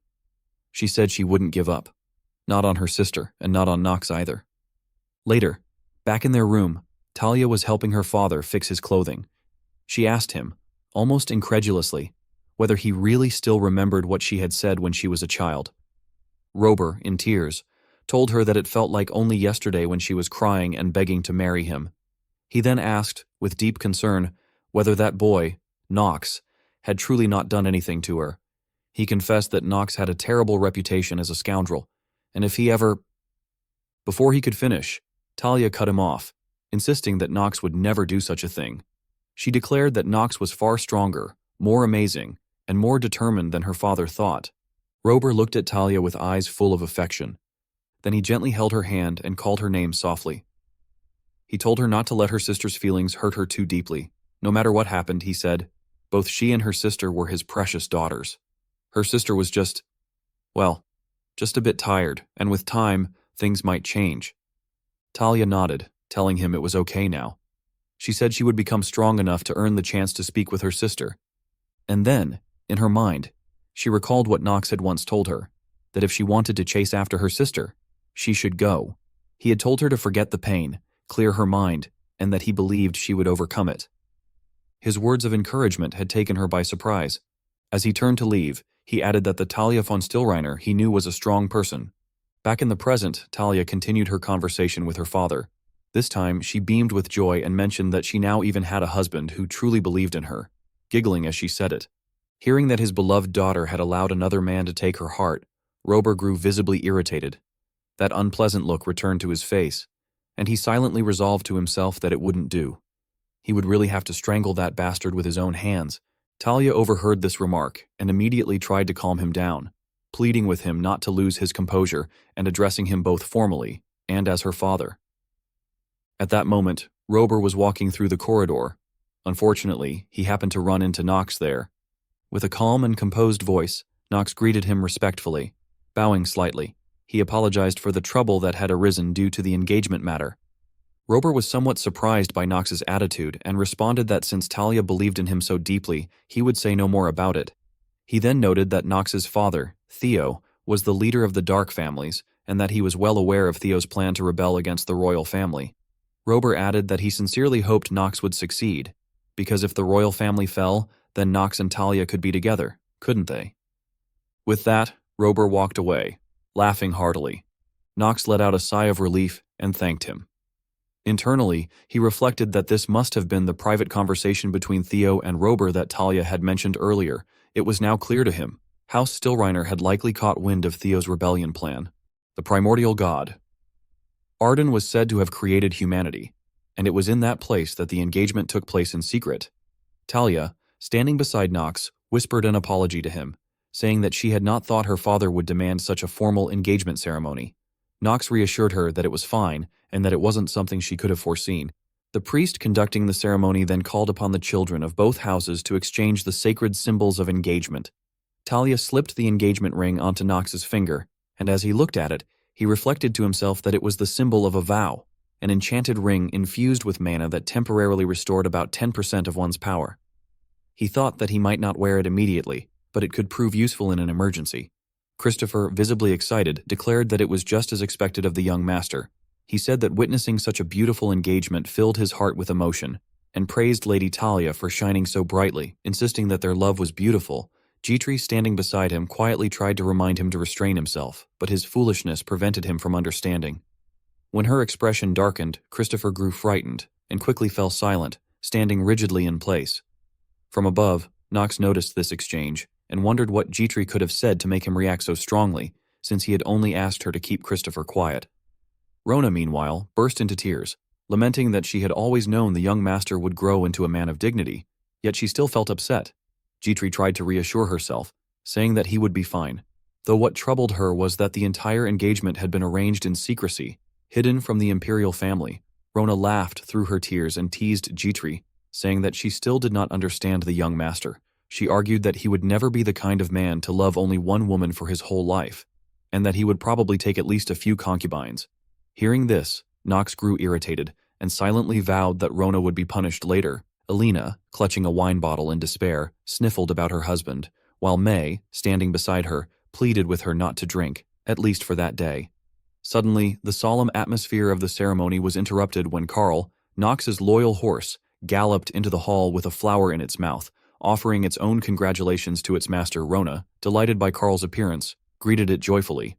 Nox, however, thought to himself that even Carl had shown up, and that Theo must truly be holding a death ritual for him.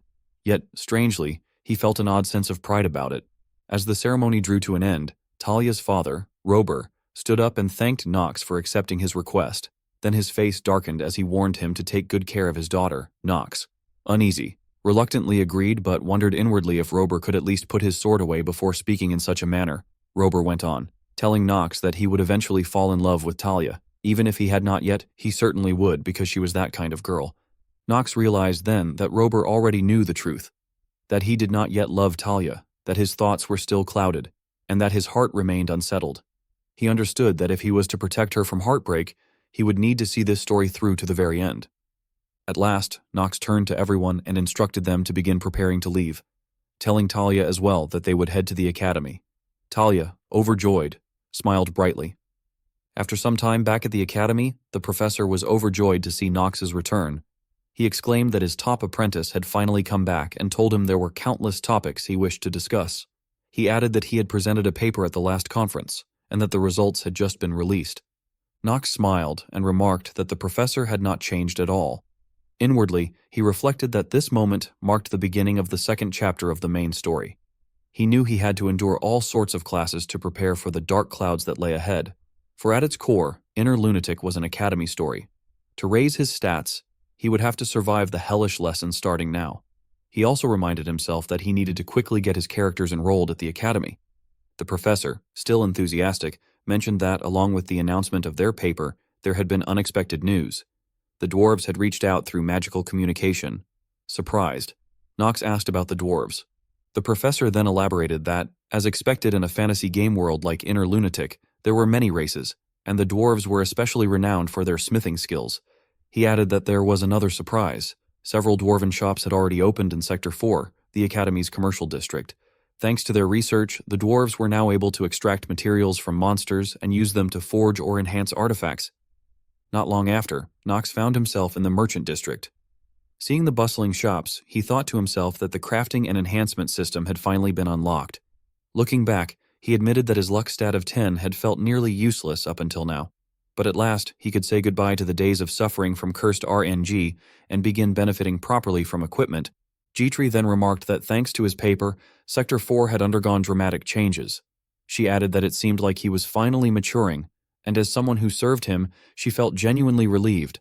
Nox teasingly asked if she was worrying about him now, though inwardly he admitted that it was good to hear her words.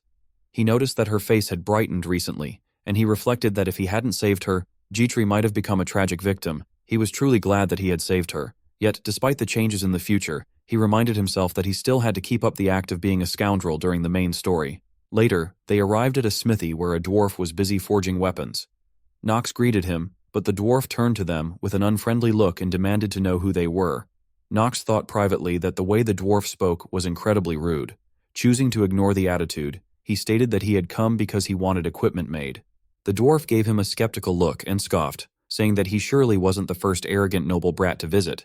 He asked if Nox thought weapons appeared out of thin air upon command, then pointed out that he didn't even have any demon materials.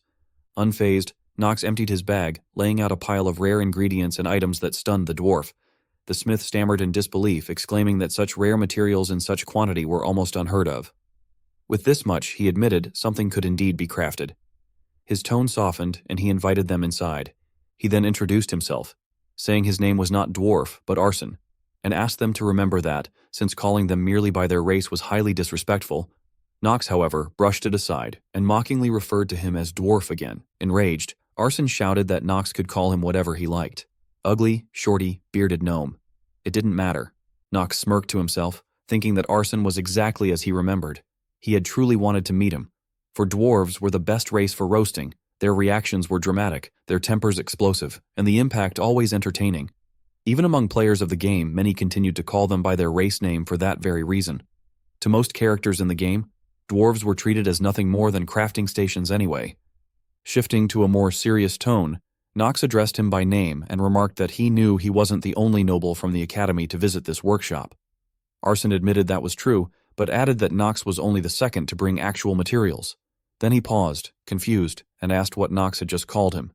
To smooth things over, Jitri interjected, explaining that their young master was a man of reason and that what had happened earlier had merely been a joke. Brightening, Arson exclaimed that perhaps the young man wasn't so bad after all, then eagerly asked which noble house he was from. Nox answered simply that he was from House Reinhafer. At once, Arson's expression shifted to fear. He stammered, repeating the name of the house as if confirming it, before nervously asking what kind of equipment Nox wished to have made. Puzzled, Nox questioned the sudden change in attitude and asked if something was wrong. The dwarf hastily insisted that this was how he always spoke, forcing out a strained laugh. Observing Arson's sudden shift in attitude, Nox immediately understood the reason. A few years earlier, his father, Theo von Reinhofer, had brought an end to the war started by the Dwarf King, utterly defeating the dwarves. Though it had not yet been revealed in the story, Arson was a descendant of the former Dwarf King. Naturally, the mere mention of the name Reinhofer was enough to provoke such a reaction. Afterward, Nox presented a blueprint of armor and suggested that, if there was no problem, they should continue. He asked Arson if he could craft armor based on that design. When Arson saw the blueprint, his eyes lit up with excitement. He exclaimed that the listed materials were extraordinary. 2 griffin hearts to maximize wind power, 3 feathers for mobility and speed, and golem cores, both stone and iron, for balance and defense. He admitted it was lavish, but at the same time, brilliant, something most dwarves would never even imagine designing. Nox, however, thought to himself that such a thing was natural. The design was his custom-built, endgame tier early to mid-story armor, created through trial, error, and over-the-top gameplay. More importantly, it raised the hidden stat of agility to 10, which extended his key skill, Chore of the Genius, to 10 minutes. Excited, Arson affirmed that there should be no further delays and urged that they begin crafting immediately. Yet before they could proceed, a voice suddenly interrupted, declaring that the transaction was void. The speaker was Eleanor. She explained that the rival in merchantry had been the first to request such a deal. Both Nox and the dwarf craftsman were startled by her unexpected appearance. Arson, visibly uneasy, protested that he wished to be the first to craft the item. Eleanor countered by pointing out that Arson's father had already signed a contract. She added that, since her side had placed a bulk order, even if Arson were to submit his request immediately afterward, production would not be possible until 3 months later. She remarked that it was unfortunate for him. Hearing this, Nox realized the situation was troublesome. He wondered if this was the butterfly effect caused by his earlier interventions, since in the original story, contact with a dwarf would not have occurred this early. He then reviewed the personal details of the craftsman. Arson was a 24-year-old dwarf of royal blood, aligned with the element of earth, renowned for his genius in artifact crafting and handiwork. Though the latter had been reduced to level 1 by the Dwarf King's blessing, he was optimistic yet obsessive. Quick to change stances and sometimes simple-minded, he also displayed darker flaws, bullying the weak, yielding to the strong, and being plagued by insecurity, burdens, and forgetfulness. His stamina and will both reached 14, while his mana was only 2, his luck 9, and his charm 6. Blessed by the Dwarf King, his active skills included hammer swing and heavy strike. At that moment, Arson, embarrassed, admitted with difficulty that he had completely forgotten about the agreement. He urged that it should not be misunderstood, insisting that his race was normally very intelligent. Before coughing awkwardly, Nox, dissatisfied, thought that the foolish dwarf posed a serious problem. Without Arson, who possessed both the genius of artifact crafting and handiwork, the equipment would not even be possible to produce. Eleanor then remarked that it seemed Nox also wished to commission Arson to craft an item. Catching the look in her eyes, Nox reflected that she had the uncanny ability to immediately recognize extraordinary talent, always showing keen interest in abilities that shone like gold.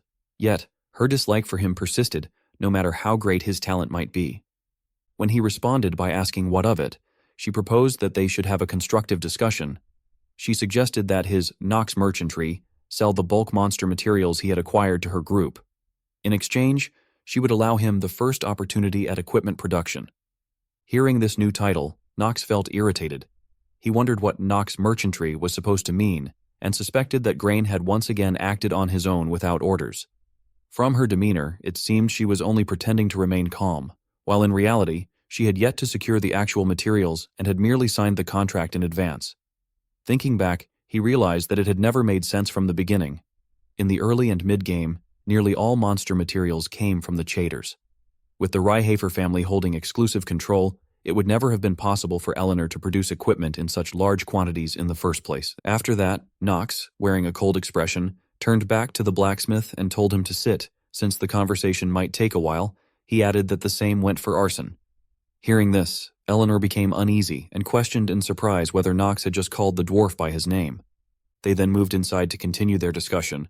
Eleanor remarked that she had never expected him to name a merchant company after himself, and even more so to pass the notoriously strict merchant approval process. Knox replied that it had simply turned out that way. Eleanor continued, saying she had not anticipated that he would own a merchant company on top of annexing the entire Chaders region, and admitted that her own information-gathering skills as a merchant might still be lacking. Knox, feeling irritated, thought to himself that this was just her prejudice. Eleanor went straight to the point and declared that the Rivalin Merchant Company would purchase all the Chaders monster materials he had listed on the market. She emphasized that they would pay the full price, for their honor was at stake. Knox reflected silently that when it came to profit, Eleanor always threw herself into matters with great passion. The hunger for love she had never received from her father, the wealthy magnate Clarkson, had twisted into a relentless desire to seize more and more, to shake people by controlling resources. To Knox, she was a tragic figure in many ways, and it did not help that he himself was tied to one of her deepest traumas. He resolved inwardly that he would never sell all monster materials to a single family, since allowing one family to monopolize resources would make it harder for others to produce artifacts, slowing their growth. He reasoned that if his only goal were immediate financial gain, then selling everything to Eleanor's company would indeed be the best option. But what mattered most to him was the average growth statistics of his characters. That was why, before returning from Chaders, he had instructed Grain never to sell too much at once, only small amounts at a time, so that no family could monopolize, and their trade share would remain below 15%. If artifacts became widespread, countless lives could be saved. Moreover, in the later stages, where capital would be crucial, this approach would also be of great help in the merchant storyline involving Eleanor. He finally voiced his stance, saying they could not release everything on the market, and that exceeding 15% was not possible. Eleanor was displeased and asked why, adding that she already knew he possessed far more monster materials stored both in Chaders and in his warehouse, and insisted that selling only a small amount would not cause any problems. Knox answered that it did not matter, since he was not doing this for money anyway. Eleanor pressed him, asking how it was possible that, after cultivating the barren Chaders, money was not his goal. Knox told her that money could not buy everything, and that she would not understand that yet. Those words left Eleanor upset, though she could do nothing about it.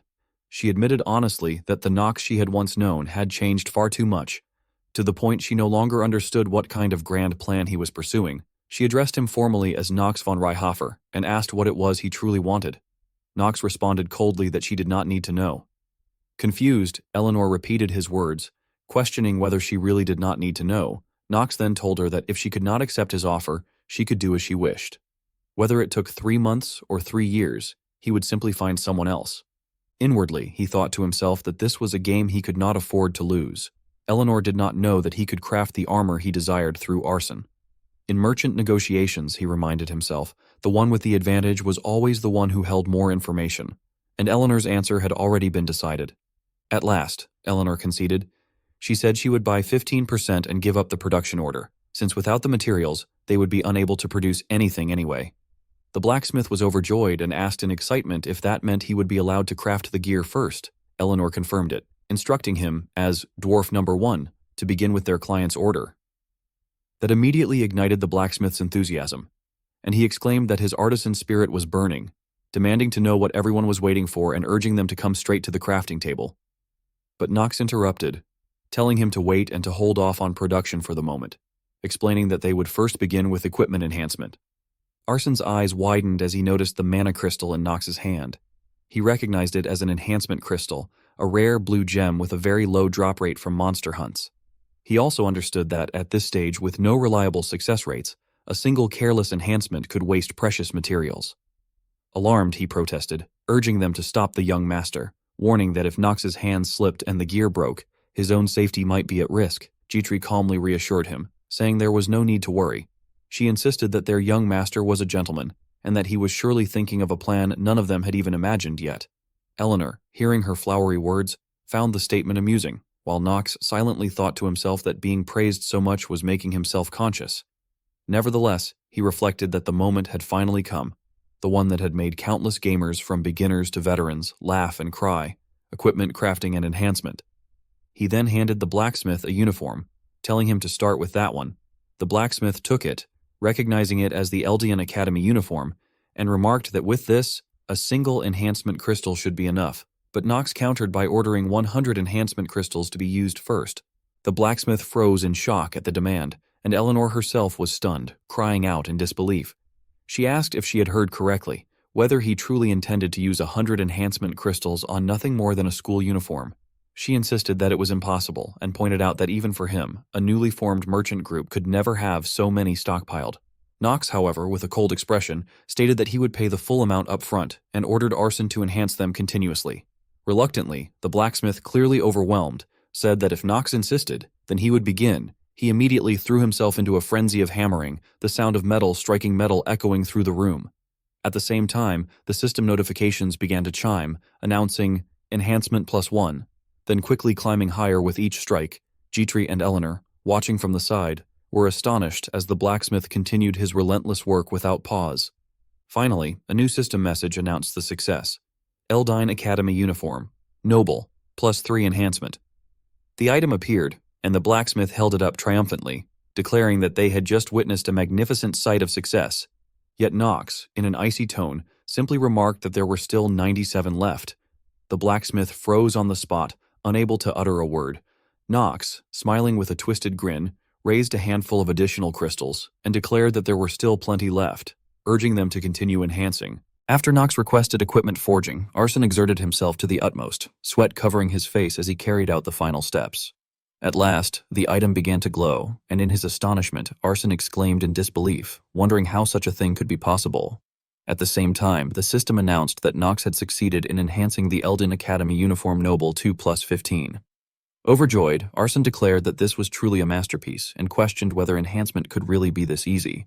He remarked that the young master must be extraordinarily lucky. Knox simply smiled, thinking to himself that of course it appeared that way to Arson, since the latter did not understand how the system worked. He reflected that with Arson's natural talent as a blacksmith combined with his own luck stat of 10, success was guaranteed up to +7, though the chances decreased by 5% with every stage beyond that. At the very last stage, +25, the chance fell to merely 1%. However, that rule only applied to top-class artifacts. For something like an academy uniform, the maximum enhancement was +15. That meant the uniform was now fully enhanced.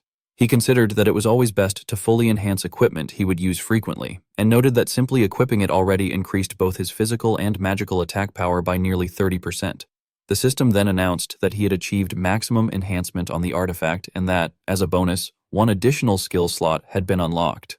Knox rejoiced inwardly, thinking it was perfect, for now he could learn another skill. He immediately began considering which item would be the next target for enhancement.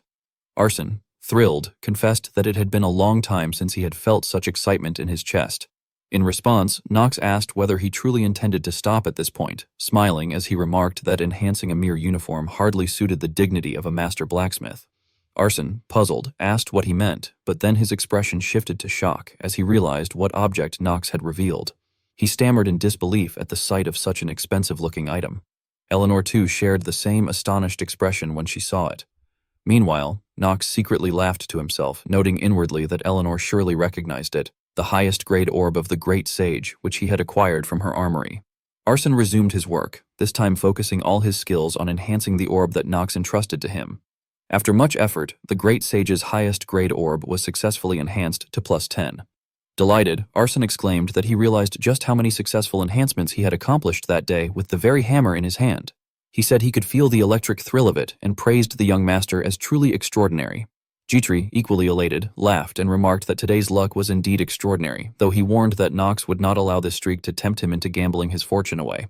Knox only smiled calmly and replied with amusement that perhaps such a thing might not be such a bad idea. Gitri firmly objected, insisting that it was absolutely out of the question, declaring it nothing more than beginner's luck and warning that gambling led only to ruin. Meanwhile, the blacksmith, still overjoyed, eagerly asked if the young master had any more treasures, saying he felt as if he could enhance every orb in the world that very day.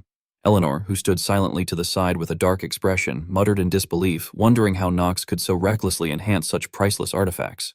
She questioned how he could attempt such things so casually, knowing that even a single failure could completely destroy the item. Knox laughed to himself, thinking that he liked that unhappy expression. He considered it punishment for Eleanor's constant attempts to read his thoughts every day. He then stated that the items in his possession were not even originally his. Since they had been given to him, he was free to use them however he wished. Afterward, he remarked that if the others had seen enough, they should excuse him, as he wished to discuss artifact crafting with Arson. Eleanor's face tightened in displeasure at being ignored, while Knox silently assessed her. He admitted to himself that he could not yet consider her an ally. Unlike Talia and the others, recruiting Eleanor to his side would be complicated due to their current relationship. Even so, he had no intention of making her his enemy either. Her rivalry in merchantry, after all, did not align itself with any faction. In the final stages of conflict, they simply chose whichever side would benefit them most. Someday, he knew he would have to prove his value and bring them over to his cause, but now was not the right time. Eleanor then remarked that she would be leaving, adding that it was uncomfortable for her as well to listen to a business discussion that he clearly did not intend to share with her. Gitri immediately offered to escort her out, addressing her as Lady Eleanor. She laughed lightly and teased him by asking if Gitri was really his name, saying he need not try so hard to act before her since she could easily see through any attempt at deception. After she departed, Knox observed her with a thought that it was exactly as expected of Eleanor, the so-called genius of acting. In his mind, he concluded that Gitri's performance had likely only deepened her suspicion. Turning back to the matter at hand, Knox told Arson that they should return to their true topic, artifact crafting. Arson responded with a grin, declaring that he would use the young master's materials to create a genuine masterpiece and assured him that he could be counted on. Knox, however, grew more serious, drawing out the black sword and requesting one more thing before they began. It was then revealed that the blade was Stormbringer, the weapon of the first patriarch, one that Knox himself had never even seen before despite being a veteran of inner lunatic. He explained to Arson that the weapon had been passed down to him by his father, describing it as a peculiar blade that absorbed the wielder's mana and released it explosively. He said he wished to know more about it. Arson took the sword in hand, examining it carefully. After a moment, his eyes widened in surprise, and he asked Knox if he had ever heard of the White Dragon. Knox echoed the name in puzzlement. Arson then explained that it was a being from a distant past, once revered as the ruler of the skies, but whose traces had completely vanished, never to appear again. Knox reflected on this, noting that even after countless playthroughs of Inner Lunatic, he had never encountered such lore. Arson went on to explain that the sword appeared to have been forged from the scales of that very white dragon and, judging by its craftsmanship, had likely been created by his own ancestors long ago. Knox realized that the blade was even more extraordinary than he had imagined. Arson affirmed that indeed, with such material, only a dwarf could have forged it, yet he also remarked that upon closer inspection, the sword was in terrible condition. For the edge of a blade made from such scales to be chipped this badly, it must have been wielded in a massive battle. Otherwise, it could never have ended up in such a state. Knox spent a moment in deep thought before finally taking the sword in his hand. He thanked Arson for examining it for him and reflected that it was no wonder he had sensed something unusual. He resolved to investigate further when the opportunity arose. Questions stirred in his mind about why Theo von Reinhofer had entrusted this sword to him. His thoughts wandered to the first patriarch, the White Dragon, and also to the lavender-eyed angel that Gremory had mentioned. Later, back at the academy, the sunset painted the rooftops in fading light. The students were gathered together, and the professor addressed them. He asked if everyone had assembled and declared that it was time to introduce himself again. He announced that his name was Burnin, and from that day onward, he would be their swordsmanship instructor. He explained that he would be teaching them the basics of Archive Imperial swordsmanship, describing it as a style that was agile, fast-paced, and precise. He claimed that seeing was believing and declared that he would now select cadets for a demonstration. Pointing at two individuals he described as suspicious-looking, he ordered them to step forward immediately. Hearing this, Knox and another boy reacted with some surprise and curiosity. Burnin then called upon another student with red hair, remarking that among these sword-wielding delinquents, she at least seemed the most human. Startled, Talia replied nervously that she understood. With 3 students now standing before him, the professor quietly considered his own choice. He admitted to himself that although he had called them out, they were a frightening group indeed. In his mind, he identified them one by one. Paracelsus, the prodigy swordsman who was shaking up the ranks of commoners. Talia, the second daughter of House Stillreiner, who, though overshadowed by her elder sister, still possessed remarkable talent. And finally, Knox von Reinhofer, the genius heir of one of the 3 dark families, who had firmly secured his place as the top student. Burnin's expression grew grave as he realized that each of them was exceptional in their own right. Excitement gleamed across his bald head as he addressed the group once more. He urged the cadets not to miss a single move and commanded them to watch closely as he delivered judgment upon those who seemed to have everything. He ordered all three to attack him at once, insisting that the fastest way to learn was by enduring a beating. Paracelsus responded with eagerness, thrilled at the idea, while Talia appeared anxious but not truly afraid, admitting to herself that this might actually turn out to be fun. Vernon then shouted for Knox to begin. He immediately directed his attack toward him, but Knox calmly parried the strike. Knox's thoughts lingered on the sound of the wooden sword cutting through the air. It was nothing like ordinary wood. Yet, when compared to sparring with Theo, this duel seemed trivial. He admitted it had been some time since he had stretched his muscles. He recognized that the professor's strike was difficult to block, even for someone as skilled as Vernon. In the next moment, Knox unleashed the black sword art, executing its first technique, Shadow Blade Slash. A violet aura enveloped him, and his eyes blazed with madness as he swung fiercely toward the professor. Confronted with the terrifying force of Knox's technique, Vernon's face twisted with dismay, and he cursed under his breath. Their swords clashed, but the sheer force behind Knox's strike overwhelmed the professor, causing his attack to rebound. A satisfied smile crossed Knox's face as he reflected on the result. He noted with confidence that the technique worked well even against instructors. Though it was still only an intermediate-level skill, his countless sparring sessions with Theo had clearly borne fruit. He mused that a character possessing the trait of genius wielded destructive power that surpassed imagination.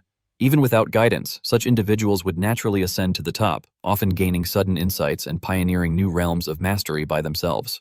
That, he understood, was the true meaning of the trait known as genius, or brilliant talent within the inner lunatic. Yet he also acknowledged that some geniuses had fragile childhoods, just like the two others standing beside him. It was Talia's turn. She leapt forward with confidence, letting out a loud shout as she launched a powerful strike against the professor. Yet he blocked her attack with effortless ease. In the blink of an eye, he had already moved behind her. Talia desperately tried to keep up with his speed, but even so, she could not react in time. She only managed to duck at the last moment to evade his counterattack. At the same time, Paracelsus seized the opportunity and swiftly maneuvered behind the professor, preparing to strike. However, with a calm expression, the professor accelerated, creating afterimages, and parried Paracelsus's assault just in time.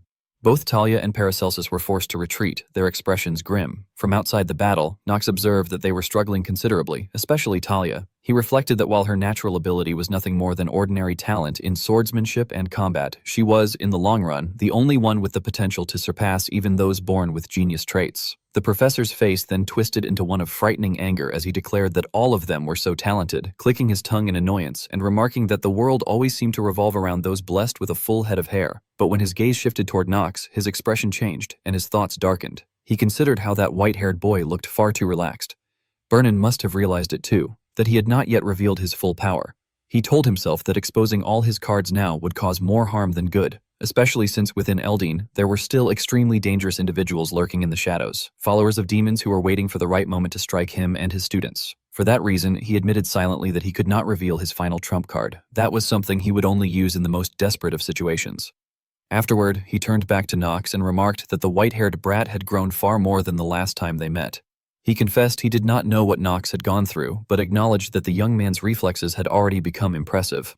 Knox responded calmly, asking whether that was really so. The professor then shifted his attention back to the duel and addressed the two who had crossed swords with him. He asked them why they thought he had been able to follow their movements and evade their attacks. Talia admitted hesitantly that she had not seen it clearly, but it had felt, if only for an instant, as though his sword had disappeared like an illusion. Paracelsus added that it was probably because, from the beginning, the professor's focus had not truly been on the sword itself.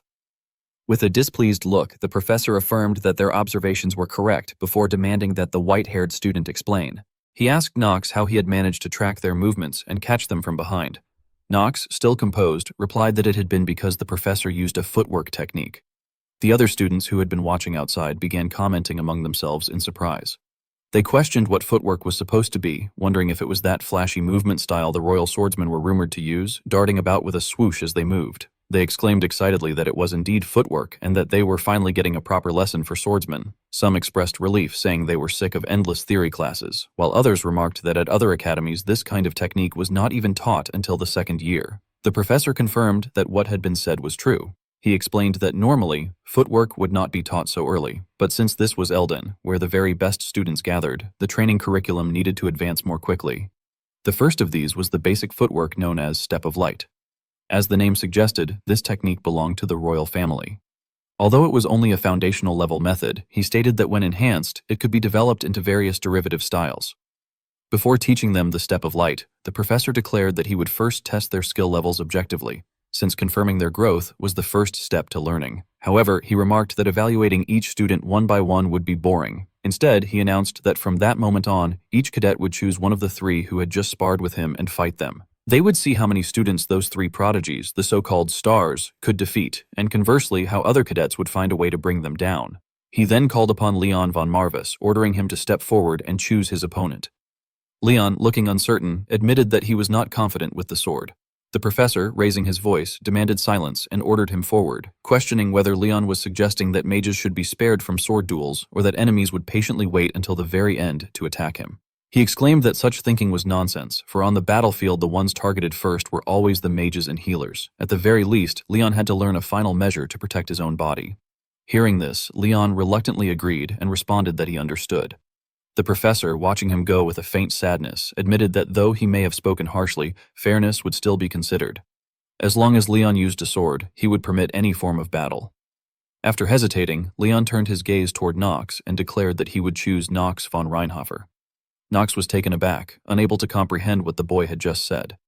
Leon's face lit up as he repeated his choice, holding both a sword in one hand and a magic book in the other.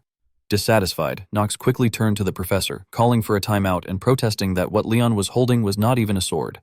The professor, however, angrily retorted that it still counted as a sword and that the book would be considered merely a support tool.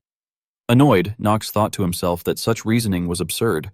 He then confronted Leon, asking if, of all opponents, Leon had really chosen him for a duel, and if he looked that easy to defeat. Leon opened his magic book with a smile and explained that it was nothing like that. Rather, he had simply thought that Knox was the strongest. As soon as he finished speaking, the boy summoned undead, each wielding a sword. Seeing this, Knox grew furious and demanded to know if, in a sacred sword duel, the instructor was truly going to allow his opponent to summon undead. The professor, completely unconcerned, replied that he permitted it. Confused, Knox pressed further, asking why such a thing would be allowed. The professor, now enraged, shouted that it was simply because it was entertaining. He cursed, calling Knox a white-haired brat, and admitted that Leon was irritating as well, but insisted that Knox was far worse than anyone he had ever taught. He ranted about Knox's rich, lustrous hair, his strange and dazzling eyes, and his infuriatingly handsome face, coupled with an attitude that seemed to see through everything. As his body suddenly ignited in flames, the professor declared that Knox was the enemy of all men. Annoyed, Knox wondered to himself what kind of insane character he was dealing with. The professor then ordered that if Knox understood, he should begin the duel at once, and commanded all the students to pay close attention. Knox thought that since the challenge had been made, he would not back down. He did not care what methods or rules were used. Afterward, he smiled with confidence, his entire body flaring with a purple aura as he warned his opponent not to cry if Leon von Marvis were to lose. The undead immediately grew restless, their frenzy erupting as they charged toward Knox with a terrifying presence. The professor, who observed the battle with a cautious expression, admitted to himself that while he had indeed told them to use any means necessary, he had not expected Leon to summon the undead so quickly. He reflected that it was only natural for someone of the dark families, and what struck him most was that every single one of the summoned creatures possessed at least the strength of an intermediate knight. To summon dozens of such beings freely, without restrictions, one would need to command an immense reservoir of mana, a power that, in his estimation, could only be wielded by Princess Penelope, the direct royal bloodline of the Arkheim Empire. His thoughts drifted toward House Marvis, recalling how it had revived itself from near annihilation during the Territorial War, once ruled by a young patriarch. He speculated that this duel might lead to an unexpected turning point. Then again, perhaps not. After all, House Marvis had once been counted among the three great dark families alongside Reinhofer and Seder. Yet as soon as signs of decline had appeared, lords and nobles alike had conspired in betrayal and secret pacts. Because of that, Leon's father, Rune von Marvis, had been executed, and following the eruption of the Great Territorial War, the house had quickly fallen into ruin. On that day, the young and naive Leon had witnessed the true face of nobility, and that revelation had shaped in him a perspective utterly different from other aristocrats.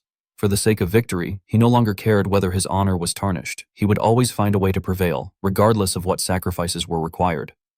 That desperation, coupled with his sharp judgment, had been what allowed him to achieve victory in the last territorial war and preserve his household. The professor admitted to himself that if it were Leon, then even the white-haired one might struggle against him. Yet soon, disbelief began to cloud the professor's eyes, for the sight before him overturned his expectations. Leon's undead were fierce, their madness driving them to swarm Knox with overwhelming force. and yet Nox cut them down with terrifying ease, shattering their bodies into fragments one after another. Each undead that rushed toward him was cleaved apart, and the image he projected was that of a war god, cold, merciless, and terrifying. At that moment, a thought seemed to resonate with the situation. There was always someone stronger. Beyond the sky there was another sky, and above every talent, an even greater talent existed. The professor realized that Nox's swordsmanship was utterly different. It was like a sword dance. It gave the impression that Nox was not fighting merely to win, but fighting to survive. All the students present could only stare in rapt attention, their expressions filled with caution. In the end, they were all forced to admit the same undeniable truth. Nox was overwhelming. After finishing off the obstructive undead, Nox quickly set his sights on their controller. He charged toward Leon with blinding speed. In that moment, Leon felt powerless, his face betraying growing fear. Just as Nox closed in, Leon managed to cast a spell, erecting a barrier to block the attack. It had to be admitted that Leon possessed remarkable talent in magic, for even Nox's powerful strike could not shatter the shield. The observing students were stunned, unable to believe what they were seeing. They exclaimed in shock that Leon had actually blocked the blow. Because of the rebound force from the barrier, Nox was pushed back, his expression turning grim. He inwardly acknowledged that this was Leon's true strength. His eyes caught sight of the artifact Leon was using, the Necronomicon, a grimoire belonging to House Marvis that had not been wielded for generations. Nox recalled that in the past, when even Leon's retainers had abandoned him, Leon had awakened its power and secured victory in the final territorial war through a contract with the Black Lion Marvis. Gathering all his magic into his sword, Leon spoke with renewed confidence, admitting that Nox was truly impressive and that he had miscalculated in thinking such efforts would suffice against him. He requested another match. Hearing this, Nox smirked with excitement, thinking to himself that Leon was insane. Dealing with undead of that caliber, he reflected, would already be difficult even with only the first technique. Yet this was precisely the challenge he had been longing for. He had long wished to test himself against a worthy rival, and Leon might be the perfect opponent. Leon, noticing the inhuman grin on Nox's face, grew intensely wary. At the same time, he sensed something unusual. He questioned inwardly what was happening, realizing that Nox was not suppressing his mana, but rather draining his own strength. Leon could not understand why, since in this fight Nox should have been amplifying his power instead. Meanwhile, Nox's true intentions became apparent. Behind him, a massive orb of dark purple magic was forming, steadily growing larger as it absorbed the surrounding mana, an ominous sight befitting a descendant of the Dark Swordsman's lineage. Leon did not know what Nox intended, but he remained cautious and did not underestimate his opponent. He ordered his gigantic undead to charge forward and attack, while thinking to himself that he had no idea what judgment Nox was making, but that it would be best to attack quickly. The massive undead, wielding a sword wreathed in deadly miasma, hurled itself toward Nox with terrifying force. Yet Nox showed no intention of moving. His face grew so grim it was frightening, and in that moment, he unleashed a technique he had never used before. The Black Sword Art. Second technique, Dark Severing Flash. At first, the scene appeared deceptively ordinary, but only a second later, the strike created a compressed purple sphere of energy, from which an immense surge of mana burst forth, tearing apart Leon's massive undead bit by bit. The professor, who was observing, found the sight nearly unbelievable. He told himself there could be no doubt that the sword dance was the second technique of the Black Sword Art. He reflected that there was not a single sword instructor across the continent who would fail to recognize the supreme Black Sword Art. However, he also knew that to master the second technique, one normally had to surpass a certain age. If someone gained overwhelming power too early, it became dangerous, and the direct bloodline naturally inherited greater strength. Yet this boy, at barely 15 years old, was perfectly wielding the second technique, and with nothing but a wooden sword. The giant undead could no longer maintain its form and began to disintegrate. Leon's face darkened as he remarked that Nox truly was different. Nox, brimming with confidence, retorted that if Leon wished, he could crush him even further. Realizing that he had already exhausted everything else, Leon resorted to his most mysterious magic. He quickly began gathering power beneath his feet. Nox observed him and thought that Leon was fated to become one of the strongest figures in the future. In this world without its destined protagonist, he reflected, if the only one who could burn with competitive spirit was himself, then so be it. At that instant, a massive skull was summoned beneath Nox's position, and its gaping maw opened wide, attempting to swallow him whole. Yet Nox still smiled brightly, thinking to himself that just as with Paracelsus, he could only give Leon the same answer, that Leon would eventually come to realize his weakness, and Nox would become the goal he strove toward, as the villain and the one who had to reach the end of the story in the protagonist's place. Without hesitation, he cleaved the skull before him into fragments and immediately charged at Leon with a look of delight, striking directly at him. Leon, nearly drained of mana and unable to form another magical barrier, could only defend himself reluctantly against the assault. The collision of their auras created a shockwave that threw the air into chaos. Inwardly, Nox declared that he would overwhelm and crush everything before him. When the dust and smoke finally began to fade, the battle was over, and Nox had emerged victorious. Leon's sword had broken in two, though he still managed to stand for a few moments longer. Looking down at his own hand, Leon admitted defeat, telling Nox von Reinhofer that he conceded and that, thanks to him, he had learned much. In response, Nox remarked that Leon's use of the undead in combat was not a bad choice. Surprised, Leon expressed his gratitude to him. Then the instructor raised his voice, announcing that the sparring was over and that the winner was Whitehair. Hearing himself called by that nickname, Nox felt annoyed, muttering in his thoughts that his name was Nox. The instructor continued, declaring that the next matches would proceed and urging everyone to choose their sparring partners. The other students, after witnessing the battle, hesitated and whispered among themselves that rather than face a monster like Nox, they would prefer to fight Paracelsus or Talia instead. Standing quietly in a corner, Paracelsus overheard their disparagement and, angered, drew his sword and shouted that if that was how they felt, then all of them could come at him at once. Meanwhile, Nox adjusted his stance, thinking with satisfaction that with the overwhelming difference in power he had shown from the start, those reckless enough to challenge him blindly would likely not appear for some time. At that moment, Princess Penelope stepped forward toward the instructor and stated that she too wished to select Nox von Reinhofer as her sparring partner. Her declaration left the rest of the students astonished that she would dare to challenge such a monster. Some tried to dissuade her, yet the princess herself remained calm and composed, as though she had some hidden intention. The princess, wearing a confident expression, stated that he was all right with the situation, reminding him that the rule allowed one to fight anyone designated as an opponent.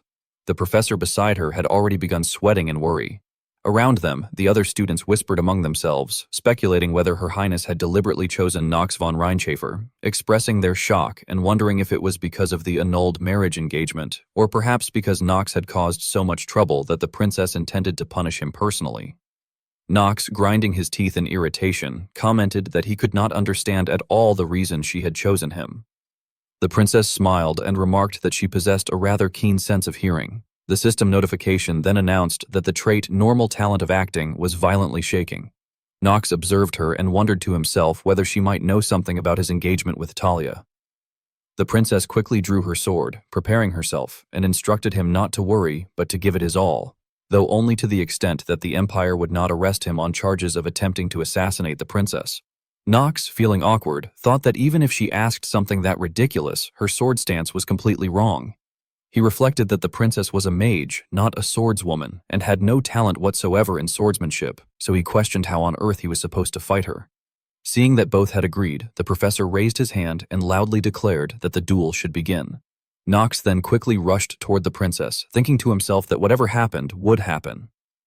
But suddenly, a notification appeared, informing him that due to the effect of the trait frequent sickness, he had acquired nervous breakdown level 1. 5, that his tension level had exceeded its limit, and that his consciousness had briefly blacked out. Upon receiving the notification, Nox was rendered speechless, his face turning pale, his eyes rolling back, and his body nearly immobile. The princess, seeing his expression, assumed he was mocking her and warned him to stop fooling around. She then swung her sword straight at Nox's head while he remained unable to resist. With a single strike, the princess defeated Nox, knocking him to the floor and leaving her confused at what had just happened. The other students, equally shocked, whispered to one another in disbelief, asking if they had seen what had just occurred, remarking that the princess had defeated Nox. Another retorted that anyone could see he had let her hit him on purpose. Though Nox could hear their words, his immobilized body left him unable to respond aloud. He could only protest inwardly that there was no way he would ever do that. The professor's voice then announced the winner as Princess Penelope von Arkheim. This result left the princess in disbelief, while the other students felt delighted, commenting that when faced with Her Highness's graceful beauty, how could anyone swing a sword at her, speculating further that perhaps he still loved the princess. Nox, lying flat on the floor in frustration, thought to himself angrily that this was not the case. Sometime later, Nox was brought to the infirmary, where he lay in bed and slowly regained consciousness, his face pale. He tried to sit up, thinking to himself with irritation that of all times he had to collapse at that exact moment. From within the seal, Gremory's voice rose, exclaiming how long he had slept, claiming she had thought he had really died, and demanding how someone with such a frail body could have sealed her away in the first place. Nox, annoyed, told her to be quiet because his ears were ringing. She grew angrier, lamenting why she had to live like that, constantly fearing that the one maintaining the seal might die at any moment. Nox told her to stop grumbling and pointed out that she had recovered a lot compared to before. She responded that during the fight, he had looked like a monster, and she asked why he had suddenly collapsed. Knox answered that it was nothing, just the effects of frequent sickness. Gremory laughed and remarked on the trait, teasing that he actually had a hidden weakness and offering to cure his illness if he would just let her out of the mirror.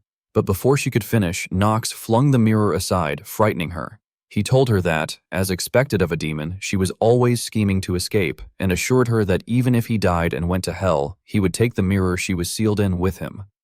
Gremory cursed at him, saying that if only she could be freed from the seal, she would, when suddenly another voice called out asking for Knox von Reinschäfer's attention. Hearing it, Knox signaled Gremory to stay silent and picked the mirror up. The princess stepped inside and remarked that since he had woken up, she had let herself in, asking if they could have a conversation if his body was fine. Knox replied that if Her Highness wished it, then so be it, while thinking to himself with relief that their conversation with Gremory had not been overheard. The princess, with a slightly displeased expression, asked in order why, during the sword duel, Knox had let her win. Knox, troubled by the question, wondered how he was supposed to answer it. He thought he could not possibly reveal that it had been because of the terminal ill debuff. At times like that, he reasoned, it was better to say it had been his own choice. He then replied that, at that moment, he had thought it was the best decision and apologized if it had displeased her. The princess questioned further, saying that at the very least they should have exchanged a few proper blows. Knox answered with all due respect that she did not have the ability to exchange even a few strikes with him. If he had gone easy and forced the fight to continue, he said, that too would have only been deception. He recalled then that it had been harsh but true. Penelope had no talent for the sword whatsoever. Even if she had faced Talia or Paracelsus instead of him, she would have dropped her sword within a single strike. Hearing his reply, the princess said she understood what he had been thinking. She believed it had likely been for the dignity of the imperial family. At the same time, she remarked that by yielding, he had withdrawn support for the prince and instead declared support for her. Knox thought to himself that he did not know what misunderstanding she was under, but he had better keep quiet. The princess added that still, the next time, she hoped he would not hold back again, since she too had entered Eldin not as a princess, but as a proper student. Knox replied that he would keep that in mind. The princess then said there was one more thing she wanted to mention. She had heard about his engagement to Talia von Stillreiner. At that, Knox grew somewhat uneasy, thinking that the time had finally come. The princess spoke of a love that had blossomed despite family and the world's opposition, even going against imperial order itself. Yet, she added, she had no intention of judging his so-called true love. After all, she claimed, she was past the age of believing in such things. She explained that she had only approached him to use him, for pure faith alone could never make one an emperor. Knox, bewildered, thought that an imperial princess speaking of true love and such things sounded laughably novelistic. He reminded himself to hold it in, to keep his expression in check. He then answered that, despite thinking carefully, in the end, he had caused her trouble and felt ashamed. The princess, pleased, said that regardless, she thanked him for that day and appreciated the thought he had shown in looking out for her. Since he had put on such a splendid act, she said, she too would wish him a swift recovery, though she doubted he was really hurt. Knox, watching the two girls leave, thought to himself that he really was hurt and wished they would hurry up and go. Every time he came to the academy, his frailty of mind and body passive never went away. Once the two of them had left the room, the princess began to sigh, her expression now looking far sadder than before. She reflected inwardly that Knox von Reinhofer truly had a strange charm, that calm detachment that drew people's attention, his disregard for others' opinions, and even his genius talent. No matter how hard she tried not to be interested, she admitted to herself that it was difficult to go against her heart. Echidna, who had been silent all this time, finally spoke, noting that the princess seemed much more at ease now that she had gotten everything off her chest. Echidna suggested that this time they should not scold Knox too harshly. The princess turned back with a radiant smile and said that just this once she would forgive him. Elsewhere, the eccentric professor cried out with joy when he saw Knox, declaring that he had heard everything and asking if Knox had truly been stricken by lovesickness. He exclaimed that Knox was indeed a born romantic and urged him to let that fiery passion fuel his studies as well. Knox, however, snapped at him to be silent, clearly irritated, while inwardly thinking that he had no time for the rants of a mad professor or the princess's delusions. What mattered was that he quickly mastered the Step of Light and several more black magic spells, for the second main storyline was soon approaching. His attention then shifted to a design sheet on the desk. Picking it up curiously, he examined the costume sketch before a wicked grin spread across his face. He told himself that the easiest way to break through the second episode was with money, vast amounts of it. It was about time, he thought, that he went gold farming. It was explained that basic empire magic was a subject designed to help students develop their primary elemental affinity and improve their magical accomplishments accordingly. Since most students were unable even to identify their attributes, the first class always began with a test to discover their primary element. Standing at the podium, the professor instructed the class that each of them would come forward one by one and infuse their mana into the crystal of judgment.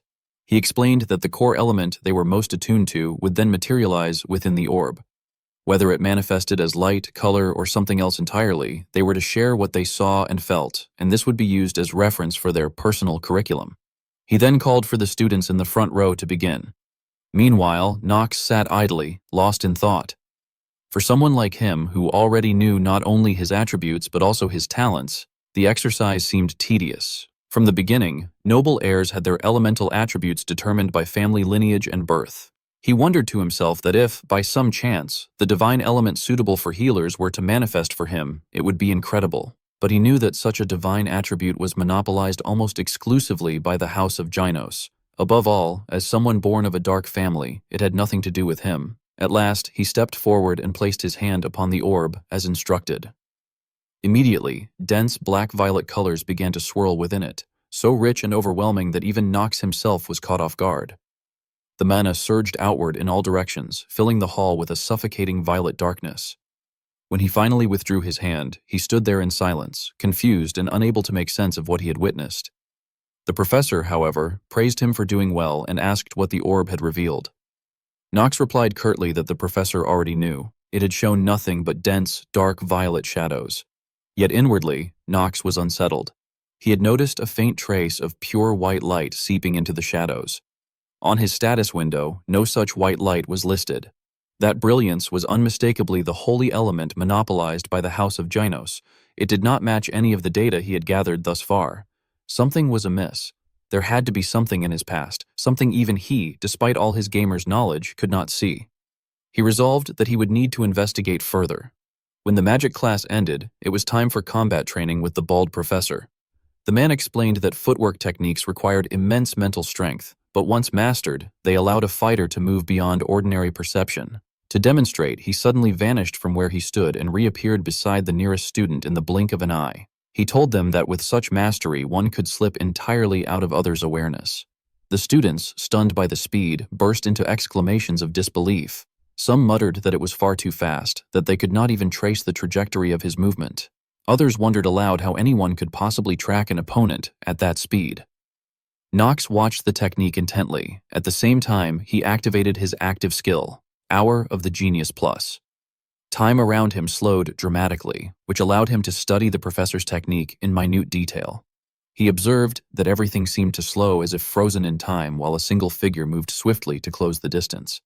The professor had chosen Knox as the subject for the demonstration, but Knox could clearly see every motion the professor made and thought that the man was merely looking for a chance to land a blow on him. There was no reason to allow it.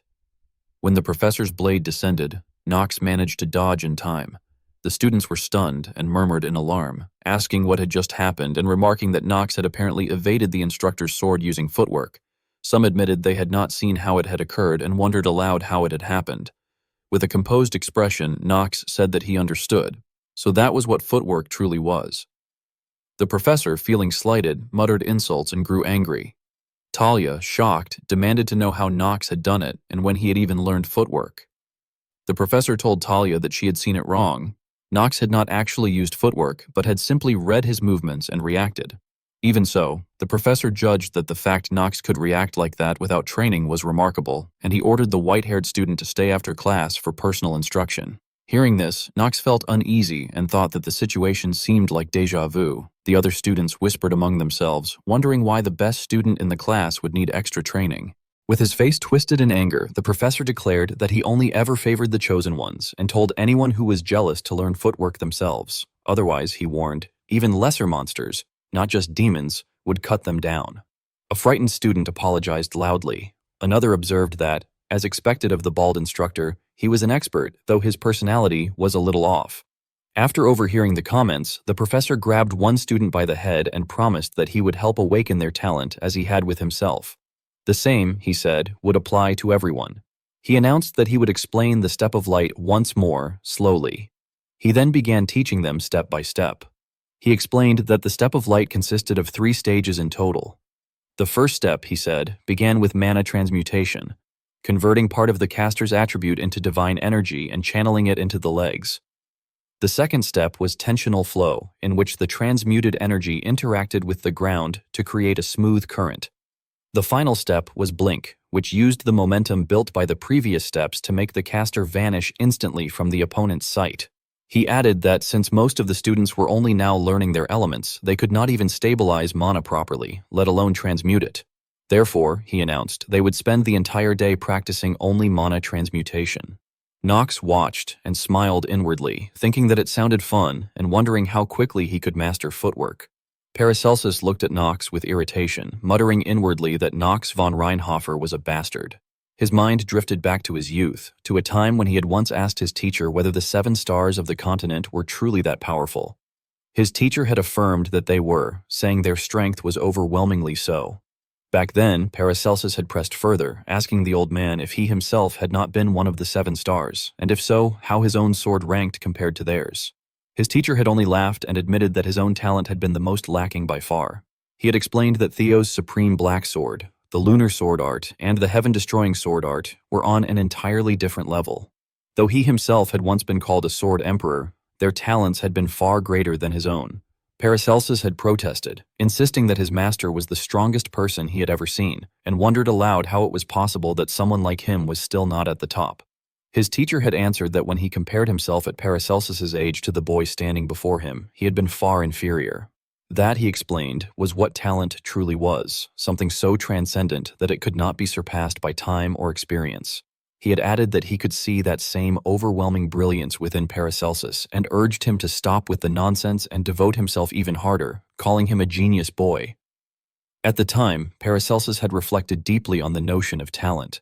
He had thought that he knew exactly how strong his master was and how high he stood. If someone like that called him a genius, then just how terrifying must his strength truly be? He had wondered whether he could ever hope to catch up. His master's words about an awe so overwhelming that one could not even imagine surpassing it had finally begun to make sense to him. He had smiled to himself, thinking that his master was far more insane than he had ever believed. Talia, who stood nearby, had only looked at him in confusion, unable to understand why the eccentric man was laughing to himself. Inwardly, she had reflected that this was exactly as expected of Nox. Compared to him, she felt so small and insignificant that it was almost embarrassing. Still, she had resolved that if she continued to train steadily, then one day she too might reach greater heights. After some time of training, the students were all exhausted. Panting heavily, Talia had remarked that even just transmuting her attribute into divine energy demanded such intense focus. The professor had responded that this was natural, since some people could not even progress past that stage and failed to learn footwork at all. He had then turned to Nox, calling him Whitehair, and demanded to see what he had practiced, asking whether he had completed the mana transmutation step. Hearing this, Nox had smiled with cunning confidence. From his palm, he conjured a concentrated sphere of energy, declaring it as mana transmutation, his expression brimming with self-assurance. Then he raised his leg, initiating tensional flow. A moment later, he stomped hard against the floor, and in the blink of an eye, his body shifted. His movement flowed with an elasticity as if he were pressing down on a rubber mat, unfolding so swiftly that it was nearly impossible for the naked eye to follow. The students whispered in astonishment, wondering how, in less than half a day of lessons, Nox had not only mastered transmutation, but had also fully learned the technique known as step of light. The professor, instead of being proud, grew furious, though paradoxically, his anger stemmed from Nox's overwhelming brilliance. He demanded to know how the white-haired boy had managed to complete the entire lesson so quickly. Meanwhile, Nox ended the technique with a commanding presence before the eyes of everyone present. Back at the Reinhofer estate, inside Theo's study, he sat in deep thought over the matters soon to unfold.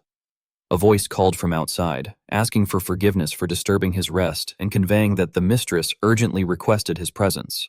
From behind came the figure of a woman who told Rodwell to dispense with formalities, remarking that it had been far too long since they concerned themselves with such courtesies. Theo, upon seeing her, remarked that it was rude of her to appear without notice. She calmly replied by asking when they had ever stood on ceremony with one another and insisted they get straight to the point. Her expression then darkened as she declared that the matter concerned his child with that woman, Nox von Reinhofer.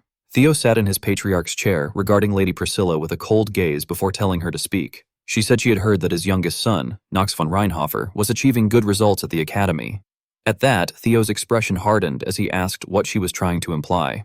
Lady Priscilla urged him to pay enough attention to Alan and Hartz as well, reminding him that they were his sons too. Theo responded by stating that she must surely know Eldane Academy only allowed up to 3 children per family, and that was why they were arranging for Alan and Hartz to enter another academy. She admitted that she knew, but countered that other academies lacked both the right environment and proper support. She insisted that Alan and Hartz also had room to grow, yet Theo still chose to pass down even the second form of the Black Sword solely to Knox. Theo declared firmly that such matters were for him, the head of the house, to decide. Lady Priscilla pressed further, asking whether he thought the other retainers felt the same. Theo dismissed her concern, saying he did not care what they thought. Growing agitated, Lady Priscilla demanded to know why he favored that child in particular, pointing out that Knox had once been the shame of the family, someone no one had cared about. One person remarked that even if Knox had won Theo's favor with nothing more than petty talent, it was only temporary, and went on to question whether Theo's recent favoritism was because Knox was the child of that woman. At this, Theo warned Priscilla to watch her tongue. He observed that she seemed rather agitated and told her that it would be best if she left for the day. Lady Priscilla glared at him, then turned to leave, declaring that staying any longer would not make him listen anyway. As she departed, Rodwell the butler watched her go and politely bid her to take care. Inwardly, Rodwell reflected on the circumstances. He recalled that Lady Priscilla had been married to the Lord through an arrangement made in his early youth, and that from this union came young masters Garin, Grain, Alan, and the twin daughters. Yet the one the Lord had truly loved had only been his second wife, the mother of young Master Knox. That did not mean the Lord neglected Alan and the twins, but talent, Rodwell mused, always leaned heavily to one side. He knew that not everyone could recognize true talent. He wondered whether Lady Priscilla, if she witnessed young Master Knox's path herself, might come to understand, yet concluded that she was not a woman capable of such realization.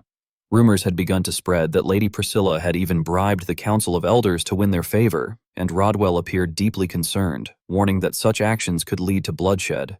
He remarked that the time for a decision seemed near.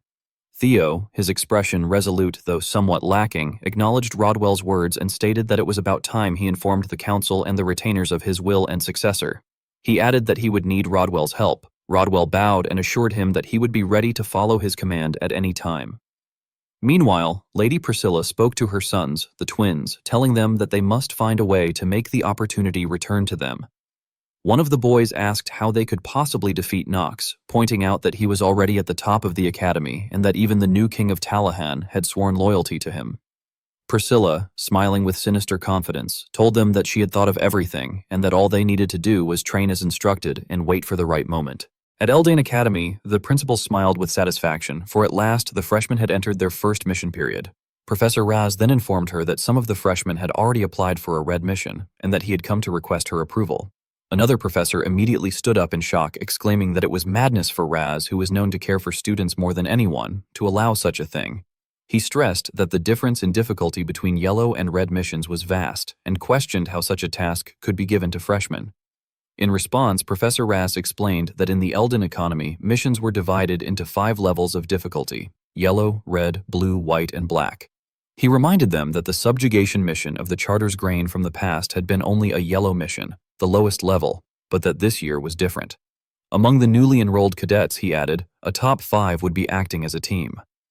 Once Raz finished, Instructor Baldy nodded in agreement. He remarked that with names of such caliber, it was understandable why they had been entrusted with a red mission.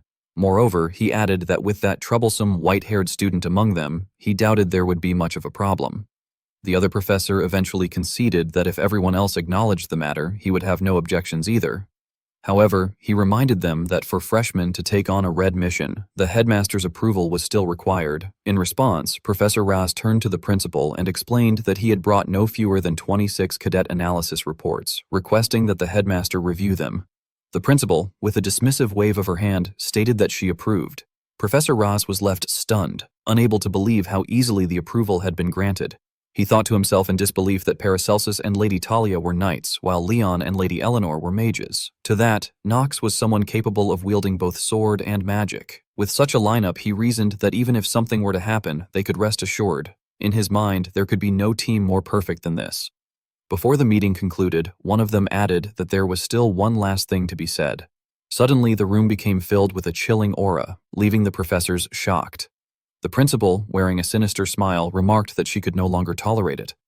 Professor Rascal looked at his colleagues and warned that he did not know how long they thought they could continue hiding there, urging them to conceal themselves more thoroughly so that no gaps would remain. The principal then added with a wicked grin that Maine exuded a distinct, filthy smell.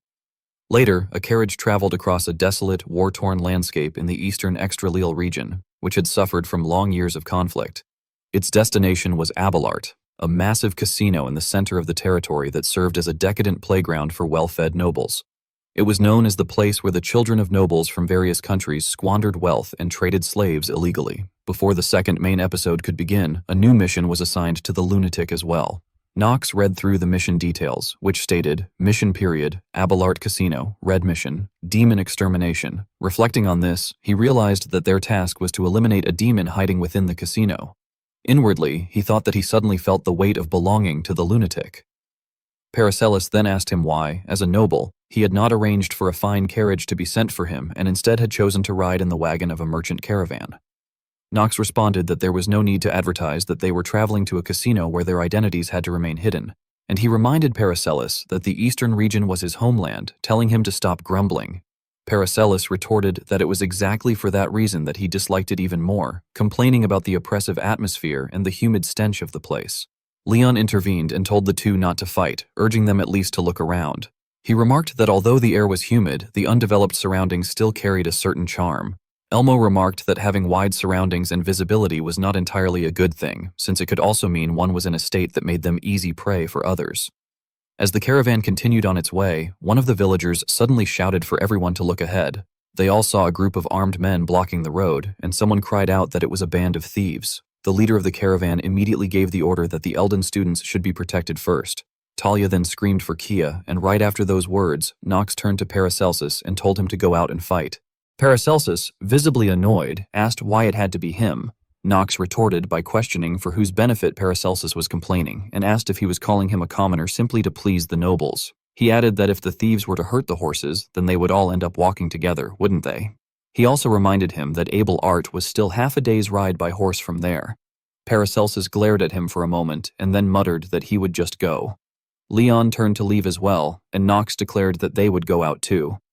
Thalmus then stood up, grabbing her sword, and insisted that she would join them, saying they could not allow others to be harmed because of their carriage. Knox, however, leaned back with a yawn and told them to do as they liked, as he was going to take a nap right there. The others looked at him with irritation, wondering why he gave orders, and then claimed he would rest, calling him a young master with a hint of contempt. Gitri, however, smiled at the scene. Knox closed his eyes, thinking to himself that all of this would be their experience points, while what they really needed now was rest for the sake of their future schedule. He reminded himself that one of the most important events awaited them in Able Art, where they would soon obtain the auction's top item, the masterpiece he had long been seeking. The scene then shifted to a dark stone room, where a figure with animal ears and a tail was revealed, chained and huddled on the floor. The scene shifted to a grand casino filled with nobles who were enjoying themselves amidst the lively noise and flashing lights. Announcements echoed through the air, informing guests that the exchange of 70 gold coins was ready and that only imperial chips could be used within the establishment. The voice concluded by wishing the patrons good fortune at the Avalot Casino. Amid the bustling crowd, Knox and Gitri appeared, both dressed in elegant attire and concealing their identities behind ornate masks. They were accompanied by several others, one of whom commented mockingly that it was impressive of Knox to come to such a disreputable place, though it was just the kind of mission expected from someone as hopeless as him. Eleanor, cautious and composed, quietly reminded everyone to lower their voices, warning that they were currently operating under fake identities. Leon agreed, adding that although Avalot Casino was technically a lawless zone, activities such as illegal slave auctions or racial oppression were strictly forbidden. Their mission, he explained, was to investigate and eliminate anyone involved in such incidents, and it would be disastrous if their cover were blown. Paracelsus, seemingly unconcerned, brushed off the warnings with a casual tone, saying that a little game wouldn't hurt anyone. Watching his companion's careless attitude, Knox silently worried. He thought that Paracelsus would be lucky to stop after just one game. With a fortune trait of merely 2, he was doomed to lose everything. Yet, in later stages, his hidden trait, gambling addict, would awaken through repeated gambling. Of course, that would bring no victory, as the game's developers had installed an anti-gambling system known as the Gambling Addiction Prevention Campaign. It ensured that even the biggest jackpots would be balanced out by greater losses, a supposed act of mercy from the creators. Nox could only sigh inwardly at the absurdity of such a combination of traits, knowing that Paracelsus would likely end up living permanently inside the casino once his traits fully awakened. However, events did not unfold exactly as Nox had predicted. Paracelsus soon lost his temper after being defeated, angrily kicking a game machine and shouting that it must be broken since all his chips were gone. Nearby gamblers burst into laughter and told him to calm down, insisting he hadn't lost much and that he could win it all back by joining their table. Tempted by their words, Paracelsus foolishly followed them. Nox, watching the spectacle, felt too disheartened to continue observing and thought that he couldn't bear to watch any longer. Talia then turned to him and asked if they should start playing as well, admitting she didn't know the rules and wondering what game they should try. Other players beckoned them over, enthusiastically explaining that they had a simple game anyone could play, men, women, or even children. The rules were straightforward. Predict whether the roulette would land on an odd or even number. Guessing correctly would double the wager, but losing meant losing everything. They then turned to Leon, addressing him as young master, and invited him to take part. Leon agreed, and when a female dealer asked how much he would like to bet, he hesitated briefly before deciding to wager everything he had. To everyone's astonishment, Leon began winning repeatedly. The crowd exclaimed in disbelief as he achieved 5 consecutive victories, all landing on odd numbers.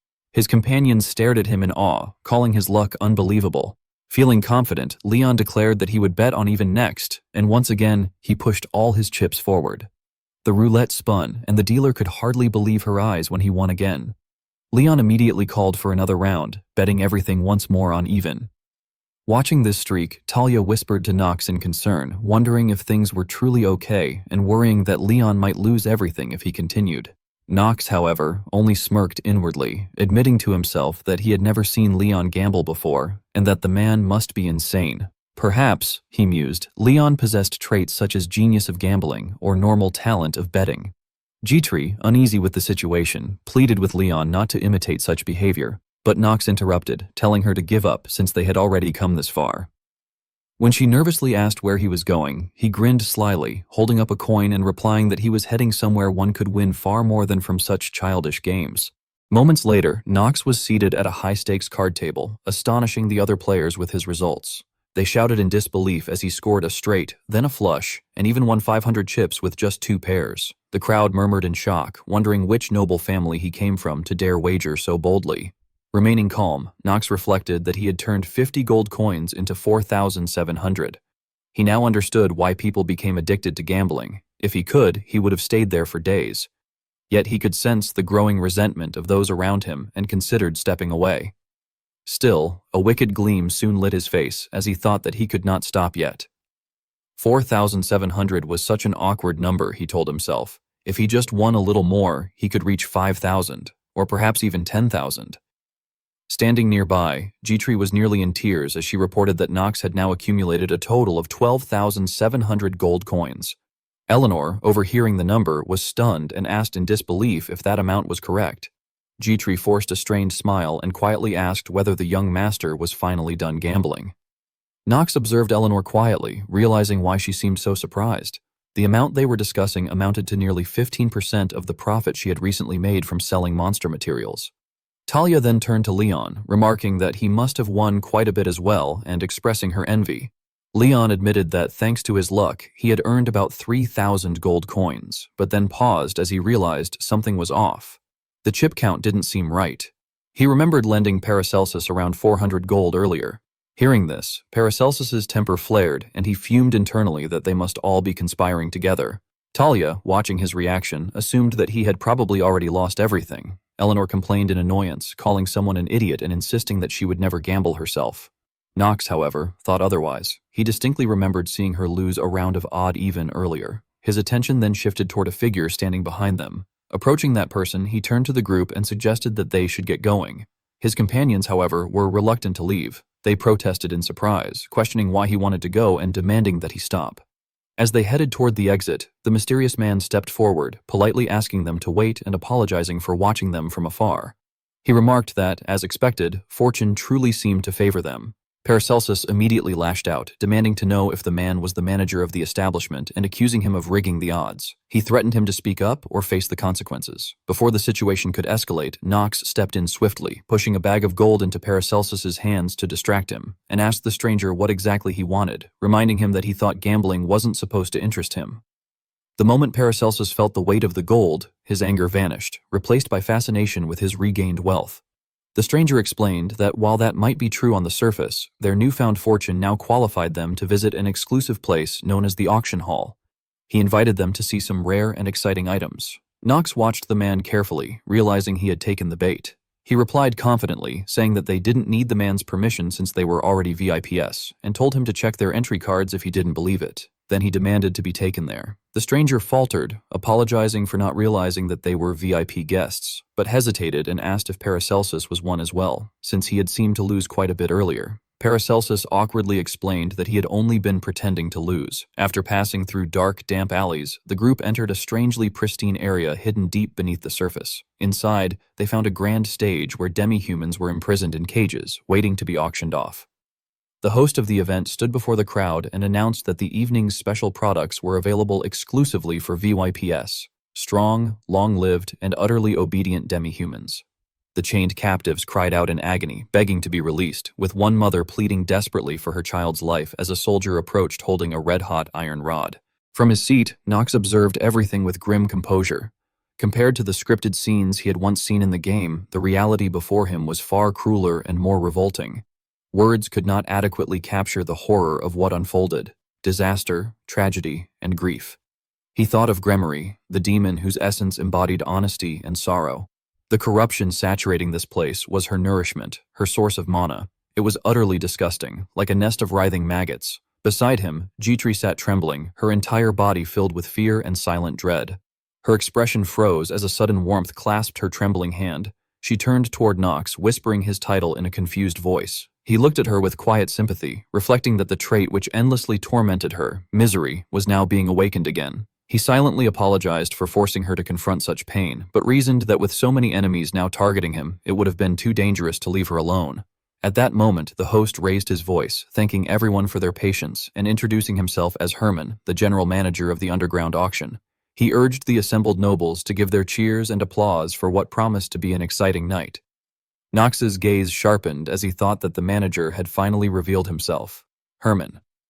He recalled the narrative and noted that the story was now progressing into episode 2. The corruption of Avalot continues. In this chapter, the corrupt nobles exploited the commoners, driving social tensions to their breaking point and giving rise to a revolutionary army. The demons, waiting patiently for such chaos, fanned the flames of discord among every faction before revealing their fangs and consuming the human world.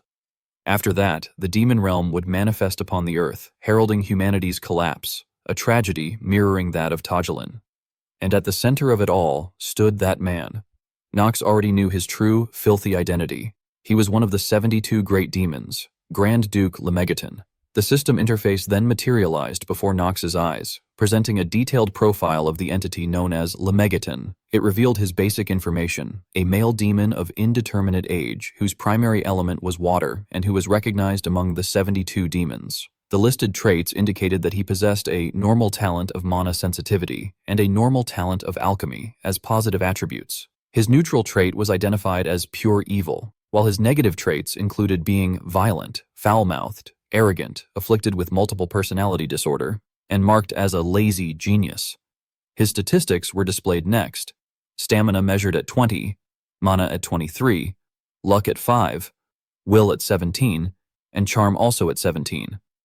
Finally, his skills were shown: a passive ability in alchemy and an active skill titled Tempest of the Flood. Lemegeton's abilities were described as unimpressive when compared to the other 72 demons. Among all types of geniuses, he was known to bear the most unfavorable trait, that of a lazy genius. Though born with vast talents across many disciplines, his indolence had allowed those gifts to decay. Arrogant and sharp-tongued by nature, he embodied both pride and sloth among demons. In short, he was considered weaker than the demons previously encountered, such as Paimon and Gremory. Given the companions accompanying the narrator, clearing this episode seemed more than possible. Soon after, Lemegeton began introducing the next auction item: He urged the crowd not to waste time and presented the day's first lot, a tome of illusion magic capable of controlling people's minds at will. He explained that the book had been developed by someone from one of the dark families who specialized in black magic dealing with the manipulation of the dead. Upon seeing the item, Leon immediately recognized that it had been stolen from the Marvis family.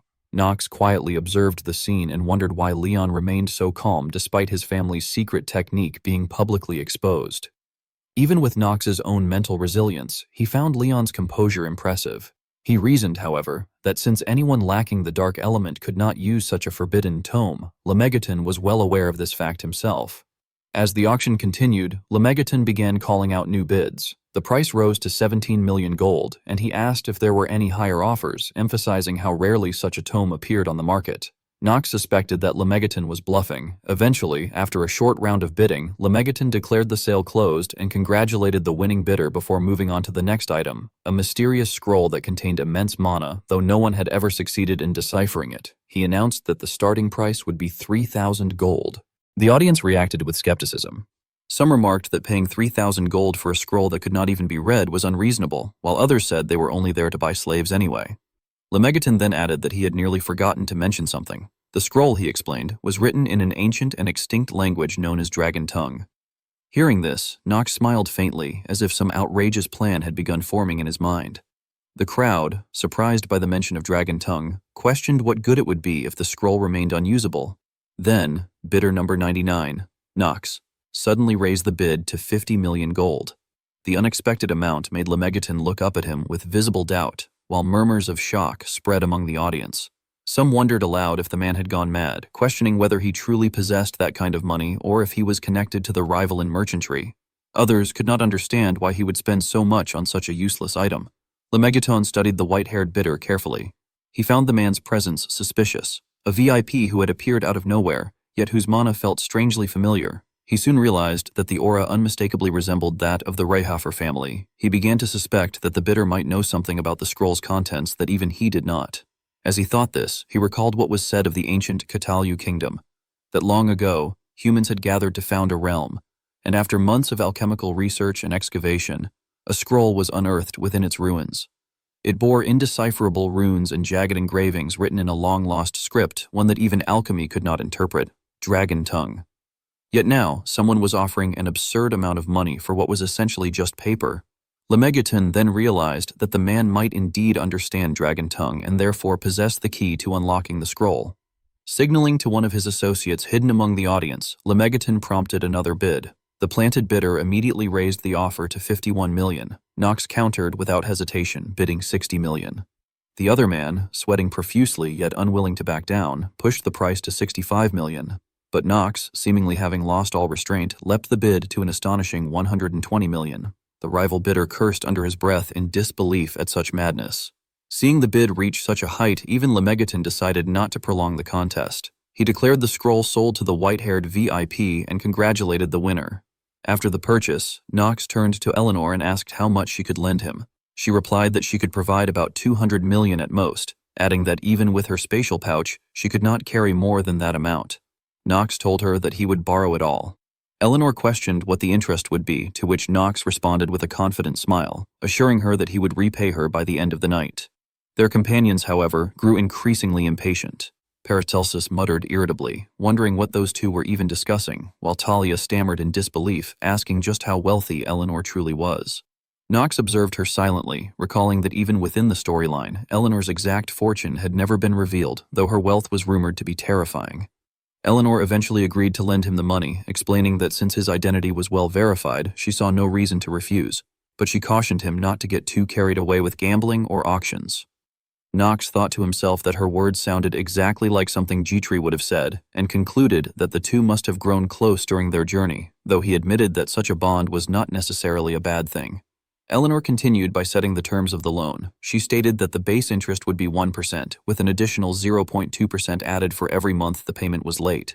Should he default entirely, she warned that she would ensure the Imperial Treasury seized all of his assets. Hearing this, Knox's expression darkened as he privately acknowledged that her mercilessness was typical of her.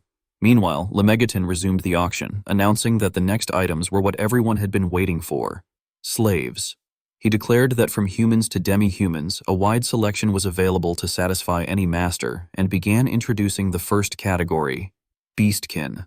Before anyone else could react, Knox raised his bidder's plate again and called out a price of $1.8 billion. The other attendees, stunned by such an outrageous offer, could not even respond in time. Gitri, horrified, asked if Knox had lost his mind, pointing out that after the scroll, he was now recklessly bidding on slaves. Others in the crowd speculated that he might be a planted bidder from Avalat.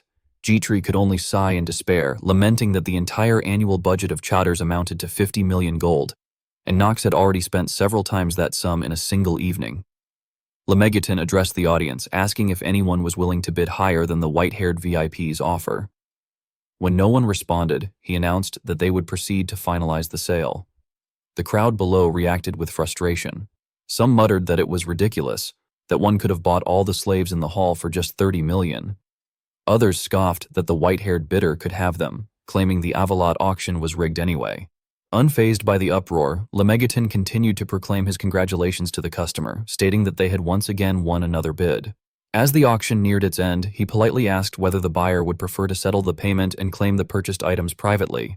Talia, standing nearby, grew anxious. She warned Knox that it was too dangerous for him to go alone and urged that they go together.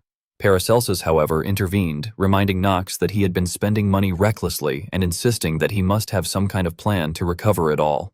Knox merely instructed them to stay where they were, telling them not to follow him, as they would only interfere with what he was about to do. Outside, in the corridor, Knox followed Lemegeton into another chamber. The demon greeted him, saying he had been expecting him, and asked that Knox first accept the scroll. Inwardly, Knox reflected on the situation. He thought that Lemegeton, of all beings, knew well that he understood how to wield a dragon-tongue scroll. He surmised that the demon must be desperate to learn the method himself, even at the risk of his own life. Yet Knox also noted that Lemegeton would never be able to guess why he had paid 6 times the price merely to purchase a single slave boy.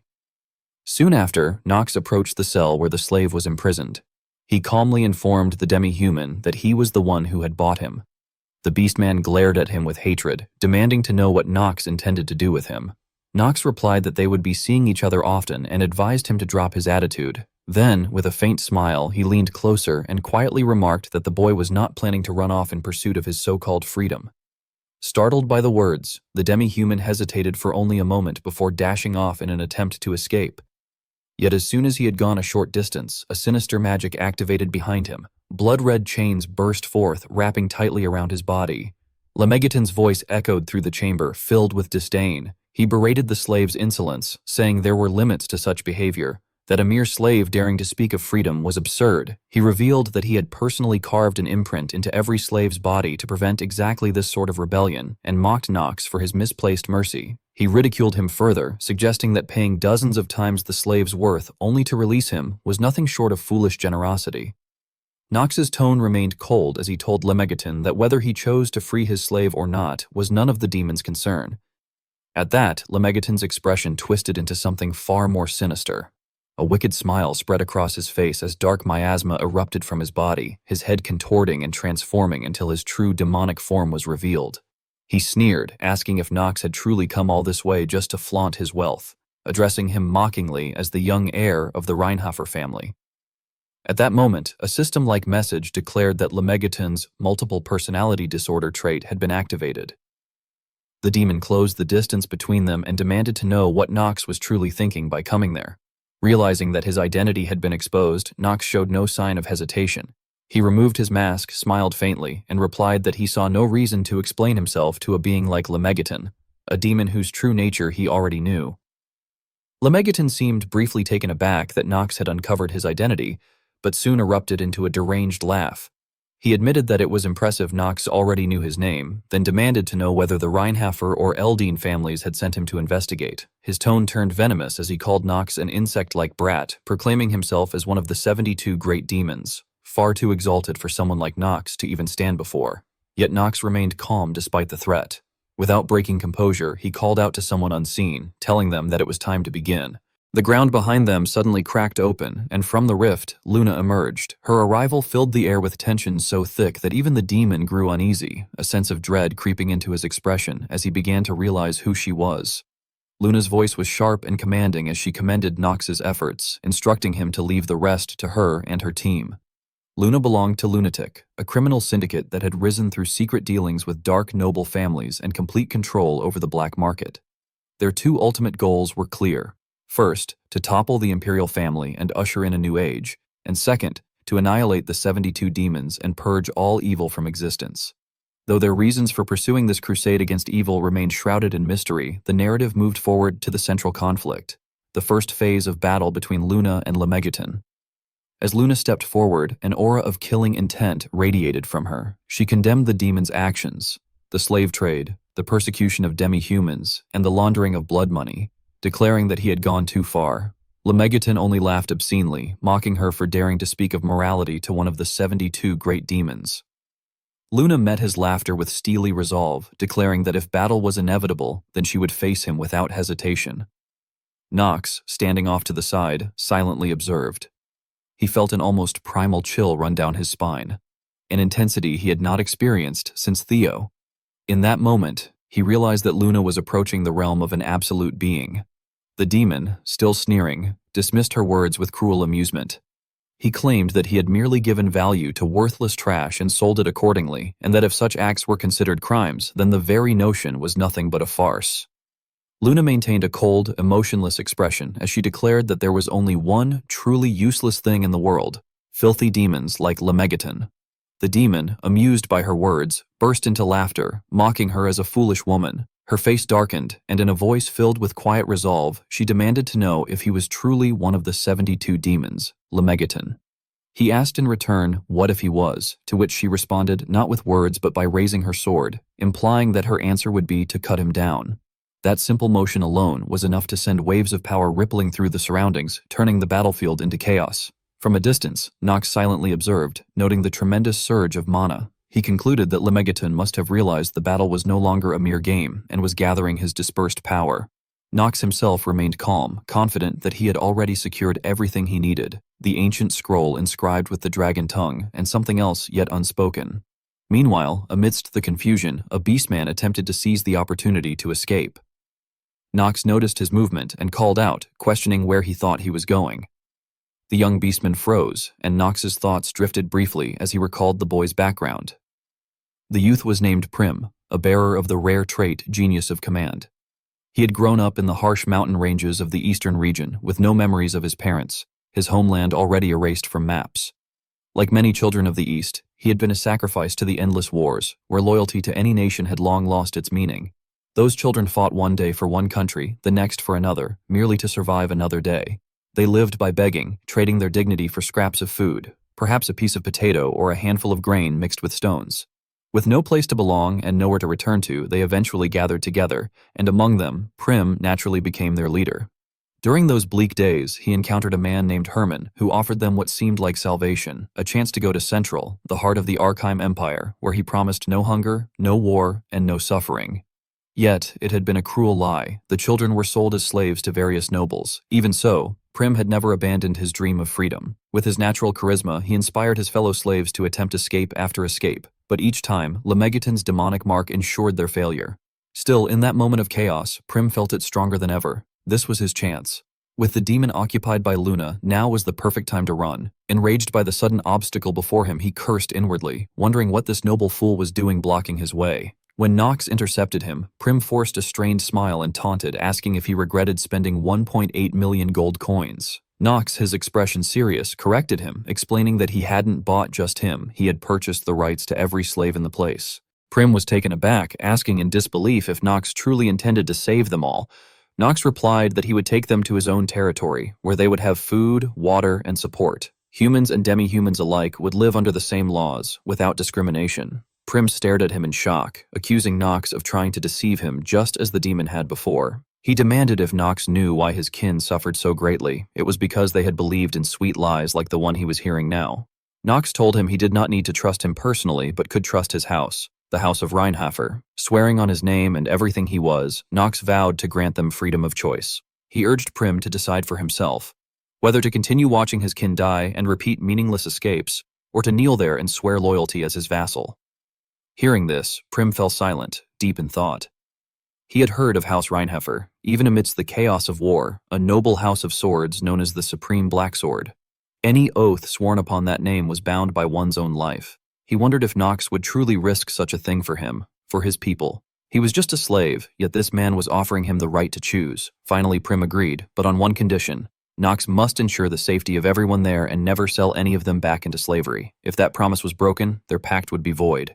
Nox accepted without hesitation, solemnly swearing before the ancient legacy of the Black Sword that from that moment onward, Prim would be his vassal and he, Prim's master, upholding every word of their vow. Prim watched him carefully, still uncertain, until Nox assured him that his words should be enough to earn his belief. He commanded that from then on, Prim address him as Lord Nox, warning that any disrespect would be met with death.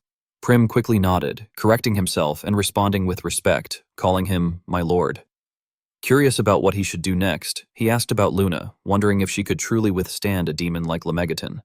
Nox handed him a key and instructed him to simply follow orders. He told him to use the key to free his people, then lead them out of the auction house toward the central hall of the casino.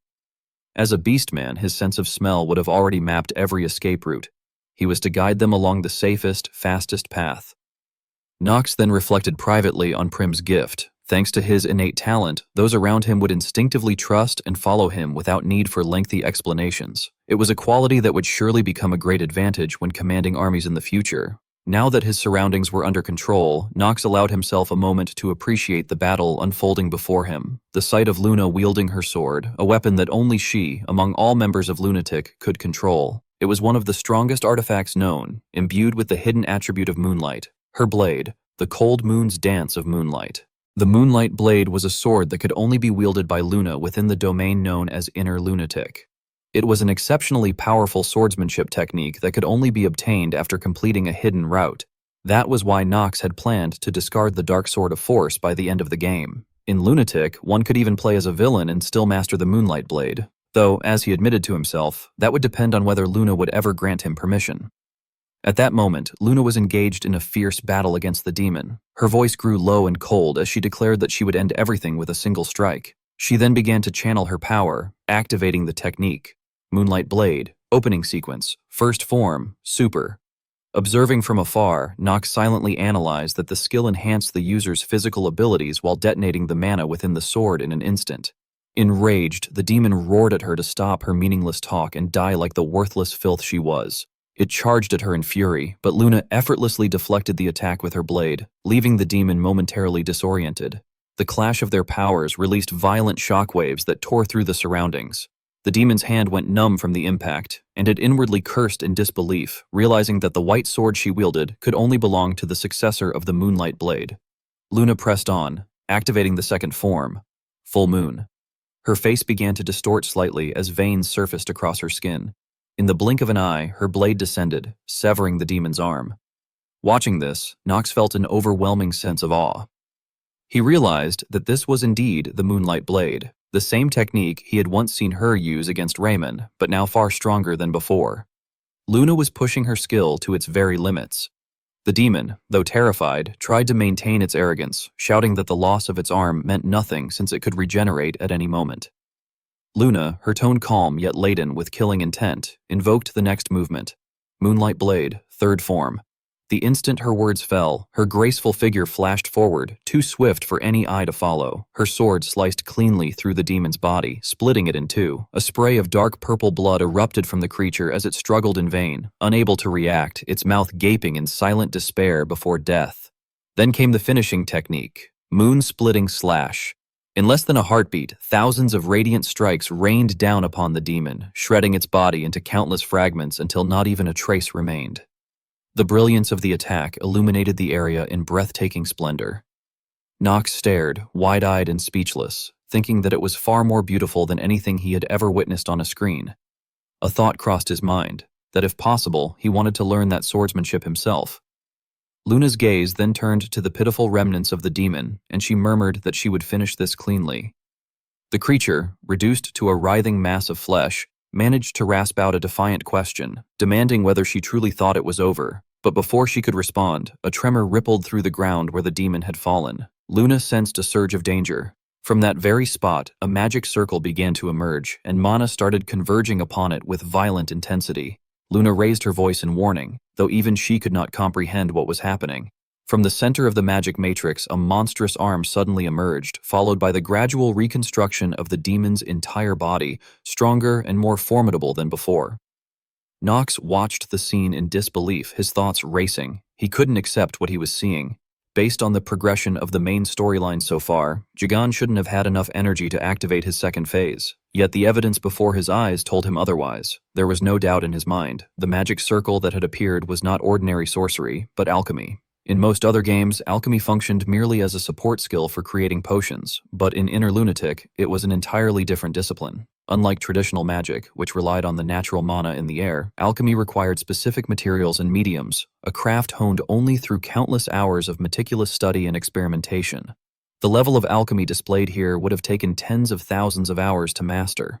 Nox had never witnessed Jagan's growth to such an extent through mere gameplay. He wondered if Jagan had somehow been artificially enhanced, though he was certain that amplification features had yet to exist.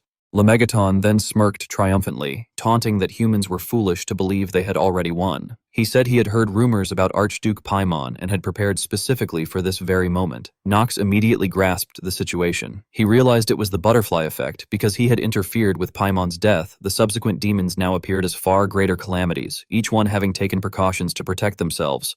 Turning to Luna, he explained that the vortex surrounding them was likely a prison forged through alchemy. Since alchemy was a science of equivalent exchange, there had to exist somewhere a medium of equal value for every power the demon invoked. Luna, her expression tightening with unease, muttered that if such an immense amount of mana and blood had been consumed, then the equivalent sacrifice implied something truly horrifying. Meanwhile, in the auction hall, chaos had erupted. The once grand venue had transformed into a scene straight out of the demon realm. A thick crimson mist enveloped the entire room, and every guest within was trapped, their bodies drained of vitality by the sinister energy. Their agonized screams echoed through the hall as their life force was consumed one by one. All the demonic energy condensed at the demon's position, continuously feeding it with life force. He watched the scene with a worried face and thought that the formation was a prison made of blood and water, a late-game binding alchemy, an eternal anthell that would not vanish even if its user died. If they allowed it to continue, he believed, it would spread and devour everyone there. He noted that the butterfly effect had pushed the difficulty to an uncontrollable level. Seeing an Act 2 boss borrowing a late-game skill did not surprise him. He had seen it happen several times before the end of other stories, so he believed he knew the method to destroy it.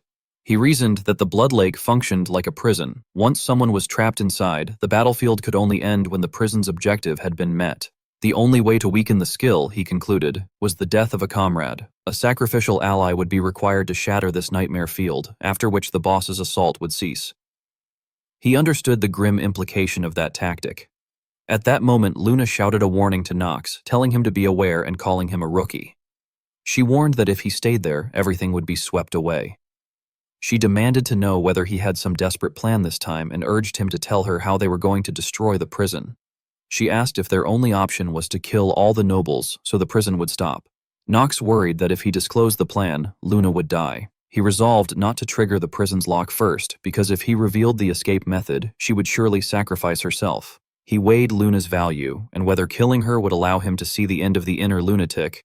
He judged her harder to direct than other units and of low strategic worth, and the thought trailed into an unfinished private assessment.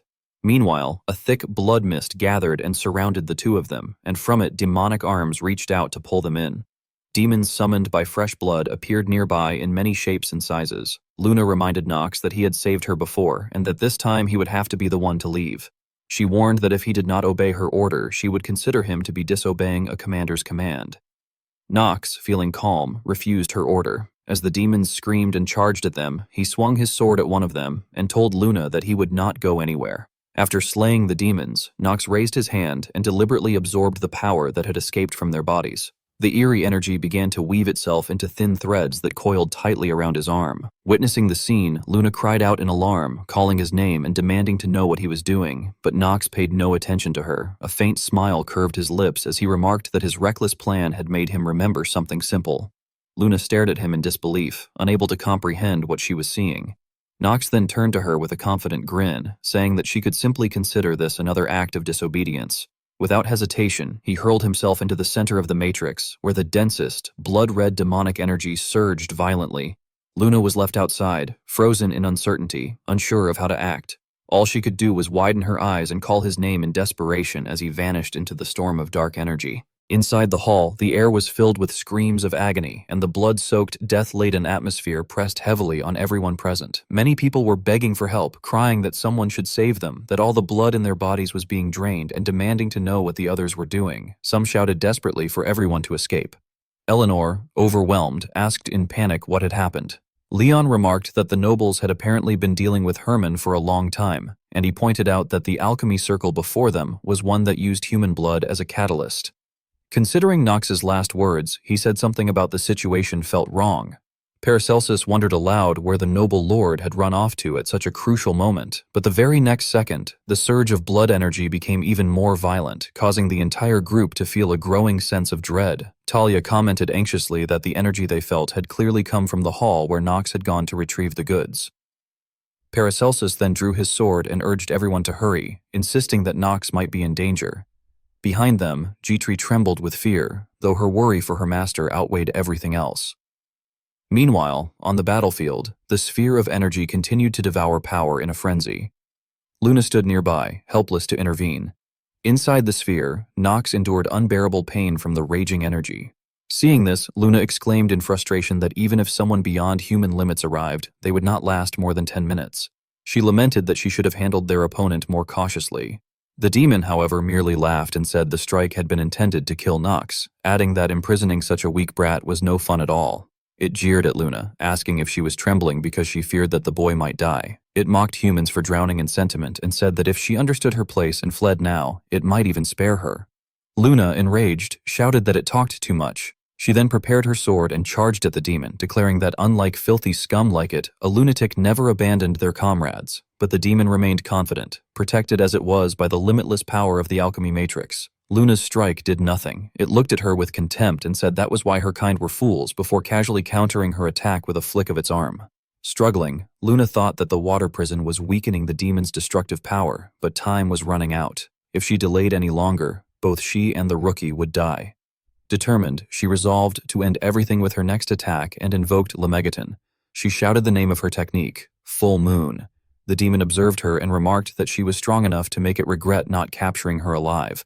It guessed she was the one who had killed Archduke Paimon, but told her there was something she needed to know. If she cut it down now, the boy would die as well. Hearing this, Luna's expression became uneasy. The demon continued taunting her, reminding her that alchemy was the science of equivalent exchange.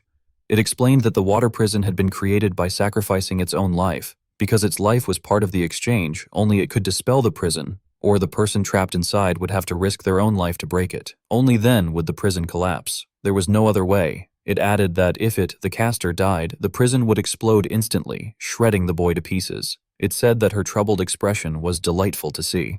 Luna's face darkened as she fell into turmoil. She thought that this situation was the same as when her master had died, and wondered why she was wavering again.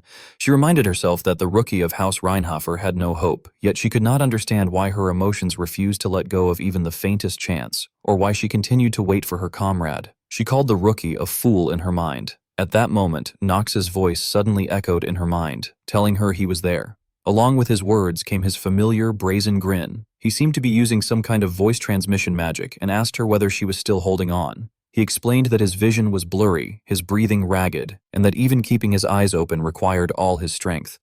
He acknowledged that this was the interior of the water prison. He said he had chosen to save Luna, and that if he could prove that choice wasn't wrong, he might avoid the bad ending. Then, the system issued a warning stating that the oxygen levels in the player's body were critically low, that cardiac arrest would occur in 8 minutes, and that his death would follow in 9.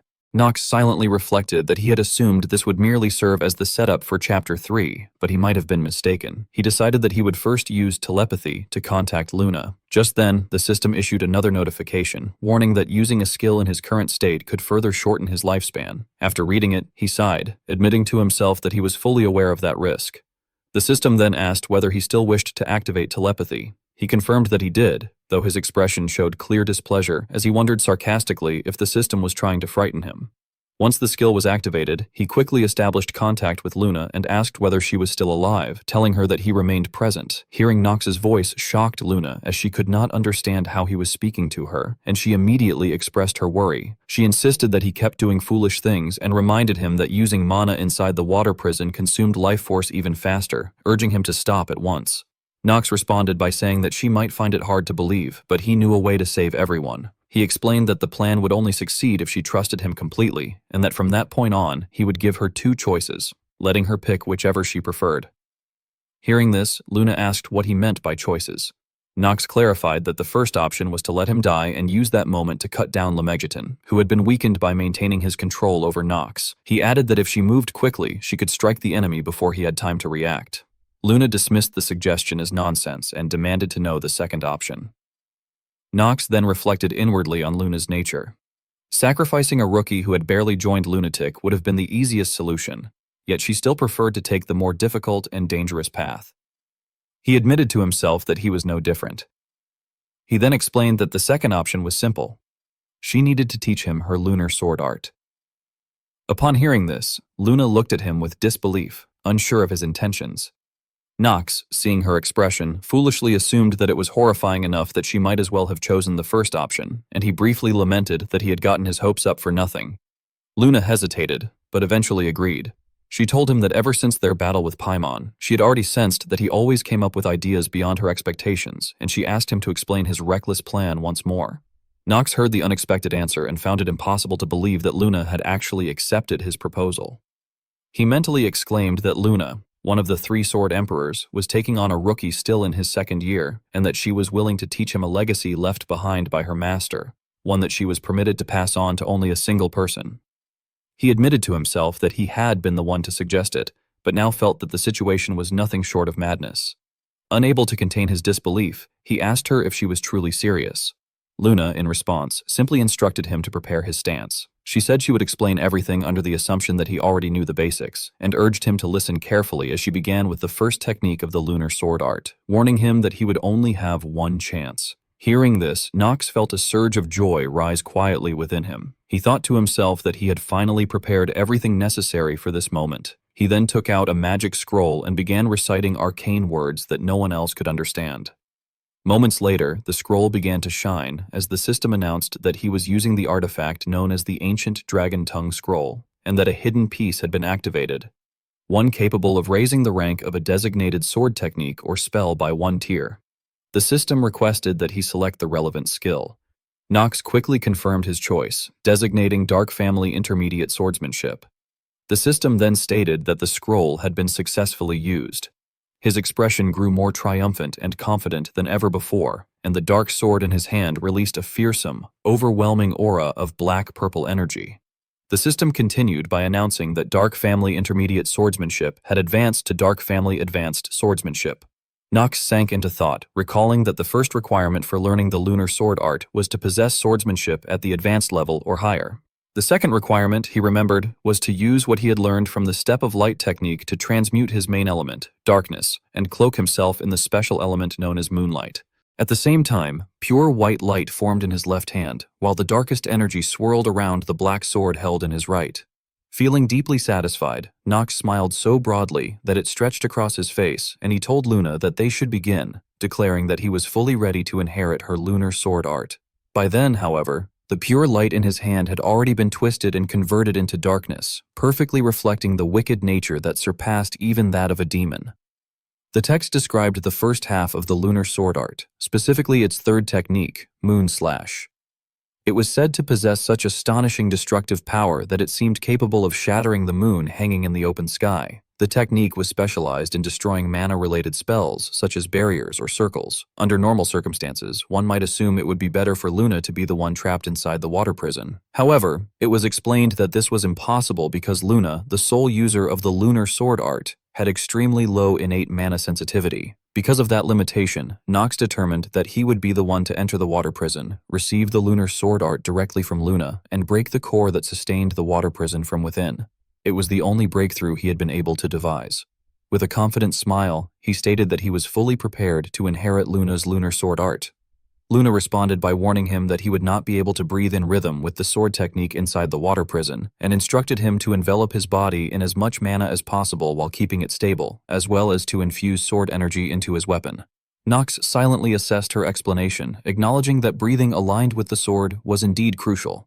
He recalled that powerful warriors like Luna and Theo activated their breathing and sword techniques at exactly the same timing, which was why the tips of their swords never wavered regardless of external circumstances or their own mental state. Luna then swung her sword and told him to search for the state in which his breathing felt most natural, advising him to sense everything, his posture, his physical condition, and even his thoughts, while warning him that the process was going to become painful. As Nox observed her demonstration with complete focus, Luna privately noted that he already understood this truth well. She reflected that the lunar sword art was a technique steeped in madness, a sword style soaked in the kind of insanity that devoured the self. That madness spread not only to the user but also to those nearby, which was why initiates of lunatic were tested on whether they could withstand the madness of the Red Moon. Conversely, she believed that if someone possessed overwhelming mental strength and resistance and could control even the darkest parts of themselves, that very madness would become their sword. At that moment, Nox's eyes turned blood red as though he were undergoing a dark transformation, and the black aura swirling around him began to merge with the surrounding blood-tinged energy. At the same moment, the system announced that the player's willpower was being pushed to its limit and that he was entering a state of trance. Luna added that when he was ready, he should recall the worst moment of his life. Whether it was powerlessness, pressure, or pain, anything would be acceptable, as long as he remembered the moment in which his despair had reached its absolute peak. Nox closed his eyes and began to feel the memories rushing back. He wondered which moment had truly been his most difficult and miserable. He questioned whether it had been the time when the doctor informed him that he was terminally ill, or perhaps the moment he began living an absurd existence inside lunatic. Then he reconsidered and realized that neither of those had been the worst. The moment filled with the greatest pain, he thought, had been the instant he understood that he would never shine again. He then opened his eyes and stated that he was finally starting to grasp it. Simultaneously, the system reported that, due to the trait swordsmanship and combat genius, his understanding of the lunar sword art was rapidly increasing, and that he had successfully self-learned the basic lunar sword art. Luna reminded him with a serious tone that there was still one more step left, learning the third technique, Moon Slash. However, Nox replied that she did not need to explain it to him. His answer confused her, prompting her to ask again for clarification, unsure of what he meant. Meanwhile, Nox's new energy began radiating outward, blending with the surrounding bloodlust and giving off a terrifying sense of oppression. The system declared that the active skill hour of the Genius Plus was being activated. His face changed visibly. His violet eyes shifted to a golden, metallic hue, and a surging flow of mana rose across his body. In that moment, he clearly sensed that the energies within him were clashing against one another. He finally understood why Luna had told him to recall the darkest part of himself. Because the lunar sword art could only be wielded by those who had shattered the most powerless moment of their life. He reflected that he had revisited helplessness, agony, and weakness more times than he could count, and that no one understood the despair of never being able to shine again better than he did. He acknowledged that he had been given another chance in the form of Nox von Reinhofer. The power that this existence possessed, he realized, did not stem from his own skill or talent, but it had allowed his inner light as a person to avoid fading completely. He thought that perhaps even he could shine one more time, just once. And so he insisted to himself that he could do it, and more importantly, that he must do it. He believed that he needed to witness, with his own eyes, the end of his story. With a bright smile, he prepared to swing his sword, declaring that he could finally see it, the core of the circle. Nox then began to unleash the technique known as Moon Slash. His blade radiated a terrifying killing intent as the crescent-shaped arc cut forward, slicing through the blood-formed sphere that had imprisoned him and shattering the entire mass of energy the demon had been accumulating. The strike did not stop there. Everything in its path was cleaved cleanly in half. In the next moment, Nox appeared before Luna and the demon. He apologized to her, saying he was a bit late. Hearing his voice, Luna froze in disbelief. She found herself thinking that it was impossible, that she had never even taught him the basic forms of the lunar sword art. She wondered if he had somehow already experienced the essence of despair and madness that formed its foundation, something inconceivable for a rookie who had not even reached his second year. The demon, shocked to see Nox unharmed and its spell completely destroyed, gaped in disbelief. It screamed internally that a mere human could never comprehend, much less destroy, the water prison it had devoted its entire life to. It then ordered all of its forces to attack at once and tear him apart. Meanwhile, the hellspawn surged toward the two of them in waves, yet none of the creatures were able to slow them down. Each one was cut down with swift, decisive strikes. Luna turned toward Nox and told him to leave the weaker monsters to her, urging him to show the demon the blade he had forged by shattering his own despair. The demon erupted in frustration, refusing to accept what was happening. It raged that insignificant beings like them would be punished by Archduke Paimon. Nox, his voice cold and his aura shifting into something even more frightening, responded by declaring that Paimon or any demon stronger should all be summoned here. At the same time, he smiled with a confident, provocative expression and charged straight toward the demon Lemegeton, causing it to tremble and break into a cold sweat. Nox further declared that the demon should stop hiding behind others, and with a single swing of his blade, he split the demon in two. His sword carried the radiance of the moon fused with the darkness within him.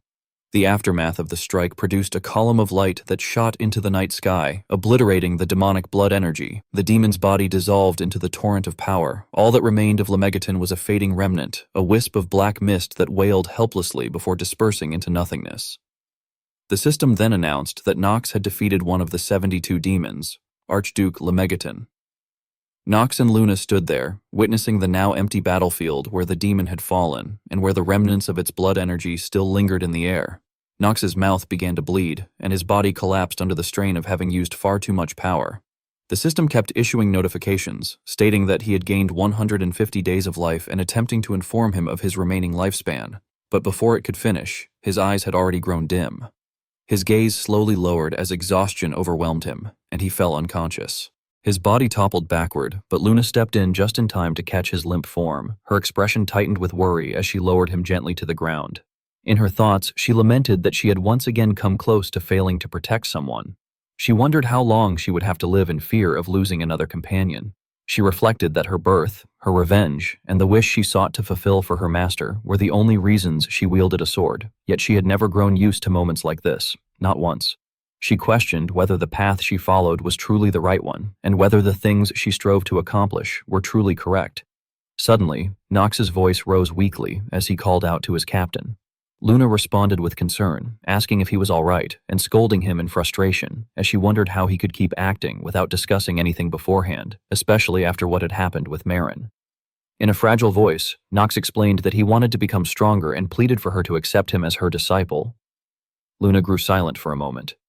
She wondered whether the boy knew that the lunar sword art could be passed down to only a single disciple, and whether he had orchestrated everything from the beginning so that she would be unable to refuse. She then remarked that his reckless stubbornness reminded her of Marine and questioned whether he had ever considered that she might turn him down. Nox's eyes slowly opened, and he managed a faint, strained smile as he insisted that he was the only companion who could truly understand the madness she carried, and asked again if she would teach him the lunar sword art. Luna wondered if this was how her own master had felt when he first vowed to teach her the sword. She told him that he was absurd and admitted that she did not know whether becoming her disciple would be a blessing or a curse for him. As she hesitated, the system suddenly announced that a random stat had increased by 1, that his mana stat had risen by 1, that the moonlight element now resided within his body, and that his natural recovery and healing ability had greatly improved. Luna then continued, declaring that she, Luna, captain of Lunatic, swore upon the moonlight to pass down all of her sword techniques to him. Hearing this, Nox looked at her and smiled with relief and joy. At that moment, the situation gradually calmed, and Nox began to hear the distant calls of his companions, who seemed to be shouting his name and addressing him with exasperated concern. He realized they were searching for him and worrying about his condition, which made him smile as he remarked that it seemed he needed to return now. Luna sensed that he had mostly recovered. She rose to her feet and stated that they would meet again soon, adding that when that time came, he should show proper respect between master and disciple. Right after that, her red radiance flared once more before she vanished completely. Meanwhile, G-Tree was anxiously searching for Nox, calling out repeatedly and asking if he was all right and where he was. The more she called without hearing a response, the more her expression tightened with worry. Only then did Nox's voice sound from behind her, saying that it looked like he had worried her again. His battered figure stood there, offering her a reassuring smile as he told her not to worry and that he was fine. Soon after, the rest of Nox's group arrived and pressed him for an explanation. They summarized what they had understood, saying that the administrator of Avalot, Herman, had actually been the demon Archduke Lemegeton, and that Nox had been injured fighting him. They added that, according to his account, a mysterious woman had suddenly appeared, defeated the demon, and vanished, and they asked him if that was correct. Nox confirmed that this was exactly what had happened. Everyone listened to his story with disbelief, finding it difficult to accept. Paracelsus, looking displeased, questioned him further and said that he hoped Nox was not lying, insisting that when they had split up, Nox had claimed he had something to do, and that everything now felt suspicious. Nox replied slowly, asking whether Paracelsus was being uncouth and whether it was acceptable to pressure someone who had just been injured. Paracelsus scoffed at the word patient, arguing that even the five of them together probably could not so much as scratch Nox. Leon added that despite saying such things, Paracelsus had actually struggled desperately to find Nox. Talia cheerfully confirmed this, saying she had seen it herself and that he had shouted for Nox until his voice was almost gone. Eleanor remarked that she had always thought Paracelsus only cared about himself, but apparently he did have a side that cared for others. Becoming flustered, Paracelsus protested and complained that if they intended to insult him, they should insult him properly, and if they intended to praise him, they should praise him properly, telling them to stop mixing the two. Eleanor then reminded him with a rare hint of seriousness that, as he had instructed, they had loaded all the rescued slaves into the wagons headed for the academy. She explained that once their identities were confirmed, the victims would either reunite with their families in their respective regions or be relocated to Chaders. Hearing this, Nox thought to himself that she had handled the matter well, and he expressed his gratitude to the entire group, adding that their work was not yet finished. Gitri, worried about him, urged that he should rest longer because his wounds were still severe. Nox apologized but insisted that there was no time for rest, stating that they still needed to carry out the most important task of their mission.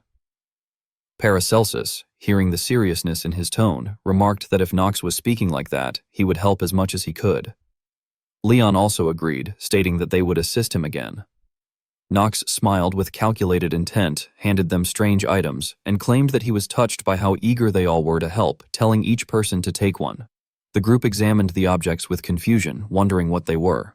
Paracelsus even questioned whether they were sacks. Nox then instructed them to gather every gold coin in the area, stating that he would naturally take 80% of the profit. Since he was the one who had killed the demon, he assumed none of them would object. Paracelsus protested, demanding to know whether Nox had lost his mind.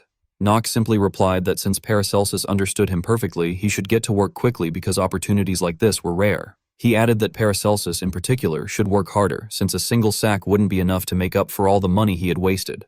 Angered, Paracelsus claimed that Nox must be confused if he thought Paracelsus listened to anyone. Meanwhile, Leon quietly calculated that with such an enormous amount of gold, even after dividing 20% among 5 people, one could live comfortably in Avalot for a long time. The foolish Paracelsus, manipulated by the thought, suddenly became enthusiastic and urged everyone to search every corner of the debris. Watching him, Nox inwardly laughed, thinking that Paracelsus was truly a simple-minded man. The scene shifted to the Reincarnated family estate, where Nox's older brother stood beside Nox's stepmother. He greeted her politely, remarking that it had been a long time and asking whether she had been well. She responded by saying that she trusted he had received her letter, and went on to explain that it seemed Theo was considering a successor who was not him, but another child. With a cunning expression, Garen asked if she meant the youngest, Nox von Reinschäfer. She confirmed this, stating that Nox's standing in the succession order had risen dramatically. She added that although the Council of Elders still seemed to support Garen, Theo held undisputed authority within House Reinschäfer. For the reputation of someone as troublesome as Nox to rise so quickly, she said, it must have been due to Theo's favoritism. Garen then replied with a sly smile, saying that he had brought her shame and asking her to convey his apologies to House Oral as well. She reassured him, telling him not to worry about House Oral. With his genius talent, she claimed, devouring House Reinschäfer and raising their own house to glory would be nothing for him. No matter what anyone said, she insisted that he was her eldest son, the rightful direct heir. She declared that the younger boy's so-called genius was nothing more than an empty rumor that Garen himself must crush. She urged him to achieve an overwhelming, undeniable victory. Garen covered his face and laughed loudly, asking her if she truly believed he couldn't defeat a brat like Nox. Then he turned back with a demonic glint in his eyes and said the opposite was true. He had long awaited the moment he could grind Nox beneath his heel. He declared that it was time to break the wings of the arrogant fool who knew nothing about the true height of the sky, and that he would do so ruthlessly until Nox could no longer even stand. He affirmed that everything would proceed accordingly. At that moment, his expression twisted into something monstrous. Dark, vein-like streaks began spreading across his skin, resembling those seen on the slaves once claimed by demons. Knox's stepmother stood behind him silently, observing. Only seconds later, her own face contorted with the same terrifying transformation, and a demonic smile emerged, revealing that both she and Garen were slaves to the demons. Garen then proclaimed that everything would proceed according to the will of the Archduke. Knox stated that the total amount came to 1.97 billion gold, adding that at this point he was running out of space to store it all. He then handed the payment to Eleanor and declared that the debt had now been completely paid off. Dietrich responded by saying that they had even added the interest on top of the original 200 million gold. Eleanor, wearing an annoyed expression, remarked that they should forget about the interest, explaining that since everything had been repaid within just a few hours, collecting interest would only make people say that the rival in merchantry was stingy. Paracelsus then added that he would have someone deliver the remaining money back later, while commenting that the interest alone must still be a ridiculous amount and musing that rich people truly lived differently. Eleanor turned her attention to Paracelsus and questioned where his earlier fiery enthusiasm had gone, asking why he was sprawled out like that. Paracelsus casually replied that when he thought about it, all the money would be split evenly anyway, so there was no reason for him to bother picking it all up himself. He added that those guys would scoop everything up for him regardless. Eleanor and Dietrich stared blankly at the demons carrying sack after sack of gold and asked who those guys were referring to. Leon answered that he would pile the filled pouches over there. Knox noticed Talia carrying sacks as well and wondered why the undead looked strangely pitiful. Talia let out an awkward laugh and said that no matter how much they picked up, there was no end to it, adding that if she had known she would stumble into this kind of windfall, she would have brought Emma along too. Knox asked whether Rober did not already send her everything she needed, including valuables. Talia replied that while that was true, she still received an allowance from her father. Eleanor then told Talia that if there was anything she wanted, she should come buy it from their merchantry, assuring her that mentioning Eleanor's name would guarantee the highest quality goods. Talia happily thanked Eleanor for the offer. Standing to the side, Knox silently observed everyone present and reflected that in the original story, Eleanor and Talia had never gotten along. One was a merchant who exploited people's hearts, while the other was a knight who protected people's lives, an inherently hostile pairing. He noted that this was not the only change, as Paracelsus and Leon were also natural-born opposites destined to clash, and as for Dietrich, she would have died long ago if not for him. He concluded that his existence had created a butterfly effect that triggered all these changes. At the very least, he reasoned, the main storyline needed to progress properly, because only then could he learn the truth behind the mysterious letter, the entity beyond his status window that was helping him, his lost memories, and the truth about Knox himself. However, before dwelling on all that, he decided that he should first organize the rewards. At that moment, the system notified Knox that his remaining lifespan was 272 days. Knox began planning his next steps, thinking that this was good, since he had earned over 150 days of lifespan from this scenario alone. Still, he acknowledged that there was no guarantee things would always go this smoothly. His enemies would grow stronger, and if overcoming this trait were easy, the game would never have given him the broken advantage of possessing two genius traits. He recalled that among all players, there had never been a single successful case of fully overcoming the terminally ill trait, and even after searching the community and the official homepage, the trait was barely mentioned. He then shifted his focus to the next reward, wealth, deciding that he had to keep stockpiling money for Main Chapter 3. He remembered that Main Chapter 3 revolved around the Rivalin family and served as a branching point that determined whether they would pledge loyalty to the Arkheim Imperial family or join forces with the Dark families and Lunatic. Considering that the antagonist was Prince Louis of Arkheim, he concluded that this amount of capital was nowhere near enough. Even so, he believed that the greatest reward of the entire episode was undoubtedly the lunar sword art. He thought that it was no exaggeration to say that his entire journey so far had been for this technique. Luna had not only taught it to him willingly, but had even declared that she would take him as her disciple, making the peak of swordsmanship only a matter of time. Yet he could not help but wonder why Luna had taught him the lunar sword art at all. If she had wanted to, she could have simply killed Lemegeton and left him behind. As the leader of the world's largest criminal organization, such behavior was unlike her, leading him to question whether she was hiding her true nature behind a mask. Suddenly, Paracelsus interrupted Knox's thoughts by calling out and saying that it seemed they were finally coming. Knox looked ahead and thought that this was good, since all the gold coins were already stored in the dimensional pouch, and there was nothing left for them to find. He concluded that it was time for them to arrive and clean up the situation. Moments later, two guards appeared from the distance, with a blue black-haired man walking between them. The man addressed the group, saying that they must be the famous freshmen. Everyone was surprised by his sudden appearance, and Eleanor asked who those people were. The man ordered everyone to stay where they were and announced that by the authority of Eldine Academy, they had all been summoned as witnesses. Paracelsus wondered aloud who that person was. At that point, Eleanor realized the man's identity and informed everyone that he was Aleph von Dastein, one of the professors who led the Academy's autonomous guard unit and a top graduate. Aleph asked whether she knew of him, to which Eleanor replied that of course she did, explaining that his reputation was well known among the students. Talia reacted in surprise and asked if he was perhaps the author of Elemental Foundations, adding that she thought she had seen him on bestseller book covers. Aleph confirmed that this was correct, stating that he was the best-selling author, Professor Aleph, and then asked who the leader of the team was. Knox stepped forward and answered that he was the leader, introducing himself as Knox von Reinhofter. Aleph demanded that Knox explain everything that had happened without leaving out a single detail. Hearing the order, Knox inwardly thought with contempt that, as expected, Aleph's tone was obnoxious, and he wondered why the man always started giving orders immediately. Nevertheless, Knox reluctantly agreed and addressed him respectfully, then explained that after breaking the water prison using the Dark family swordsmanship, he had looked around only to find that the mysterious woman had already slain the demon and disappeared. Aleph continued by describing the woman as someone with crimson eyes, an affinity with the moon, and overwhelmingly powerful swordsmanship. In response, Knox asked whether Aleph had any idea who she might be. Aleph replied that this was not something the students needed to know and ordered them not to concern themselves with her from that moment on, stating that the woman had been officially designated by the state as an extremely dangerous entity. Upon hearing this, Knox found it ironic and thought that Aleph was likely frustrated because he constantly encountered her, yet still could not persuade her to teach him her swordsmanship. After the investigation concluded, everyone returned to the academy. Sometime later, they were sitting together and talking.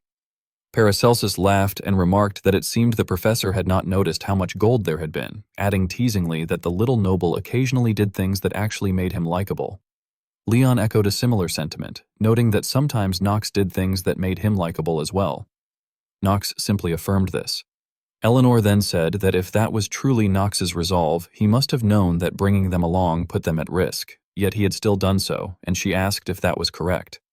Knox again answered affirmatively. Paracelsus lightly patted Leon on the shoulder and joked that Leon must have knocked his head loose during the earlier fight among nobles.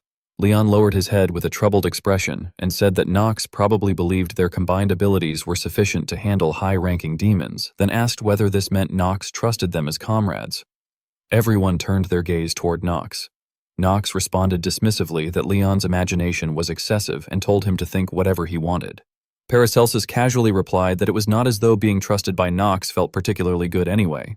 Talia then spoke up anxiously, wondering who the mysterious woman who had saved Knox really was, and admitting that she had a bad feeling, as if they would keep running into her in the future. Paracelsus followed up by saying that, now that he thought about it, Knox had claimed to have shattered the water prison himself, and he questioned how that had been possible, pointing out that the Dark family sword had no technique capable of breaking seals or magic. Knox looked at Paracelsus with contempt and thought that although the man looked dumb, he had suddenly asked something sharp. After clicking his tongue, Knox decided to be honest and explained that he had recently been practicing a different swordsman's swordsmanship, one that was not from the Dark family. He admitted that he had even copied some of that woman's swordsmanship after observing it briefly, and that was how the water prison had broken. Eleanor reacted with shock, asking whether Knox had truly copied it after seeing it only once, and questioning why he would learn someone else's swordsmanship when the black sword art was already the pinnacle.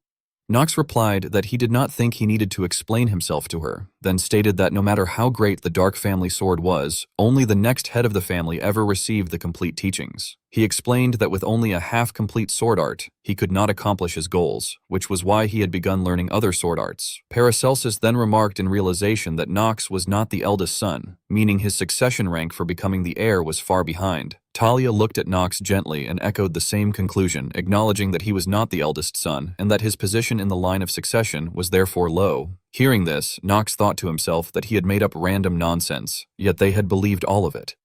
He then noticed that Dietrich had been silent the entire time. Knox glanced at Dietrich and observed her sorrowful and anxious expression, thinking that the journey must have been especially hard on her. He reflected that although she had lost her position, she had grown up as the young lady of the Lavilia family, and what she had witnessed that day must have been a severe shock. He then took her hand and told her to forget everything she had seen that day and not to think too much about it. Dietrich was taken aback and then turned to thank Knox sincerely for his consideration, addressing him as young master. Knox darkened in expression and fell silent, continuing his thoughts internally. He resolved that he would no longer leave dangerous situations unattended, and that whether it was a butterfly effect or not, if the system tried to tighten its grip on him, he would simply break through it. He reflected that his encounter with Professor Aleph had come much sooner than expected, suggesting that the timeline of Episode 3 had been pulled forward. However, he concluded that it did not matter, and that if Aleph had appeared earlier than predicted, then he would simply eliminate him even earlier. The next morning, inside the study, Knox was speaking with a white-haired woman.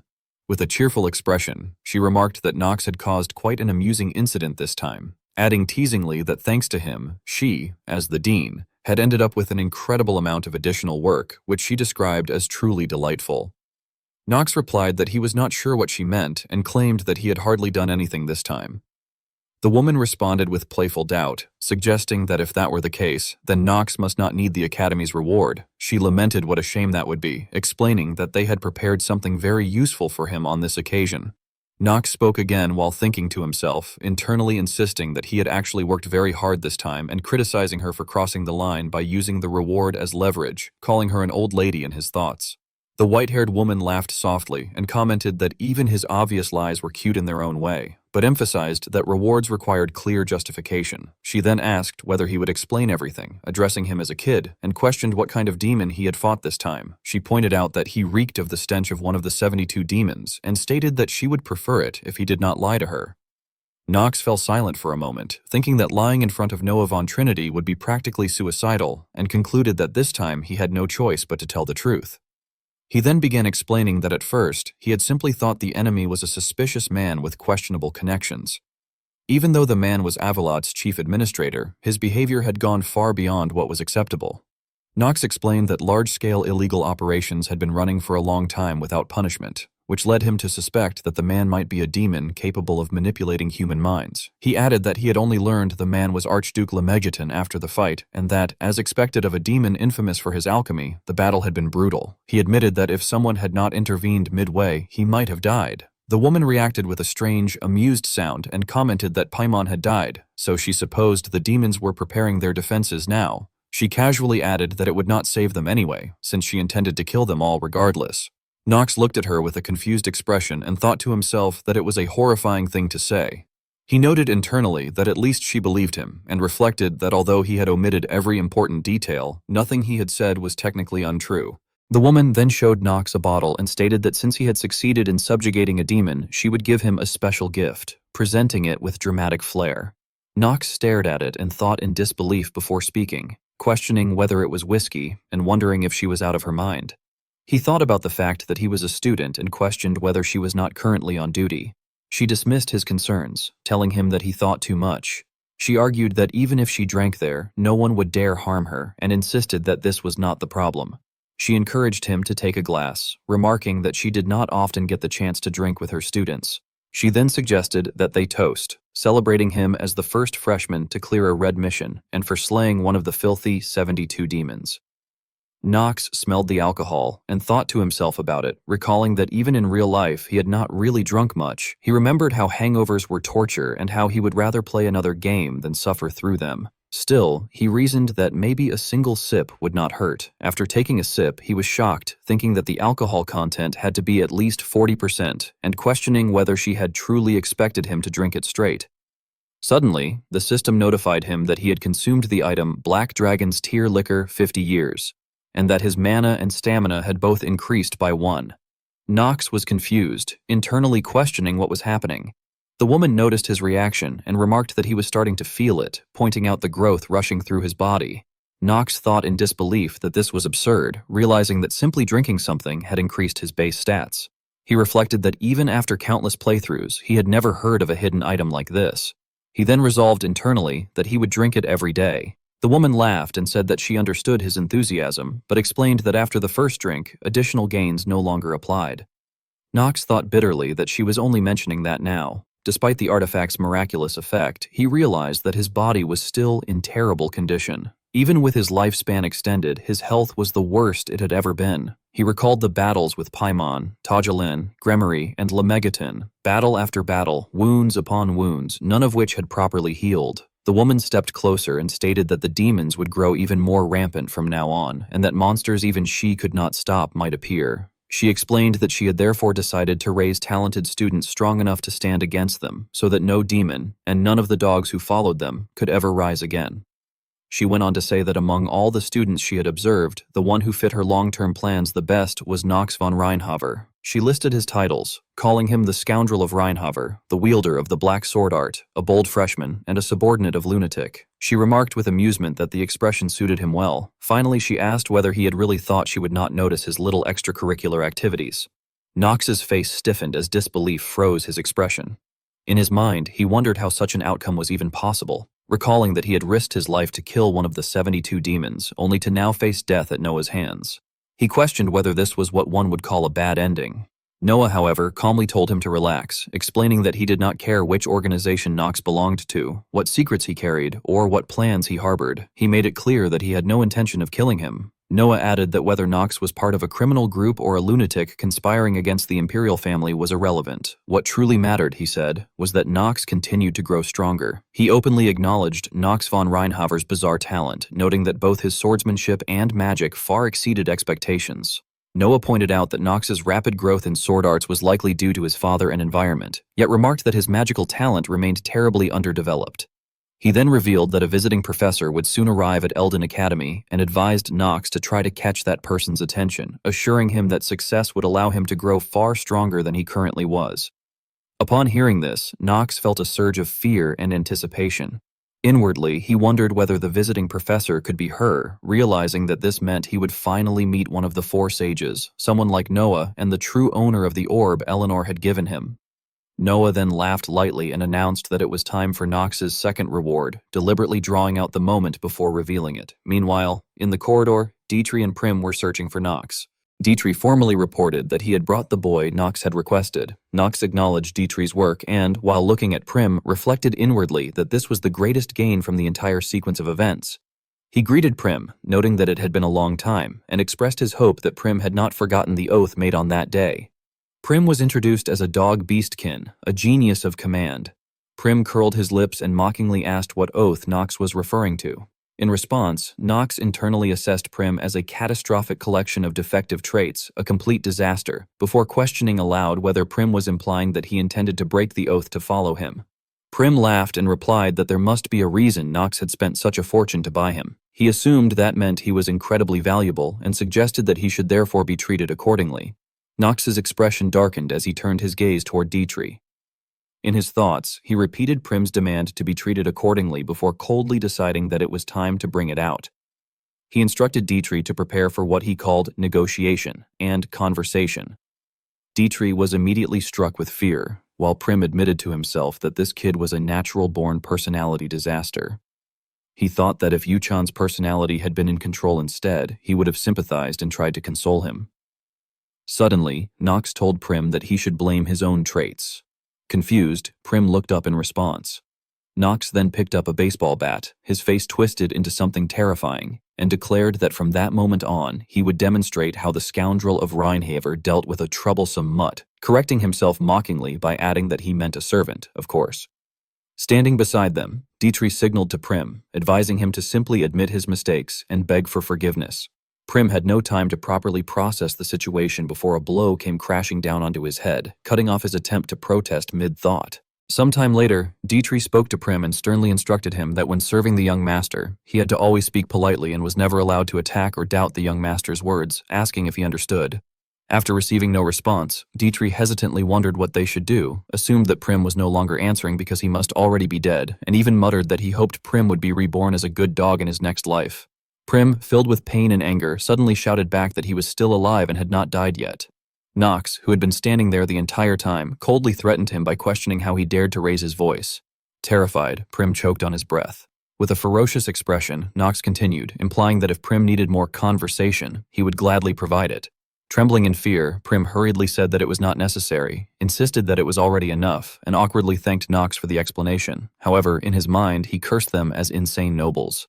Dietrich then added that at least Prim's negotiation with the young master seemed to have gone smoothly. Prim clenched his teeth internally, questioning how that could possibly be considered a negotiation. Dmitri reassured Prim not to worry and stated that he would personally teach him slowly. He explained that he would instruct Prim on how a servant should properly and politely treat his master and what was expected of him. Nox interrupted coldly, telling Dmitri to stop, remarking that Prim's eyes still showed fighting spirit and that he would recover soon. He then pretended to raise his staff threateningly and suggested that they should prepare for a negotiation season 2 in advance. Panicking, Prim quickly blurted out that he had been born with a frightening face and meant no harm. Dmitri then turned to Nox and politely excused himself, informing him that he had heard Nox's other companions had officially received permission to transfer to a Lydian academy. He added that Lord Gran must have spent a great deal of money to make it happen, considering that the process itself was illegal. Nox silently reflected that Dmitri was referring to the other units, Alina, Rona, May, and the unit from Tahalun, and noted with satisfaction that all the units he needed had finally gathered, just as expected from the Dark family. He also acknowledged inwardly that Gran was quite useful for handling matters in the shadows. Turning back to Prim, Nox informed him that the others would arrive soon and ordered him to prepare for departure as well. Prim weakly protested that his name was Prim and not Slave.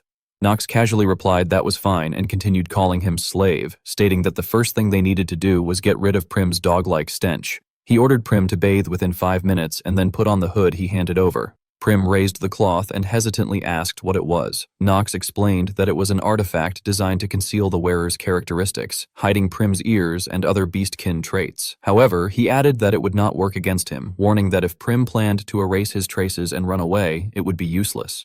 Frightened, Prim immediately declared that he would go bathe right away. Sometime later, Nox stepped outside the academy grounds to meet the others. He greeted them by saying that it had been a long time and noted that they had arrived right on time. Although they likely already knew each other, he said he would reintroduce everyone just in case. At that moment, a brown-haired maid appeared behind him, exclaiming in amazement as she gazed at the vast courtyard. She expressed her excitement, saying that they would be living there as the young master's personal servants and that, on top of that, they would be able to enjoy luxurious meals whenever they wished. Nox silently wondered when the last time was that the person had gone to the student cafeteria. Suddenly, contemptuous voices from other students arose, mocking that the academy now allowed just anyone to enter. They sneered that it was no surprise a Lydian academy's reputation had declined if trash like that was being admitted. They also remarked that the individual must be Nox von Reinhaver, and that it was only natural for him to associate with people of such low status. The brown-haired maid became furious and exclaimed in anger, questioning whether they had just been called lowly, repeating the insults of being labeled trash and dogs and angrily asking where any dogs even were. Nox then called out firmly, ordering Rona to stop and come to him. After that, Nox introduced Prim to his friends, asking them to allow him to make an introduction. He explained that Prim was his new servant from Abelard, and added that even without him saying it outright, they probably already knew why he had summoned them there. He welcomed them to Lydian Academy and declared that this also meant welcoming them to their new lives as his loyal servants. Everyone listened cheerfully, while Prim felt confused and thought that something was strange, wondering why everyone was acting so normal about it. On the upper floor, Noah and Benar were having a conversation. Noah spoke with a dismissive tone, saying that so this was the one. The child Benar had decided to raise as his disciple. Benar replied that Noah was correct and remarked that it truly was remarkable. The scene then shifted, narrating that times had changed and the world continued to give birth to new powers. It mentioned Luna, who had reached the pinnacle and become known as one of the 7 continental stars at the age of 20, consisting of 3 swordmasters and 4 sages. Just like the boy who occupied Luna's thoughts, she was now meeting with 2 other individuals. Luna stated that the boy was undeniably a genius, emphasizing that his talent was extraordinary. The scar-faced man continued, saying that from the very first time they had met the boy, they had known his talent was exceptional, and suggested that they should grant him a higher rank to honor his contributions. The blue-haired woman froze and responded, saying that she too had known from their first meeting that his talent was outstanding, but questioned what would happen to her seniority if that rookie were promoted to 2nd rank. Duff scratched his head awkwardly at the situation. Luna then continued, stating that the boy had managed to destroy a barrier that could not be destroyed. The blue-haired woman shouted in shock, asking how that was possible. Luna replied that there was another matter she wished to convey, explaining that after witnessing his abilities during the mission, she had decided to make him hers. Duff and the blue-haired woman stood stunned, thinking in disbelief about what Luna meant by claiming him. Luna blushed deeply and hurried to clarify that they had misunderstood and scolded them for being foolish, explaining that she meant she would accept him as her disciple. The blue-haired woman then added teasingly that in her opinion, stealing the princess's fiancé would be an appropriate form of revenge. Luna immediately told Marin to stop indulging in such fantasies. Duff continued by saying that he understood Carton's worries, but he questioned whether the child was still far too young to inherit his sword, adding that the child and even the captain seemed unready as well. Luna replied sadly that both the child and she herself could die at any time in that line of work, and that there was no such thing as too early. She explained that the moment she saw the child wield the moonlight element, she had already made her decision, just as her own master had once made a decision when giving her a name. After that, her thoughts drifted back to the past. She recalled that long ago, beneath the sky above the sky, there had been a girl born with extraordinary talent. The girl had been praised as a sword genius, yet abandoned by a nameless noble family from a very young age. People had called her the sword demon. Luna remembered that if the girl could obtain even a piece of dirty bread or a bowl of thick soup, she would not care whose life she had to take in return. To her, heroes, knights, and swordsmen were nothing more than fading smoke. Any hope that her life would one day improve had long since been cast aside. In order to survive, she had joined a mercenary corps in a small village, taking on the most dangerous jobs just to make it through each day. At that time, Luna remembered hearing the soldiers chatting casually about the day's battle. They had boasted that they had made a good catch again that day, telling one another to take their share and keep it, mentioning an amount of 7,000. They had expressed surprise that such a monster had appeared so suddenly in their area, and remarked on how lucky the captain was, claiming that if that woman were given a piece of bread, she would slaughter anyone, whether 10 or even 20 people at once. Suddenly, a long gray-haired woman called out to Luna, and it seemed that she was Luna's master. The woman addressed her like a child and spoke about the life bound to that bread, saying that its price was extremely high and asking whether Luna would still eat it. The soldiers, caught off guard, demanded to know who the woman was. In response, the woman raised her sword and calmly replied that she had come to collect the sins they had committed. Amid the rubble, a sorrowful voice echoed, recounting that there had once been a village where children of Luna's age lived, a place meant to escape the ravages of war. As the speaker gazed at the motionless figures scattered around, she continued by explaining that, at that time, a group of thieves disguised as knights had raided the village. The white-haired woman hesitated as she narrated that those children had all been slaughtered without offering even the slightest resistance, and she stated that this was precisely why she had come here, to demand recompense for the sins of those bandits. She then turned her gaze gently toward Luna and told her that it had surely been a place where Luna could have lived in peace, expressing her condolences and asking what Luna wished to do next. At that moment, Luna silently lowered her eyes. She picked up a piece of bread from the ground, broke it cleanly in half, and stated firmly that she no longer wanted muddy bread. Lifting her head, she added that she wanted the woman to take her along. Seeing the light blazing in Luna's eyes, the woman reflected inwardly that this was a girl who did not yet dare to understand the true value of the sword, yet possessed an undeniable certainty, being utterly captivated by it. A faint smile appeared on her lips. She then calmly asked whether Luna desired that sword. Noticing Luna's bewildered expression, the woman went on to explain that the sword was called the Moonlight Blade, and that it was passed down to only a single disciple, making it everything to her.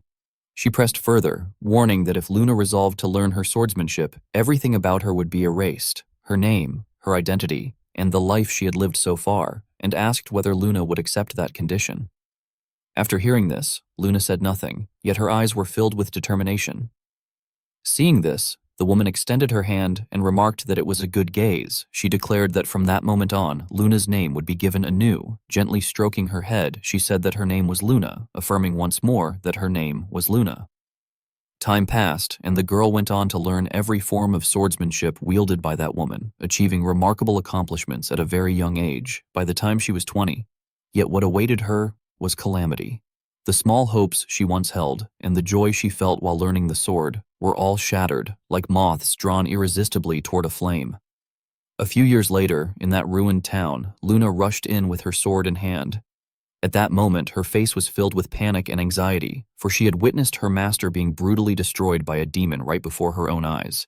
In her despair, Luna wondered whether this truly was the end of that wretched world. Returning to the present, the moon now shone brightly beneath a crimson sky. As she gazed at the reflection in the river, Luna recalled that not long afterward, her master's name had gradually faded away, and she herself had inherited the title of Sword Emperor in his place. The image of Nox surfaced in her mind, and she reflected that Nox von Reinhaver was still imperfect, yet he followed her swordsmanship flawlessly. and the look in his eyes when he said he wanted to learn it still echoed vividly in her memory. Silently, she prayed that in this world, he would not walk the same path she had taken, hoping that the reckless rookie would find a different fate. As for Lydian Academy, it was an immense and luxurious institution where talents from across the continent enrolled, though not all of them graduated. There were many reasons for this: a strict curriculum, an exhausting schedule, and deadly dangers. There was also the disgust felt by noble descendants who were suddenly forced to attend classes alongside commoners, as well as the harsh realization of how insignificant their talents truly were once they faced demons. As a result, cadets frequently dropped out, leaving many vacancies behind. Because of this, the academy devised a solution.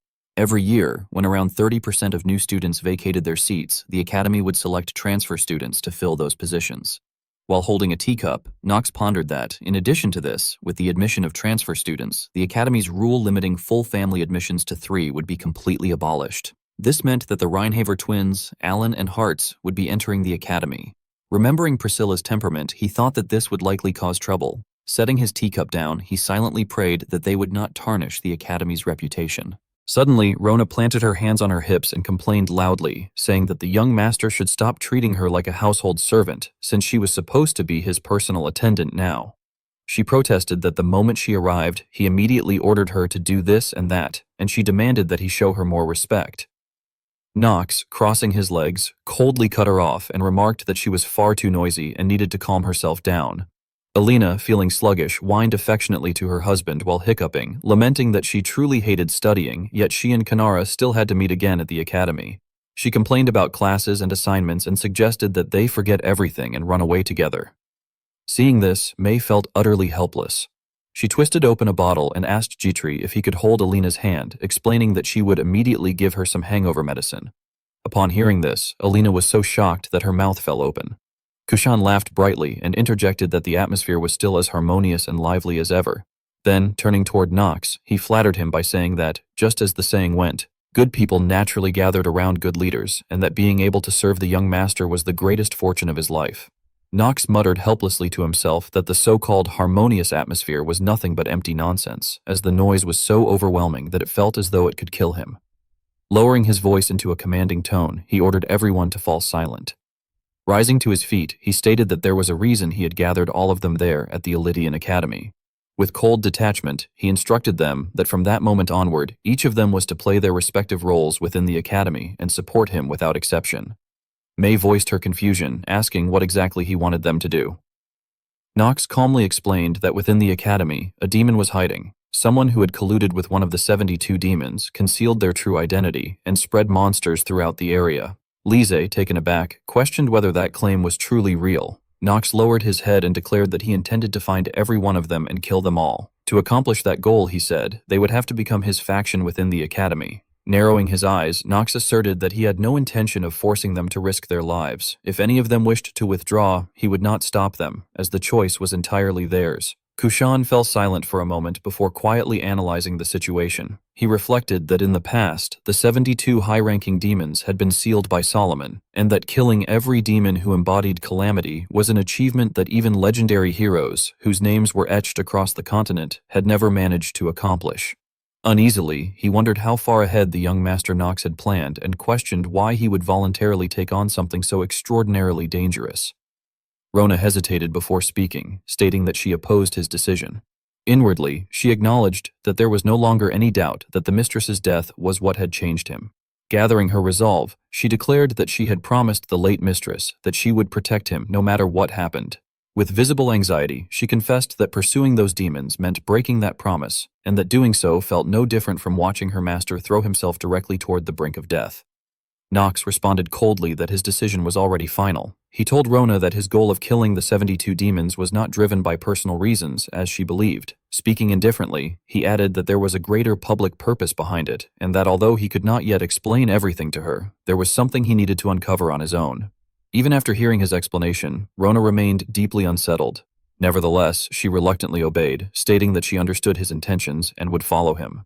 However, she pleaded that he must not force her to break the promise she had made to the mistress, and asked if he understood. Knox replied with a faint smile that he did. May then spoke gently, saying that they had been destined to be cast aside in shatters from the very beginning and that the lives he had given them would be repaid this time. Before she could finish, Alina fervently cut in, dismissing any need for pleasantries and declaring that she would always stay by his side no matter what happened, addressing him as her beloved husband. Kushan also spoke up, remarking that for them, the Tahalan, who had once lived under the dominion of the 72 demons, this endeavor was exceedingly dangerous. Still, after offering a solemn salute, he stated that if Nox chose to move forward, they would follow. Lise raised her hand and added that the Eastern faction would always follow him as well. Nox then turned his gaze toward Jitri. She too offered a formal salute and said that she would always do the same. Afterward, Nox spoke seriously, noting that it seemed they had all made their decisions. He then declared that from that moment on, he would explain his plan and what they needed to do. Holding up a chess piece with a grave expression, he warned that he would not repeat himself and instructed them to listen carefully. Jitri responded with a faint, knowing smile, stating that by now, the Tajulan Kingdom group should already have been assigned their dormitories. She then reported to Nox that Lady Alina and Lady May had gone to procure the materials needed for class, while she herself was scheduled to begin prim servant training starting that very day. After hearing everything, Nox expressed his gratitude, telling Jitri that he appreciated his hard work and instructing him to return for the day, as he still had an interview to conduct with Professor Raz. Seeing this, Jitri performed a formal salute and replied that he understood, addressing Nox respectfully as the young master. A short while later, Nox raised his hand and knocked on the door to the room. He pushed it open and calmly announced that he was coming in to see Professor Raz. At that very moment, an unexpected voice suddenly welcomed him as a student. Upon seeing the speaker, Nox widened his eyes in shock. Resting her chin on her hand, Astrid casually asked whether the two of them already knew each other quite well, directly addressing him as Nox von Reinhafter. Frowning slightly, Nox immediately realized that she was one of the four sages, Astrid von Calliwood. A mysterious aura radiated from her as she observed him.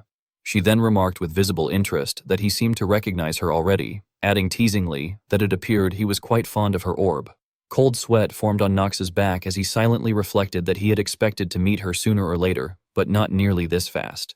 Struggling slightly, he explained that he had heard from Dean Noah that the person who would be teaching him was arriving. At that instant, the system interface appeared before him, displaying basic information identifying her as Astrid von Calliwood, a female dragonkin whose age was unknown, with the primary element of flame. The interface continued by listing her stats, achievements, including her status as one of the four sages, a descendant of the dragon, a survivor of the gorge, and a demon exterminator. Seeing this, Raz spoke up hesitantly, admitting that had he known someone so important was coming, he would have prepared refreshments. Noah followed with a laugh, saying that he had not known she would appear without warning either. Astrid responded with clear irritation, dismissing such formalities as bothersome and unnecessary. Immediately afterward, the system interface appeared again, revealing her traits, alignments, and skills. After reading through the information, Nox reflected that due to her apathetic trait, Astrid was far more blunt and acted entirely on her own terms, unlike most others. He noted that she was honest, stubborn, and despised beating around the bush. Finding this agreeable, he privately concluded that it worked well for him, as it meant they could get straight to the point. Moments later, Astrid casually made her first request, stating that she wanted him to take off his clothes. Nox froze in disbelief, asking for clarification in utter confusion, while Raz reacted in shock, his mouth hanging open. Astrid, however, questioned why he was overreacting, reminding him that he was there to learn magic. Clenching his teeth, Nox cursed inwardly, concluding that Astrid's personality truly had not changed at all. He recognized that she was practically a character designed by the game company to be a teacher. Recalling what had once appeared on a computer screen in his previous life, he fell into deep contemplation, reasoning that thanks to her unique talent-awakening ability and overwhelming magical power, he had made her his teacher more than once while progressing through Inner Lunatic. Astrid, clearly intrigued, remarked that the look in his eyes, along with the orb and everything else, left her with many questions, and she demanded to know how he had discovered her existence. Nox immediately replied that he had figured it out on his own. Suddenly, a surge of energy wrapped around Astrid's hair, and as her form subtly transformed, she casually acknowledged that what he had said was indeed the truth.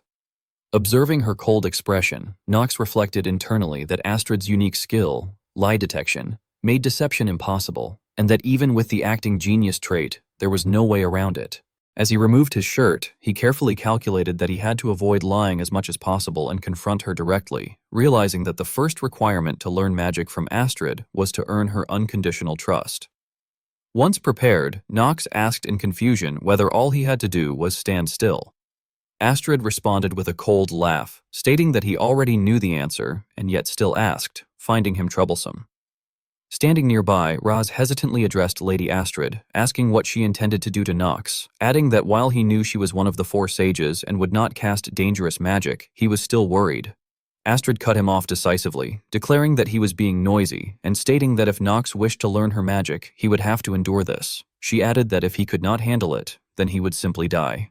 Immediately afterward, her hand pierced through Knox's chest and grasped his heart. Knox thought in shock about the sensation he was experiencing before letting out a cry of pain. As his consciousness began to drift, fragmented knowledge surfaced in his mind. Dragons, beings that stood at both the beginning and the end of magic, wielders of unrivaled power that inspired awe. In Inner Lunatic, dragons used magic through a special linguistic system known as dragon tongue, employing words far more advanced than anything humans could express, which made their spell formulas vastly more stable.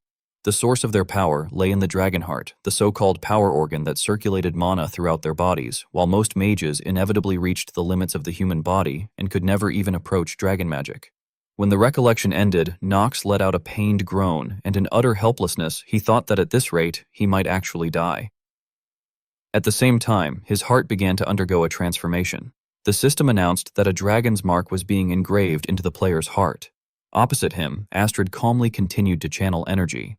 The system then displayed another message, stating that the integrated item, Dragon Heart, had been bound to the player, and that all stats had been permanently increased by 1. At that moment, a scorching surge of energy enveloped Knox's heart. Gasping for breath, he was stunned as he thought that all of his stats had been permanently increased by 1, finding it unbelievable, truly incredible, yet still difficult to fully accept. Soon after, Knox's vision gradually began to blur. Astrid, visibly excited, remarked that he had truly picked up something useful and that the result was genuinely interesting. As soon as she finished speaking, Knox's body swayed and collapsed. Seeing him slump to the ground, Rash rushed over in panic, urgently calling out for Knox to wake up and snap out of it. Several hours later, inside a luxurious hospital room, Knox slowly sat up, exhausted, covering his face. Suddenly, a voice remarked that it seemed he had not died after all. Hearing this, Knox turned his gaze over with suspicion. Astrid approached and suggested that, since that was the case, they should move directly on to the next stage. Folding her arms, she explained that from now on, because he would be using the dragon heart, they needed to completely rebuild his breathing method from scratch. Knox, taken aback, asked if they were really going to start immediately, pointing out that he had only obtained the dragon heart the day before. Astrid smiled warmly and replied that if he could not do it, then she did not need to teach him, which would be wonderful since it would be one less annoying thing for her to deal with. Hearing this, Knox pressed his lips together and silently thought that she was seriously like a reptile that did not understand jokes at all. After a brief pause, Knox calmly stated that he would do it, but first wanted her to show him a demonstration so he could copy it. Astrid bluntly commented on how brazen he was and ordered him to come closer. When he was suddenly pulled into her chest, Knox stood there blankly, wondering if she was making him listen to the sound of her heart. Astrid gently explained that she would show him herself and told him to slowly feel her breathing. Knox found it somewhat confusing at first. Astrid then asked in a friendly manner whether he could feel the 3 mana organs and the circulation route through which mana flowed in order to be used. Knox pondered deeply and concluded that it truly was a unique draconic mana circulation, flowing from the upper energy core in the head, passing through the heart as the middle energy core, and then converging in the lower energy core located below the navel. He further reasoned that this circulation route, which was still not fully developed, could only be understood and opened by entering the mind world. Sitting down, Knox continued to reflect, thinking that the mind world was an imaginary space manifested by willpower and wondering what his own mind world would be like. Astrid, after some thought, stated that he still had not opened his lower energy core, although mana was flowing there faintly. Knox responded calmly that if she gave him time, he would quickly master the draconic breathing method, and if he succeeded, he wanted her to properly acknowledge him as her student. Astrid remained silent for a moment, lowering her gaze as she contemplated his words. Then, decisively, she said that although it was annoying, it could not be helped since it was his request. However, she added that there was one thing he absolutely had to promise. Crossing her legs, she declared that he must never lie in front of her, and that if he could keep that promise, she would consider him her student. Hearing this, Knox responded with firm resolve, stating that he would never lie to her. After he finished speaking, his chest trembled slightly. Nox frowned as he thought that he had no reason to do so. Placing a hand over his chest, he smiled with satisfaction, reflecting that this was the dragon heart, the very heart he needed most in order to properly utilize both his magic and his genius in swordsmanship. He reasoned that if he could learn Luna's lunar sword art while also wielding magic correctly, then surviving until the very end and drawing closer to the truth would become much easier. At that thought, Nox tightened his grip on his clothes and contemplated inwardly that the truth was right, because in the end, everything ultimately revolved around finding the answer. Inside a cavern filled with shimmering stones, Nox sat in deep meditation.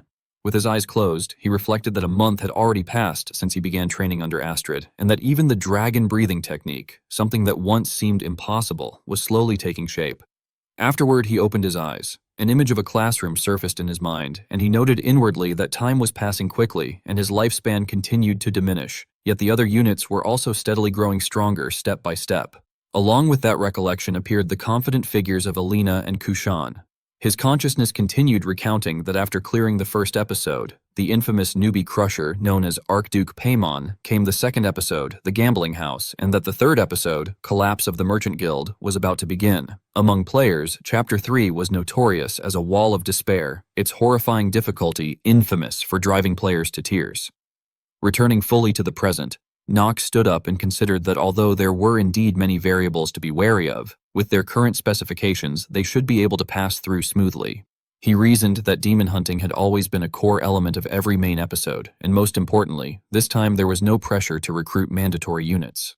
Closing his eyes in satisfaction, he thought that the previous episodes had forced him to focus on building relationships with the units, but this time he could finally concentrate on fighting with a calm mind.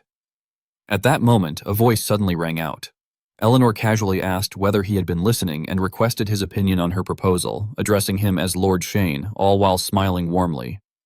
Nox froze for a moment at the sight, then cursed inwardly in frustration, acknowledging that it had been foolish to expect everything to proceed exactly as he wished. The narrative then shifted back in time.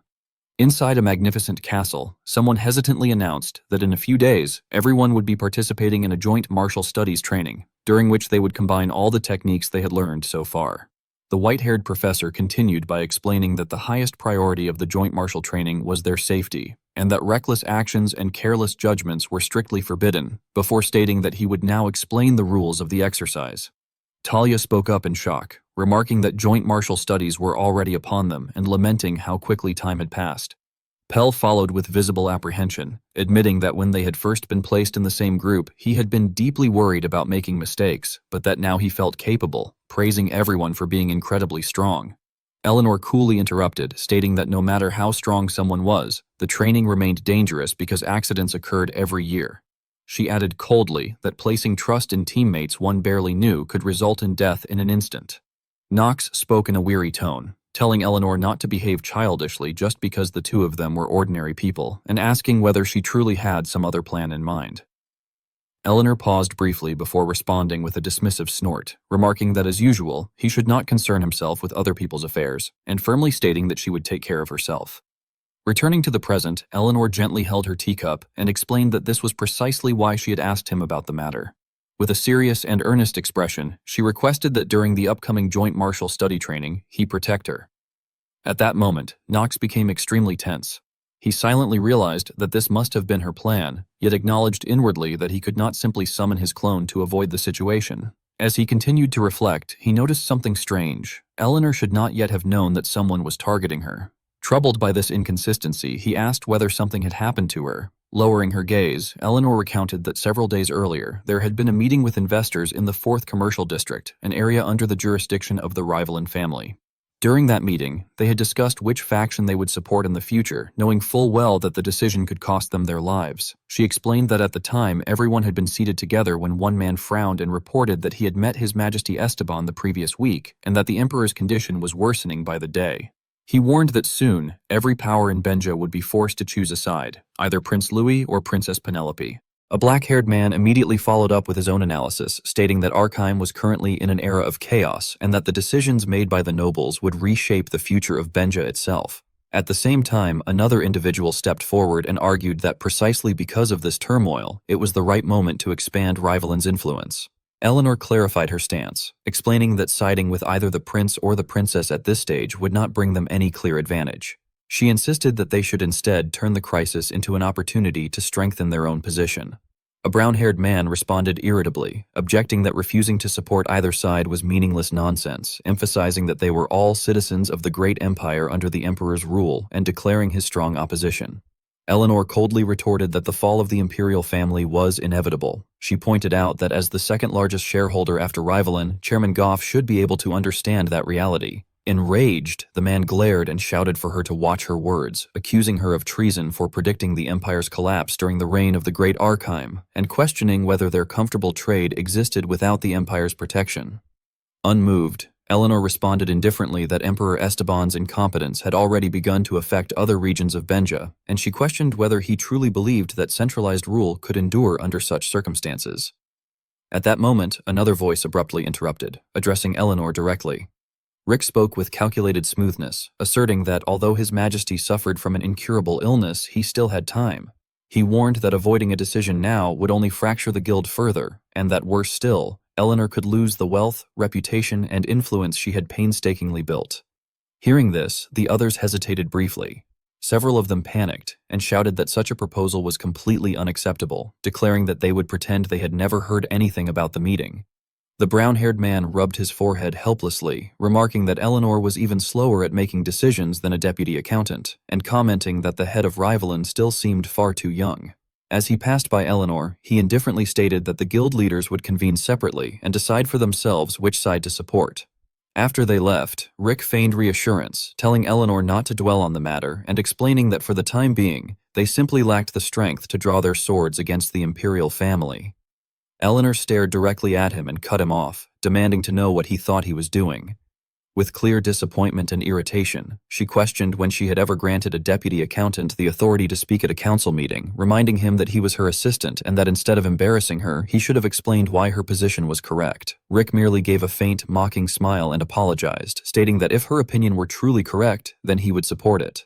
Upon hearing that, Eleanor froze and widened her eyes in shock. Rick responded with open disdain, explaining that what he meant was that her judgment was mistaken. Seeing his attitude, Eleanor clenched her dress in fury. Grinding her teeth, she announced in a harsh voice that she was formally dismissing Rick from his position as deputy accountant and ordered him to leave at once. Without another word, Rick departed indifferently, and the atmosphere inside the room immediately sank into heaviness. Left behind, Eleanor felt a deep sense of sorrow and thought bitterly that this feeling meant there was no one by her side, that she was utterly alone, and that no matter how many times it happened, it was always humiliating and infuriating. Painful memories began to surface in her mind. A father who had regarded her merely as an asset, a mother who had abandoned her, Nox von Reinhaver, and that wretched childhood, every one of them. At that thought, Eleanor fell silent and lowered her head. Soon after, she steeled herself inwardly, telling herself that she must not be swayed by such emotions. She reminded herself that she had openly rejected the imperial bloodline, and that from now on there would be even more people who wanted her dead, not ordinary soldiers or large armies that would easily draw attention. As these thoughts passed through her mind, her retreating figure looked profoundly lonely. Recalling that moment, Eleanor silently concluded that she needed someone who would never waver, someone who would protect her, the one and only person who would save her without asking for anything in return. Returning to the present, she spoke dejectedly, apologizing for contacting him under such circumstances and admitting that she knew his position as a member of the Reinhaver branch family made it difficult for him to act freely. Before she could finish, Nox gently interrupted, saying that it did not matter and that if he could help, he would. He then stated firmly that he would help her. Deep down, Nox clenched his teeth and cursed inwardly, thinking how humiliating this was, how Eleanor's ego reminded him of Yuchan's, making it impossible for him to ignore her tone. Eleanor tightened her grip on her dress and calmly remarked that he was truly strange, pointing out that she had not even mentioned compensation or a contract yet, and that agreeing so readily meant he must have some hidden motive. Curious, she questioned why she could not read his act at all. Nox sighed inwardly, lamenting that Miss Eleanor's eyes seemed capable of seeing through lies. Placing a hand over his chest, he stated solemnly that his decision to protect her was not a lie, but purely his own will, even as he felt an intense urge to retch. Irritated, he reflected that even if this was part of his ego, it was unbearably embarrassing, and admitted to himself that Eleanor was indeed a unit far too valuable to discard. At that moment, Nox looked up in surprise. Eleanor's face was filled with emotion and quiet sorrow. That night, in a courtyard of the mansion, a black-haired man curled his lips and remarked with satisfaction that it was fortunate they had listened to Rick, and that he had never imagined their rival would be cornered like this. Rick bowed respectfully and replied that it was far too early to celebrate, as this was only the beginning. He went on to explain that, according to the plan, the first prince would support Guildmaster Goff, provide military supplies for the imperial family, and widen the gap in the market. Before long, he concluded, the rival faction would be absorbed by the imperial faction and Guild Goff. With a sinister smile, he added that after that, they could eliminate Eleanor as well. In the middle of the silent nighttime yard, a voice echoed, stating that it would not be long before Rivalin was absorbed by the imperial faction and the Goff Guild. Rick then added with a sinister laugh that afterward, they would also be able to eliminate Eleanor. The old man burst into delighted laughter, declaring that it was excellent and perfect, and remarking that considering how Eleanor and those shameless women from the Rivalin Guild had looked down on them for so long, this still was not enough, though he admitted it was truly surprising. He questioned how an ordinary person like Rick could have formed a connection with His Highness, the First Prince, and expressed his hope that Rick would continue to be a valuable asset to the Goff Guild from that point on. Hearing this, Rick smiled gently and replied in a friendly manner that of course he would comply, respectfully addressing him as Lord Goff and adding that he would soon deliver another message from His Highness. Rick then bowed politely and invited him inside, wishing him a pleasant day. The old man waved his hand in satisfaction and remarked that they should drink together sometime later. After the other party left, the atmosphere around Rick immediately grew heavy. In a gloomy murmur, he muttered the name Knox von Reinhaver. Thinking of that figure, Rick scowled inwardly, reflecting that if it were not because of Knox, he would not have needed to go this far, and that he had once thought Knox was nothing more than the disgrace of the Reinhaver family, a worthless youngest son. Falling into deep contemplation, Rick considered that after Archduke Paimon, Jagan, and even Gremory, defeating 3 of the 72 demons was no easy task. However, he reasoned that if he made use of Eleanor and that greedy Goff, he could easily bind the hands and feet of Knox von Reinhaver. Curling his lips in satisfaction, Rick resolved that he would certainly stop Knox von Reinhaver, and with a calculating, cunning smile, he thought that this time, they would see whether Knox could survive again. Elsewhere, by a window, a voice remarked that it was already late at night and that the promise would be kept. Knox sat there calmly, stating that he would ensure Eleanor would not be in danger. She replied heavily that it was fine. He then stood up and said that in that case, he would take his leave. Eleanor hurriedly interrupted and asked him to wait. After her words, Knox's hand, which had been holding the door handle, paused slightly. Hesitantly, she asked whether she could ask one more thing. He replied casually that she could. With sorrow in her voice, Eleanor asked about the reason he had not yet worn the necklace she had given him, and whether it meant that he still did not trust her. After saying this, she lowered her head sadly.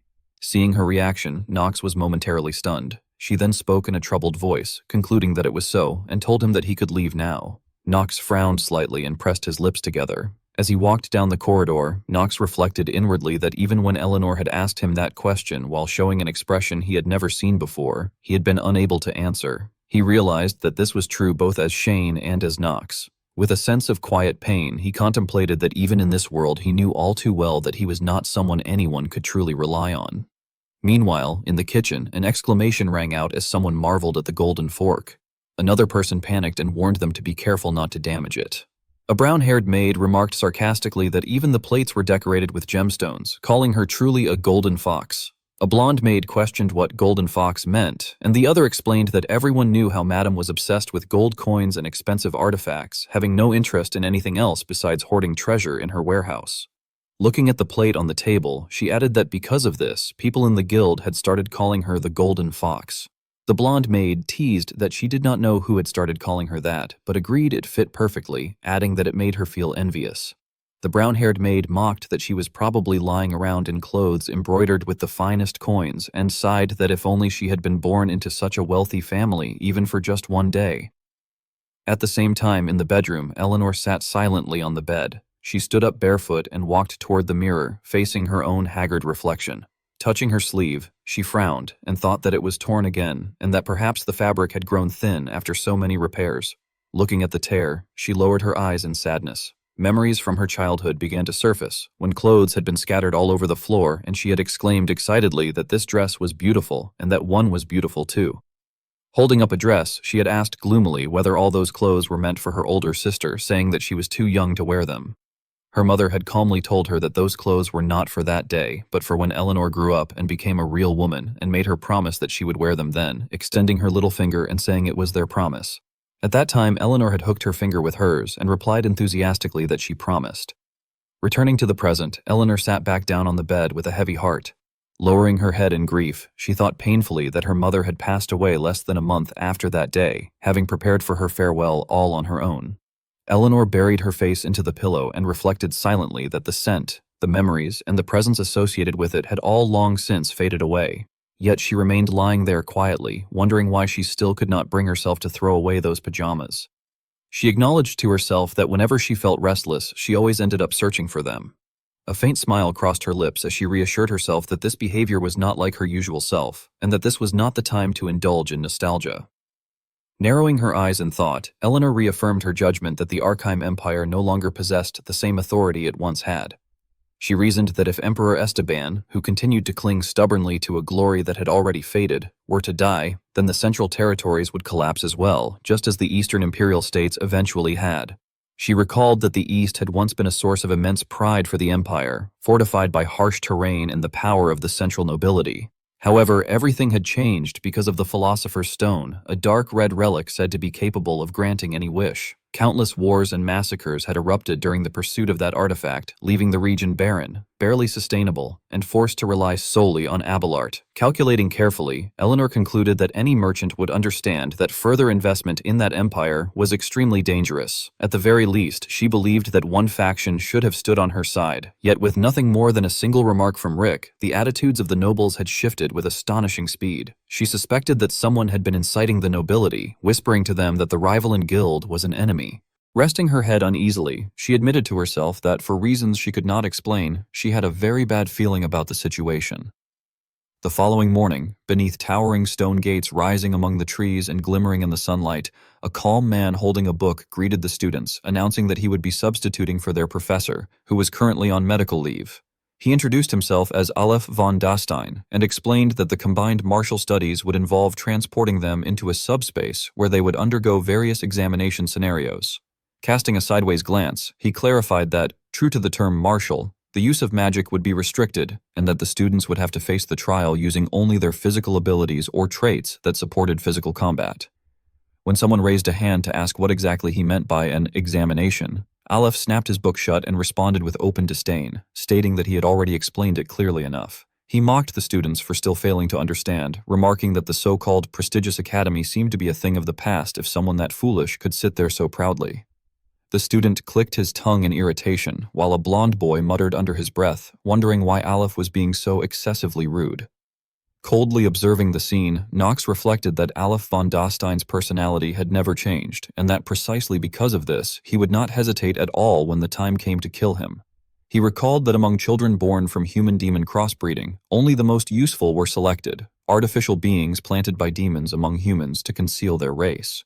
That, he realized, was Aleph's true identity. Aleph was relatively intelligent compared to the others, which was why he had been chosen. However, Knox knew that to demons, such beings were nothing more than disposable toys. In his mind, he resolved that Rick, and that man as well, both had to die. Aleph continued his explanation, stating that once they entered the subspace, an illusionary barrier would appear within the designated area. The students were to survive inside it for 10 days and hunt as many monsters as possible, which constituted the task of the combined martial studies. He warned that some monsters possessed demon blood or bore demon-like forms, urging them to remain vigilant, and concluded that this was all the guidance for the day. Upon hearing this, a blond boy froze in shock and exclaimed in disbelief at the mention of demons. Knox, however, narrowed his eyes and reflected grimly that fortunately the rules were exactly the same as those of the inner lunatic he was familiar with. Still, as he watched Aleph channel energy to activate the ritual, he calculated that because the butterfly effect was spreading further than before, nothing could be guaranteed this time. Pointing casually, Aleph announced that the teleportation ritual had been activated and that Group 1 would enter first. He called out the names Knox von Reinhaver, Thalia von Steelenor, Eleanor de Rivellin, and Fell, instructing them to prepare themselves. Thalia admitted awkwardly that the situation was a little frightening, while Pell hurriedly encouraged everyone to return safely without any incidents. Meanwhile, Knox glanced briefly at Eleanor, recalling an earlier moment he remembered telling them that he would conceal himself and enter the dungeon alongside them. He had also stated that if a dangerous situation arose, he would save the two of them, assuring them not to worry. Observing them once more, Aleph remarked that they all seemed ready, and then raised his voice to formally announce that Group 1 of the combined martial studies was to enter. At that declaration, the expressions of everyone present turned solemn. The instructor announced that, in that case, the combined martial studies class, Group 1, was to enter. As soon as the words were spoken, the atmosphere instantly grew heavy, and everyone fell into silent contemplation. On one side, Noah and Astrid sat calmly in their seats, leisurely observing the scene. Noah voiced her curiosity, asking what Astrid thought and whether, among those people, there was anyone she suspected might be a demon. Astrid tilted her head in thought and replied that it was difficult to say, adding that with that child's talent, Knox, he might already be capable of killing most of them by now.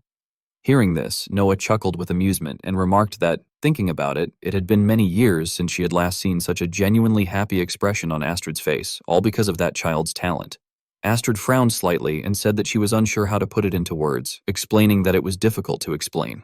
Noah looked back at her in surprise. Recalling Knox's previous battles, she questioned whether Astrid meant that his talent was difficult to describe. Astrid responded with a sigh that she was not talking about talent at all, but that the child himself was simply strong. Noah agreed, saying that she already knew that, and that among the students, if one were to judge purely by ability, he was the most reliable of them all. Astrid calmly added that it went beyond that, far beyond, even without opening his lower dantian. As an image of Knox wreathed in flames surfaced in her mind, she stated that he was already strong enough to defeat most of the Elydian teaching staff. She then extinguished the flame and concluded that such power constituted truly extraordinary talent. Noah gave a dry smile and admitted that she had indeed sensed something strange, but had never imagined it went that far. Astrid reflected further, saying that what she found most incomprehensible was that someone possessing such power had deliberately concealed it until he was old enough to enroll at Elydian. Noah asked casually whether the reason for hiding it was because he might have become a threat to them. Astrid, after a moment of silence, replied that there was no hostility at all. Noah rested her chin on her hand and remarked that despite being so young and having such immense talent, he did not wish to attract attention, adding with mild astonishment that the child clearly had many things he was hiding. After saying this, she stretched and yawned. Suddenly, as an alarm interface appeared on the screen, Astrid grew suspicious, and Noah was equally startled, both silently questioning what it was. Elsewhere, the moment Knox's group stepped through the spatial gate, they encountered violent magical turbulence. Knox clenched his teeth and cursed inwardly, thinking that Aleph was indeed a genius, but compared to Lars, his precision was far inferior, and that such a careless teleportation method would trap others right from the start. At the same time, the energy wrapped around Knox's feet, and a magic circle appeared in the middle of a desolate, snowy forest. Stepping out, Knox let out a light breath and glanced around, thinking that this was exactly as he had expected.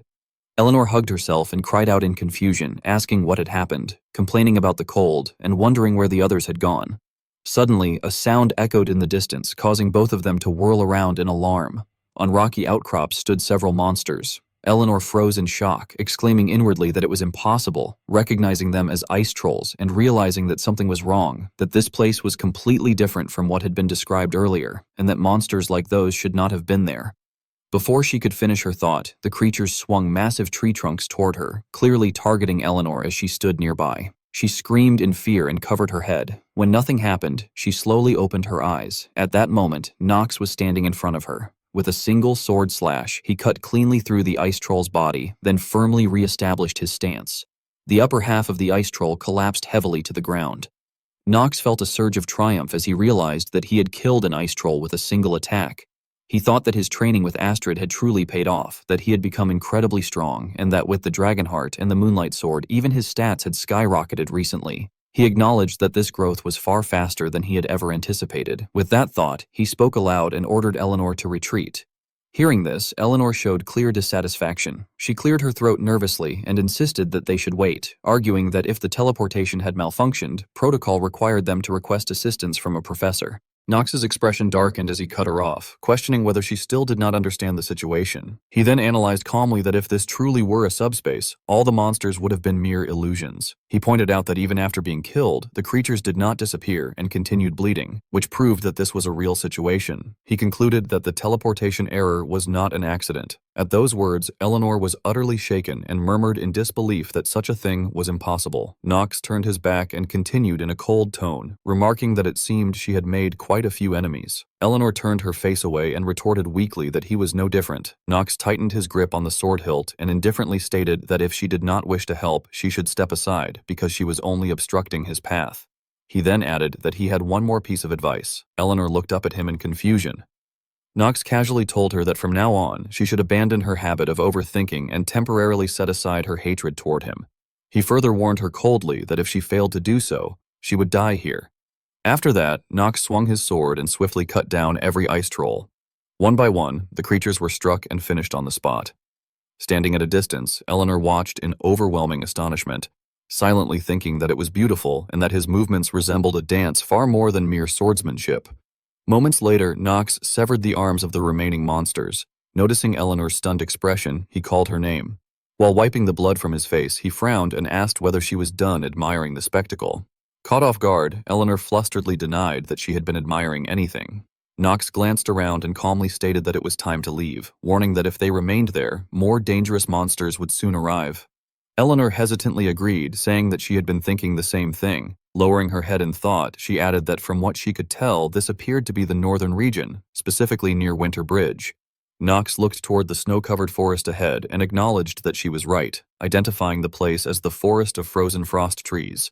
Eleanor exclaimed in shock, wondering how he could even know the name of such a place and questioning how that was possible. Knox coldly interrupted her again, reminding her that he had already told her to set aside her overthinking for now, instructing her to follow him and assuring her that he would find a way out. Hearing this, Eleanor cast him a doubtful glance. Powerless, she thought to herself that no matter how hard she tried to reason it out, none of it made sense and that she could not read his intentions at all. Watching Knox's back gradually disappear into the distance, she silently worried that even though they were on the same team, if a real crisis occurred, he could kill her without hesitation because she would only become a burden. She questioned why, despite that, he was still staying with her. These thoughts left her face filled with unease as her worries drifted away like the wind. Meanwhile, in a luxurious room elsewhere, Aleph sat there, feeling excited as he thought that it was indeed true that Knox von Reinhaver had been involved in an incident related to the Archduke demon. However, he quickly reassured himself that it was all merely a coincidence and that it was impossible for a beginner to accomplish something so extraordinary. He then speculated that all these incidents were nothing more than a farce orchestrated by Theo von Reinhaver. With Garen joining as mine, Theo's position as successor would certainly be shaken, so he must have supported Knox von Reinhaver and written a scenario to make him appear like a genius. After pondering this for a while, Aleph cursed bitterly, ridiculing Rick as a useless fool who trembled because he could not see something so obvious. He scorned them all as cowardly, stupid, and pathetic. Letting out a sinister chuckle, Aleph muttered that it did not matter, because once everything was over, he would occupy a position far higher than his current one. At that very moment, Noah appeared and coldly mocked him, asking what kind of higher position he was referring to. Hearing this, Aleph was terrified and looked up in shock. He jumped to his feet and stammered nervously, asking when Noah had arrived and complaining that he could at least have been informed beforehand. Noah merely smiled indifferently and addressed him as Professor Aleph. When Astrid stepped up beside Noah, she calmly suggested that they continue the story Aleph had been telling earlier. Noah then let out a cold, mocking laugh and threatened him by asking whether he had enjoyed his little game of hide-and-seek. Winter Bridge was described as a region ruled by the most terrifying monsters in history and uncontrollable demons. It was also a materialized monster derivative zone that would later be unlocked depending on the progression of the main storyline. Because it lay in the far north and was perpetually trapped in winter, the region had long been known as a living hell to many. As a result, only a small population remained, and merely several tens of thousands of troops were stationed there. The Arkheim Empire provided gold to the northern Allied states in exchange for their cooperation, and both sides deployed forces to guard the bridge and prevent monsters from crossing into the Central Territories. However, the bridge that had once served as the final defensive line had now fallen into severe neglect.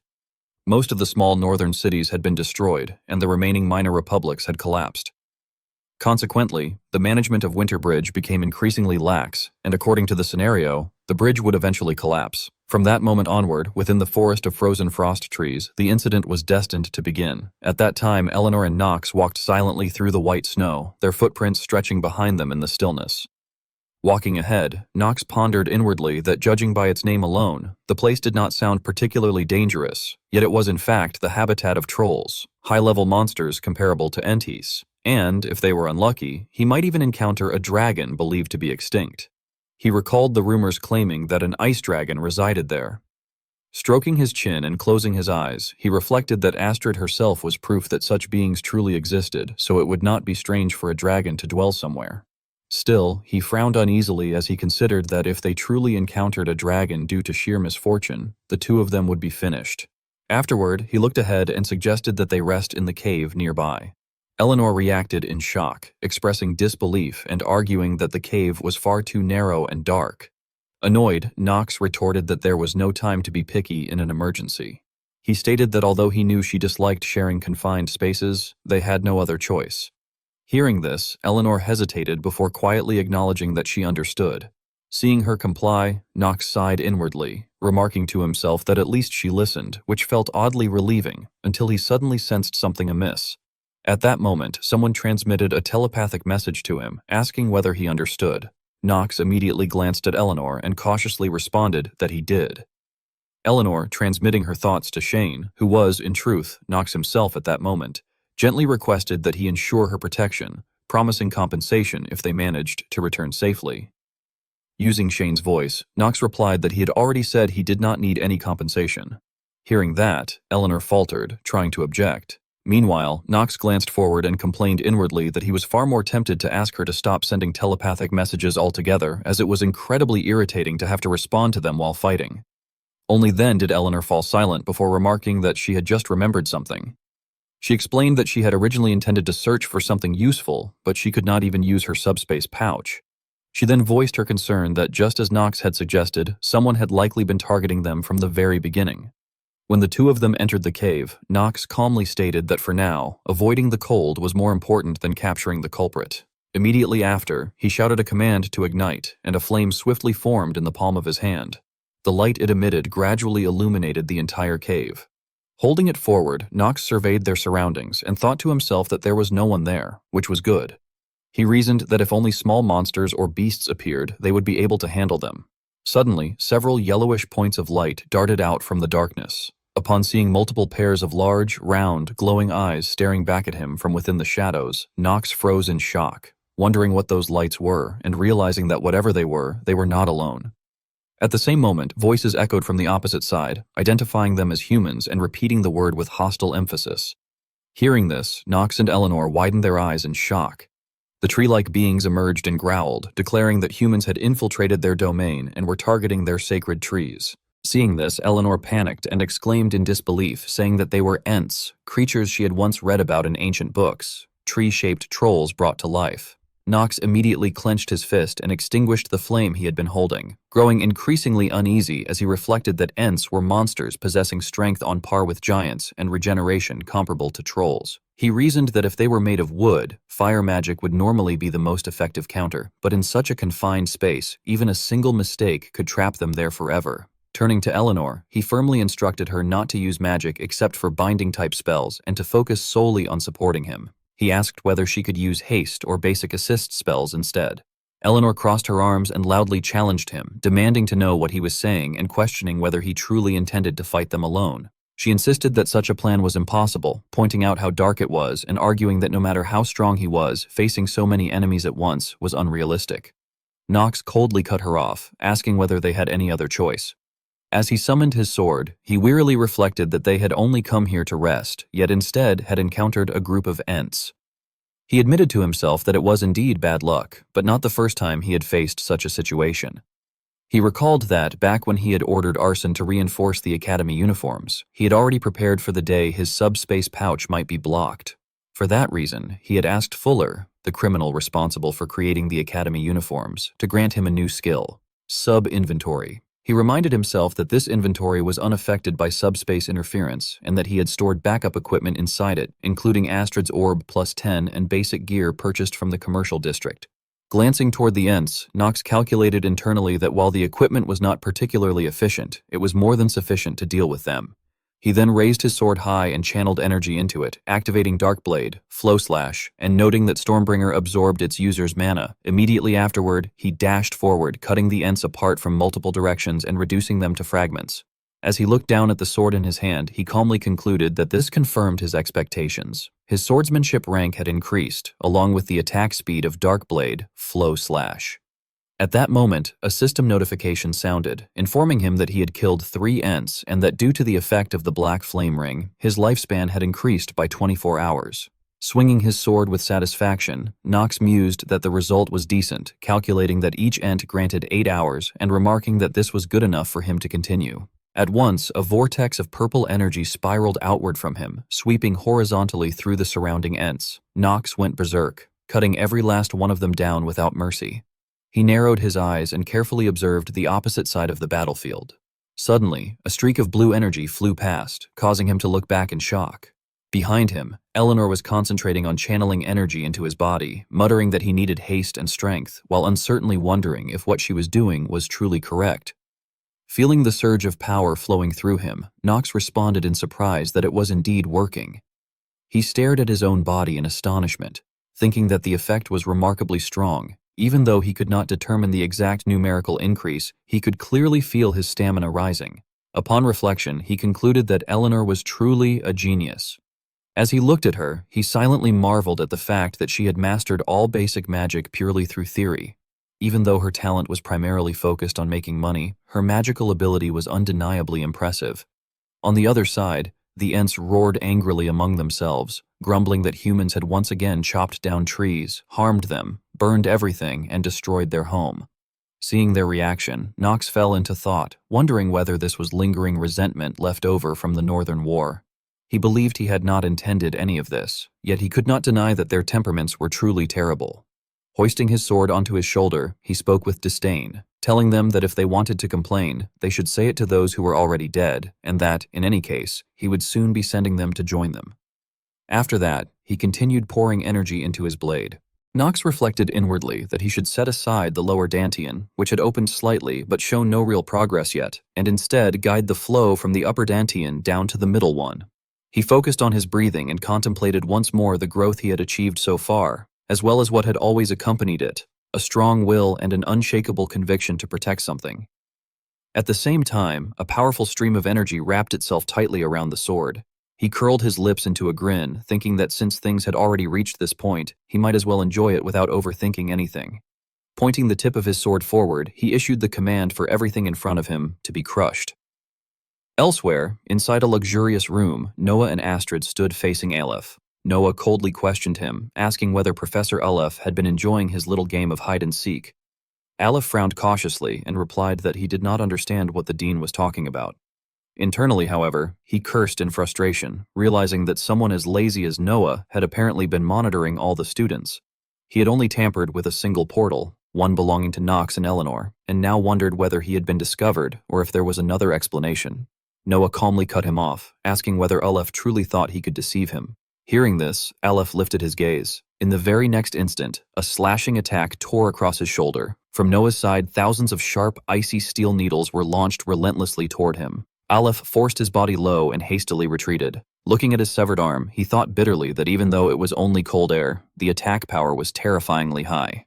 He judged the situation to be extremely bad and concluded that he needed to regenerate his cells and escape immediately.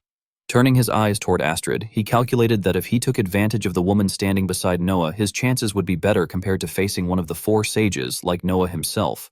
With that decision made, he charged forward at once. Spitting something from his mouth, he declared that she would die. As a needle shot toward her face, Astrid calmly raised her hand and flicked it aside. She spoke with contempt, questioning what that was supposed to be. Aleph stared at her in shock, unable to process what he had just seen. Suddenly, several chains shot down from the ceiling, wrapping around him from all directions and binding his body tightly. Enraged, Aleph demanded to know who she was, questioning how she could attack with magic without even chanting and asking who she truly was to possess such power. She replied indifferently that her name was Astrid, and then asked whether he was finished talking. If so, she said, it was now her turn to ask questions. Upon hearing this, Aleph's eyes widened in terror, Astrid then spoke in a chilling, oppressive tone, demanding to know where her student was. Astrid stared straight at Aleph, who was bound tightly by iron chains, and asked him in a low, heavy voice where he had sent her disciple. Hearing that, Aleph immediately raised an eyebrow provocatively and wondered mockingly whether she truly thought he would reveal the information so easily. Astrid, unfazed, cut him off indifferently and remarked that she had never assumed it would be that simple. Nearby, Noah examined the flow of blue energy and, after calculating silently, told Astrid that based on the coordinate formula, the location appeared to be in the northern region. Aleph was struck with shock and inwardly denied the possibility, unable to believe that she could deduce the location merely by glancing at the formula. Astrid stepped closer and coldly explained that the northern region was always the default choice, since everyone assumed that anyone sent to the barren lands would inevitably die, which was why they tended to use careless formulas like that. At that moment, the chain suddenly forced Aleph down to his knees. Astrid bent down and gently asked him exactly which part of the north he had sent them to. Gritting his teeth, Aleph insisted that he had already said he would not answer. Astrid's gaze immediately turned icy as she fell silent for a brief moment. At the same time, a mysterious magic circle began to glow beneath Aleph, and his face was filled with confusion and panic. Calmly, Astrid suggested that it might be near Winter Bridge. Hearing this, Aleph froze in shock and internally cried out that it was impossible. Astrid let out a cold smile and concluded that it seemed to be around that area, urging him to be more specific, as it was not a place one could survive in for 10 days. Aleph's face turned deathly pale as he desperately thought that none of this made sense. Stroking her chin thoughtfully, Astrid speculated whether it was the Valley of Cold and Blood, dismissing the idea almost immediately as nonsense before suddenly expressing surprise and proposing the Forest of Frozen Frost Trees instead. Upon hearing that name, Aleph was overwhelmed with terror. Astrid slowly stood up and confirmed that it was correct. Seeing her calm and indifferent demeanor, Aleph panicked internally, thinking it was absurd and wondering how she could possibly know, even fearing that she might be able to read minds. Noah then coldly interjected that before they left, they still needed to take care of this matter. Immediately after, a chilling wall of ice formed around Aleph, trapping him completely. Seeing Aleph's utter terror, Astrid casually reassured him that she had no intention of killing him. Noah then took out a communication orb and identified herself as Professor Lars von Celestia. Calmly, she informed Professor Lars that they had captured a demonkin and asked whether he could imprison it until she returned. The voice on the other end reacted in shock upon hearing the word demonkin. Noah then explained that a demonkin had been hiding among the professors and was currently located in faculty room number 2, asking him to handle the matter. The voice replied evenly that he would help them write the incident report once they returned. Noah immediately ended the call and remarked that she needed to leave to rescue all the students, excusing herself. She then called out to Astrid that it was time to go. Hearing this, Astrid shot her a cold glance and commented that Noah truly managed to annoy everyone. In an instant, blazing red flames engulfed Astrid's body as wings and horns emerged, her form reverting to her true shape as a majestic red dragon. Noah climbed onto her back and nostalgically remarked that it had been a long time since she had ridden her like this. Astrid turned her head back sharply and warned her to be quiet. Noah fell silent, but excitedly thought that although Astrid might act indifferent, there was no way she would fly so far north if she truly did not care about Nox. Astrid then looked up at the sky and, with interest, reflected again on the forest of frozen frost trees. She leapt into the air and took off with Noah, soaring high into the sky. Riding on her back, Noah let her thoughts drift with the wind, considering that trolls or ents could at least be dealt with, but no matter how strong Nox was, if he encountered that thing, he would surely die. After a brief moment of silence, as Astrid continued to ascend, Noah resolved internally that she would have to move quickly. Meanwhile, several flashes of swordlight severed the bodies of the ents one after another, causing them to crash heavily to the ground after Nox's assault.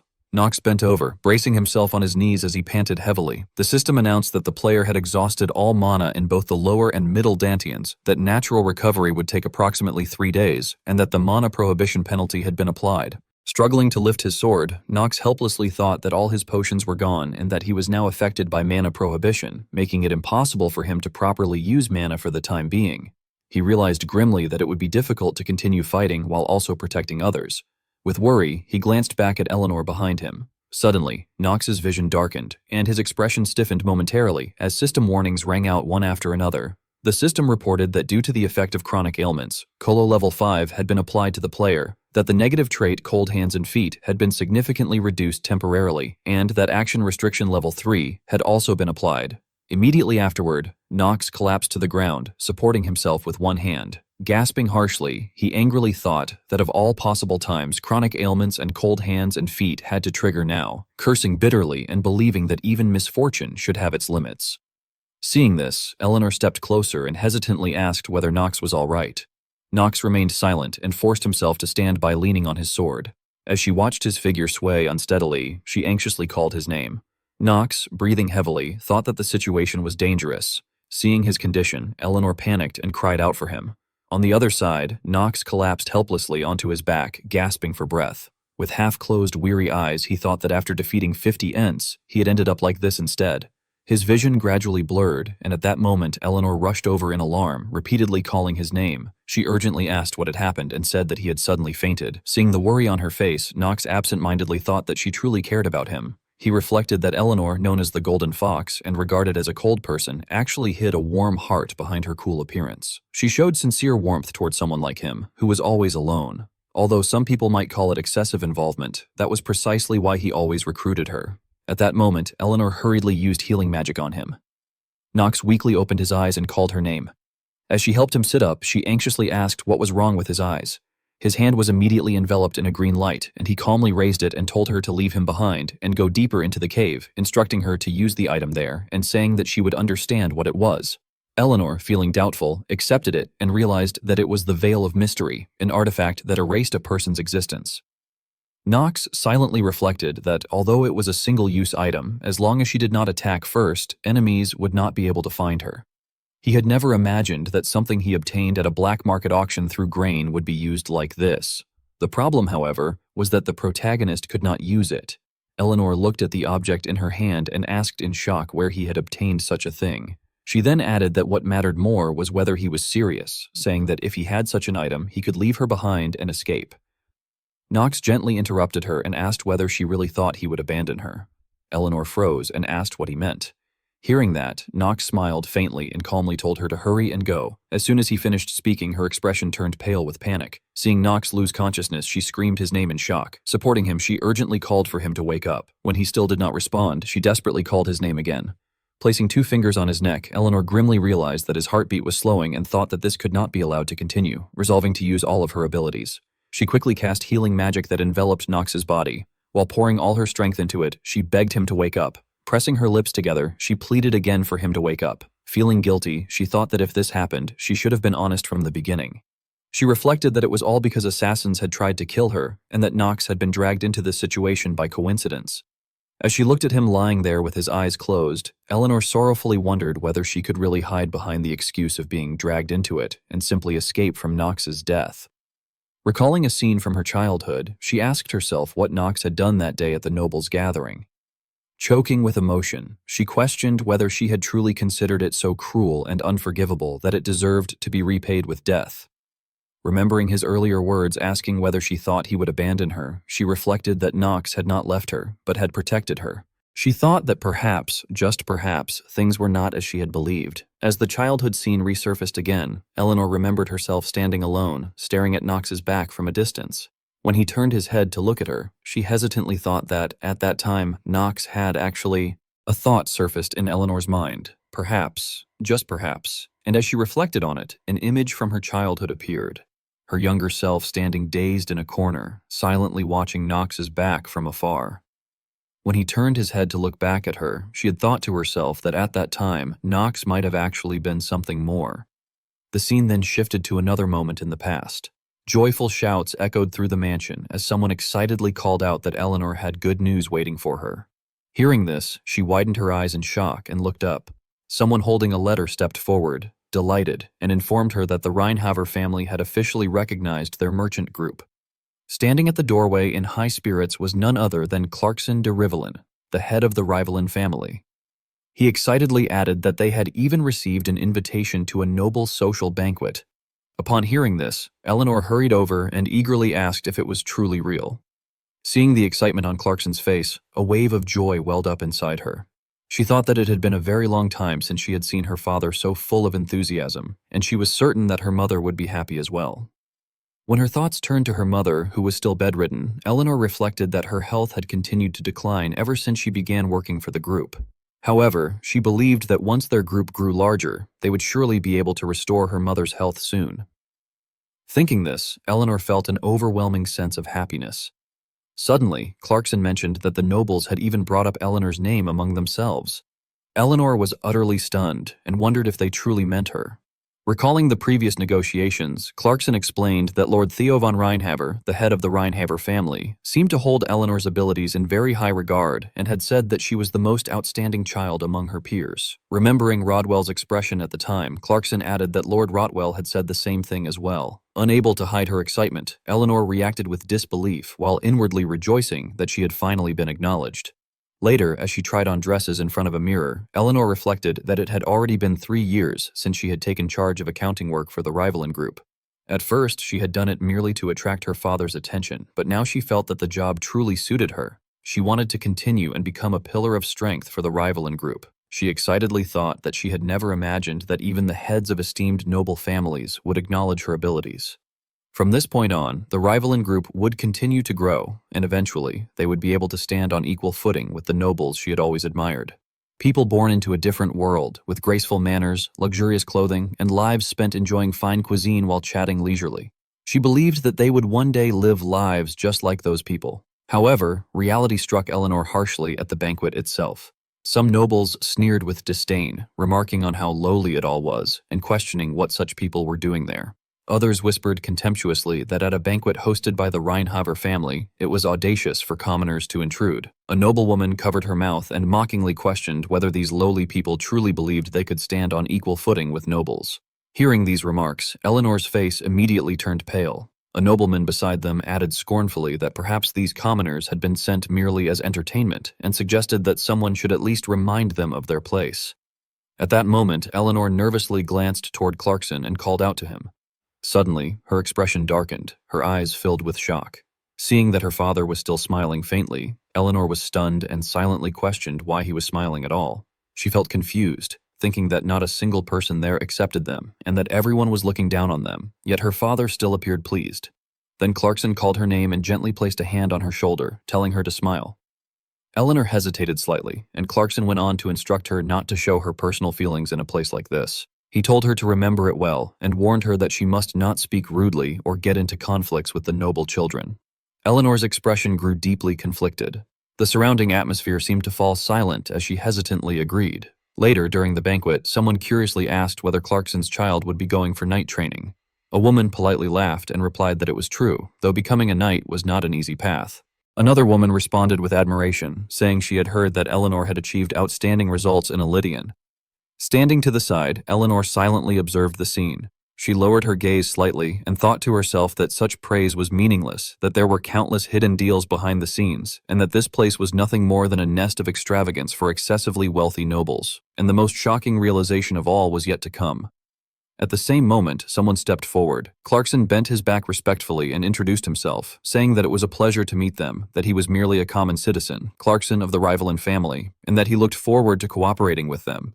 Seeing this, several nobles whispered among themselves with mocking tones, remarking that he was just a lowly merchant and laughing that at least he knew his place. Watching his appearance, Eleanor felt a pang of sadness and thought that her father was bowing his head to nobles like them. The earlier scene resurfaced vividly in her mind. Clarkson had placed a hand on her shoulder and warned her in a low voice to smile, never to reveal her personal feelings in places like this, and to remember that she must not speak rudely or fight with the noble children. Recalling that moment, Eleanor lowered her head, pressing her lips together unwillingly. Turning away, she bitterly thought that her father was truly pitiful. She hurriedly ran out of the area, clenching her teeth as anger surged within her. She thought bitterly that he had bowed and humbled himself before people who insulted their family simply because they were nobles, and that it felt as though her father did not care at all about what happened to her or her mother. As she reflected further, she sorrowfully realized that this was not the social gathering or party she had imagined. At that thought, Eleanor slowed her steps. In the wide corridor bathed in cold blue light, she walked alone. Suddenly, a voice called out, asking what she was doing there. Startled, Eleanor quickly looked up and saw Knox standing opposite her. Seeing her, he asked curiously whether it was her first time attending a party. As she carefully observed his appearance, Eleanor silently analyzed his white hair and lavender eyes, realizing that he was Knox von Reinhaver. Immediately afterward, she hurriedly performed a formal greeting and apologized anxiously if she had made him uncomfortable. Knox responded with suspicion, asking why she was apologizing. Only then did Eleanor slowly raise her gaze. Knox casually gestured and said that he was bored and asked whether she wanted to chat somewhere else. After the two of them sat down on a bench, Knox asked where she was from and whether she belonged to a noble family. Eleanor timidly replied that she did not, introducing herself as Eleanor de Rivellin from the Rivellin family, which had only recently received a new title. Hearing this, Knox reacted in surprise, saying that he had heard a new family would be joining and that it turned out to be hers. Eleanor then stammered in response, confirming it and hesitantly addressing him as Knox von Reinhaver, the youngest son of the Reinhaver family. Knox, astonished, asked whether she knew his name, then quickly followed up by asking if she also knew his age. Eleanor awkwardly replied that she did not. Knox then stated that he was 10 years old and asked for her age. Eleanor answered gently that she was also 10. Upon hearing this, Knox happily exclaimed that they were the same age and told her that she did not need to speak so formally. Eleanor immediately waved her hands in flustered panic, saying that it would be impossible for her to do that with someone from a duke's family. Knox looked up at the sky tiredly and commented that she was boring, then admitted honestly that he disliked parties like this. Eleanor, stunned, asked what he meant. Seeing her bewildered expression, Knox calmly explained that he hated being hypocritical and that children his age kept their distance from him. He said that whenever he invited them to play, they simply walked away and asked whether she also felt uncomfortable being near him. Eleanor immediately denied it, insisting that she did not feel uncomfortable at all. In her heart, however, she silently added that it was the opposite and that she wanted to talk more with him. Hesitantly, she told him that she was studying to become an accountant in the merchant group. Hearing this, Knox leaned closer in astonishment and exclaimed that it was amazing. He said he had heard that the Rivellin group had become famous recently and that he never expected someone his age to be working so hard. Eleanor shyly thanked him.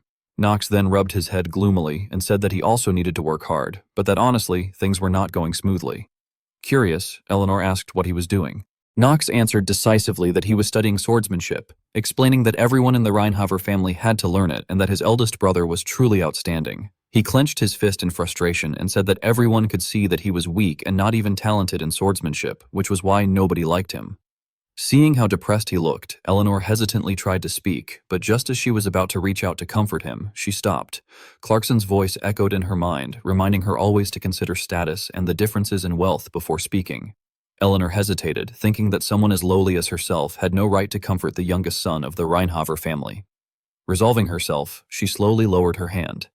At that moment, Knox lightly touched the back of Eleanor's hand and asked with concern whether talking to him had made her hungry. Startled, she quickly looked to the side. Knox then took her hand and gently pulled her up, telling her that there were plenty of snacks in the banquet hall and suggesting they go get some. As he continued to pull her along, Eleanor felt momentarily stunned. Deeply moved, she thought to herself that he felt completely different from every noble she had ever met before, and that perhaps with him, she might truly be able to become friends. Just then, two people approached quietly.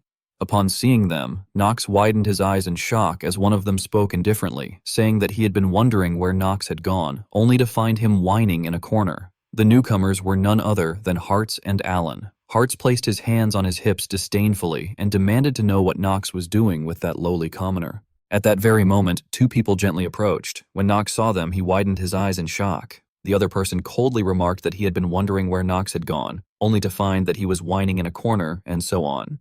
The two who had arrived were Hartz and Alan. Hartz placed his hands on his hips in disdain and asked Knox what he thought he was doing with that commoner. Seeing this, Eleanor was stunned and thought to herself that they must be members of the Reinhaver family. Alan then raised his brow suspiciously and asked who the lowly girl standing beside him was. Hartz indifferently added that he was sure Knox had already been told to restrain himself from actions that could tarnish the Reinhaver name.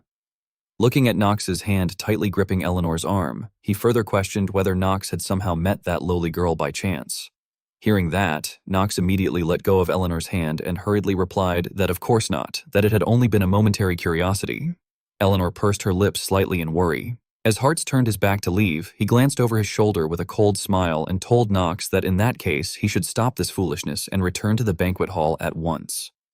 When Knox began to move forward, Eleanor hesitantly called out to him. Hearing her voice, he paused for a brief moment but then immediately continued walking, quickly catching up with Alan and Hartz.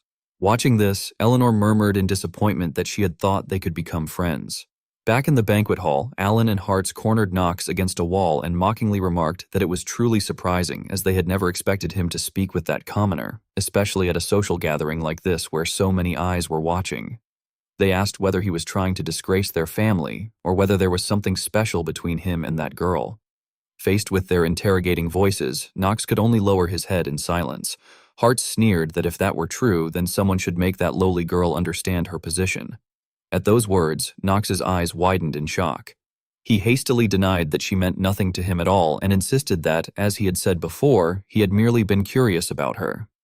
Alan then bent slightly and suggested that in that case he should tell the girl so loudly and clearly in front of everyone, and that if he did not wish to do it, they would handle it in their own way. Hearing this, Knox clenched his fists unwillingly and said there was no need. He reluctantly agreed that he would tell her himself. Meanwhile, Eleanor stood absent-mindedly and alone in the middle of the banquet hall. She lowered her head sadly and thought that her father was too busy socializing with the nobles to notice that she had left. Recalling what had just happened, she sorrowfully reflected that Knox had also left just like that and that perhaps she had hoped for too much. Suddenly, a voice called out, telling her to stop. Surprised, she looked up and saw Knox standing before her. Overjoyed, she called his name and thought excitedly that she had believed he would not return and that she had known they could become friends. However, he immediately cut her off coldly, demanding to know who had given her permission to address him like that and asking whether she thought herself his equal, daring to call him so casually. Eleanor froze at his words. Knox then folded his arms and frowned disdainfully, saying that trash like her dared to consider herself a noble and that it was truly pathetic. He told her that she might be able to buy her family name with money, but asked whether she believed she could buy her family's history with it. Eleanor was stunned, thinking that he had suddenly become a completely different person. She softly called his name again. Knox let out a faint scoff and called her an illegitimate child, telling her to get lost. At that moment, the smile on Eleanor's face vanished, and the brightness in her eyes faded. Observing the scene, the surrounding nobles whispered among themselves that it seemed she had truly angered the young master of the Reinhover family, and that this was what happened to commoners. They speculated that she must have committed some terrible offense, and remarked that commoners should never have been admitted in the first place. Unable to endure it any longer, Eleanor quickly gathered her skirt and ran away. In her mind, she reflected that that day marked the worst social gathering of her life. After realizing that such was the world of the nobility, she had decided to live behind a mask, just as her father had always done. She hid behind a false facade and deceived others with sweet words. But the scene shifted to the present. Under the rain, Eleanor stood silently before two graves. The people behind her whispered that perhaps the Rivalin merchant group would finally come to an end, that both of her parents had died, and that it was now that lowly girl running the merchant group. They continued that no matter how clever she was still just a child and wondered what she could possibly accomplish. They added that although Clarkson was merely a commoner, at least his work was good, and that perhaps they should look for another merchant group.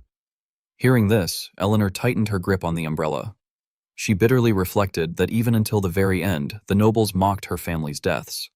She thought that it was no wonder, since it was not the Rivalin merchant group, built with blood and sweat, that they trusted, but rather the glittering gold behind it. Because of that, she had decided never to trust anyone. Like them, she believed that the only thing worthy of trust was gold coins, and that even trust itself could be bought with gold. She felt that she had buried even her own dignity within those coins, and wondered whether, in the end, she was no different from them. She believed that the incident at that social gathering had made her the way she was. Yet she questioned whether it was truly because of Knox that she had become like this, and thinking back now, she wondered what Knox had really been like at that time. At that moment, Eleanor hurriedly turned away and climbed into the carriage. Immediately, Knox's head appeared through the carriage window, and she turned back gloomily to look at him. Eleanor's eyes were blank for a moment as she sat absent-mindedly in the carriage and thought that at that time Knox had actually been unable to pretend before humiliating her because Alan and Hartz had been hiding behind a pillar to keep watch. She sorrowfully reflected that Knox had not wanted to do that in fact she had known it all along, and that she had known Knox and his brother in the Reinhover family did not get along. She remembered that his brother had even been standing right behind him at that time, and concluded that he had been cruel to her because he had been afraid they would harm her. She admitted to herself that she had convinced herself that it had been Knox who made her end up like that it had all been his fault, so she had to hide her face, twisting the event for her own benefit and ignoring the truth.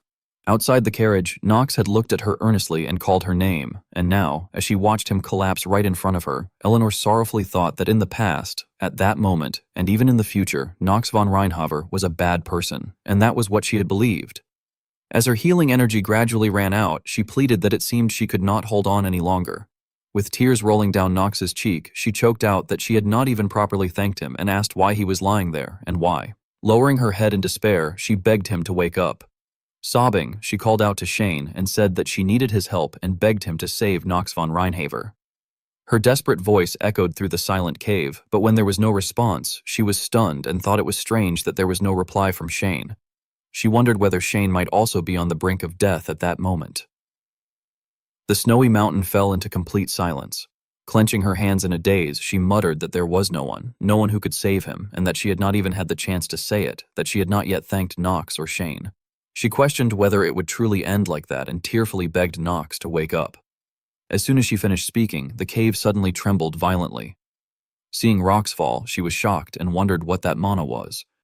When sharp icicles appeared, she thought in alarm that she had never felt such a powerful wave of mana before and that something was wrong.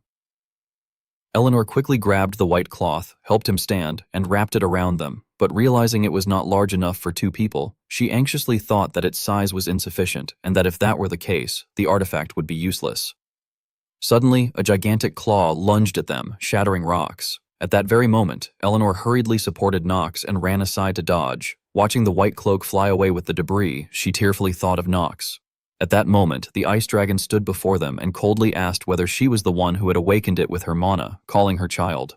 Far away, Astrid seemed to sense that presence and immediately spread her wings and shot into the sky. Noah, riding on her, complained irritably and asked why she had suddenly acted like that, adding that his hair had become a mess. Astrid responded coldly that his heart had stopped. Hearing that, Noah stared blankly and asked what she meant. Astrid frowned gravely and stated that Nox von Reinhaver's heart had stopped. A gigantic claw immediately thrust out from the pile of shattered rocks, and a white dragon raised its head toward Eleanor and Nox, growling as it demanded to know who had awakened it with their mana. Seeing this, Eleanor frowned in shock and exclaimed that it was a dragon.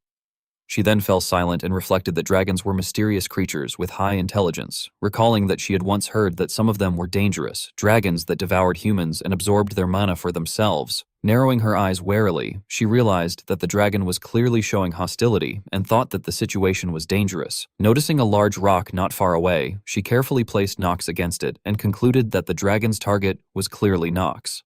As she adjusted his cloak, she worriedly reflected that she had no natural talent for magic and that her mana reserves were not abundant either. After brief consideration, she determined that it was impossible for her mana to have awakened the dragon and reasoned that it must have responded to Nox's mana instead.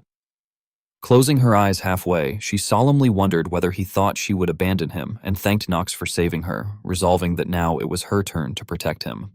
With that thought, she decisively stood up and stepped forward to face the dragon, firmly declaring that it was indeed she who had called it. The dragon looked at her with suspicion, carefully observing her before coldly remarking that it was very strange and that it was not her, as it did not sense that level of mana from her. Eleanor reaffirmed with certainty that she had already said it was her and claimed that she was merely exhausted from having just expended her mana. The dragon immediately bared its sharp teeth and inhaled deeply, insisting that it could still sense that remarkable mana and commenting that it had been a long time since it had enjoyed such delicious food. It accused her of hiding something and addressed her as a child. At this, Eleanor stiffened, feeling extremely uneasy. The dragon leaned closer to her and threatened that this place, Winter Bridge, was filled only with brutal winter and beasts with pitiful mana, and that it had finally found something worthy of consumption there, adding that it would not give it up so easily. Glancing aside, Eleanor firmly thought that there was a high possibility that the dean or other professors would come to rescue them, and that she needed to stall for as much time as possible. Most importantly, she reflected that there were many things she wished to say to Nox. With that in mind, she clenched her hand resolutely and stepped forward, declaring that she would not retreat. The dragon indifferently responded that in that case, it would speak with strength. As it said this, a violent surge of blue energy began to gather within its mouth. Eleanor summoned her fire magic to counterattack and resolutely shouted for ignition. In an instant, a dense fog enveloped the space ahead, and from within it, the dragon's sharp claw suddenly shot forward, lunging straight at Eleanor. In a deep voice, it repeated that its target was not her. Clutching the wound on her arm, Eleanor pressed her lips together unwillingly. Ignoring the blood seeping onto the ground, she struggled to stand and hesitantly insisted that she truly could not, before resolutely adding that she would not step aside. Hearing this, the dragon contemptuously called her a foolish creature, yet remarked that such foolishness was what made humans so interesting. It then declared that she could curse her own stupidity for her death and pressed its enormous claw toward her. At that very moment, Knox's arm twitched slightly. Memories began to surface in his mind as he reflected that Knox von Reinhaver was a new name he had obtained in a new world, though it had originally belonged to someone else, a name he had stolen for himself. He admitted that he had grown accustomed to playing that role. Many things had happened, and he had formed countless bonds in that world. Yet the more Knox gained, the more he himself was haunted by loneliness. He acknowledged that he remained trapped in suffering because he could not escape Knox's shadow, and that he, Yu Chan, was still an outsider in that world. He questioned who he truly was and why he had possessed Knox's body. Suddenly, the scene shifted to his room in the modern world, and Knox's consciousness, Yu Chan's consciousness, began to return. Looking at everything on the desk, he thought in astonishment that it was his room. On the computer screen appeared the words, "inner lunatic," and the keyboard began typing continuously. A whispering voice asked Yu Chan who he thought he was, stating that he was no different from Knox. Confused, Yu Chan questioned what that meant. Then, the figures of Yu Chan and Knox gradually overlapped, and a thought slowly emerged in his mind. Yu Chan was Knox, and Knox was Yu Chan. They were one and the same, his only child. At that point, Knox's mind seemed to be enlightened, and the image of his previous life's room gradually faded. Clenching his hand with certainty, he concluded that he was both Yu Chan and Knox, two people who were the same from the very beginning. Looking up excitedly, he murmured that the name had belonged to him from the start, and that he was not a fraud using Knox's body, but Knox von Reinhaver himself. Because he had believed Yu Chan and Knox were different, he had continued to feel doubt and uncertainty, and that uncertainty had been the most destructive force within him. He reasoned that the hollow memories from his time as Yu Chan were not real, and wondered whether he had merely been sent to another world temporarily, recalling the words "welcome back" written in the letter addressed to him. Afterward, Knox stepped forward lightly and stood calmly, stating that at last the picture had become clear. He admitted that sometimes he had hated the character of Knox because, in that world, he could feel the warmth of others that he had longed for so deeply, and because Knox, that delinquent, possessed far more than he had ever had. He reaffirmed that Yu Chan was Knox, and Knox was Yu Chan, and that from the beginning, they had been one and the same. Raising both hands absent-mindedly, he reflected that all of it had belonged to him from the start. Finally, lifting his face with relief, he resolved that in that case, he would willingly accept even his own flaws and use them to survive, no matter what happened. Knox closed his eyes tightly as he recalled that Astrid had told him that in order to master dragon breathing, he had to open his lower dantian and circulate mana there, and that to do so, he needed to enter his mental image, his inner world. He gave a faint smile and reflected that he had already entered his inner world, the inner worlds of Yu Chan and Knox, which was the room from his previous life. Looking down at the purple-blue energy swirling before his chest, he concentrated and reasoned that if he opened his lower dantian, he would be able to overcome every obstacle and rise again, but in exchange, to release that power, he would have to erase every trace of presence and breath within his body. He closed his eyes and solemnly concluded that this meant he had to stake his life, yet none of that mattered to him anymore. Soon after, his body seemed to begin falling. He relaxed himself and sensed that his consciousness was fading. At the same time, the system notifications appeared, announcing that the player's heart would stop beating in 3 seconds, then in 2 seconds, and then in 1 second. In an instant, everything turned into a streak of light within the void.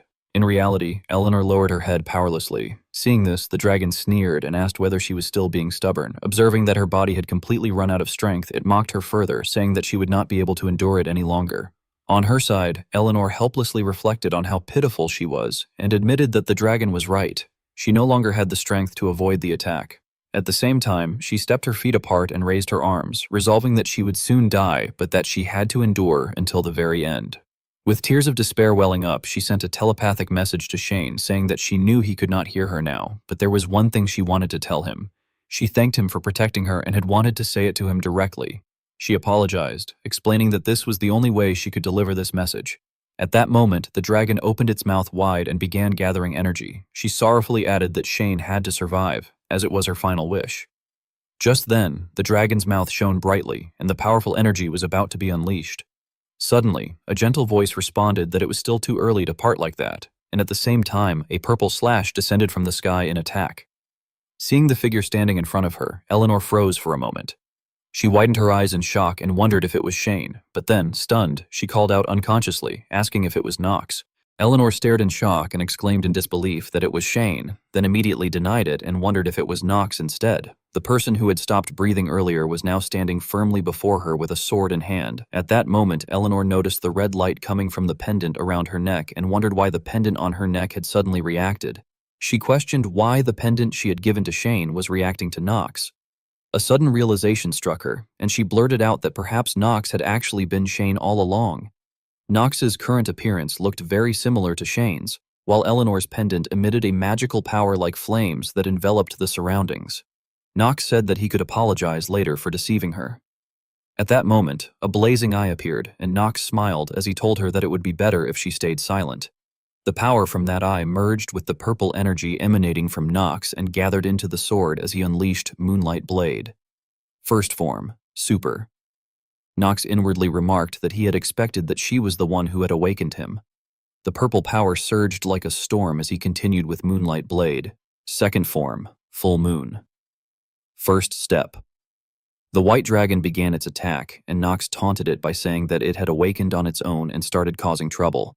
The dragon became even more ferocious and attacked wildly.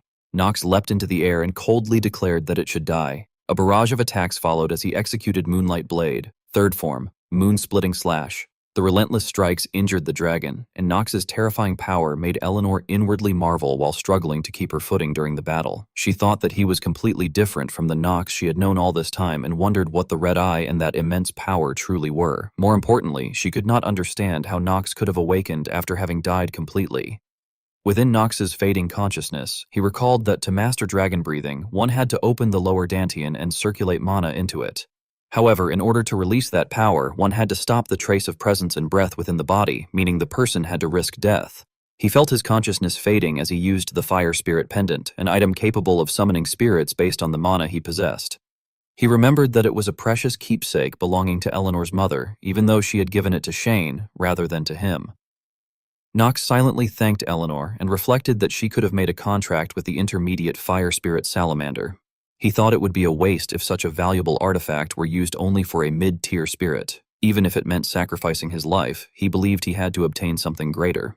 Nox then laughed confidently, grabbed the pendant in his hand, and declared that he refused. He proclaimed that he would summon the Spirit King. A system message warned that summoning a spirit of a higher rank would consume the player's life force and asked if he wished to proceed with the summoning.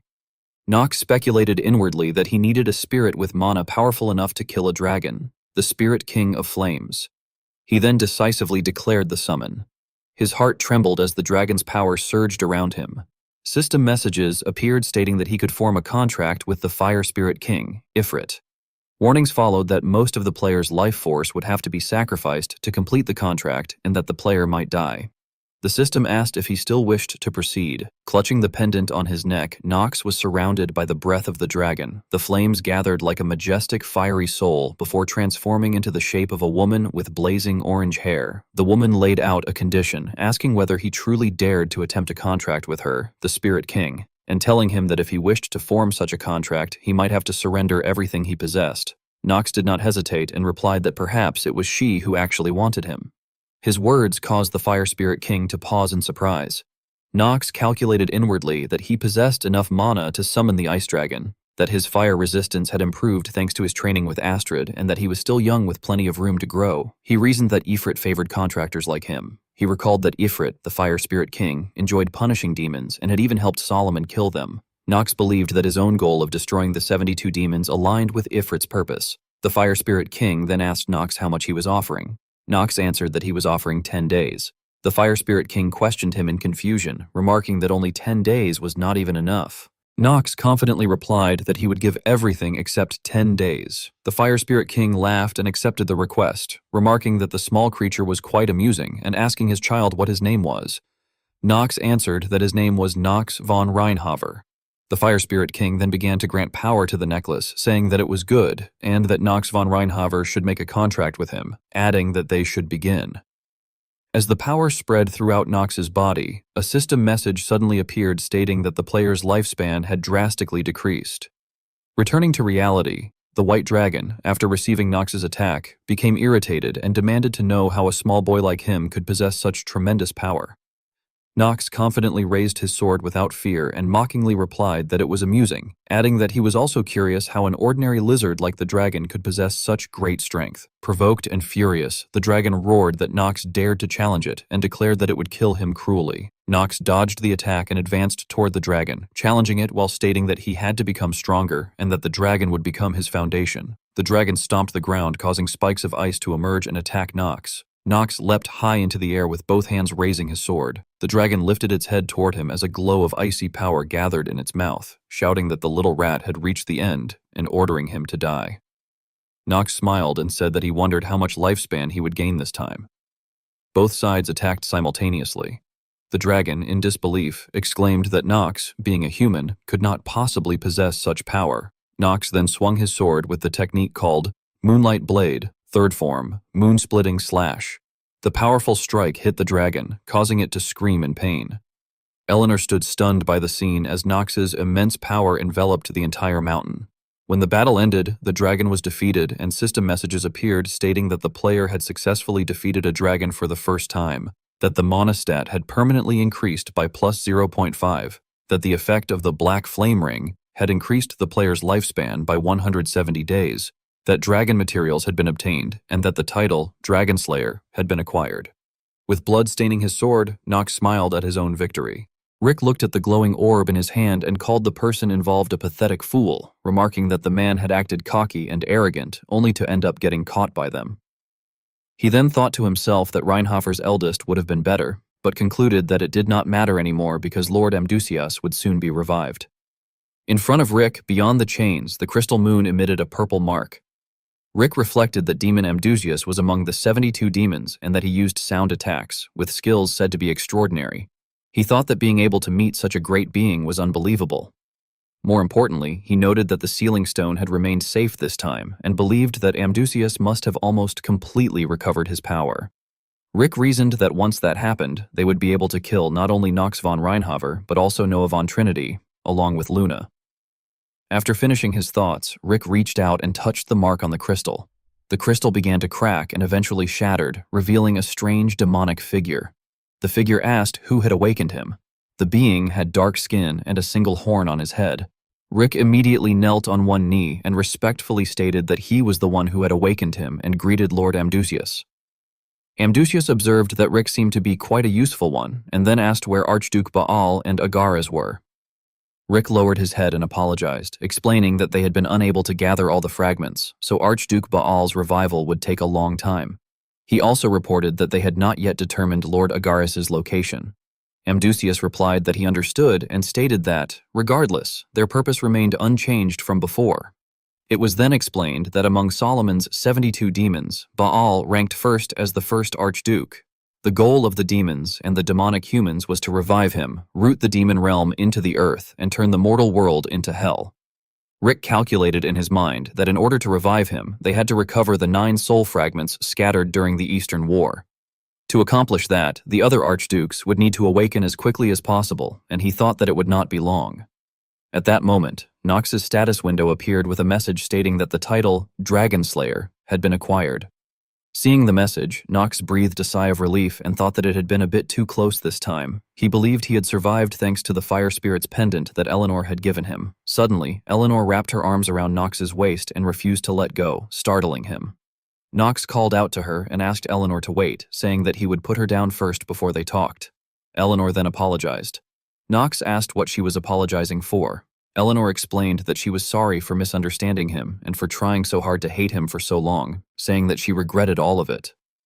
Hearing the emotion in her voice, Nox was surprised and wondered to himself if Eleanor was actually crying.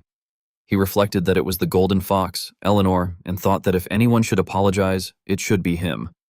Feeling awkward, Nox reassured her that she had nothing to be sorry for and said that he was truly sorry that he had not told her about Shane earlier.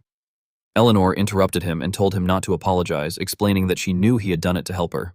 Hearing that, Nox was stunned and wondered what she meant. When he turned to face her, his eyes widened as he saw her tear-streaked face. Nox teased that she was crying more than he had expected. Embarrassed, Eleanor blushed, wiped away her tears, and muttered that he should just pretend he had not noticed it. Knox silently evaluated the situation, thinking that the expression on her face had no acting or pretense. He had thought her eyes might become only slightly moist at most, but now realized that Eleanor was genuinely worried about him and crying. Knox reflected that he had believed she saw him only as business, which was why he had not expected to be this surprised. Eleanor then asked Knox why he had saved her and wondered if it was because he was good-hearted. She also asked whether he had not hated her. Knox replied that he did not know what she meant.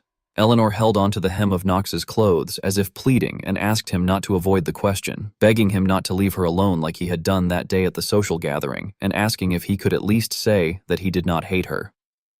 Knox firmly stated his feelings, saying that there had never been any reason for him to hate Eleanor de Rivellin. His confession made Eleanor blush. Knox then turned away and said that they should move because it was dangerous to stay near the ice dragon's corpse like that.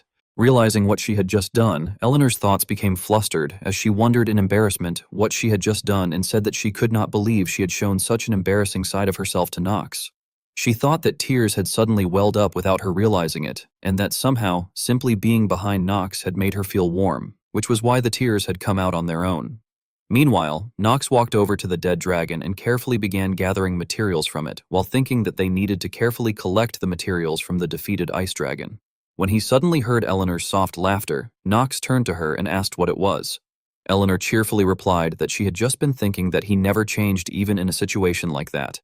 Knox curtly told her to be quiet and just follow him. Eleanor agreed lightly and said she would. As they continued moving, Knox sensed something and thought to himself that he could feel two powerful mana presences flying toward them, and that if they kept walking, they would probably run into them halfway. Meanwhile, Noah, riding on Astrid the dragon, suddenly exclaimed in surprise and asked if that meant Knox's heart had started beating again, while the ice dragon's breath had stopped instead. He wondered if it was really true, thinking that although it sounded unbelievable, Knox had already killed several Archduke-level demons from the 72, so perhaps it was not that surprising anymore. He concluded that killing a dragon might not be so shocking after all. Noah then asked Astrid whether she thought Knox had defeated it single-handedly. Astrid explained that if Knox had perfectly mastered dragon's breathing and opened his lower energy core, it would be possible. She added that he would have had to stop his own heart by his own will and forcibly open his mind world, and that if he had truly done that, he could have killed the ice dragon with absolute certainty. Noah sighed and remarked that he had suspected it, yet Knox truly was extraordinary. However, he continued wondering how a normal human could stop their own heart and reach such a realm. He admitted that even if it had been him, he would not have gone that far, and questioned what exactly Knox believed in that allowed him to do something like that. At that time, Knox and Eleanor were sitting side by side on a wooden bench in the middle of the snowy field. Knox and Eleanor were sitting together in the snowy courtyard when Knox looked up and saw that the dragon Astrid was flying toward them and landing powerfully on the snow. Eleanor exclaimed that she was there. Noah jumped down from Astrid's back and asked with concern whether everyone was safe. Eleanor replied by thanking him for coming to help them, adding that if it had not been for him, it could have been dangerous. Knox silently observed that Eleanor seemed to have returned to normal. Astrid remarked that the dragon's breathing had been a success, asking if that was correct. Noah crossed his arms and answered seriously that it was, adding that stopping one's own heart was something only lunatics would do, but since Knox was safe, that was what mattered, and he commented that Knox was quite a handful. Knox then asked if it had been Professor Aleph. Noah confirmed that it was, explaining that Professor Aleph had been a demonic human and that, in any case, he had been nothing special, angrily adding that those vermin had dared to lay a hand on his academy. Astrid interrupted Noah, saying that was enough and advising that everyone must be exhausted and that they should head back. She then turned around and told them to get on her back. Eleanor inwardly expressed her admiration, thinking that she could not believe she was actually meeting one of the four sages, Astrid, and that her dragon form was truly awe-inspiring every time she saw it. Astrid turned to her and reminded her that she needed to keep her true identity a secret. Eleanor stammered that she understood. Knox jumped onto Astrid's back first, then reached out his hand to Eleanor and told her that he would help her up, asking her to grab on. Eleanor paused for a moment before placing her hand in his, shyly thanking him. Noah cheerfully announced that boarding was complete. Astrid then took off, saying that they should depart. As morning came, it was said that they returned safely to the academy. However, rumors about Eleanor began to spread among the students, as they wondered whether she had really been expelled from the Rivalin merchantry, mentioning that they had heard even the nobles had turned their backs on her and questioning how that had happened, adding that the imperial family had completely severed ties with her. Upon hearing this, Knox turned and glared angrily. Eleanor gently held Knox's arm and smiled reassuringly, saying that she had expected something like that might happen. She explained that when she had asked him, to protect her, the nobles had already begun turning their backs on her, but that everything was fine now. She then smiled optimistically as she walked, declaring that if anyone thought she would back down that easily, they were mistaken, and that more than anything, she would not let anyone take what was hers. Knox inwardly reflected that he had thought she would be quite shocked, but that this was actually a relief, adding that he knew exactly how the scenario would play out in the end. He thought that now was the perfect time to devise a plan to pressure and deal with Rick and the First Prince. Knox then stepped forward, placed a hand on Eleanor's shoulder, and told her that a crisis could also be an opportunity, advising her to try to maintain her composure. Eleanor replied cheerfully that she would trust him. That evening, at the mansion, the maid Gitri seriously reproached Knox, asking what kind of trouble he had gotten himself into this time for things to escalate like that. Knox paused for a moment, then turned away and calmly asked whether she should not at least ask about his health first. Hearing that, Gitri immediately became worried and asked if he was feeling unwell. Knox replied that he seemed to have a slight fever. Gitri hurriedly told him to wash up and get some rest, asking if he could wash himself on his own. Knox took off his coat and replied that he probably could, while inwardly recalling that he had been in the cold for a long time and felt as though all his strength had been drained. Gitri placed a hand on his shoulder and said that it could not be helped, adding that she would help him with his upper body. Knox widened his eyes helplessly as he was dragged away, calling out to her to wait. Gitri then prepared a large bath for him and told him to wash thoroughly before leaving. Knox let out a sigh, closed his eyes and relaxed in the bath, thinking that no matter what, this was unusual, as his frequent sickness had been flaring up quite often this time, and he referred to it as a cursed trait. He then decided that he would check the newly acquired title first. Raising his hand into the air, Knox opened the status window, which displayed basic information stating that the name of the title was Dragon Slayer, classified as a title with an advanced grade and an ice attribute, with an equipment restriction of Slayer of Dragons, and a special effect that granted an additional 30% damage to ice attribute magic and swordsmanship. Knox quietly reflected that ice attribute magic and swordsmanship were something he had not yet mastered due to the cold hands and feet trait, but if he learned them properly, they would be quite useful.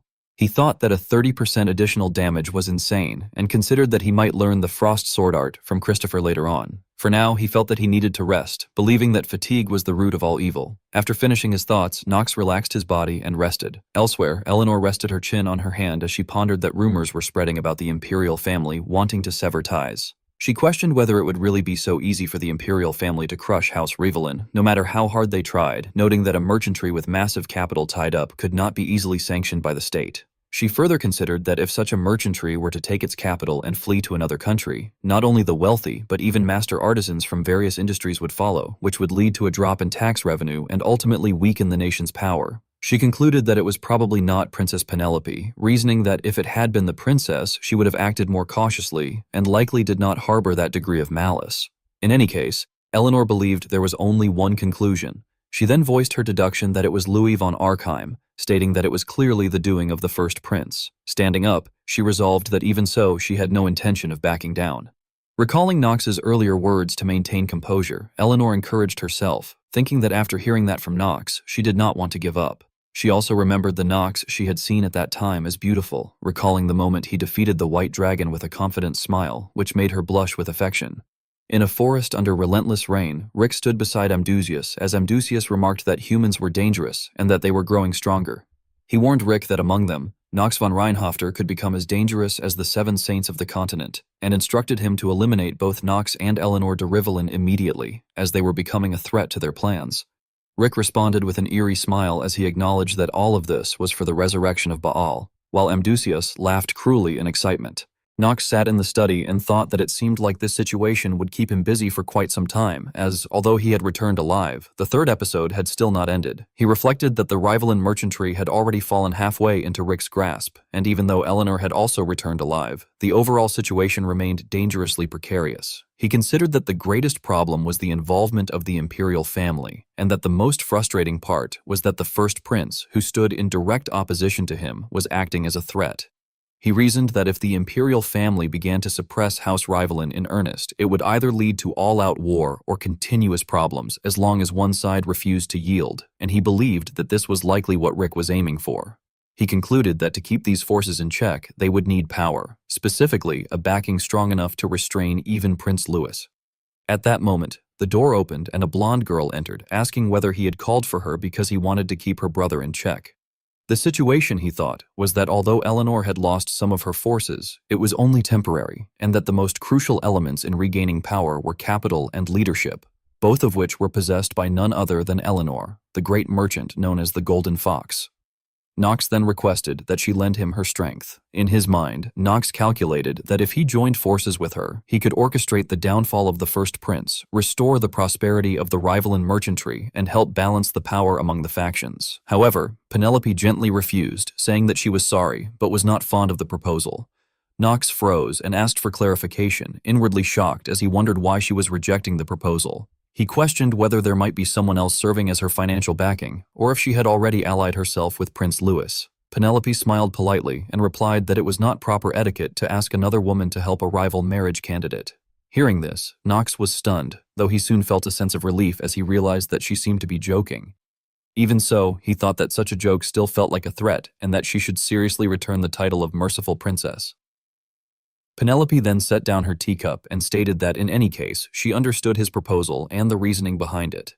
She explained that since they needed to keep the Gope merchantry, which had close ties with Prince Louis, in check, she assumed he believed it would be best for their side to collude with the rival in merchantry. However, she pointed out that he was surely aware that Eleanor did not support the imperial family, and thus questioned what reason she would have to collaborate with her. Knox fell into deep thought, recalling that Eleanor had recently openly rebelled against the imperial family during a large-scale merchant assembly. He reflected that Eleanor despised war to an extreme degree and fundamentally harbored deep skepticism toward the empire, believing that if the Archive Empire continued to persist, an age of war would inevitably arrive. He further considered that Eleanor had judged Princess Penelope to lack the qualities necessary to prevent such a future, concluding that countless lives would be lost regardless.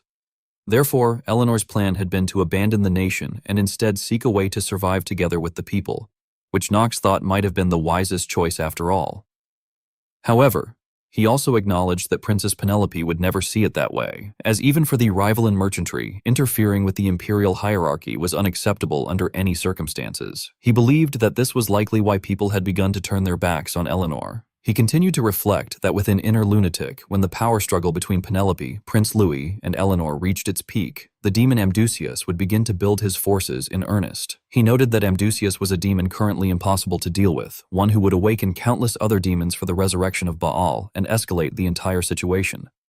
Knox suspected that Rick had likely played a major role in facilitating Amdusias's cooperation and collusion with the Gope merchantry, and he concluded that if Rick was not eliminated now, something far worse would occur. For that to happen, he believed that Penelope and Eleanor would have to join forces. Penelope frowned and said that she did not understand why a clever fox like Eleanor would turn the imperial family into an enemy.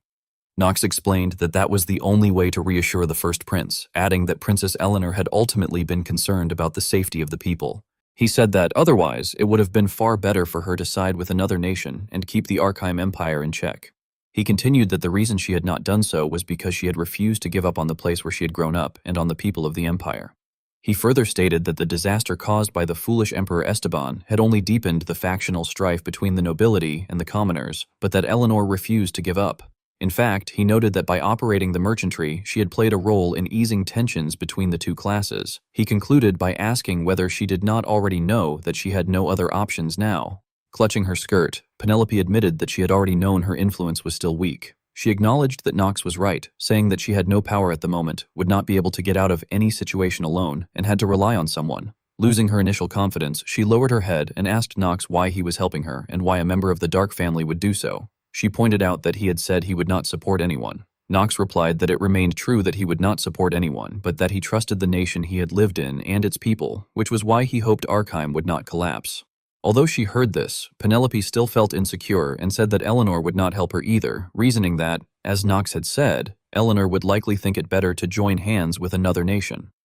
Suddenly, Penelope widened her eyes in surprise, while Knox smiled with satisfaction and remarked that her timing was certainly impeccable. A servant then announced that Princess Eleanor de Rivellin had arrived and urgently wished to see her. After being momentarily stunned, Penelope told the servant to let her in. When Eleanor entered, she placed her hand on her chest and stated that she had come because she had something to say to Her Highness. Speaking directly, she declared that she could help Princess Penelope and added that the princess must already know that the rival in merchantry had been split in two. She explained that although the people's factions were said to be divided, her influence remained stronger, as she had been the most visible figurehead and the one actually managing the merchantry. She added that when people mentioned the rival in merchantry, the golden fox was the first thing that came to mind, and asserted that Penelope already knew Prince Louis needed to be removed. Penelope then questioned the other party's intentions, asking what her condition was and noting that given the current state of the imperial family, there was not much she could offer. Seeing that the bait had been taken, Eleanor smiled and stated her objective, demanding that the engagement be broken off. Surprised by this request, Penelope softly asked what she meant. Knox, who maintained a polite smile outwardly, inwardly questioned what was going on. Standing behind Knox, Eleanor confirmed her demand, stating that in exchange for her support, she required the dissolution of Penelope's engagement with Knox von Reinhofter. This unexpected demand caused Knox to inwardly panic as he wondered what Eleanor was suddenly talking about. He speculated whether she was trying to keep the Dark family in check and secure the princess's support, intending to undermine the Dark family from within while growing the merchantry, though he quickly felt that something about that reasoning was not right. Penelope then spoke with a hint of dissatisfaction, asking what she should do, and stating that Knox von Reinhofter was not an object. Her attitude made Knox feel even more anxious, as he wondered why the princess was making such an expression, especially when time was of the essence and they needed Eleanor's help. Penelope then asked Eleanor whether House Reinhofter was worth that much to her. Eleanor lightly laughed and replied that of course not, saying she had no interest in House Reinhofter. Leaning closer to Knox, she added that what interested her was the princess's kingmaker, Knox von Reinhofter. Frowning, Penelope pressed further, pointing out that it was contradictory to claim she would support her while simultaneously trying to take away her kingmaker. She demanded to know Eleanor's goal and asked her to explain what profit she would gain from such a deal, as well as why House Rivalen would show interest in Knox von Reinhofter. Eleanor responded with a smug, provocative smile, revealing that the truth was that she had come to want him and had therefore decided to take him for herself.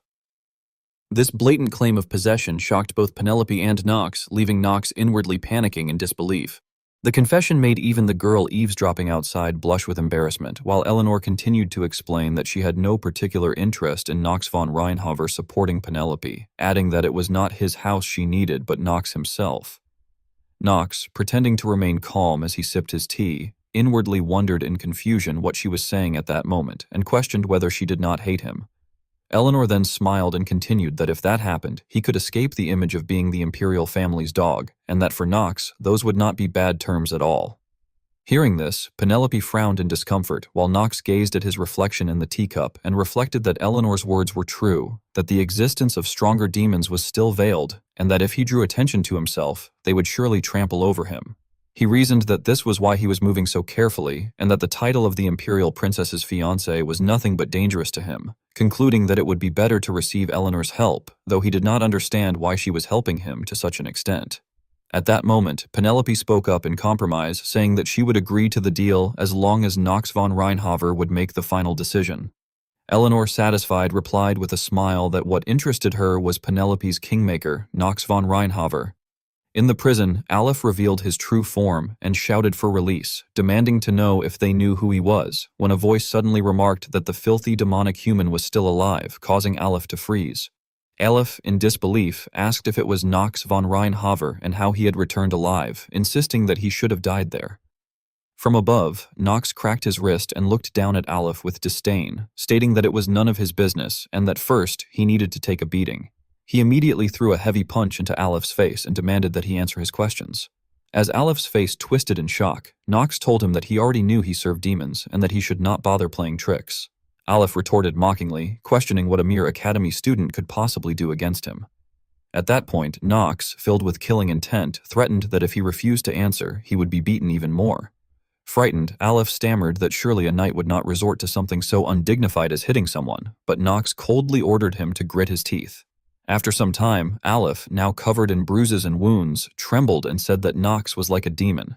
Knox, laughing in satisfaction as he rubbed his shoulder, resumed the interrogation and asked whether Aleph already knew the village where Amdusius and Rick had set up their base. Still shaken from the beating, Aleph reacted in shock, while Knox's expression turned cold as he held his sword before Aleph and mentioned Pandemonium, offering that if Aleph told him where they were, he would ease his pain slightly. It was explained that for demons, Pandemonium referred to their garrison or collective, representing conquest to them, while for humans it marked the beginning of the demon extermination war.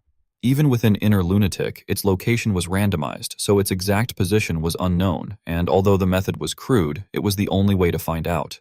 Placing the blade against Aleph neck, Nox demanded to know where their hideout was. Aleph, unable to believe it, asked how Nox knew about that, but as the blade pressed against his artery, he hurriedly confessed that he did not know how Nox had found out, yet he could not reveal to a human where the Archduke stayed. Nox, however, did not become angry. Instead, he smiled and said that he had expected that answer, which was why he had brought in a specialist, adding that now Aleph would talk. Behind Nox, Astrid and Noah appeared with sinister smiles, and Aleph, overwhelmed with terror, broke down in tears as his scream echoed through the space. After it was over, Astrid reported to Nox what she had extracted from Aleph, stating that he said it was somewhere in the desolate western region. Nox then remarked that the West seemed troublesome and thought to himself that it was far more problematic than he had initially expected. He reflected that the demon's base could be in one of 3 locations: the East, already a war zone and ideal for demons to gather; the Central region, where the dense population made it difficult to identify and suppress both demons and demonic humans; and the West, which maintained a republican system where houses fiercely competed to select their next representative. He further considered that the West was perfect prey for demons, but the frightening part was the massive barrier required to reach it, a wall of incredible height that magic could not affect at all. Moreover, due to its unique system accepting many races, the West even housed the continent's only demon-worshipping church, making it difficult to demand demon subjugation, even under the guise of diplomacy. Finally, he lamented internally that whenever those demons took root in the West, he had never once been able to clear Inner Lunatic, concluding that it was unfortunate that it had always been that way, and that this time it was even worse. Astrid noticed Nox's anxiety and gently patted his head, which prompted Nox to ask what she was doing. Astrid smiled and reassured him that since he had gone through a lot this time, she was praising him. Nox questioned whether it was really praise, remarking that it felt upsetting instead. Astrid simply told him to stay still. Nox then glanced toward Noah and pointed out that if Noah kept using ice magic so frequently, he might die. At that moment, as Noah was freezing Aleph, he confidently replied with a smile that since he had used absolute 0 instantaneously, it was fine, adding that while Aleph was frozen, he would not age and might even like it. Still being patted on the head, Nox responded that he understood, but inwardly thought that he really wished she would refrain from saying such things with an innocent-looking face, something he felt he could not say aloud, noting to himself that if Professor Raz had been present, he would have shrieked and foamed at the mouth. Meanwhile, Eleanor's words continued to echo in Penelope's ears, as she had said that she had come to want him and thus decided to take him for herself. Standing in her nightgown, Penelope reflected on Eleanor de Rivaline, reasoning that by Nox's logic, Eleanor could have built an even larger merchantry by parasitizing another nation, yet that had not happened precisely because Nox von Reinhafers had intervened in the negotiation. Regardless of his true intentions, Penelope acknowledged that she had received a great favor from Nox, recognizing that his actions had been the best way to keep Prince Louis in check and that he had effectively set the stage for negotiations. However, she admitted that there was one thing that still bothered her. Recalling Eleanor's condition in exchange for her support, that Penelope dissolve her engagement with Nox von Reinhafers, Penelope wondered what that even meant, reasoning that as the owner of a merchantry, there would be no reason to make such a proposal. She admitted that she could not claim to fully understand Eleanor's words, acknowledging that it was common for powerful houses and merchantries like House Reinhafers to form alliances and expand their influence. Yet what troubled her more was the nuance behind Eleanor's words. Murmuring to herself that Eleanor had come to want him, Penelope continued reflecting that there was something pure in those words that she could not comprehend. She questioned whether Eleanor truly desired to have Nox, and whether the so-called Golden Fox genuinely wanted that. She also recognized a faint and muddled belief within herself, that as long as she was with Nox, all problems would be resolved, and realized that this small belief had often saved her from difficult situations. She wondered if that was why she felt a slight resistance upon hearing that Eleanor wanted to have Nox. Regaining her composure, Penelope smiled and lifted her gaze toward the sky. At that moment, someone arrived to report that Prince Louis seemed to be preparing for a civil war. In response, Penelope stated that they did not have time to dwell in contemplation, then turned and ordered that they must prepare on their side as well. She declared that she would join hands with Nox and Eleanor to prepare for the civil war, emphasizing that they must move faster than expected and that the time frame would be no later than 1 month. Eleanor stood before the ferocious white dragon and, in that life-or-death moment, closed her eyes as she inwardly thought that it was over. At that moment, a voice called out to her, and Nox appeared, asking whether she had really thought he would abandon her. Eleanor then woke from the dream, suddenly sitting up as she placed a hand over her chest and thought that she believed she liked Nox von Reinhofer, and that it was more than just friendship. While sitting in front of the mirror and brushing her hair, Eleanor reflected that until now she had failed to recognize and express her feelings, and that it was probably because she had grown used to wearing a mask as the owner of a mercenary. However, she admitted to herself that she was certain she thought of Nox as more than just a friend, even though she had never truly had any friends. She continued thinking that even in dangerous situations he had never lost his dignity or judgment, and that with his sharp and beautiful swordsmanship there was nothing about him that was not attractive. Eleanor then lightly slapped her cheeks to compose herself and thought further that, besides, she remembered Nox once saying that he had never had any reason to hate her from the start. Reflecting on that, she realized that he had truly never hated her and concluded that she wanted Nox von Reinhofer. After finishing her thoughts, Eleanor questioned herself about how she was supposed to get close to him and how she could convey her feelings. She then struck the table and stood up with determination, thinking that people were most attractive when they showed their strengths and that she should show him that she was a capable woman. She smiled at her reflection in the mirror. Inside the academy, the students were discussing among themselves, saying that they had heard Nox von Reinhofer had sided with the princess and that his engagement with the imperial family had been cancelled. They questioned whether there was any reason for House Reinhofer to help the imperial family and wondered whether the house had not abandoned Nox. Others added that they had heard the Eleanor faction still held the upper hand in the Rivelin merchantry and speculated that the first prince would win anyway since he currently held both regency and power. Some even remarked that Eleanor would have been better off seeking asylum in another country. Hearing these rumors, Nox thought to himself that, as expected, rumors spread quickly. He reasoned that with the two factions divided and in conflict, the atmosphere at the academy had naturally changed, involving even the faculty and high-ranking aristocrats.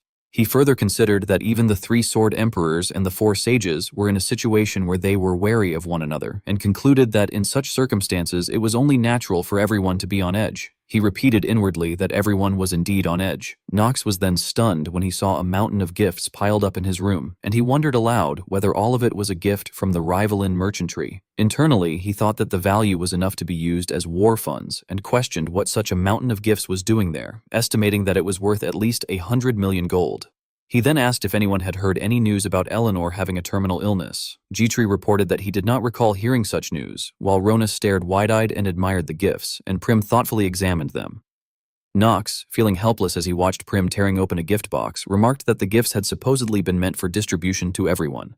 As the door opened and more gift boxes continued to be carried in, Elena stood by the doorway in amazement, exclaiming that the gifts were incredible.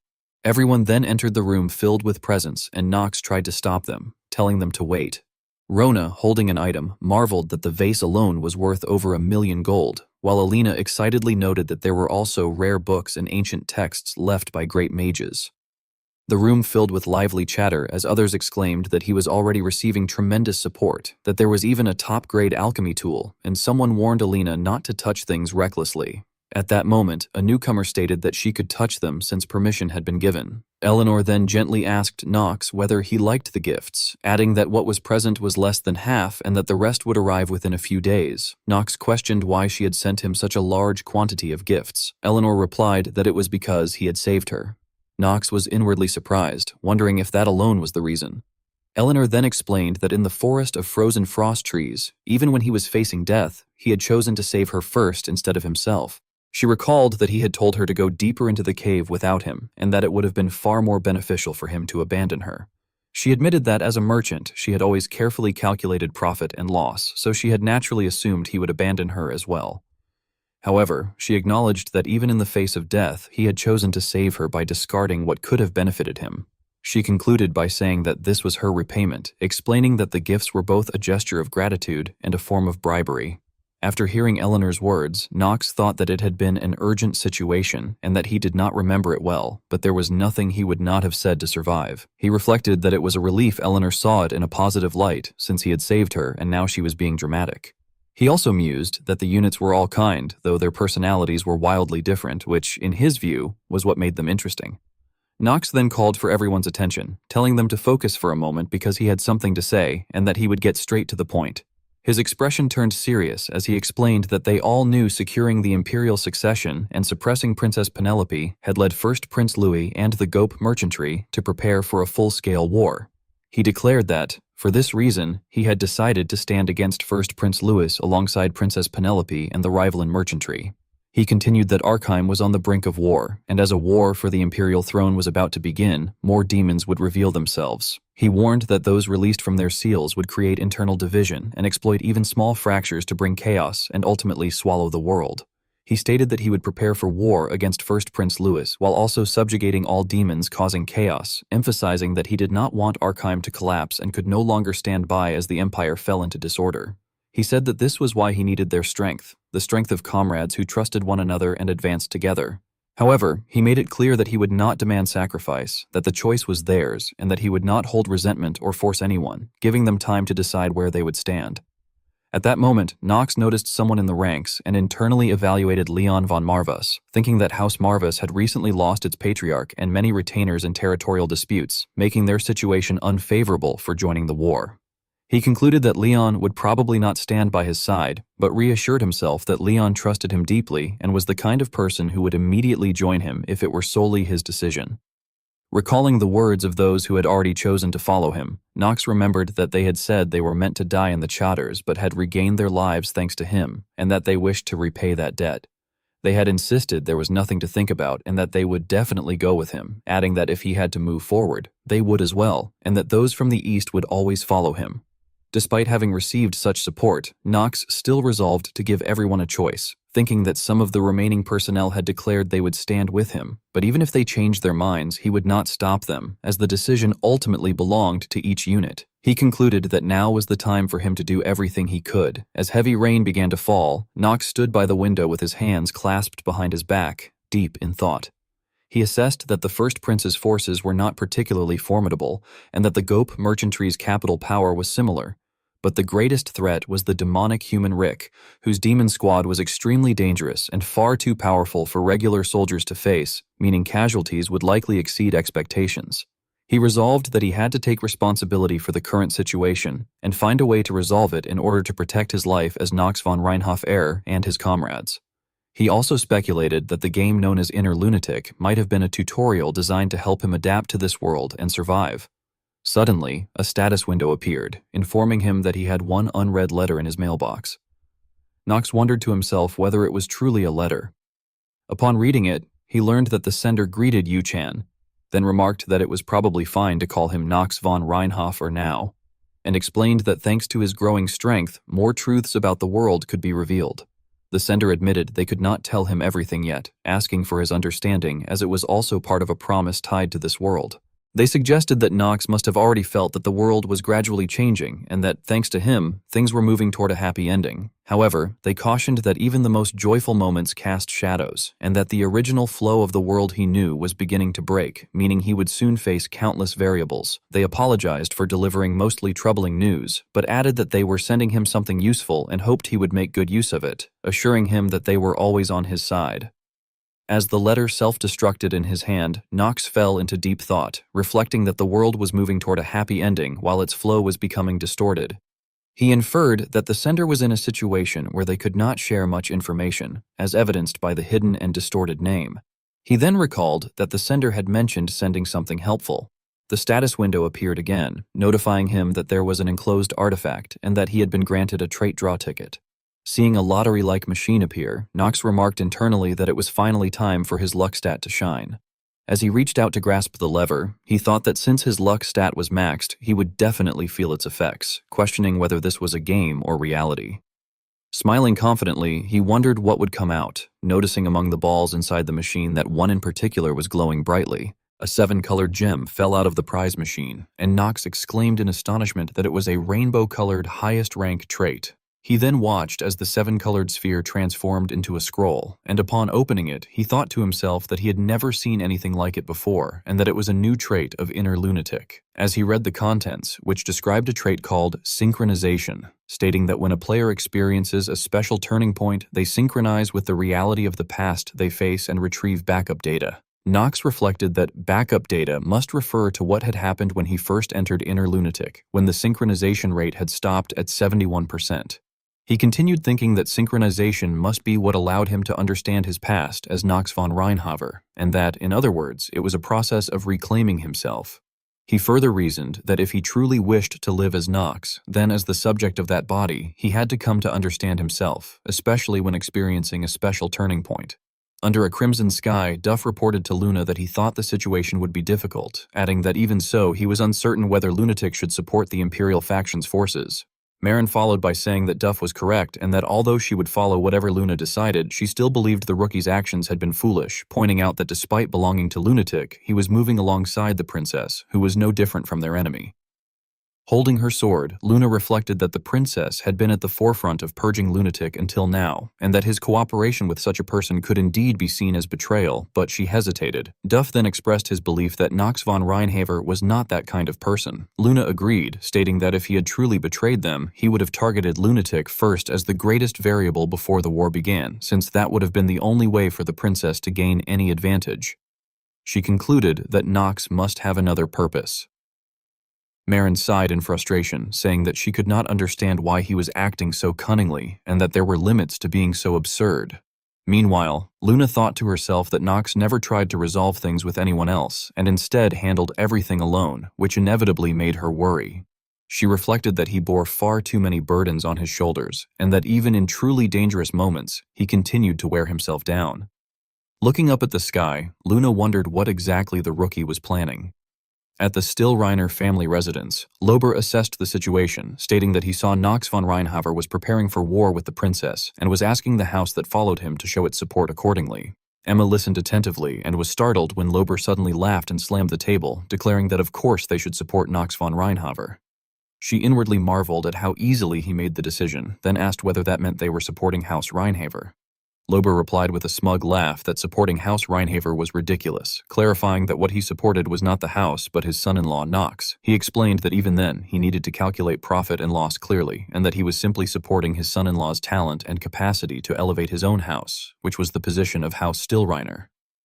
Later, Talia sat in thought after hearing Emma relay Lober's words, saying that although her father said that, she could not help but worry about Nox. She added that it seemed he had recently grown close to Eleanor, mentioning that she had seen the two heading to the very top of Sida's hall where the princess was, and she anxiously wondered whether Nox was having an affair. Emma comforted her by explaining that it had been a meeting with the princess herself, and that the engagement with the princess had already been called off, which might actually be fortunate for her. However, Talia continued to worry, recalling that Nox had been wearing the same necklace as Eleanor, and she wondered whether, even with the engagement cancelled, another complication had been added, admitting that she could not stop having such thoughts. Emma then knelt and sincerely reassured her, asking whether she truly thought Nox would abandon his fiancée and insisting that he would never leave her alone. Talia steadied herself and admitted that it was true, but then resolved that this would not do. She declared that once the struggle for imperial power ended safely, she would give clear warnings to those around him, insisting that Nox was meant to be with her. Emma encouraged her by affirming that no matter what anyone said, Nox was engaged to her, and advised her to trust him and focus first on the succession issue. As a gloomy sky poured down a dreary rain, Theo walked through a long corridor with his guard Christopher, lost in thought, reflecting that unless something major went wrong, the struggle for imperial power would likely become the exclusive stage of the first prince. He considered that when that happened, the forces threatening House Reinhaver would also grow, and they might face a situation where the house's very existence was at stake, so they had to prepare countermeasures. In that context, he recalled that Nox had declared he would support the princess, and he questioned whether Nox was implying that he would abandon the Reinhaver name, or perhaps something more. Theo's gaze turned frightening as he remembered a warning addressed to him as Theo von Reinhaver, the head of House Reinhaver, that his child, Nox von Reinhaver, would kill him if necessary. Upon entering the Reinhaver conference chamber, an announcement was made that the patriarch was entering. Grain, the eldest son, wore a sinister smile, and once seated at the head position, Theo stated that he believed everyone understood why the Council of Elders had been convened. Beryl von Reinhaver, Theo's older half-brother, responded that he was aware the patriarch faced a major decision in the current situation, adding that the problem between the imperial family and House Reinhaver was not one that could be handled easily. Tass von Reinhaver, Theo's younger brother, continued that because of the engagement incident between the patriarch's youngest son, Nox von Reinhaver, and the princess, the relationship between the first prince and House Reinhaver had already reached its worst point. He insisted that as the patriarch, Theo could not overlook this, noting that the imperial family's recent favoritism toward the divine family had gone too far and urging him to make a decision.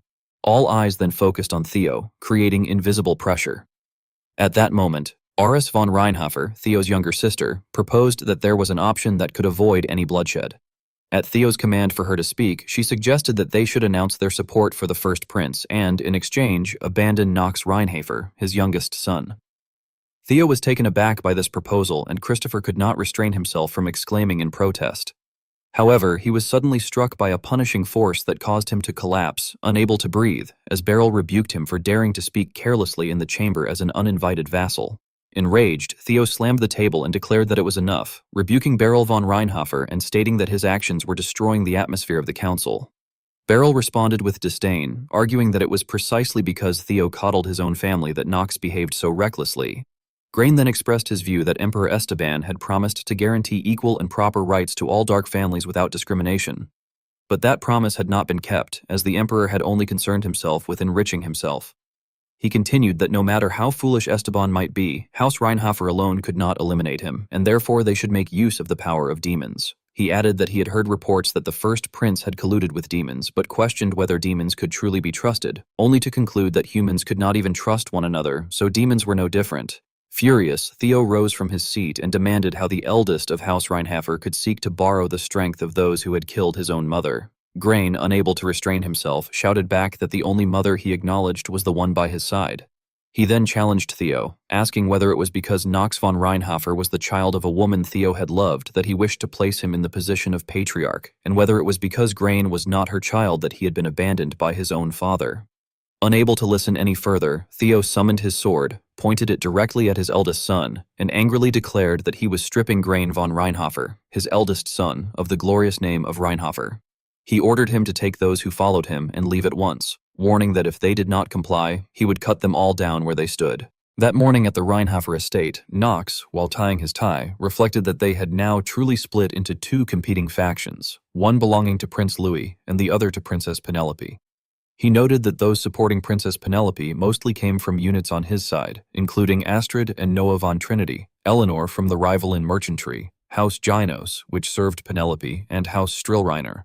He found it surprising that Paracelsus, who despised nobility, had supported the princess, apparently because he found the first prince even more distasteful. He further considered that Leon was pretty much the only one who could be said to support the first prince, though it was an unavoidable choice for his house and not an active endorsement. Among the remaining dark families, he observed that House Sader maintained neutrality, likely because their western position meant less central restraint, leading them to believe it would not matter much even if civil war broke out, as Arkheim would lack the forces to reach that far west. He concluded that, as Knox von Reinhofer, he had completely stepped away from neutrality and now fully stood with Princess Penelope, as he needed to protect the units that had chosen to follow him and eliminate the risk posed by the bad-ending maker, First Prince Louis. However, he acknowledged that this decision had created a problem. Christopher, looking worried, reported that he had been told the Council of Elders of House Reinhofer had been convened and had split into two factions due to internal discord. He explained that one faction, led by Grain von Reinhofer, sought to topple the Arkheim imperial system, while the other, led by Theo von Reinhofer, the Patriarch, aimed to maintain the imperial regime. Knox assessed the situation, remarking that Grain had caused trouble after all, but pointed out that House Reinhofer should not have enough forces to attack the imperial family, and that the Black Sword Knights would not move without the Patriarch's permission. Christopher then hesitated before continuing his report, saying that he had heard young Master Grain had joined hands with a demon. This revelation shocked Knox, as Christopher went on to explain that Grain had sought to use demons to overthrow the Arkheim Empire, but that the Patriarch had ultimately expelled him from House Reinhofer. He added that the retainer's opinions of Knox had become very sharp, partly due to his attempt to forge ties with the imperial family and his past, and that Priscilla's influence within the Council of Elders had grown more than expected. He further noted that there were currently quite a number of people who did not trust the name of Knox von Reinhofer. Christopher clarified the situation, while Gitri, crossing his arms, questioned how Grain could go so far as to make a pact with demons to attack the Empire. Knox inwardly expressed dissatisfaction, wondering whether that bastard Grain had truly lost his mind. He then, pressing his temple in thought, asked which demon might be backing him, though he assumed it was probably unknown. Christopher replied that it was indeed unknown, and added that the Patriarch had declared he would support neither faction, stating only that he would definitely punish young Master Grain before leaving the hall. Knox did not hesitate as he asked what would become of his punishment. Christopher replied that nothing had been decided yet, but added that if Knox continued to remain by the princess's side like that, the situation would not seem particularly favorable for him. Hearing this, Knox internally assessed that it was an unexpected turn of events, reflecting that in the original story, Grain had been building strength quietly at that point, yet now he was already moving actively, seizing imperial authority and elevating himself to the highest position. He further considered that matters were worsening because Grain was borrowing power from demons, and that Theo would take advantage of the chaos of war to eliminate him, the marked successor, and secure his position within the Council of Elders. Knox also reasoned that Grain, being overly cautious by nature, would not attack him recklessly, but would instead wait until he was careless or alone.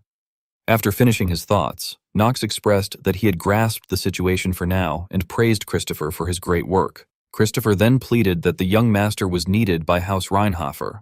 This request led Knox to reflect that aiding Theo von Reinhofer would be problematic, since Theo would become one of the final villains after being possessed by a demon, and even in Inner Lunatic, his attack patterns had been terrifyingly dangerous.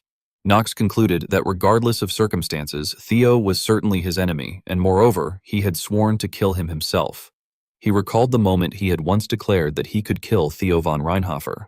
Continuing his reasoning, Knox thought that the Patriarch had already been warned about this, and because of his ties to the imperial family, the retainers treated him as a traitor, leaving him without a position in the house where he could stand with dignity. Therefore, he concluded that he could only trust himself and act accordingly. Turning away, Knox stated that his mind remained unchanged, explaining that he had his own reasons to help Princess Penelope and that he would focus on stopping first Prince Louis. Christopher bowed and affirmed that he would follow the young master's will, to which Knox replied with a smile that he had faith in him. As Knox walked away, he felt uneasy and admitted to himself that he did not know how much time he had left as himself, but he would do his best with what he had. Meanwhile, in the lecture hall, Professor Ras continued his lesson, stating that he would briefly review the previous session before moving on, and that they would apply the theory taught that day to the previous lesson's content. Internally, Ras pondered why first Prince Louis, despite solidifying his power, seemed to be in such a hurry to start a war. He speculated that another faction was likely inciting Louis, noting that the prince was shallow-minded and quick to reveal his true nature, and recalling vividly his arrogant attitude and disdain for commoners. Raz remembered an earlier incident when Prince Louis had angrily overturned chairs and caused a disturbance in class, shouting that he should not have to attend lessons with commoners he considered trash, and arrogantly claiming that with a single word from him, all instructors and professors could be put to death. He also recalled a sword training session where, after being struck once by an opponent, Louis had flown into a rage, declaring that a lowborn dared compare himself to him and threatening to teach the insolent commoner his place, even warning that running would make things less fun. Raz remembered how Louis had swung his sword, causing blood to splatter as a student screamed in agony, sobbing that it hurt and calling out to the professor. The student had lost a leg and lay trembling in a pool of blood.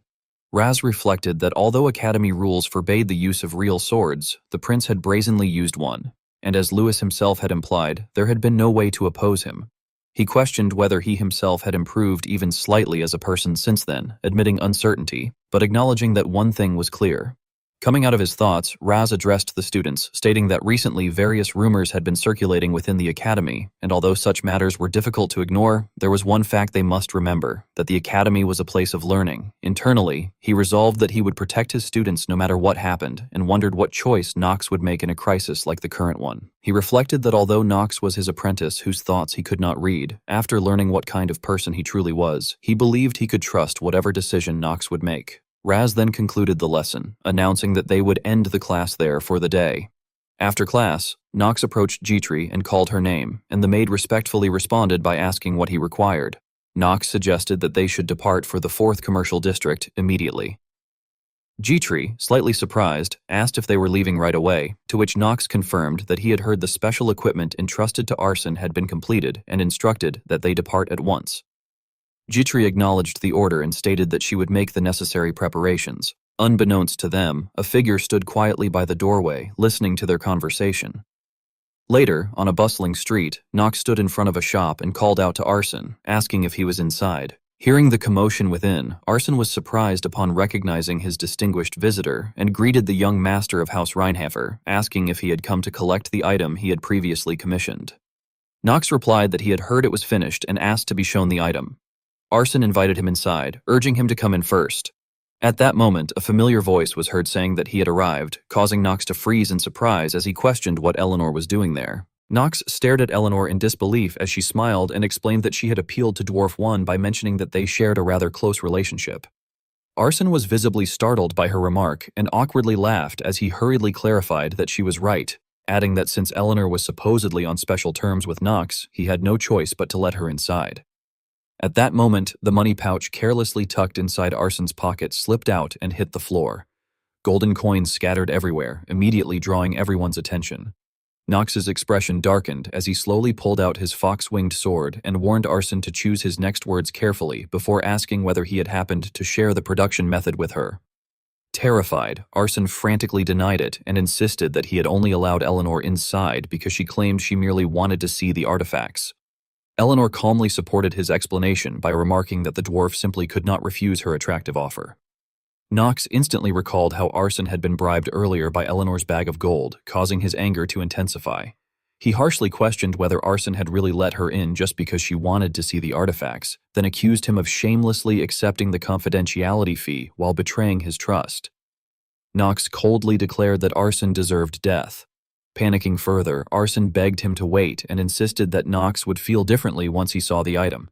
Nox dismissively replied that he could simply take the item after Arson died. Desperate to survive, Arson covered his head with both hands and urgently asked whether Nox truly intended to ignore the information he possessed about that sword. He promised to provide the information for free if only Nox would spare him. Hearing that offer, Nox finally calmed down and sheathed his weapon, saying that the joking had gone far enough. Arson immediately sighed in relief after narrowly escaping death. Meanwhile, Nox silently reflected that Arson already possessed information about Stormbringer and concluded that the man's intelligence network was truly remarkable. He recalled that Stormbringer was the sword wielded by the first patriarch, supposedly forged from the scales of a black dragon, and that it grew stronger by consuming mana. Beyond those details, however, he knew almost nothing.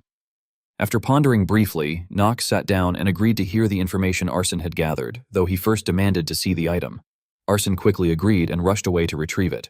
When the artifact was finally presented before him, Nox stared at it in surprise. The status window revealed the item's information: the wind-infused chainmail, an upper mid-grade wind-attributed equipment that granted stamina, increased movement speed by 1.2 times, reduced physical and magical damage by 15%, and unlocked the trait, Body Blessed by the Wind. Reading through the details, Nox was visibly stunned.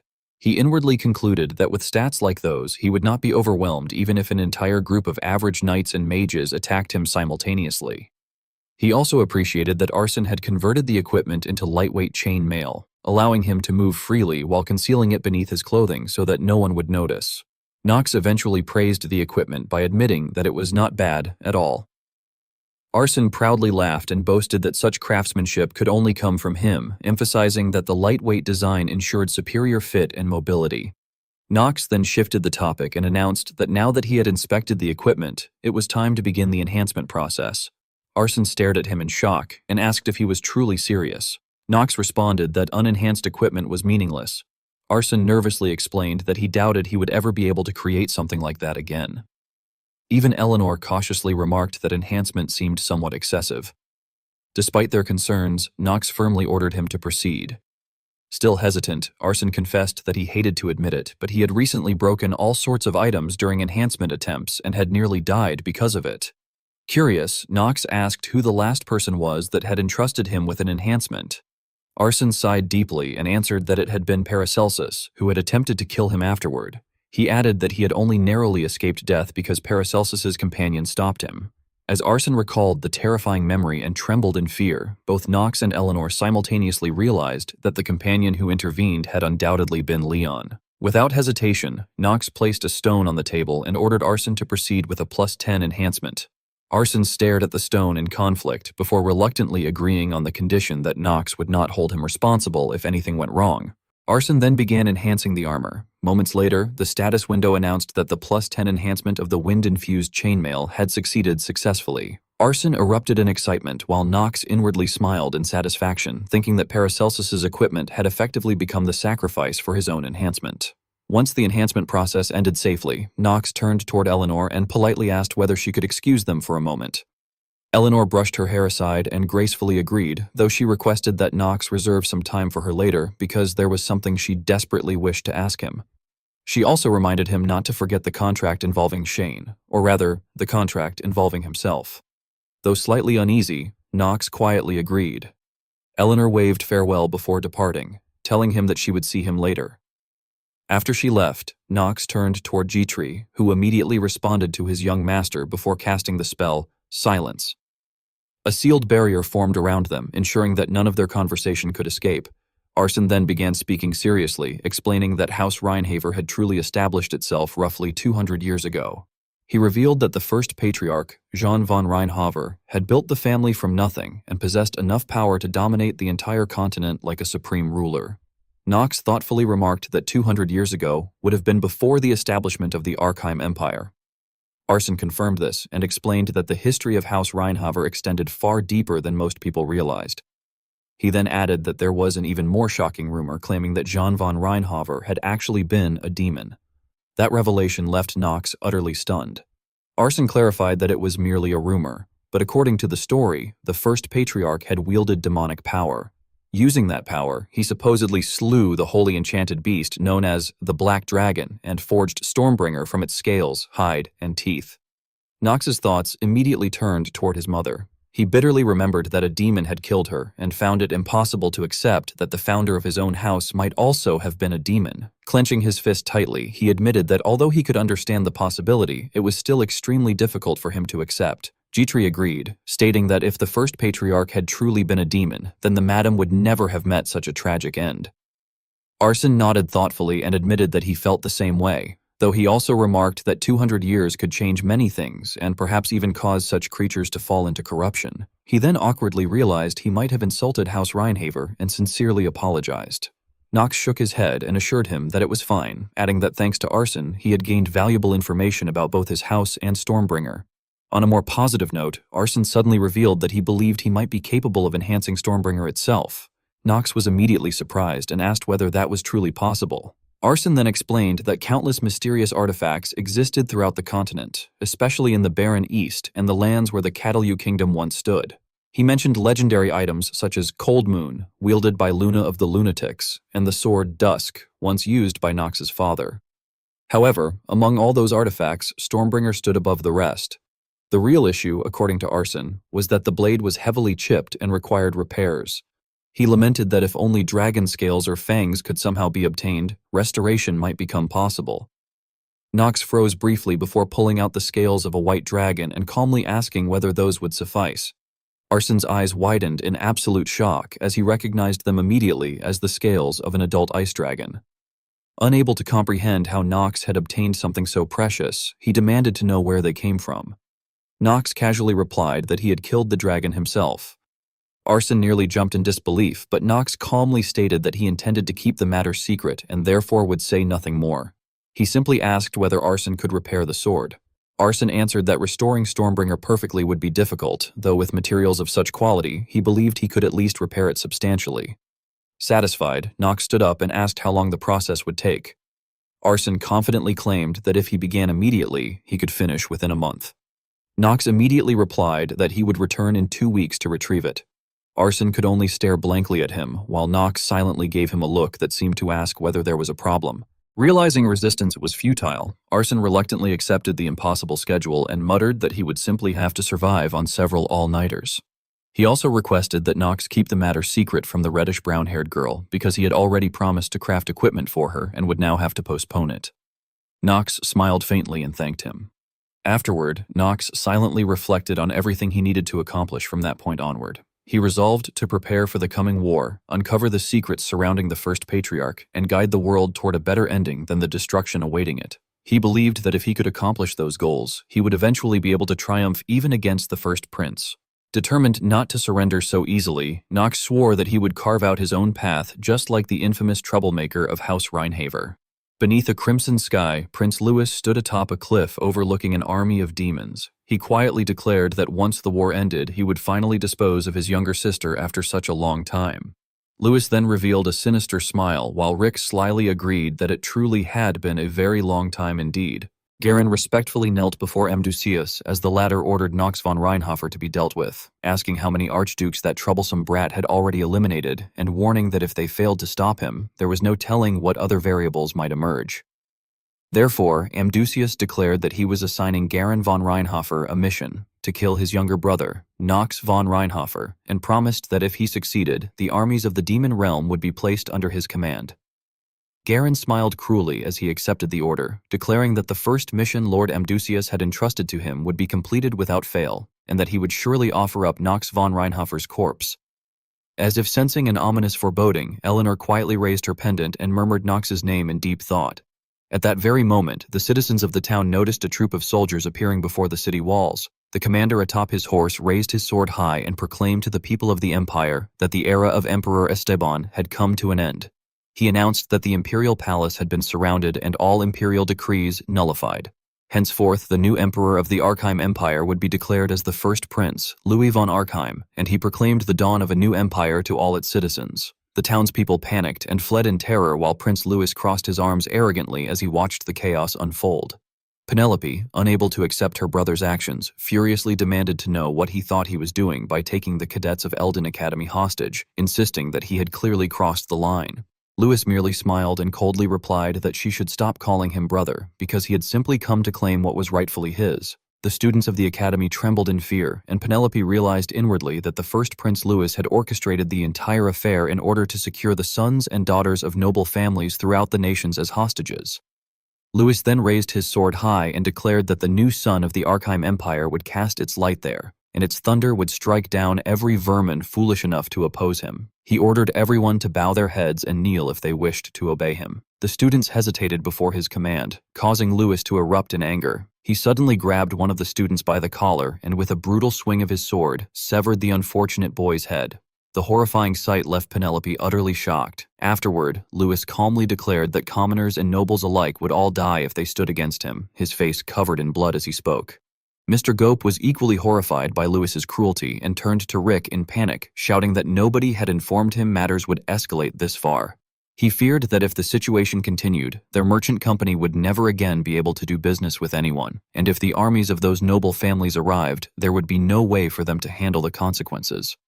Rick responded with a sinister grin, mocking him for still failing to understand the situation and calling him nothing more than human trash. The answer filled Mr. Gope with terror as he cursed himself for his madness, lamenting that he had truly committed an act of insanity. Meanwhile, Louis showed no intention of stopping his tyranny and once again raised his sword, ordering everyone to swear their loyalty to the new sun. At another location, a fierce battle erupted between the Reinhofer brothers. Garen declared that for the sake of the house and the greater cause, Nox von Reinhofer had to die there. Unshaken, Nox mocked him by pointing out how laughable it was for someone who had already lost the Reinhofer name to speak of the house and a greater cause. The insult successfully enraged Garen, who snapped that Nox was all talk before unleashing a powerful slash.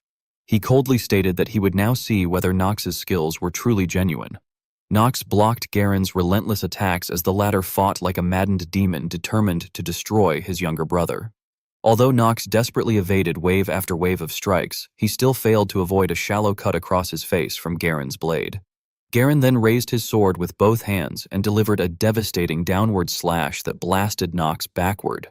Feeling the overwhelming force behind the attack, Nox inwardly admitted that despite his bold words, the difference in their weight classes was immense. He acknowledged that his opponent was Garen von Reinhofer, the eldest son once considered the future patriarch of the family, and realized that his swordsmanship alone was still nowhere near enough to confront him. Garen arrogantly taunted him, claiming it was far too early for Nox to challenge him, and suggesting that was the reason he had fled to such a remote village. Nox scoffed at the accusation and replied that he had never fled. He warned Garen to listen carefully because he had no intention of dying quietly, and instead declared that this very place would become Garen's grave. Furious, Garen shouted that Nox remained as arrogant as ever despite being his foolish younger brother. At that moment, Nox activated the skill hour of the Genius Plus, causing his perception of the world to sharpen as every movement around him became crystal clear. Using Step of Light, first step, he suddenly rushed forward with such speed that Garen was left in shock. Nox then unleashed Black Sword Art, first half, Shadow Blade Slash against him. However, the attack proved too shallow, and Garen emerged virtually unharmed while furiously demanding how Nox dared to strike him. Internally shaken, Nox realized that his attack had not penetrated deeply enough. Completely enraged, Garen roared that Nox was nothing but a low-born wretch before retaliating with another vicious slash. Nox barely managed to evade the strike. Immediately afterward, Garen ordered his subordinates to stand by and execute Nox at once. As Garen's soldiers advanced to attack, the situation quickly turned unfavorable for Nox. However, Christopher arrived just in time to protect him, respectfully announcing that he, Christopher, had come to assist the young master at the perfect moment. Then, from behind Nox, a familiar voice suddenly called out his name. Standing amidst the soldiers was a girl with crimson hair and unwavering eyes, her determined figure immediately recognizable. Nox happily called out to Eleanor, while the red-haired girl reproachfully complained that if he vanished like that without a word, the rest of them would not know what to do. She admitted that he had startled her, and that if it were not for the pendant, she would not even have known he was there, adding that she had truly thought something terrible had happened to him. Nox gently touched the pendant around his neck and replied that she had come anyway, adding that he had known she would come. His sincere words caused Eleanor's heart to race, and she blushed before shyly responding that if he said things like that, she would not know how she was supposed to react. At that moment, Garen spoke with contempt, saying that it seemed Nox had used a shallow trick, but that was as far as it would go. He declared that no matter how hard Nox tried, he would never be a match for him. As Nox looked at him, he silently evaluated that Garen's words were not merely empty boasting. He realized that the army Garen had bought was overwhelming in size and that his skill far exceeded what an ordinary house flag bearer could handle. Nox calmly answered the mockery by stating that Garen had only succeeded in tarnishing the Reinhaver name and called him a fool. Garen retorted that such words were not something he wanted to hear from a disgrace to the house like Nox. He added that if Nox had simply stayed out of things, he might at least have kept his life, before demanding to know why he had dared to oppose him. No longer wishing to hear meaningless words, Nox warned him to cut the nonsense and hold his sword properly, unless he wanted word to spread that he had fallen to the sword of House Reinhaver's disgrace. Nox's words once again enraged Garen, who shouted that Nox was truly getting on his nerves and ordered him to raise his sword. Christopher anxiously asked whether Nox would truly be all right, admitting that even if it was Nox, Garen had once been revered as the legitimate successor of House Reinhaver, so he could not help but worry for his safety. Before Christopher could finish speaking, Nox dismissed the concern as ridiculous and clearly stated that he would never lose to insignificant trash like Garen. Looking at Christopher's worried face, Nox silently thought that he could understand why Christopher was concerned. He reflected that Garen had mastered all 3 techniques of the first half passed down within House Reinhaver, and had even mastered techniques stronger than the previous 2. However, as he stepped forward, Nox reassured Christopher that if he was worried about the house's 3rd technique, then he should not be, and instead trust the one to whom he had sworn loyalty. Garen continued to sneer, saying that Nox certainly seemed confident, but his sword would never reach him. Declaring that he would become serious from then on, Garen charged directly toward him and launched a frontal attack. Nox blocked the powerful slash from his opponent. Christopher cried out in extreme worry for the young master, but at that moment, one of Garen's subordinates suddenly attacked Christopher and told him to stop worrying about that snot-nosed brat because his own life was now in danger. The enemy forces reminded Christopher that the battle between both sides had already begun. Christopher summoned his power and slammed his weapon into the ground, sending the opposing forces flying away. Eleanor then ordered all troops to support Christopher and declared that they had to eliminate the forces disturbing the Archive Empire. Eleanor's army joined the battle, and the 2 sides clashed fiercely. With his exceptional combat skills, Christopher easily slew his enemies. Meanwhile, Nox was struck by one of Garen's slashes, but thanks to the protection hidden beneath his clothes, he remained temporarily safe. He silently thought that thanks to the chainmail he wore underneath, enduring the attacks had become easier. He reflected that the inner lunatic's difficulty might have increased, but it was fortunate that he had prepared so thoroughly for the real battle. Garen observed that Nox seemed to have prepared quite extensively in order to fight him. Then, summoning a dark power, he declared that if Nox believed that equipment would make a difference, he was mistaken. Instantly, the surroundings became engulfed in Garen's enormous dark energy. Nox stared blankly as he realized that the power consisted of black petals. Garen announced that he would show Nox something special and reveal the reason he was the new master of House Reinhaver. Leaping high into the air, he unleashed the technique Shadow Blade Flower Rain, swinging his sword and sending countless sharp black petals toward Nox. Seeing the dangerous situation, Christopher shouted anxiously for the young master, while Eleanor also cried out Nox's name in alarm. At that moment, Nox swung his sword and destroyed the petals while counterattacking Garen's assault. Although several petals sliced through and tore parts of his clothing, he continued to swing relentlessly and destroy every incoming petal. When Garen landed back on the ground, he triumphantly asked how it felt and proclaimed that this was the 3rd technique of the first half passed down within House Reinhaver. Shadow Blade, Flower Rain. He arrogantly declared that someone born of such a lowly mother could never learn such a technique, not even in another life. Before he could continue his disrespectful words, Knox interrupted him provocatively and asked whether that was truly all he had. Seeing Knox's appearance clearly, both Christopher and Eleanor were left stunned. Nevertheless, Garen stubbornly continued, shouting that Knox still had not realized his place. With a crazed expression, Knox pointed his sword at Garen and smiled contemptuously as he stated that Garen still did not know how to properly handle that sword technique. Garen angrily demanded to know what kind of nonsense that was, but soon he became horrified and internally questioned what this bone-chilling aura was. He wondered what the terrifying energy he felt from that vermin could possibly be. Elsewhere, among the students, Lewis had completed a massacre, his clothes and sword stained with blood. Unable to accept such cruelty, Penelope exclaimed that he had become unsightly. Lewis demanded to know what she understood to speak to him in that manner. He accused her of looking down on him simply because she possessed some talent for magic and mockingly asked whether she believed the entire world would side with her. Laughing madly, he proclaimed himself to be the first Prince Lewis, the legitimate heir of Arkheim. At that moment, a voice rang out and coldly called him a piece of trash. Louis asked what had just been said, and then Paracelsus stepped forward to face the villain before repeating once again that he had called Louis a piece of trash. The screams of the unfortunate students echoed through the area as they witnessed the prince's brutal massacre. Paracelsus struggled to suppress his fury while recalling the warning from long ago, remembering that he had once been told to keep in mind that if he wished to die peacefully, he must never oppose Arkheim, the imperial family, because they were dangerous and would surely take away everything he had, one way or another. Countless students had already died beneath Lewis's sword, and Paracelsus gritted his teeth as he wondered if, in order not to oppose the imperial family, he was truly supposed to stand there and watch such a disaster unfold. He rejected the idea as ridiculous and resolved that he would kill Lewis, no matter whether he was a prince or not. Looking at Lewis with contempt, Paracelsus muttered that he was a piece of trash. Hearing this, the arrogant prince asked what he had just said. Without the slightest hesitation, Paracelsus clarified that he had called him a piece of trash. Lewis laughed in disbelief and asked whether Paracelsus was insulting the imperial family, then whether he was insulting him, the prince himself. Unable to tolerate Lewis's arrogance any longer, Paracelsus declared that someone who took the lives of innocent students and recklessly swung his sword around was not someone he could ever regard as a prince. After saying that, he turned toward the trembling students behind him and demanded to know why everyone was frozen. He urged them to stand up and fight, asking whether they truly wanted to lose their lives there in vain. The students hesitated, and silence filled the air for a moment before some of them fearfully admitted that if they stood against the prince there, they did not know what would happen to their families or to their mothers and fathers. Others gradually began to question Paracelsus instead, insisting that he, a mere commoner, could not possibly understand what they were going through. Some even shouted for His Highness to strike Paracelsus down first. Cowardly, they pushed Paracelsus forward as a shield.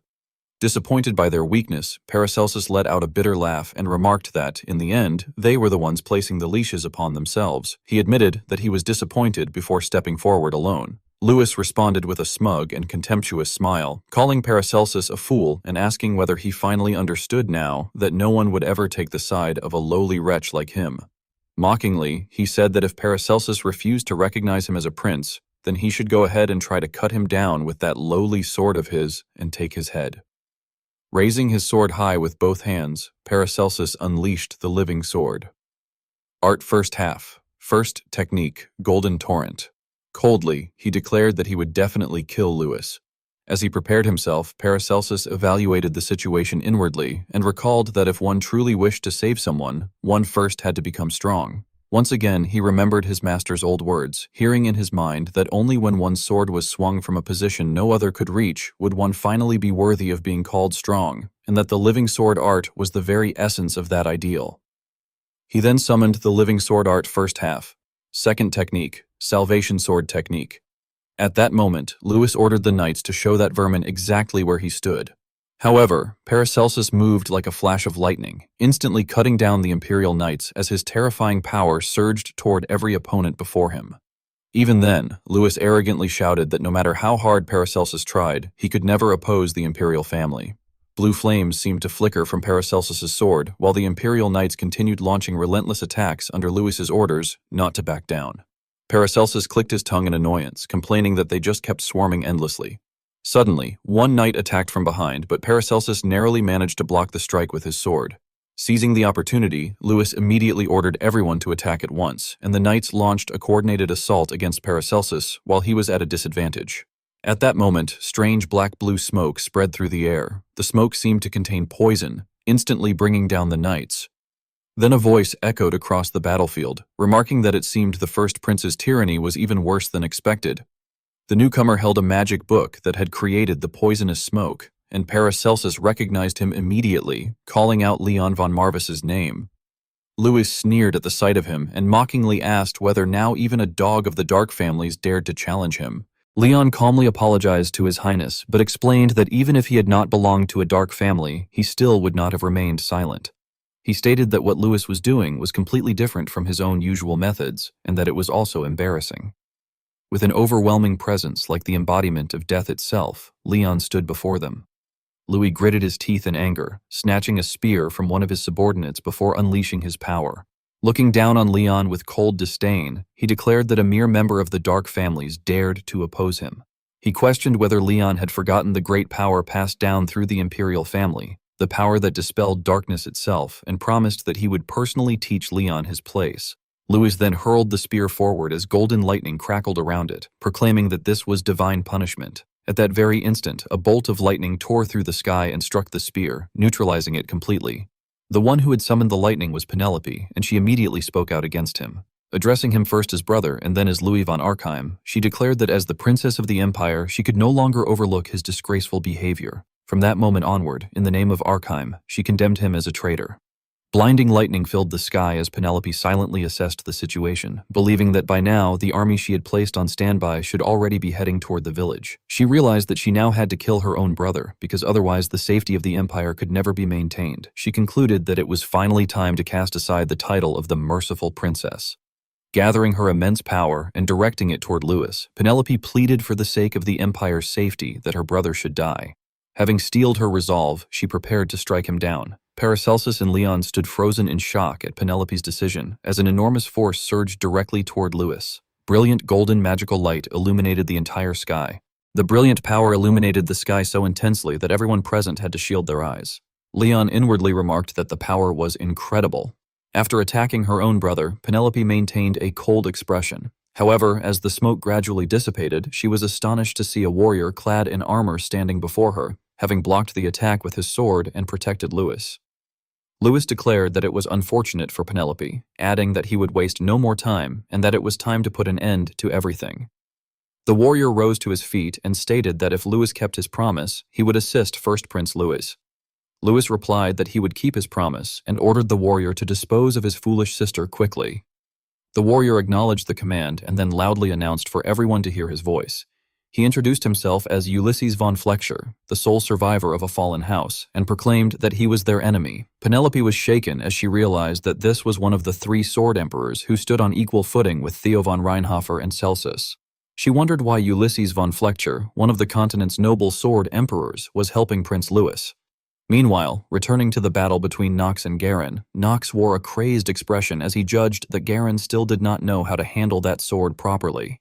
Garen angrily demanded to know what kind of nonsense Nox was talking about, but he suddenly froze when he sensed the sinister aura emanating from Nox. Inwardly, he questioned what that bloodthirsty aura was and wondered what kind of energy could possibly be coming from someone he had considered trash. Nox smirked before suddenly vanishing from Garen's sight. Garen immediately became alert. In the next instant, Nox appeared behind him and delivered a powerful slash. Garen blocked the attack with his sword and confidently thought that he had stopped it. However, a deep wound suddenly split open across his chest, blood pouring from it. At that moment, Garen realized in shock that he had definitely avoided the strike. Nox continued his relentless assault, forcing Garen backward step by step. Garen panicked inwardly as he questioned whether he, the eldest son of House Reinhofer, was truly being pushed back. The murderous intent in Nox's eyes filled him with fear. Using Shadow Blade Slash, Nox launched another attack. Garen barely managed to evade it and retreat. More than the attack itself, what disturbed him was Nox's expression. Although Nox wore a smile, his eyes were filled with madness. Garen admitted to himself that Nox's face was getting on his nerves. Using the same technique, Shadow Blade Slash, Garen counterattacked and shouted, demanding to know what Nox von Reinhofer found so amusing. The 2 powers collided violently. Nox contemptuously remarked that Garen was weak, and that this was not what he wanted. Garen responded that Nox should try blocking the next attack as well, arguing that no matter how much talent he had been born with, repeating such a feat would be difficult. Garen then unleashed his power and activated Shadow Blade Flower Rain, creating countless sharp petals that surged toward Nox in succession. A massive explosion followed. Exhausted from expending so much power, Garen was stunned when he heard Nox calmly say that it was all right. To Garen's astonishment, Nox had stopped the petals with his bare hands, allowing them to pierce deeply into his palms. Garen trembled inwardly as he realized that Nox had blocked Shadowblade Flower Rain with nothing but his hands. Holding his sword with both hands, Nox stated that if Garen intended to use such a technique, he should have done it properly. As an example, Nox drove the tip of his sword into the ground and summoned a terrifying power. It was as though electricity coursed throughout his entire body as he invoked the Supreme Black Sword, first half, third technique. Upon hearing those words, Garen became even more shocked and demanded to know what Nox had just said. The overwhelming power caused Nox's eyes to transform into a brilliant golden color. He then swung his sword and unleashed Shadowblade Flower Rain. It was as though a flower manifested within every slash as Nox's attack struck Garen. Garen screamed in agony before collapsing to his knees. His body was covered in bleeding wounds. Unwilling to accept reality, he shouted that it was impossible. He raged that a disgrace to the family and a scoundrel like Nox had no right to achieve such a thing. Nox remained expressionless in the face of Garen's outburst. Clenching his fist tightly, Garen gritted his teeth and declared that from that moment onward, even if he had to use everything he possessed, he would crush Nox von Reinhofer. Nox smiled and replied that it would not be much fun if Garen died too early, adding that Garen would have to entertain him a little longer. Blood continued to flow, staining Garen's clothing red. Garen remarked that he wondered how long Nox could maintain such an arrogant attitude, admitting that it had made him curious. With those words, Garen pulled an object from his pocket and stabbed it into his own heart. The object began to glow, and a surge of magic enveloped him. Gradually, his body transformed into a monstrous demonic entity. Eleanor gasped in shock as she recognized what she was seeing. Christopher, horrified, shouted for young Master Nox to get away immediately, warning that young Master Garen's condition was becoming extremely dangerous. Garen's ears elongated, sharp fangs emerged from his mouth, and razor-like claws formed on his feet. Finally, 2 horns sprouted from his head, revealing the appearance of a true demon. In that monstrous form, Garen declared that things would be different from that moment onward, and warned Nox von Reinhofer to prepare himself for what was coming next. Nox observed Garen's transformation and internally assessed that it was the second phase of inner lunatic, Garen von Reinhofer's demonization. He reflected that demonization went one step beyond becoming a demon servant, a stage directly connected to a Grand Duke of the demon realm. He explained to himself that, as the name suggested, it meant a human becoming a demon. He noted that a normal human could rise to the level of a knight commander or higher, that a skilled knight could easily reach what demons called Legion Commander level, and that those at Legion Commander level could become comparable to a nation's ruler or one of the 7 stars of the continent. He further reflected that beings capable of such a transformation were extremely rare because very few possessed bodies capable of fully accepting demonic power, and most strong individuals no longer desired greater power. Even so, he reasoned that those who sought greater heights usually carried deep shortcomings. As an example, he thought of Garen von Reinhofer, a man who had always been overshadowed by his father. Nox judged that Garen's power was still incomplete, yet at that level, defeating an ordinary opponent would not be difficult. He realized that Garen had already reached a realm beyond humanity and imagined how terrifying he would become if that power were ever completed. He regarded it as an ominous and overwhelmingly powerful force, yet he could not help wondering why the young master appeared completely calm. Empowered by demonic strength, Garen swung his sword and unleashed Black Blade Lotus Flash toward Nox.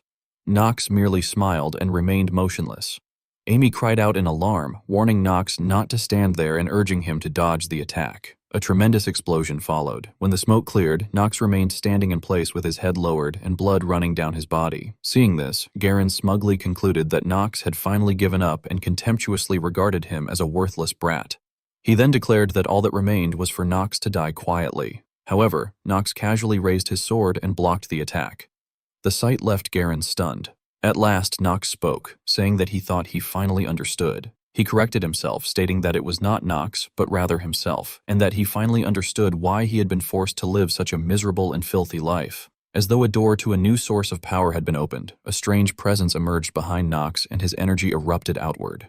Garen immediately grew wary and sensed an absurd amount of power. He thought that Nox's current appearance resembled that of a Grand Duke-class demon. In the midst of this, memories surfaced. Nox recalled that the beautiful white-haired child with mysterious lavender eyes had been himself, Nox von Reinhofer. He remembered being the youngest son of the prestigious House Reinhofer, a child who was always hated and treated as a burden. He reflected that he had seen this scene countless times through the game screen, yet today felt different because this memory had never existed for him when he had been Yu-chan. Nox remembered that his past had never once appeared in the game and concluded that what he was witnessing was a fragment of memory, or more precisely, something he had forgotten. Returning to the present, Nox thought that the battle with Garen had stopped as though time itself had been frozen. He wondered whether this phenomenon was also one of the system's powers, and questioned whether the memories surfacing during his fight with Garen were part of that same mechanism. Although he did not yet know the answer, he decided that he wanted to focus on those memories. He remembered his childhood, both the fleeting moments of happiness and the countless moments of bitterness.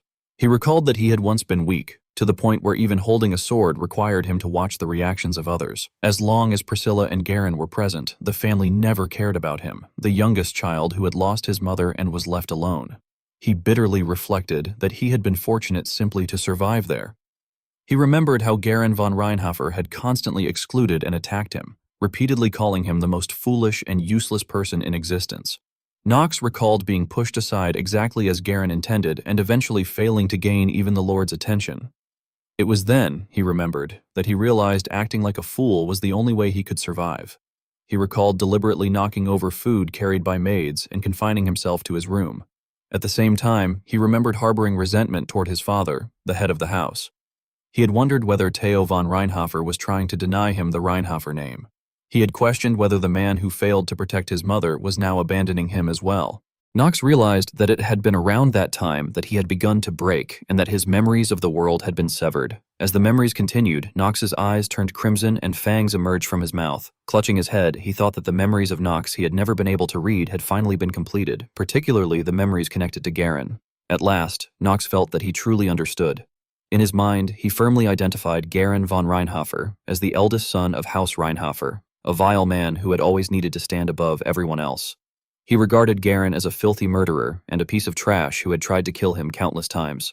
A status window appeared before him, displaying the trait information. It stated that synchronization occurred whenever the player experienced a special trigger, causing them to synchronize with the reality and past they were facing, and that backup data from the past would be loaded. It further announced that the synchronization rate had increased by 12%, rising from 71% to 83%. Garen stared at him in confusion and demanded to know how Nox had obtained the power of a Grand Duke-class demon. He insisted that Nox answer him and called out his full name, Nox von Reinhofer. Looking down at his own hand, Nox thought that he now possessed the power to kill Garen. Yet he questioned why his body was trembling. Deep within, he realized that Nox was afraid. Even so, he acknowledged that he already knew what had to be done and that he must cut Garen down. Nox finally spoke in a cold voice, admitting that he was afraid of Garen von Reinhofer. He declared that because of that fear, he had no choice but to cut him down. At that moment, the status window flickered once more, displaying messages indicating that synchronization was continuing as a result of a special trigger, and that the demonization trait was being synchronized with the player. Raising his sword in judgment, Nox solemnly declared that he must cut Garen down. When Nox looked up, his eyes bore the unmistakable marks of a demon. He realized that this was something that had never even appeared in Nox's trait window, concluding that one of the hidden traits had finally manifested, a phenomenon that had remained unknown even within the game itself. The status window displayed trait synchronization, explaining that when the player experienced a special event, they synchronized with the reality of the past they were facing and loaded backup data from that past. Nox reflected that the trait he had obtained through drawing had finally been identified. Garen continued to look down on him and mockingly asked whether someone like him could truly cut down what he feared. Nox calmly replied that he could if it became necessary.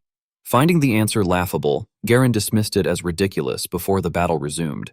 Their swords collided once more as the overwhelming pressure of both forces filled the battlefield. After awakening the demonic marks, Nox had become noticeably stronger, and his relentless attacks gradually forced Garen backward.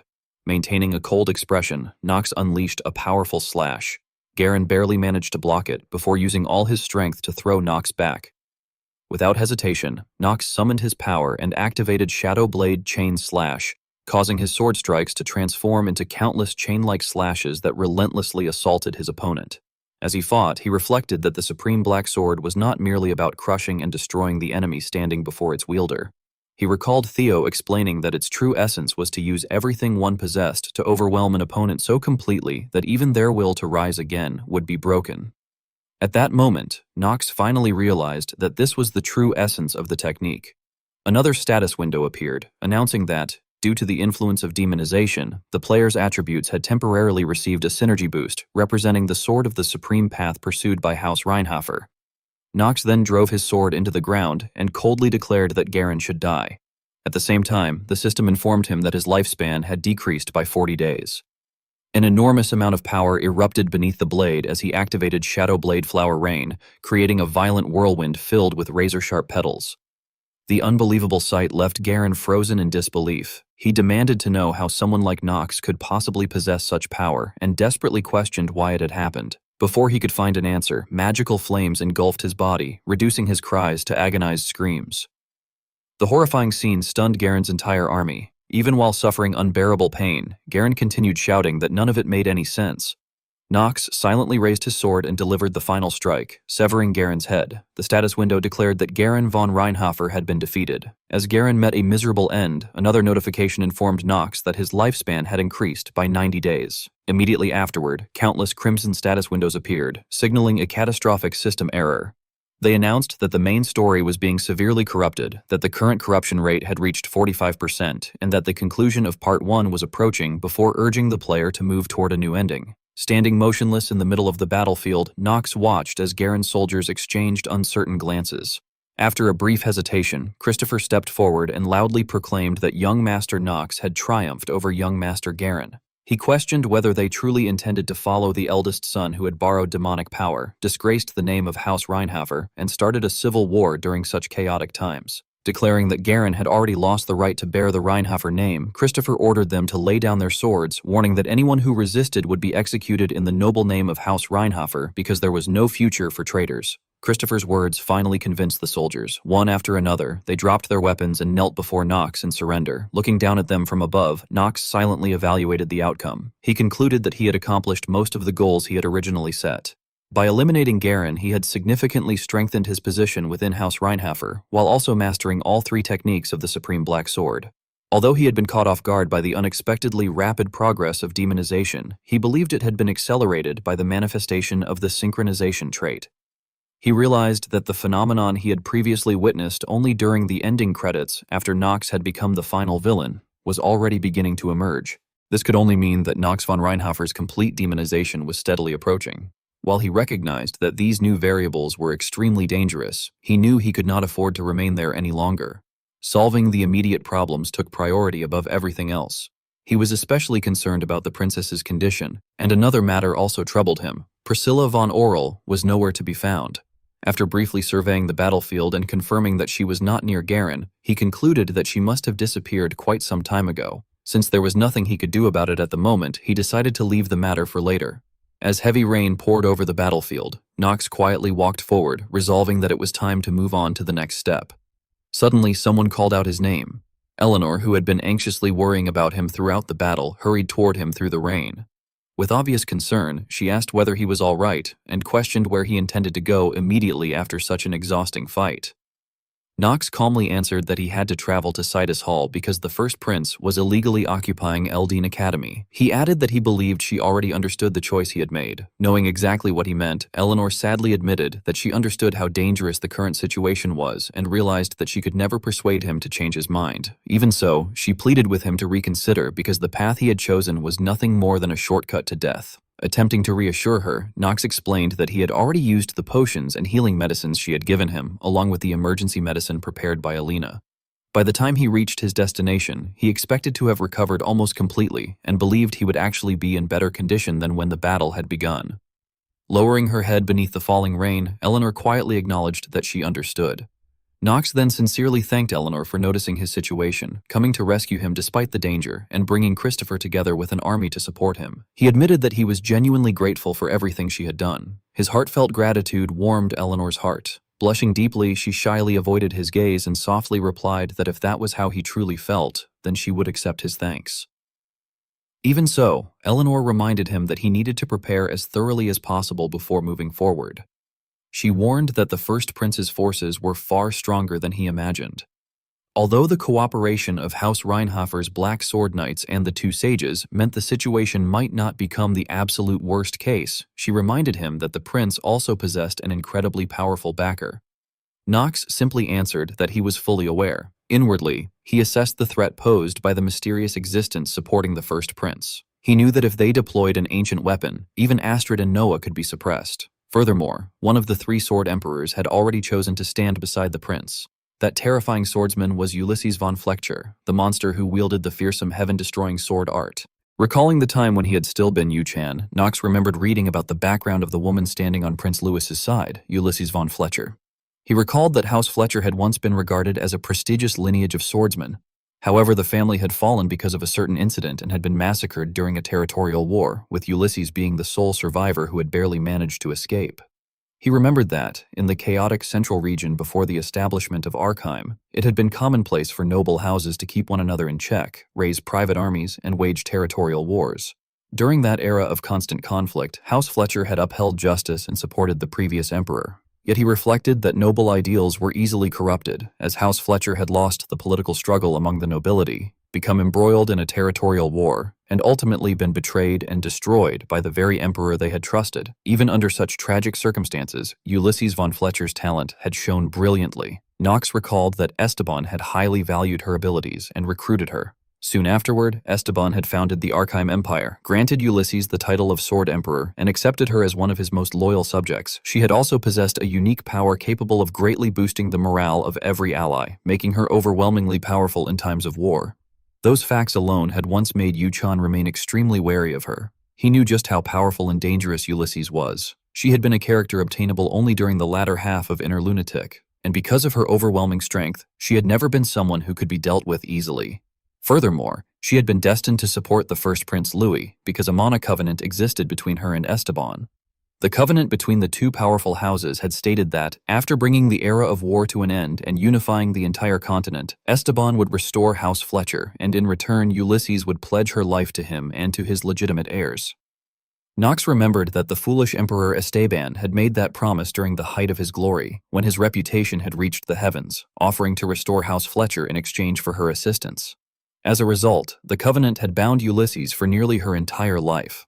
Ultimately, through that agreement, she had become the guardian of the first prince and remained faithfully at Louis's side.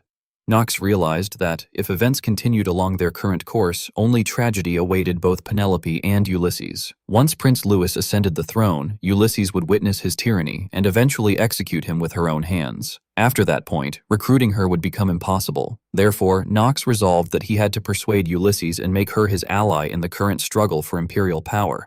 He also knew that Rick and Amdusius, who stood behind the prince, were even more dangerous than Louis himself, and that 2 more episodes still remained before the conclusion of Part 1. Thinking through all of this, Knox concluded that it would be nearly impossible to reach the desired ending without Ulysses. Inside the carriage, Knox asked Christopher about the situation at the academy. Christopher reported that the princess was on the verge of going berserk because the balance of the overwhelming mana contained within her frail body had collapsed.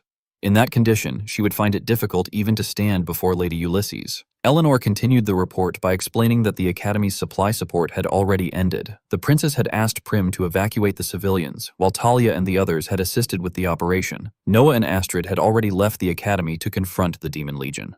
According to the professors, they had warned everyone to remain cautious because Prince Louis's faction might have prepared an ancient weapon. If they were struck by it, every mage's energy core would be completely destroyed, making it nearly impossible to reverse the course of the war. Although Knox had already anticipated much of the situation, he silently cursed in frustration, thinking that things had unfolded exactly as he had feared. As he carefully analyzed the situation, he recalled that the ancient weapon was one of the countless ancient relics mentioned in Inner Lunatic. It possessed tremendous power, attacking every mage within a 2-kilometer radius and shattering their energy cores. He had already known that the situation was dire, yet he had never expected such a weapon to appear so early. The only reassuring factor was that very few people were capable of operating an ancient weapon, but someone had apparently already mastered its use. The more he thought about it, the more convinced he became that an unknown individual kept interfering behind the scenes. He could not help but wonder whether that mysterious interference was connected to the fact that the main storyline had already been damaged by 45%. The game system had already displayed a notification indicating that the main storyline had been altered by 45%.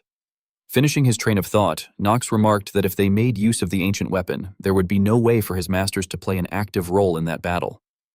Eleanor remained silent for a moment before adding that even if they did use it, they would only have 2 shots at most, but if those 2 shots were to hit both Dean Noah and Lady Astrid, they would suffer a tremendous loss. Nox replied that this was true, but that it was not as though there were no way around the problem. His words left Christopher and Eleanor momentarily stunned.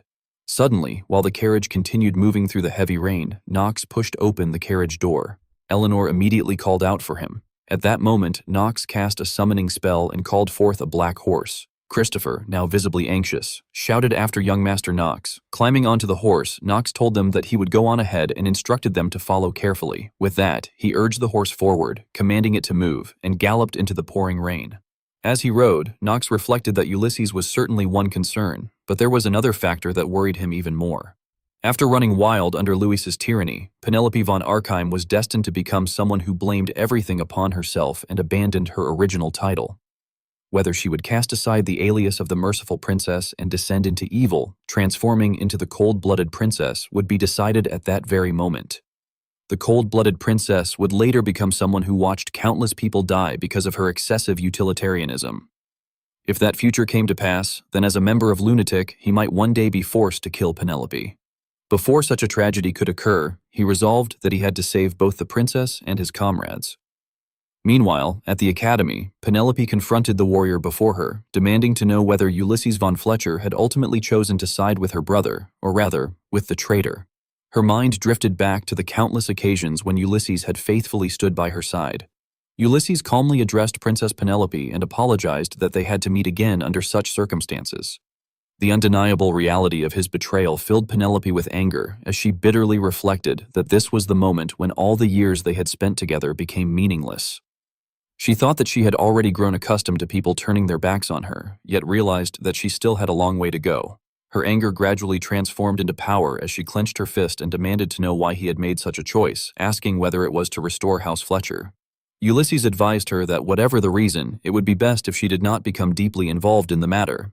He explained that it was an issue between House Fletcher and His Majesty Emperor Esteban, adding regretfully that she was not the legitimate heir of Archheim. As Penelope's power surged even further, she lowered her head sadly and asked whether it was because of his daughter. She then questioned whether the traitor had promised to bring his daughter back to life. Her words struck directly at Ulysses's deepest wound. His expression darkened as he warned her that she was crossing the line. Louis then reminded his younger sister that the matter was none of her concern and remarked that perhaps he should simply refer to her as a rebel instead. Penelope's power erupted violently as she shouted at the traitor to be silent. A massive bolt of lightning born from her magic spread across the sky and crashed toward Louis. However, Ulysses intercepted the attack with his sword. Declaring that the greetings were now over, Ulysses stated that he would fight seriously from that point onward. With an expression burning with fury, Penelope answered that she expected nothing less from him. The battle immediately began.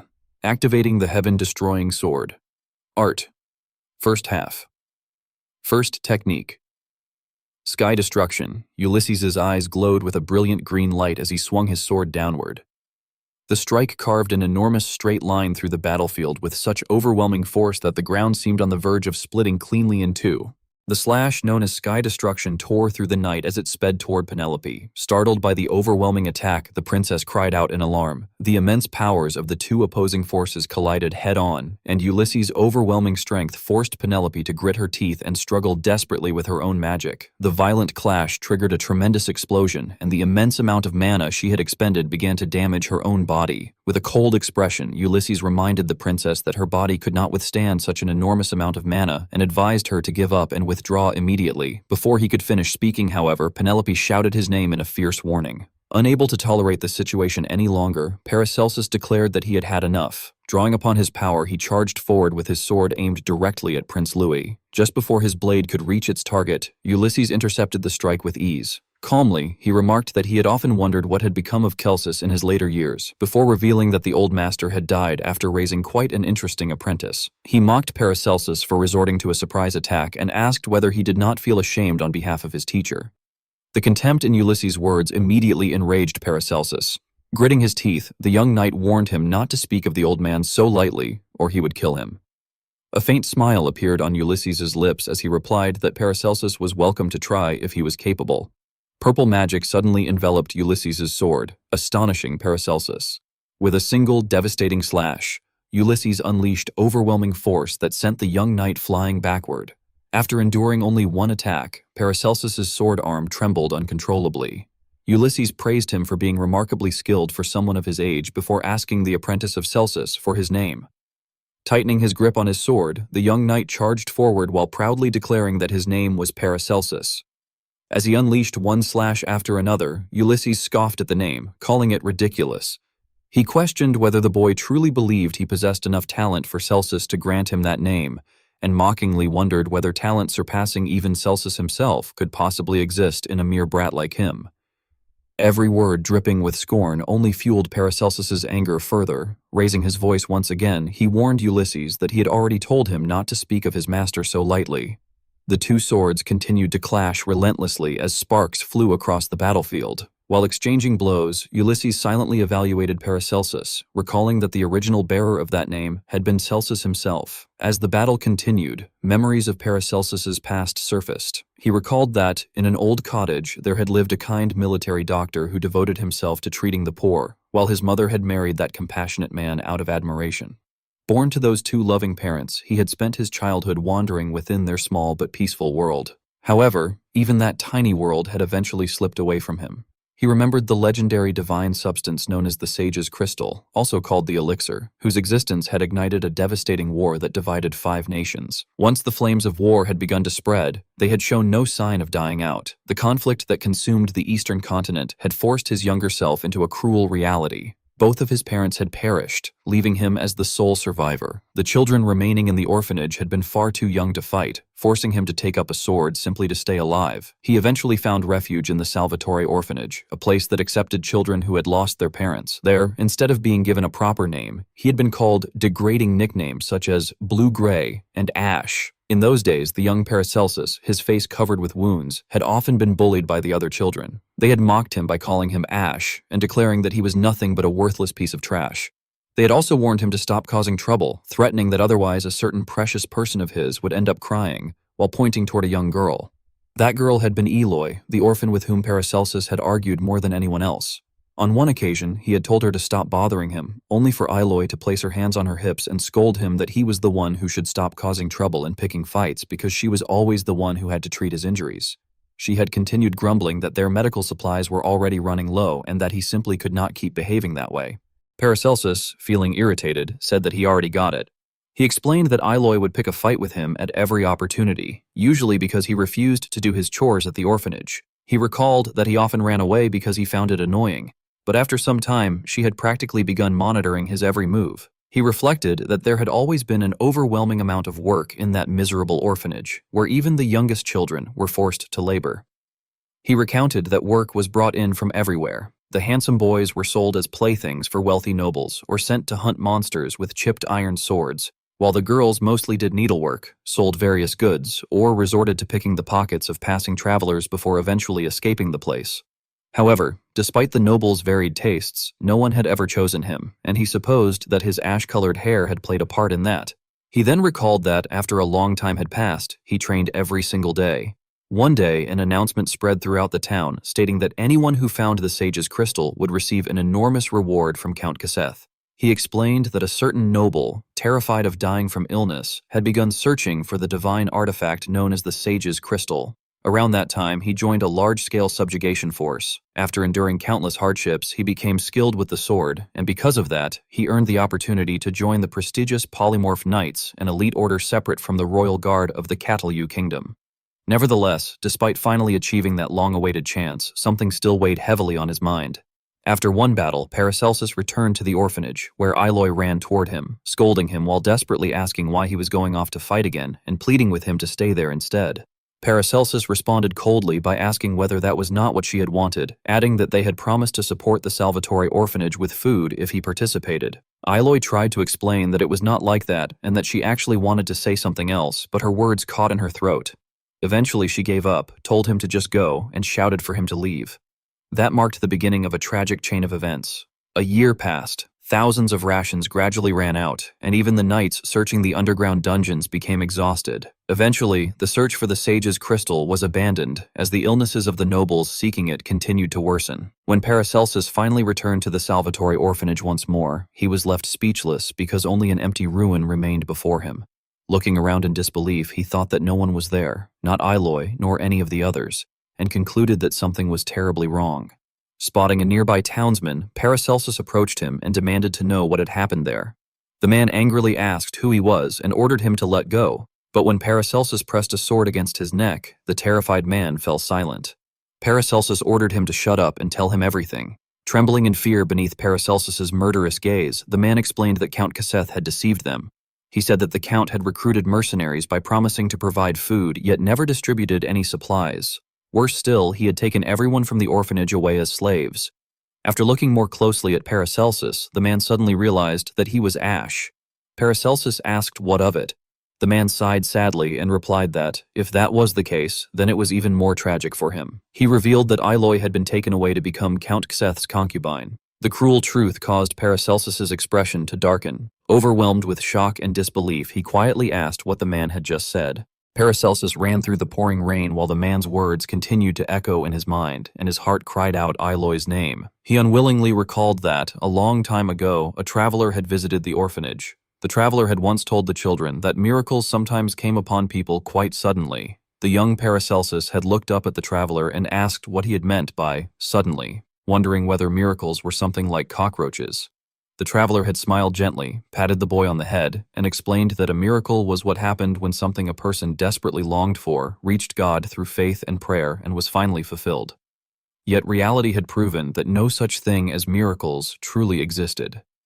As the young Paracelsus knelt beside Aloy's cold body, he choked back his grief and bitterly thought that there was no such thing as miracles. The relentless rain poured over the two children as memories flooded his mind. It had been said that after the military rations had run out, Count Casseth had refused to distribute food and had instead sold people into slavery to recover the money wasted on the search for the sage's crystal. Of all people, Aloy had been sold as a concubine to a lecherous noble. Knowing her personality, Paracelsus believed she would never have submitted obediently to anyone. Since she had been sold to a man she despised, there must have been fierce resistance. He imagined that she had been forced to act obediently, had endured countless lashings, and had eventually taken her own life. Aloy's desperate plea continued to echo inside his head, as she had once demanded to know why he insisted on picking another fight. She had begged him to stay there, adding that there had been something she wanted to tell him. Paracelsus desperately tried to remember what she had wanted to say back then, but he realized that he would never have the chance to learn the answer. He bitterly concluded that he could no longer hear her voice. As the heavy rain continued to fall, his fury only deepened while he silently called Aloy's name. When he arrived before the Count's mansion, Paracelsus told the guards that he had come to see the Count and asked them to step aside. The guards burst into mocking laughter, ridiculing him by saying that a filthy commoner like him actually wanted to meet the Count. They sneered that, judging from the sword he carried, he must have dreamed of becoming a knight, and advised him to give up because they had seen countless fools like him. Paracelsus coldly warned them that refusing to step aside would put him in a difficult position. One of the guards only laughed louder and mockingly asked what a mere brat who had not even undergone his coming-of-age ceremony could possibly do. Before he could finish speaking, a flash of light swept across his neck. A single slash sent blood spraying into the air. The remaining guard froze in horror. By then, Paracelsus had seemingly lost all reason. He reflected that he had cut down the guard protecting the gate before forcing his way inside. He recalled cutting down every maid and knight who had attempted to block his path. The hallway had seemed impossibly long, and even a small section of it had been wider than Salvatore. As he advanced through the endless corridor, more and more people had rushed toward him. Contrary to what he had expected, however, every enemy had been far too weak. While slaughtering them, he thought that they were weak, nothing more than trash. He bitterly concluded that this was not the feeling he had wanted. Since they had taken so much from him, he believed they should have entertained him far more instead of making everything so disappointingly dull. Suddenly, a man stepped in front of him and declared that it was enough before ordering Ash to stop the massacre. Paracelsus questioned why the mercenaries, who were supposedly furious because they had not received their rations, were standing on the noble's side. The man calmly replied that Count Xeth and he were business partners. As Paracelsus faced him, he realized that the presence of Peril, the leader of the mercenary squad, meant that the suppression of the very mercenaries he had once led and their march toward death had all been carried out in collusion with Count Xeth. For the sake of money, Peril had betrayed his own comrades. Filled with rage, Paracelsus charged forward and attacked him. As the captain of the mercenary company, Peril possessed enough skill to counter the young swordsman's assault. Their blades collided repeatedly in rapid succession.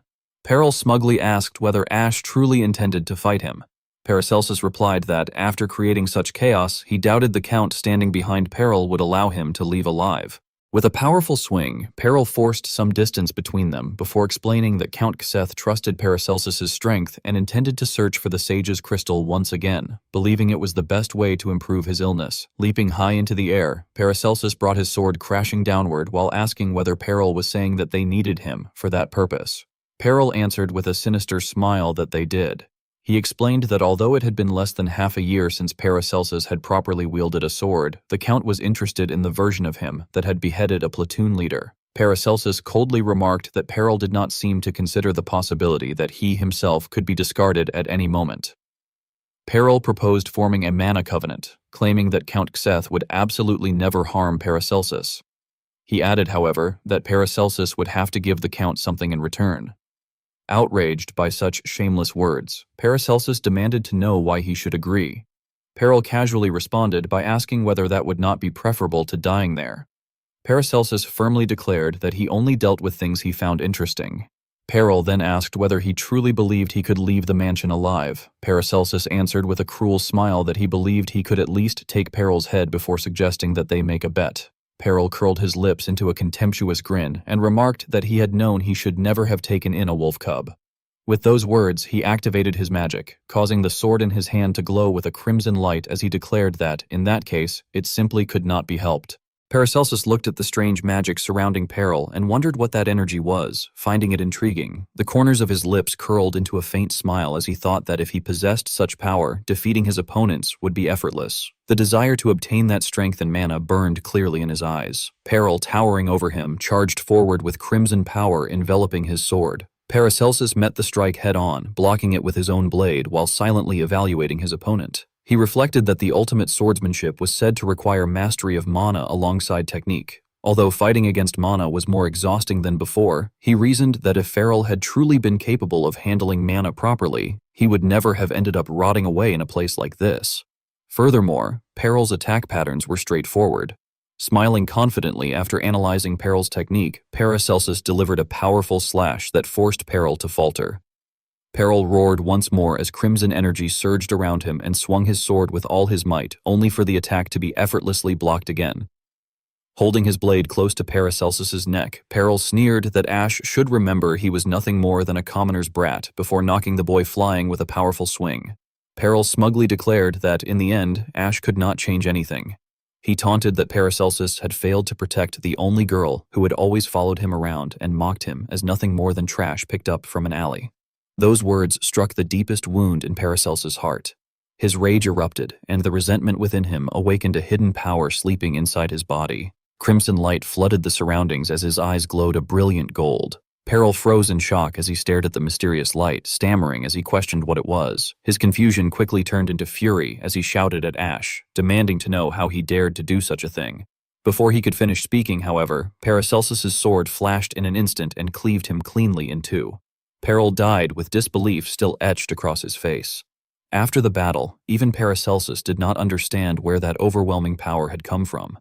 He wondered what the power had been and became convinced that the light had originated from the red stone in his hand. Looking at it closely, he recalled that it was a peculiar stone he had picked up while working as a mercenary. Since it had looked unusual, he had casually slipped it into his pocket without giving it much thought. The stone suddenly began to glow before fusing itself into his hand. Startled, Paracelsus could only stare in disbelief. According to the legends surrounding the mysterious artifact, the sage's crystal was said to be capable of granting the wishes of everyone in the world. Its immense power had sparked a civil war within the Catalu kingdom, ultimately causing the crystal to shatter into 9 fragments that were scattered across the world. At that moment, a sinister voice seemed to echo from within the stone, telling him that if he desired greater power, he should gather all 9 stones and completely resurrect its owner, who identified himself as the demon Baal. Paracelsus stared at his fused hand while wrestling with his thoughts. He reflected that, at the time, he had not thought much about the demon's words. The stone had been useful, and that had been all that mattered. Besides, he had never cared much about demons. In his experience, demons looked far too similar to humans. They sowed discord, slaughtered one another, exploited others, and nurtured hatred. But he questioned whether humans were truly any different. The cruelty of reality had convinced Paracelsus that humans and demons were fundamentally alike. As an example, he thought of the filthy count standing before him. The obese count had been busy entertaining a woman when Paracelsus suddenly appeared. Startled, the count demanded to know who the intruder was and questioned how anyone could dare enter his residence without permission. He warned that trespassing there was a serious crime and that the offender would be severely punished. Ignoring the threats, Paracelsus quietly repeated the name Eloy over and over. Terrified, the woman fled from the bed while the count desperately shouted for Paracelsus not to come any closer. The boy calmly stepped onto the bed and pointed his sword at the man's throat. Panicking, the count demanded to know what Paracelsus wanted. Standing before him with blood staining his clothes, Paracelsus softly repeated Eloy's name once more. The count searched his memory in vain before nervously asking who Eloy was, insisting that no one by that name was there. Paracelsus coldly accused him of having killed her. Inside, he burned with fury, unable to believe that the man did not even remember her name. He asked once more whether the count truly did not remember Eloy. As the sword slowly sliced into the man's throat and blood trickled down, Paracelsus bitterly remarked that while the count had forgotten Eloy entirely, he himself was doomed to remember the count's face for the rest of his life, and he thought that such injustice was unbearable. Tears welled in Paracelsus's eyes as a tragic smile spread across his face. Raising his sword, he declared that it was time for the count to die. Just then, an unfamiliar voice remarked that it was astonishing to see someone so young already killing people with a sword. Paracelsus immediately turned and demanded to know who was speaking. Strangely, no one stood behind him. However, the instant he looked back, an overwhelming force struck him and hurled him off the bed. After landing on the ground, Paracelsus silently judged the pressure to be terrifying. He realized that had he reacted even a moment later, his head would have been severed. He concluded that the newcomer was certainly no ordinary swordsman and wondered how someone possessing such overwhelming power could possibly be in the East. The muscular man calmly observed him before remarking that Paracelsus seemed to have many questions. He also noted that the boy did not appear afraid of him. Paracelsus replied that if the man had truly intended to kill him, he would already have done so. The man admitted that Paracelsus was correct, but warned that this did not mean his life was safe. He proposed that they first deal with the vermin before discussing anything else. Grabbing the obese count by the collar, the man raised his sword and pronounced judgment. He declared that Seth was infamous for committing countless atrocities and condemned the ugly, weak criminal to return to the side of the creator, Arden. With that, he drove his sword down, killing the count instantly. Afterward, the man asked whether everything had been an act of revenge. Paracelsus avoided his gaze and remained silent. The man observed that Paracelsus seemed to be enveloped by a terrible curse. He lamented that someone possessing talent capable of reaching the heavens had been left to decay in such a miserable place. His expression then grew serious as he told Paracelsus to listen carefully because he had no choice but to kill him. Shocked, Paracelsus stared at him while the man explained that the red stone fused to his hand contained the sealed demon who was the worst of the archdukes, a being destined to plunge the world into ruin. He warned that if the demon awakened, the continent would once again descend into an age of war, and if the fragmented soul were completely restored, it would spell the end of everything. Paracelsus firmly replied that he did not care if the world fell into ruin and insisted that he had no intention of dying because of some demon. The man responded by knocking Paracelsus hard on the forehead, causing the boy to cry out in pain. He scolded him for wearing the expression of someone who had already lived an entire lifetime despite being so young, adding that the first thing he needed to correct was that attitude. Rubbing his aching forehead, Paracelsus irritably demanded to know what he meant. The man finally introduced himself as Celsus, explaining that people knew him as one of the 3 sword emperors. He mentioned that he had witnessed Paracelsus' battle with the other man outside moments earlier. Extending his hand with a smile, Celsus asked Paracelsus what he thought and invited him to become his apprentice. The young Paracelsus was taken aback by the unexpected proposal and looked up in confusion, asking what Celsus meant by suddenly asking him to become his apprentice. Turning his head away, he refused, saying that he did not care if the world fell apart, and that he had no intention of dying because of some demon or anything else. Celsus smiled gently and asked whether he did not want to live. Confused, Paracelsus asked what he meant.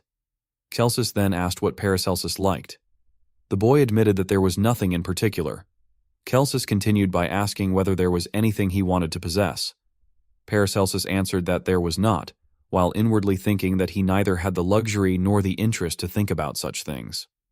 Closing his eyes, Celsus rested his sword upon his shoulder before remarking that perhaps he could guess. He suggested that what Paracelsus truly desired was a sword, a blade infused with mana that could shine brilliantly at times and become stronger than anything else at others.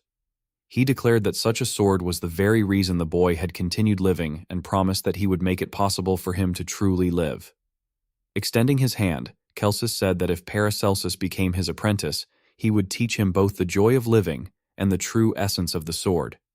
Hearing those words, Paracelsus wondered to himself what the joy of living even meant. Nevertheless, he questioned what difference it would make, asking what he could possibly change even if he gained a powerful sword and found a reason to live. Looking at the boy kindly, Celsus explained that no matter what one desired or feared, once someone reached a level far beyond what anyone could imagine, anything became possible. He assured Paracelsus that even loneliness would disappear because he would no longer be alone. After saying this, Celsus asked him once again whether he would become his apprentice.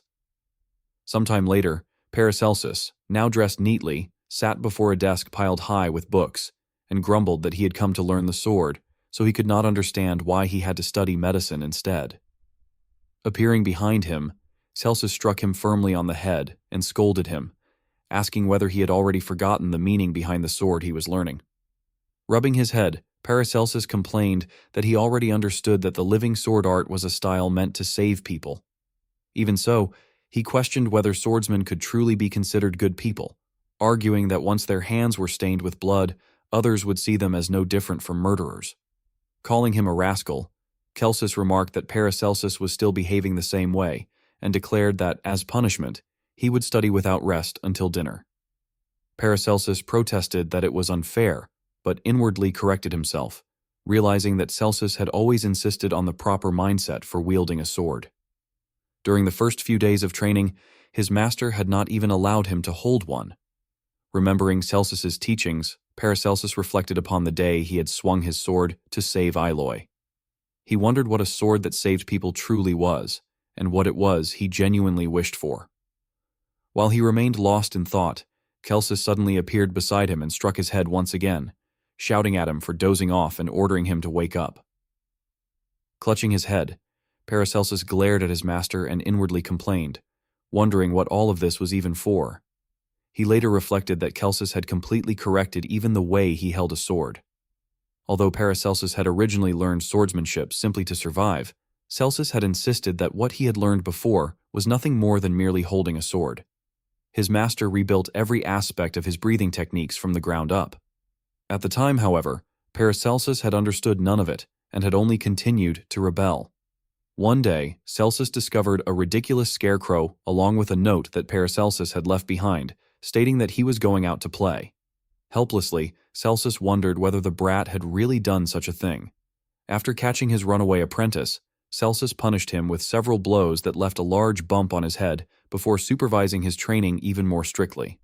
Looking back on those days, Paracelsus admitted that he had honestly believed a sword only needed to be held somehow. While they sat outside the house one day, Celsus remarked that he wished someone could break Paracelsus's arrogance.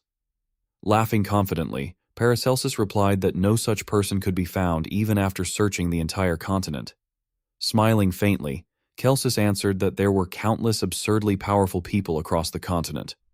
Teasing him, Paracelsus laughed and remarked that there must therefore be many people far stronger than Celsus himself. Without hesitation, Celsus admitted that this was true. With a trace of sadness on his face, he explained that there were swords on the continent vastly stronger than even his own. He spoke of Ulysses, whose heaven-destroying sword art possessed enough power to pierce and shatter the heavens themselves, and of Theo von Reinhofer, whose shadow blade was so sorrowful and beautiful that it seemed capable of turning day into night.